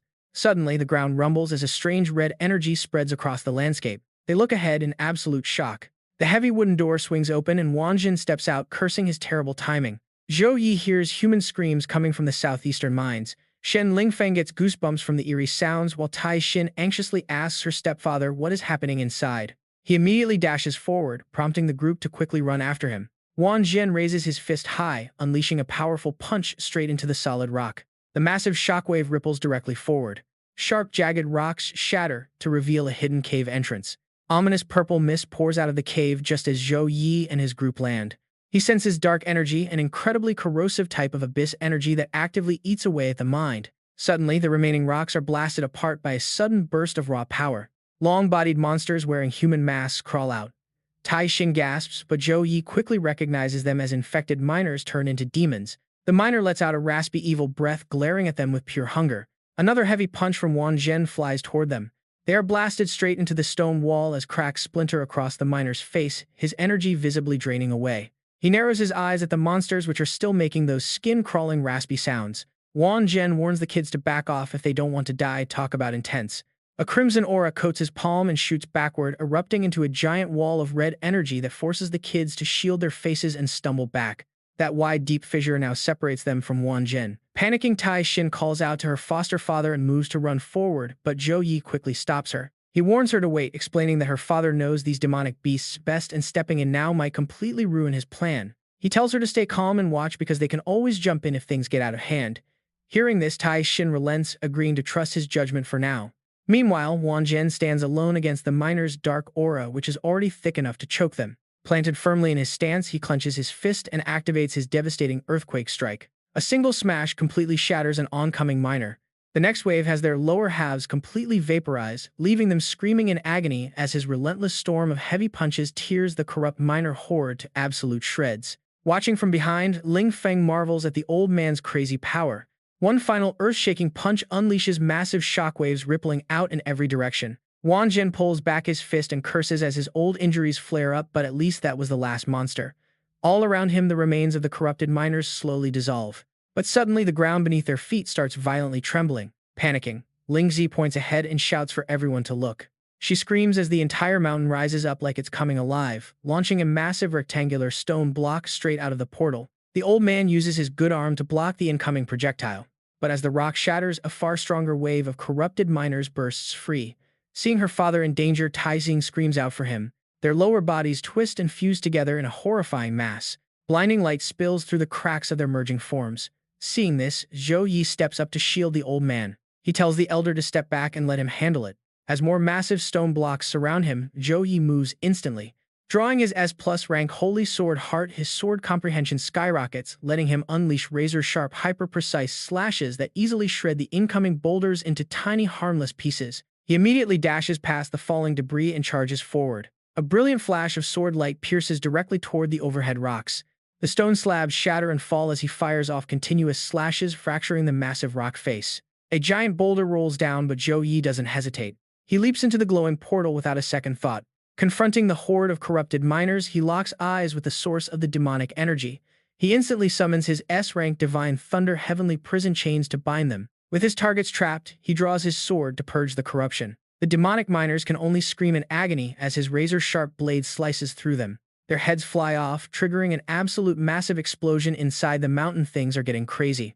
In complete shock, Ling Shi looks on as the last remnants of demonic energy dissipate. Ling Feng asks what on earth just happened while Tai Xin rushes over to help Wan Zhen stand.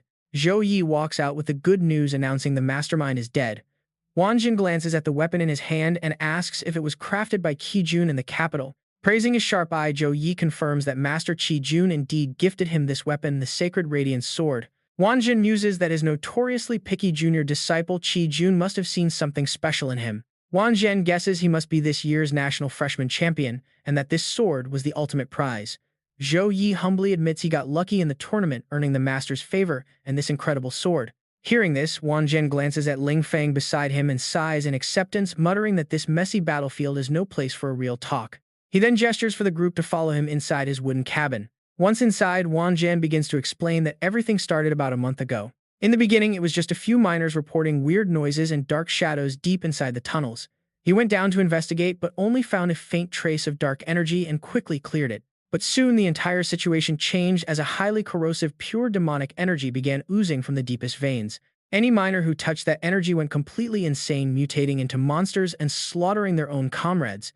He had to put them down and destroy the source, but new vents of energy kept popping up. More and more miners kept getting corrupted and mutating, making it completely impossible to contain. With no other choice, he evacuated everyone from the Black Rock Mountains, leaving only him and those wretched crawling things down beneath the earth.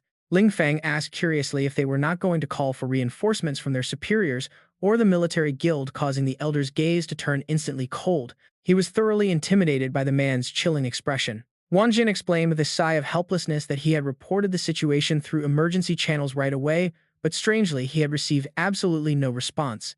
Zhou Yi expressed his deep gratitude to the senior, admiring his courage in defending this place alone to block the spreading dark energy. He explained that his journey here was to find an ancient artifact hidden deep within the mine. Since it was incredibly important, he hoped to make a trade. Meanwhile, Ling Feng did not dare look at Wang Zhen again, feeling utterly depressed and wondering why the old man seemed to dislike him so much. Fortunately, the elder allowed them to speak. Zhou Yi pointed out that the senior had already witnessed his power, explaining that his holy light could completely suppress dark creatures and negative energy. He offered to sweep the entire mine, find the source of the dark energy, and eliminate it. In exchange, he only asked for permission to locate his desired artifact.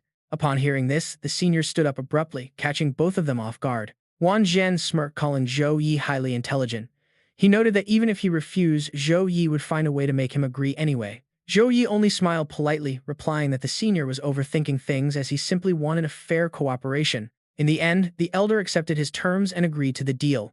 Just as Tai Xin starts to celebrate, Wang Zhen drops a heavy bombshell, stating there is one strict condition. He points straight at them, demanding Tai Xin fight the red-haired kid tomorrow. It is a straightforward demand, but the sudden twist causes the boy to frown in complete disbelief. The sudden declaration drains the color right out of both their faces. Even Lingzi watches on, completely gripped by fear for them. Ling Feng can't hold back his burning rage anymore. He snaps at the old man, demanding to know what his problem is. He accuses him of looking down on him from the start and now forcing him to fight Tai Xin. Even Tai Xin is utterly baffled, pleading with her adoptive father, asking why he would force her to fight someone who has stood by her side through thick and thin. But Wang Zhen is completely set in his ways. Tai Xin fighting the red-haired brat is his absolute condition. They either take it or leave. Zhou Yi quietly calms Ling Feng down, pulling him back to sit as he silently analyzes the situation. This is not just a petty obstacle. Senior Wan has an obvious deep-seated hatred for Ling Feng, likely stemming from some ancient grudge with the Shen family. If this battle cannot be avoided, he needs to ensure it remains strictly under control. Seeking clarity, Zhou Yi asks if there are any specific boundaries for the match, or if it stops at first blood. But the old man cuts him off sharply. It is an all-out life and death clash. He will referee and prevent any actual fatalities, but warns that any trickery will immediately void their deal. Zhou Yi nods in agreement, accepting the terms of an all-out battle. With the agreement locked in, Wang Zhen turns on his heel to leave, instructing them to meet tomorrow morning at the clearing east of the mine before telling Tai Xin to follow him. He leads her out to the open fields, where Tai Xin glances down at her feet in confusion. Looking up suspiciously, she questions her godfather. Wang Zhen simply asks what she can feel here, prompting her to close her eyes and focus on the surrounding energy. She reports back that while the ground feels solid, she can sense a restless, turbulent pulse deep underneath. Wang Zhen presses his hand against the earth. He agrees, explaining that the power of the earth veins is a living force that supports all life while carrying its raw emotions. A vibrant energy erupts from his palms, spreading outward as he instructs her to watch closely. This technique is not meant for offense, but for pure defense. As a brilliant golden light blankets the entire area, he unleashes a powerful shout, leaving her completely stunned by the massive structures rising before her. 4 colossal golden walls now encircle them. This is the S-rank Earth Meridian Fortress. It summons the spirits of the earth veins for absolute defense, allowing her to manipulate solid rock to block and counterattack, growing even stronger with her desire to protect. Wang Zhen sweeps his hand forward, unleashing another wave of brilliant golden energy. He explains that this earth power can serve as an impenetrable shield to guard everything she holds dear. But as the surrounding rocks assemble into a massive towering stone giant, he adds that it can also transform into a crushing wrath capable of leveling anything in its path. Passing the core of this earth power over to Tai Xin, he explains that its true strength does not rely on raw spiritual energy, but on how deeply her heart resonates with the ground beneath her. He urges her to give it a try. She accepts the core, and a warm, steady energy instantly begins to radiate through her. As mental pages seem to turn within her mind, Tai Xin whispers a silent vow to protect what matters most. Memories of her companions flood back, their shared laughter, sweat, and the warmth of fighting side by side. This profound bond rescued her from isolation, cementing the words Zhou Yi once spoke about their shared path. The moment she aligns her heart, countless specks of golden energy begin to rise from deep within the earth. They quickly spread outward, blanketing the vast rolling mountain ranges in a warm golden glow. Wan Jin is stunned to see her protective will awaken the spiritual energy of this entire mountain range. In response, Tai Xin begins to float gently into the air, surrounded by swirling bands of light. High above, the majestic avatar of a guardian deity slowly manifests directly behind her back. The swirling golden energy rapidly converges, focusing itself right onto the center of her forehead. He praises her warmly, noting that her ability to manifest the guardian spirit gives her a far stronger starting point than he ever had. In time, she will surely surpass him. Tai Xin looks at him curiously, asking why he is forcing this fight. He cuts in, knowing exactly what she wants to ask, why he is matching her against that kid from the Shen family. He stares at his empty sleeve, revealing he lost his arm over an epic-grade dragon spine crystal vein. Worse yet, it was taken by the very sworn brother he once trusted completely with his own life. He explains that 30 years ago, he and the blood dragon warrior Shen Kang were incredibly close, sharing a deep mutual respect that led them to form a legendary team. During their travels, they accidentally wandered into the wild mountains, and after weeks of relentless fighting against monsters, they stumbled upon an epic-grade crystal vein. It was a treasure massive enough to drive any powerhouse completely insane. But just as they were celebrating their incredible fortune and dreaming of a glorious future, they were suddenly ambushed by demonic entities lurking deep within the dark mine. The dark demonic energy rapidly corrupted Shen Kang's body and mind. Driving him completely insane, he turned and viciously attacked Wan Zhen without warning. His arm was severed on the spot, a horrific truth that leaves Tai Xin utterly pale with shock. Wan Zhen frowns, adding that the abyssal demonic corrosion was so severe that normal healing was useless. The only cure was to beg a bishop at the Holy Light, Zhou Yi, to perform high-tier magic. However, that required a detailed, honest report on how the injury occurred. Once Shen Kang regained his senses, he actually knelt down and begged him to keep the crystal mine a secret, arguing that neither of them could ever defend such a massive treasure if the news got out. He refused to lie, and in response, his former sworn brother ordered the entire Shen family to hunt him down, framing him for betraying his team out of greed and fleeing with the spoils. Heartbroken and physically broken, he dragged his crippled body to the desolate Black Rock Mountains to hide. Overwhelmed by the tragic story, Tai Xin bursts into tears, apologizing for not knowing his painful past. Wan Jin assures her it is not her fault.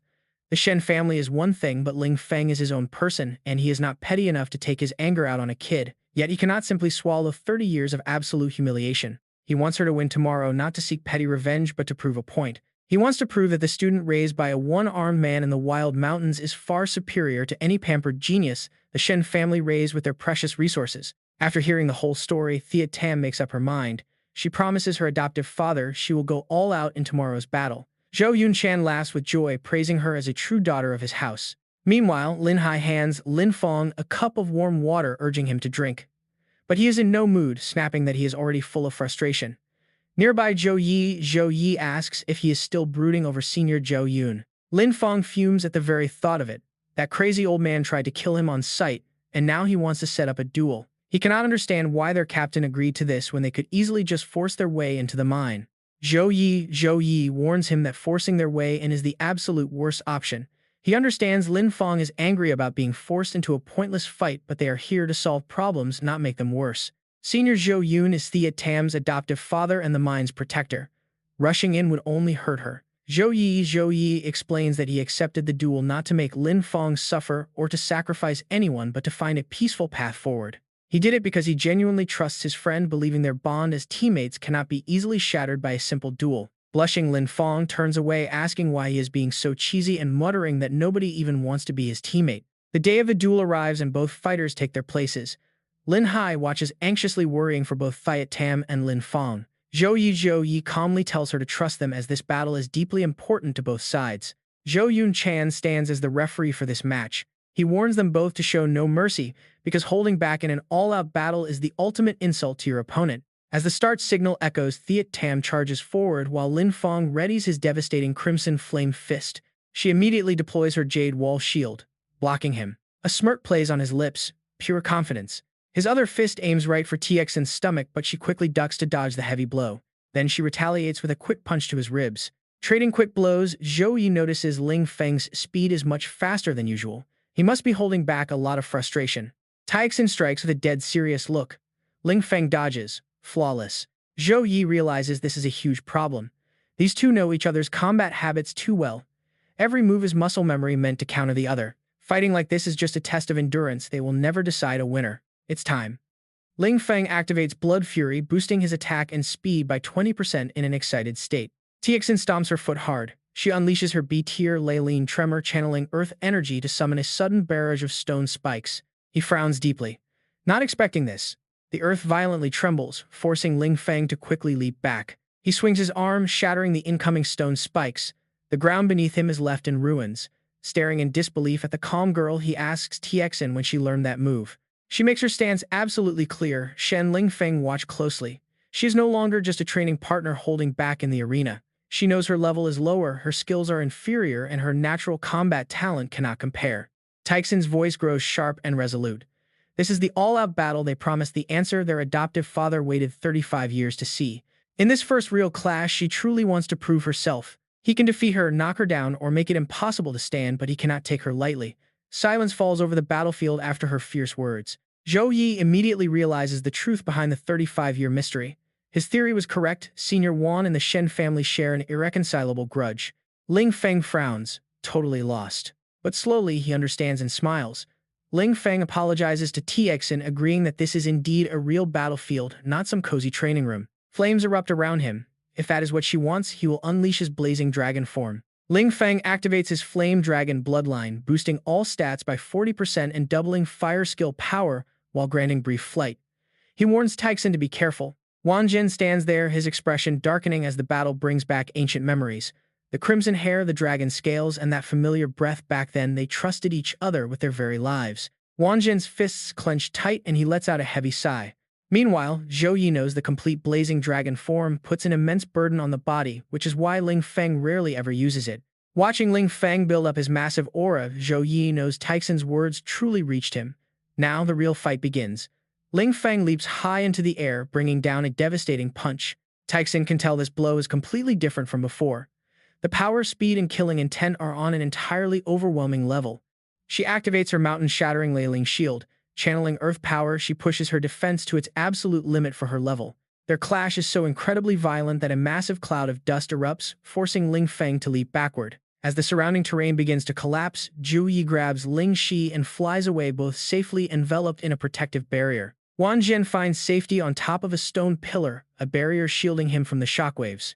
Ling Feng grins, praising her excellent shield before unleashing a massive torrent of dragon breath straight from his mouth. When her triple rock wall leyline shield activates, massive stone pillars erupt from the ground to block the attack. Ling Feng's raging flames slam directly into the center of the stone barrier. The fire pierces straight through the core of the stone, and in an instant, everything explodes into tiny fragments.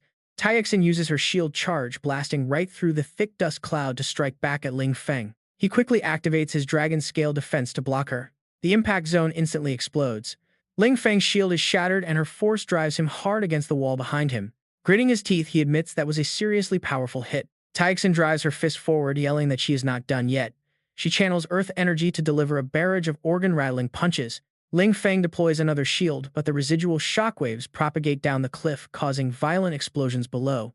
Zhou Yi silently analyzes the situation. Ling Feng's strength lies in explosive bursts and constant burn damage, but his blazing dragon form drains him fast. He must end this quickly. Meanwhile, TXN excels in defense and endurance, using her guard to steadily wear down his stamina. Ling Feng crosses his arms, barely holding his ground against the onslaught. Exhausted from the effort, TXN takes a quick leap backward. She wipes the sweat dripping down her face. Ling Feng summons his flames again. He tells her that this S-tier skill, Wrath of the Bloodbath, was a gift from Zhou Yi. She has seen it before, but he spent all his saved skill points to upgrade it to level 5 yesterday, making it far more devastating. A crimson mist wraps around them. Ling Feng reveals that this skill drains vitality from the battlefield, condensing life force into a destructive sphere that triggers 3 consecutive waves of damage upon detonating. The massive spheres of bloody energy grow larger, floating high in the air. They hurtle straight toward Tixin. He warns her that the first wave is a physical blast, followed by a second wave of corrosive blood mist that will eat away at her. He watches with concern as the surging blood energy coats the shield. The ground beneath Theatam erupts into a massive pillar of blood energy, triggering the 3rd stage of continuous dragon flame. Zhou Yun-chan notes that the red-haired boy has combat senses and skill coordination far beyond his peers, proving the annoying Tham family certainly knows how to train their legacy. Smugly, Lin Feng boasts that if Theatam can survive 3 stacked layers of this burning damage, he will willingly admit defeat, but his confidence is cut short. Lin Feng barely has time to smile before his grin instantly vanishes. He watches in shock as Theatam presses her hand to the ground, blending her energy with the earth. She chants that the mountains have souls and the earth has veins, forcing herself to become one with the terrain as a brilliant red light channels directly from her palm into the ground. Sensing the shift, Zhou Yun-chan suddenly realizes her intent, wondering if she actually plans to attempt it. Sure enough, Theatam unleashes the devastating mountain-shaking earth vein technique. A massive mountain resonance manifests behind her, sending fiery circular shockwaves rippling outward through the entire terrain like a blazing sonic blast across the peak. A massive stone pillar suddenly shoots straight up from the earth. It is not just one but countless giant rectangular stone pillars sprouting like massive bamboo shoots from the ground. They bend and converge toward the center, where a pillar of brilliant golden energy rises right from the spot where Theatam is standing. Zhou Yun-chan is completely shocked, knowing this skill cannot be cast just by leveling up.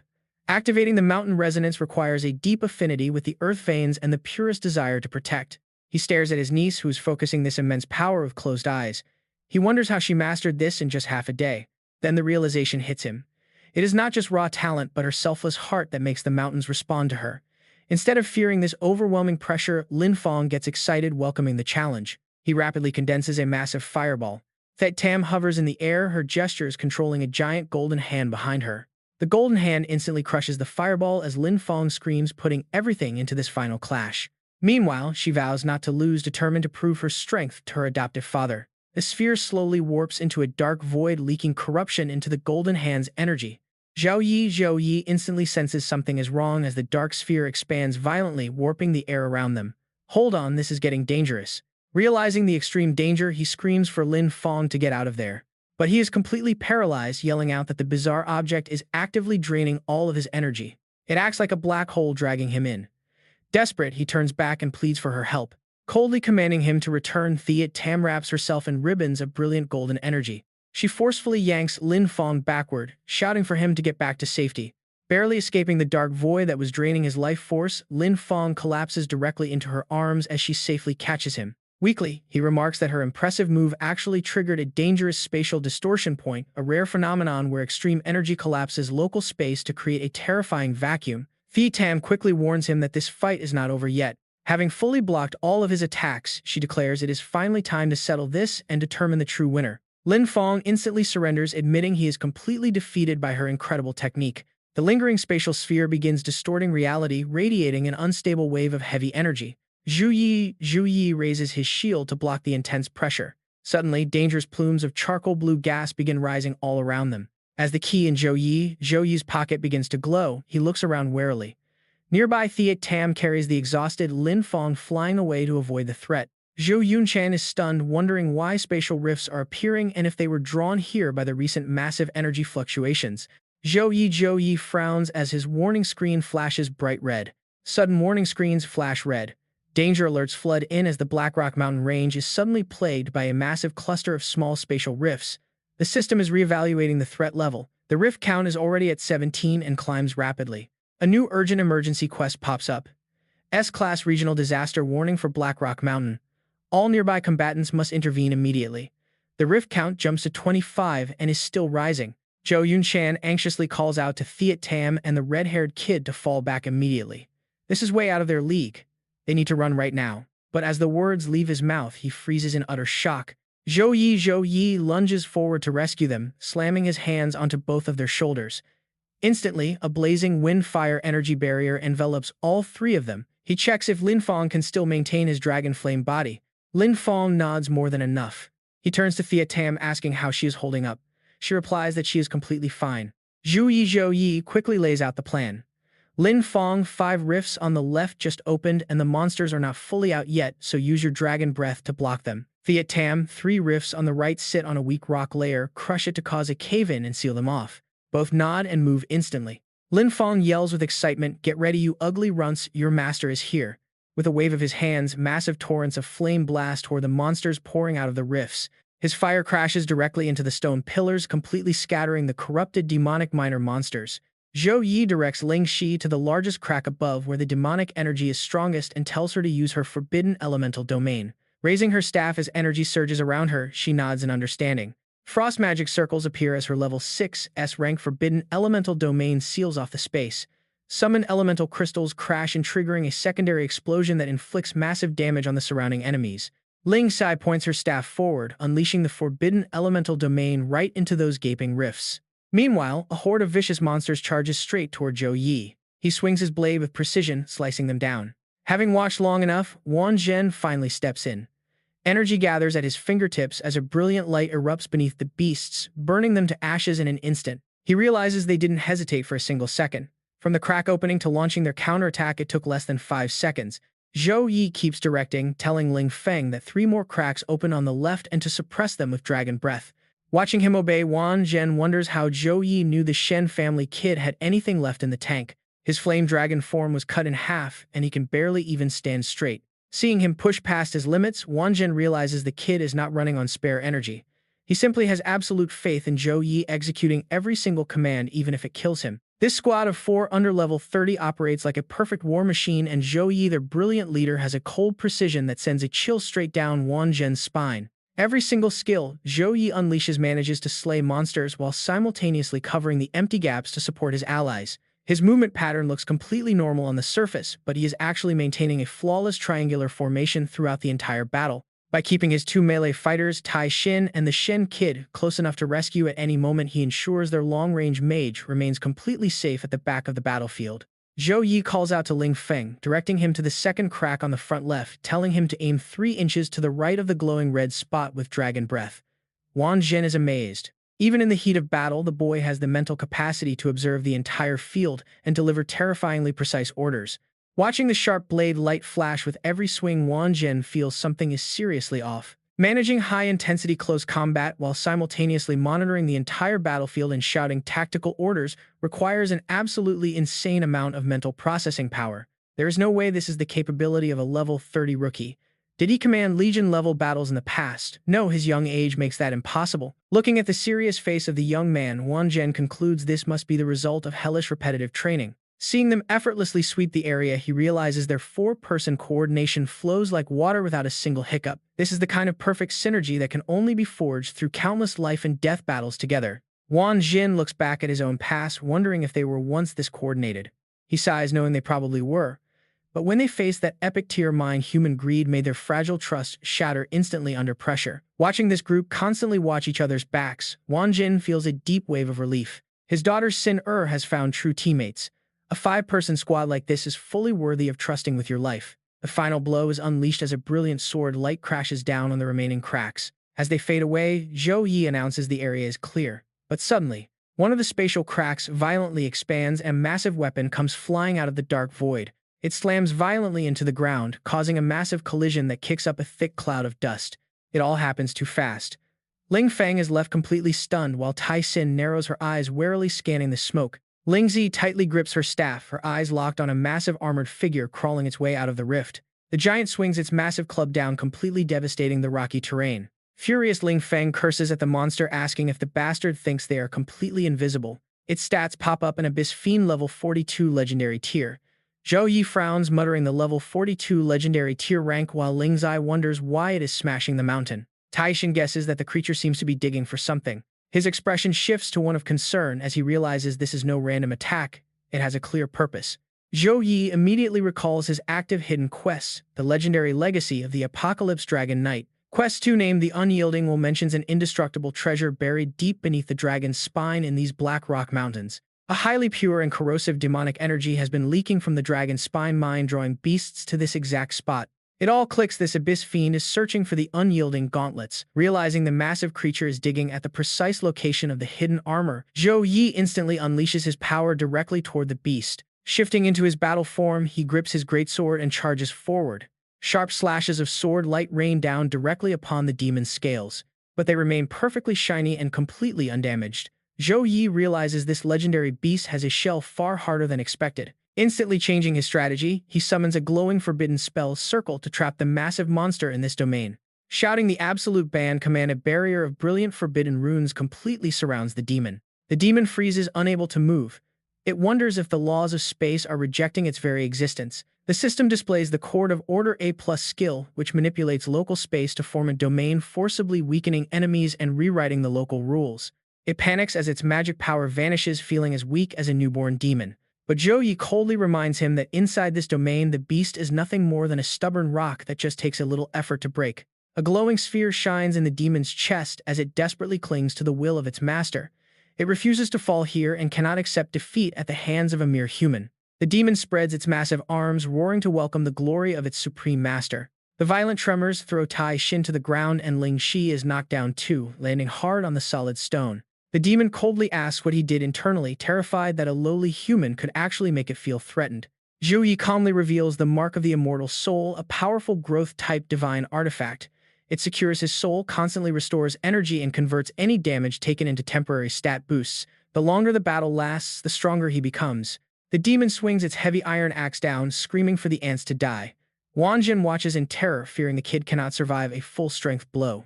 As he rushes to help, Tai Xin grabs his arm to stop him, telling her godfather to stay back because her brother can handle this. Wang Jin protests that it is a level 42 demon and no rookie can defeat such a beast alone.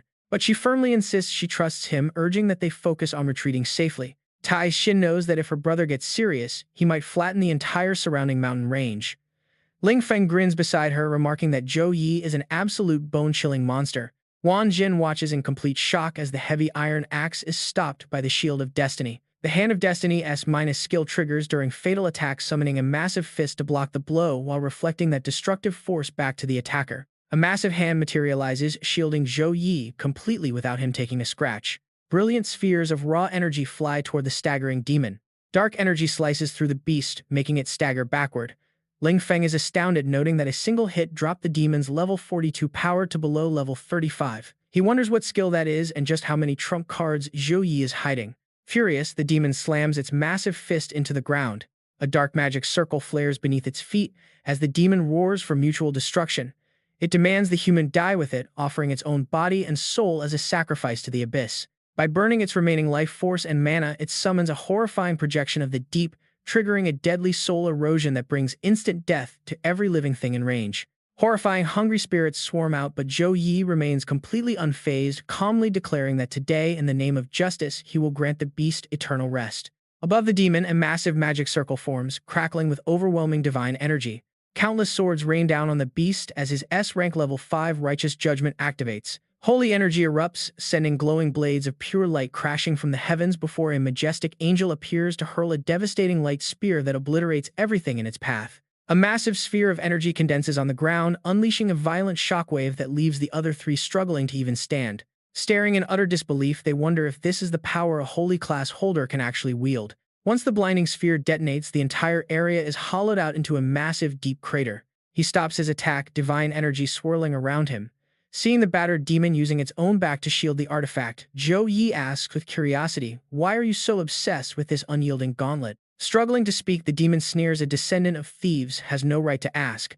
You cowardly humans, the great demon lord will lead his army to reclaim this land, and you will all become his food." Those words sound incredibly familiar to Zhou Yi, exactly like the demon from the Medium Rift back in Blackwind Valley. Too bad his master never revealed much about it. While the beast clings to the belief that its god will purge everything, Zhou Yi decisively swings his sword down. No matter what ancient grudges exist, he declares, "From this moment on, I will protect this world. Anyone who dares trespass will be executed without mercy." Floating quietly in midair, Zhou Yi notices a brilliant golden energy radiating from deep within the crater. Casting out a glowing chain, he snags the shining artifact from the pit, successfully acquiring a set of legendary golden claws.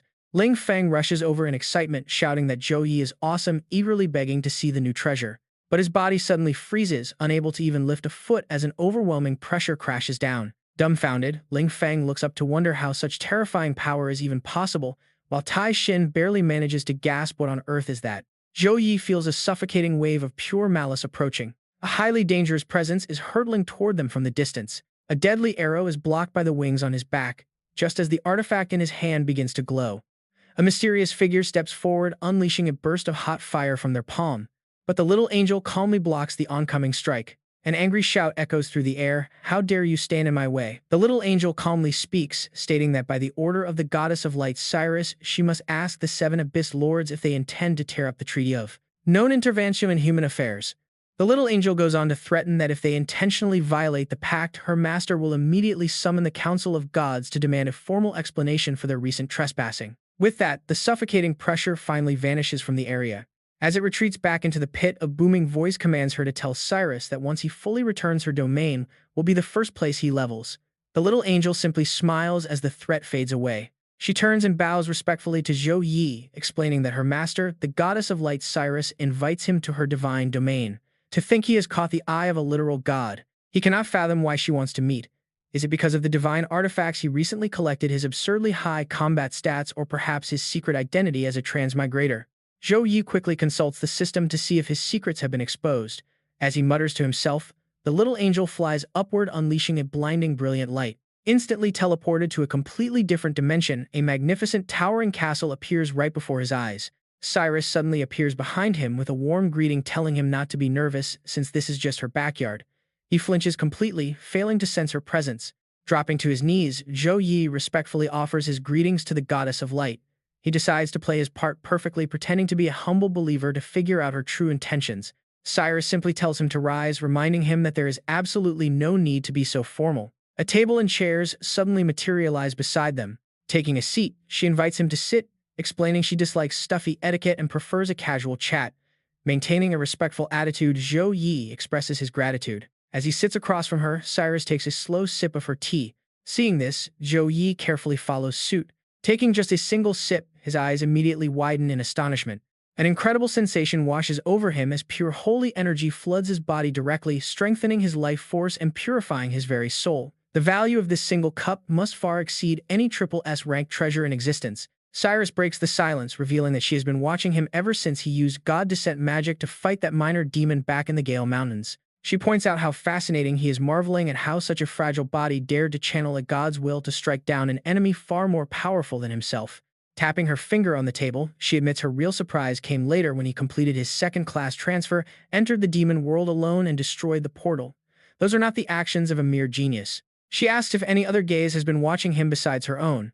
Zhou Yi knew this moment was coming. She clearly suspects something, and though she does not mention the system or transmigration, she knows an extraordinary power is interfering. She is deliberately using this vague question to pressure him and see if he slips up. He glances at his private system notifications, realizing that if she actually knew the entire truth, she would be trying to execute him rather than asking questions. The screen shows his level jumping to 32 after absorbing her pure holy energy.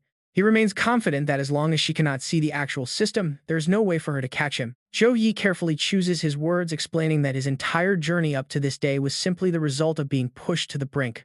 He tells her of his painful past parents gone early and his sick little sister, whose life hung by a thread, with an abyss right behind him. Taking one step back meant certain ruin. He had no choice but to grit his teeth and desperately fight forward. Even after she recovered, he never dared to relax for a second. Cyrus listens to his sincere words, knowing that only absolute strength can truly protect what is precious. He adds that as for the relics of the Apocalypse Dragon Knight, it was sheer coincidence and the hand of destiny that brought him right before her. She smiles, calling him a clever boy. He finally passes her test. She agrees that faith, duty, and responsibility are the true driving forces that push mortals to the absolute peak. She accepts his explanation, revealing that the helmet and gauntlets he found belonged to Carlos. He was her holy knight, the embodiment of war and the strongest Apocalypse Dragon Knight.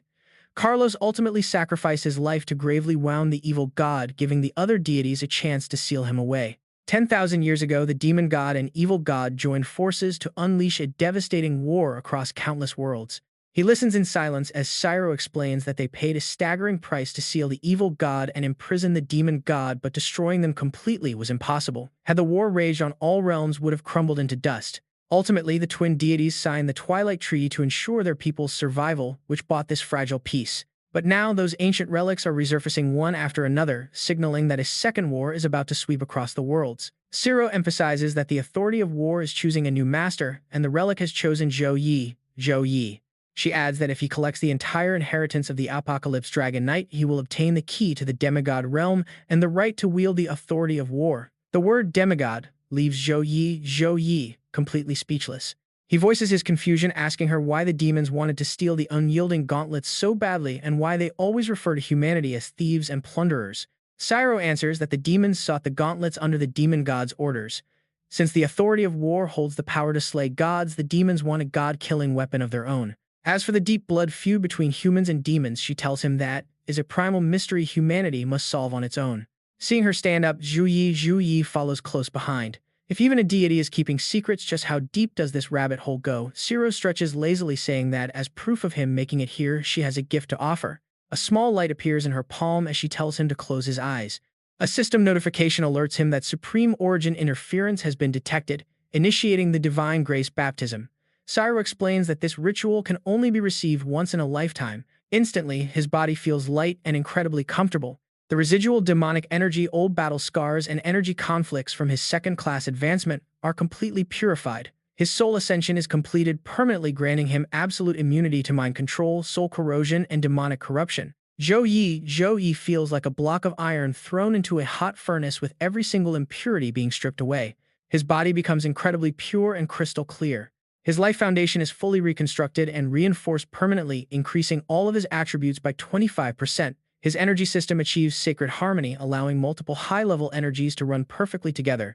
All skill costs are reduced by 10%, while their overall effectiveness increases by 5%. He is utterly amazed. This is not just a simple stat boost, his entire body is undergoing a fundamental mutation. He hits level 32 as his physical vessel adapts to hold even greater power. Opening his eyes, he realizes this baptism did not just pump up his raw combat strength. It raised his future ceiling to a whole new level, a true divine blessing that no skill or resource could ever replace. But as he looks down at himself, he freezes. Zhou Yi quickly covers himself up in embarrassment, realizing he is completely naked. Cyro waves her hand to clothe him, announcing that the baptism is finished and he is now a chosen one of divine grace. She warns him that this gift is also a heavy responsibility. Since the relics chose him, he must bear this weight. Zhou Yi bows deeply, promising never to fail her trust. A soft golden light fills the chamber. Cyro vanishes without leaving a single trace. Seeing him return, Tam calls out as the rest of the group rushes over.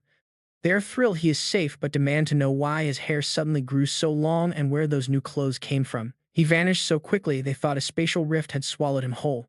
Zhou Yi calmly reassures them, explaining he just went to meet the god of light. All four of them freeze in absolute shock at those words. Ling Fong asks in wonder if he means the supreme deity of pure light, the ultimate faith of all holy class users. Tam reaches out to check his forehead, wondering if he is just sleepwalking, while Lin Hai thinks the battle fatigue is causing wild hallucinations. But Zhou Yunchan stands back silently, sensing the boy. Even though he only vanished for a few minutes, his aura is completely transformed. He feels pure, carrying a faint trace of divine pressure. Meeting the god of light is definitely no lie. He finds it hard to believe a level 30 player could be summoned by a deity. Blessed with such grace, the boy is destined to become the strongest powerhouse in the nation. Zhou Yi walks over to address his senior, while Lin Hai admires his new long hair, teasing that he looks like a total beauty from behind. Zhou Yi apologizes for making such a mess of the place, leaving the other three completely dumbfounded. Zhou Yunchan waves it off, saying the demonic source in the mine is gone and Zhou Yi got what he wanted. The price was absolutely worth it. Right as he says this, the mountain behind them suddenly splits in half. He asks the senior for advice, explaining that the gauntlets gave him a hint about his next piece of gear, pointing to a place called the Star Ascension Platform. Zhou Yunchan realizes what it is, explaining that it is perfectly normal for him not to know. It is a pocket dimension reserved for the highest-ranking battles in the nation, and its location is kept strictly classified. Zhou Yi eagerly asks the senior to tell him more about this place. Zhou Yunchan explains that during enrollment he must have heard of the Heaven and Earth boards. While there are two lists, the Earth board is just a playground for students and casual players. The real battleground for elite powerhouses is the Heaven board. He emphasizes that the Heaven board ranks the strongest players of the second advancement and beyond. The Star Ascension platform is the sole battlefield that decides these rankings, hidden away deep within the nation's high-security zones. Its entrance is heavily guarded by the military and 3 top guilds, accessible only through a special teleportation array. The pocket dimension itself naturally suppresses energy so that fights do not tear the place apart. Every challenger receives a trial token to track their battle score and record achievements.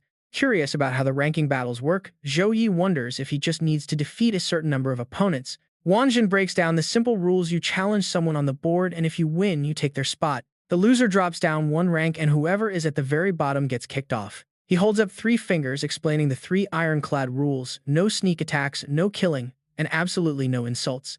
Anyone who breaks these simple rules will face permanent expulsion. The top 100 earn government rewards, while the top 10 gain access to the deeper secret zones. That area holds far more precious resources, making it the most likely place to find the rare gear Zhou Yi is searching for.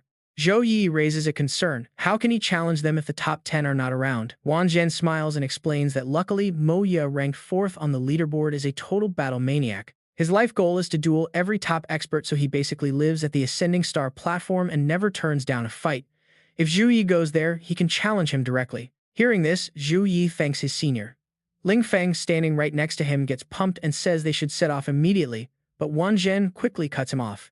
The old man scolds him for being so impatient. The entry requirement is a second-class transition, and in their group, only Zhou Yi actually meets that mark. Zhou Yi pats Ling Feng on the shoulder, advising him that while he wanted everyone to move together, the second transition is a strict requirement. He suggests they use this time to focus on their own breakthroughs. Meanwhile, Wang Zhen calls over his granddaughter Tai Xin, noting that she is right at the bottleneck of her second transition. He tells her to stay in the Black Rock Mountains so he can teach her a stabilizing method to complete her breakthrough within 2 weeks. She glances at Zhou Yi, instantly catching the silent message in his eyes. And so, Tai Xin quickly agrees, saying she will follow his instructions. Ling Feng immediately challenges her, warning her not to sneak ahead. He plans to return to the Shen family and use their secret arts to force his second transition, promising a duel when he succeeds. Tai Xin calmly accepts while Ling Zi suggests returning to her academy. She reveals that she has already reached level 29 and her teachers have been urging her to prepare for her second transition. She only delayed because she wanted to stay with the group, but now she feels motivated to catch up and grow stronger. Zhou Yi agrees to her decision without any hesitation. As their ride arrives, he waves a warm goodbye to Tai Xin and her grandfather. The car stops at the nearest town teleportation station. As the magical array flares to life, Ling Feng and the others step inside, waving goodbye to Zhou Yi as he watches from the outside. He sighs softly, whispering that it has been a long time since things were this quiet. Suddenly, a nearby staff member announces that the teleportation array to the Starry River domain is about to activate, urging all passengers to step inside immediately. As he steps inside, a massive wave of system notifications floods his vision. The hidden quest for the Apocalypse Dragon Knight Legacy, specifically the Unyielding Gauntlet, is officially complete. He is congratulated for receiving 2 powerful Divine S-tier skills named Aegis Wall and Undying Spark, along with 50 free attribute points and 50 extra skill points. Both the left and right gauntlets are now soulbound to him, granting incredible passive stats. First, the Undying Rule reduces all incoming damage by a flat 30%. Second, his Unyielding Battle Intent increases his overall defense as the combat drags on, granting up to 50% resistance to all damage types. He finds himself inside a lively tavern filled with noisy patrons chatting over drinks. Zhou Yi takes a seat at the counter and the bartender warmly asks if it is his first time here, wondering what he wants to drink. Instead of ordering, he pulls out a recommendation letter and mentions the Ascending Star platform, causing the bartender's eyes to glow blue. A magical scan quickly verifies the letter, confirming that the recommender is none other than the martial sovereign Wang Zhen, instantly approving his entry.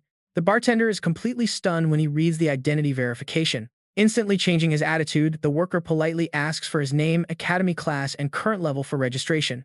Zhou Yi lists his details. Zhou Yi, Suzhou University Arbiter, class level 31. Hearing that low level, the young employee completely freezes up in sheer disbelief. He politely advises him that although level 31 technically meets the minimum threshold to enter the Ascending Star platform, most challengers on the board average at least level 35. Entering right now means he will likely suffer a severe double disadvantage, struggling against opponents with far superior level scaling and much more combat experience. Furthermore, the staff member warns him that while losing his very first qualification fight carries no direct penalty, it will severely lower his initial challenge rating. In the future, top-ranked combatants can easily reject his direct match requests by claiming his score is too low, making his overall journey to climb the leaderboard incredibly slow. Finally, the employee asks for his absolute confirmation, noting that most challengers prefer to prepare thoroughly to guarantee an initial victory. Nearby onlookers start laughing mockingly, telling him that listening to advice is how he will live longer, suggesting he go home and wait 3 more years before returning. The tavern patrons quickly join in whispering about how arrogant the younger generation has become these days. They complain that rookie players who just completed their second transition think they are invincible, likely because they have only slain weak monsters. Some even insult his recommender, questioning what kind of fool would send a level 31 rookie to a dangerous battleground like this. Ignoring the petty insults, Zhou Yi calmly tells him that he is absolutely sure and asks him to proceed. Professional as always, the worker stops advising and asks the young man to follow him. Watching them walk away, the mockers scoff at his arrogance, predicting he will suffer a humiliating defeat that will leave him thoroughly embarrassed.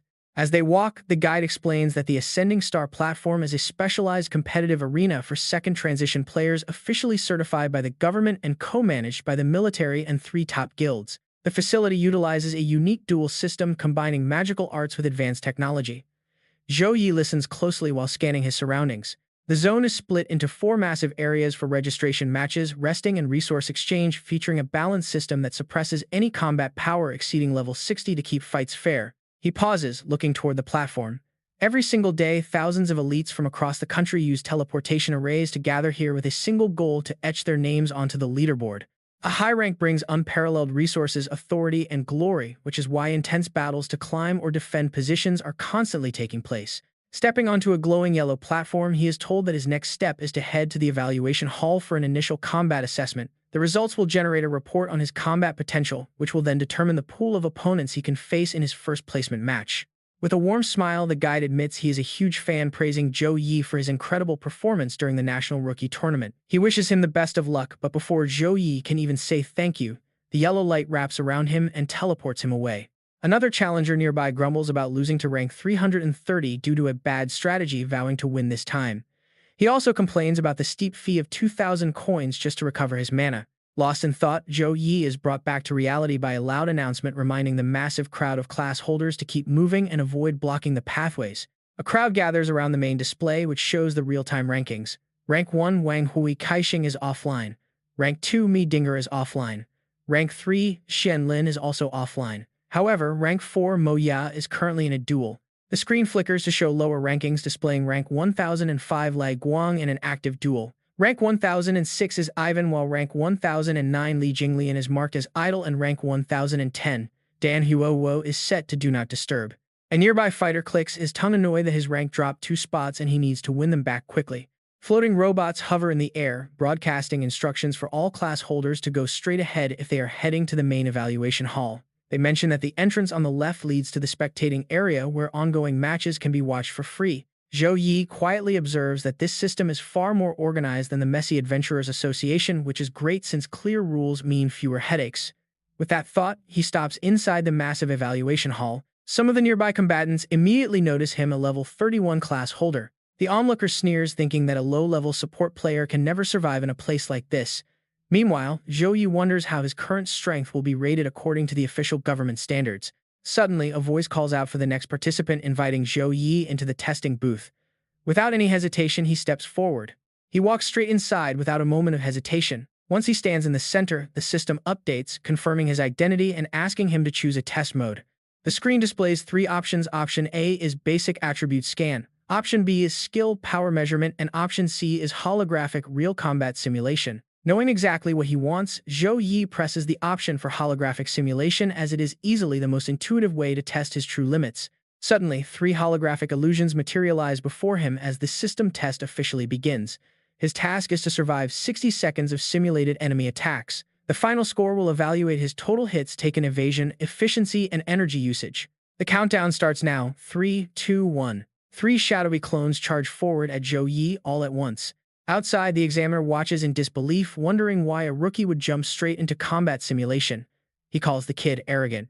But then the system screen flashes with a shocking update. Round 1 is already cleared and Round 2 is loading. He mutters what on earth is going on. Inside the arena, he easily handles them both. Slams straight down. Zhou Yi smashes them into the ground with pure force. They instantly turn to dust.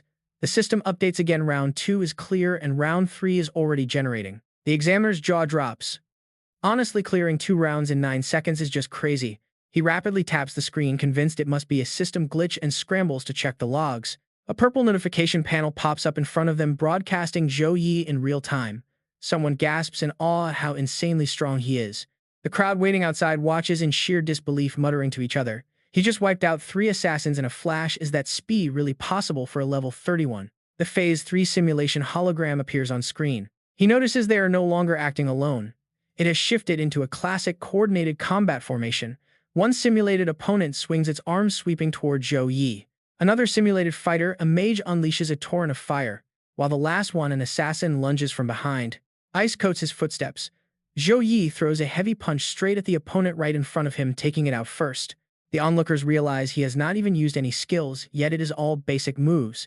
His precise power control is absolutely terrifying, with not a single drop of energy wasted. The system updates to show round 4 is cleared. As round 5 begins, he stomps down, instantly crushing another simulated target. Round 5 is clear. Notifications flash rapidly, preparing round 6, cleared, preparing round 7. With a single strike, he sends the entire simulated group in round 7 flying. Zhou Yi stands tall and proud. The screen updates to 60 seconds, confirming all targets are eliminated, and the evaluation concludes. He waits as the system generates his comprehensive combat rating. The crowd waits in tense silence as a wave of data floods the screen. Candidate Zhou Yi, class Arbiter, level 31. Holographic simulation mode. Primary stats: Strength, 860 Constitution, 845 Agility, 850 Intelligence, 890. Quad attribute rating: Strength, S, Constitution, S, Agility, S, Intelligence, S. Overall rating: Triple S. Exceeds standard measurement limits, requiring special calibration. Everyone watching is completely frozen in shock. Some are downright panicked by this monstrous score. Triple S. In 5 years of watching trials, this is the first real Triple S ever seen. Strength: 860 Constitution, 845 Agility, 850, and Intelligence, 890. What kind of monster is this? Those stats are basically level 45 tier. Is the machine broken? How is this even real? Correction, notice flashes. Calibration complete, no errors detected. Class user Zhou Yi confirmed.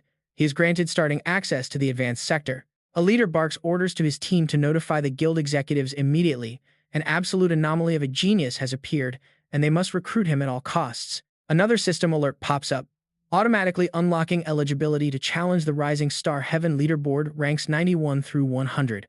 This sends shockwaves through the room, skipping the novice and intermediate zones entirely to enter the advanced sector. Back in the day, it took others 6 months of grinding from rank 2000 just to reach the advanced area. Zhou Yi notes to himself that this is far more convenient than expected, saving a ton of time. 2 recruiters immediately rush over. Brother Zhou Yi, our Bloodbath Guild invites you with open arms. All A-rank skill books are yours for the taking. Another interrupts, calling Bloodbath a joke and promising that their Thunder Guild has far better to offer. A sharp click of high heels suddenly echoes. Ningxin steps up to recruit him for the Heavenly Feather Guild. They offer their absolute best priority resources, a private mentor, 3 S-rank skills of his choice, and full vault access. But as she finishes speaking, she freezes, recognizing the familiar face. Zhou Yi smiles, greeting her as Supervisor Xiao, noting it has been a while. Ningxin gives a forced laugh, asking why it is this little monster. The other members begin whispering, wondering if Vice President Xiao actually knows him. One of them finally recognizes Zhou Yi as the direct disciple of the former Heavenly Feather Guild president. No wonder he is the top freshman, though these unbelievable stats are still incredibly overpowered. She drags him away from the chaotic crowd. She complains that he always brings crazy surprises, asking how many trump cards he is hiding. Zhou Yi humbly replies it is just luck and a solid foundation, leaving Ningxin speechless as she rolls her eyes at him. She reminds him that the former president left orders. Even if he does not join Heavenly Feather, he still gets internal privileges, resource exchanges, and battle analysis reports of top-ranked players. Just say the word, and she will provide them. Zhou Yi expresses his gratitude. Ningxin asks what major move he is planning at the Ascension platform. He does not hide his goal, rank 4 on the Heaven leaderboard, Mo Ya. She freezes in shock, then snaps out of it, praising his bold nature. Knowing this is not the place to talk, she tells him to follow. She leads him to Heavenly Feather's private lounge. Ningxin raises a glass of wine, offering him a drink. Zhou Yi politely declines. He explains that while Mo Ya guards the Ascension platform year-round and rejects no one, a challenge is not so easily initiated due to the 10-tier rule. She explains the basics. Every 10 ranks on the leaderboard make up 1 tier. Rule 1 states you can only challenge opponents up to 1 tier above your current standing. His Triple S rating lets him skip the lowest ranks entirely, letting him directly challenge anyone in the rookie tier. Defeating them allows him to progress to the elite tier. But to reach Moya quickly, he must exploit Rule 2, which covers leapfrogging tiers. Rule 2 states that winning with absolute dominance grants a player a leapfrog pass. This lets you bypass Rule 1 to directly challenge a higher tier. Succeeding grants another leapfrog pass, making it a fast-track rule designed specifically for real top-tier geniuses. Zhou Yi asks with curiosity if reaching the legendary tier is enough to challenge Mo Ye. Ningxin shakes her head, pouring another glass of wine. She explains that the immortal tier has its own special rule, only rank 10 can challenge higher ranks. In other words, he absolutely must reach rank 10 on the heaven leaderboard before he can challenge Mo Ye. Ningxin swirls her glass, adding he will definitely accept. He simply nods, understanding completely. She adds that the Ascension platform is not a deathmatch arena, meaning players can decline unwanted challenges as many times as they want. However, there is a catch. For anyone below the Lord tier, if they enter the platform and 24 hours pass without a single match, the system flags it as passive avoidance, dropping their rank by 10 spots automatically. Zhou Yi nods, noting it is a highly logical rule designed to stop people from stalling just to hold onto their ranks. Ningxin is worried. The rules make sense, but people do not. She worries his SSS rating has already leaked. Now, a relentless wave of challengers will target him, some chasing fame, others hired by rival guilds to wear him down. They will spam him with constant match requests, forcing him into a brutal gauntlet. But Zhou Yi just shrugs, thanking Supervisor Xiao for the heads-up. Ningxin hands Zhou Yi a device teasing him for being so cold to her. This tool grants the highest clearance of a Sky Feather Guild observer, allowing him to analyze recent battles and pinpoint any opponent's weaknesses in real time. He grabs it immediately, thanking Sister Xiao. She smiles, saying the stronger he gets, the more prestige the guild gains. Leaning close to Zhou Yi's face, Ningxin suddenly pauses. She realizes that during his evaluation he had not activated a single buff. She admits she is starting to pity his opponents. Then a notification pops up, rank 92 Xiao Yi Chen is available to challenge. Zhou Yi stands up, saying he has to go. Before leaving, he asks if reaching rank 10 today would be too showy. Ningxin laughs. If he actually pulls that off, his name will be splashed across the front page of every news outlet in the country by tomorrow morning. Zhou Yi pauses at her words, his voice rising in surprise. The front page. Ningxin reports to her superiors, explaining that Zhou Yi just scored a SSS rating. She laid out the rules, and now he is off to fight rank 92. She adds that she is not worried about him. What actually worries her is the aftermath. As he steps onto the Star Ascension platform, the announcer signals a new challenger entering. You just know that after today, the history of this platform will have to be completely rewritten. The leaderboard flashes with elite tier ranks 71 to 80, showing names like Yan, Jingchen, Karenzo, and Fang Jin. A voice in his pocket recommends rank 79 Axela, a level 41 alloy warrior with a spinal injury that causes a 0.3-second energy delay at full power. It is an easy victory, but Zhou Yi ignores the advice. Instead, he asks Sister Wang Hui to send him information on rank 75 Lei Bao. She hesitates, but agrees. She pulls up the data on Lei Bao, a level 41 Thunder Boxer and a Black Panther Beastman with blinding speed. He has a Thunder Tyrant body that doubles his strength in Rage mode. She warns him that Lei Bao almost killed a challenger last week when he lost control. Zhou Yi simply replies that he can handle it. He tells the robot assistant to use his Leapfrog challenge on rank 75 Lei Bao. The machine responds that the request has been sent and is awaiting approval. Moments later, the system announces that Lei Bao has accepted. The countdown begins, giving them 10 minutes before the match starts. Rank 92 Zhou Yi versus rank 75 Lei Bao. Spectators are completely shocked. What on earth is he thinking, leaping ranks to fight Lei Bao? He just finished one match and is already aiming for the elite tier. A wave of chatter erupts. Everyone knows Lei Bao fights to the death, and they wonder if this kid is trying to set a record or just suicide. Right then, Zhou Yi's opponent makes his grand entrance. Landing right across from him, Lei Bao claims he watched Zhou Yi's previous battle. Zhou Yi responds with a completely flat "oh." Lei Bao asks if he wants to know why. Zhou Yi retorts that he was probably going to say he is nothing like the last loser.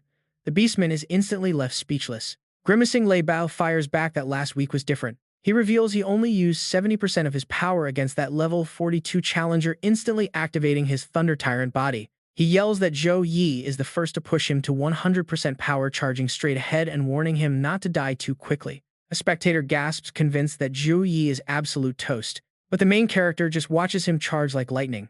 As the strike flies and Zhou Yi easily slips his shoulder to dodge. Shocked, Lei Bao realizes his target actually dodged. He immediately unleashes a rapid flurry of thunderous punches. Zhou Yi weaves through every blow, effortlessly counterpunching Lei Bao right out of his transformed state. Lei Bao groans that it was the exact same uppercut that crushed him before, while a nearby friend tells him to lie down because he is coughing up blood. The Beastman stumbles, completely speechless, as blood spills out, while Zhou Yi just smiles and thanks him for the match. Lei Bao is sent flying backward as the system confirms a 5-second battle with a 100% overwhelming victory rate. With this successful leapfrog challenge, Zhou Yi claims rank 75 on the leaderboard and earns another challenge ticket. The spectators erupt in disbelief. Taking down a powerhouse like Lei Bao in 5 seconds flat without even using a single complex skill is absolutely insane. They remember how Lei Bao went toe-to-toe with a level 44 fighter for 3 whole minutes last week, yet his ultimate defense was shattered like glass just now. Watching through binoculars, Lin Niang mutters that he is genuinely jealous of Sky Feather Guild for scoring such a monstrous rookie. He notes that the kid has massive ambition, ordering his team to warn Shi Jian because he is likely next. When a subordinate asks if they should initiate a sniper plan, Lin Niang refuses, wanting to avoid a feud with the Sky Feather Guild. Meanwhile, Zhou Yi is flooded with continuous challenge requests, realizing the gauntlet strategy is already starting, so he quickly auto-declines them all. He decides to burn his leapfrog ticket on rank 51, Shi Jian looking past other hero-tier fighters like Zhang Zhou Yanyun and Wang Feifei. The system processes the bold request and within moments a confirmation flashes. Shi Jian has accepted the challenge and the match will begin in 10 minutes. The screen updates to show rank 75 Zhou Yi versus rank 51 Shi Jian. Spectators freeze when they see the name. Shi Jian is the defense beast who once held off a legendary magical beast for 20 minutes straight waiting for backup. He is known as the Unbreakable Stone Shield, and the crowd can only mutter that kids these days are completely insane. Over in the medical bay, someone offers a slice of melon to Lei Bao, but he just lies face down completely shattered. He still cannot fathom how his ultimate defense was broken so easily. His friend insists the fruit is sweet, but Lei Bao flatly refuses to eat. Shi Jian confidently steps onto the platform looking like a brick wall. He tells Zhou Yi that his run ends here because his defense is unbreakable, but before he can even finish his sentence, Zhou Yi shuts him up with a single punch. The screen flashes a 10-second fight time showing only 2 hits landed for another 100% overwhelming victory. Zhou Yi has officially taken rank 51, earning yet another leapfrog challenge ticket. When Shi Jian stumbles into the recovery bay, Lei Bao just facepalms and sighs, telling his fellow defender that he knows exactly how he feels. The lobby is in an absolute uproar. In less than 30 minutes, this rookie has scaled his way up to hero rank 51. Spectators wonder if he is going to charge straight into the epic tier next. Suddenly, Zhou Yi receives a congratulatory message telling him he is now the 3rd fastest climber in the history of the platform. When he sounds disappointed about only being 3rd, they quickly point out that the top 2 were legendary 3rd Awakening Masters who had elite 5-man guilds backing them while he is doing all of this completely solo. Ning Xin watches from above and remarks that since Zhou Yi just defeated Shi Jian, the commander rank from 41 to 50 is no longer a challenge for him. Going higher means facing the epic tier from ranks 31 to 40. She praises his performance today, calling it absolutely terrifying and suggests he should get some rest tonight before starting his next challenges tomorrow. Ning Xin is stunned by the announcement that Zhou Yi is using his leapfrog challenge right to take on rank 33 in the epic tier Wang Huidi. She feels completely helpless. This opponent is Wang Huide, the Chained Sage, a level 45 curse master. She warns him not to get trapped. The system updates confirming Wang Huide has accepted and the match begins in 10 minutes. The screen shows Zhou Yi at rank 51 versus Wang Huide at rank 33. Wang Huide steps up. He introduces himself as Wang Huide, the curse master, and asks for guidance while Zhou Yi politely bows back and gives his name. The robot's mechanical voice declares the start. Wang Huide stomps his foot hard, immediately summoning a magic array right beneath Zhou Yi's feet. Massive chains erupt from the glowing magic circles, all lunging directly at him at once. They are about to tear right into Zhou Yi. He leaps backward as a massive explosion shatters the chains. Instantly, Wang Huide casts a grand curse of deceleration to slow him down. While Zhou Yi dodges the incoming chains, his opponent doubles the pressure by casting Gravity Lock Mana, Seal Mental Shock, Shadow Cuffs, Magic Dampener, and Confusion Curse all at once. Now his every move, even blinking, breathing, or a single heartbeat, will trigger a massive chain explosion of all those active curses. Zhou Yi frowns, analyzing the trap. Wang Huide sneers, claiming Zhou Yi only won his previous matches because they let him get close, whereas he never planned to let Zhou Yi near him from the start. A thick magic barrier materializes around Wang Huide's body. Zhou Yi finally speaks up, asking if any action at all would trigger it. So what about this? Wang Huide looks up in absolute shock as a glowing sword materializes in Zhou Yi's hand. He activates his angelic physique, unleashes a blinding sword light, and slashes forward. Divine Judgment and Heavenly Wrath slice the magic curse clean in half. The grand curse shatters instantly as a lethal beam of light sweeps right past Wang Huide. Another massive explosion erupts on the stage. As he collapses, the robot announces the battle took only 1 minute and 38 seconds. Zhou Yi scores a total victory, successfully completing the leapfrog challenge to take rank 33 in the epic tier. Watching this, Ning Xin notes he defeated a level 45 Curse Master in just 5 moves, seemingly immune to all arrays. Recalling how weak and unconscious he once was, she is amazed by his earth-shattering progress in just a few short months. If the Black Wind Valley battle happened, now he would walk away without a single scratch. From below, Wang Hui decides, admitting he had 27 control chains prepared from start to finish, with each skill having 3 variations. Yet Zhou Yi severed them all with a single strike. He stands up, confessing he has never seen such an overwhelmingly dominant attack, utterly admitting defeat. Zhou Yi clasps his hands politely and offers his thanks. Watching his opponent walk away, Zhou Yi quietly notes that after reaching level 40, combat becomes a game of strategy rather than pure strength. This is what makes battles truly exciting. He wishes he had time to challenge everyone on the board, but unfortunately time is limited. Down below, the crowd mutters in disbelief, wondering if he actually plans to jump from the epic tier straight into the mythic tier next. They all know the lowest level in the mythic tier is level 50. It is an entirely different world up there. But Zhou Yi steps forward and activates his leapfrog challenge right again, leaving his previous opponents completely speechless. In a luxurious VIP room, a figure watches with keen interest as Zhou Yi sets his sights on the mythic tier.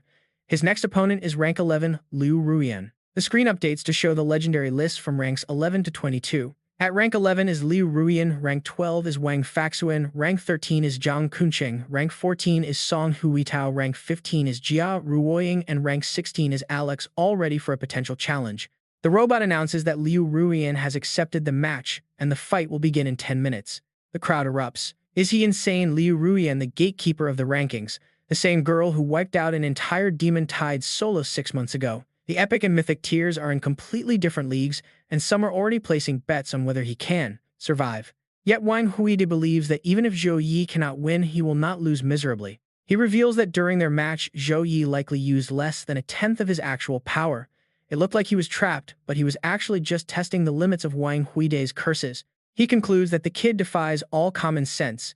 As Liu Ruian steps onto the arena, the system screen flashes rank 33 Zhou Yi versus rank 11 Liu Ruian. She silently observes her challenger with an icy gaze.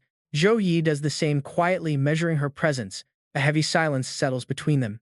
Zhou Yi notes how incredibly still she is. Having faced countless experts from the arrogant to the freezing cold, he has never felt anything like this. Though he keeps his eyes locked on her, she merely stands there doing nothing. Yet her mere presence makes him feel like a target locked dead in a hunter's sights. It is definitely not a simple stare.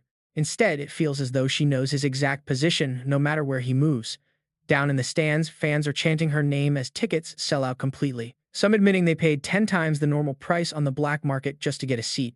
They wonder who the unknown kid is, but others warn that Zhou Yi is a monster who scored a SSS rank on his very first evaluation today and cleared 4 consecutive leapfrog challenges. Ning Xin reports through her communicator, confirming that everything is proceeding smoothly. The command replies that for a mythic-level duel, the protective shield must be maximized, requesting 3 transmigrated mages to reinforce the barrier immediately. The arena is heavily reinforced with energy crystals to deploy a 7-layer defensive barrier, ensuring no attack below level 60 can penetrate it. The system then broadcasts the standard rules, reminding them that surrendering a 10-second knockout or being thrown out of bounds counts as a loss, while lethal attacks are strictly banned. The robot commands both fighters to prepare. Their expressions instantly turn deadly serious. The moment the start signal echoes, their immense auras collide with staggering force. Liu Ruian raises her hand, blasting a wave of blue energy straight forward. But they are all completely blocked by Zhou Yi's shield. He concentrates his power right into his fingertips. Lightning crashes down where Liu Ruian stands, but she emerges completely unharmed, charging forward through the thick dust. The gun in Liu Ruian's hand suddenly materializes. A single bullet is fired out. It transforms into a brilliant blue orb of immense, undeniable power, rapidly hurtling straight toward Zhou Yi. Suddenly, everything in front of Liu Ruian explodes into a blinding light. Quite confident in this move, a subtle smirk plays at the corner of her lips. But the genius himself is already one step ahead, as Zhou Yi appears behind her, activating his B-rank Holy Fist combo. Liu Ruian quickly raises her hands to block, but the immense force shatters the arena floor beneath them. She gets serious, channeling more power to hold off that single heavy punch. Zhou Yi calmly maintains his stance, seizing the perfect moment to raise his leg and deliver a direct kick. She moves with insane agility, slipping right behind Zhou Yi's back. The gun barrel presses hard against his cheek. A single shot rings out with a massive boom, but it's far from over as he stands there completely unharmed. He quickly sizes her up after buffing his speed. Stat hits 1,600.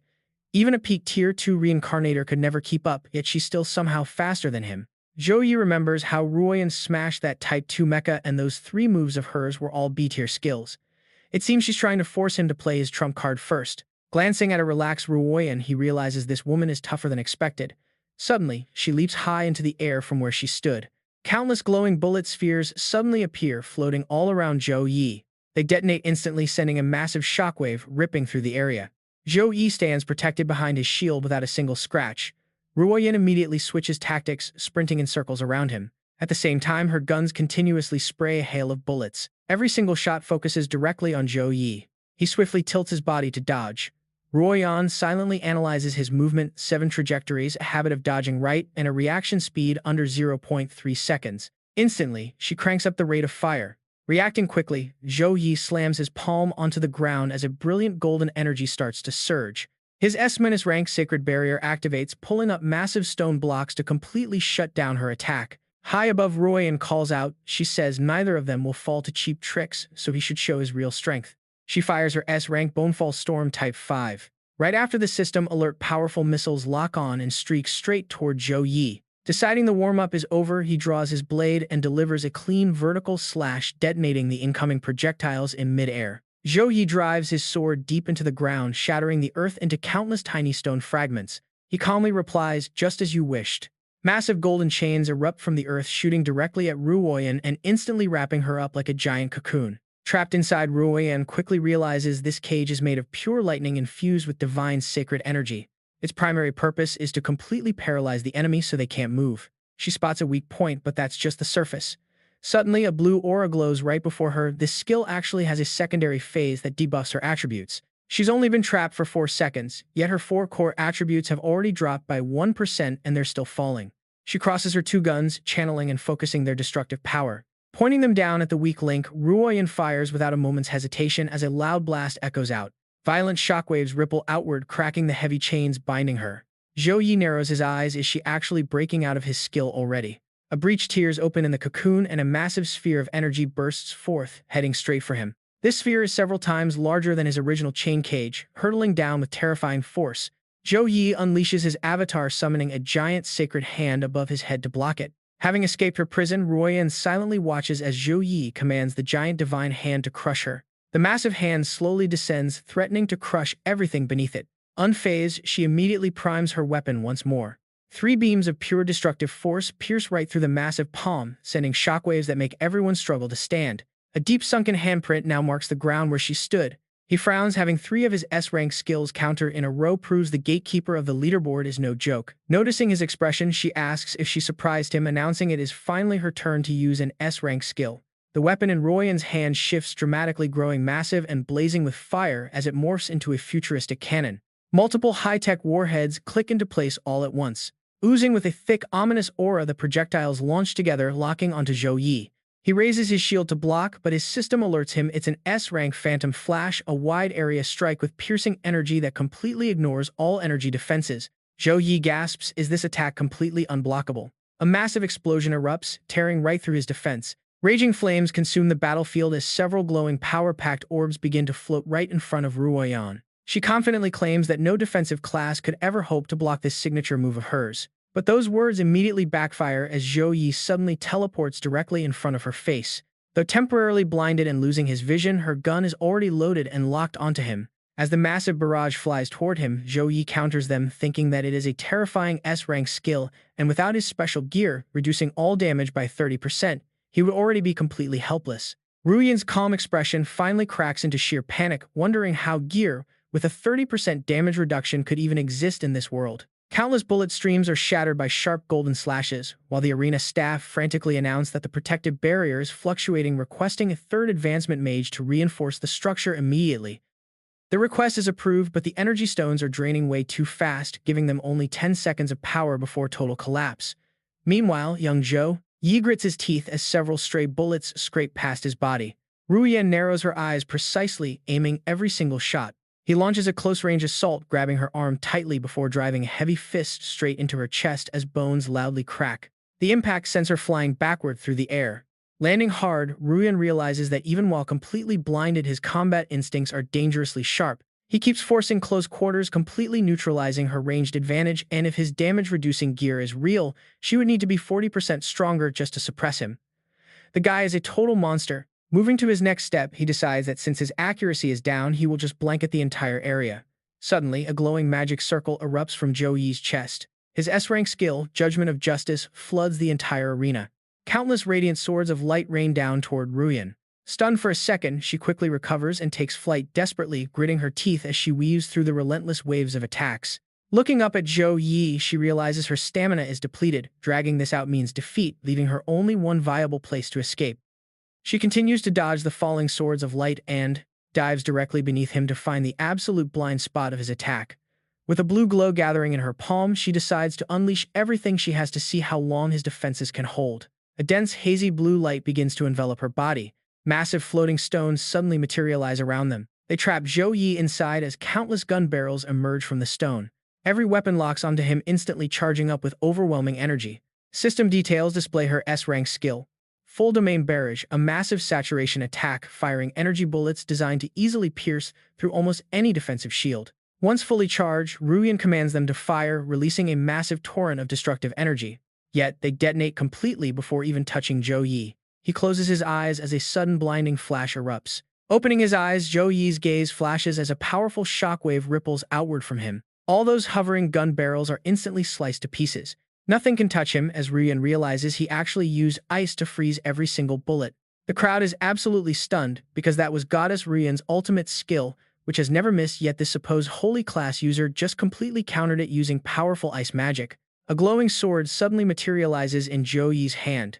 A massive guardian spirit rises behind him as he calmly notes that her own holy aura made her location easy to pinpoint, leaving Ruyan completely frozen by pressure, far worse than facing a peak level 50 opponent. A brilliant holy light crashes down. She cannot move at all, realizing it is not a binding skill but her own survival instincts, shutting down from pure fear. Facing the incoming strike, Ruyan knows a direct hit means absolute end, while Zhou Yi stands tall like a god, declaring that the match is already over. The sharp blade stops hovering right before Ruyan's eyes. She collapses onto the ground, admitting that she has lost. The official announcement rings out that Liu Ruyan concedes and Zhou Yi is victorious, successfully completing his rank challenge to claim the 11th spot on the leaderboard and earning mythic status. The arena explodes in shock as spectators cannot believe their goddess actually lost to a holy class user. Listening to the wild cheers around them, Ruyan stands quietly while a sudden voice whispers directly into Zhou Yi's ear, warning him not to move. A strange, unusual mist begins to leak from his eyes. Ruyan warns him that her bullets do not just blind him but also continuously corrode his nerves. It is a pain almost nobody can endure, making his victory even more terrifying. He politely admits that her incredible marksmanship is the fastest he has ever seen, adding that without his gear advantage, he would have lost. But Ruyan bluntly rejects the excuse, stating that a loss is a loss before asking if his next target is Mo Ya. She helpfully warns him that Mo Ya is twice as fast as her, so he needs to prepare well. Watching the match unfold, Ning Xin reports to her contact that he won, confirming that after defeating Liu Ruyan head-on, his next target will undoubtedly be Mo Ya.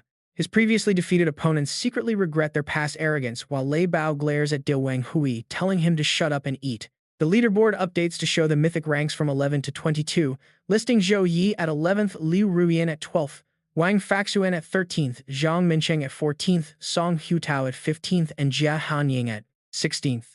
Meanwhile, Zhou Yi is seen resting quietly inside a luxurious VIP room.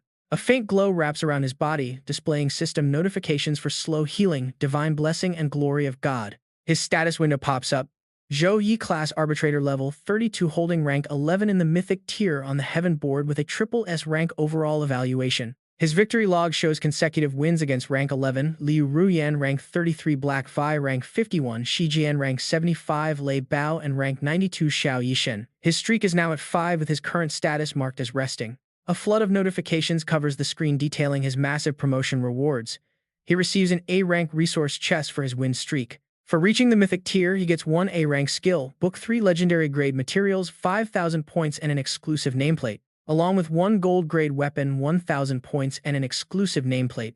His rookie promotion rewards include 1 B-rank skill, book 500 points, and a nameplate. He quietly thinks to himself that these rewards are quite decent, but he does not really need them right now. Zhou Yi decides he will just ask Deacon Xiao to deliver them to Yuner later. Wang Hui Ningxin enters the lounge, bringing him a glass of water. She remarks that going from complete obscurity to the mythic tier in a single day is so crazy. If anyone told her yesterday, she would have called them insane.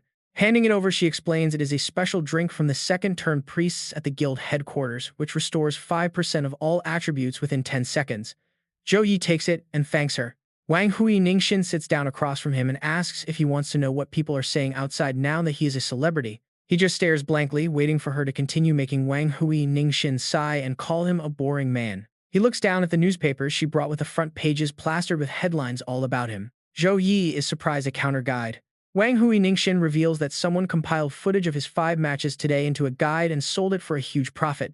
Zhou Yi smiles, asking if they really think they can beat him just by watching. She explains that at least they will understand his fighting style, but still. And honestly, Wang Hui Ningxin knows he still has not shown his true trump cards yet. Zhou Yi silently takes a sip of his drink. Just then, a notification pops up for a challenge between Zhou Yi and Mo Ya scheduled for 7 p.m. today. Both sides must arrive on time or they will face disqualification. After he confirms, Wang Hui Ningxin frowns upon hearing that the match is set for 7 tonight. She advises him that 3.5 hours is plenty of time to recover and enough for her to explain exactly what kind of opponent he is about to face. Wang Hui Ningxin shares everything she knows about Mo Ya, a level 54 Shadow Blade Master nicknamed the Shadowless with a Heaven Board record of 274 wins and 22 losses.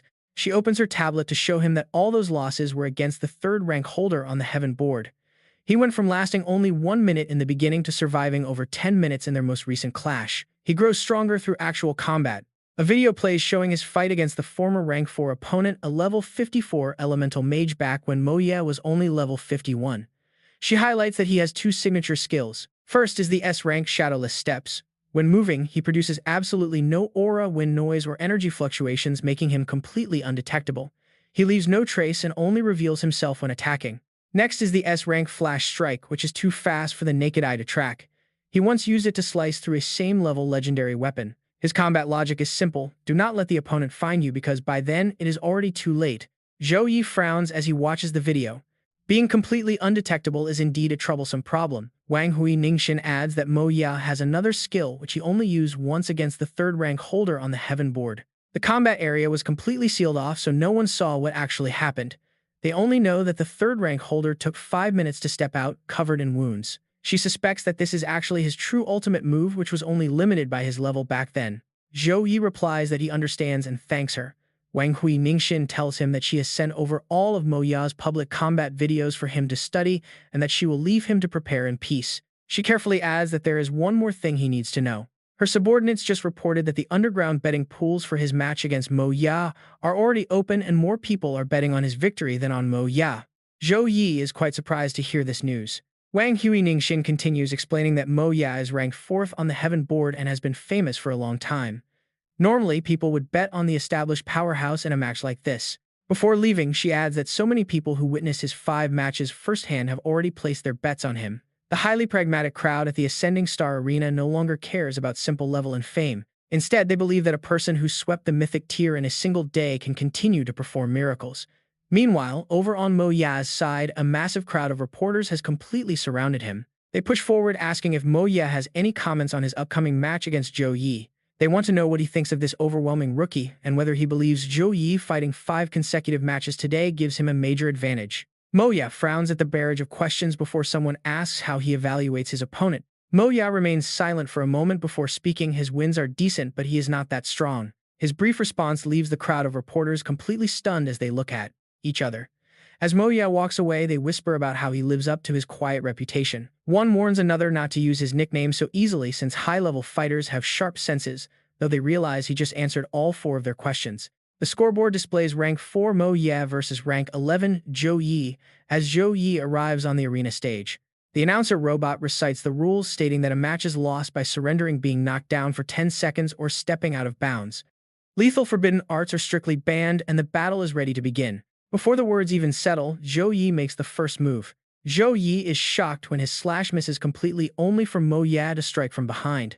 He spins around and swings his sword at his rival, but the guy has already vanished. He realizes that even with his holy light sensing maxed out, he still can't detect a thing. Glowing yellow tiles light up from the floor. The only option left is forcing him out. Suddenly, massive chains materialize right above Zhou Yi's head. They immediately shoot out in all directions. Mo Ya is incredibly agile, leaving only after images as he dodges the chains. Zhou Yi frowns since he can't get a direct hit while the chains lock in one spot, emitting a dark purple aura. A sharp sword strike flies out. They rain down on Zhou Yi, but the chains cluster together to form a solid shield. To counter, he activates a fire skill, unleashing massive flames all around his body. Mo Ya's hidden presence is exposed the moment the raging fire strikes him. He finally materialized to face Zhou Yi head-on. Mo Ya asks how many of his fights he has actually watched, leaving Zhou Yi completely stunned. He continues, "You know exactly where my shadowless step lands, how to force me out of hiding, and even my blade's trajectory. You predicted every single move. Just how many of my videos have you actually watched?" Zhou Yi replies, "Every public video since you reached the mythic rank. All 43 of them." Mo Ya smirks, 43 matches. That is pretty dedicated. But Zhou Yi objects, saying Mo Ya did the exact same thing for his 5 battles today. Mo Ya just shakes his head, "It is way more than that." He tracked down everything from Zhou Yi's high school exams to national rookie tournaments, even internal training footage from Suzhou University. 217 matches in total. Back then, Zhou Yi was barely level 10. Shaken, he asks what the point of watching those old videos even is. Mo Ya explains that everyone starts out weak before growing strong. A fighter's combat logic, movement habits, and skill choices are not things that are built overnight. Stepping back, he says that to truly understand someone, you cannot just watch their peak glory. You have to study their early struggles and mistakes. Mo Ya lands on the ground, adding that he never underestimates any opponent, whether they are level 10 or level 50. Once they step onto this arena, they deserve nothing less than his absolute best. This revelation leaves Zhou Yi completely speechless. Did Mo Ya really study over 200 of his videos just for this single match? Mo Ya declares that if Zhou Yi can read him, he can read Zhou Yi right back. Round 1 is a draw. Zhou Yi lets out a sigh. Up until now, he was just testing the waters to gauge Mo Ya's reactions. But now, getting dead serious, he promises to hold nothing back. Mo Ya smiles. Now that is more like it. Round 2 starts. Both fighters immediately launch themselves forward. They clash violently in midair, sending massive shockwaves that constantly slam against the arena's heavy reinforced walls. The energy consumption of the shield is 3 times higher than expected. Out of 7 defensive barrier layers, 4 are already shattered. We need emergency reinforcement fast. Worried spectators strain their eyes. They cannot see the fight at all. From above, 2 massive opposing forces collide. The crowd watches with bated breath, catching only 2 blurred shadows moving at extreme speeds. Is this really a battle that level 32 fighters can produce? Mo Ya barely manages to dodge another of Zhou Yi's lightning-fast attacks. He silently analyzes the situation. Even though Zhou Yi's displayed level is only 32, his defensive power and elemental control are definitely superior. But Mo Ya is not backing down. Before the slashing sword light can reach him, he vanishes. Speed is his ultimate domain. Zhou Yi knows that once the shadowless step reaches an undetectable state, it becomes incredibly difficult to deal with. He stands on high alert, scanning his surroundings because Mo Ya could strike from absolutely anywhere. Frowning, Zhou Yi refuses to let his guard down. He raises his sword high, letting a glowing ring of power expand from its tip. Even with this, he still cannot sense Mo Ya's presence. With no sign of Mo Ya, Zhou Yi wonders which direction the assault will come from. Mo Ya strikes. Suddenly, he appears right behind his back. Zhou Yi whips around in shock, barely swinging his blade in time to block the incoming strike. He looks incredibly confident. He swings his sword, releasing a sharp, blinding wave of light. Startled, Zhou Yi leaps backward to dodge, and both of them establish a safe distance once again. Without a single moment of hesitation, Mo Ya presses the attack. He charges forward with agile movements while Zhou Yi barely blocks the blow. Zhou Yi plants his feet firmly on the ground, but Mo Ya instantly teleports behind him. He raises his sword, high into the air. Zhou Yi reaches out to block it. They struggle for a moment before Mo Ya forcefully parries the blade, sending Zhou Yi stumbling backward. A fresh cut appears on Zhou Yi's leg, slowly dripping blood. Mo Ya raises his sword once again, focusing even more energy into the blade. Opening his eyes with a cold, dangerous glare, Mo Ya unleashes a powerful crisscrossing wave of sword energy forward. Zhou Yi can only brace himself to block the terrifying attack. An explosion. The space in front of Mo Ya flashes and detonates. Meanwhile, Zhou Yi is actually stepping on the enemy's sword light. Outside, the staff cries out that the final 3 barriers are failing as well. Heavy chains are suddenly wrapped completely around Zhou Yi's body. He whips the chains forward to launch a counterattack. The chains swirl rapidly around Mo Ya as Zhou Yi tightens his fist, pulling the metal links incredibly taut. The ends of the chains anchor firmly into the ground. Meanwhile, Zhou Yi lands firmly on his feet. Mo Ya mentally reviews the 217 videos of Zhou Yi he analyzed. He knows every single habit, meaning there is no way Zhou Yi can escape this massive combo. Unless, of course, he has some hidden trump card. Zhou Yi activates his Undying Soul Seal, temporarily boosting all of his attributes by 0.8%. Notifications flash across his screen. S-Class Divine Thunder Sacred Prison Lock is now active, along with A+ rank Cord of Order and A rank Holy Flame Halo. He decides that if his speed cannot match Moye's, he will just use wide area skills to block every single path of retreat. A massive fireball condenses inside Zhou Yi's palm. He slams it hard into the ground, completely shattering the arena floor. A wave of pure energy surges toward Mo Ya, who was just about to charge in. But Mo Ya suddenly freezes in his tracks as Zhou Yi slams his hand down once more. Giant ice dragons manifest and completely surround Mo Ya. They relentlessly back him into a corner. Mo Ya realizes his speed is heavily suppressed. This guy is doing everything to force him into a direct head-on clash. Raising his sword high, Zhou Yi channels the magical energy swirling above, backed by the freezing power of the ice dragons below. He yells out, as long as the attacks are dense enough, there will come a moment you cannot dodge. The S-Class Righteous Judgment materializes into 10,000 descending swords, sending shattered debris flying everywhere as Mo Ya utilizes his incredible agility to dodge each incoming blade. But another sword shoots forward. It pierces his waist and fresh blood begins to spill. Zhou Yi touches down on the arena floor, his imposing aura flaring wildly. Raising his weapon, energy from the center of his chest surges straight into the blade. Heavy chains rise from below and bind Mo Ya's thighs. Seizing his chance, Zhou Yi hurls his weapon forward. Trapped in place, Mo Ya can only watch the incoming attack, but he slams his foot down hard on the ground. Closing his eyes, he raises his sword quietly, gathering all his power. Shockwaves ripple out from the blade as dark energy thickens. If there is no way to dodge, he will just face it head-on. Ning Xin frowns as purple lightning and dark clouds gather above. Feeling anxious, she wonders if he really plans to unleash that forbidden move now. Even Zhou Yi can feel it. This oppressive power is on a completely different level than anything he has faced before. Countless attacks rain down from the sky as a system alert flashes on the screen. The SSS rank skill, 10,000 Blades Heavenly Fall, is activated, summoning a massive blade formation spanning 100 meters that tears through space itself. Mo Ya waits in silence, mentally dramatic. Let darkness descend and let the world feel my pain, for pain is my law. He immediately cringes at his own edgy thoughts, wondering what the hell he is thinking. Suddenly, a massive shockwave violently shakes the space around Zhou Yi. Zhou Yi knows he needs to find his opponent fast. Even though Mo Ya is hidden, the Storm of Blades is still active, proving he is still in the arena. And as long as he is here, there will be an opening. 3 pillars of dark, malevolent energy erupt violently from the ground. The staff's monitors flash red with warning signs, forcing them to call for Tier 3 mages to intervene immediately. A mage steps forward to reinforce the crumbling barrier walls. The defensive walls are soon fully restored and secured. Zhou Yi recalls that out of Mo Ya's 43 battles, he only used this move in 3 of them. In the first match, right before unleashing it, he took a half step back with his left foot. In the second, he did the same. And in the third, it was that same half step. 3 different videos, but the exact same habit. It was all to maintain his balance, which proves he cannot move at all while channeling this ultimate skill. He figures out Mo Ya is still standing right there. Zhou Yi weaves through the incoming attacks. If he can get close enough before the skill ends, victory is his. Outside, a spectator worries aloud. Is he really trying to tank the 10,000 blades? That is suicide. Right now, Zhou Yi is closing the distance, narrowing it to 50 meters, then down to just 20 meters, and finally just 1 meter. Even though Mo Ya is still completely invisible, Zhou Yi reaches out and places a hand directly on his shoulder. Zhou Yi grins widely. Caught you, Mo Ya. Mo Ya stands completely frozen and utterly speechless.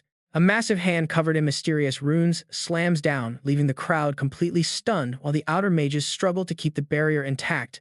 Everyone holds their breath, eagerly waiting to see what happens next. As the thick dust finally settles, a massive shallow crater is revealed on the ground. Zhou Yi lands right in front of his opponent, thrusting his sword toward Mo Ya's side. The crowd gasps in disbelief. They are still alive. These two are absolute lunatics. As another blade pierces right into Mo Ya's shoulder, he suddenly lets out a soft chuckle. A loud laugh echoes through the arena. Zhou Yi drives his sword down, cutting the laughter short into a groan, but he senses something wrong. The opponent's mana is shifting. Mo Ya reveals his hand, admitting he didn't want to use this, but Zhou Yi is a worthy opponent. Dark, ominous magic bubbles begin to float up. They completely wrap around Mo Ya's body, growing so thick they fill the entire area. Outside, the crowd is going absolutely wild, asking what on earth is happening as they realize Mo Ya is pulling out his infamous qualifying skill. The arena staff reports that the mana level is skyrocketing, easily surpassing the threshold of a triple S-class skill. Ning Xin frowns as she points out that Mo Ya's trump card has grown far stronger than before, while dark magic bubbles begin spilling over the arena's edge. Mo Ya chuckles and asks him to keep this a secret. Zhou Yi raises his arm to shield his eyes from the rising bubbles. Once they shift into a shimmering, colorful glow, he finally opens his eyes to find a completely different world before him. The entire place is decorated with cute ornaments and features massive candy trees. There's even a Ferris wheel and toy cars. An entire amusement park unfolds before Zhou Yi's eyes, and he freezes at the tiny footprints on the ground. He wonders what is going on. Is Mo Ya's ultimate trump card really a theme park? Seeing Mo Ya holding a giant teddy bear, he feels it doesn't match the guy's vibe at all. Regaining his composure, Zhou Yi raises his guard, knowing that no matter how cute this looks, Mo Ya's trump card is bound to be dangerous. Plus, this real space feels just like his own mirror prison core. Suddenly, he realizes his holy power is being drained. Zhou Yi stands still as countless teddy bears surround him. In an instant, their cute and harmless appearance twists into something incredibly fierce and malicious. They swipe at him with razor-sharp claws. He instantly counters with a heavy slash, shattering the teddy bear into pieces. Small candies rain down next, but Zhou Yi blocks them all. With candy scattered all over the floor, he wonders what Mo Ya is planning with such basic attacks. Behind him, the carousel starts to move as the toy horses accelerate, spinning the ride at a dizzying speed while a sharp, ear-splitting screech echoes out. Zhou Yi covers his ears, recognizing this as a mental attack that targets his soul. The teddy bears quickly swarm him. A notification alerts him that his undying soul mark is active, greatly boosting his soul resistance and reducing damage. Suddenly, a bear's sharp teeth sink into his arm, but he swings his sword to shatter the annoying things. Chains shoot out from his palms. They lock down everything that's moving and attacking him. Suddenly, a bright beam of light flashes from behind, causing Zhou Yi's entire body to freeze up. Once everything settles down, he looks around in utter confusion. The theme park is peaceful and quiet again. Zhou Yi wonders if Mo Ya's ultimate trump card is really just an amusement park. It still doesn't fit his opponent's dark aura at all, but he doesn't dare let his guard down no matter how it looks. This is definitely Mo Ya's main skill. He looks down at his bleeding arm, wondering when on earth he got hurt, especially since his holy light armor was protecting his entire body. A pack of aggressive bears lunges forward to attack. He disposes of them quickly before that strange light suddenly appears. Zhou Yi stands completely frozen. He recalls his duel with Mo Ya, remembering the sheer panic on Mo Ye's face when caught. Zhou Yi is deeply bewildered. He clearly just captured him, so where is this place? Lost in confusion, he stares at his fresh wounds, wondering what on earth could have happened. Right beside Zhou Yi sits a large dinosaur model. Then he senses something is off, like he has forgotten something important. Zhou Yi carefully observes his park surroundings again. Nearby, a few vicious bears stare him down, targeting his legs. One suddenly bites hard into his thigh as a strange starlight shines. Zhou Yi immediately raises his hand, fully prepared to take it down. Colorful bubbles drift lazily across the entire park. They reflect his bewildered expression. Before long, Zhou Yi's arms are covered in bite marks and his legs are in the exact same terrible state. Frowning, he examines his wounded arm. 1 second ago, he was stepping into a duel with Mo Ya. The next, he is transported here with strange injuries that certainly did not come from their fight. His holy light protection is weakened by 30%, and his indomitable gauntlet clearly shows signs of use. Staring at the bear-shaped bite mark and the star-like pattern on his hand, he realizes that while many things in this world can hurt him, he is the only one who could use these wounds to literally draw on his own body. It could only be himself, meaning this was not the first time he had been here. Zhou Yi uncovers a terrifying truth. He has been trapped here countless times, his memory wiped clean with every loop. Each time he wakes up, enemies strike before he can even heal. With time running out, his only choice is to use his own self-inflicted wounds as a painful reminder. A massive torrent of fire erupts from his palm, instantly engulfing the entire amusement park in roaring flames. Suddenly, the system detects the aura of the Ferment War doll. Zhou Yi is stunned. How could this be? The legendary treasure is not in the heavenless reward pool, yet Mo Ya actually has it. Connecting the dots, Zhou Yi realizes the system pointed to the Star Ascension platform because Mo Ya is stationed there. But does Mo Ya himself even know about this? Regardless, Zhou Yi is determined to claim the Ferment War doll. As his broken body slowly mends, a thick screen of dust and smoke begins to settle over the battlefield. Hidden beneath the shattered ruins, several giant toy bears are lurking. Suddenly, something moves past at an incredibly blinding speed. A miniature theme park train and a giant dinosaur model have come to life, launching a fierce assault. As they charge right at him, Zhou Yi leaps high into the air. The chaotic mob of animated toys violently collides head-on. The entire park goes completely wild, relentlessly pursuing him. Zhou Yi condenses a crystal sphere in his hand, unleashing a flurry of devastating omnidirectional strikes. This feels exactly like his own mirror prison core. If so, let's see which is stronger, his prison core or Mo Ya's twisted playground. Sharp glass shards rain down on the incoming attackers. Moments later, thick red ribbons wrap tightly around the giant bears, binding their limbs. A powerful sorcerer makes his grand entrance, followed by several other figures materializing from the glass shards. Among them are Madame Scarlet, the deadly assassin, and the notorious three fiends. Next come the Blood Wolf, One Eye the Warlock, and the massive Heavy Shield Warrior. Each of them unleashes their full might on the chaotic park. The Warlock channels pure magic from his staff, trapping the bears in a glowing array, while the agile assassin sweeps through the remaining targets at lightning speed. The Shield Warrior stands firm, blocking a massive teddy bear. With one heavy strike from the team, toy parts send flying in every direction. Watching from above, Zhou Yi tracks their flawless teamwork as the entire theme park descends into absolute chaos. With a swift strike, Madame Scarlet slices a giant bear in half. Swarms of smaller bears keep rushing forward, their crimson eyes glowing menacingly through the dark. One Eye swings his sword to push them back, but the severed bodies of two bears immediately begin to regenerate. Still, Zhou Yi notices their regeneration speed has clearly slowed. The newly spawned dolls are smaller and carry a much weaker aura. The domain's energy is draining rapidly. Mo Ya won't be able to hold this up for much longer. While balloons slowly drift up from the ground, Zhou Yi anxiously checks his gauntlet. Unfortunately, the unyielding gauntlet still cannot pinpoint the exact location of the Firmament War doll. The system's hint can't be wrong, which means there must be another explanation. This twisted playground is merely the first layer. He calls out, saying he knows Mo Ya is hiding nearby. Zhou Yi points out the details, calling the domain highly amusing with its pink candies, plush toys, and carousels. Frankly, it is far more adorable than the real world. He admits he always pictured the fourth-ranked shadowless Mo Ye as a ruthless, cold-blooded killer. His voice carries a playful tease, mocking the fierce warrior for harboring the soul of a little princess deep down. Standing on the very top of the carousel, Zhou Yi gazes out into the distance. Moving slightly, he adds that it makes perfect sense. Staying cool and serious all day must be stressful, so having a secret hobby to unwind is totally fine. He questions if Mo Ye collects plushies or simply loves pink before sitting on a wooden horse and promising to keep it a secret. Mo Ye appears demanding to know why he did that. Frowning, Mo Ye claims this is not Zhou Yi's style at all. Having analyzed 217 combat videos, he knows Zhou Yi never resorts to cheap provocations, asking if this was just to force him out. Zhou Yi calmly replies that it obviously worked since he showed up immediately swinging his blade to strike. Mo Ya quickly maneuvers out of the way. He escapes at blinding speed, leaving behind nothing but a brilliant glowing afterimage. Pressing forward, Zhou Yi forces him to block the strike. Mo Ya admits fighting him is thrilling, declaring he will no longer hold back. He grants Zhou Yi the honor of entering that space, hoping he won't regret it. Zhou Yi simply raises his sword once more. He waits as his surroundings plunge into absolute darkness. Zhou Yi senses yet another subspace closing in on him. Keeping the pressure on Mo Ya definitely paid off. Suddenly, a dim bulb flickers in the pitch black. A hideous face looms out of the dark, threatening him. Deep within its cavernous mouth glows a faint light carrying the aura of the Firmament War doll. As Zhou Yi steps forward, his surroundings instantly shift into an entirely new scenery. Inside a small bakery, a young girl is calling out for her father.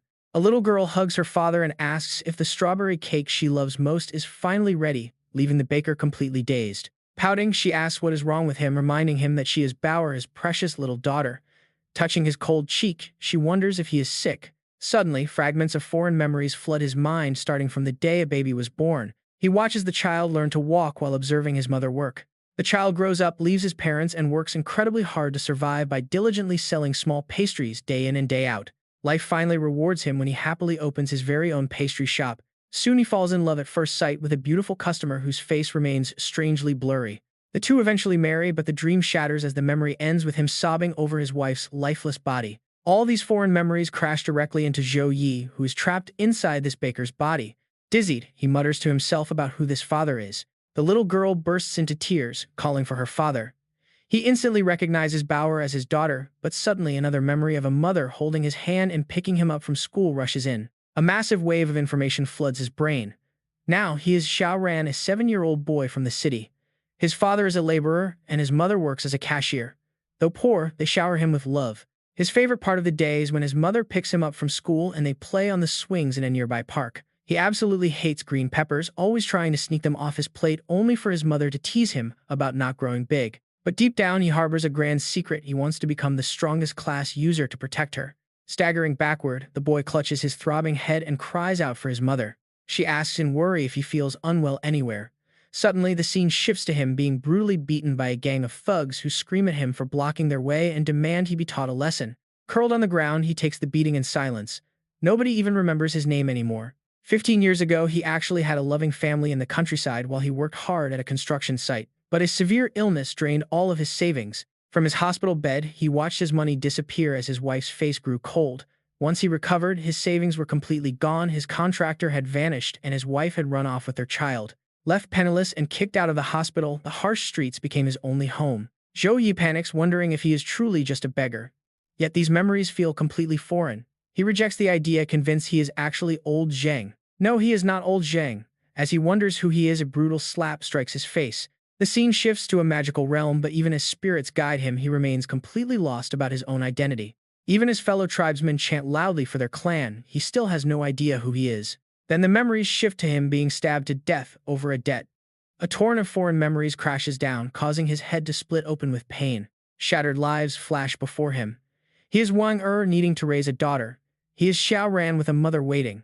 He is old Zhang, forgotten by all. He is Iris, the forest guardian. He is Grom, fighting for his tribe. And he is Zhang Wang Hui, facing a work deadline tomorrow. Countless names crowd his mind, whispering that he is Wang Xiao Ran, old Zhang, Iris, Grom, and Zhang Wang Hui. A soul bites his arm, reminding him of Li Tiezhu, a 45-year coal miner with pitch-black lungs, and Su Xiaozhao, who died at 15 before ever visiting an amusement park.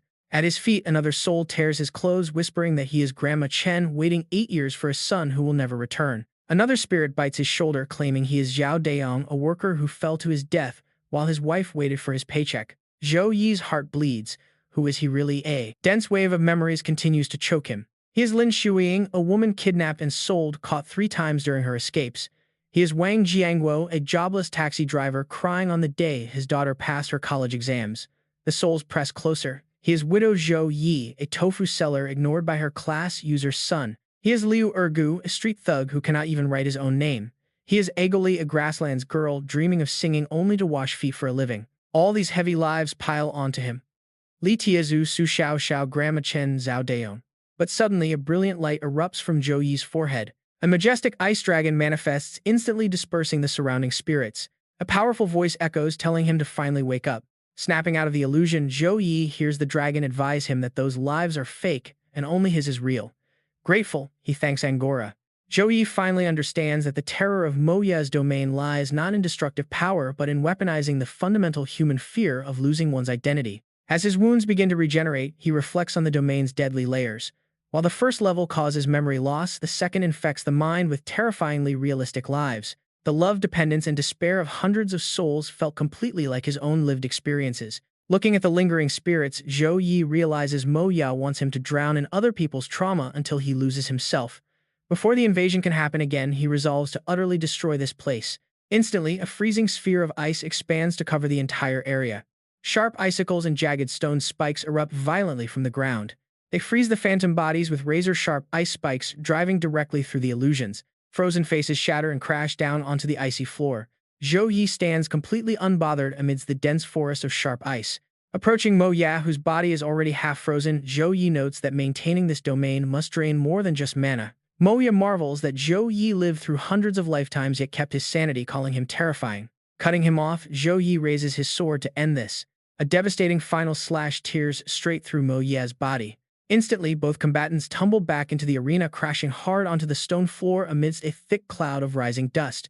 The crowd gasps as they realize Mo Ya has actually been defeated, though Zhou Yi looks incredibly beaten and battered. The scanning robot flashes its analysis beam, detecting that both fighters are down as it processes the match data.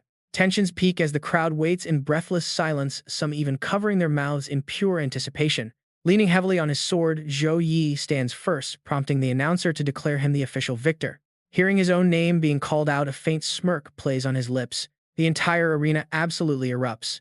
Zhou Yi actually won. He just took down the 4th rank on the heaven board. A level 32 just crushed a level 54 beast like Mo Ya. Ning Xin smiles warmly, watching his victory. He stands there completely unfazed while medical staff carry the broken Mo Ya away on a stretcher. Whispers ripple through the crowd. Apparently, Zhou Yi is the disciple of Suzhou University legend Wang Hui. That old man was an absolute monster in his day, but his student seems to be on a whole different level. Starting tomorrow, the name Zhou Yi will echo across all of Zhongxia. For now, he rests inside an advanced energy recovery pod. A robotic voice suddenly chimes, "Recovery process complete." He opens his eyes, finding his body floating in a glowing golden recovery fluid. Zhou Yi immediately sits straight up. Hearing the splash, Ning Xin walks in. From a complete nobody to a living myth in a single day, she tells him the entire online community of Zhong Xia is going absolutely wild.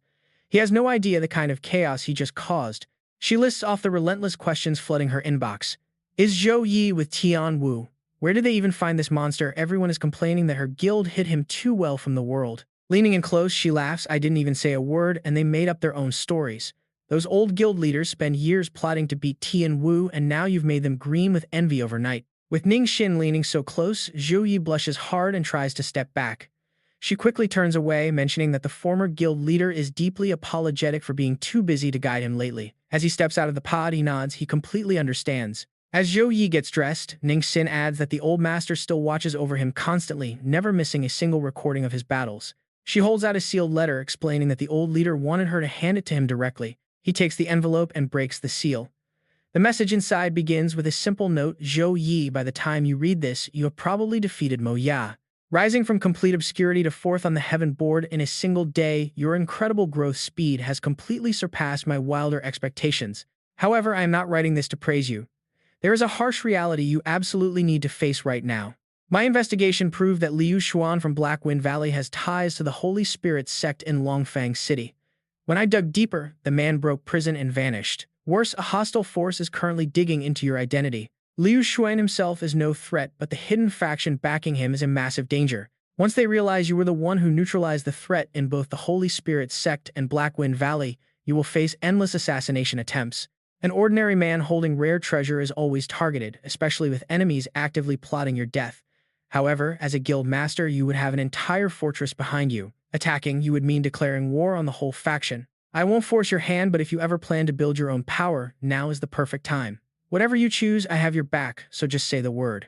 Zhou Yi realizes the gravity of the situation. If Liu Xuan conspired with both the demons and the Holy Spirit sect, wait, are the demons and the evil god actually working together? Under these terrifying stakes, forming a guild is no longer a choice, it is a survival requirement. Ning Xin breaks his train of thought, asking what the old master wrote. He replies calmly, he wants me to start my very own guild. She looks pleasantly surprised. It is about time. With his current fame, if he drops the news, eager recruits will line up from the Star Ascension platform all the way back to Suzhou University. Ning Xin offers her assistance, warning that the founding members must be top-tier talents since quality matters way more than quantity. Zhou Yi agrees officially, starting the process. Instantly, his system interface flares to life, activating the Guild Establishment Achievement quest. He needs to successfully register a guild and recruit his first 100 members to complete it. Moments later, he steps out of the recovery room. He stops in front of a quiet, private recovery suite. Resting his hand on the metal doorknob, his expression remains completely calm. He recalls his final moments in the fight right as Mo Yao's second domain shattered, and he surged through the blinding golden light ahead. Right there, he claimed the legendary battle Flower of the Firmament. His system registered the hidden quest item, instantly triggering the next stage of the Apocalypse Dragon Knight inheritance. This new quest, titled Holy Light Falls in the Eternal Night Abyss, commands him to listen to the dragon's soul whispering in the ruins and find the legendary Apocalypse Holy Sword. The only hint given is the Outworld Rift. He frowns. The clue appeared right after grabbing the flower, but the Outworld Rift is incredibly vague. There are countless dimensional rifts scattered across Zhongxia, making it almost impossible to search blindly. Shaking his head, he decides to put the mystery on hold for now and gently knocks on the hospital room door. A muffled voice from inside Mo Ya's recovery room calls out to enter. Mo Ya looks up in surprise as he enters, asking what he wants. Zhou Yi silently reminds himself that the valuable flower was technically harvested directly from this man's domain. Even if Mo Ya is clueless, Zhou Yi refuses to keep such a prize without offering something in return. Seeing the recovery patient watch him suspiciously, Zhou Yi pulls out a stack of rare items. Mo Ya's eyes instantly widen as he recognizes the S-rank skill books, epic equipment, and even mythic tier gear. The priceless treasures seem to literally glow in Mo Ya's wide-eyed gaze. Giving these away clears his conscience, serving as fair compensation. Zhou Yi smiles politely, offering them as a small token of his appreciation. Suddenly, Mo Ya's expression turns dead serious as he sits perfectly still. Zhou Yi raises an eyebrow. His body starts to shake. I can feel it. Mo Ya suddenly bursts into maniacal laughter, shouting that the gears of destiny are finally spinning and he understands everything now. Zhou Yi watches him, thoroughly confused. Mo Ya looks up, declaring that defeating him in battle proves Zhou Yi has what it takes to lead him. He proudly deduces that these legendary gifts are simply a demonstration of Zhou Yi's massive wealth and sincere desire to recruit him. This bizarre logic blindsides Zhou Yi, leaving him letting out a dumbfounded gasp. Mo Ya dramatically steps down from his bed, solemnly declaring that as the absolute monarch of shadow and speed, he officially accepts his recruitment offer. Zhou Yi raises his hands in a panic. Wait, when did I ever try to recruit you? Mo Ya cuts him off. No need to explain, I understand everything, acting like he has figured it all out. Mo Ya points out that the rumors of Ning Xin helping him recruit have already swept through the Star Ascension platform. He claims to understand Zhou Yi's ambitions perfectly. This is not just about building some average guild, but establishing a powerhouse capable of reshaping all of Zhongxia. Mo Ya proudly boasts that as the monarch of shadow, he is exactly the high-speed partner Zhou Yi needs most. Ironically, this aligns perfectly with Zhou Yi's goals. He genuinely needs elite recruits, and there is absolutely no denying Mo Ya's overwhelming combat power. He gives a wry smile. Although Mo Ya's mind works in pretty weird ways, they have already committed, and it might not be a bad thing. Mo Ya seals the deal right away, silences agreement, so the contract is officially sealed. Thumping his chest, he declares that from today onward, his blade is Zhou Yi's blade, and his shadow is his shield, and together they will definitely conquer everything once darkness falls. The two shake hands as their deal is officially finalized. Zhou Yi smiles warmly and welcomes him to the team. Mo Ya proudly boasts that he knew Zhou Yi would agree since nobody could ever refuse the absolute loyalty of the Shadow King. Zhou Yi can only play along, agreeing that indeed no one could possibly refuse. Suddenly, remembering, Mo Ya eagerly asks if they have decided on a guild name, yet proposing edgy options like Shadow Sanctuary or Blade of Eternal Night. Helplessly massaging his temples, Zhou Yi politely tells him that he prefers something much simpler. Getting even more excited, Mo Ya keeps shouting names like Abyssal Judgment and Dark Glory. Zhou Yi interrupts, deciding on the simple name Holy Verdict. Mo Ya blanks out, asking him to repeat that. Zhou Yi repeats it clearly, the Holy Verdict Guild. Mo Ya looks completely enlightened, claiming he finally understands. Sensing a bad feeling, Zhou Yi wonders what he actually understood. Mo Ya passionately declaims that holy means the holy light and divine arbiter, while verdict signifies delivering the ultimate judgment upon all evil in the world. He claims Zhou Yi wants their guild to be a sword of justice, walking the earth, crushing all inequality in the name of holy light. It sounds simple on the surface but holds immense hidden power, ready to turn the entire tide with one decisive strike. Zhou Yi simply explains that it is simply because he is a saint knight, silently wondering how Mo Ya could possibly dream up so much unnecessary drama in his head. Mo Ya completely freezes up, crushed by the realization. Zhou Yi's words pierce right through his dramatic soul, adding that a guild name should simply be straightforward and easy for everyone to remember. Mo Ya collapses in theatrical agony, muttering that those blunt words hurt worse than death.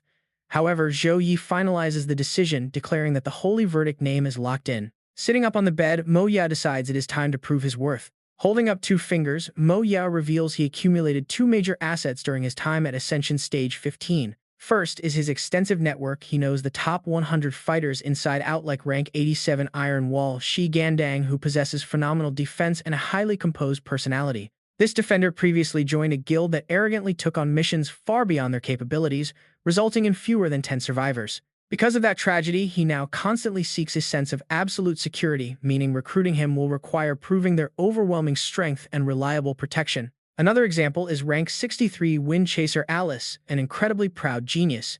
The only possible way to recruit her is to defeat her so thoroughly in battle that she is completely humbled.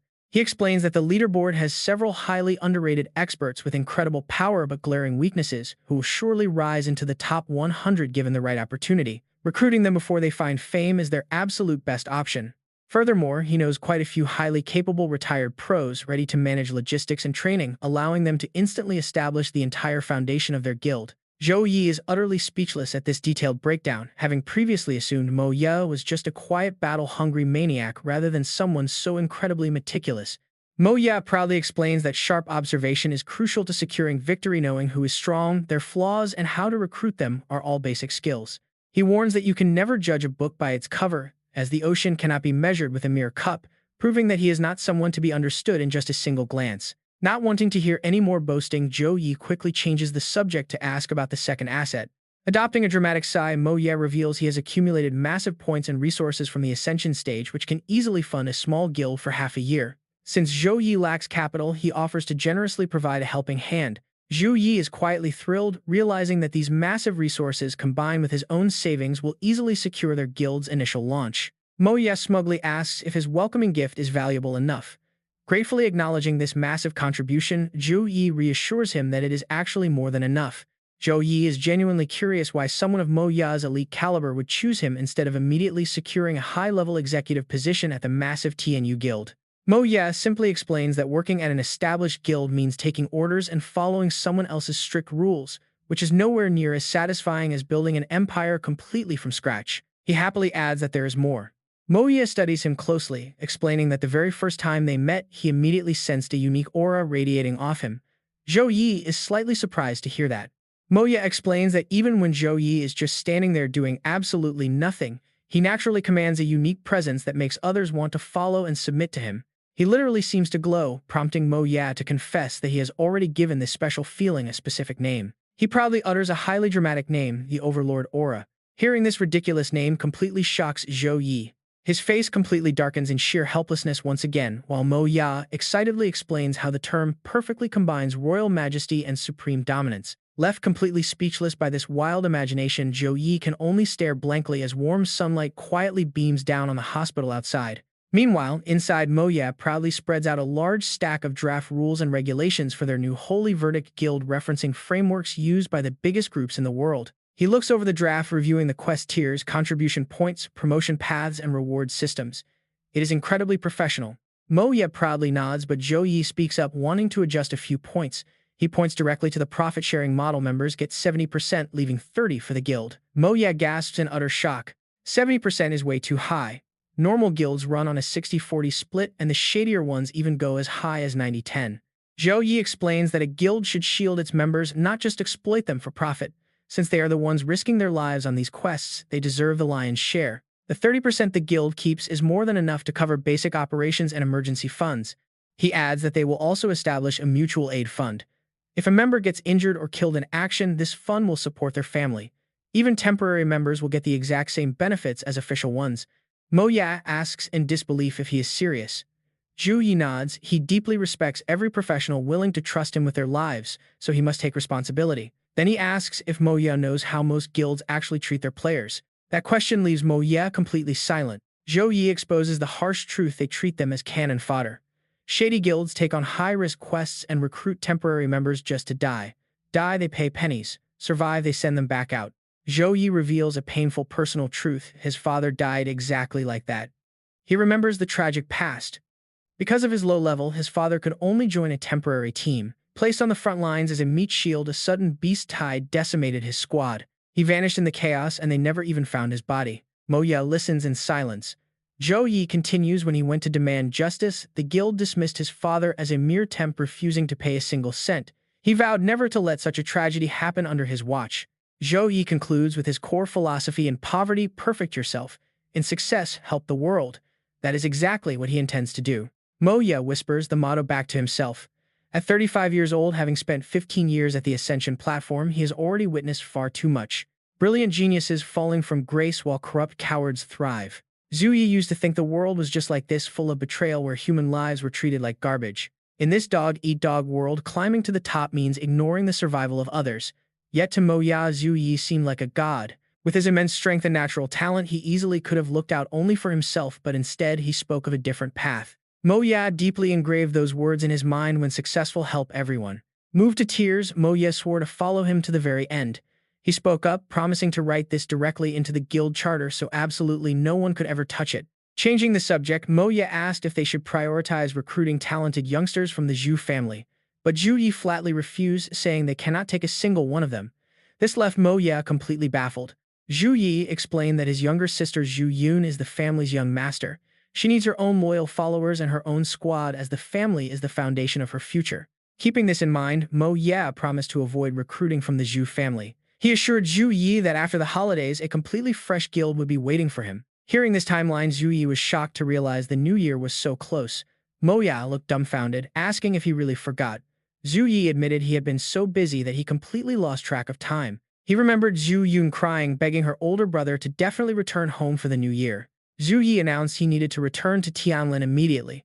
Mo Ya reassured him, saying he could leave with peace of mind as everything here was fully covered. As Zhou Yi left, Mo Ya called out, reminding him to bring back some local Tianlin treats after the holidays. With the main business wrapped up, Mo Ya collapsed onto his bed, smiling as he thought the Shanghai Guild is truly no joke. Zhou Yi made his way to the teleportation portal. He stepped out from the other side of the gate. Walking leisurely down the street, Zhou Yi listened to the lively gossip of the locals. They whispered about how the Zhou family destroyed another dark guild last month even though its leader was a powerful second-class advancement professional. It seemed anyone foolish enough to cross the Zhou family was wiped out, forcing all local gangs around Tianlan to surrender. The shop owner served some food and chimed in praising the Zhou family's fairness. He boasted that his son now works at their mine with much better benefits and even got insurance. Another customer at the next table agreed, saying that with the Zhou family running Tianlan now they finally have a real ray of hope. Zhou Yi smiled to himself as he saw new buildings replacing the old rundown streets. The Zhou family patrol guards marched with sharp, proud expressions, a total contrast to how things were months ago. It was clear that Yuner was doing an incredible job. Seeing him return, Zhu Yun eagerly ran out to greet her big brother. Zhu Yi caught her in his arms, smiling as he told her he was back. Her eyes welled with tears as she whispered that he was finally home. She happily babbled about everything, explaining how they wiped out the Black Tiger gang last month. She even led the squad to block their fleeing boss. On top of that, they raised mining wages, making everyone eager to join their family. Zhu Yi praised her, calling her incredible and adding that he had heard all the rumors on his way home. Zhu Yun suddenly remembered something and told her brother that tomorrow is their traditional family festival. Since it would be her very first time hosting the championship tournament, she asked him to stay by her side. Zhu Yi agreed without a single moment of hesitation. Hugging his waist tightly, she smiled, saying she knew her big brother loved her the most. Elsewhere, a castle was completely engulfed in flames under a devastating assault. Someone desperately fled while cradling a small child as panicking crowds screamed for everyone to run, yelling that the palace had been corrupted by demonic energy. As the energy corroded a victim's face, Su Ran watched the scene with cold, detached eyes. A battered subordinate fell to his knees, desperately begging their queen to save them from this nightmare. She gently reached out and touched the girl's scarred cheek. From just outside, terrifying roars echoed as a horde of highly dangerous monsters began to breach the area. Leading the monstrous charge was none other than a demon. Su Ran frowned deeply, staring directly at the beast. The vision suddenly blurred, leaving only a chilling laughter echoing in the darkness. Snapping out of the memory, a bound woman appeared, her limbs tightly shackled by thick ropes as she hung suspended in midair. Su Ran's cold voice echoed, asking if she was having another nightmare. She sneered, asking how much longer the woman could last, one day or maybe two before she freed herself anyway. Stubborn to the end, the captive spat back that she would drag her down to hell first. Su Ran lifted her chin, asking what she hoped to gain from this. The girl declared that she was born and raised in Zhangxia and would never betray her land. She cursed the treacherous Jiang family, wishing they would soon be hacked into a million pieces. Su Ran simply smiled, wishing her the best of luck. The scene shifts to Zhu Yi training intensely, battling several mirror illusions inside a special training space. Zhu Yi recalled how he had just informed his master yesterday about meeting the god of light and finding the Apocalypse Holy Sword. Upon hearing this, Wang Hui had been utterly shocked, asking if he had truly met the god of light in the flesh. Keeping the system a secret, Zhu Yi detailed his audience with the god and his quest for the Apocalypse Dragon Knight legacy. Wang Hui proudly praised his star disciple, noting that Zhu Yi was the only second advancement professional to ever meet a deity. He explained that even third advancement elites rarely get such an honor, analyzing that the dimensional rift Zhu Yi mentioned must be a medium or large-scale one to hold such divine power. Pulling out a letter, he explained that small rifts lack the energy to harbor divine relics. Since Zhu Yi was now strong enough for medium-tier rifts, his master told him to get in touch after the holidays. He promised to personally guide Zhu Yi into a medium rift to search for the clues he needed. Handing over the letter, Wang Hui mentioned he heard the guild was finally established, presenting this as a congratulatory gift. Zhu Yi gratefully accepted, thanking his teacher. As Wang Hui's projection faded, he bid his disciple farewell, promising to catch up later. Politely saying goodbye, Zhu Yi curiously opened the letter to see what lay inside. Reading the contents, Zhu Yi was utterly stunned to find a land deed for a floating island. The document officially gifted the Sky Canopy platform located at the Xia Yan Alliance headquarters in the 7th airspace at an altitude of 3,200 meters. The specifications were grand, featuring a main island of 3.7 square kilometers, 3 smaller sub-islands, a grand hall, 2 training grounds, a residential zone, 4 warehouses, a teleportation station, a permanent Class B barrier, and an independent magic core energy system. Zhu Yi knew that 90% of the guilds in the country had to squeeze into small corners on crowded public floating islands. He was overjoyed. The remaining 10% of guilds had to either spend billions to buy their own island or fight tooth and nail for a spot. Yet his master had casually gifted him a fully independent, complete floating island. Zhu Yi estimated its value at over 100 billion, making it an incredibly precious gift. He was certain this majestic private island would serve as their ultimate recruitment banner, and Mo Ya would be absolutely thrilled. Looking ahead, he wondered how his other friends were doing and what adventures they were currently on. The scene shifts to the Shen family estate where a lively voice echoes, "You guys have no idea how utterly bizarre the Black Wind Valley really is." Someone eagerly serves him tea. Ling Feng accepts it and continues, "From the moment you step inside, it feels like entering an entirely different dimension." Another person beside him carefully peels and feeds him grapes. Ling Feng reveals that they even visited the Heavenly Dao sect, that extremely shady, secretive place that never lets outsiders step foot inside. As one of his sisters gently combs his bright red hair, he boasts that his good friend Song Shaolin is now in charge of the whole sect. Surrounding him are four beautiful sisters, Shen Mai, Shen Ru, Shen Xiang, and Shen Mu. Shen Mu asks curiously, "Is this Zhou Yi really that powerful Feng?" Ling Feng proudly scoffs that he is only decent, just a tiny microscopic bit better than him. He promises he will catch up in no time. Shen Mai teases him, pointing out how he used to complain that Zhou Yi stole his top scholar title, yet now he respects him so much. Ling Feng quickly denies it, but Shen Xiang chimes in, joking that the truth hurts and asking if he is basically Zhou Yi's underling now. His face turns bright red as he stammers a correction. "What do you mean underling? We are teammates." She playfully pacifies him, teasing, "Fine, fine, you two are teammates." Shen Mu chimes in, advising him that he should be the one leading Zhou Yi, not the other way around. Ling Feng quickly shakes his head, protesting that it is not like that at all. Ling Feng is deeply grateful. Brother Yi has saved his life multiple times, and thanks to him, he has gotten significantly stronger. She scoffs that he is still the young master of the prestigious Shen family, while Zhou Yi is a nobody. Suddenly, a dry cough echoes from behind, making them all freeze and look over. The newcomer is the head of the Shen family. Ling Feng immediately stands straight and bows respectfully. He looks up, his eyes now steady and filled with absolute calm. And trust me, the patriarch immediately notices it. This young boy's eyes have completely changed. Shen Chang commends him, saying a real expedition finally made a man out of him. He sits down and asks about his next steps. Ling Feng confidently states his plan. He wants to enter the Forbidden Zone for a complete awakening. Shen Kang instantly frowns, deeply unsettled by the news. The Shen sisters gasp in unison, turning to look at him with eyes wide in absolute shock. Shen Mai steps forward, demanding to know if he is actually being serious. The other sisters desperately plead with him to stop talking nonsense. Over 50 family members have died there in the past century. He absolutely cannot go because it is far too dangerous, and they will not lose him. Recounting the horrors, Shen Mai warns that the Forbidden Zone is deadly. Years ago, their third grand-uncle went inside and never returned. Even their eldest grand-uncle went mad from chaotic dragon blood after escaping, suffering for 3 years before self-destructing. And then there was their third uncle too. When he emerged, everyone believed he had succeeded until 7 days later when she watched his blood vessels rupture all at once. She shuddered, too terrified to even remember that gruesome sight. Bursting into tears, Shen Mai cries that she cannot bear to lose him too. Ling Feng looks torn, saying he understands, but he must. They keep pressing him. His current strength is already incredible, so why take such a reckless risk? They even turn to their grandfather, begging him to intervene and stop him before something terrible happens. Standing firm, Ling Feng pleads with his sisters not to worry because he absolutely must go. Shen Chang suddenly cuts them off, declaring that enough is enough. He tells the four sisters that although they have always coddled and spoiled him, they fail to see that he is no longer the helpless little brother they used to protect. Ling Feng is stunned by his grandfather's sudden recognition. Shen Kang pats his shoulder with complete confidence, telling him he knows he has his own plans and will not stand in his way. He turns to the sisters, commanding that no one interfere. Then his tone softens with a harsh truth. He warns them honestly about the ultimate danger. "You are on your own now." Shen Shang lets go of his shoulder, warning that if this full awakening fails, it is all over. His tone is dripping with mockery as he promises the Shen family will at least buy him a nice burial plot so he can reincarnate into a better life. Ling Feng confidently fires back, telling the old geezer not to worry because he won't be dying before him. Meanwhile, some fresh news reaches Zhou Yi. He pulls out his phone to find a message asking for advice because his adoptive father suddenly wants to head to the Shen family. Zhou Yi wonders if the Wan Xian alliance is going to the Shen family to settle an old score. As he summons his sword, he realizes any conflict between the Shen and Wang Hui families would be a devastating blow, hurting Ling Feng and Tai Xin deeply. If he steps in, he might just find a way to mediate. Zhou Yi replies, asking for the address. Meanwhile, Shen Shang and Wan Zhen are already facing off. The spirit veins beneath Wan Zhen's feet begin to glow. On the other side, flames erupt all around Shen Shang.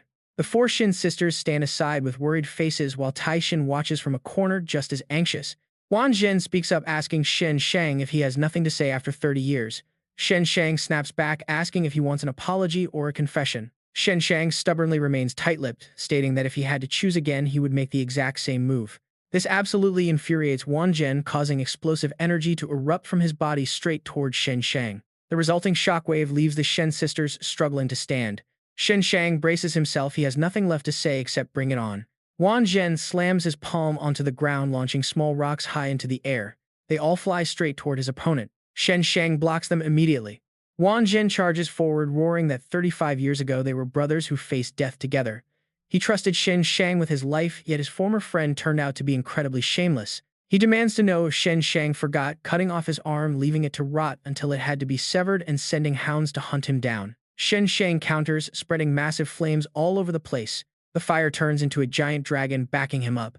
The secret of the mine must never be leaked, because if it gets out, the entire Shen family will not survive past 3 days. Wan Zhen refuses to accept this, asking if he was just the price to pay.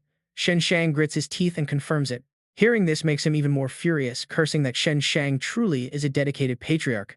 Wan Zhen stands on the chest of a giant humanoid mountain construct behind him. Meanwhile, Shen Shang's dragon opens its mouth to strike, but a brilliant flash of sword light slashes down, interrupting their fierce duel. The giant mountain construct completely shatters into countless pieces. Even the fire dragon's mouth gets squeezed shut by a massive hand. The Shen sisters watch in complete shock as Zhou Yi stands alone in the middle, easily holding back both old masters. He calmly advises the two seniors to stop their fighting right here. Shen Shang is deeply shocked, wondering how this young man can directly suppress his flame dragon's power and what his true background is.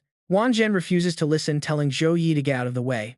He finally recognizes him, realizing this young man is indeed extraordinary, since even an average kid like Ling Feng looks like a true heir after following him.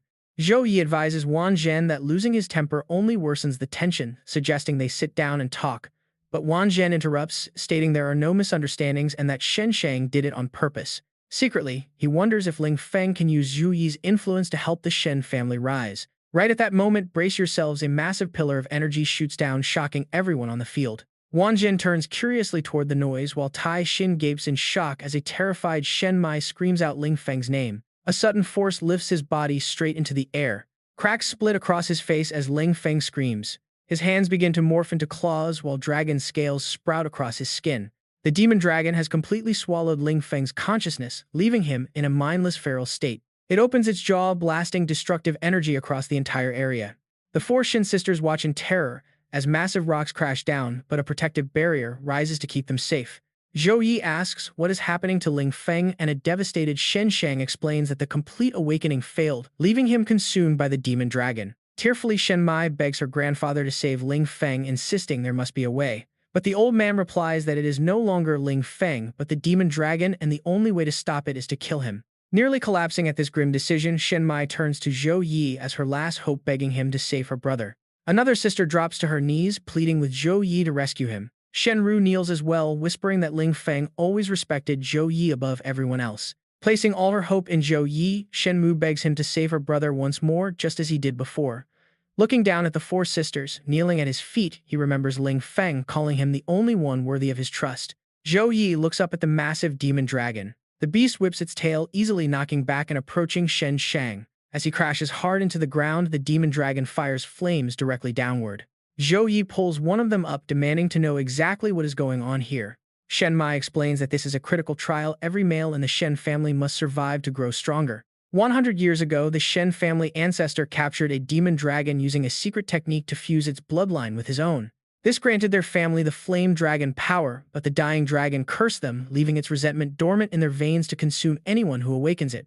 To manage this risk, two methods of awakening were created. The first method uses a tiny trace of dragon blood alongside rare materials and formations to slowly awaken, offering low risk but limited potential.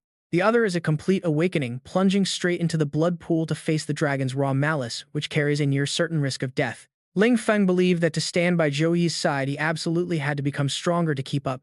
Hearing this, Zhou Yi promises the sisters that he will bring Ling Feng back safely. Saying this, he immediately charges toward the demon dragon. Right now, the demonic dragon's sharp teeth are biting down hard on Shen Shang's arm. His energy blasts straight toward the dragon's body, forcing it to spit him out before landing on the ground. It looks up, glaring at the culprit behind this massive attack. There floats Zhou Yi, hovering high up in the sky. He frowns as he watches the beast, which opens its jaws to release a massive blast. With a flick of Zhou Yi's wrist, the dragon's body is blown back. He gestures with his hand, controlling his next move. A colossal golden palm slams down before the beast can recover as Zhou Yi keeps up his relentless assault. Massive chains wrap tightly around its scale-covered body. Even its heavy talons are completely bound. The dragon growls in fury, swearing to destroy and kill its enemies, pulling its hind legs back to break free. Thick dust and heavy smoke billow into the air. Standing atop a giant hand, Zhou Yi tightly grips the chains binding the raging dragon. A horrific rain of blood pours over the barren wasteland, quickly corroding the leaves as they wither and fall. Standing inside the barrier, they watch this terrifying sight in absolute shock.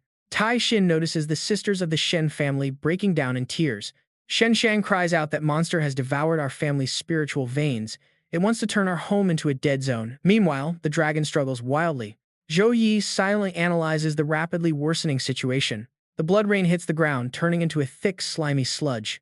The slime gathers back toward the dragon, forming a massive wall of bloody mist right in front of him. The ground where the others are standing is lifted high above the rising flood. All the blood mist begins concentrating into a single terrifying point. The mist pierces the shield, attacking Wan Zhen and sweeping one of the sisters away in the bloody tide as the younger one screams for her. The flowing blood begins to creep directly into Shen Mai's mouth. Others are also tightly bound around their waists by the streams.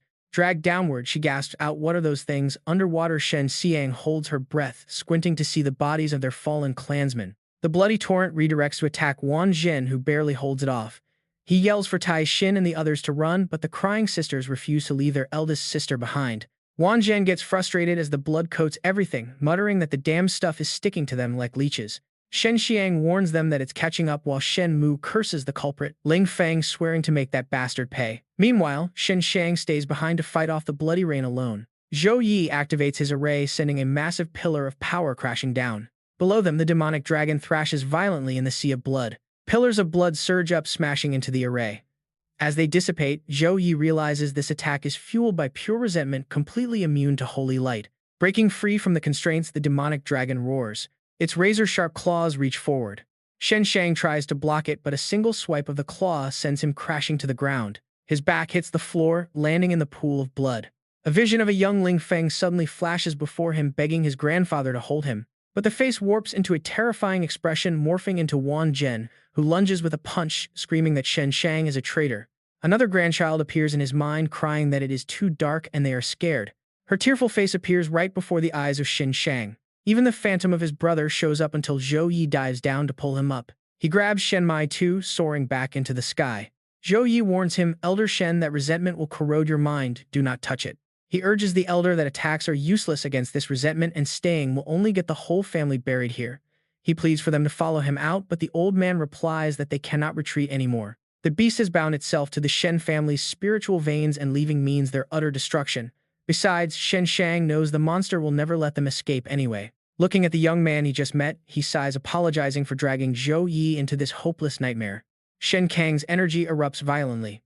"Run, my good child, get as far away from the Shen family as you can." Zhou Yi immediately realizes Senior Shen's plan. The elder's body is turning into a beam of pure energy, rushing forward as Wan Zhen screams out for Shen Kang. He made his choice to risk everything and charge. Shen Chang crashes directly into that massive pool of blood. Through the blurry air, a brilliant light flashes as Shen Kang dives straight down. The ground rumbles with heavy tremors. Up above, Zhou Yi closely watches. What's he going to do? Shock fills his eyes, and Zhou Yi immediately launches his chains downward to rescue them. The chains tear through the stream of blood, pulling Ling Feng's body upward. He quickly catches him in his arms. Zhou Yi calls out in worry, but Ling Feng can only gasp about his grandfather before coughing up a mouthful of pitch-black blood. The black blood splatters towards Shen Mai's face, staining his own face as well. Zhou Yi sets the two siblings down on the ground, leaving Wan Zhen utterly stunned by the sight. Shen Mai is shaken awake by the frantic cries of the other sisters calling her name. Their terrified faces gradually come into focus as they scream out for her. Sitting up, Shen Mai asks if everyone is all right. Hearing they are safe, she quickly looks around and asks where Ling Feng is. She notices bright healing energy gathering in the palm of Zhou Yi's hand. He presses it directly onto Ling Feng's chest as Shen Mai cries out his name in sheer panic. Running over, she asks about his condition. He tells her that he is barely holding on, but his injuries are too severe. His skills can only stabilize him. They need a professional priest right now. The sisters crowd around, weeping and wondering what to do since he might not make it at this rate. Shen Mai grips her dress tightly. Forcing herself to stay calm, she tells everyone that this is no time to panic. She immediately orders Shen Xiang to search for any survivors and coordinate rescue efforts. Shenru, check what supplies we have left. Shen Gu, find whatever medicine you can locate and bring it here. Most importantly, Ling Feng needs a professional healer, so bring Shen Yi here immediately. Seeing them hesitate, she yells at them to move. They quickly snap out of it and rush off to help. Looking down at Ling Feng's pale face, Zhou Yi delivers some grim news. His healing speed is simply too slow to stop the boy's soul from fading away. Shen Mai pulls out an energy sphere to help support the healing process. Together, they channel their combined power into Ling Feng. His complexion improves slightly, prompting Shen Mai to silently vow that she will absolutely not let him die. Right on cue, a survivor rushes back with the much-needed healer in tow. Shen Yi greets them quickly, telling the young lady and Zhou Yi to leave everything to him. Warm healing energy flows from his hands over Ling Feng, forming a vibrant glowing sphere around him. Shen Yi focuses on maintaining that healing flow. Watching closely, Shen Mai is suddenly stunned. Seeing Ling Feng's condition only worsen, she panics because the deep wounds are not closing at all. Shen Mu desperately urges him to try harder, but the healer helplessly replies that he is already using every ounce of his strength. Zhou Yi steps forward to explain the dire situation. The massive shockwave from Senior Shen's self-destruction combined with the demonic dragon's mental corruption has completely shattered Ling Feng's soul and body. Standard healing spells simply do not have the power to fix damage of this extreme scale. Shen Mu asks what they should do next, fearing they will lose Ling Feng at this rate. Shen Mai proposes finding a high-level Tier 3 priest to cast a resurrection spell. However, Shen Mu quickly points out that finding one in this chaos is impossible, and Ling Feng will be long gone before they can even arrive. Seeing Ling Feng's state decline further, her face pales in horror. Shen Mu places a hand on him and gasps that he can no longer feel his life force at all. The sisters hold Ling Feng close, weeping bitterly as Zhou Yi realizes he has no choice but to use his trump card. A brilliant holy light begins to gather in his palm. Shen Yi watches in absolute disbelief. Ancient incantations appear around Zhou Yi, wrapping around Ling Feng's arm before enveloping his entire body like bandages, lifting him into the air. The dark stains on his face slowly fade away. Behind Ling Feng, a protective magic circle activates. The two sisters watch in relief as Fenger's wounds quickly heal. Meanwhile, Zhou Yi helps his brother up, not a single scratch remains on him. Shen Mu asks curiously if he used a resurrection scroll and Zhou Yi confirms it. He demands to know if Zhou Yi understands how insanely valuable that item is to just use it like that. Zhou Yi remains silent at the dramatic outburst. He simply turns to tell Shen Mu that her brother needs rest and she agrees to take him away. Shen Mu marches right up to Shen X. Her face darkens as she throws a heavy punch, disgust filling her eyes. Shen Mu tells the scum to get out of the Shen family tomorrow. Shen Mai looks apologetically at Zhou Yi, knowing fewer than 10 people in Zhonghua own such an item, and even the entire Shen family fortune could never buy it. She barely gets a word out before bursting into tears, sobbing that she has no idea how to thank him. Zhou Yi hands a handkerchief to Shen Mai. He gently explains that items are meant to serve people and leaving them locked away like roadside rocks is pointless. Letting a friend die just to save an item is the ultimate waste. Hearing these wise words deeply touches her heart. Shen Mai promises to repay this massive debt. Zhou Yi gently reminds her that the Shen family still needs her to clean up the chaos, so she should go. She turns to leave, promising to handle any requests he has later. Watching her go, he wonders if she will be all right on her own.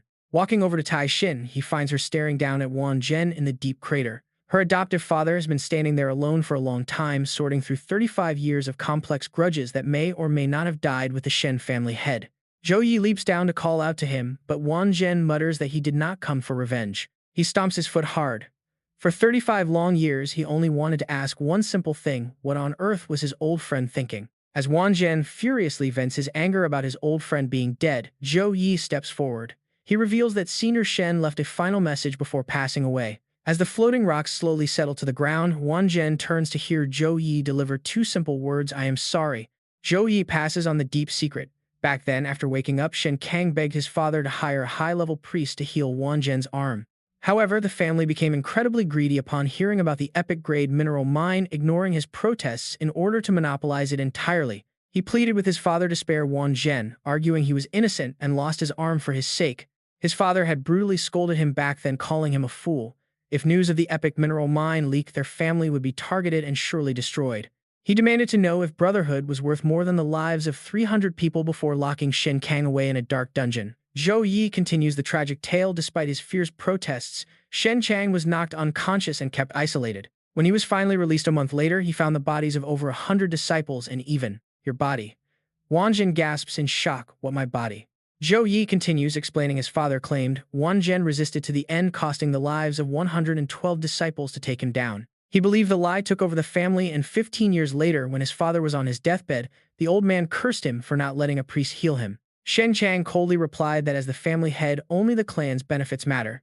He refused to waste precious resources on an old, useless man, even if that man was his own father. Zhou Yi continues delivering the message. Once head of the family, Shen Chang punished everyone involved in the hunt, even his own father, hoping to comfort Wang Zhen's soul in heaven. He had no idea he was being lied to for 35 years. But now, after all this time, explanations can no longer heal the deep wounds. He did not share this to beg for forgiveness, but to express his deep, agonizing regret.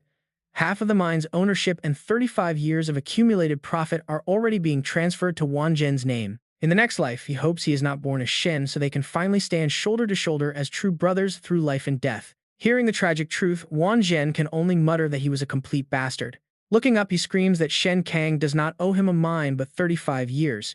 Tai Xin listens sadly as he vents his anger, and Wang Zhen finally begins to calm down. He turns to ask Zhou Yi if sacrificing absolutely everything for the family was actually worth it. Zhou Yi answers clearly to the Shen family the man was an absolute hero. Wang Zhen turns away. He simply hopes the kid will never have to face the same desperate dead-end situation. Zhou Yi firmly vows that he will become so strong he will never be forced to make a compromise. He says it with absolute confidence he intends to choose everything. Wang Zhen laughs heartily, deeply respecting the kid's incredible courage. Elsewhere, Ling Feng finds his consciousness trapped in a pitch-black void, wondering where on earth he is. Patches of his skin turn crimson, while the red mark on his shoulder slowly begins to fade. He realizes he cannot access his flame dragon power, wondering what kind of cursed place this is. He curses under his breath, completely unaware of the glowing red eyes watching him from the shadows. Spinning around, Ling Feng tries to find the source of the intense malice he suddenly feels. A massive hand reaches to grab him, but he leaps out of the way. The demonic dragon finally reveals itself. Ling Feng throws a punch, but the beast coldly asks if he has forgotten. Ignoring the question, he continues to strike. He is shocked to find himself taking damage from his own blows. The creature reminds him that they are one and the same. Touching his sore cheek, he angrily demands the creature stop hiding in the shadows and step out to fight. The beast mockingly sneers that Shen Kang's self-destruction must have completely ruined his brain if he has truly forgotten. Furious at the monster for bringing up his grandfather, Ling Feng dares the beast to step out so he can beat it to a pulp. The creature simply offers to help him remember. He provokes it to come over. As those brutal memories flash in Shen Lingfeng's mind, his knees buckle right onto the cold ground. Shen Lingfeng realizes he ruined the Shen family, driving his own grandfather to self-detonate. The demon dragon constantly poisons his mind, whispering that he was the one who killed his entire family.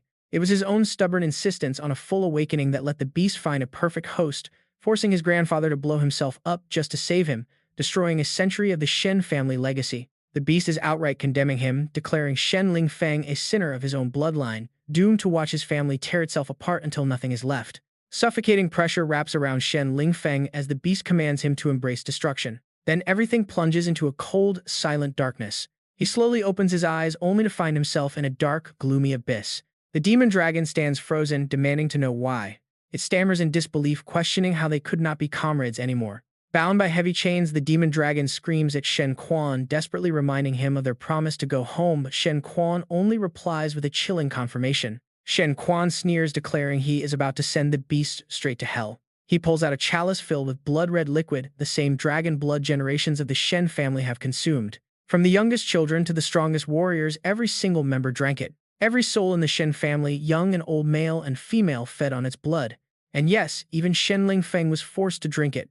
The demon dragon explodes in absolute agonizing fury, cursing the 125 members of the Shen family who lined up generation after generation just to drain its blood. It mockingly asks if he wants to feel what it is like to be completely bled dry. The dragon reminds him that its stolen power flows through his veins, fueling his very heartbeat, yet they used it to build a family legacy on pure lies. It even boastfully admits that it sabotaged his father's abilities at the most critical moment, leaving him completely helpless to be trampled to death by savage monsters on the battlefield. Shen Lingfeng quietly admits the beast is right, their power is nothing but stolen goods. Suddenly, the room falls dead, silent save for the slow, agonizing drip of blood. The demon dragon narrows its eyes, remembering the exact day a human first stepped into its cave. It was Shen Quan bringing food and whispering for the beast not to fear, claiming he only wanted to share a meal. While enjoying the breeze outside, the dragon asked if he would truly take it home, and Shen Quan promised he would, boasting that humans are clever enough to open rifts to other worlds. But then Shen Quan demanded a contract, urging the dragon to become his very own magic pet in exchange for going home. Naively, the beast agreed, trusting Shen Quan completely because he was kind. Yet as the contract bound them together, heavy chains suddenly shot forward. Trapped in the iron grip, the enraged dragon demanded to know what Shen Quan was doing. But Shen Quan kept a cold, emotionless face, showing absolutely no mercy for the beast. Back in the present, Shen Lingfeng coughs up a mouthful of blood. He desperately tries to pull the sword out of his chest chains, binding him tightly.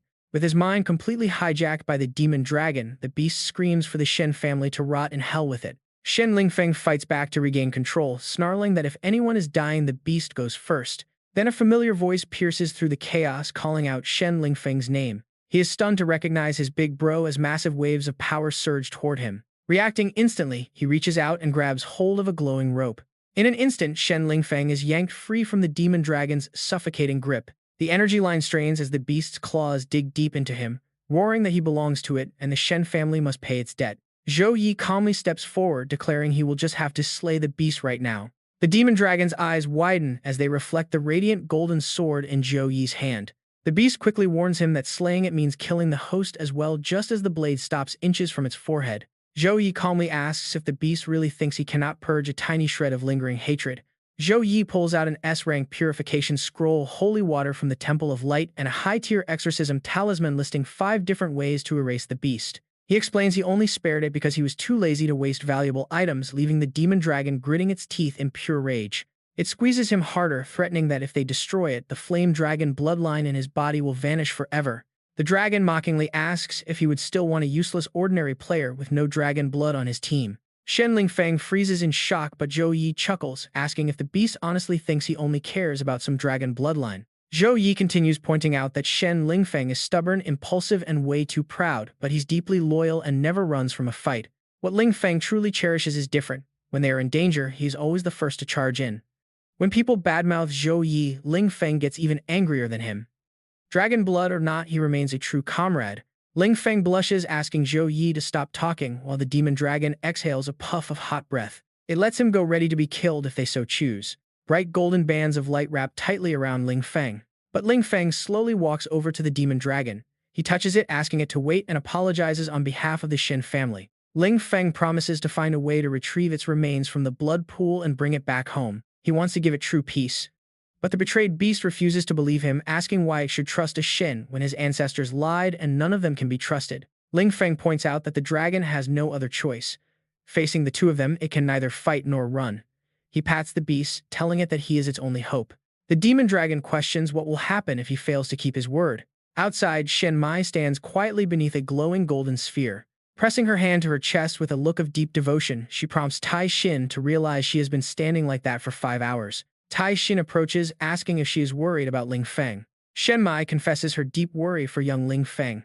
Looking at him, floating in the magic circle, she wonders why he remains asleep after the resurrection scroll was used.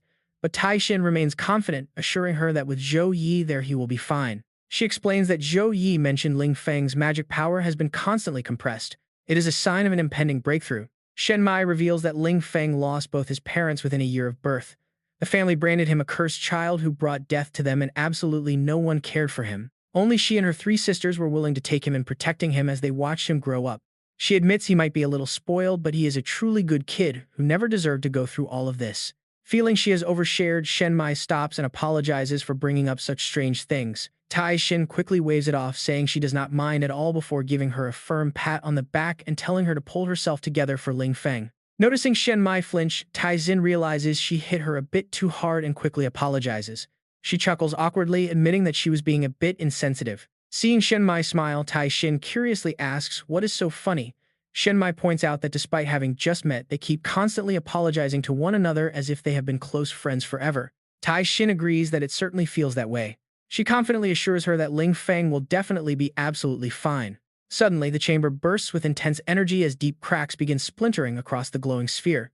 Zhou Yi grins, announcing that they have finally succeeded. Lingfeng's glowing red eyes suddenly snap open. The outer shell of the sphere shatters into tiny pieces. Seeing him hold back the raw energy alone, Tai Xing calls out to Zhou Yi. She catches him asking if he is all right and where Lingfeng is as Zhou Yi stammers. Shen Mai looks up, her eyes widening in shock as she calls his name. They stare at Lingfeng's striking new form while he himself wonders if this is truly the demon dragon's power. Lingfeng spreads his massive wings wide. He flies up, realizing this power is entirely his own. A heavy dragon pressure rains down from above as a sphere of energy condenses in his chest. The sphere blasts violently toward the ground. The ground is instantly blasted into a massive crater. Testing his new limits, Ling Feng realizes he has achieved his second transition, and as he lands, Shen Mai calls his name. Excited, he eagerly tells his sister to look at his successful second transition. Ling Feng proudly pats his chest, boasting that he has successfully completed it. He completely freezes as Shen Mai throws her arms around him, crying out that he scared her to death and asking if he has any idea how worried she was. She pours her heart out, admitting she feared he would end up just like their fallen predecessors. Ling Feng quickly reassures her to look at him, promising that he is perfectly fine and incredibly strong. His other sisters crowd around him in a big group hug, celebrating his full awakening and second transition. Achieving this at 19 is unheard of in Zhangxia, but one of them still scolds him for taking such a dangerous risk. The smooth-talking Ling Feng quickly sweet-talks them, saying that with such amazing sisters, he could never bear to leave them behind. Watching his incredibly smooth-talking behavior, Tai Xin can only shake her head, finally understanding why his sisters dote on him so much. Zhou Yi simply smiles, admitting it's absolutely true. Ling Feng excuses himself for a moment and walks over to Zhou Yi. Zhou Yi, I know you used a resurrection scroll to save me, something that barely exists in all of Zhangxia. Ling Feng knows that even in his darkest moment, Zhou Yi was the one who pulled him out. Without him, well, who knows? Zhou Yi shrugs, believing Ling Feng would have broken out on his own anyway. That trust touches Ling Feng deeply. Patting his shoulder, Zhou Yi jokes that his vitality is like little Qiang, tough as a cockroach, impossible to kill. Ling Feng winces, totally confused by the weird nickname. Little Qiang, Zhou Yi facepalms, realizing this world has no idea what a cockroach is. Zhou Yi quickly explains it just means he is incredibly tough and resilient. Ling Feng is completely speechless, as if he ever asked for praise. Meanwhile, Shen Xiang realizes the boy found a true benefactor, noting how his entire aura has shifted. Shen Mai nods, confirming it. He is no longer the arrogant, loud, hot-tempered kid they once knew.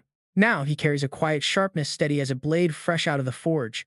Walking to the edge of the crater, Ling Feng asks if this is grandfather. Zhou Yi silently confirms it, making Ling Feng squeeze his fists tight. Guilt eats him alive. If only he hadn't insisted on a full awakening, maybe things wouldn't have ended in such tragedy. Zhou Yi shakes his head. Whoever entered the blood-clawed demonic dragon would have gone wild anyway. Senior Shen chose to sacrifice himself to protect what mattered most. It was his choice, not Ling Feng's fault. Ling Feng chokes back tears, wishing he had been stronger to save him. Zhou Yi passes on Senior Shen's final words that he chose the Shen family and had zero regrets. Ling Feng is stunned, asking if the old man truly said that. Zhou Yi nods, confirming it. Knowing his grandson is alive is the greatest comfort the old man could have. The two stand in heavy silence, paying their respects where Shen Xiang sacrificed his life. Wiping away his tears, Ling Feng makes a decision. He tells Zhou Yi he won't be returning to the squad. He promised to return the dragon's remains home within a year. Zhou Yi is curious. Why didn't he just run and leave the dragon behind? There were plenty of other ways to cleanse its resentment after all. Ling Feng just chuckles weakly, admitting he doesn't really know. Memories of the beast flashed through his mind. Its raw, painful history of loneliness, betrayal, and endless imprisonment flooded his consciousness like a massive tidal wave. Ling Feng admits he could barely even separate the dragon's agonizing emotions from his very own thoughts. He feels a heavy weight of guilt. For generations, the men of the Shen family died young or ended up crippled by bizarre accidents. It was a dark curse hanging over every single one of them like a blade. No one could ever find the cause until the dragon itself revealed the ugly truth. Its burning hatred had seeped into their very bloodline. Whenever a Shen warrior used the flame dragon's power in a critical battle, the curse would neutralize it. Yet Ling Feng cannot bring himself to blame the beast. Even though his own father died because of the curse, he understands the monster's pain. If he were in its place, he might have done something even worse. To atone for his family, he is willing to risk his very life just to bring the dragon home. Zhou Yi quickly stops him, reminding his friend that teammates carry burdens together. There is absolutely no need to die for this. He mentions Master Wang Hui, a seasoned veteran who might just have crucial clues on how to transport the remains home. With a grin, Zhou Yi invites Ling Feng to track down the master together. Ling Feng is genuinely grateful, offering a quiet thank you. Zhou Yi instantly teases him, telling him to speak up because he can barely hear a thing.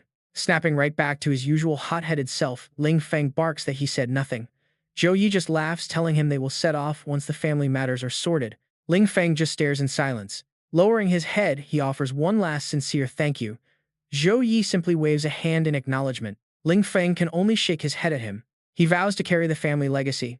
Grandfather, the Shen family is safe in my hands now. As the Shen sisters direct the cleanup crew, Shen Mu runs over frantically, screaming for his eldest sister. Sensing drama, Zhou Yi immediately opens his eyes to see what is happening. Shen Mai turns around, asking what is wrong. Hearing the news, she lets the wooden box slip from her hands. Shen Mai frowns, wondering how they could possibly know already. Dismissing the messenger, she gets a visit from Zhou Yi, who asks what is going on. Shen Mai explains that the young master of the Li family is arriving for an unannounced visit. Zhou Yi is puzzled, wondering who these Li people even are. Shen Mai reveals they are one of the 8 major families in Jiangning, notorious for predatory tactics and taking advantage of weakened clans. Hearing this, Ling Feng grits his teeth in sheer rage, furious that every street dog thinks they can bully the Shen family now. Fuming, he vows to crush the intruder's head, but Shen Mu desperately holds him back, begging him not to fight. Ling Feng protests, warning that if they do not fight back, these vultures will only push harder. Zhou Yi chimes in, agreeing that fighting is a terrible idea. He warns that if they beat up the Li family today, the Zhongs, Wangs, and Zhaos will show up tomorrow. Ling Feng might chase off 1 family, but can he fight off 10? Ling Feng falls silent as Zhou Yi explains the harsh reality. The young master is only here to test their strength. Driving him away just proves they are panicking, which will invite a pack of hungry wolves instead of just 1 scout. Realizing the danger of his hot-headedness, Ling Feng finally asks what their move should be. Zhou Yi smirks, planning to welcome their guest inside. Right outside the ruins, a flashy luxury car screeches to a halt. A man steps out carefully, dusting off his expensive shoes. This arrogant visitor is none other than Li Wansheng, the Li family young master. Shen Mai steps forward to greet him politely, apologizing for the delayed welcome. He casually glances sideways in one direction, right where broken stone and incredibly sharp scales now litter the ground. Wansheng instantly shifts gears with a massive fake grin, claiming he only came to pay his respects, but deep down he knows this desolate sight proves the Shen family is totally finished. He is already eyeing their assets, the mines, the shops, and even the 4 gorgeous Shen daughters, planning to take it all. Keeping her polite composure, Shen Mai invites him inside, but Wansheng immediately begins probing about her father, asking if the patriarch is doing well after the recent rumors of his failing health. She calmly replies that young Master Li must have heard some baseless rumors because the patriarch is actually doing just fine. Since he is currently in closed-door cultivation, she is handling the guests. Wansheng pretends to be relieved, claiming he was worried sick, but deep down he is convinced that closed-door cultivation is just a cover-up for the old man being dead. He strikes up a conversation, praising her as a true heroine for managing everything alone at such a young age, noting how exhausting it must be. Shen Mai politely brushes it off, saying young Master Li flatters her too much and she is simply doing her duty. She adds that the Shen family is packed with talent, so even with the patriarch away, everyone who needs to be here is present. Wansheng can only squeeze out a strange smile and mutter, "Is that so?" Meanwhile, someone in his entourage tries to secretly scan the area, but their probing aura is quickly shut down and blocked by a powerful force. The spy trembles and immediately looks toward his master. He whispers a warning that a hidden powerhouse has set up a barrier inside, making it impossible to probe. Wansheng is shocked since Ah Fu possesses an S-rank scouting skill that can even detect rank 3 experts. What kind of barrier could block him? Is it a hidden elder of the Shen family or some outside help they brought in? Wansheng tries to fish for answers, asking if they have had any special guests lately, mentioning that many talented youths have recently arrived in Jiangning. Shen Mai smoothly dodges, saying they live too far out for visitors. Now watch how he desperately pushes further. Wansheng racks his brain trying to figure out who it could be if there are no outsiders. He then steps closer, noting the ruined buildings and devastation they passed, claiming he is deeply worried about what danger they faced. He reminds her that as 2 of the 8 great families in Jiangning, they should support each other. Shen Mai sidesteps his concern, saying young Master Li is overthinking things as this destruction is actually a joyous occasion for them. This leaves him completely baffled. She smiles and explains that their once-in-a-century genius broke through yesterday, and right as she speaks, a massive shockwave erupts from behind her. A fierce wind whips up a storm of dust, forcing Wansheng to squint through the chaos. There stands Shen Lingfeng, appearing out of nowhere. He is covered in a partial dragon form. A flame dragon strike shoots from his hand, packing enough power to pierce right through a mountain. Shen Mai proudly introduces her brother Shen Lingfeng, who just fully awakened his flame dragon bloodline. She boasts that once this legendary bloodline is fully awakened, one's training speed skyrockets. In fact, every single fully awakened family member in their history has successfully reached the rank 3 tier without exception, so they are extremely powerful. She grins happily, saying her brother is no exception. Wansheng is incredibly annoyed, realizing the kid is not just fully awakened but has already reached rank 2. A rank 2 professional in his teens boasts a talent so absurd that nobody in the entire region of Jiangning could ever match him. He forces a fake smile, praising the young genius, but then slyly asks why the patriarch chose to go into closed-door cultivation right when such a massive celebration was happening. Shen Mai smoothly explains that yesterday her brother comprehended the flame dragon's soul, triggering a bloodline resonance in the entire family. This suddenly allowed the patriarch to loosen a bottleneck he had been stuck on for years, prompting his immediate cultivation retreat. She adds that she hopes he returns soon as his power will surely reach a whole new level. This only makes Wancheng more irritated. While the bloodline resonance and loosened bottleneck story sounds plausible, the timing is just too convenient. He realizes Shen Mai is incredibly tight-lipped, making it impossible to extract even a single shred of useful information from her. Wancheng still cannot confirm if Shen Kang is dead or alive. If he gets fooled and leaves empty-handed, he will have nothing to report back home. Suddenly, Ah Fu looks up at the sky and shouts in absolute panic. Rocks from the ground are pulled straight into the air. A massive boulder now hovers menacingly right above their heads. Wan Zhen holds it up with one hand, shouting that he held back too early and telling his opponent to try again. Ling Feng does not hesitate for a second before agreeing. He eagerly charges straight ahead. Wan Zhen hurls the massive boulder, sending it slamming directly into Ling Feng's wings. He flaps his wings, unleashing a violent torrent of flames. Wan Cheng watches the whole display in horror, realizing Shen Lingfeng has transitioned into the notorious madman class at rank 2. He gets more shocked by the second the kid is completely sacrificing defense for extreme explosive power. The Shen family has truly lost their minds. Shen Mai raises her hand to block the incoming dust, casually apologizing that Senior Wan is only training her brother, and she hopes this mess does not bother their guests too much. Wan Cheng has no idea who this senior is until she mentions his legendary title. It is the earth-shaking martial emperor Wan Zhen, an old friend of the patriarch who agreed to help train Ling Feng in combat. His heart sinks. The earth-shaking martial emperor. How did Shen Kang have such a high-level friend? The Shen family barely had any powerhouses left, relying solely on Shen Kang to survive. Other families were simply waiting for him to fall so they could swoop in and divide the spoils. But now they are stronger than ever, adding both a combat lunatic and a mysterious martial emperor. Suddenly, glowing golden droplets of rain begin falling right at Wan Cheng's feet. Wherever the rain lands, withered plants instantly sprout back to life. Wan Cheng reaches out to catch the drops. He wonders what kind of magic this is, as his frustration instantly vanishes and his mana feels incredibly pure. It must be a holy class user. To possess such pure energy, they must be at least bishop level or perhaps even stronger. Zhou Yi releases a handful of seeds from his palm. As they hit the ground, massive vines rapidly grow to wrap around and stabilize the falling debris on the path. Shen Mai lists his achievements: the 3-category champion of the National Freshman Exchange, the legend of the Star Ascension platform, and the youngest challenger to reach the top 10 of the Heaven Board. He is also the brother of Zhou Yun, head of the Zhou family. Wan Cheng's face darkens as she adds that he is the direct disciple of Wang Hui, former president of the Heavenly Feather Guild and president of Suheng University.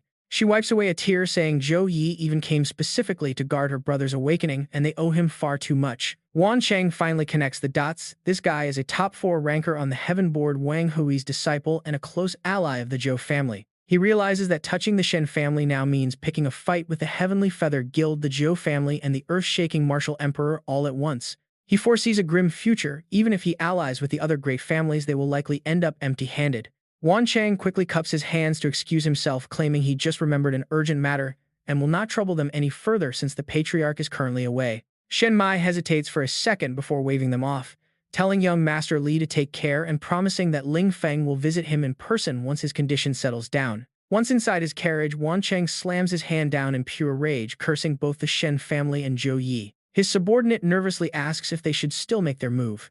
Wan Cheng snaps back, asking why they would attack when it would basically be a suicide mission. Wan Cheng orders him to inform the family head that while Shen Kang's status is unknown, the Shen family is backed by major powerhouses and multiple factions, making them too risky to touch. Meanwhile, Shen Mai goes to find Zhou Yi, thanking him deeply, because without his help, they would have been completely helpless. He answers that repelling this wave will only lead to another, so they might as well show their full power once and for all to scare them off. Wan Jin praises his bravery and wits, while Ling Feng asks about the skill that conjured an entire castle, earlier admitting he has never heard of such a thing. He shows them the building seed of a floating island, explaining his master went through hell to get it, since they are extremely rare nationwide. He bets even Li Wancheng has never seen one, which should keep him stunned for a while. Ling Feng takes a closer look, completely shocked that he owns an actual floating island, and Zhou Yi calmly confirms his master gave it to him. Ling Feng's face turns quite thoughtful. He remarks that Zhou Yi's personal wealth alone is easily enough to crush any mid-sized family. Zhou Yi replies that he has never really calculated his assets, but it should be decent enough. After that, Zhou Yi starts enjoying some relaxing days in his brand new villa, though he keeps staring at his chat screen. He texts Shuren asking why she has been silent for 5 whole days and if everything is okay. She quickly replies that she is just incredibly busy and will call him as soon as she is free.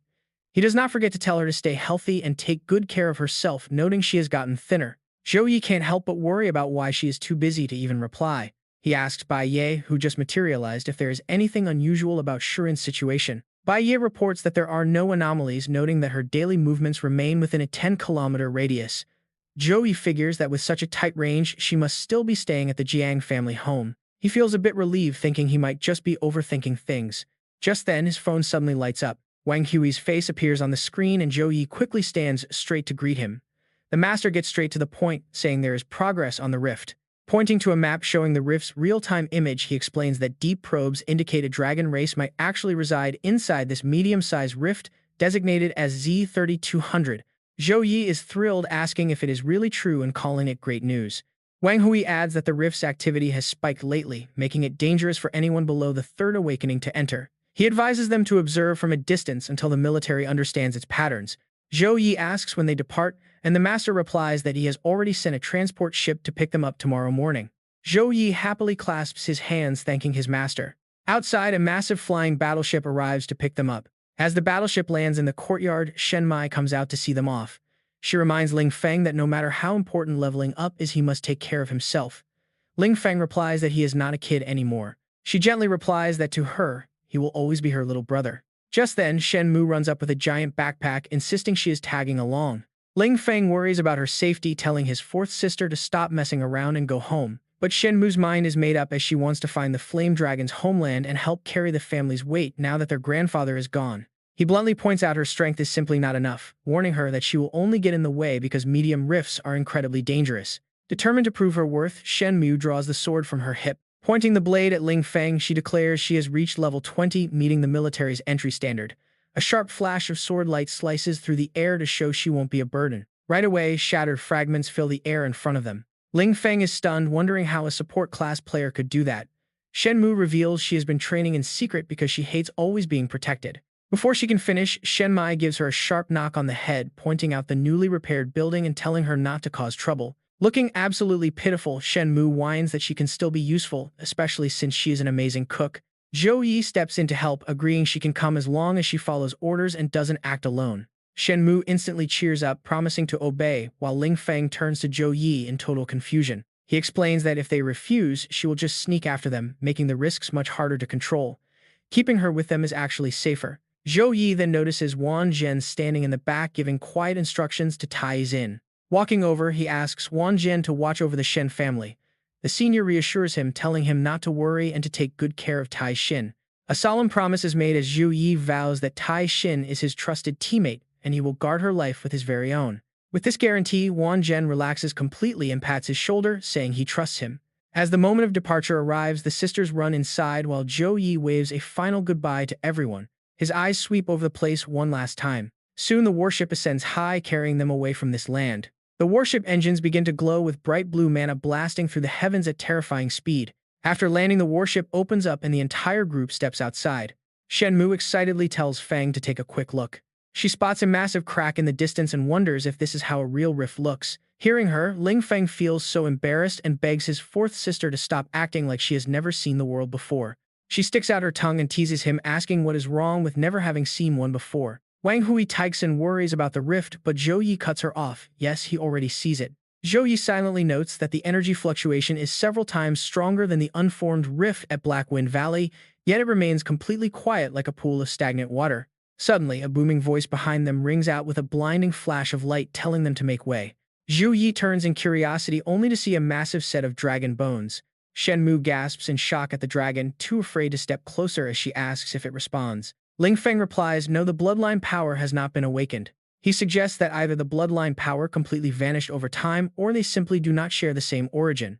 As they reach the camp, a soldier greets them, explaining that Commander Wang is waiting inside and has allowed them to enter directly. Zhou Yi politely thanks him and steps in, calling out to his teacher. Wang Hui welcomes Zhou Yi warmly. He waves them over, saying that arriving early is never as good as arriving just in time. As they look at the screen showing the rift, Wang Hui explains that codename Z3200 was found 3 weeks ago. Initial scouting shows a C-rank danger level, making it perfect for level 30 to 40 classes.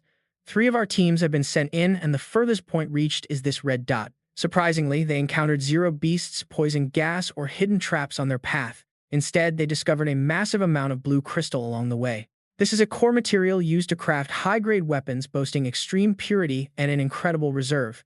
Thus, the military has authorized conditional mining and transport operations. Tyxin chimes in, remembering how her adoptive father mentioned blue crystal. This ore sells for 5,000 gold per gram on the black market, and high-purity variants cost a fortune. Looking at this massive mineral vein, there must be tens of thousands of tons here. Wang Hui swipes his hand across the screen, adding that beyond the massive blue crystal veins, he has some great news. They also discovered something else deep inside the mine. Now look at the screen. Images of dragon skeletons appear, shocking them both as they realize those previous bones were also dragon remains. Zhou Yi asks in curiosity how they all died. Wang Hui replies that this is the exact answer they are trying to find. Ling Feng wonders just how powerful a creature must be to slaughter giant dragons. Seeing his friend's face filled with intense desire, Zhou Yi turns to look at him. He turns to ask Wang Hui if they can go inside and take a look. The teacher chuckles, admitting he knew the young man would ask that. He explains that a transport team is moving the second dragon skeleton soon, and they can tag along.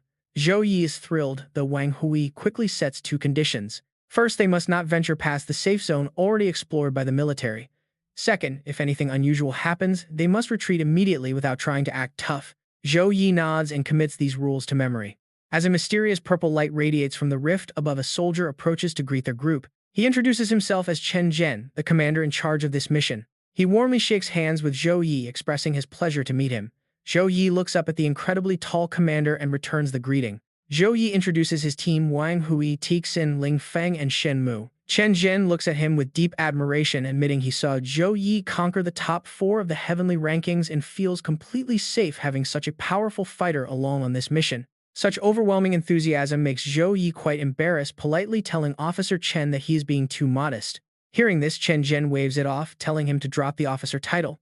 Meanwhile, Shen Mu quietly notes how this seasoned veteran behaves like a nervous junior in front of Zhou Yi. She quietly marvels at Zhou Yi's incredible charm.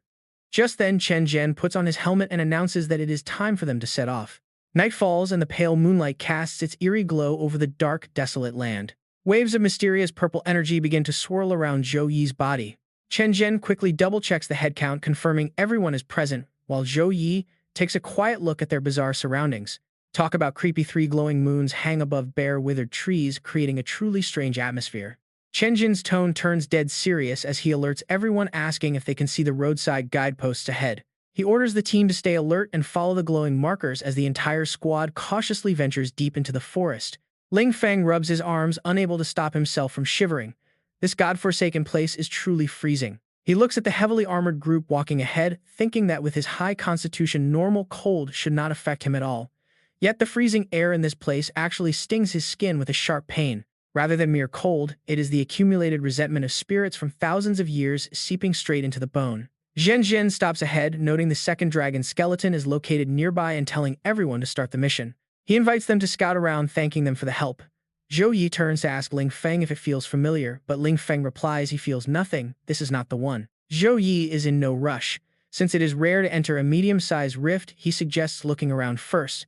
But right at that moment, someone slips down the rift, letting out a blood-curdling scream. A teammate rushes over, asking if they are hurt. Zhou Yi frowns as he listens to them. They tell the injured person to stay still while they help, but they fail to notice the bone dragon's eye sockets beginning to glow. A violent shockwave erupts from the bone dragon. He quickly uses energy bands to wrap around the frontline team members, pulling them back and shouting to run. A thick dark blue mist quickly envelops them, and the entire group begins to feel dizzy. The bone dragon roars as a massive pressure erupts. Chen Zhen stands guard at the front with his shield, while Zhou Yi charges forward.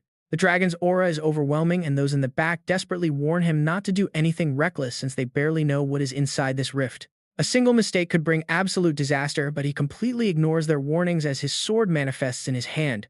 Energy from the blade dissolves into flowing ribbons of golden mist. Zhou Yi touches the barrier around the bone dragon and successfully pulls out the trapped survivor. The dragon's presence is immense, but its physical body is incredibly weak, likely just a lingering dragon soul causing trouble. A cold voice echoes from the darkness, calling them despicable invaders.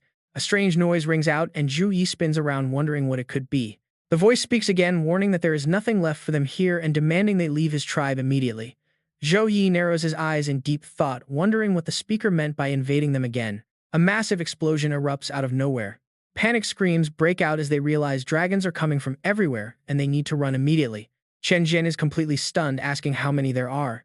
The scouts behind him yell that it is not just hundreds, there are tens of thousands of them. With things turning critical, Zhou Yi orders Chen Jin to retreat while fighting. Chen Jin hesitates, saying he does not have authorization to engage, but Zhou Yi cuts him off, arguing they cannot worry about protocol when their small force is about to be overrun by thousands of beasts. Chen Jin quickly obeys, ordering a retreat. Team 5 deploys their heavy weapons, launching a barrage of artillery shells directly toward the advancing targets. The bone dragons do not just stand there, they fight back, whipping their massive tails toward the line. A protective barrier shield instantly deploys right in front of Team 5. Ling Feng unleashes a torrent of fire as blazing chains wrap tightly around a bone dragon. Zhou Yi calls out, telling Ling Feng to only use enough power to hold the dragons back so they do not disrupt the delicate balance inside the rift. Ling Feng complies immediately. The bone dragon unleashes a terrifying roar. Zhou Yi watches their movements from below.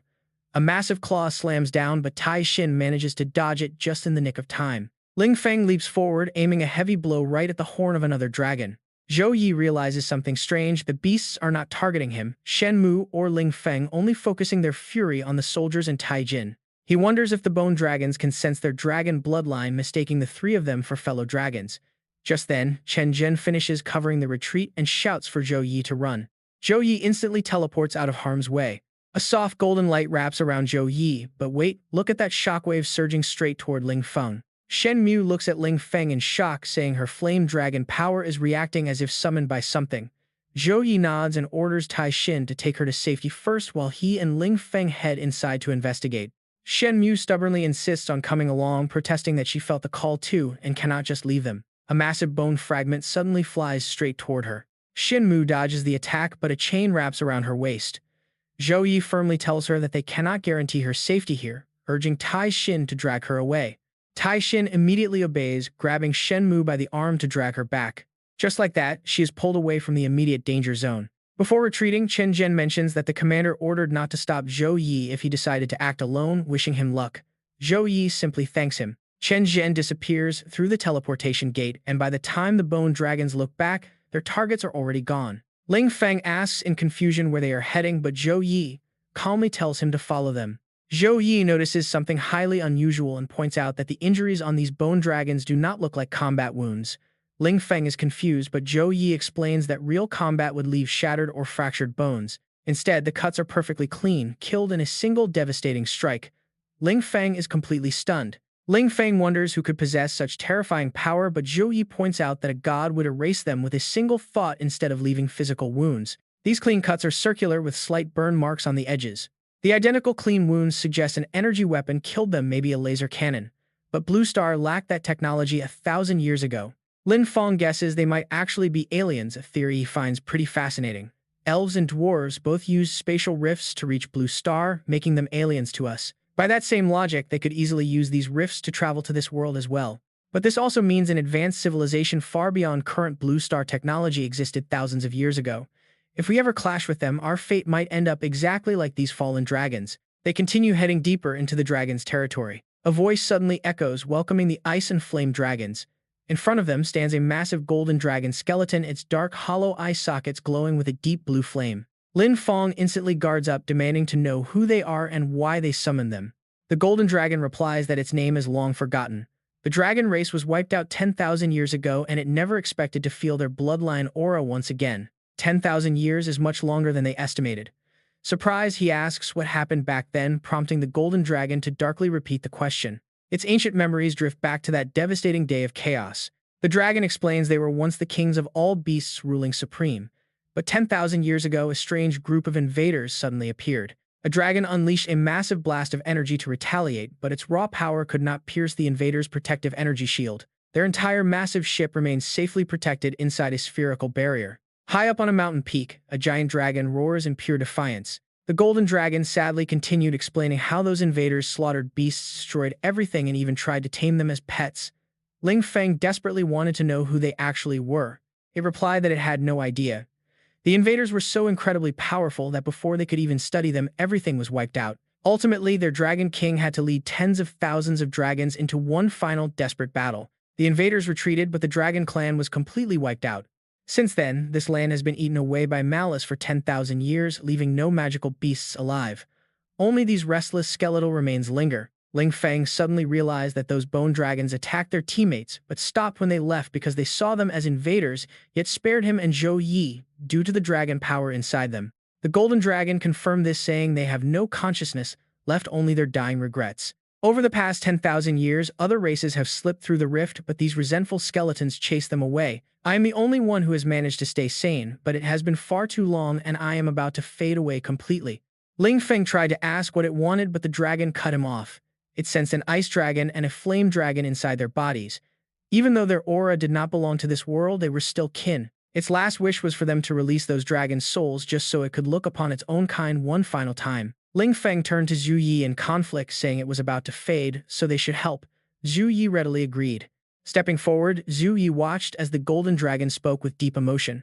It never expected that after countless years it would still get to feel the presence of the proud species it once belonged to. It expressed deep gratitude that they would listen to a dying dragon, but suddenly Zhou Yi thrust his sword directly into its body. Witnessing this, Ling Feng cried out in absolute shock, calling for Zhou Yi. Zhou Yi mocked the beast, saying that was a nice story it must have prepared long ago, but its acting was just too pathetic. The blade, glowing with brilliant golden energy, sank deep. The dragon gasped in shock, asking why he would do this. It claimed they could have just refused if they did not want to, insisting it would not force them. It pleaded that its time was limited, only wanting one last look at its kind. The golden dragon began to crumble, making Ling Feng turn pale and ask if it was really breaking apart. Zhou Yi replied coldly, mocking how an ancient 10,000-year-old dragon could be so incredibly impatient. He exposed its sloppy plan, telling a rushed story just to beg for their sympathy. Zhou Yi added that its hurried request could not hide the mana surging right as the formation activated. He had already traced the flow of that mana to map out the entire array in his head. Finally, understanding the truth, Ling Feng roared in anger, asking if the beast had been lying and trying to kill them. As pieces of the dragon crumbled to the ground, 3 other massive bone dragons rose up from directly behind Ling Feng. Zhou Yi declared that it did not want to kill them. What it actually wanted was, he calmly exposed its ultimate plan: body possession. Ling Feng froze in pure shock. Zhou Yi landed nearby, confirming their goal was indeed body theft.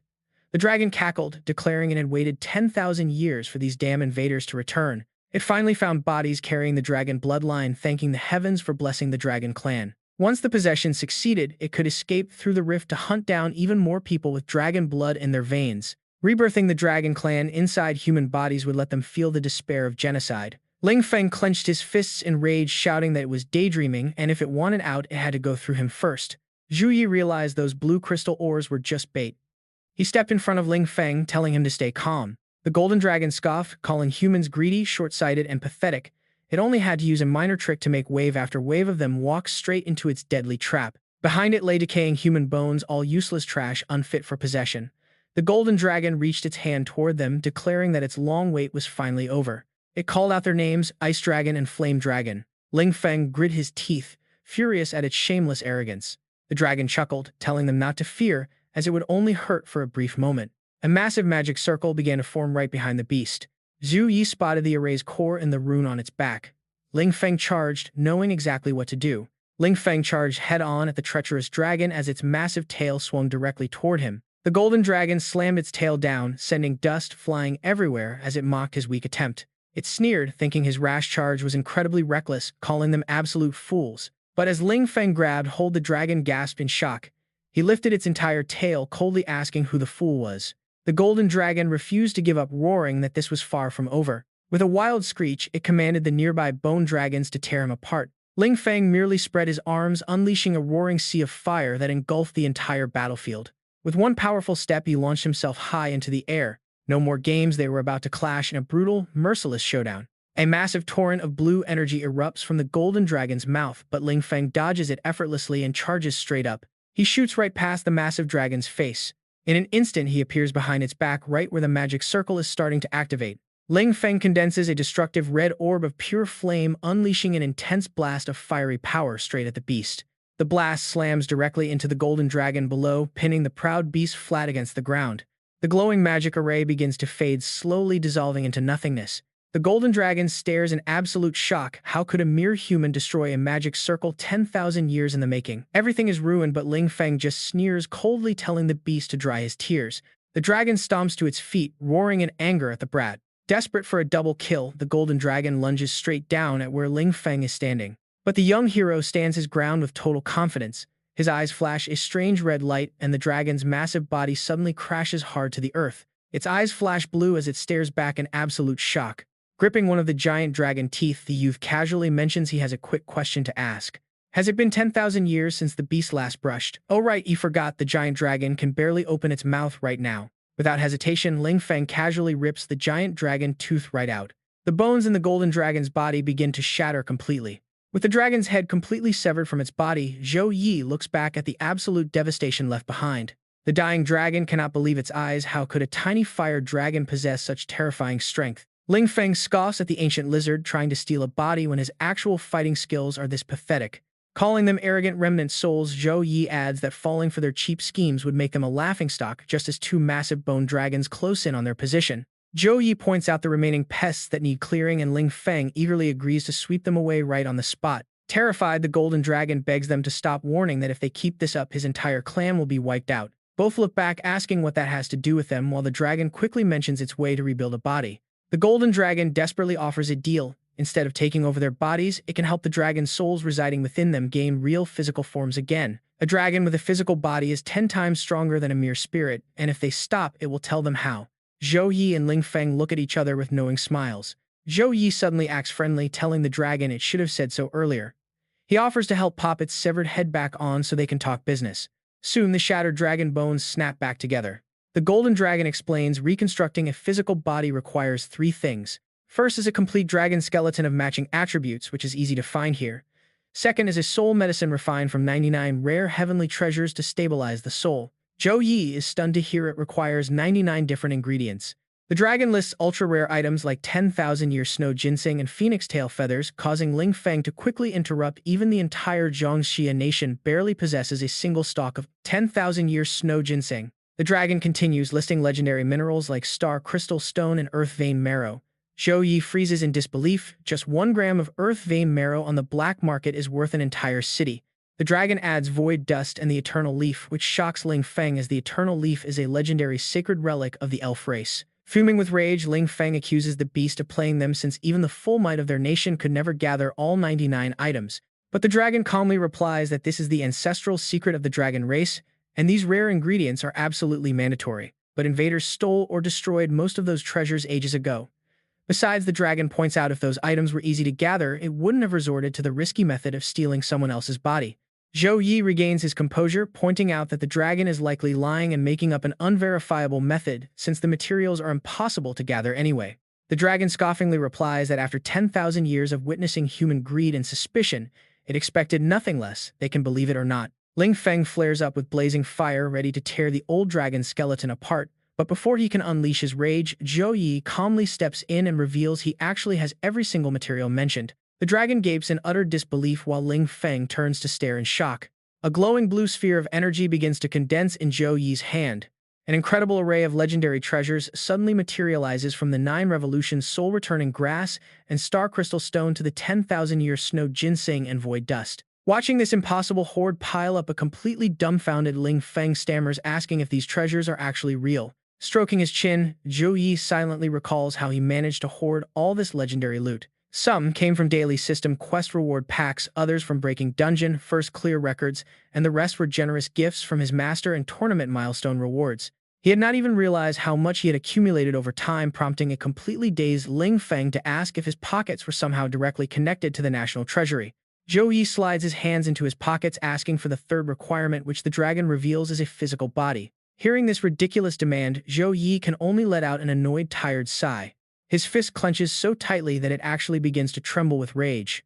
Sensing his rising anger, the dragon quickly clarifies that a real body isn't necessary, just an energy jade with matching attributes like cold ice marrow for an ice dragon, causing Zhou Yi to knit his brows in thought. As a massive protective barrier suddenly materializes behind them, Ling Feng gasps in absolute shock.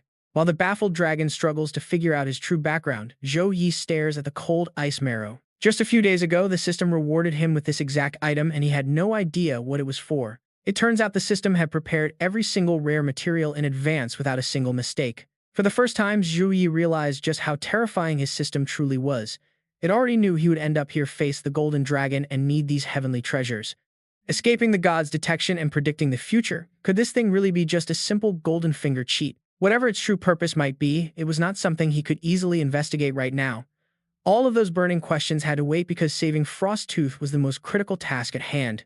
Zhou Yi crossed his arms and calmly asked if they had enough items. The Golden Dragon replied they now had to set up the formation to rebuild the body. But be warned, the success rate is only 20%. Ling Feng was shocked by how low it was, but the dragon snapped that defying heaven at 20% was already a miracle. Zhou Yi fell deep into thought. Frosttooth was resting safely inside him for now, so there was no immediate danger. The dragon's words could be a lie and the formation was risky, making him hesitate to take the gamble. His lips parted as if he were about to say something. Waves of blue energy began wrapping around Zhou Yi's body, taking him by surprise. Inside him, Frosttooth pleaded, begging the kid to let him try.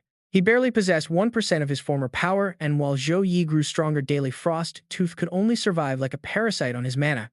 The proud dragon refused to remain a useless burden any longer.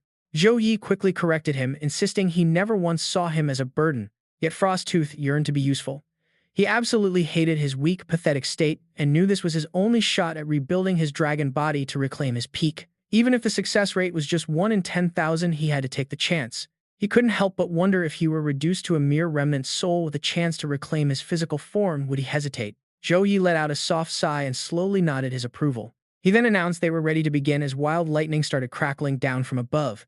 Countless magic formations suddenly manifested across the darkened sky. The Golden Dragon began chanting an ancient incantation. By the blood and bone pact, he called forth the sleeping will and ice-sealed soul, urging them to merge with his own remnant shell to cross the boundary of life and death. As the spell took hold, massive beams of energy shot down safely, shielding Zhou Yi and his companions inside a protective barrier. But Zhou Yi frowned quietly, observing the chaotic scene unfolding before his eyes.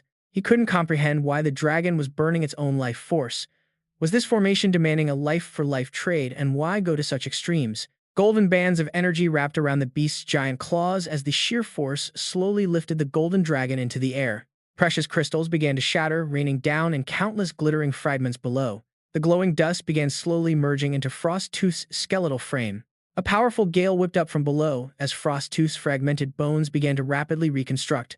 Beams of swirling energy completely wrapped around the newly forming beast. Within mere moments, a powerful new body was fully formed. As the circle faded, the golden dragon cursed about having insufficient mana, forcing Zhou Yi to quickly pump his own energy up to assist. The surging energy began to repair the cracked magical circle. The golden dragon glanced back, acknowledging the young human who had just saved it. With newfound determination in its eyes, it sealed Frosttooth within a radiant sphere of protective energy. Surrounding the dragon were legendary items: 10,000-year snow ginseng, dragon blood lingji, 9-turn soul-returning grass, phoenix tail feathers, celestial crystals, phoenix nest wood, and void dust. The golden dragon roared, declaring it was finally the ice dragon's turn. Frosttooth charged directly into the massive dragon skeleton before him as their two forms intertwined and began to fuse. Frosttooth's soul was now on the verge of fully merging with the skeletal frame. Completely exhausted, the golden dragon crashed heavily back onto the ground. Weakly, it muttered that the formation was complete, leaving the rest up to Frosttooth as he struggled to master his new body. A swirling vortex of dark gray energy erupted, completely obscuring their vision. Suddenly, Frosttooth found himself lost in an endless void, noticing a shadowy figure ahead and wondering where on earth he was. Frosttooth demanded to know who the stranger was and why they were standing there. When the figure turned, the dragon gasped in shock to see Zhou Yi Fan, who instructed him to guard the Zhou Yi family while he went to aid the front lines. Mingyuan urged Zhou Yi Fan to hurry, warning that the front lines couldn't wait. With a final farewell, Zhou Yi Fan told Frosttooth to wait for his return. Right then, a change came over Frosttooth. His tightly closed eyes slowly began to open, radiating a bone-chilling frost that enveloped the entire area. The mighty dragon unleashed a devastating blast of pure energy. The concentrated blast shot down like a massive pillar of light. It triggered a violent tremor across the earth, kicking up thick dust as Frosttooth soared high into the gloomy sky. Ling Feng cheered in awe, proclaiming that controlling the weather and splitting the heavens was the mark of a true dragon. The golden dragon's eyes suddenly go dark. When it lands, Zhou Yi congratulates it on its rebirth. Suang then reveals that during the body reforging, some memories returned, showing a person holding a sword engraved with the word apocalypse. That was Jiang Mingyuan from the Jiang family 100 years ago. Surprised to hear that family name, he simply nods and thanks Suang for the valuable lead. Zhou Yi turns to ask Lin Fong if the flame dragon inside him wants to seize this chance to reforge. Lin Fong hesitates, unsure of what to say. Lin Fong struggles to decide but ultimately shakes his head. The dragon just wants to rest. After being trapped for 100 years, it has no desire to live. Understanding this, Zhou Yi pats his shoulder and agrees they must respect its final wishes. The golden dragon immediately kicks them out, grumbling that it is time for him to sleep. Zhou Yi asks him to listen to a quick proposal first. However, the dragon flatly refuses, wanting nothing to do with the deceptive words of humans. Zhou Yi calmly points out that a medium spatial rift has already opened and the current dragon clan simply lacks the strength to close it. Sure, controlling these bone dragons might scare off some humans for now, but the military will inevitably return with much stronger forces next time. Once they realize these skeletons are just empty, hollow threats, how much longer can those hidden surviving dragon souls that the dragon is protecting actually remain safe? Shocked, the dragon demands to know how he figured it out. He explains that if the dragon truly saw them as hated invaders, willingly sacrificing itself to help him would make absolutely no sense, even if it was just to protect those skeletal remains. So he figured there must be other conscious lingering souls hidden away. The golden dragon growls, warning him not to push his luck because angering them will end badly. Sensing the dragon's rising fury, both men and Suong Na instantly brace themselves, preparing for a fight. Zhou Yi offers a deal, explaining he has a completely safe private space to nourish dragon souls and can even gather materials to reforge their physical bodies. Knowing nothing is free, the dragon asks for the price, to which he simply replies, "Work for me."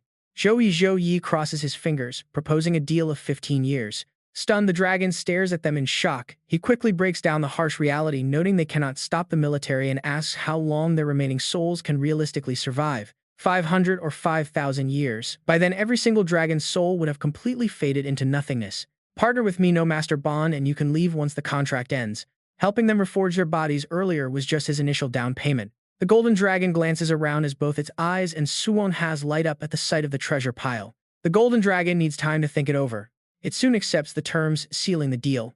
He remains completely calm, having fully expected the proud dragon to agree to this mutually beneficial partnership.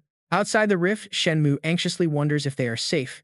Tai Xin assures him that with brother Zhou Yi there is nothing to worry about. Just then, Wang Hui spots them emerging, confirming they have finally made it back out. Wang Hui asks for an update, and they report that the cave was safe, containing only the lingering regrets of fallen dragons, all of which have already been successfully cleansed.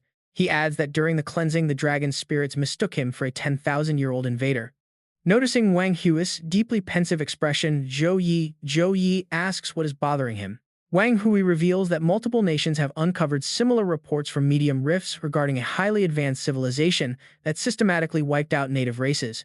Zhou Yi recalls their discussion back at Black Wind Valley, where the master suggested humanity's history might be entirely different from what they believe. Unfortunately, the current clues are simply too scattered to piece together the ultimate truth. Turning to leave, Wang Hui suggests they head back to rest, hoping that future discoveries will eventually bring the full story to light. Once they return home, he asks his teacher to explain the true nature of spatial rifts, as they seem vastly different from what they were taught. Wang Hui readily agrees to share what he knows. Spatial rifts on Blue Star are categorized into 3 classes based on energy levels: small, medium, and large. Small rifts are the most common, ranging from E to D rank, and are restricted to classes below level 30. Medium rifts span from C to A rank, allowing classes below level 50 to enter, while large rifts are S rank or higher with no level limits. Previously, small and medium rifts were strictly one-way, meaning humans could explore them but monsters could not escape. On the other hand, large rifts are two-way but extremely rare, located only in remote wilderness where heavy military forces guard them day and night to prevent massive invasions. However, since the recent Gale Mountain incident, those one-way barriers have begun to weaken significantly. Otherworldly beasts below level 20 can now slip through small rifts, while those under level 30 are invading through medium rifts. Fortunately, the invading monsters are still relatively low level, so individual threats remain minor. However, both the sheer number and frequency of these medium rifts are steadily rising. At this rate, the pressure on the military will quickly skyrocket. Zhou Yi realizes this explains why small rift quests on the Hidden Dragon Forum have surged, as the military simply lacks the resources to handle them anymore. Zhou Yi volunteers to help, suggesting he can lead a scouting team to explore the outer perimeter of a medium rift to lighten the load. Wang Hui immediately refuses, pointing out he is still just a student. However, he counters by reminding his teacher that his actual combat power is superior, with very few in the military capable of matching him. Wang Hui firmly believes that no matter how strong a student is, they should never be shields for actual soldiers. He tells him to report the truth at tomorrow's meeting, but to keep the dragon reforging and Suong Na a secret. Accepting the order, he cannot help but wonder why his master's expression suddenly became so deeply sorrowful. Deciding not to pry further and cause more awkwardness, he leaves the rift discussion for another day. Zhou Yi lets his teacher know he is heading out, and Wang Hui tells him to go get some proper rest. Wang Hui quietly flips open his pocket watch, staring at a photo of 3 people inside. He remembers a past disciple desperately begging him for salvation. He knows Zhou Yi is incredibly talented, but that gift only paints a massive target on his back. Ruthless people will try to exploit or even destroy him. In this brutal world, strength alone does not guarantee that everyone will treat you with kindness. Rather than letting the kid shoulder all these heavy burdens right now, the mentor simply wishes him a brilliant, bright future. Cut to a temporary meeting room. Holographic feeds flicker to life, projecting the faces of those attending the meeting remotely. Han Shan announces everyone is here. Time to begin. Zhou Yi steps up to deliver the report on Rift Z3200. Han Shan grins warmly, noting that the young warrior has grown significantly stronger since they last met. Lu Zheng asks if this is the same kid who scaled that mountain before. Wang Hui nods, proudly staking his personal honor that every word of the report is entirely true. The other 2 officers remain quiet, observing in silence. He breaks down the survey of Rift Z3200, describing it as a Dead Sea-rank magical beast planet. 10,000 years ago, highly advanced invaders used the rift to plunder resources, brutally slaughtering the beasts and enslaving the dominant dragon clan. Under their dragon king, the dragons ultimately shattered the rift, sacrificing themselves to wipe out their tormentors. While Zhou Yi and his crew faced a heavy attack by undead bone dragons upon entry, those monsters were merely lingering grudges that have now been fully purified. Their subsequent exploration sweep, which spanned over 3,000 kilometers, revealed absolutely no other signs of life, officially designating this rift as a low-risk zone. This makes it highly suitable for development. The survey footage is sent directly to their communicators for review. Mira curiously asks if those ancient invaders left any other traces behind, but Zhou Yi confirms that according to the dragon's lingering memories, every single invader perished in that massive explosion. Lu Zheng proposes deploying a massive force to mine the abundant blue star ore, noting it could fund new gear for the front line and ease their current pressure. The rest of the council quickly votes in favor, agreeing with the plan. The decision is unanimous. Han Shan highly praises him, offering high-grade gear, rare skill books, or merit points for his massive contribution. Lu Zheng even offers to recommend him to the special forces with highly favorable treatment, but Zhou Yi calmly declines any personal rewards. Han Shan leans forward, quite intrigued by his refusal. Zhou Yi explains that he wants an official military pass to Rift Z3200 for his newly formed Divine Judgment Guild. Lu Zheng is stunned, demanding if the kid even realizes how incredibly valuable such a pass is. Zhou Yi calmly explains that while the military claims the initial wave of resources, the real opportunities, ancient inheritances, and life-altering treasures inside these rifts shouldn't be monopolized by the state. Lu Zheng frowns, pointing out that these rare passes are strictly reserved for those who make exceptional contributions to the nation. He reminds him of class holders who jumped from level 30 to 50 in a single night by obtaining ancient legacies within medium rifts and small nameless guilds that instantly transform into elite first-rate factions after stumbling upon hidden dungeons. A pass like this holds endless potential, and giving it away lightly is practically unheard of in their circles. A pass represents unfathomable resources, and while countless medium rifts are discovered annually, fewer than 10 passes are ever granted. For a small brand new guild to hold one is like a child carrying pure gold through a crowded market. Lu Zheng questions if the young warrior can actually protect it from greedy hands. Zhou Yi retorts coldly, telling them to let those thieves try. His fists have never been just for show. Han Shan bursts into laughter, loving the kid's sheer arrogance, and readily agrees to grant the pass. While Lu Zheng sighs in exasperation at his colleague, Mira smiles, finding the young warrior incredibly intriguing. Han Shan slaps Lu Zheng on the back, telling him not to be so stingy since a single guild can't cause that much trouble anyway. Sighing, Lu Zheng finally gives in. After all, watching a brand new guild pull off something like this might actually be quite entertaining. Lu Zheng mutters that if a mess occurs, Han Shan will have to clean it up for Principal Wang. Before his hologram fades, Han Shan waves, cheerfully adjourning their meeting. Wang Hui praises his success, noting the pass will be active in a month. Zhou Yi politely thanks him, explaining he must head to the Jiang family estate. He asks his teacher to watch over Ling Feng and Tai Xin, and Wang Hui warmly promises to protect them. Meanwhile, Madame Jiang is shown releasing a swarm of glowing insect eggs. The tiny larvae begin to squirm, rapidly taking shape. Their bellies glow like fireflies before a ferocious, massive serpent suddenly emerges from the shadows. Madame Jiang clasps her hands together, channeling her magic as crackling lightning erupts around her. The giant serpent rears its head, completely enveloped in a swarm of glowing blue lights. The swarming insects swarm over the serpent's eyes, violently tearing and feasting on its flesh. The massive serpent's body slowly crumbles into countless fragments. Standing below, Madame Jiang finally lowers her hands. She coughs up a mouthful of fresh blood from exhaustion. Bound tightly in red ropes nearby, Jiang Shuren cries out in pure panic. Madame Jiang quickly reassures her, telling her not to be afraid. She glares at the three giant serpents that have just materialized. She vows to get her daughter out of this hellhole, though Jiang Shuren begs her to stop risking herself. Suddenly, a cold voice behind them addresses the young lady.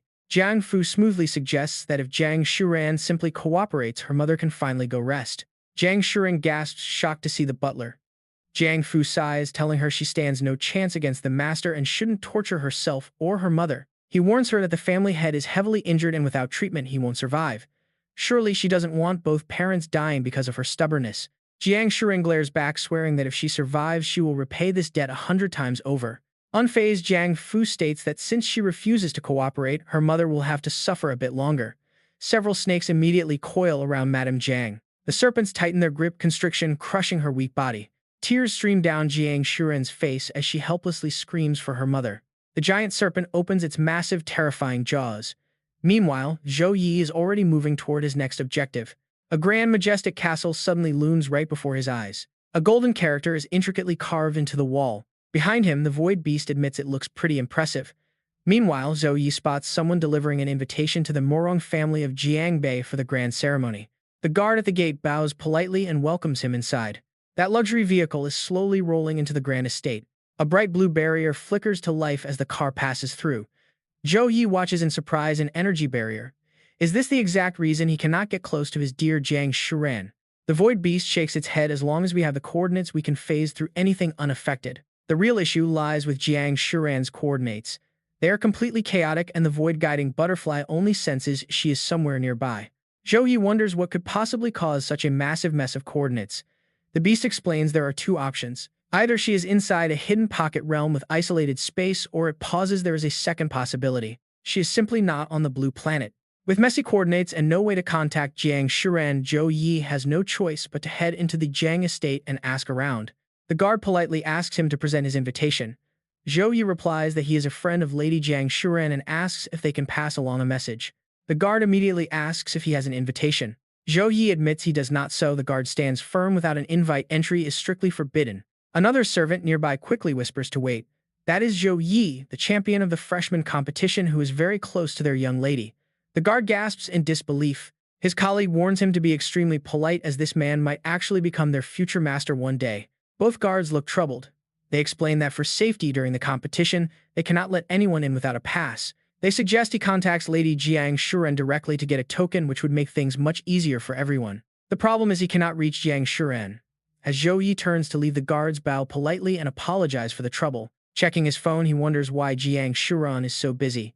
He sent messages asking how she was doing and if he could visit tomorrow, but got no reply. Since the front gate is a no-go, he decides to find another way to slip inside. But get this, just as he's about to head off, a car comes screeching right toward him. The passenger slowly rolls down the window, a smug, mocking tone dripping from his voice. It is Wang Lin. He sneers, asking if this is the famous Zhou Yi, and mocks him for being locked out. Zhou Yi merely purses his lips, staring indifferently at the guy showing off.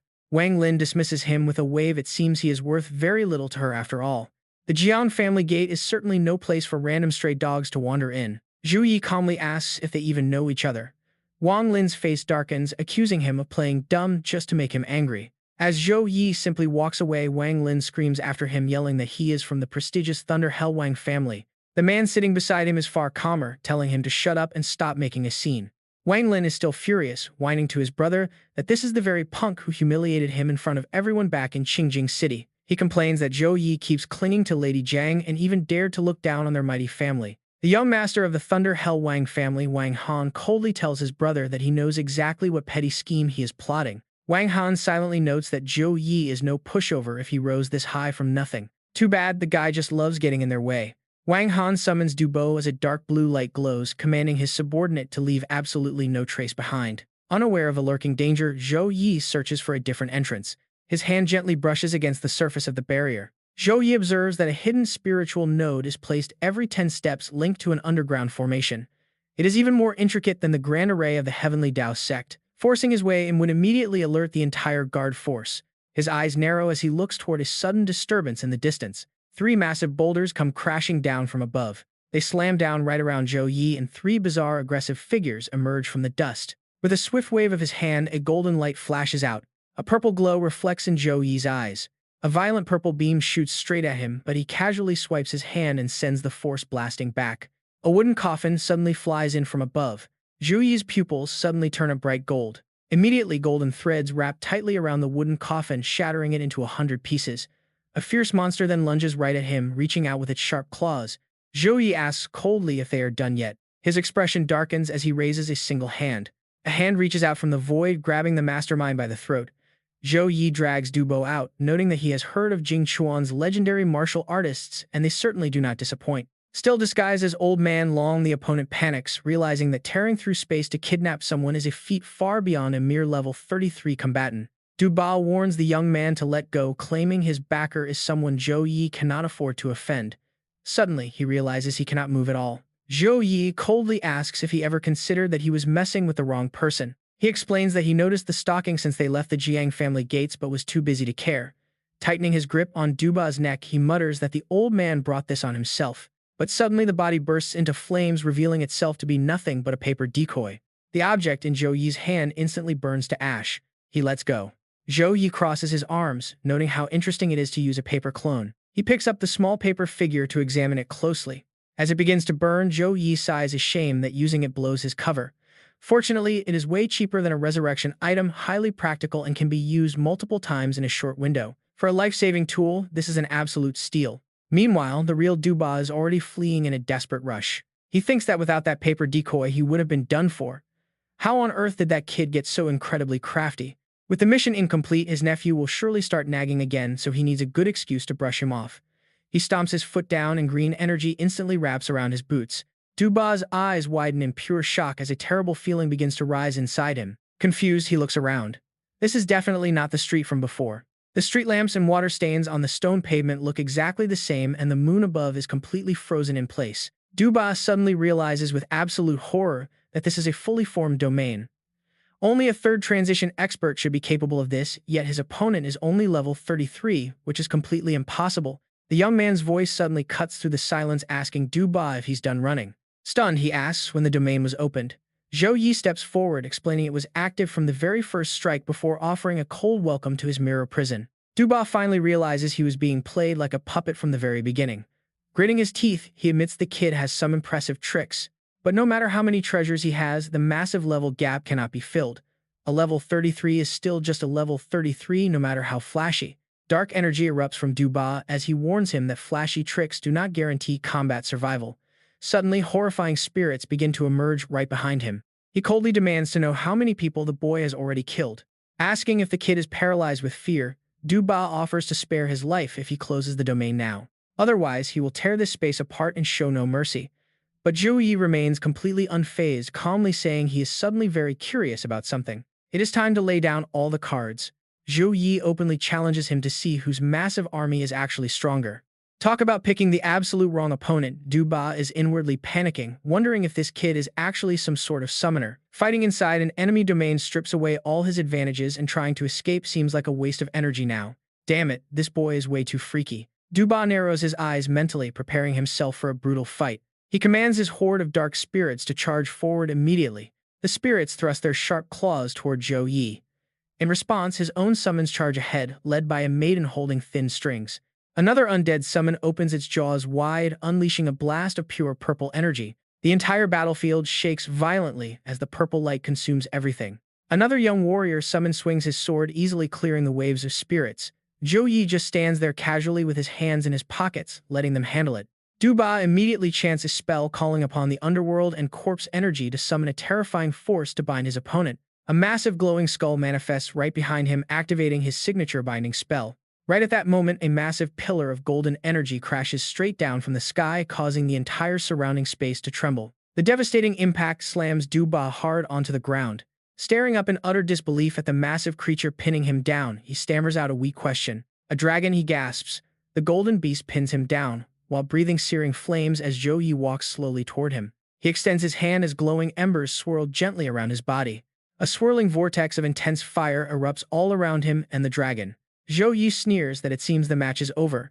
Duba is stunned, thinking this kid is terrifying, but when Zhou Yi asks why he is not struggling anymore, Duba simply accepts his fate. He cannot fight, cannot run, his numbers are useless, and the kid even has a dragon.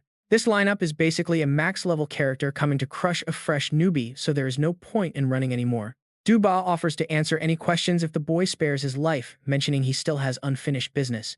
Zhou Yi calmly promises that he will not kill him. He notes Duba never intended to kill him, but only wanted to scare him away.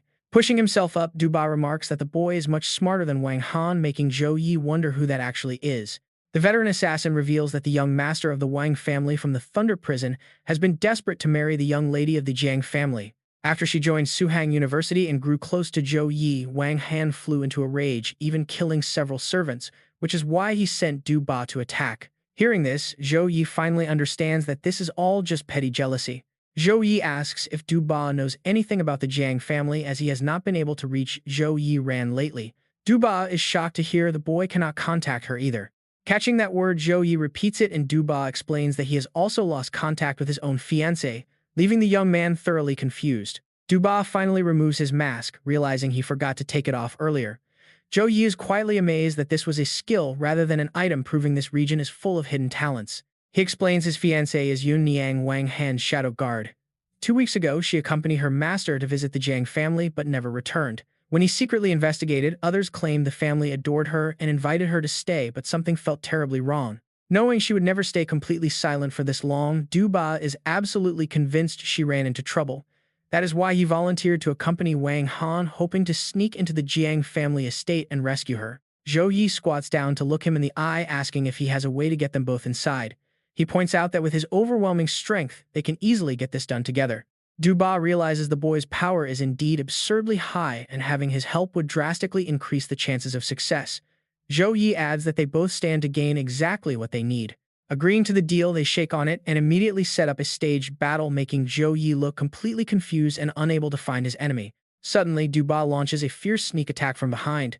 His hand pierces straight through Zhou Yi's chest. Staring in shock at the hand protruding from his chest, Zhou Yi slowly collapses as Duba pulls back. Blood begins dripping steadily from the corner of his mouth. A shocking image of Zhou Yi being murdered plays on the phone screen. Duba returns to report that the mission is complete. Wang Han praises him while Wang Lin laughs, arrogantly mocking how the top rookie and Skyboard top 4 ranker was nothing but a total joke. But he still admits he never expected Duba to actually murder Zhou Yi. Duba coldly questions him, asking if he is seriously doubting him. Wang Lin grins and quickly denies it, saying he is actually thrilled that the annoying punk is finally dead. Meanwhile, Zhou Yi, disguised as Duba's companion, silently raises an eyebrow. Wang Lin gets even more worked up, gloating that the arrogant fool deserved it for trying to steal Lady Jiang, though he wishes he had killed him himself. Wang Han speaks up, warning Duba and Wang that since it is their first time at the Jiang estate, they must not wander around blindly. He threatens that if they ruin his plans, he will destroy them completely. Duba and his disguised companion, who is actually Zhou Yi, quickly bow and accept the order. Outside the hall, a massive banquet is currently underway. Guests are chatting excitedly and mingling with one another. Duba leads him outside and asks how he likes his disguise technique, boasting that even a third realm reincarnation expert could not see through it, let alone someone like Wang Han. Zhou Yi genuinely praises his incredible skill. Meanwhile, the real Wang has been knocked completely unconscious and locked away in the warehouse. The trio of Lu Zhou, Xia Lan, and Li Yuan from Tianjin University have arrived. Xia Lan sighs, expressing her regret that Zhou Yi could not make it. She wanted to see how much he has improved lately. Lu Zhou chimes in, pointing out that since Zhou Yi is Zhou Yiran's boyfriend, it is weird he missed such a huge event. Xia Lan warns him not to spread rumors, but notes that Zhou Yiran has not replied to her messages at all. This leaves Lu Zhou quite surprised, wondering if they are not actually dating after all. Duba warns him that those students seem to recognize him, but Zhou Yi explains they only crossed paths during the tournament. Duba chuckles, remarking that if they remember him so vividly from just one tournament, he must have given them quite a beating. He adds that youth is wonderful with friends, rivals, and admirers all around. Zhou Yi jokes that wearing masks for too long has made Duba sound like a preachy old man. Speechless, Duba decides to just drop the subject. Zhou Yi leads the way, asking if Duba ever bothered to research his strength before launching that sneak attack. Duba honestly admits he used an appraisal skill and saw a level 33 holy class user, never imagining a mere holy class user could make him suffer such a crushing defeat. Zhou Yi asks in surprise if he never saw any news or reports about him online, though he internally notes he is not arrogant enough to expect everyone to know him.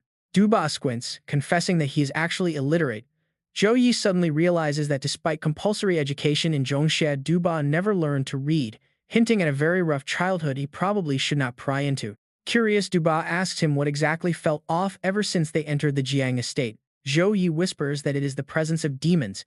Duba instantly dismisses the idea, pointing out that the Jiang family is packed with high-level experts and famous clans for the tournament.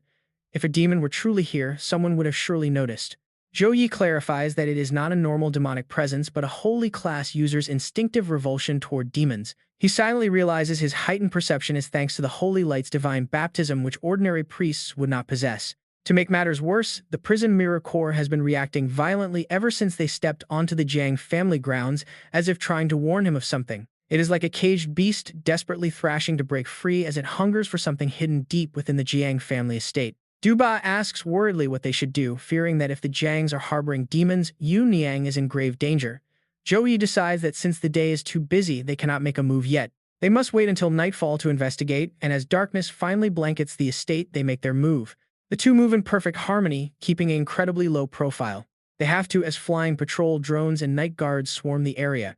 Taking cover behind a large rock, Zhou Yi notes that their search of the perimeter turned up nothing, meaning they need to find a different way to break in. Duba suggests that Jiang Fu is their best lead but warns his heavy security makes a kidnapping too difficult.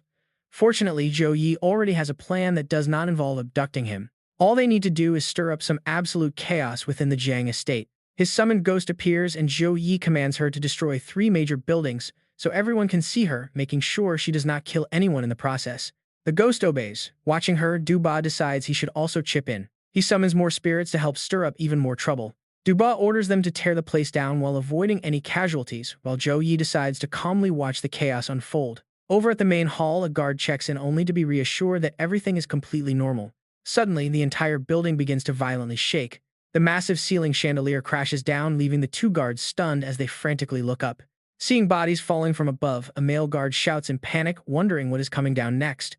It turns out these are not humans at all but undead monsters with glowing red eyes. With rotting flesh and wild bloodshot eyes, they instantly go berserk the moment they spot any living target. The guard opens fire to buy time for his partner to escape, shouting about intruders in the east and urging them to notify the head butler immediately. Nearby, a security drone begins scanning the incoming targets. It blares a mechanical warning about unauthorized intruders upon scanning the ghosts, but the Spectre swiftly knocks the drone out of the sky with her red cloth. More security robots swarm the female Spectre, blaring out a repeated warning that an unauthorized intruder has been detected. They warn that they have the authority to use force to escort her out and she must bear all serious consequences. It is their final warning, but holding her pipe, the female Spectre sneers at the nonsense. Outside, a bodyguard runs frantically to Jiang Fu as he orders his men to search the mountain, saying she is heavily injured and cannot run far. She interrupts, calling out to her master. Jiang Fu frowns in annoyance, turning back to ask what is going on. The bodyguard gets straight to the point, reporting an intruder in the eastern sector. Right on cue, the eastern building erupts in a massive explosion, and Jiang Fu narrows his eyes at the source. The fire intensifies, sending waves of heat radiating right through the walls. Confused, he turns around and wonders if this is happening yet again. Someone is running up, gasping heavily for breath. It is Wang Lin, his face covered in soot, demanding to know what on earth is going on. Jiang Fu smiles, telling young Master Wang to rest easy as it is just a minor incident. But Wang Lin is no fool. A massive explosion like that is supposed to be a minor incident. He struggles to find a logical explanation as guests flood into the garden. Panic erupts in the crowd. Look, there are fires in both the east and west. Is someone actually attacking the Jiang family, the most powerful clan in the entire province? People shout that they must leave this dangerous place immediately. Jiang Fu immediately suspects she is behind this. He snaps at his bodyguard to stop idling and lead back up, reminding her that they need the target alive. Standing at attention, she quickly salutes and obeys. He steps forward to soothe the crowd, offering his sincere apologies for the sudden chaos at the Jiang estate. Secretly, Jiang Fu knows these guests are a critical link in his master's grand scheme. They absolutely cannot be allowed to escape right now. Speaking with eerie calmness, he asks everyone to stay composed while they investigate, promising that the clan head will soon resolve everything. Secretly, Jiang Fu knows that using the leader as a front is his only option left. He forces a smile at the newcomer, pointing out the clan head himself. The haggard man with deep dark circles under his eyes who just stepped up is indeed Jiang Jiangzi, the leader of the Jiang family. Watching from a hidden corner, Zhou Yi notes that Jiang Jingzi Ran's father looks incredibly strange and out of character. Jiang Fu commands him to go calm the guests, and Jiang Zhengzhe robotically agrees to the order. This confirms without a doubt that Uncle Jiang is being puppeted, but a mere servant like Jiang Fu could never control the entire clan alone. There must be a much larger, darker power pulling the strings from the shadows. Armed bodyguards storm inside the main hall and open fire frantically. A relentless hail of bullets shreds through the oncoming zombies, tearing their limbs apart. The captain barks out an order to cease fire as they warily approach the disintegrating remains. Staring at the charred black residue on the floor, he gasps, wondering how it could have vanished. Meanwhile, the robots unleash their heavy firepower in a devastating barrage. The female Spectre easily sways left and right to dodge, then launches her long red ribbons, smashing a dozen robots at once. Guards block her path, yelling that they have orders to take her alive. They tell her to surrender quietly because there is no escape. They slam their hands onto the floor as glowing orange energy begins to surge outward. A massive earthen hand erupts from the floor, trapping her tightly in its grasp. Yet, she only sneers at the imminent danger closing in. The massive fist closes tightly, slowly crushing everything inside. One guard cheers that they got her, but the others spot red mist leaking through the fingers. Wait, something is not right here. As the hand opens to reveal nothing but empty air, they gasp. Meanwhile, outside the mansion in the designated safe zone, Jiang Fu is shocked, demanding to know how they sent so many men and still failed to catch anyone. Kneeling in terror, the scout begs for mercy, explaining that the intruders dissolve instantly upon taking fatal hits. It turns out they were never real to begin with, just hollow puppets controlled from afar. The guard pleads that they had too little time to track down the master puppeteer, but Jiang Fu sneers back, asking if he is suggesting that they were not given enough time to do their jobs. Pale with fear, the man frantically kowtows, begging for forgiveness and claiming he is too useless to avoid punishment. But the leader just keeps wearing that terrifying, knowing smile, whispering back punishment.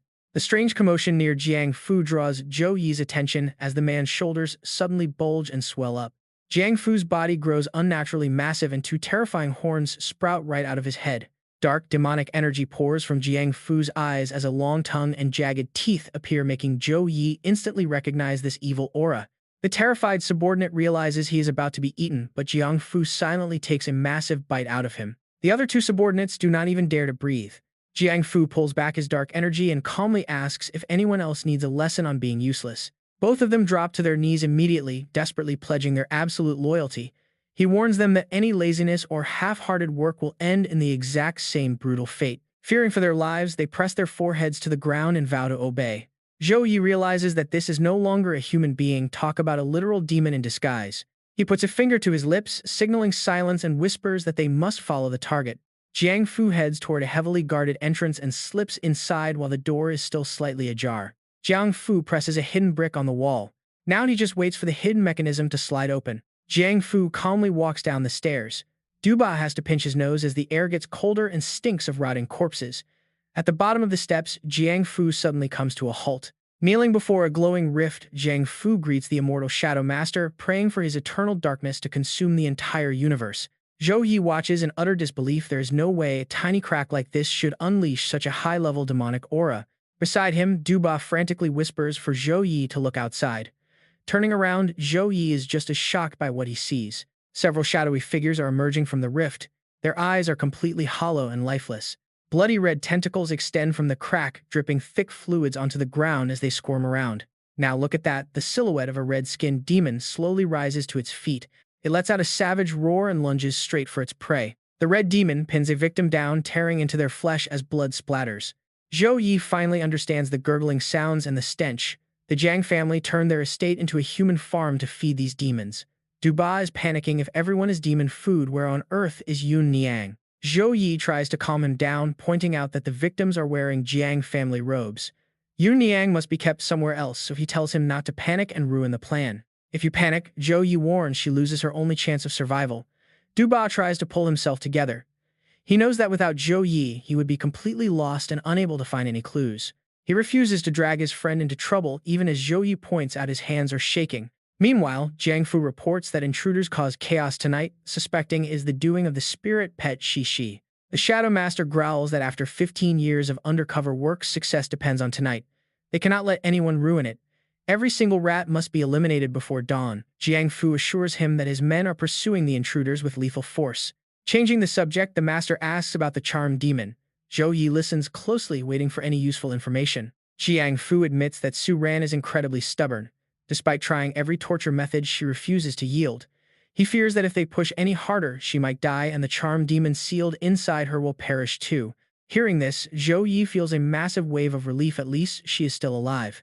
Zhou hang in there, he silently vows, because he will make them pay 1,000 times over for her suffering. Meanwhile, the Shadow Master fumes that tomorrow is the deadline, yet there is zero progress. Jiang Fu quickly explains that since Su Ran hosts the Succubus Queen, her willpower is incredibly strong. Losing his patience, the Shadow Master snaps that he has heard enough. 3 dark eggs are presented to Jiang Fu. The Master reveals these 3 succubus eggs are valuable spoils of war from conquering their royal palace years ago. He orders Jiang Fu to strike a deal with the demon inside the girl. If she cooperates, these eggs will be returned, ensuring her race survives even if she dies. But if she dares to refuse, her kind is finished. Jiang Fu understands the plan and promises to go convince her immediately. Seeing him prepare to leave, the Shadow Master vanishes. Zhou Yi knows that following Jiang Fu is the key to finding Su Ran. However, Duba grabs his arm, suggesting they split up so Zhou Yi can rescue Su Ran while he stays behind to look for Yun Miang. Just then, bursts of purple energy blast toward them, but both manage to dodge just in time. The Shadow Master growls, asking where they think they are going after eavesdropping on everything before pulling them back. They barely avoid the sudden attack.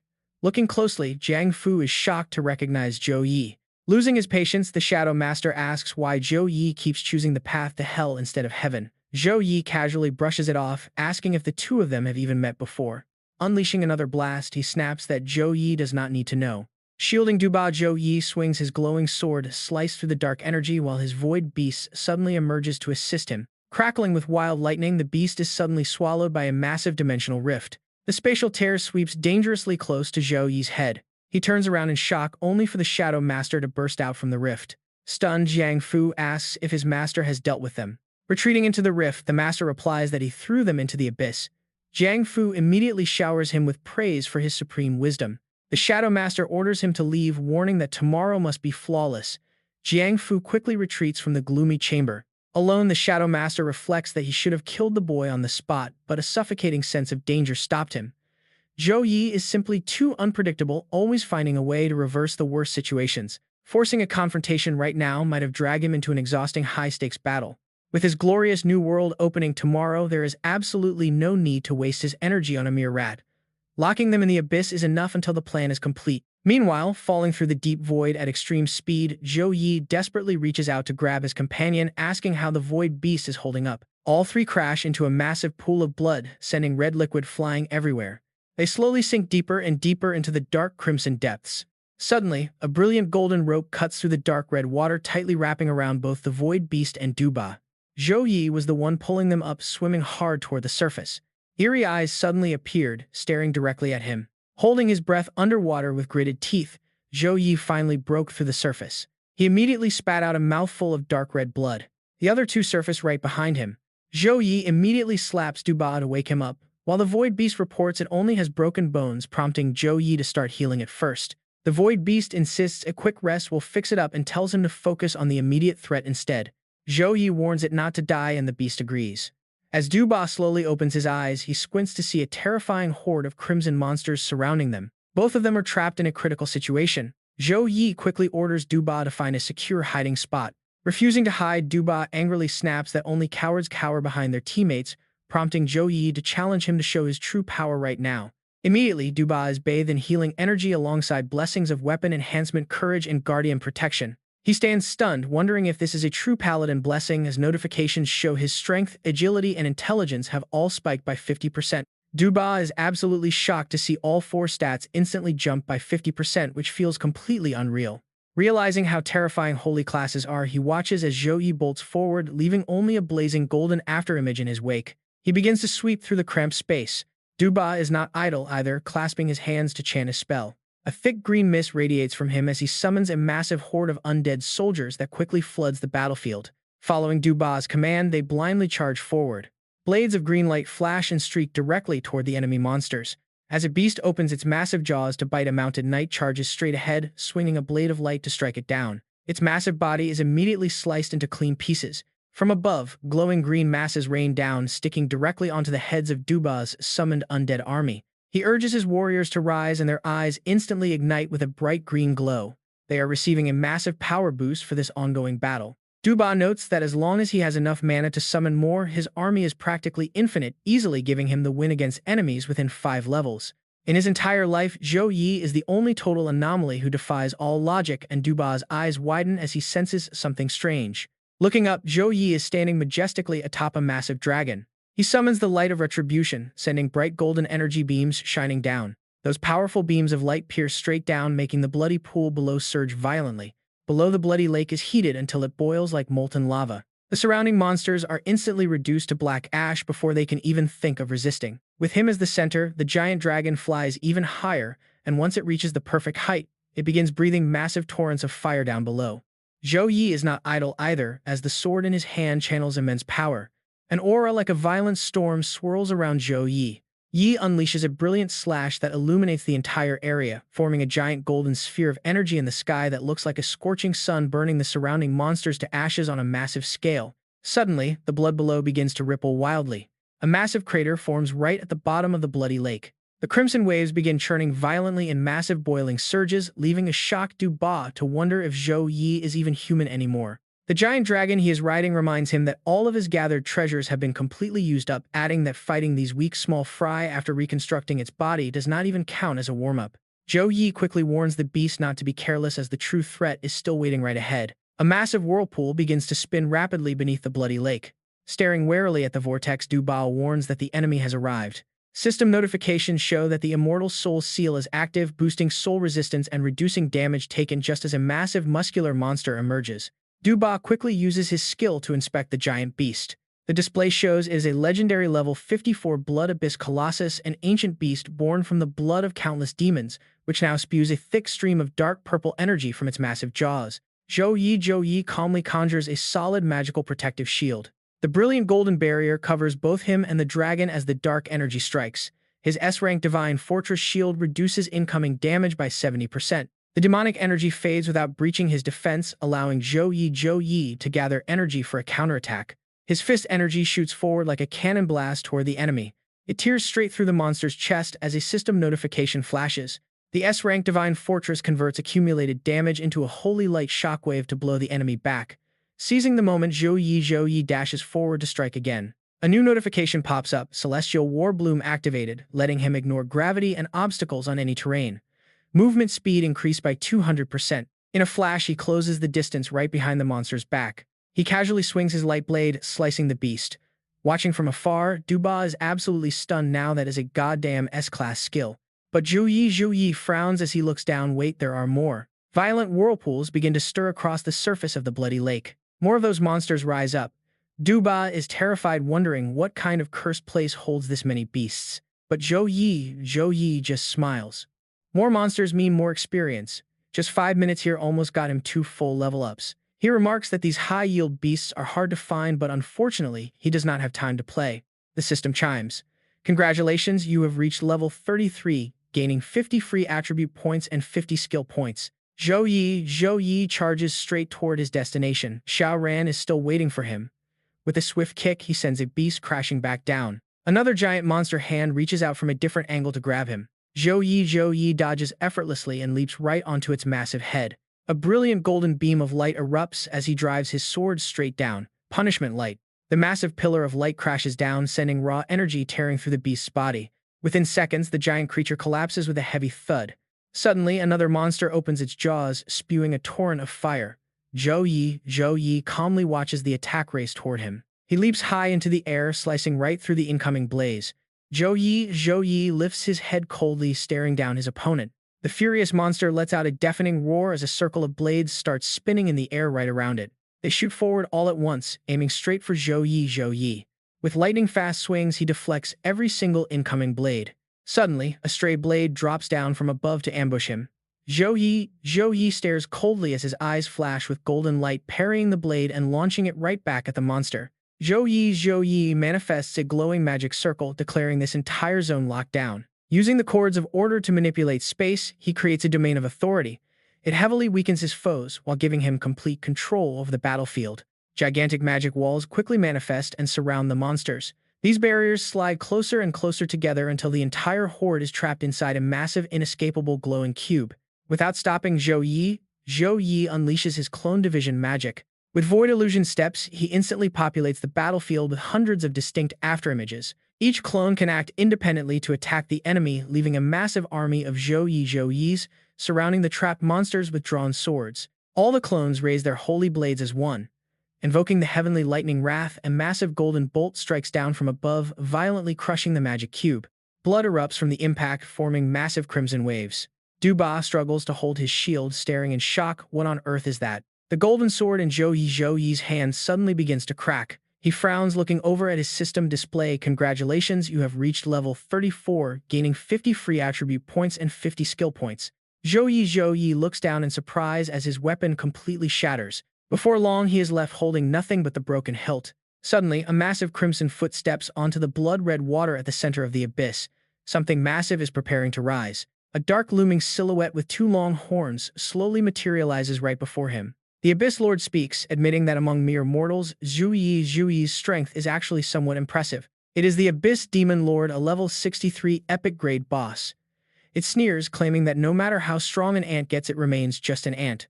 Zhou Yi silently observes the menacing demon standing right before him. Meanwhile, inside a dusty room filled with ancient stone statues, a search party enters the area.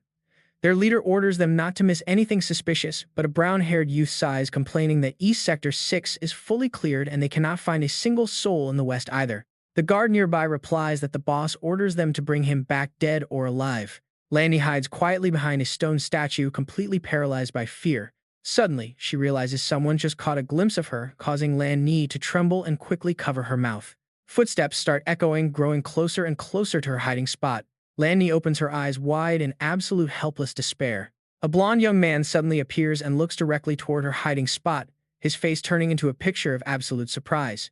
He wonders if it is just a tiny snake, not realizing Lanny transformed herself to deceive him. Another guard asks if he found anything, but the blonde guy just replies that it was nothing. Lanny breathes a sigh of relief that her true form remains hidden. Meanwhile, the scene shifts to an angry guest demanding to know why there are sudden explosions and fires keeping them from sleeping after traveling so far. Zhang Zi quickly tries to calm everyone down, explaining that a few foolish thieves tried to cause trouble during the big event, but they have already been captured. He reassures them that he has tripled the patrols, but an annoyed guest snaps back, asking how their basic safety cannot even be guaranteed when they only came out of respect for the Jiang family. Ah Fu warns that their families will never overlook any harm that comes to them. But another man steps in to calm the crowd, suggesting they disperse since the master apologized. Zhang Zi humbly agrees with their complaints, admitting his family failed to host them properly, and announces he has prepared some special gifts as a sincere apology. Some guests scoff, muttering that elite families do not care about cheap gifts and telling others to shut up. Zhang Zi simply claps his hands, signaling the maids to bring out the boxes of gifts. The complaints instantly stop as everyone stares in pure shock at actual epic tier equipment. It is incredibly rare to see someone give out epic gear like the Scarlet Flame gauntlets, the Gale Ring, the Moonbone necklace, or the Heart Focus earrings as simple apology gifts. Zhang Zi assures them that since they respected his family, they will be rewarded with the best. The crowd instantly brightens up, smiling as they say they cannot possibly accept such amazing gifts for such a minor issue. They agree that every household deals with petty thieves and praise Zhang Zi for being incredibly generous. Zhang Zi just smiles, inviting them to follow him to the brand new lodging he has already prepared. He tells them to rest well tonight before the grand banquet tomorrow. Watching them go from behind a table leg, a small snake quickly transforms back into the young girl Lan Ni. She realizes with dread that even the family head has become a puppet.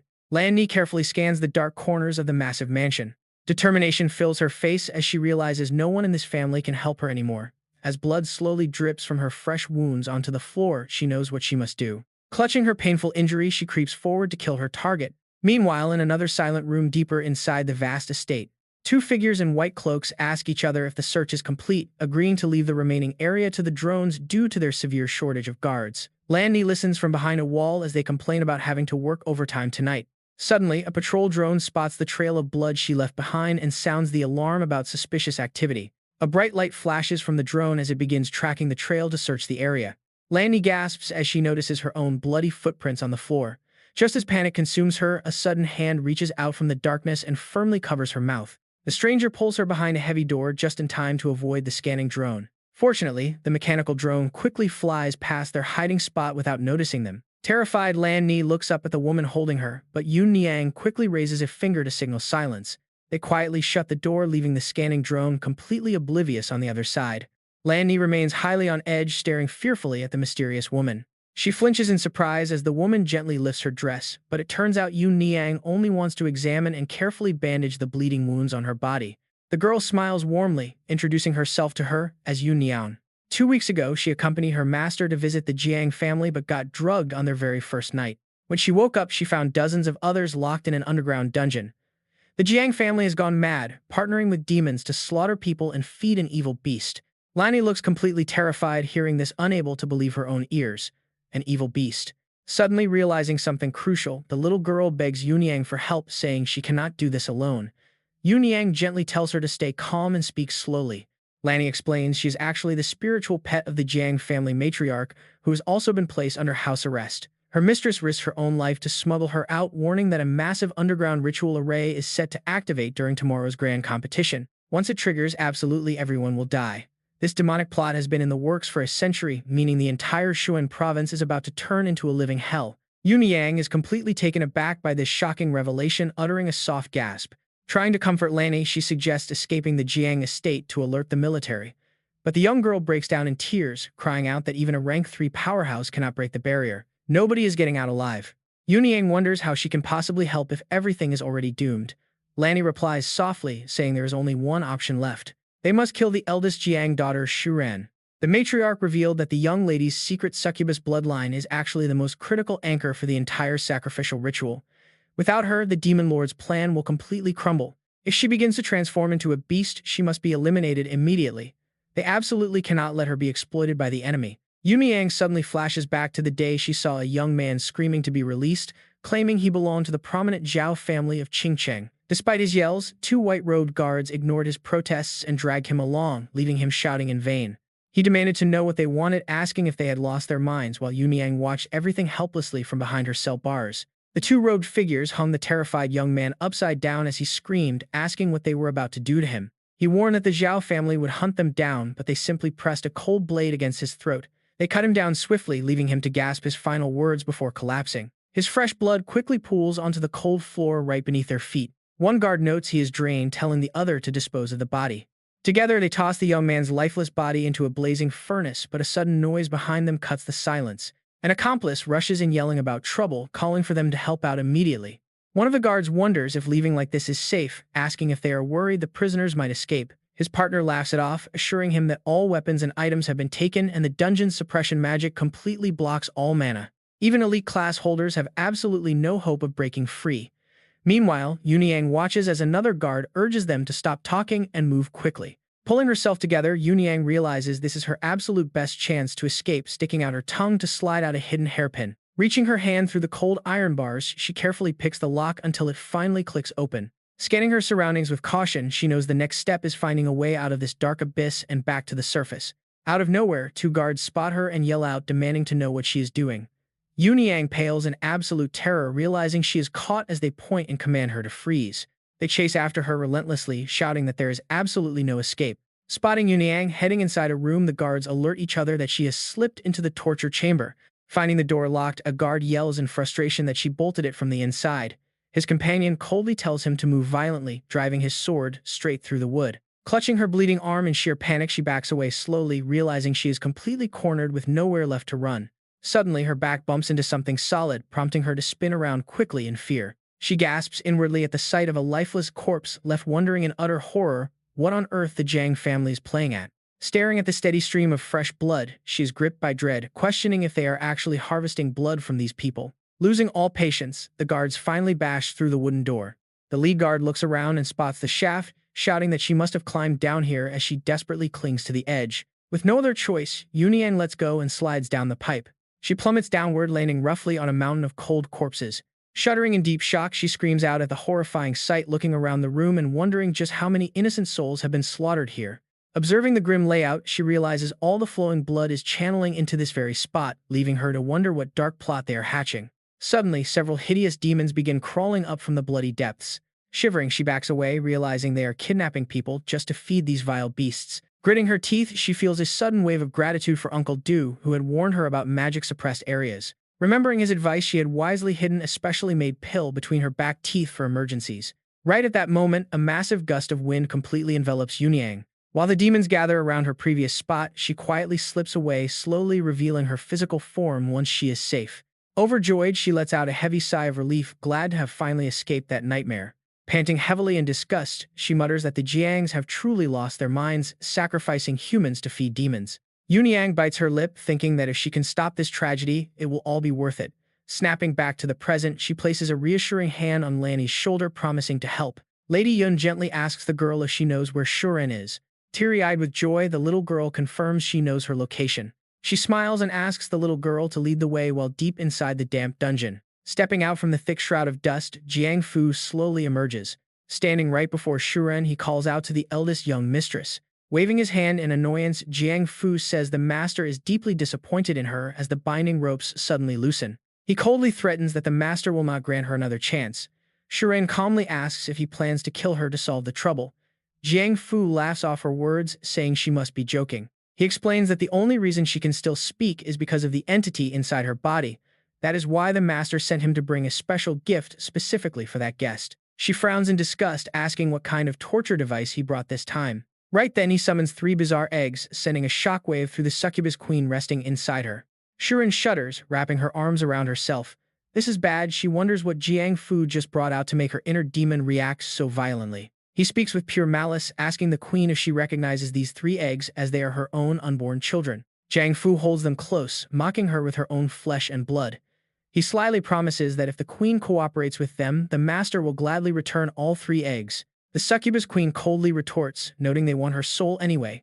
If cooperation still leads to death, saving the eggs serves no purpose. Shuren snaps back to reality, realizing with horror that she briefly lost control of her own body to the queen.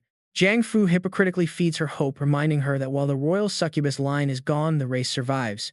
He promises that if she cooperates, the master will let her leave a final decree. This fulfills his master's wish while allowing her royal bloodline to endure. Shuren can only grit her teeth in silent fury at his manipulation. Rand shouts out a desperate warning, do not listen to his lies, for those treacherous demons were the very ones who invaded her succubus clan years ago. He ruthlessly whispers, sweet poison, your highness, the last bloodline of the succubus royalty hangs on your single choice. Miss this, and your clan is gone forever. Unable to take it anymore, she leaps forward to attack, but Jiang Fu reacts instantly, binding Su Ran tight with his heavy cords. The sharp, brutal wires dig deep, trapping her completely. Mocking her pathetic state, he sneers, oh look, is the young lady getting desperate? Do you really think you can kill me?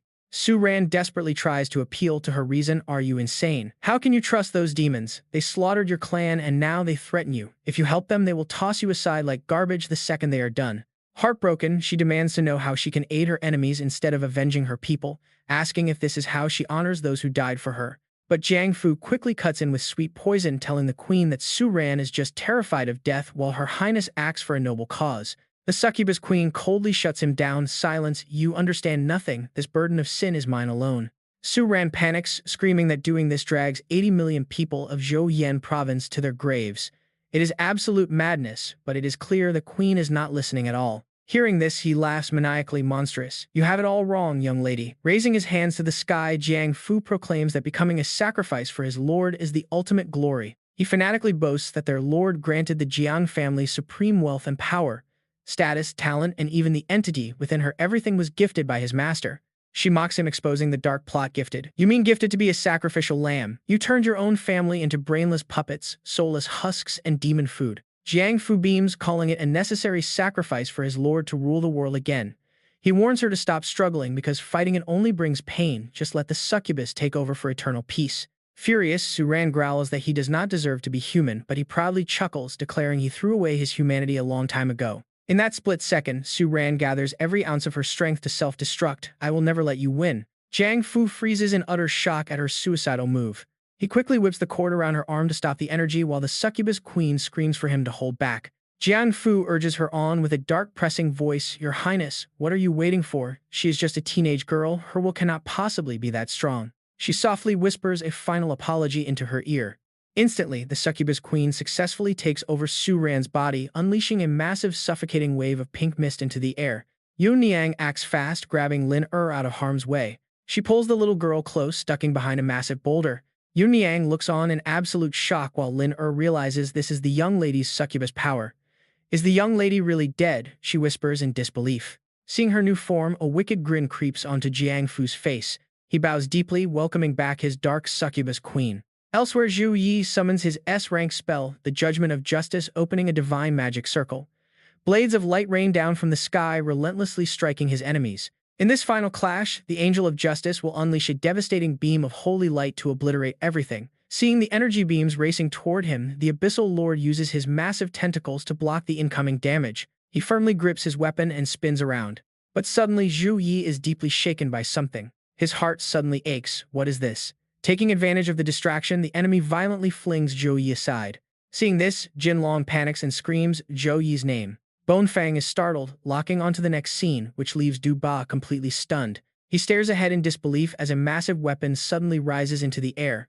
The Hammer of Repentance swings with immense divine power, unleashing a crushing blow that inflicts devastating damage on their foes. Without a single moment of hesitation, it charges straight toward the Abyssal Lord. Reading the situation instantly, he raises his hand to manifest a powerful shield. Yet the Abyssal Lord's shield instantly shatters into tiny pieces as Bone Fang floats around Zhou Yi to ask if he is hurt. It warmly warns him that his pale face suggests depleted mana, but he anxiously insists that is not the case. Zhou Yi worriedly notes to himself that his heart felt like it was squeezed, while Bone Fang relievedly tells him to stay focused. It looks ahead and gestures that there are still too many enemies, making Zhou Yi furrow his brow in worry. Meanwhile, Jiang Fu is leading the succubus queen down a long hallway. He respectfully reports that her new palace is ready for her to rest tonight, as tomorrow's grand ceremony requires her to personally light the sacred fire. She simply gives a brief nod of agreement, while Yun Niang and Lin quietly shadow them from behind. Hiding behind the stone wall, the young girl carefully analyzes their current situation. This very moment is their best chance because the guards around them are at their fewest, and once they enter the palace, a massive horde of protectors will gather, making any action impossible if they delay until tomorrow's grand ceremony, when demon minions will swarm the entire place. Lin turns to Yun Niang and warns her that they absolutely cannot miss this opportunity, as the older woman tearfully replies that if the young girl manages to survive, she must find Du Ba, a royal guard in Thunder Prison, before closing her eyes to bite down on her tooth. Before heading out, she tearfully leaves her final wish to tell him that in her next life she will marry him all over again. At that moment, the succubus queen continues to follow right behind Jiang Fu. Seizing this brief opportunity, Yun Niang uses her stealth technique to draw close, secretly casting a shadow snare spell right beneath the succubus queen, a hidden magic circle that forces the target's own shadow to rise from the ground and hold her tightly in place. In the very next second, Yun Niang decisively touches her, focusing her entire killing intent into a single straight beam that pierces the target for fatal damage. However, the enemy senses the threat instantly and grabs Yun Niang's arm before she can strike. Jiang Fu holds her tight and mockingly praises her courage, but then squeezes her arm harder and scoffs at how utterly foolish she is. After that, Jiang Fu brutally hurls Yun Niang against the wall. Seeing her coughing up blood, he smirks and mockingly asks how she is still alive, calling her tougher than expected. At that exact moment, Lin transforms into a snake bearing her fangs as she glides toward Jiang Fu, but he sharply turns and slams her to the ground. Not stopping there, Jiang Fu mercilessly stomps on her, sneering that he was wondering who would dare attempt an assassination right under his nose. He laughs mockingly, realizing it is just a little snake, while she spits back that these demons will suffer a terrible death. Jiang Fu glances back and mocks the irony of the Jiang family's matriarch pet, trying to assassinate her own biological daughter, a touching drama of betrayal indeed. He then asks the succubus queen how she wants to handle them, to which she indifferently replies that he can do as he pleases so long as he does not block her path. Hearing this, Jiang Fu cannot help but feel smug. You can already see how evil this guy really is. Realizing she no longer possesses any of Su Ran's past emotions, meaning she will willingly sacrifice her soul power tomorrow to finally bring his master back to life. Without a single moment of hesitation, he delivers his sentence, deciding to turn them both into ashes just to keep things clean. Seeing Jiang Fu unleash a deadly strike, Lin screams out for Yun Niang as she desperately breaks free from his tight grip. Without hesitation, Lin leaps forward to block the deadly strike. She then slides over to shield and embrace Yun Niang's battered body. Lin uses all her remaining strength to fling Yun Niang aside, crying out for her to run and tearfully apologizing for dragging her into this mess. With her last breath, Lin leaves her final words, "Please keep living." But Jiang Fu refuses to stop, unleashing his power straight toward the helpless Yun Niang. Witnessing the horrific scene, the young girl freezes in shock as Yun Niang helplessly falls into the white pool below. Lin turns to glare in rage, but before she can finish, the succubus queen strikes her across the face. Instantly, Lin loses consciousness and collapses onto the ground, while the queen complains about how annoying the noise is. He bows obsequiously to flatter her, agreeing that the place is too filthy and guiding her to take another path. Jiang Fu then orders his minions to throw the body down and clean up, to which they immediately comply. At this moment, the lake remains unusually quiet, but suddenly get ready for a twist. Strange bubbles float to the top. As time passes, the second morning of the event finally arrives. A luxurious vehicle pulls up and stops right at the venue. Stepping out of the car, the excited young man calls out to Brother Xiang, the mighty leader of the Flying Tiger Guild, as member Xiao Fang eagerly points toward a hovering vehicle, calling it a limited edition he only saw in magazines, noting that even a golden gear set could not buy one of its tires. DeBille fondly pats his head and tells him to broaden his horizons by following Brother Xiang. At that moment, a female staff member politely stops them and requests to see their invitation. Presenting his pass, he proudly introduces himself as D. Bill from the Flying Tiger Guild, along with his junior Fang Yuan, prompting the female staff member to respectfully guide them to the small teleportation circle leading to Zone C. De Bill acknowledges with a quick nod. Stepping inside, Fang Yuan is absolutely blown away, gasping that the Jiang clan's place is ridiculously grand. He jokes that their own guild headquarters cannot even match the family restroom, so this is the #1 clan of the Southwest. Brother Xiong looks at him seriously, asking if he thought it was a joke. Right then, a polite guide steps up, gesturing for them to follow this way. Fang Yuan immediately spots the emblem on their robes and whispers to Brother Sign that the folks ahead are from the Qingyun Pavilion. Dibiao nods solemnly, noting that anyone with real power has gathered here, especially big shots like them. As they step into the main venue, he gasps out in pure shock. Fang Yuan looks around at the massive crowd, wondering how many people actually showed up. He calmly explains that the Jiang clan's Grand Assembly is only held once every 5 years with 100,000 slots available, yet people still fight tooth and nail to get in. Nearby, some knowledgeable guests whisper that once the Sacred Flame Pillar ignites, everyone's base stats will skyrocket, and the lucky ones might even level up instantly. One guest eagerly wonders if the flame will help him break through, since he has been stuck at level 29 for ages. Sensing something weird about this, Fang Yuan points and asks Brother Xiong why the stats would surge and what the logic is. Debiao simply shrugs, explaining that nobody knows for sure. Meanwhile, a henchman whispers that the outer perimeter is locked down with guards at every exit. Jiang Fu smiles with satisfaction, warning them to wait for the signal and not reveal themselves too early. His men quickly salute and obey. Then his cold gaze shifts to the crowd below. Jiang Fu chuckles to himself, thrilled that everyone has arrived. Spotting the strange figure, Fang Yuan curiously asks Brother Xiong who the man in black standing over there is. Zhang identifies him as Jiang Fu, the head manager of the clan. Fang Yuan shivers, muttering that his smile looks incredibly creepy. Dibiao calmly tells him that since they are hosting a celebration, of course he would be happy. He sighs, warning Fang Yuan that if he keeps looking for trouble, he won't invite him next time. Terrified of being left behind, Fang Yuan quickly apologizes, claiming it was just a joke. Right on cue, a guest gasps in surprise at Master Jiang's arrival. Wang Han turns his head to look politely, greeting Mrs. Jiang and asking how the patriarch is doing. Master Jiang warmly welcomes Guildmaster Jiang of the Qingyun Pavilion, thanking him for making the trip. Nearby guests quickly pile on the compliments, praising Master Jiang's modesty and noting how stunning his wife looks today. Wang Han bows respectfully, greeting Uncle Jiang and Aunt Jiang. The family head nods in approval, asking how his esteemed father is doing. He smoothly explains that his father is doing well, but is too busy with affairs to attend, having sent him to deliver congratulations instead. Jiangzi replies calmly that it is a kind gesture. Wang Han then casually inquires why he does not see Su Ran around. Smiling warmly, Zhang Ze reveals that Su Ran has grown up, and as the young mistress of the Jiang family, she will personally ignite the sacred flame today. Hearing this, several gossiping guests begin to whisper. They wonder if her lighting the flame means she is officially taking over the leadership. It seems bizarre since the current head is still in his prime, and some chauvinistic guests doubt a woman can carry such a heavy burden, arguing that a wife should just stay home while her husband runs things. To them, whoever marries her basically gets the entire Jiang family as a dowry. Wang Han gloatingly calculates his moves. The political marriage between the two families is practically set in stone. Once she becomes the family head, everything the Jiang's own will belong to him. He secretly scorns Su Ran as a cheap woman who dared to mess around with another man.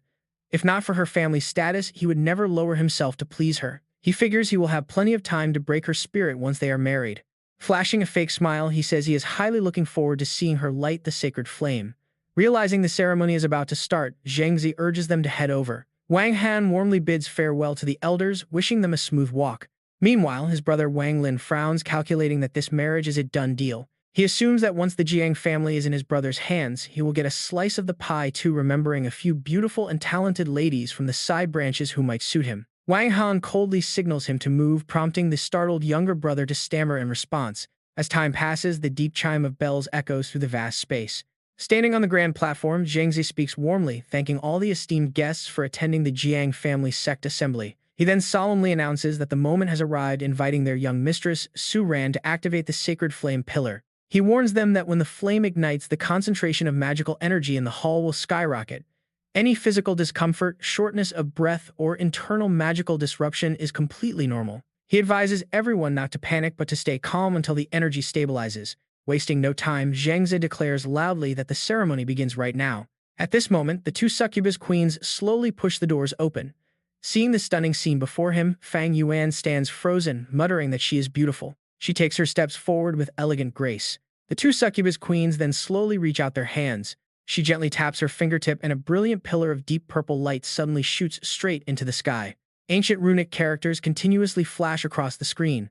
The purple pillar of light pierces right through the defensive barrier. Bill stares in shock and curses under his breath. The other guests cry out in panic, asking if this is elemental resonance. They marvel that she truly deserves to be the future head, possessing such immense magical energy at her young age. Watching the situation unfold from above is Jiang Fu. He smiles with satisfaction, thinking that after hiding for 100 years, his plans are finally coming together. He silently urges her onward to offer everything she has. The moment his thoughts end, his loyal henchmen suddenly end their own lives, their fresh blood pooling rapidly across the floor. The scene shifts back to an ancient memory beneath a blood-red sun. A sudden cracking sound echoes through the air. 10,000 years ago, the gods united to seal away their master. His followers were either slaughtered or exiled to the deep abyss. Isolated and helpless, the master could only work tirelessly to weaken the seal from within. Finally, a century ago, a tiny crack was torn open. Jiang Fu's father knelt reverently before him, greeting the great Shadow Lord. The dark entity gently told him to rise and carry out his will. The master's will descended upon Blue Star, claiming his very first servant a guard of the Jiang family. Following orders, this guard quietly cultivated demonic servants within the clan, expanding their numbers exponentially from one to many. Jiang Fu's father also initiated him into the demon's service, strictly ordering young Fu to kneel and remember that all of their family's glory was a direct gift from the Shadow Lord. He was told to remain loyal to the master even at the cost of his life. In return, the master granted him talent, raw power, and wisdom. He was also gifted wealth, allowing him to climb from an outer disciple. He rose to become an inner guard, then a manager, and finally the chief administrator of the Jiang family. Returning to the present, tears of joy streamed down Jiang Fu's face. He is finally on the verge of becoming his master's most useful servant, fulfilling a century-long dream with his own hands. To completely break the master's seal, they had used the Jiang family name as a shield to expand their influence, quietly kidnapping solo adventurers, wanderers, and travelers. Using dark techniques, they harvested their flesh and blood, slowly funneling the life force to their master so his power could grow day by day. What started as a hair-thin crack has now expanded into a massive portal for their master. However, because his seal is not fully broken, the entity still cannot physically cross over to manifest. Thus, the master had to suppress the power overflowing from the rift to avoid drawing the army's attention, which would ruin a century of planning. The Shadow Lord kept urging him, claiming he could barely hold it back and needed more sacrifices. Today, the tens of thousands of powerful class holders gathered at the Jiang estate will become the ultimate offering. Their blood will activate the magic circle below, eventually spreading across the entire province. The blood of 80 million citizens in Xunchuan will turn into a colossal tidal wave of energy, completely shattering the seal. He smirks, knowing this is only the first phase. The second phase requires destroying the divine nails driven deep into his master's body. And this crucial step can only be accomplished through the succubus queen. Since the divine nails were forged from the souls of the succubus royal family, only someone of royal blood can undo them. 10,000 years ago, the succubus royals were his allies, but they betrayed him at the final battle, transforming their souls into the divine nails to pierce his heart. Harboring deep hatred, the Shadow Lord cursed their treacherous race, ordering his followers to slaughter every last succubus. Unable to use his full power, the master ultimately suffered a bitter defeat at the hands of the gods. His loyal servants carry out the command, wiping out the entire succubus royal family without mercy. Only a few commoners managed to survive under the protection of other gods. However, the master later realized that without the sole power of succubus royalty, the divine nails were absolutely impossible to remove.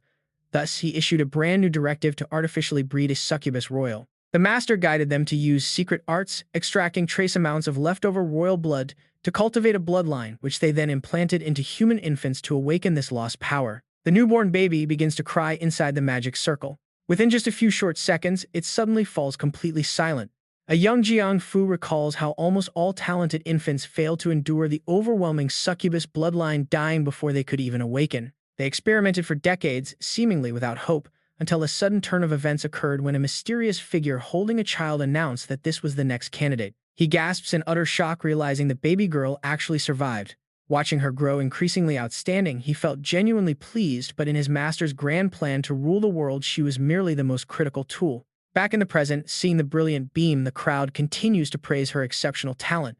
But suddenly, one guest asks in sheer confusion what they are trying to do. The moment the words escape his mouth, two guests are slaughtered without a second thought. The loyal henchmen relentlessly target the next victims in line. Meanwhile, the remaining guests applaud in total ignorance as the pillar of light suddenly erupts with terrifying intensity. Suddenly, the sky changes color and grows pitch black, and trust me, things are about to get ugly. Without warning, one of the guests violently explodes. As more guests begin to detonate right before their eyes, absolute panic erupts. The crowd screams at Master Jiang, demanding to know what he is doing, crying out that they cannot use magic, cannot move, and have definitely been poisoned. They realize their magic is contaminated with demonic energy. Terrified, they scream for any holy priest nearby to step up and save them. Noticing the rising chaos down below, the two Wang brothers look on in concern. Wang Han frowns and wonders what is happening, while Wang Lin stands up to get a closer look. Before he can even process the scene, his body violently explodes. Witnessing the horrific sight, Wang Han turns pale, screaming to ask what is happening. Jiang Fu excitedly calls for more power as the succubus queen continues channeling energy into the light pillar. Suddenly, the flow of energy inside is completely cut off. Jiang Fu is instantly startled, shifting his attention to the pillar. He wonders in confusion why it suddenly stopped just as a wooden box inside the mansion begins to shake violently. It keeps rattling and shaking without stopping. Unable to hold it back anymore, the powerful aura inside suddenly bursts outward. The sword slices straight through the walls just as Jiang Fu threatens the succubus queen, demanding to know what she is doing and reminding her that he still holds 3 royal succubus eggs. Out of nowhere, the sword impales him from behind. Caught completely off guard, Jiang Fu takes the devastating blow directly. At that moment, the succubus queen's gaze shifts as the dark, corrupting marks on her body begin to fade away. Su Ran tightly clenches her fists, celebrating that she is finally back. Looking up at the pillar, she realizes that the queen overused her soul power and weakened, allowing her to take over. However, she can already feel her starting to fight back, knowing she will reclaim the body very soon. Determined to fight, Su Ran prepares to risk it all to take him down first. Jiang Fu roars in absolute rage, screaming at her not to ruin his plans. With absolute resolve, Su Ran slowly floats up into the air. She focuses entirely, gathering her remaining magical energy. Watching this unfold, Jiang Fu panics as countless glowing swords suddenly manifest, pointing directly at him. Su Ran unleashes her ultimate skill, the Heavenly Shadows Sword Array, completely locking him down from all directions with a holy energy that naturally suppresses all demonic ki. Pouring all her strength into it, she knows this is her only shot at wounding Jiang Fu. Without wasting a single second, she fires her S-rank Dark Moon Heavenly Shadow Annihilation skill directly at him, leaving Jiang Fu staring back in wide-eyed horror. In an instant, the rain of swords repeatedly impales his position. Completely exhausted, Su Ran collapses heavily onto the ground. Holding her injured arm, she notes that unleashing the S-rank array just drained 70% of her magic. Still, this single strike should make him suffer. Meanwhile, the guests cheer as they recover desperately, shouting that they can move and looking for the exit. She smiles with relief, realizing the barrier is weakening, meaning if anyone escapes, they can finally notify the military. The furious guests quickly overpower the remaining henchmen, screaming at them to get out of the way. Bleeding and furious, Jiang Fu screams that no one escapes alive. Right at that moment, the outspoken guest suddenly freezes in place, a massive tentacle skewering him straight through his chest. Jiang Fu ruthlessly splits the guest completely in half. Turning demon, Jiang Fu savagely orders them to slaughter everyone and use their blood to feed the magic array. Next, every single one of his minions transforms, shedding their human skin to become absolutely savage, bloodthirsty monsters. Witnessing the horror, a terrified guest screams out in panic that they have all turned into demons. In the blink of an eye, a vicious demon impales a helpless woman and sinks its fangs deep into her neck. It gets even worse as demonic hands erupt from the ground, prompting another guest to scream in absolute terror that something is crawling up from below. The horrific beast lets out a blood-curdling roar. The monsters immediately pounce on the remaining guests, tearing them to shreds. Amidst the utter chaos, guests scream in sheer panic about fighting to the death right before a thick purple liquid suddenly surges toward them. Su Ran immediately recognizes the dark energy, narrowing her eyes as she quickly tilts her head aside. She agilely dodges the deadly strike in the nick of time. Su Ran pants, heavily glaring straight ahead. Behind Jiang Fu, the Shadow Master whispers a cold warning: do not kill her, just beat her until she cannot move. Hearing this, Jiang Fu spits out the words to Su Ran, telling her that the Master wants her alive. The Shadow Master hesitates, adding that once she is completely drained, the succubus queen will take over. Jiang Fu brutally rips the sword from his body but keeps going. He hurls the heavy blade straight at her, roaring that he will make her suffer. Su Ran tracks the flight path, deftly dodging to the side and catching the sword midair. She slams the heavy steel down, dragging it along the ruined ground. Jiang Fu grins and praises her, calling her strong for a kid he personally watched grow up. He arrogantly channels his energy into the soil, mocking her for forgetting the gap between them. Instantly, sharp, thorny vines burst from the ground, wrapping tightly around Su Ran. Refusing to break, she pours every ounce of her strength into swinging the giant blade. With a fluid circular slash, she cuts the encroaching vines to pieces. While she is focused on clearing the path, Jiang Fu senses an opening and lunges forward with a twisted grin. For a brief moment, they seem evenly matched, exchanging a flurry of devastating blows. Su Ran grits her teeth, telling herself she cannot keep letting him dominate the fight. If his master wants her alive, she has some leverage. She tightens her grip on the sword, preparing to seize the initiative. Jiang Fu's eyes widen in shock as he realizes she is barely dodging his strikes, minimizing her movements just to close the distance. Jiang Fu sneers, mocking her desperate and suicidal fighting style. Without a word, Su Ran drives a strike straight into his body. Yet Jiang Fu barely flinches, calmly praising her decent effort as his ruined flesh slowly begins to piece itself back together. Jiang Fu transforms, swelling into a monstrous giant entity. He bellows arrogantly, repeating his promise that he will make her suffer. Suddenly, thick tentacles erupt from his massive frame, striking with blinding speed. The relentless barrage knocks Su Ran off balance, sending her sword spinning out of her grasp. Su Ran collapses hard onto the dirt. Right then, Madame Jiang slowly steps out from the shadows. In utter despair, she calls out to her parents, but they stand there like hollow shells, completely devoid of life. Suddenly, Ha Lan leaps in front of Su Ran, offering her help. Deeply moved, Su Ran whispers her friend's name. Su Ran frantically warns her to get away because she cannot possibly win this fight. Ignoring the warning, Ha Lan looses an arrow straight at the monster, but Jiang Fu casually blocks it with his bare hand. He casually gestures, commanding the dark vines to strike. Instantly, a sharp vine pierces straight through Ha Lan. Watching her friend fall, Su Ran screams her name. Ha Lan collapses weakly, whispering an apology to her. Su Ran weeps, asking why she did not listen, while Ha Lan uses her final breath to urge her to run. Jiang Fu mocks them, laughing at their touching display of friendship. He mockingly pretends to feel sorry for Su Ran, sneering that if he actually possessed tear ducts, he might have shed a real tear. Jiang Fu feeds on the raw torment written all over her face, deeply savoring her complete despair. He delights in seeing exactly what he wanted, eyes full of rage, bitter regret, and absolute agony. He spreads his arms wide, forcing her to take in the vast, smoldering ruins of their surroundings. He goads her to look closely at the devastation, whispering in her ear that every bit of this ruin is entirely her fault.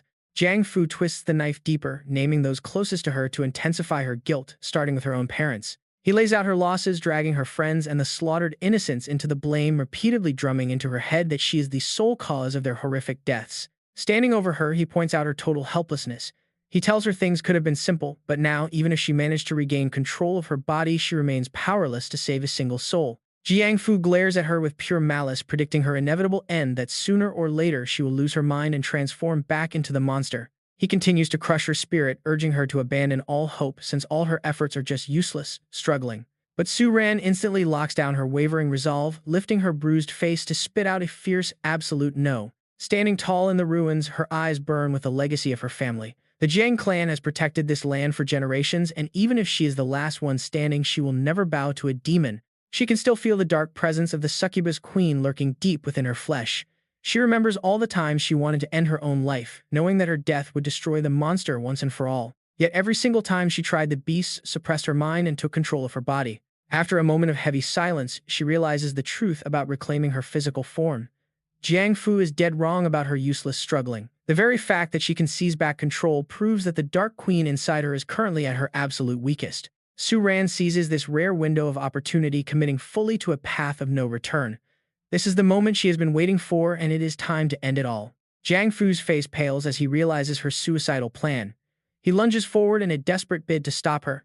The massive temple behind them shakes violently as purple demonic energy and crackling lightning envelop the structure. An ancient power explodes from deep below, causing the ground and the colossal columns to shatter and collapse into the darkness. A blinding pillar of purple and white energy erupts into the sky. Su Ran shields her eyes against the violent shockwave tearing through the ruins. Standing firm amidst the falling debris, her hair and clothes whip wildly in the freezing wind howling from the deep abyss. The immense pressure forces Jiang Fu straight to his knees, but his terror instantly turns to ecstatic excitement as he senses a familiar aura, realizing his master has finally arrived. Elsewhere, Wang Lin runs for his life, desperately muttering that he needs to escape this cursed place as a terrifying force awakens behind him. But a sudden blast of demonic energy slams into Wang Lin, knocking him flat. He freezes, staring in sheer disbelief at an unfathomable monster that has just emerged to strike terror into everyone's hearts. Down below, countless dark creatures fall to their knees, bowing in absolute reverence to the newly awakened entity inside the rift as they welcome back their supreme master. Suddenly, a massive menacing eye opens across the dark sky. Thick purple mist swirls violently as a cold eye looks down from the heavens. The demon god manifests within the rift, his massive body bound tightly by glowing golden chains. Those golden links constantly tighten, trying to restrain his overwhelming power. Deep inside the main command center of the Mage Tower, every device suddenly screams in alarm as energy levels in Jingchuan spike. Red alerts warn of a massive rift opening with otherworldly power concentrations far exceeding standard safe limits as the system scrambles to analyze the data. The tracking system quickly pinpoints the exact coordinates, locking onto central Jingchuan at east longitude 106.89 and north latitude 29.56. Watching the screen, the monitoring staff instantly confirms the disaster is unfolding right inside the Jiang clan territory. A massive rift has opened, they report, repeating the urgent confirmation. Energy levels continue to rise uncontrollably, forcing the entire center into maximum emergency mode. Facing an extreme threat level, they recommend the highest response protocol and request immediate clearance to mobilize the nearest military force, the Kanglan Legion. With the danger level far surpassing any normal rift, the military mobilization is instantly approved. Authority is granted to the Kanglan Legion to march at absolute full speed toward Jingchuan to secure the rift at all costs. The sky above the Kanglan Legion is forcefully torn open by immense magic. Waiting warships immediately charge forward, crossing the massive teleportation gate as they shatter the spatial barrier. Lu Jian gazes toward the Jiang clan territory with a grim expression, unable to comprehend how the most powerful family in the southwest could fall. Meanwhile, back at the battlefield, a horrific surge of killing intent erupts as the demon god locks its power onto Shuren, declaring that anyone who dares oppose him must die. The demon god sneers at her stubborn resistance, squeezing Shuren tightly in his massive fist. Filled with utter disgust for human willpower, he mockingly wonders why humans struggle in vain, finding their desperate efforts completely sickening. Raising his massive hand, a sinister energy condenses directly before Shuren to torment her soul. The demon god vows to punish her for constantly ruining his plans, promising to channel every ounce of pain, betrayal, and despair experienced by living beings since ancient times directly into her spirit. As the terrifying purple light draws closer, he coldly savors her impending agony, naming the strike, the pain of 10,000 lifetimes, and sneering for her to enjoy it. Shuren's eyes widen in horror as she watches the incoming sinister blast, a single tear quietly rolling down her cheek. Just before the attack connects, a brilliant beam of holy golden light pierces the battlefield, slashing directly down on the demon god's giant hand. The demon god gasps, unable to believe this familiar energy. Nearby, Jiang Fu stands frozen as his master's severed arm plummets through the purple mist. He looks up at the sky, his face pale with utter shock and growing dread. Shuren's eyes fly open as she recognizes the silhouette descending from the brilliant light. Diving straight from the blinding golden heavens, a majestic winged figure descends as the stunned demon god recognizes the legendary Carlos. Zhou Yi arrives at the perfect moment, bringing a flicker of hope back to Shuren's tear-filled eyes. Looking down coldly, he mutters that he absolutely hates seeing women cry. Unleashing a torrent of lethal intent, Zhou Yi charges forward with his eyes locked on the monsters who hurt her, declaring that anything making her cry has no right to exist. Surrounded by a glowing purple magic circle, the demon god sneers at the seemingly weak opponent. But as he stares closely at Zhou Yi, a familiar aura makes him hesitate momentarily, wondering if his old rival has somehow returned from the dead. Quickly regaining his composure, the demon god dismisses his opponent as a mere rat wearing a dead man's shoes. Compressing his dark energy to the absolute limit, he unleashes a terrifying shockwave straight toward Zhou Yi. This cataclysmic blast of pure devastation tears through the very fabric of space, carrying enough raw power to completely obliterate any soul unfortunate enough to get caught in its path. Spreading his wings against the incoming devastation, Zhou Yi wraps himself in golden light. Prioritizing the innocents behind him, he seals the space to shield them and tells the survivors to go hunt down the remaining demons.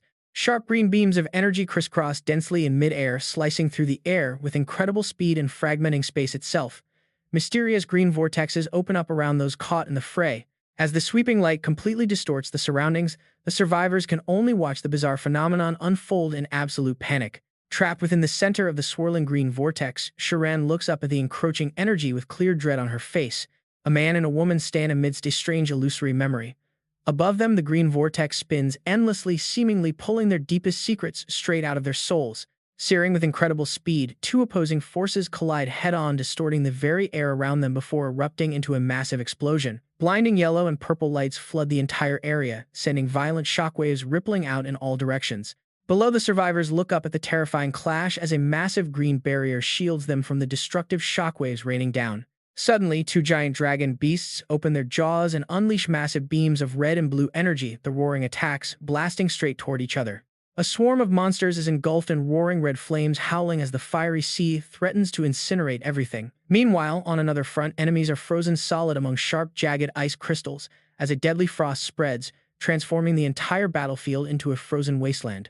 A colossal beast opens its pitch-black maw, revealing the tiny silhouette of a demon god being swallowed deep into a terrifying vortex of raw power. Jiang Fu presses both hands onto the shattered stone ground, panting in pure panic as horrifying visions manifest one after another right before his eyes. In that instant, Jiang Fu is blasted away by a surge of green energy, his body stretched thin by the extreme speed. Meanwhile, the demon god gathers a massive cloud of purple demonic energy into his palm, the violent vortex spinning furiously as he prepares a deadly blow against Zhou Yi. Zhou Yi charges directly into the danger zone. His white wings spread wide behind him as he reaches out, locking onto his target. A brilliant pillar of golden holy light descends from above at breakneck speed. Riding the beam, Zhou Yi rockets toward the demon god like an unstoppable arrow.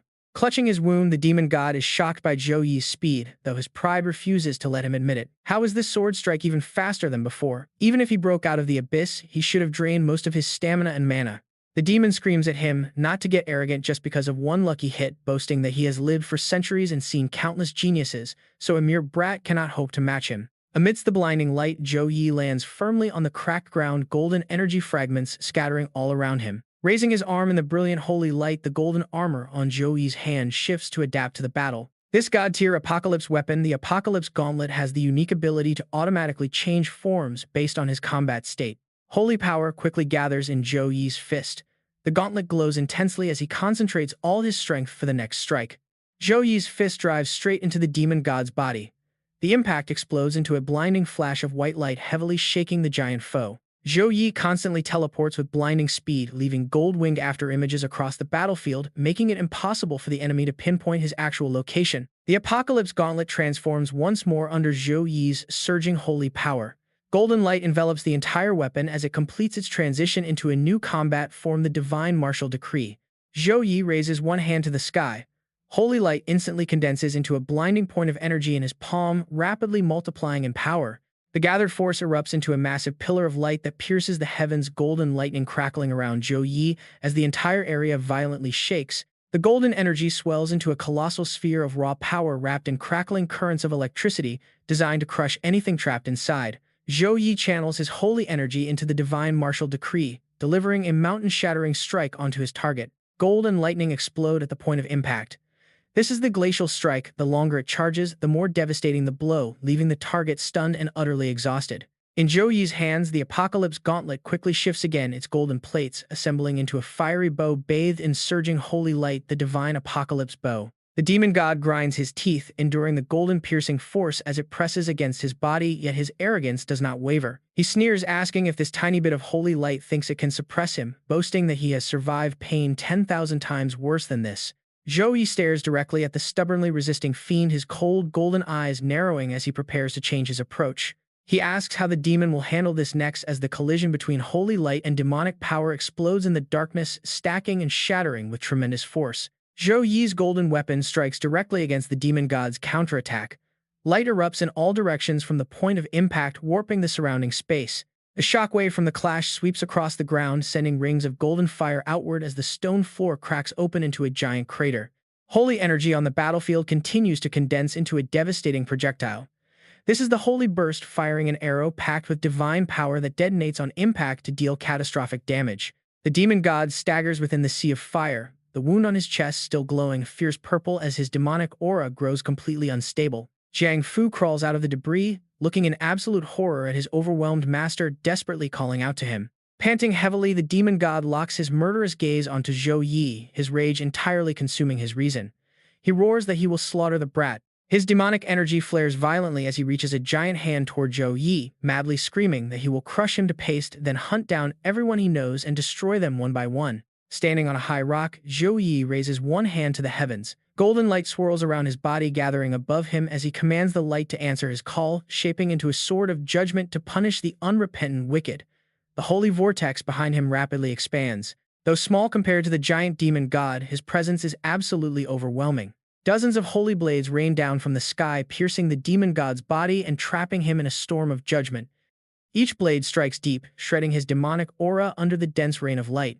The S-rank Judgment of Justice opens a divine magic circle, unleashing a relentless barrage of light swords to annihilate the enemy trapped within. The demon god roars amidst the light beams tearing through his protective barrier.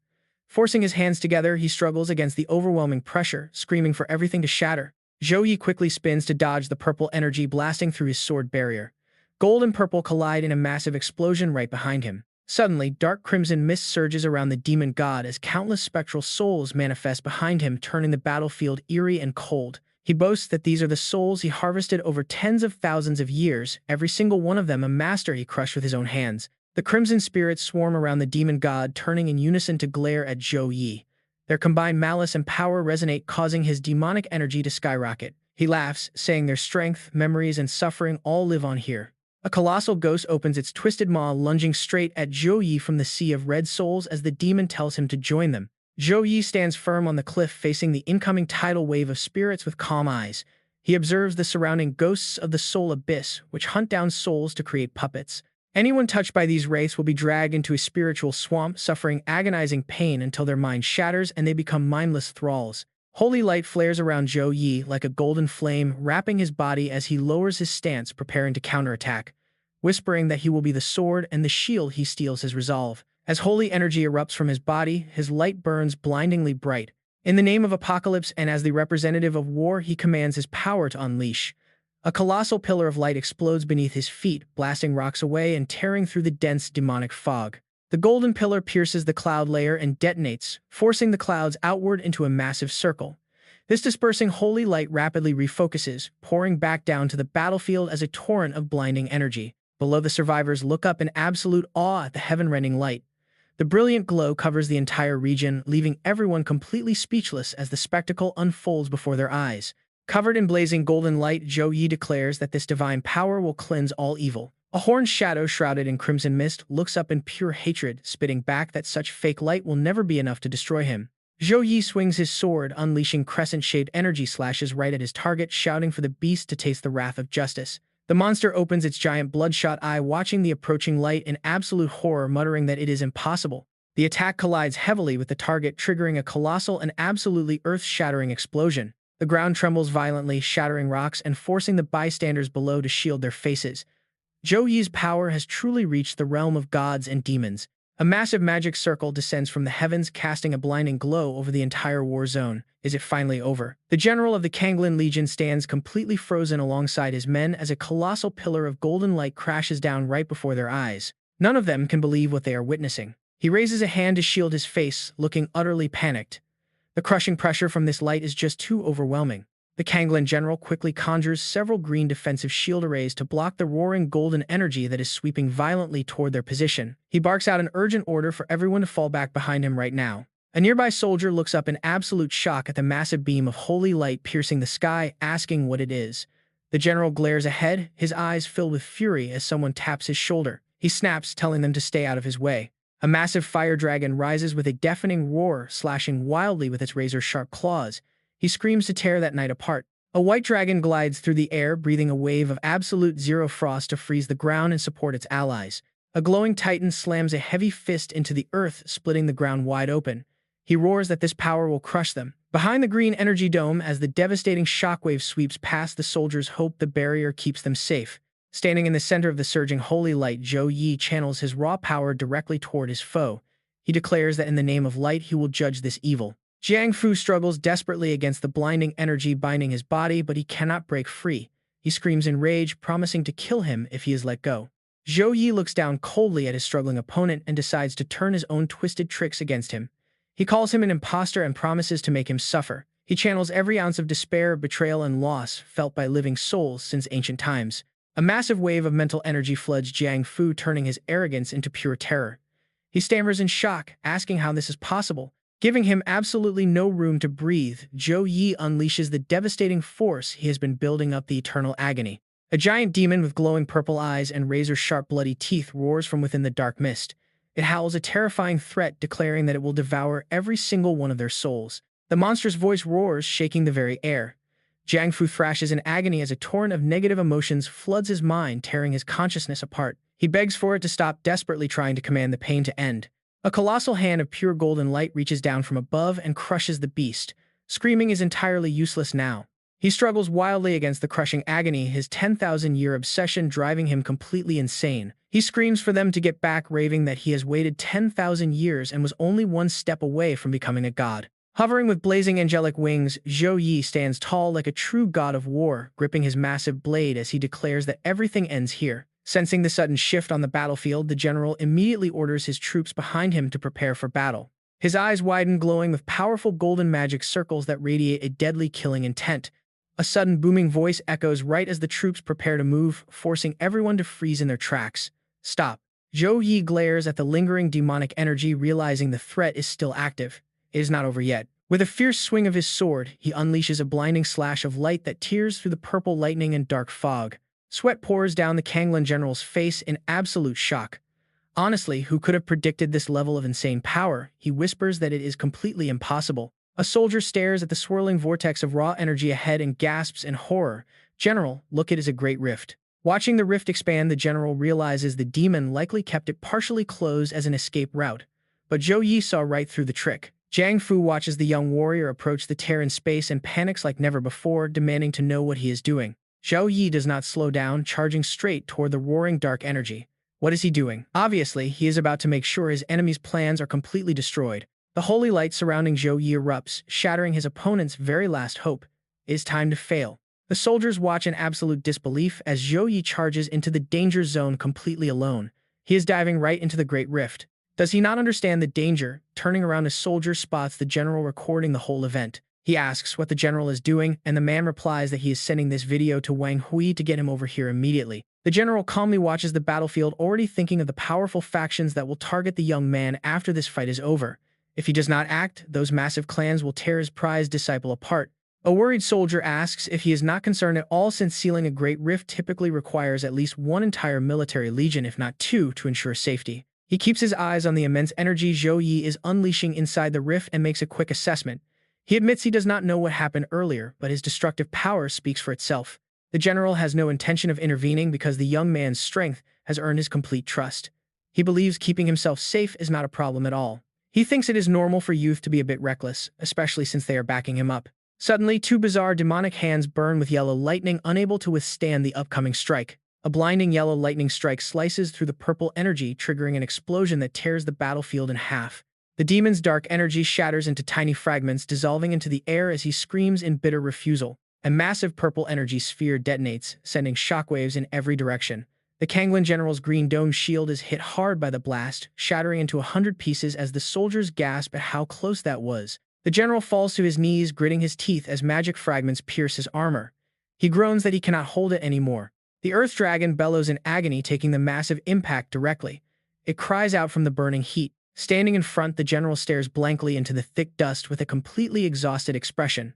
Is it finally over? Suddenly, a firm footstep ripples across the water's surface. He wonders who could possibly be approaching. Standing tall in his war god form, Zhou Yi looks across the ruined field and coldly declares that they have lost.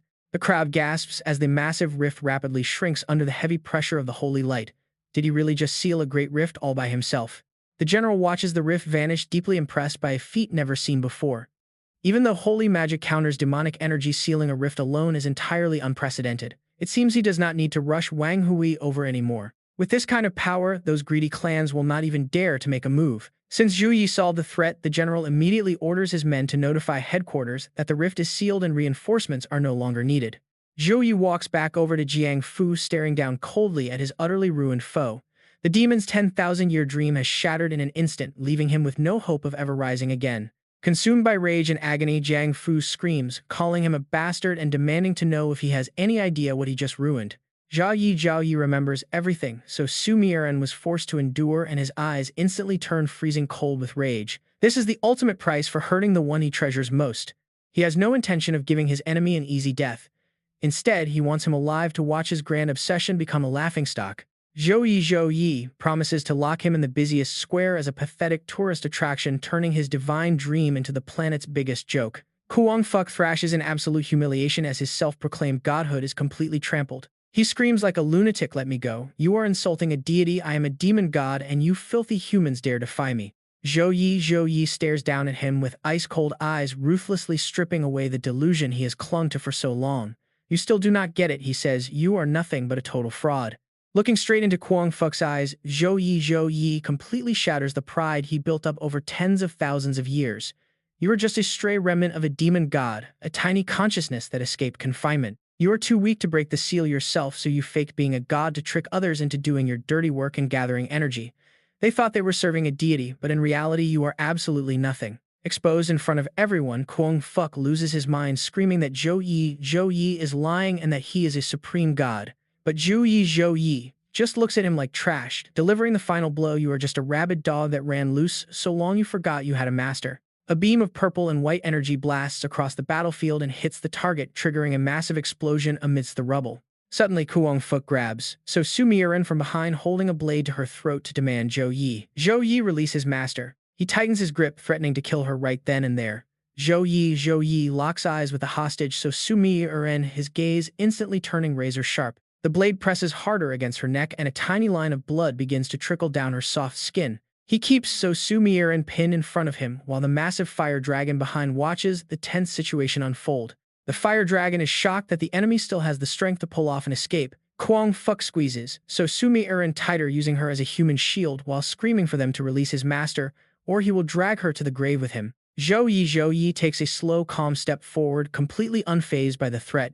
He quietly notes that keeping him alive this long was never an act of forgetfulness. Standing nearby, the general of the Thuonglan Legion is stunned by the terrifying pressure radiating from Zhou Yi. This aura is heavy enough to crush high-level demons, making him marvel at how formidable the young man has become. Others also notice his aura has completely transformed, turning razor-sharp and highly oppressive. Zhou Yi slowly closes in on Kuang Fuck with unmasked killing intent, asking if he remembers what he promised to do for all the suffering inflicted on Su Miran.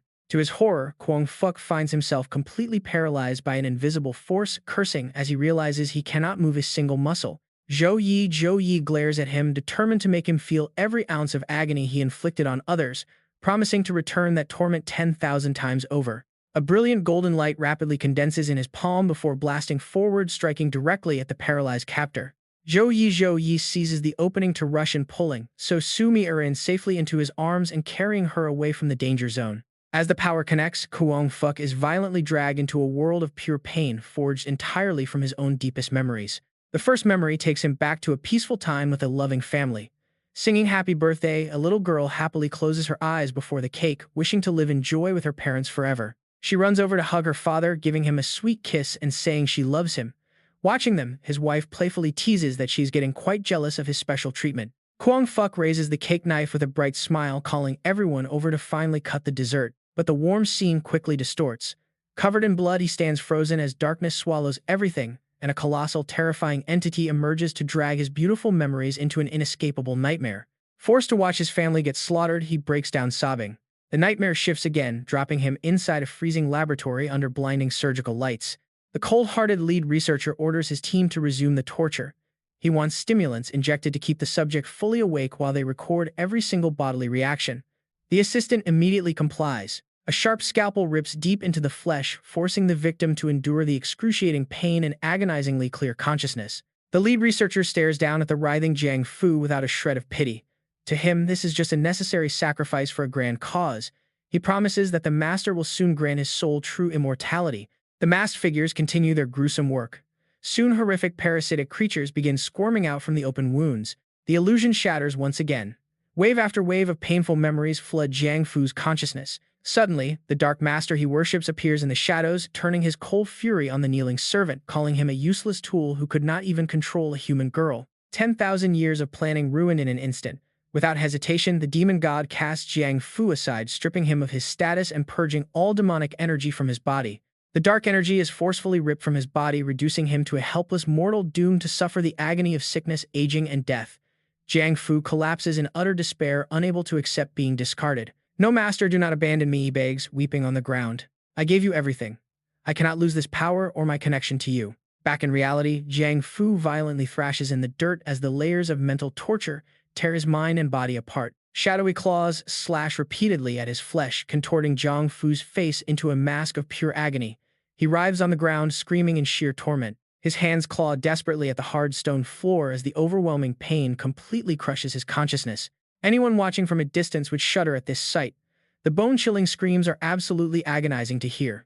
Jiang Fu finally breaks under the endless torment, his previous arrogance entirely gone.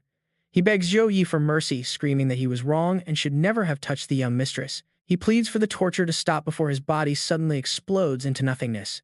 Zhou Yi stands there holding Jiang Shuran, gazing coldly at the remains of the man who just threatened her life.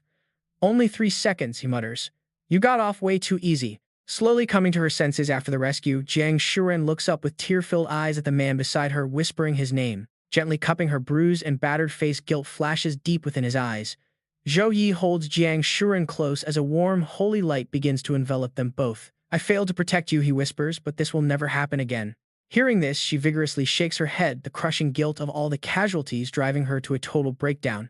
"No," she cries out, "you shouldn't have saved me. I am a sinner. If not for my succubus bloodline, the Jiang family wouldn't have been targeted. Song Xiaolan is dead. So many others are dead. I couldn't do anything, not even die." She buries her face in sobs, completely overwhelmed by her own helplessness. "I couldn't save a single person," she weeps. Zhou Yi immediately supports her, his eyes remaining calm as he promises to help. But Jiang Shuran believes that no matter how strong he is, he cannot bring everyone back. It is useless, she thinks. Too many have died and the family does not have enough resurrection scrolls. How can she ever atone? He gently holds her hand, forcing her to look up and meet his gaze. Zhou Yi simply smiles back at her tearful eyes without offering any explanation. Jiang Shuran stares at him in silence. The tears are still on her face, but the despair in her eyes begins to give way to pure shock. Zhou Yi raises one hand high and get ready because he is about to trigger something absolutely insane. A massive pillar of holy light erupts around them, enveloping Jiang Shuran as the divine power sweeps across the entire city. Inside the glow, his skill panel appears: Divine Revelation Revival, Level 5 S-rank. This active holy domain purges all corruption and resurrects anyone whose soul hasn't yet faded. But when it ends, his divinity will dry up, dropping all his attributes to 0 for 5 days. Golden light quickly floods the ruined streets, bathing the rubble in warm, glowing particles. The survivors look up in absolute awe as countless winged figures appear in the brilliant sky. "Angels," they whisper in disbelief. The angels descend from the heavens, scattering healing energy across the war-torn battlefield. One angel lands right beside a lifeless man buried under the heavy rubble. The warm restoration light quickly wraps around his body, stitching his deep wounds back together. Slowly, his long-gone heartbeat starts to pulse once again, bringing him back to life.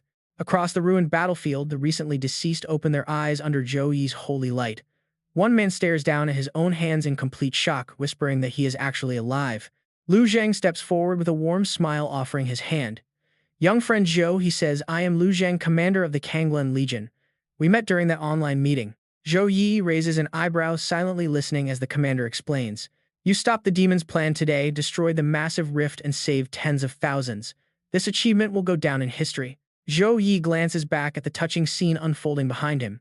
Mrs. Jiang holds her daughter tightly, asking if she is okay, while Jiang Shuren bursts into tears, crying out to her mother. He gives a polite but distant reply, stating that General Lu is overpraising him. It was simply his duty. Over on the other side, Jiang Zhengzhe wraps his arms around them, both whispering that everything is fine now. Mrs. Jiang sobs, apologizing to her daughter for being too weak to protect her. Jiang Shuran smiles warmly through her tears, insisting it was not their fault. Deeply moved, Zhengzhe looks up and reminds them that they owe the entire Jiang family's survival to Zhou Yi. Mrs. Jiang nods in agreement, saying they must thank him properly. They watch his strong, steady back as if staring at a savior, deeply aware that their entire family owes him their lives. Suddenly, Wang Han approaches with a polite smile, expressing his relief that the elder Jiangs are safe. Zhengzhe responds, politely greeting the young man and asking how he has been. He nods, thanking the elder for his concern and expressing his joy.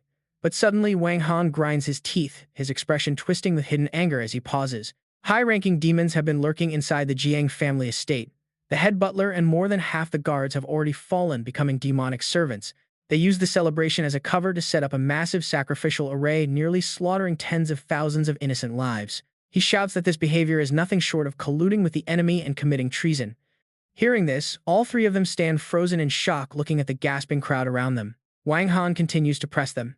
He claims he has no intention of offending them, but the Jiang family truly owes everyone present a proper explanation. Standing nearby, Zhou Yi feels a wave of indignation for them, silently wondering what exactly Wang Han is trying to pull. In reality, Wang Han is burning with bitter envy. He realizes that Zhou Yi's heroic rescue makes it highly likely they will marry Jiang Shuren to him completely, shattering his own grand plan to control the entire family through her. If he cannot have her, he fumes, then absolutely nobody else will. His fists clench so hard they tremble, swearing silently that he will make the Jiang family pay a devastating price. He will drag the top family of the Southwest down into the mud, turning them into targets of public hatred. As for that old fool Butler Du who dared to lie about killing Zhou Yi, once this is over, he will skin him alive. After a moment of careful thought, Zhang Zi sighs and admits that Wang Han is right. He was too lax in his management and blind to his own staff. The Jiang family cannot escape responsibility for today, but they are victims here just like everyone else. The demons have been hiding in the family for 100 years to execute their evil human sacrifice plan. The true culprit behind all this is the demon. Suddenly, President Zhang politely interrupts, asking the family head to clarify if he truly meant that the demons had been hiding in their estate for an entire century. The family head simply nods. President Zhang gently adjusts his glasses, his tone turning calculating. If that is indeed the case, he asks a very bold question on behalf of the Qingyun Pavilion. Since demons have been lurking inside the Jiang family for 100 years, does that mean all their crystal mines, secret realms, and trade networks were part of some evil plot? If so, are these corrupted businesses even safe for them to continue managing? After all, nobody knows if there are still other monsters hiding in their ranks. Wang Han quickly seizes the opportunity, proposing that President Zhang makes a great point and suggesting they temporarily hand over the Jiang family assets to the present guilds and families until the investigation is fully cleared up.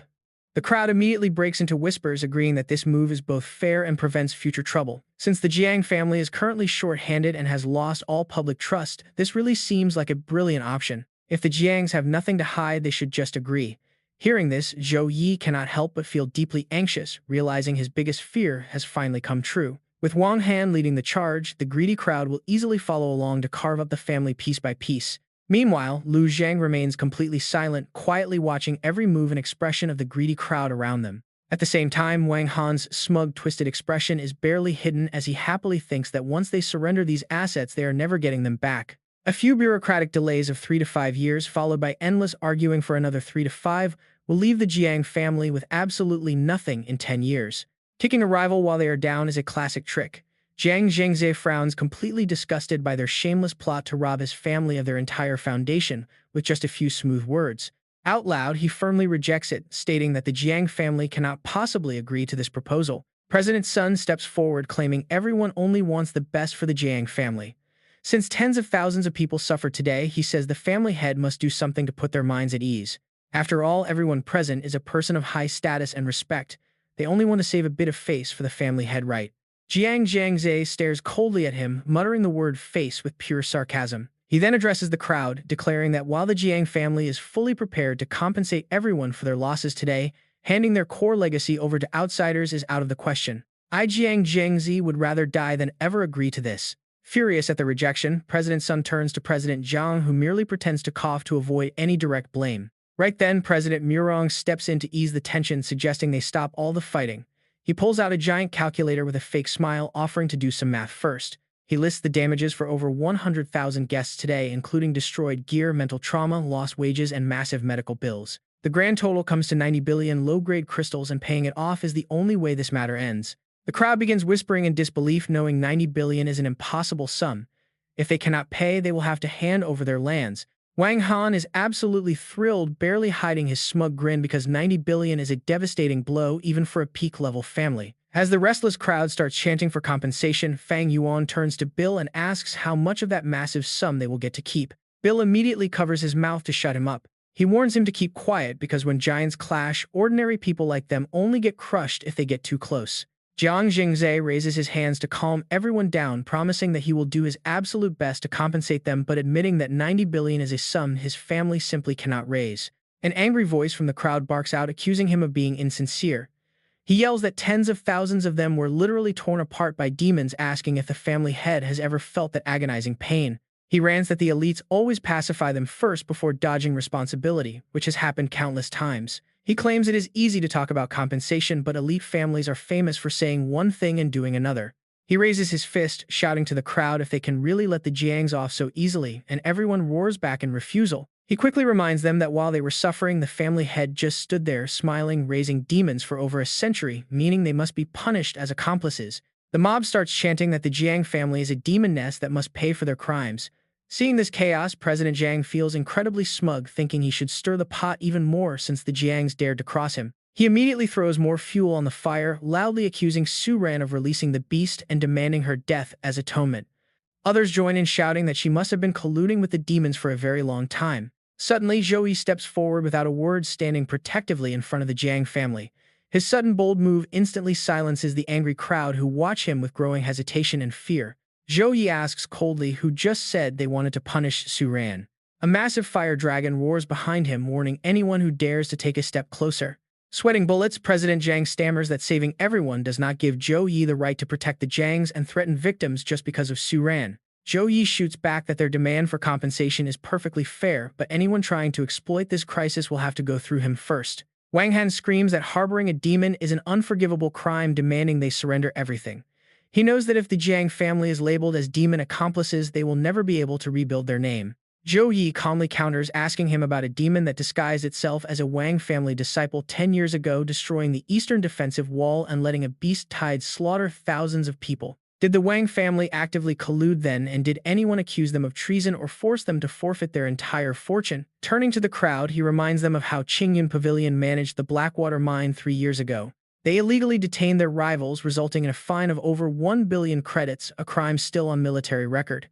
He asks if Qingyun Pavilion plans to make the same mistake again. President Jiang breaks into a cold sweat, waving his hands frantically as he claims he was only speaking casually. In his mind, he wonders how on earth a mere kid knows about secrets from 3 years ago.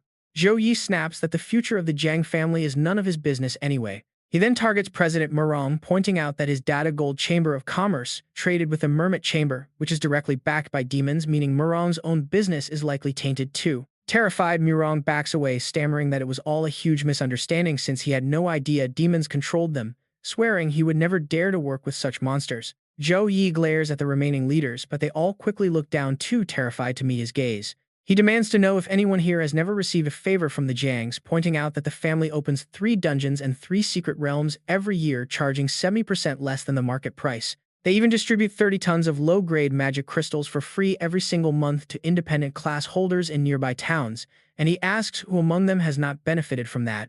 Furthermore, every single generation of Jiang family heads has funded and built at least 3 defensive watchtowers to hold off the devastating beast tides. The Western Stone Defense Line was built by the Jiang head himself, and he asks if they did not all benefit from it.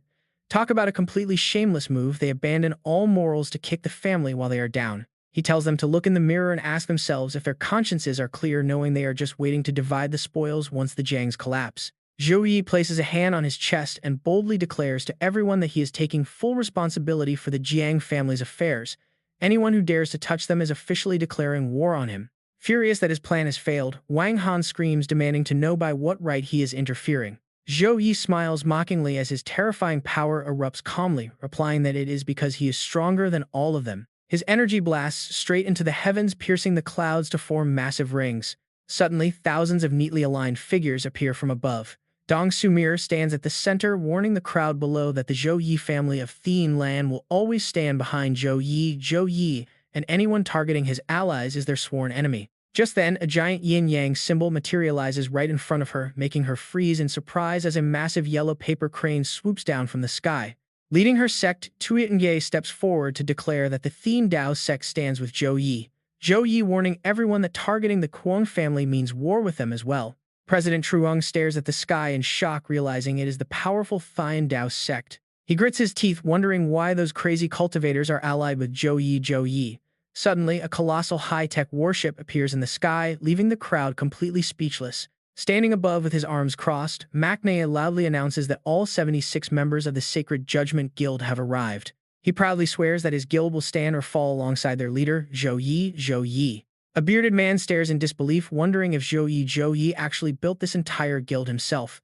Beside him, a bald man marvels at their epic-class warship, noting just how incredibly rich they must be. But before they can recover, a massive oppressive magic circle begins forming right above their heads. An elegant figure slowly steps out from the swirling spatial rift. Thiat Tam Wang Hui, Tham Mai, and Lin Fong arrive one by one to join the fight. President Truong watches in utter confusion, wondering why Wang Hui showed up in person. Glaring down at the crowd, Wang Hui announces he already knows what happened, declaring that the military is taking full control of the investigation and damage assessment and absolutely no outside faction is allowed to interfere. Anyone who tries to interfere will be immediately arrested for threatening national security. Facing such a massive figure, the bearded man nervously apologizes to the Kuang family head for being disrespectful. His companion quickly chimes in, agreeing that a military investigation is by far the fairest option. Terrified President Truong waves his hands in panic, claiming he just misspoke in the heat of the moment. Chin Tak grinds his teeth and prepares to lash out, but misses. Huang quickly stops him, whispering that they must remain calm because now is not the time to fight. Listening to his wife, Chin Tak calms down slightly, politely inviting their guests to rest in the East Palace since it is still relatively clean. General Sa Tran approaches with a smile, offering his soldiers to help evacuate the remaining guests. Chin Tak bows, gratefully thanking the general for his kindness. The general immediately orders his men to follow Chin Tak's commands. Meanwhile, Makna happily jokes that Zhou Yi is going to make tomorrow's front page, while Thiat Tam and a tearful Sumi Erin rush over to thank him for being so incredibly brave. Zhou Yi only offers a faint, exhausted smile in response, his eyes incredibly heavy as complete fatigue takes over. His vision fades to black. To the shock of everyone around him, the young hero quietly collapses into a deep sleep of absolute exhaustion. With Zhou Yi, unconscious, General Sa Tran seals off the estate, capturing 137 demon servants and 311 newborn fiends. They successfully rescue 126 prisoners, including Jiang clan branch members, visiting guests, and those who went missing years ago after being kidnapped by the evil Jiang Fu. The military mages begin a complete purification of the underground dungeon, scanning from the lowest depths upward inch by inch to erase every single trace of demonic influence. The once mighty Shadow Demon Lord is now reduced to a pathetic beaten dog with absolutely zero hope of ever rising again, only awaiting his trial at the Supreme Military Court. Meanwhile, back in reality, a worried Shuran anxiously approaches Zhou Yi, observing him closely for a moment before asking the headmaster why he still has not woken up. Wang Hui places his hand on Zhou Yi's forehead to check on him calmly, explaining that there is no need to worry because his mana and mental energy are simply depleted, leaving his foundation unharmed, so a few hours of sleep will do the trick. Hearing this, she finally lets out a deep relieved sigh. Suddenly, Jiang Shuren remembers something important.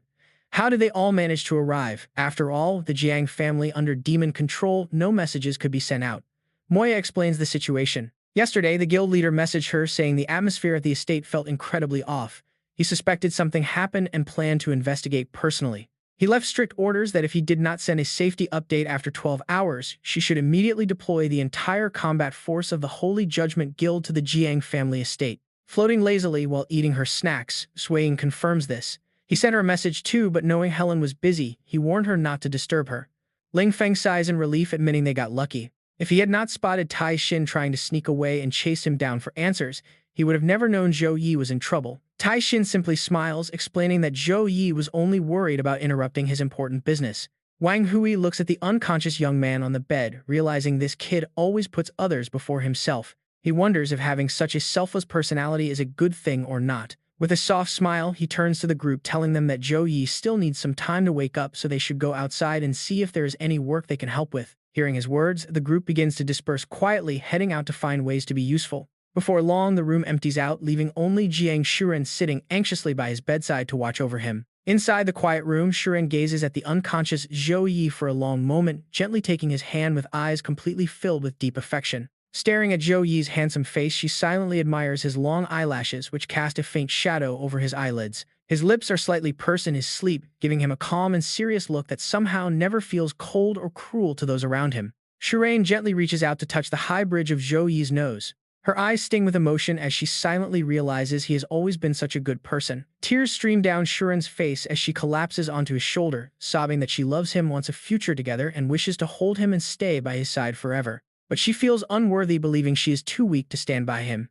Every time trouble strikes, she can only wait for his rescue, becoming a burden while he constantly faces every deadly danger entirely on his own.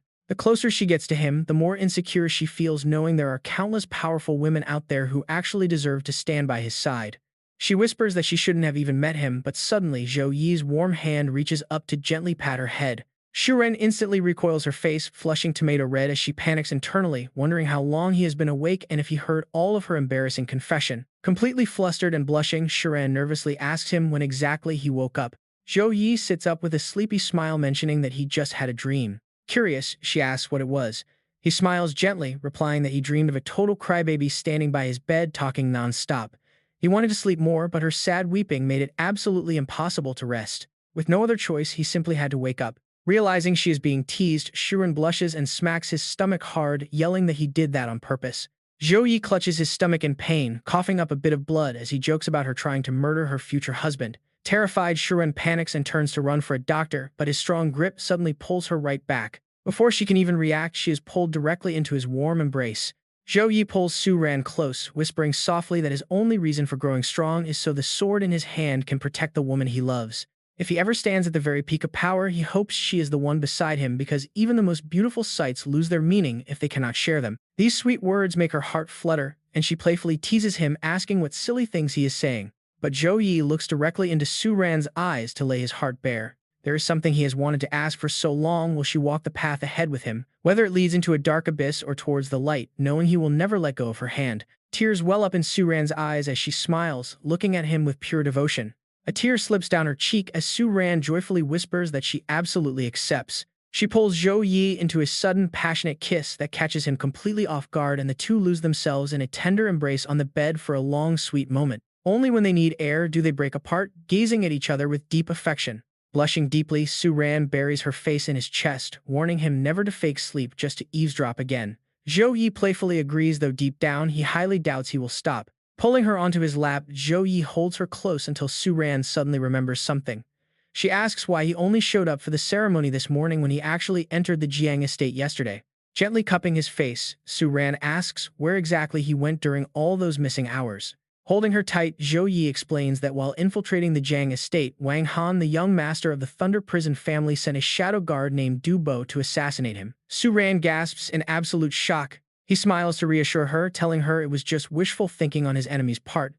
Zhou Yi gently strokes her hair and asks if she wants to hear the rest, and Shuren eagerly nods. Recalling the events, he details how he subdued Du Bo and struck a deal.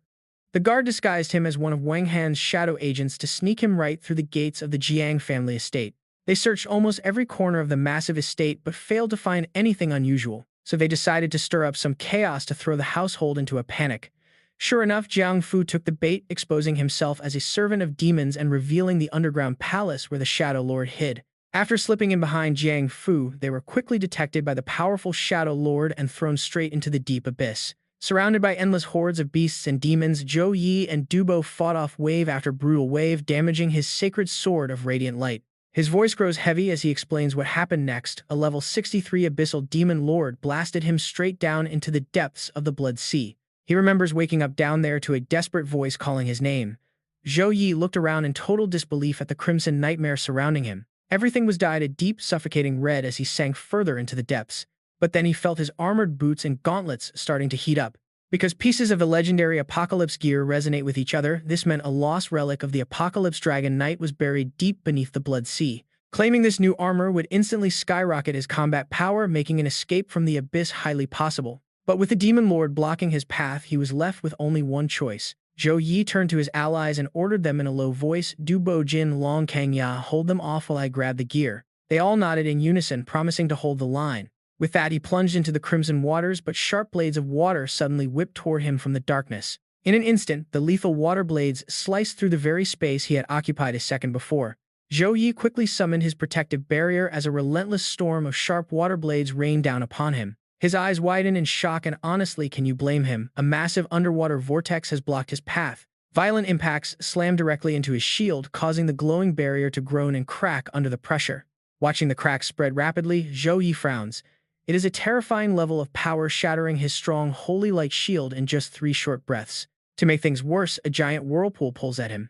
His expression turns grim as he calculates the combined danger of the vortex and the blades testing the currents with a feather. In the blink of an eye, the feather is shredded into 3 pieces, proving this vortex is a perfect death trap. If he rides the violent current and dives straight down, he can reach the Apocalypse Relic in time, but keeping up his guard will only slow him down. Instead of wasting mana on useless shields, it might be better to abandon defense completely and charge straight into the center. Suddenly, a massive explosion echoes from the waters directly above him. Zhou Yi scans his surroundings with intense focus. There is no more time to hesitate. Dubo and the others are risking their lives up there, and every second counts. He immediately shatters his own barrier, wrapping his body in a brilliant golden light as he plunges headfirst into the roaring vortex. The sharp water blades immediately swarm him from all angles. Every brutal strike tears through Zhou Yi's flesh. Blood clouds the silent water as the massive underwater vortex continues to twist and pull him deeper into its grip. Step by agonizing step, Zhou Yi forces himself forward despite the countless cuts. He finally made it to the core, though he is in far worse shape than he expected. Just one final step remains. He stares straight into the roaring heart of the vortex. Braving the crushing pressure, he slowly stretches his hand forward, letting his fingers touch the churning water directly in front of him. He grits his teeth as the slicing currents shred his hand to pieces.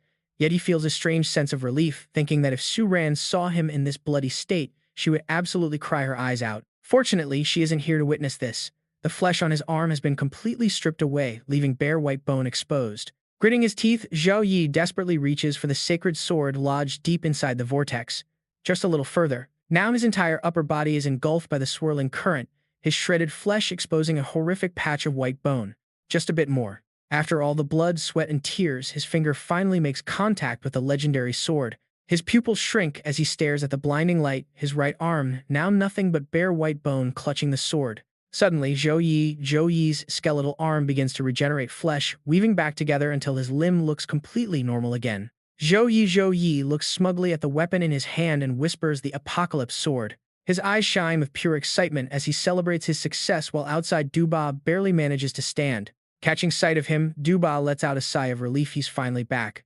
A brilliant light envelops the area, and he floats high up in the sky, looking like an actual god. After destroying the Abyss Rift, Zhou Yi successfully defeated the Shadow Lord and saved the Kuong family. This incredible feat made him famous overnight, drawing offers from top clans, guilds, and even the military. But he turned them all down, believing it is better to become the giant tree yourself than to lean on one. Now he pushes his recruits hard. Anyone who fails today's training faces a 30% increase in difficulty. One day, his master sent a message about a classified mission that needed immediate action. Without hesitation, Zhou Yi gathered his team and headed straight to the coordinates on Diufang Island. An A-rank demon threat was detected, and they had to move fast to secure the area. What lies before him is a literal hellscape drenched in blood, with lifeless bodies scattered everywhere. Suddenly, a weak, desperate cry for help echoes from the ruins, pleading for Zhou Yi to save them. Zhou Yi grits his teeth, forcing his exhausted body to move. Turning toward the voice, he sees Lin Hai trembling, reaching out to him and begging for her life. Recognizing her face, his heart drops and he rushes straight to her side. Suddenly, he trips over a loose stone, losing his balance and crashing hard onto the rocky ground. Looking up, Zhou Yi freezes in absolute horror. Right in front of him is the bloody, severed torso of Lin Fang. Panic takes over, and he screams out his friend's name in pure agony. Staring in shock, he desperately reaches out to his fallen teammates. Seeing them brutally defeated, a wave of confusion and denial hits him. Why is this happening? Everything was just fine a moment ago, so why did it end like this? The blurry figure of So Sumeiran swaying gently from a tree branch completely breaks his sanity, and he stammers out her name. His eyes widen as he stares at her lifeless body, letting out a soul-crushing scream for her. Tears stream down his face in endless lines as he questions his cruel reality. Suddenly, a sharp blade pierces straight through him, followed by a cold, mocking voice declaring that the Apocalypse Sword does not belong to a mere mortal. The voice offers him a choice: give up the Apocalypse Sword and his loved ones will be brought back to life immediately. Surrender it and everyone lives. Surrender it and everything goes back to normal. Hearing this, Zhou Yi's eyes start to lose their focus. His trembling hand reaches toward the hilt, but a sudden wave of doubt washes over him. This is not right, he thinks, looking down at the strange glow emanating from the sword. And just like that, the illusion cracks. His mind races as he realizes the system has been completely silent ever since he grabbed the sword. There were no quest notifications, and even his daily missions had vanished entirely. Suddenly, a vision of So Sumeiran appears, her teary eyes looking at him as she softly whispers that none of this is real. The haze in his eyes instantly clears, replaced by a sharp spark of cold reason. He grits his teeth so hard they audibly grind. All his pent-up rage explodes in an instant, and he swings his blade directly at the enemy. Slowly opening his eyes, Zhou Yi sees a mysterious man standing before him. The stranger watches him with pure excitement, calling his performance absolutely brilliant. On high alert at the sight of a stranger, he narrows his eyes and demands to know who he is. Amused by the young man's caution, Min Vian smiles warmly and introduces himself as So Su Miran's great-grandfather. Zhou Yi narrows his eyes in deep suspicion, scanning the man closely before Min Vian adds his full name, Kwon Min Vian. The name rings a bell and Zhou Yi realizes this man is the legendary owner of the Apocalypse Sword from Shuang Ne's memories. Min Vian chuckles in amusement, surprised that the old dragon actually still remembers him after all this time. Still skeptical, Zhou Yi asks why he is here. The man shrugs helplessly, explaining that he is already dead but his soul remains bound to the sword. If he wants to take the weapon, he has to be him first. Oh, he is not backing down, Zhou Yi. Zhou Yi gives him a cold look and tells him to make his move. As snowflakes begin to drift down, Min Vian raises an eyebrow, questioning if Zhou Yi can even still fight. In response, Zhou Yi's body blazes with an undying aura as he calmly replies that he decides when he is done. With a flick of his wrist, Min Vian conjures a razor-sharp spear out of thin air, gesturing for him to bring it on. Without a second thought, Zhou Yi grips his sword tightly and charges straight ahead. Not backing down for a second, Min Vian grips his own weapon and lunges forward to meet him. A massive explosion rings out from their clash, kicking up a thick dust cloud that blankets the sky. Zhou Yi unleashes his power, forming a sphere of pure electricity as he activates Holy Lightning Heavenly Punishment Blade, a level 19 S-rank skill. The move summons Divine Lightning to coat his weapon, slashing down at blinding speed to deal massive elemental damage to the target. The electric orb in his hand detonates, sending massive shockwaves of blue lightning rippling across the battlefield. Wasting absolutely no time, Zhou Yi rushes forward to strike Min Vian down. The two exchange rapid blows before Zhou Yi leaps high into the air, dodging an attack and casting Holy Lightning Chains of Heavenly Prison. This level 19S rank skill controls Divine Lightning to form a cage binding the enemy in place. Huge metallic chains slam down from the sky right where Min Vian stands, but his quick reflexes allow him to narrowly dodge the strike. Suddenly, a dark, unsettling smile creeps onto the man's face. Instantly, a cold shiver runs down Zhou Yi's spine as a massive vortex of blue energy suddenly erupts around him. The rocky ground beneath his feet shatters into pieces, which are pulled violently up into the air. Gritting his teeth, Zhou Yi struggles to dodge the swirling debris being sucked into the heart of the vortex. Zhou Yi watches Ming Yuan's next move closely, feeling his strength drain away. The sword in his hand grows heavier by the second, and none of his skills can even graze his opponent. Spotting an opening, Ming Yuan lunges forward with his blade pointed straight at him. Zhou Yi quickly raises his own sword to block the strike, a sharp metallic clang echoing through the empty space. Ming Yuan flashes a faint smile and asks if he still remembers everything he saw in the illusion. Zhou Yi begins to tremble, pushing back with every ounce of strength left in his body. His eyes burn with resentment as he snaps, "Why are you asking this?" The low hood completely hides Ming Yuan's expression as he calmly says that those illusions were his own past. He swings his blade and begins to tell the story of how 100 years ago he accidentally obtained the Apocalypse Sword and saw his power skyrocket. Instantly, he became one of the strongest cultivators of that era. Ming Yuan continues his story while launching a relentless assault, forcing Zhou Yi to frantically dodge his lethal, calculated strikes. As the two clash furiously, Ming Yuan calmly continues, saying he once believed he was the chosen one. But the holy power of the Apocalypse Sword only attracted the demon god's cult, who hunted him down, lured him into a trap, and pushed him into the dark abyss. He says, "My lover and comrades died right before my eyes. I gripped the sword of destiny, yet that very blade brought endless disaster just because those demons wanted it. I knew how much power that sword held, but I had already caused too much harm and I couldn't let anyone else die. So I dragged the demons down with me through the blade into the blood sea and sealed it away with countless restrictions." Suddenly, a glowing blue orb of light materializes in his hand. He fires it straight at Zhou Yi. The massive wave of energy knocks him off balance, sending him flying back, but he manages to steady himself and tightly grips his hilt. Pointed toward Ming Yuan, Zhou Yi prepares to strike. But the old warrior ignores him, continuing his tale. "Back then, I stood at the peak of humanity, yet I still died. You cannot even block my strike, so how do you expect to survive the demon army? With your talent, you can become a powerhouse even without the Apocalypse Sword, so why hold onto this cursed weapon? Once you take it, the forces hunting it will chase you down in a never-ending war, and your lover and comrades will die because of you." Zhou Yi thrusts his sharp blade forward with all his might, but Ming Yuan effortlessly blocks the strike once again. Zhou Yi grits his teeth in anger, demanding to know what he is getting at. Ming Yuan simply responds with a cold tone, telling him there is only one option: to give up. Zhou Yi's face darkens, his voice trembling as he tries to suppress his rising fury. "Then shut your mouth." Suddenly, Ming Yuan's eyes widen in sheer disbelief. A glowing, radiant holy cross manifests directly behind Zhou Yi. Zhou Yi growls in deep anger, stating that his lover and allies are currently in grave danger, and the Apocalypse Sword is their only salvation. He snaps at the spirit, refusing to abandon his only chance, just because of a warning about future dangers, a mere illusion, and the empty threats of a dead soul. With a fierce roar, he slams the massive cross straight down onto Ming Yuan, shattering the ground as rocks fly everywhere. A system notification immediately flashes on the screen detailing the skill, Holy Cross Light Level 25B rank, which summons a Holy Cross to deal constant light and fire damage to enemies within the area every single second. Ming Yuan quickly leaps to a safer spot, but Zhou Yi is already waiting for him there. Looking at him calmly, Zhou Yi says that dying to keep the sword from the demons might sound noble, but in reality he was just a cowardly and hypocritical master. He gave up the sword, but did the demons hunting him die? Did his dead lover and comrades come back to life because of his retreat?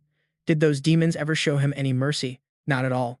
Suddenly, the system alerts him that the S-rank skill, Wind Spirit Dance Level 10, has been activated, summoning a horde of tornadoes to trap and immobilize enemies for 5 seconds. The raging tornadoes lock onto Ming Yuan instantly. Zhou Yi ruthlessly crushes the old warrior's logic, telling him that his self-sacrifice was just a way to hide his own guilt while pretending to be noble. Giving up without even fighting or trying was his own choice, and while Zhou Yi has no right to judge him for it, he refuses to follow the same path. But who are you to project your own failures onto everyone else and tell them to quit? If you are not strong enough, then get stronger. If you are afraid of enemies coming, then beat them so hard they never dare to show their faces again. Ming Yuan freezes instantly, his face completely masked in shock at those words. With the tip of his sword resting right against Ming Yuan's neck, Zhou Yi declares with absolute resolve that just because the old master failed in the past does not mean he will fail too. Instead of showing fear, the spirit actually begins to laugh. Ming Yuan throws his head back and laughs so hard his entire body shakes, his voice echoing through the chamber. Using 2 fingers, he gently pushes Zhou Yi's blade away while his wild laughter continues to echo. Zhou Yi simply knits his brows, watching the phantom's movements with extreme caution. Taking a deep breath to recover his composure, Ming Yuan sighs and admits that he never expected to get thoroughly lectured by a young kid. His gaze suddenly turns incredibly sharp and cold as he locks eyes with Zhou Yi. Ming Yuan points his finger toward the sword embedded in the ground, declaring in a deep voice that the Apocalypse Sword now belongs to him. Hearing this, Zhou Yi takes slow, deliberate steps toward the holy blade wedged deep in the earth. As his hand wraps around the hilt, Ming Yuan suddenly warns him to make sure he completely exterminates the Shadow Lord and his followers, this time leaving absolutely no survivors behind. Zhou Yi casts a suspicious glance at him, asking if he actually knows that entity. Ming Yuan nods, explaining that he met that creature 100 years ago. He laughs it off as a pathetic runaway soul fragment of the demon god going around promising eternal life to anyone it meets. If he had not been hunted down and had the time to deal with it back then, the Jiang family would not face this disaster today, as it has likely killed countless people over the last 100 years. Zhou Yi's eyes turn razor-sharp as he stares back, promising that he already has a way to handle it that the creature will never forget. His grip tightens on the hilt as he channels all his strength to pull. The sharp blade slowly slides out of the earth, unleashing a brilliant golden aura that dances wildly all around them. Watching from a distance, Ming Yuan feels a wave of satisfaction. Zhou Yi is truly cut from a different cloth. The young warrior smirks as he feels the immense pressure radiating from the sacred sword. The overwhelming force makes the blade feel as if it is welded to the earth, forcing Zhou Yi to grit his teeth and struggle to pull it free. Driven by sheer determination, he pulls the sword entirely out of the ground with his own 2 hands. A sudden burst of golden energy explodes outward, transforming into a massive pillar of light that shoots straight into the heavens. The system panel quickly pops up: Hidden Quest. Legacy of the Dragon Knight Apocalypse has been completed. Rewards obtained: S-rank Divine Skill, Judgment Sword S-rank Divine Skill, Mimicry Eye, and 500 free attribute points. Also received 500 skill points. The Holy Sword Apocalypse has successfully bound to its master. First passive attribute: permanent boost of 1 plus 500 to all basic attributes. Second attribute: Holy Light Transmission. Light-based elemental skills cast through the sword gain a 50% boost in power while costing 30% less energy. Third attribute: Demon Slaying Blade deals an extra 50% damage to all evil entities, leaving wounds that cannot be healed. Fourth attribute: Myriad Forms automatically morphs to match the owner's combat style, coordinating flawlessly in battle. Fifth attribute: Grand Walker War Beast. When activated, the master's body and soul temporarily resonate with the will of Carlos, summoning him to possess the user and enter the Grand Walker state. Quest 5. He sleeps where the light cannot reach, turning his body into dust under the night sky. Find the remaining half of the dragon that once fought alongside the Apocalypse Dragon Knight. Resting exhaustedly on the bed, Zhou Yi softly tells Su Ran that she already knows the rest of the story. Su Ran looks at him hesitantly, asking what happened to that Uncle Du Ba he mentioned earlier. Hearing this, he looks at her blankly. His mind drifts back to the moment the abyss opened when Du Ba left with only a single phrase saying he was going to find Yun Niang. He never returned. Could Yun Niang have already passed away? Meanwhile, the sunset casts a shimmering glow over the lake. Her lifeless body floats on the surface, vacant eyes staring blankly at the sky as her soft hair drifts gently along with the rolling waves. As the twilight sky fades into a faint orange hue, calm water begins to ripple. A figure slowly approaches from the distance. Duba kneels down beside her body, his eyes filled with immense tenderness. He gently reaches out to caress her cold cheek, whispering softly that this body has only been used for a single year. Terror completely washes over Yu Niang's face, her wide eyes staring in absolute shock at the man standing right in front of her. His icy fingers gently stroke her pale cheek. Feeling a deep sense of pity, he softly whispers, telling her that he explicitly warned her to run if anything felt wrong, yet she stubbornly refused to listen. A mysterious green energy swirls from her body, tightly wrapping around her thin frame. Duba whispers in a low voice it is about to hurt again. Her body suddenly floats into the air as the eerie green energy flares up. His dark gaze watches Zhu Yi Nuong intently. Suddenly, her eyes clear up and regain their normal light. When she sees Duba standing below, her pupils widen in sheer terror. Duba slowly opens his two arms toward her and smiles, telling Zhou Yi Nuong to come over. Zhu Yi Nuong shrinks back in terror, her pale lips trembling as she stammers out a desperate no. She runs forward with all her might, screaming for the monster to get away. He frowns slightly, his dark eyes silently tracking her slender figure as she desperately tries to escape. Duba slowly approaches her and asks why she is saying such silly things. He reminds her that he's her lover, and she is just struggling with some bad memories right now. Before Zhou Yi Nuong can get far, a thick and oppressive black mist slowly creeps toward her. Duba calmly tells her to go to sleep. Instantly, her body freezes up, and her entire frame goes completely stiff.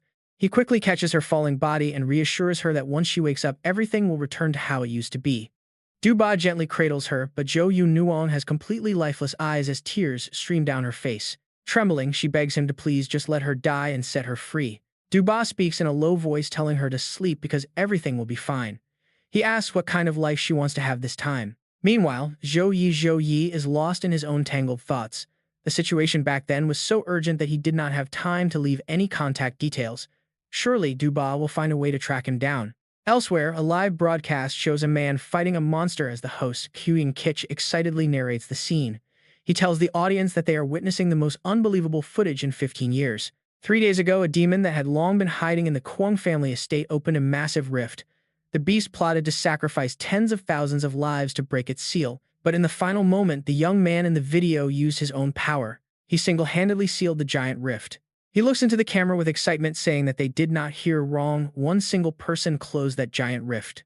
Kuyin Kitch points to the scene and explains that in the past, all military records and textbook guides for class holders told us that closing a massive rift required an entire army. Yet this young man has officially crossed the word impossible out of our history books. He is a true history maker, having accomplished something that absolutely no one has ever done before. Hearing this, the cameraman frowns and looks at him. After a moment, he cannot help but shout to remind him to keep reporting because they are running out of time. Caught off guard, Kuyin Kitch just smiles awkwardly and apologizes repeatedly. The camera focuses back on him as Kuyin Kitch puts on a serious face, announcing that there is an even more shocking part to the story. He leans in close to the camera, whispering mysteriously that the youth resurrected over 10,000 victims right on the spot. Seeing him get too close, the cameraman angrily tells him to step back and be a bit more professional. Kuyin Kitch gets serious, explaining that even resurrecting a single person requires a high-level priest who has undergone their third-class advancement. Mass resurrection for over 10,000 people under normal circumstances is unheard of. Before he can finish, the cameraman shouts again, telling him he has backed up way too far and is practically out of the frame. He adds that they are not filming a weather forecast, so there is no need to be that dramatic. Hearing this, Kuyin Kitch quickly steps back in and continues, explaining that such a feat usually takes a full team of third advancement priests casting spells together for hours. Yet, according to witnesses, this young man took less than 3 minutes to pull off a miracle that should have required a whole team of elite priests. He turns to the man standing next to him with a smile, asking if he could share what it felt like to be resurrected. The man seriously explains that at first everything was just pitch black. There was absolutely nothing. But then a faint light appeared in the distance and he just kept walking toward it. He kept walking until he suddenly heard a loud noise out of nowhere. Then he opened his eyes and realized he was sitting on the ground. To be honest, he still does not fully understand what happened, but suddenly, the man rips off his shirt and screams that he loves Zhou Yi, saying he will always support him.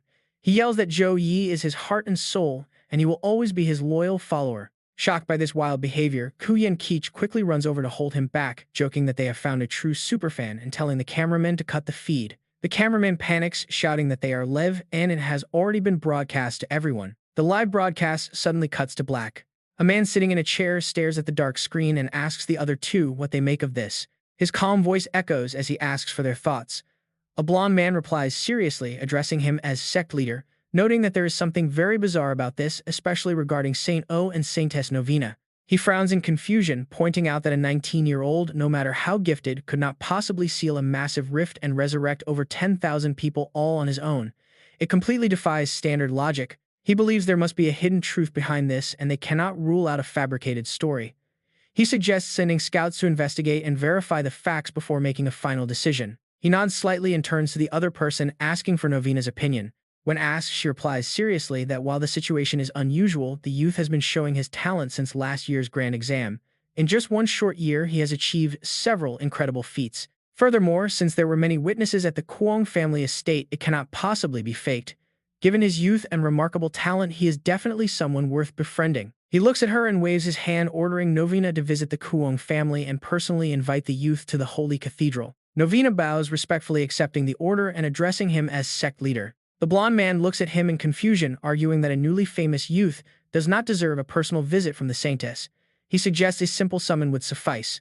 The sect leader calmly walks to the window, gazing outside while noting that someone so young with such achievements is bound to be arrogant and look down on others. Forcing him with rigid rules will only breed resentment between both sides. For someone of his caliber, they must show the absolute utmost sincerity. Hopefully he knows what is good for him and does not disappoint. His lips twitch, but he says nothing. The sect leader slowly turns back to the two of them, mentioning a girl in the sect who met him during the Long Fong City incident. He tells her to bring that girl along as a familiar face makes talking easier. Novena nods, acknowledging the order. Ling Feng lies lazily on the sofa, scrolling through news on his tablet. The military has confirmed the massive rift is closed and the full video of the Kuang family incident is public. Online comments praise the Son of Light, saying he has pulled off yet another miracle. The viral posts spark a massive storm of comments online, making him burst out laughing at his new title, The Living Saint. Ling Feng reads the comments with absolute delight. Some netizens even speculate that the mysterious hero is being held captive by the Kuang family. He laughs at their wild imagination, but suddenly a box flies across the room and hits his head, followed by an angry shout of his name. Tatum glares at him in annoyance, asking how many times she has to call him. Ling Feng looks up in confusion, asking if she was calling him. Annoyed by his relaxed attitude, she throws a heavy stack of letters right next to him. She coldly tells him that if he has nothing better to do, he should sort through all of them.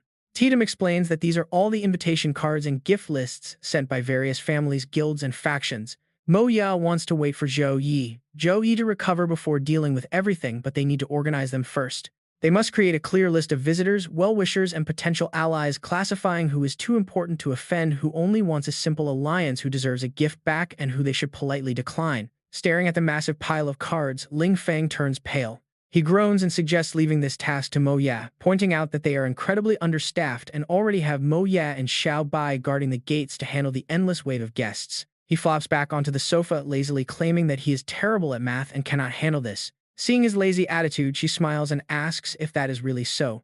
Without hesitation, she lunges at him, growling that she wants to see if he can actually do it. Pinned down, Ling Feng panics and begs her to calm down, but her punch leaves his cheek completely swollen. Rubbing his face in pain, he complains about her violent streak before quickly giving in and promising to do the work. From a distance, Shen Mu watches the two of them fighting inside the room. She then quietly enters another room where Sui Ying is carefully observing the surroundings. Placing a tray of snacks on the table, she smiles and invites the elder to have some. Someone suggests she rests since she hasn't slept in 3 days, but Shui Ying coldly replies that now is no time to relax. By midday, 30 waves of intruders have already sneaked in to probe the Jiang family, which is more than the last 3 days combined. Worse, their strength is rising, and a powerful third transition expert nearly breached the inner barrier. He hasn't shown himself for 3 days, and doubts are spreading. Shen Mu gently reassures her that Wang Hui has already arranged everything, so the elder does not need to worry so much. She then pushes a plate of pastries toward Elder Shui Ying. Glancing anxiously out of the window, she notes that although Jiang Shuren is currently inside the safe room and they are guarding the outer parlor, even these tight security measures might still not be enough. The absolute elite forces from the Holy Judgment Guild and the entire Zhou family are on constant high alert, with 2 massive dragons sent from the Tian Wu Guild lurking on the roof alongside the Jiang family's personal guard. Squad. Every single available expert has already been mobilized, yet any minor slip-up could still be fatal. Zhou Yi has drawn far too much attention by single-handedly closing that giant rift. Local factions are already plotting and foreign powers certainly won't sit idly by. Wang Hui has been working tirelessly behind the scenes, likely trying to secure a way to shield Zhou Yi from this storm, prompting Shen Mu to nod quietly in deep understanding. She glances at the two of them, deeply worried about whether Zhou Yi's dangerous situation will affect Ling Feng, wondering if advising her to stay away would only break her heart. She shakes her head vigorously, scolding herself for even thinking such selfish things when Zhou Yi has saved their family before. Meanwhile, outside the Lord of the Qingyun Pavilion, Zhen Wuwei politely requests an audience with the young hero, offering a small gift. Xiaobai quickly apologizes, explaining that Zhou Yi is currently too busy to receive guests but promises to forward his invitation. Mo Ya calmly adds that they cannot guarantee a meeting time, asking the guests to wait patiently. Next in line, a young woman steps forward from a massive crowd of people waiting patiently behind her. Liu Ran hands a letter to Xiaobai, asking her with a polite smile to pass it along to Zhou Yi, as her master wishes to meet him. Xiaobai accepts the letter, gently repeating that Zhou Yi is busy, but she completely freezes upon reading the sender's name inside. Liu Ran winks playfully, revealing that her master is Saintess Novena Crossers of the Zhou Yurch of Light, who hopes for a prompt response and is willing to visit in person. Waving a cheerful goodbye to the duo, she politely takes her leave. A bit flustered, Xiao Bai turns to Mo Ya to ask how they should handle this prestigious group, and he seriously advises leaving the final decision directly to the guild master. Confident he can handle it, she quickly nods her head in agreement. Back in the room, Shuren rests her head on the bed, murmuring sleepily to Zhou Yi, who smiles and gently reassures her to sleep since he will always protect her. Closing her eyes, she sleepily asks why he seems to be standing so far away from her. Suddenly, her eyes snap wide open, staring directly at him. The stunning succubus queen manifests right in front of him, purring that it has been a long time. Zhou Yi calmly replies that he has been waiting for 3 full days, noting that her recovery clearly took much longer than he initially expected. Unbothered by his distant tone, she simply giggles, complaining that his cold attitude makes him no fun to play with. Slowly sliding her leg up toward his thigh, she playfully asks if he plans on taking revenge for what she did to his poor little girlfriend. She teasingly whispers that she can handle any punishment he chooses, slowly sliding her foot up to touch his neck, while admitting she actually prefers a man who is a bit rough. Zhou Yi suddenly reaches out and grabs her bare foot. The succubus queen licks her lips, looking up at him with heated anticipation. Staring blankly at her foot, a fluffy slipper suddenly materializes over her toes as he quietly warns her to be careful, since the floor is pretty cold. Stunned by his unexpectedly gentle gesture, her cheeks instantly turn bright red. Zhou Yi smiles faintly and gently pushes her leg away, telling her there is really no need to play these games with him. Confused by his calm response, she asks if he truly does not hate her after all the pain she caused. He simply stands up and walks to the window, replying that she was only forced into it while the actual mastermind has already paid the price. He adds that he actually wants to thank her, causing her to blush in confusion and ask why he would say such a thing. Zhou Yi glances over and calmly explains that he is well aware of her true power. If she had not quietly protected Shuren, the poor girl would have never survived until he arrived. Back when Jiang Fu was forcing Shuren to surrender her body, any resistance would have met with even worse.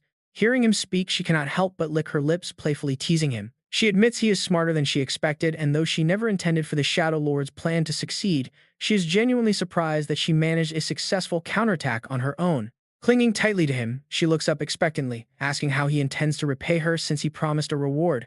Suddenly, a mysterious ornate box materializes directly in his hand. Seeing the 3 eggs inside, she gasps in disbelief, stammering to ask how he got them when Jiang Fu had them. Seeing her shock, he calmly explains that he searched Jiang Fu after killing him, noting that the man kept them close to control her. He tells her he learned from the Shadow Lord that these 3 treasures hold incredible meaning for her, handing the box over. She clutches the box to her chest, tearfully whispering her gratitude, admitting she had lost all hope and felt she had failed them. He silently watches her, prompting her to look up and ask if he would like to hear her story. Zhou Yi kneels respectfully, expressing his eagerness to listen, which prompts her to begin her long tale. She explains that the succubus race was never very large, with their royal city numbering no more than 30,000 even at their absolute peak. Her older brother was their king back then, and because he desperately wanted to make them strong, he submitted to the demon god who promised them a whole planet once the war ended. They argued constantly over this, as she knew the demon god was notoriously cruel and serving him was like pulling a tiger's teeth. Her brother dismissed her as a coward who did not understand how the weak could triumph, arguing they would always be bullied. But a horrific tragedy struck when the demon god took the souls of the succubus royal family to use as sealing nails. Her brother watched their loved ones get treated as mere tools, dying in agony one by one. He finally woke up to reality, but it was already too late. Realizing they were no match for the demon god and would face endless pursuit if they fled, she turned to the god of light for help, who eventually devised a clever plan. Her brother was to launch a surprise attack on the demon god at a critical moment, coordinating with the Apocalypse Dragon Knights to seal him away. Because of the demon god's arrogance and constant victories, he never expected a betrayal, allowing the plan to succeed and freeing the succubi from his grip. However, her brother's betrayal drew the intense wrath of the demon god's remaining followers, who launched a brutal slaughter against the succubus clan. Ultimately, it was the god of light who stepped in to shield the few survivors who remained. Since that day, their clan vanished from history, leaving only a scattered few to wander and survive in secret across the world. She looks down at the box of eggs with deep sadness, lamenting that she failed her people, her lost family, and these unborn siblings. Zhou Yi frowns in thought, realizing how a single mistake by a king forced 30,000 subjects to suffer, leaving her to carry this heavy guilt for nearly 10,000 years. The queen looks at him and softly asks if his promise to do 3 favors for her still stands should she leave. He nods gently, replying that it does, as long as it is not illegal, immoral, or disruptive to public order. She points toward the 3 eggs, telling him that his first task is to hatch them and raise them to adulthood. Zhou Yi nods seriously. The queen sighs, saying she will leave Jiang Shuren's body and grant her the succubus queen's power, but to push her bloodline limit to the absolute maximum, she must complete a second task. She tells him to go to the 7th succubus ruins in the demon realm and find her corpse. He frowns, asking why. Her expression darkens as she gives a simple response: burn it. Burn it, he asks, bewildered. She nods firmly. The queen explains that her burning corpse will condense the exclusive talents and skills of the 7th succubus royal family, bringing Jiang Shuren nothing but pure power. Zhou Yi's expression shifts rapidly as his eyes lock onto her face. Zhou Yi cannot help but ask, if succubus skills are passed down this way, does that mean their population is forever capped, and a new master can never rise until an old one dies? She smiles, waving off his concern. No, this desperate inheritance is only for when the 7th royal family faces total annihilation. Since they have no survivors, they cannot use normal methods. If the remaining children survive, she hopes he and Shuren will raise them personally. Teach them succubus skills if they have talent, otherwise let them grow up as ordinary kids. This is her very last gift to them. He studies her quietly for a long moment before giving his word he will do the second task. She smiles and thanks him, her body beginning to dissolve into light. Zhou Yi panics, asking what is happening to her. The queen smiles. It is time for her to go. She asks him one last thing: never tell the kids they had a useless sister. He urgently reaches his hand out to grasp her fading form. As she vanishes entirely, Shuren falls forward fast asleep, and he catches her gently in his arms. Zhou Yi looks at Shuren, feeling a wave of sympathy for this poor girl. He gently lays her on the bed and pulls up the blanket. Suddenly, a sharp knock rattles the door. Shui Ying waves a letter at him, saying the Holy Light Cathedral has sent a message. He opens the letter as words materialize on the paper. It addresses him with high praise, noting how he single-handedly closed the massive rift and saved tens of thousands of lives. The entire cathedral deeply admires this once-in-a-century achievement. They write that they have another private matter to discuss in person and have enclosed a gift, the Holy Crest Dew, which instantly grants a level up to any class user with 0 limits. Zhou Yi stares at the potion in disbelief. It is his first time seeing an item that gives unconditional level-up experience. Munching on an apple, Sui Ying notes that the cathedral is being incredibly generous. This stuff is rare, only made by the archbishops. As a class user reaches higher levels, the experience needed to level up becomes absolutely astronomical. Moving from level 19 to 20 takes just a few hundred beast kills, but 59 to 60 takes 3 to 4 years of constant grinding. This bottle saves all that time. Zhou Yi realizes that sending such a lavish gift means they are desperate to meet him. Shui Ying teases that everyone wants to see him now, since he is basically a superstar.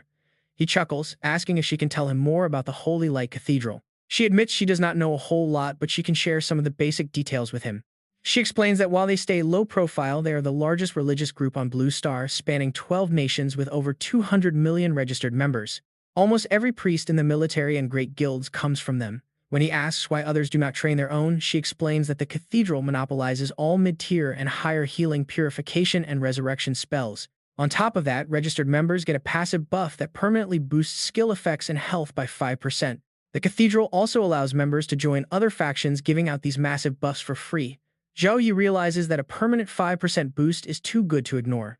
Shui Ying adds that by providing top-tier priests while staying out of international conflicts, they earn deep respect from all nations, despite having no real standing army. He quietly realizes that by rooting themselves in every faction, they make themselves completely untouchable. When he asks about their leadership structure, Shui Ying is stunned that a holy class user does not know this basic stuff. He chuckles sheepishly, explaining that he never expected to get this class and has been far too busy grinding levels. Zhou Yi sighs, muttering that it is no wonder Lanner calls him the Grinding King. She offers to give him a quick breakdown. She explains that the supreme leaders are 4 legendary popes, all rumored to be well above level 80 who only appear during major crises. Below them, each national headquarters is run by 3 distinct archbishops, one for education, one for holy affairs, and one for administrative duties. They all share equal power, acting as a system of checks and balances. The man who wrote to you is clerical Archbishop Wu Ya, who manages the training of all holy class users. She suspects he wants to recruit him to his side. Honestly, after his wild display of power at the Jiang family estate, no faction can afford to ignore him. As for the Holy Son and Holy Daughter, they are chosen as children for their extreme compatibility with the Holy Light. They are incredibly good-looking and serve as the elegant public faces of the cathedral for diplomatic missions. With the Archbishop writing personally a rare potion delivered and the Holy Daughter coming herself, they are showing him massive respect. She asks if he plans to wait until he recovers to meet her. Zhou Yi simply shakes his head. He wants to meet immediately and put on a massive grand show to welcome her. He has been out of sight for 3 days and enemy scouts are closing in on the Jiang family. If he refuses to see the Holy Daughter, his enemies will realize he is weak and launch a full-scale assault. But meeting her changes the entire game.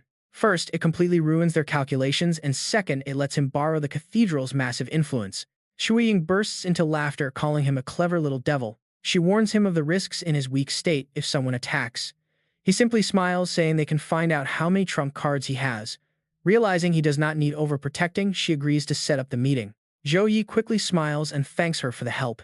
Watching him chug the potion down, she gasps, asking why he drank it already. He explains he just wanted to test it.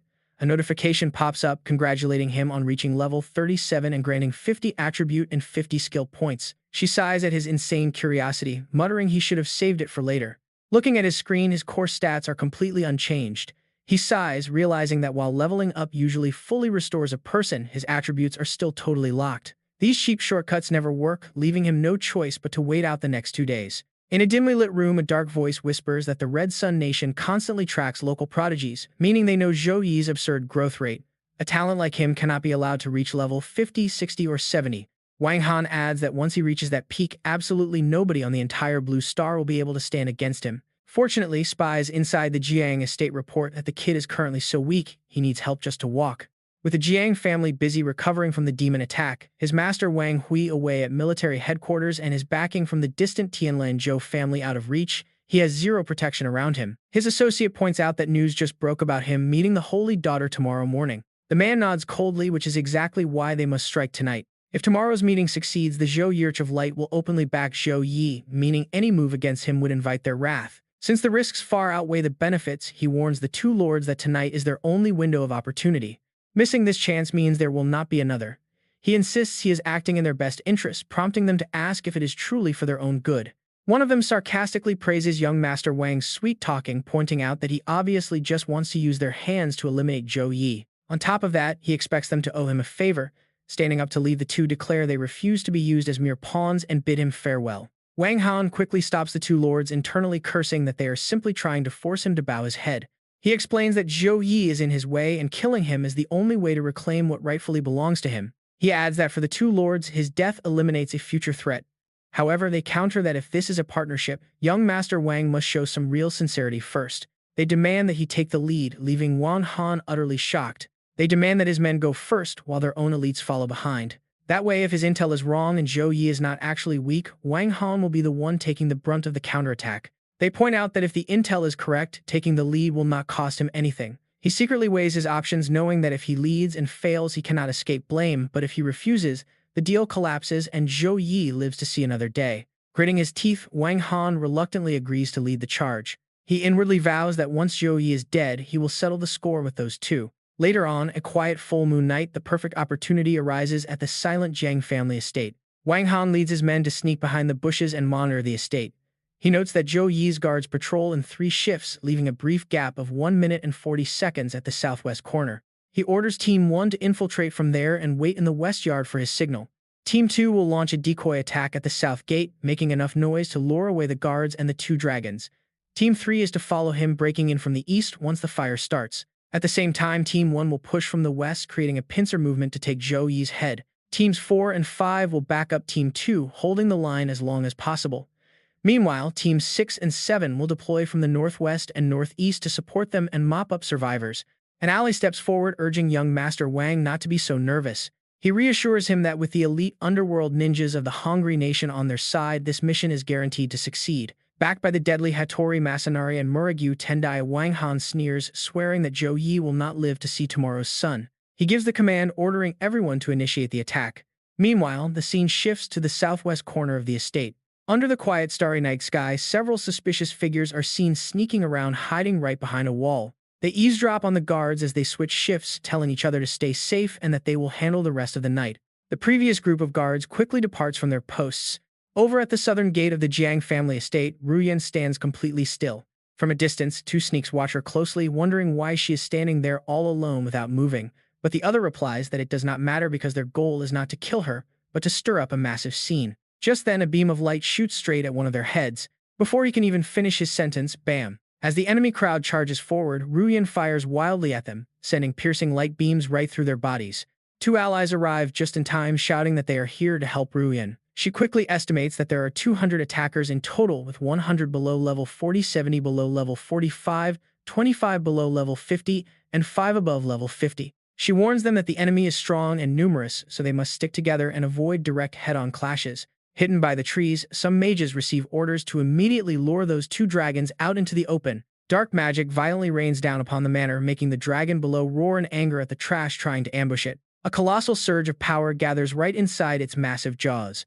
That beam of energy blasts straight through the roof, alerting even those on the far east side of the Jiang estate that a massive battle has officially begun. Wang Han immediately orders his men to bring reinforcement teams and activates Squad 1 with a quick nod from his subordinate. A bright signal flare screams into the dark night sky. Over on the west side of the Jiang estate, the assassins spot this signal and immediately launch their deadly ambush. Pouring out of the shadows, they surround everyone stationed in the courtyard. Sensing the sudden danger, one guard spins around and glares into the darkness, roaring out who goes there. The fierce clash kicks up a blinding cloud of dust as shouts echo, "Enemy raid, prepare to fight." Wang Han confidently strolls right into the main villa, his loyal minions having already taken out every single guard. He grabs a guard by the face, letting dark energy seep directly into the man before casually tossing him aside like trash. He steps firmly toward a tightly closed bedroom door. The heavy door creaks open and Wang Han furrows his brows, peering inside. Seeing someone lying peaceful in the bed, veins pop on his forehead as he roars out, "Zhou Yi." Wang Han slashes his sword down, screaming, "How dare you steal my woman and mess with my Jiang family?" Venting his absolute rage, he snarls, "You are nothing." He drives his blade deep into the bed, muttering, "Are you even worthy?" before panting heavily as cold sweat drips down his cheek. But then a cold voice speaks from behind, "What a pity, I actually like that 4-piece bedding set."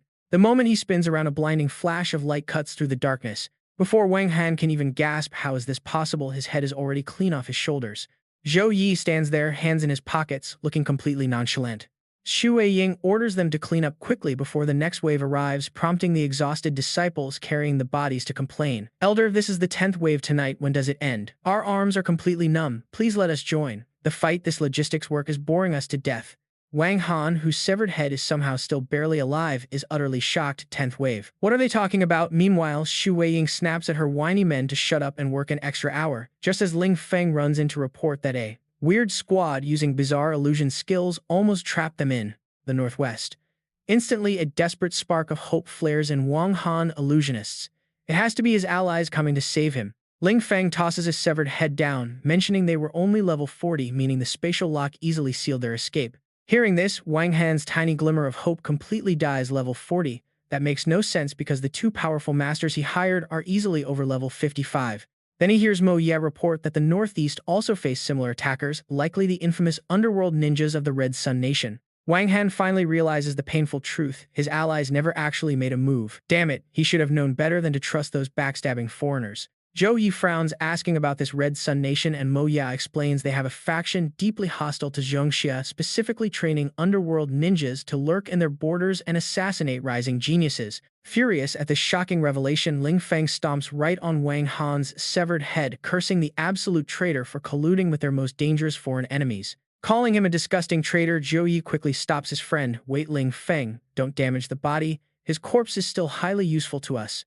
A freezing wave of dread washes over Wang Han. "Wait, did they just say his corpse? No, this is impossible. He cannot be dead." He can still think, he can still see everything, so how can he be dead? He refuses to accept this. He still has to marry Jiang Shuran, take absolute control of the Jiang family, and become the #1 master in all of Jiangxia. There are so many grand ambitions he has yet to achieve. How could he possibly die here? He simply cannot die. Inside, his soul is desperately screaming, "Wait, come back here." As the light in Wang Han's eyes fades forever, Zhou Yi listens to the radio reports. President, at the South Gate, we killed 23, captured 170, and 7 escaped. Zhou Yi, the West, killed 35, captured 160, and 20 escaped. On the North side, we took down 40, captured 60, and 18 got away. He calmly orders them to pile up the dead, tie up all the survivors securely, and hand them over to the military first thing tomorrow morning. He tells everyone to return to their posts, wondering if they might actually catch an 11th wave of attackers.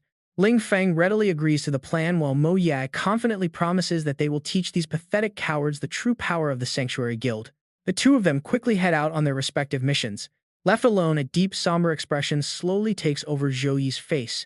Closing his eyes, he quietly senses the intricate web of glowing energy lines blanketing the entire room. A second later, the entire illusion shatters into a million tiny pieces. Now Zhou Yi stands in a completely pristine, untouched bedroom.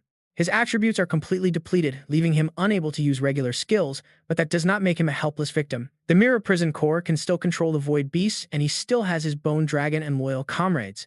After reading a letter from the Holy Maiden, Zhou Yi crafted a brilliant counter-strategy, ordering the Jiang family to leak 2 fake rumors to the spies hiding in the shadows. First, that Zhou Yi is so severely weakened he cannot even get out of bed.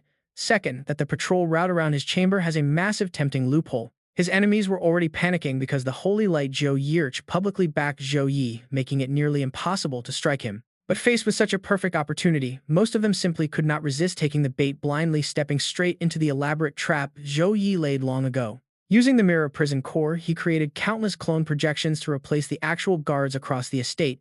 Naturally, to make the illusion perfectly convincing, he also strategically mixed in a few real allies as bait. The assassins genuinely believed they had bypassed all defenses, standing right in front of Zhou Yi and tasting an easy victory. That is when his hidden allies ambushed them from the Void Beast's folded space, closing the net completely. Watching from afar, a bewildered Tian Dai mutters, "What is going on? Those brats just vanished into thin air." An underling behind reports they lost contact with their squad. She quickly asks what happened to Wang Xie. He helplessly replies that he cannot reach him either. Tian Dai concludes they fell into a trap. Wang Xie and Zhou Yi are working together, and their men are likely dead inside. The two of them quickly retreat. Suddenly, a massive magic circle forms right above the estate. An immense warship emerges from it, slowly descending to the ground where Zhou Yi is already waiting. The crowd gasps. That is the custom airship of the radiant Zhou Yirch. The Saintess is really here. Rumor has it, her skills are 5 times stronger than any normal priest because she was baptized by the God of Light. But is she as amazing as God Zhou Yi? He once resurrected nearly 10,000 people at once. Wait, who is that standing in front? That is him walking alongside Jiang Zhangze, the Jiang family head. The crowd erupts because it really is God Zhou Yi. He disappeared for days, sparking wild rumors of him being critically injured or even dead. But looking at him now, he is in perfect shape, even healthier than most. Those rumors were completely false. They analyze his stats, his condition is perfect and completely normal. As the Saintess arrives at the Jiang family estate, Zhou Yi remains in high spirits, showing a relaxed expression with absolutely zero signs of weakness. Zhou Yi calmly accepts everyone's gazes and quiet whispers. A grand staircase extends down to the ground from the airship, and the Saintess finally takes her first step. She slowly makes her way down the steps. Zhou Yi politely welcomes her. Her grand presence at the Jiang estate brings immense honor to their entire family.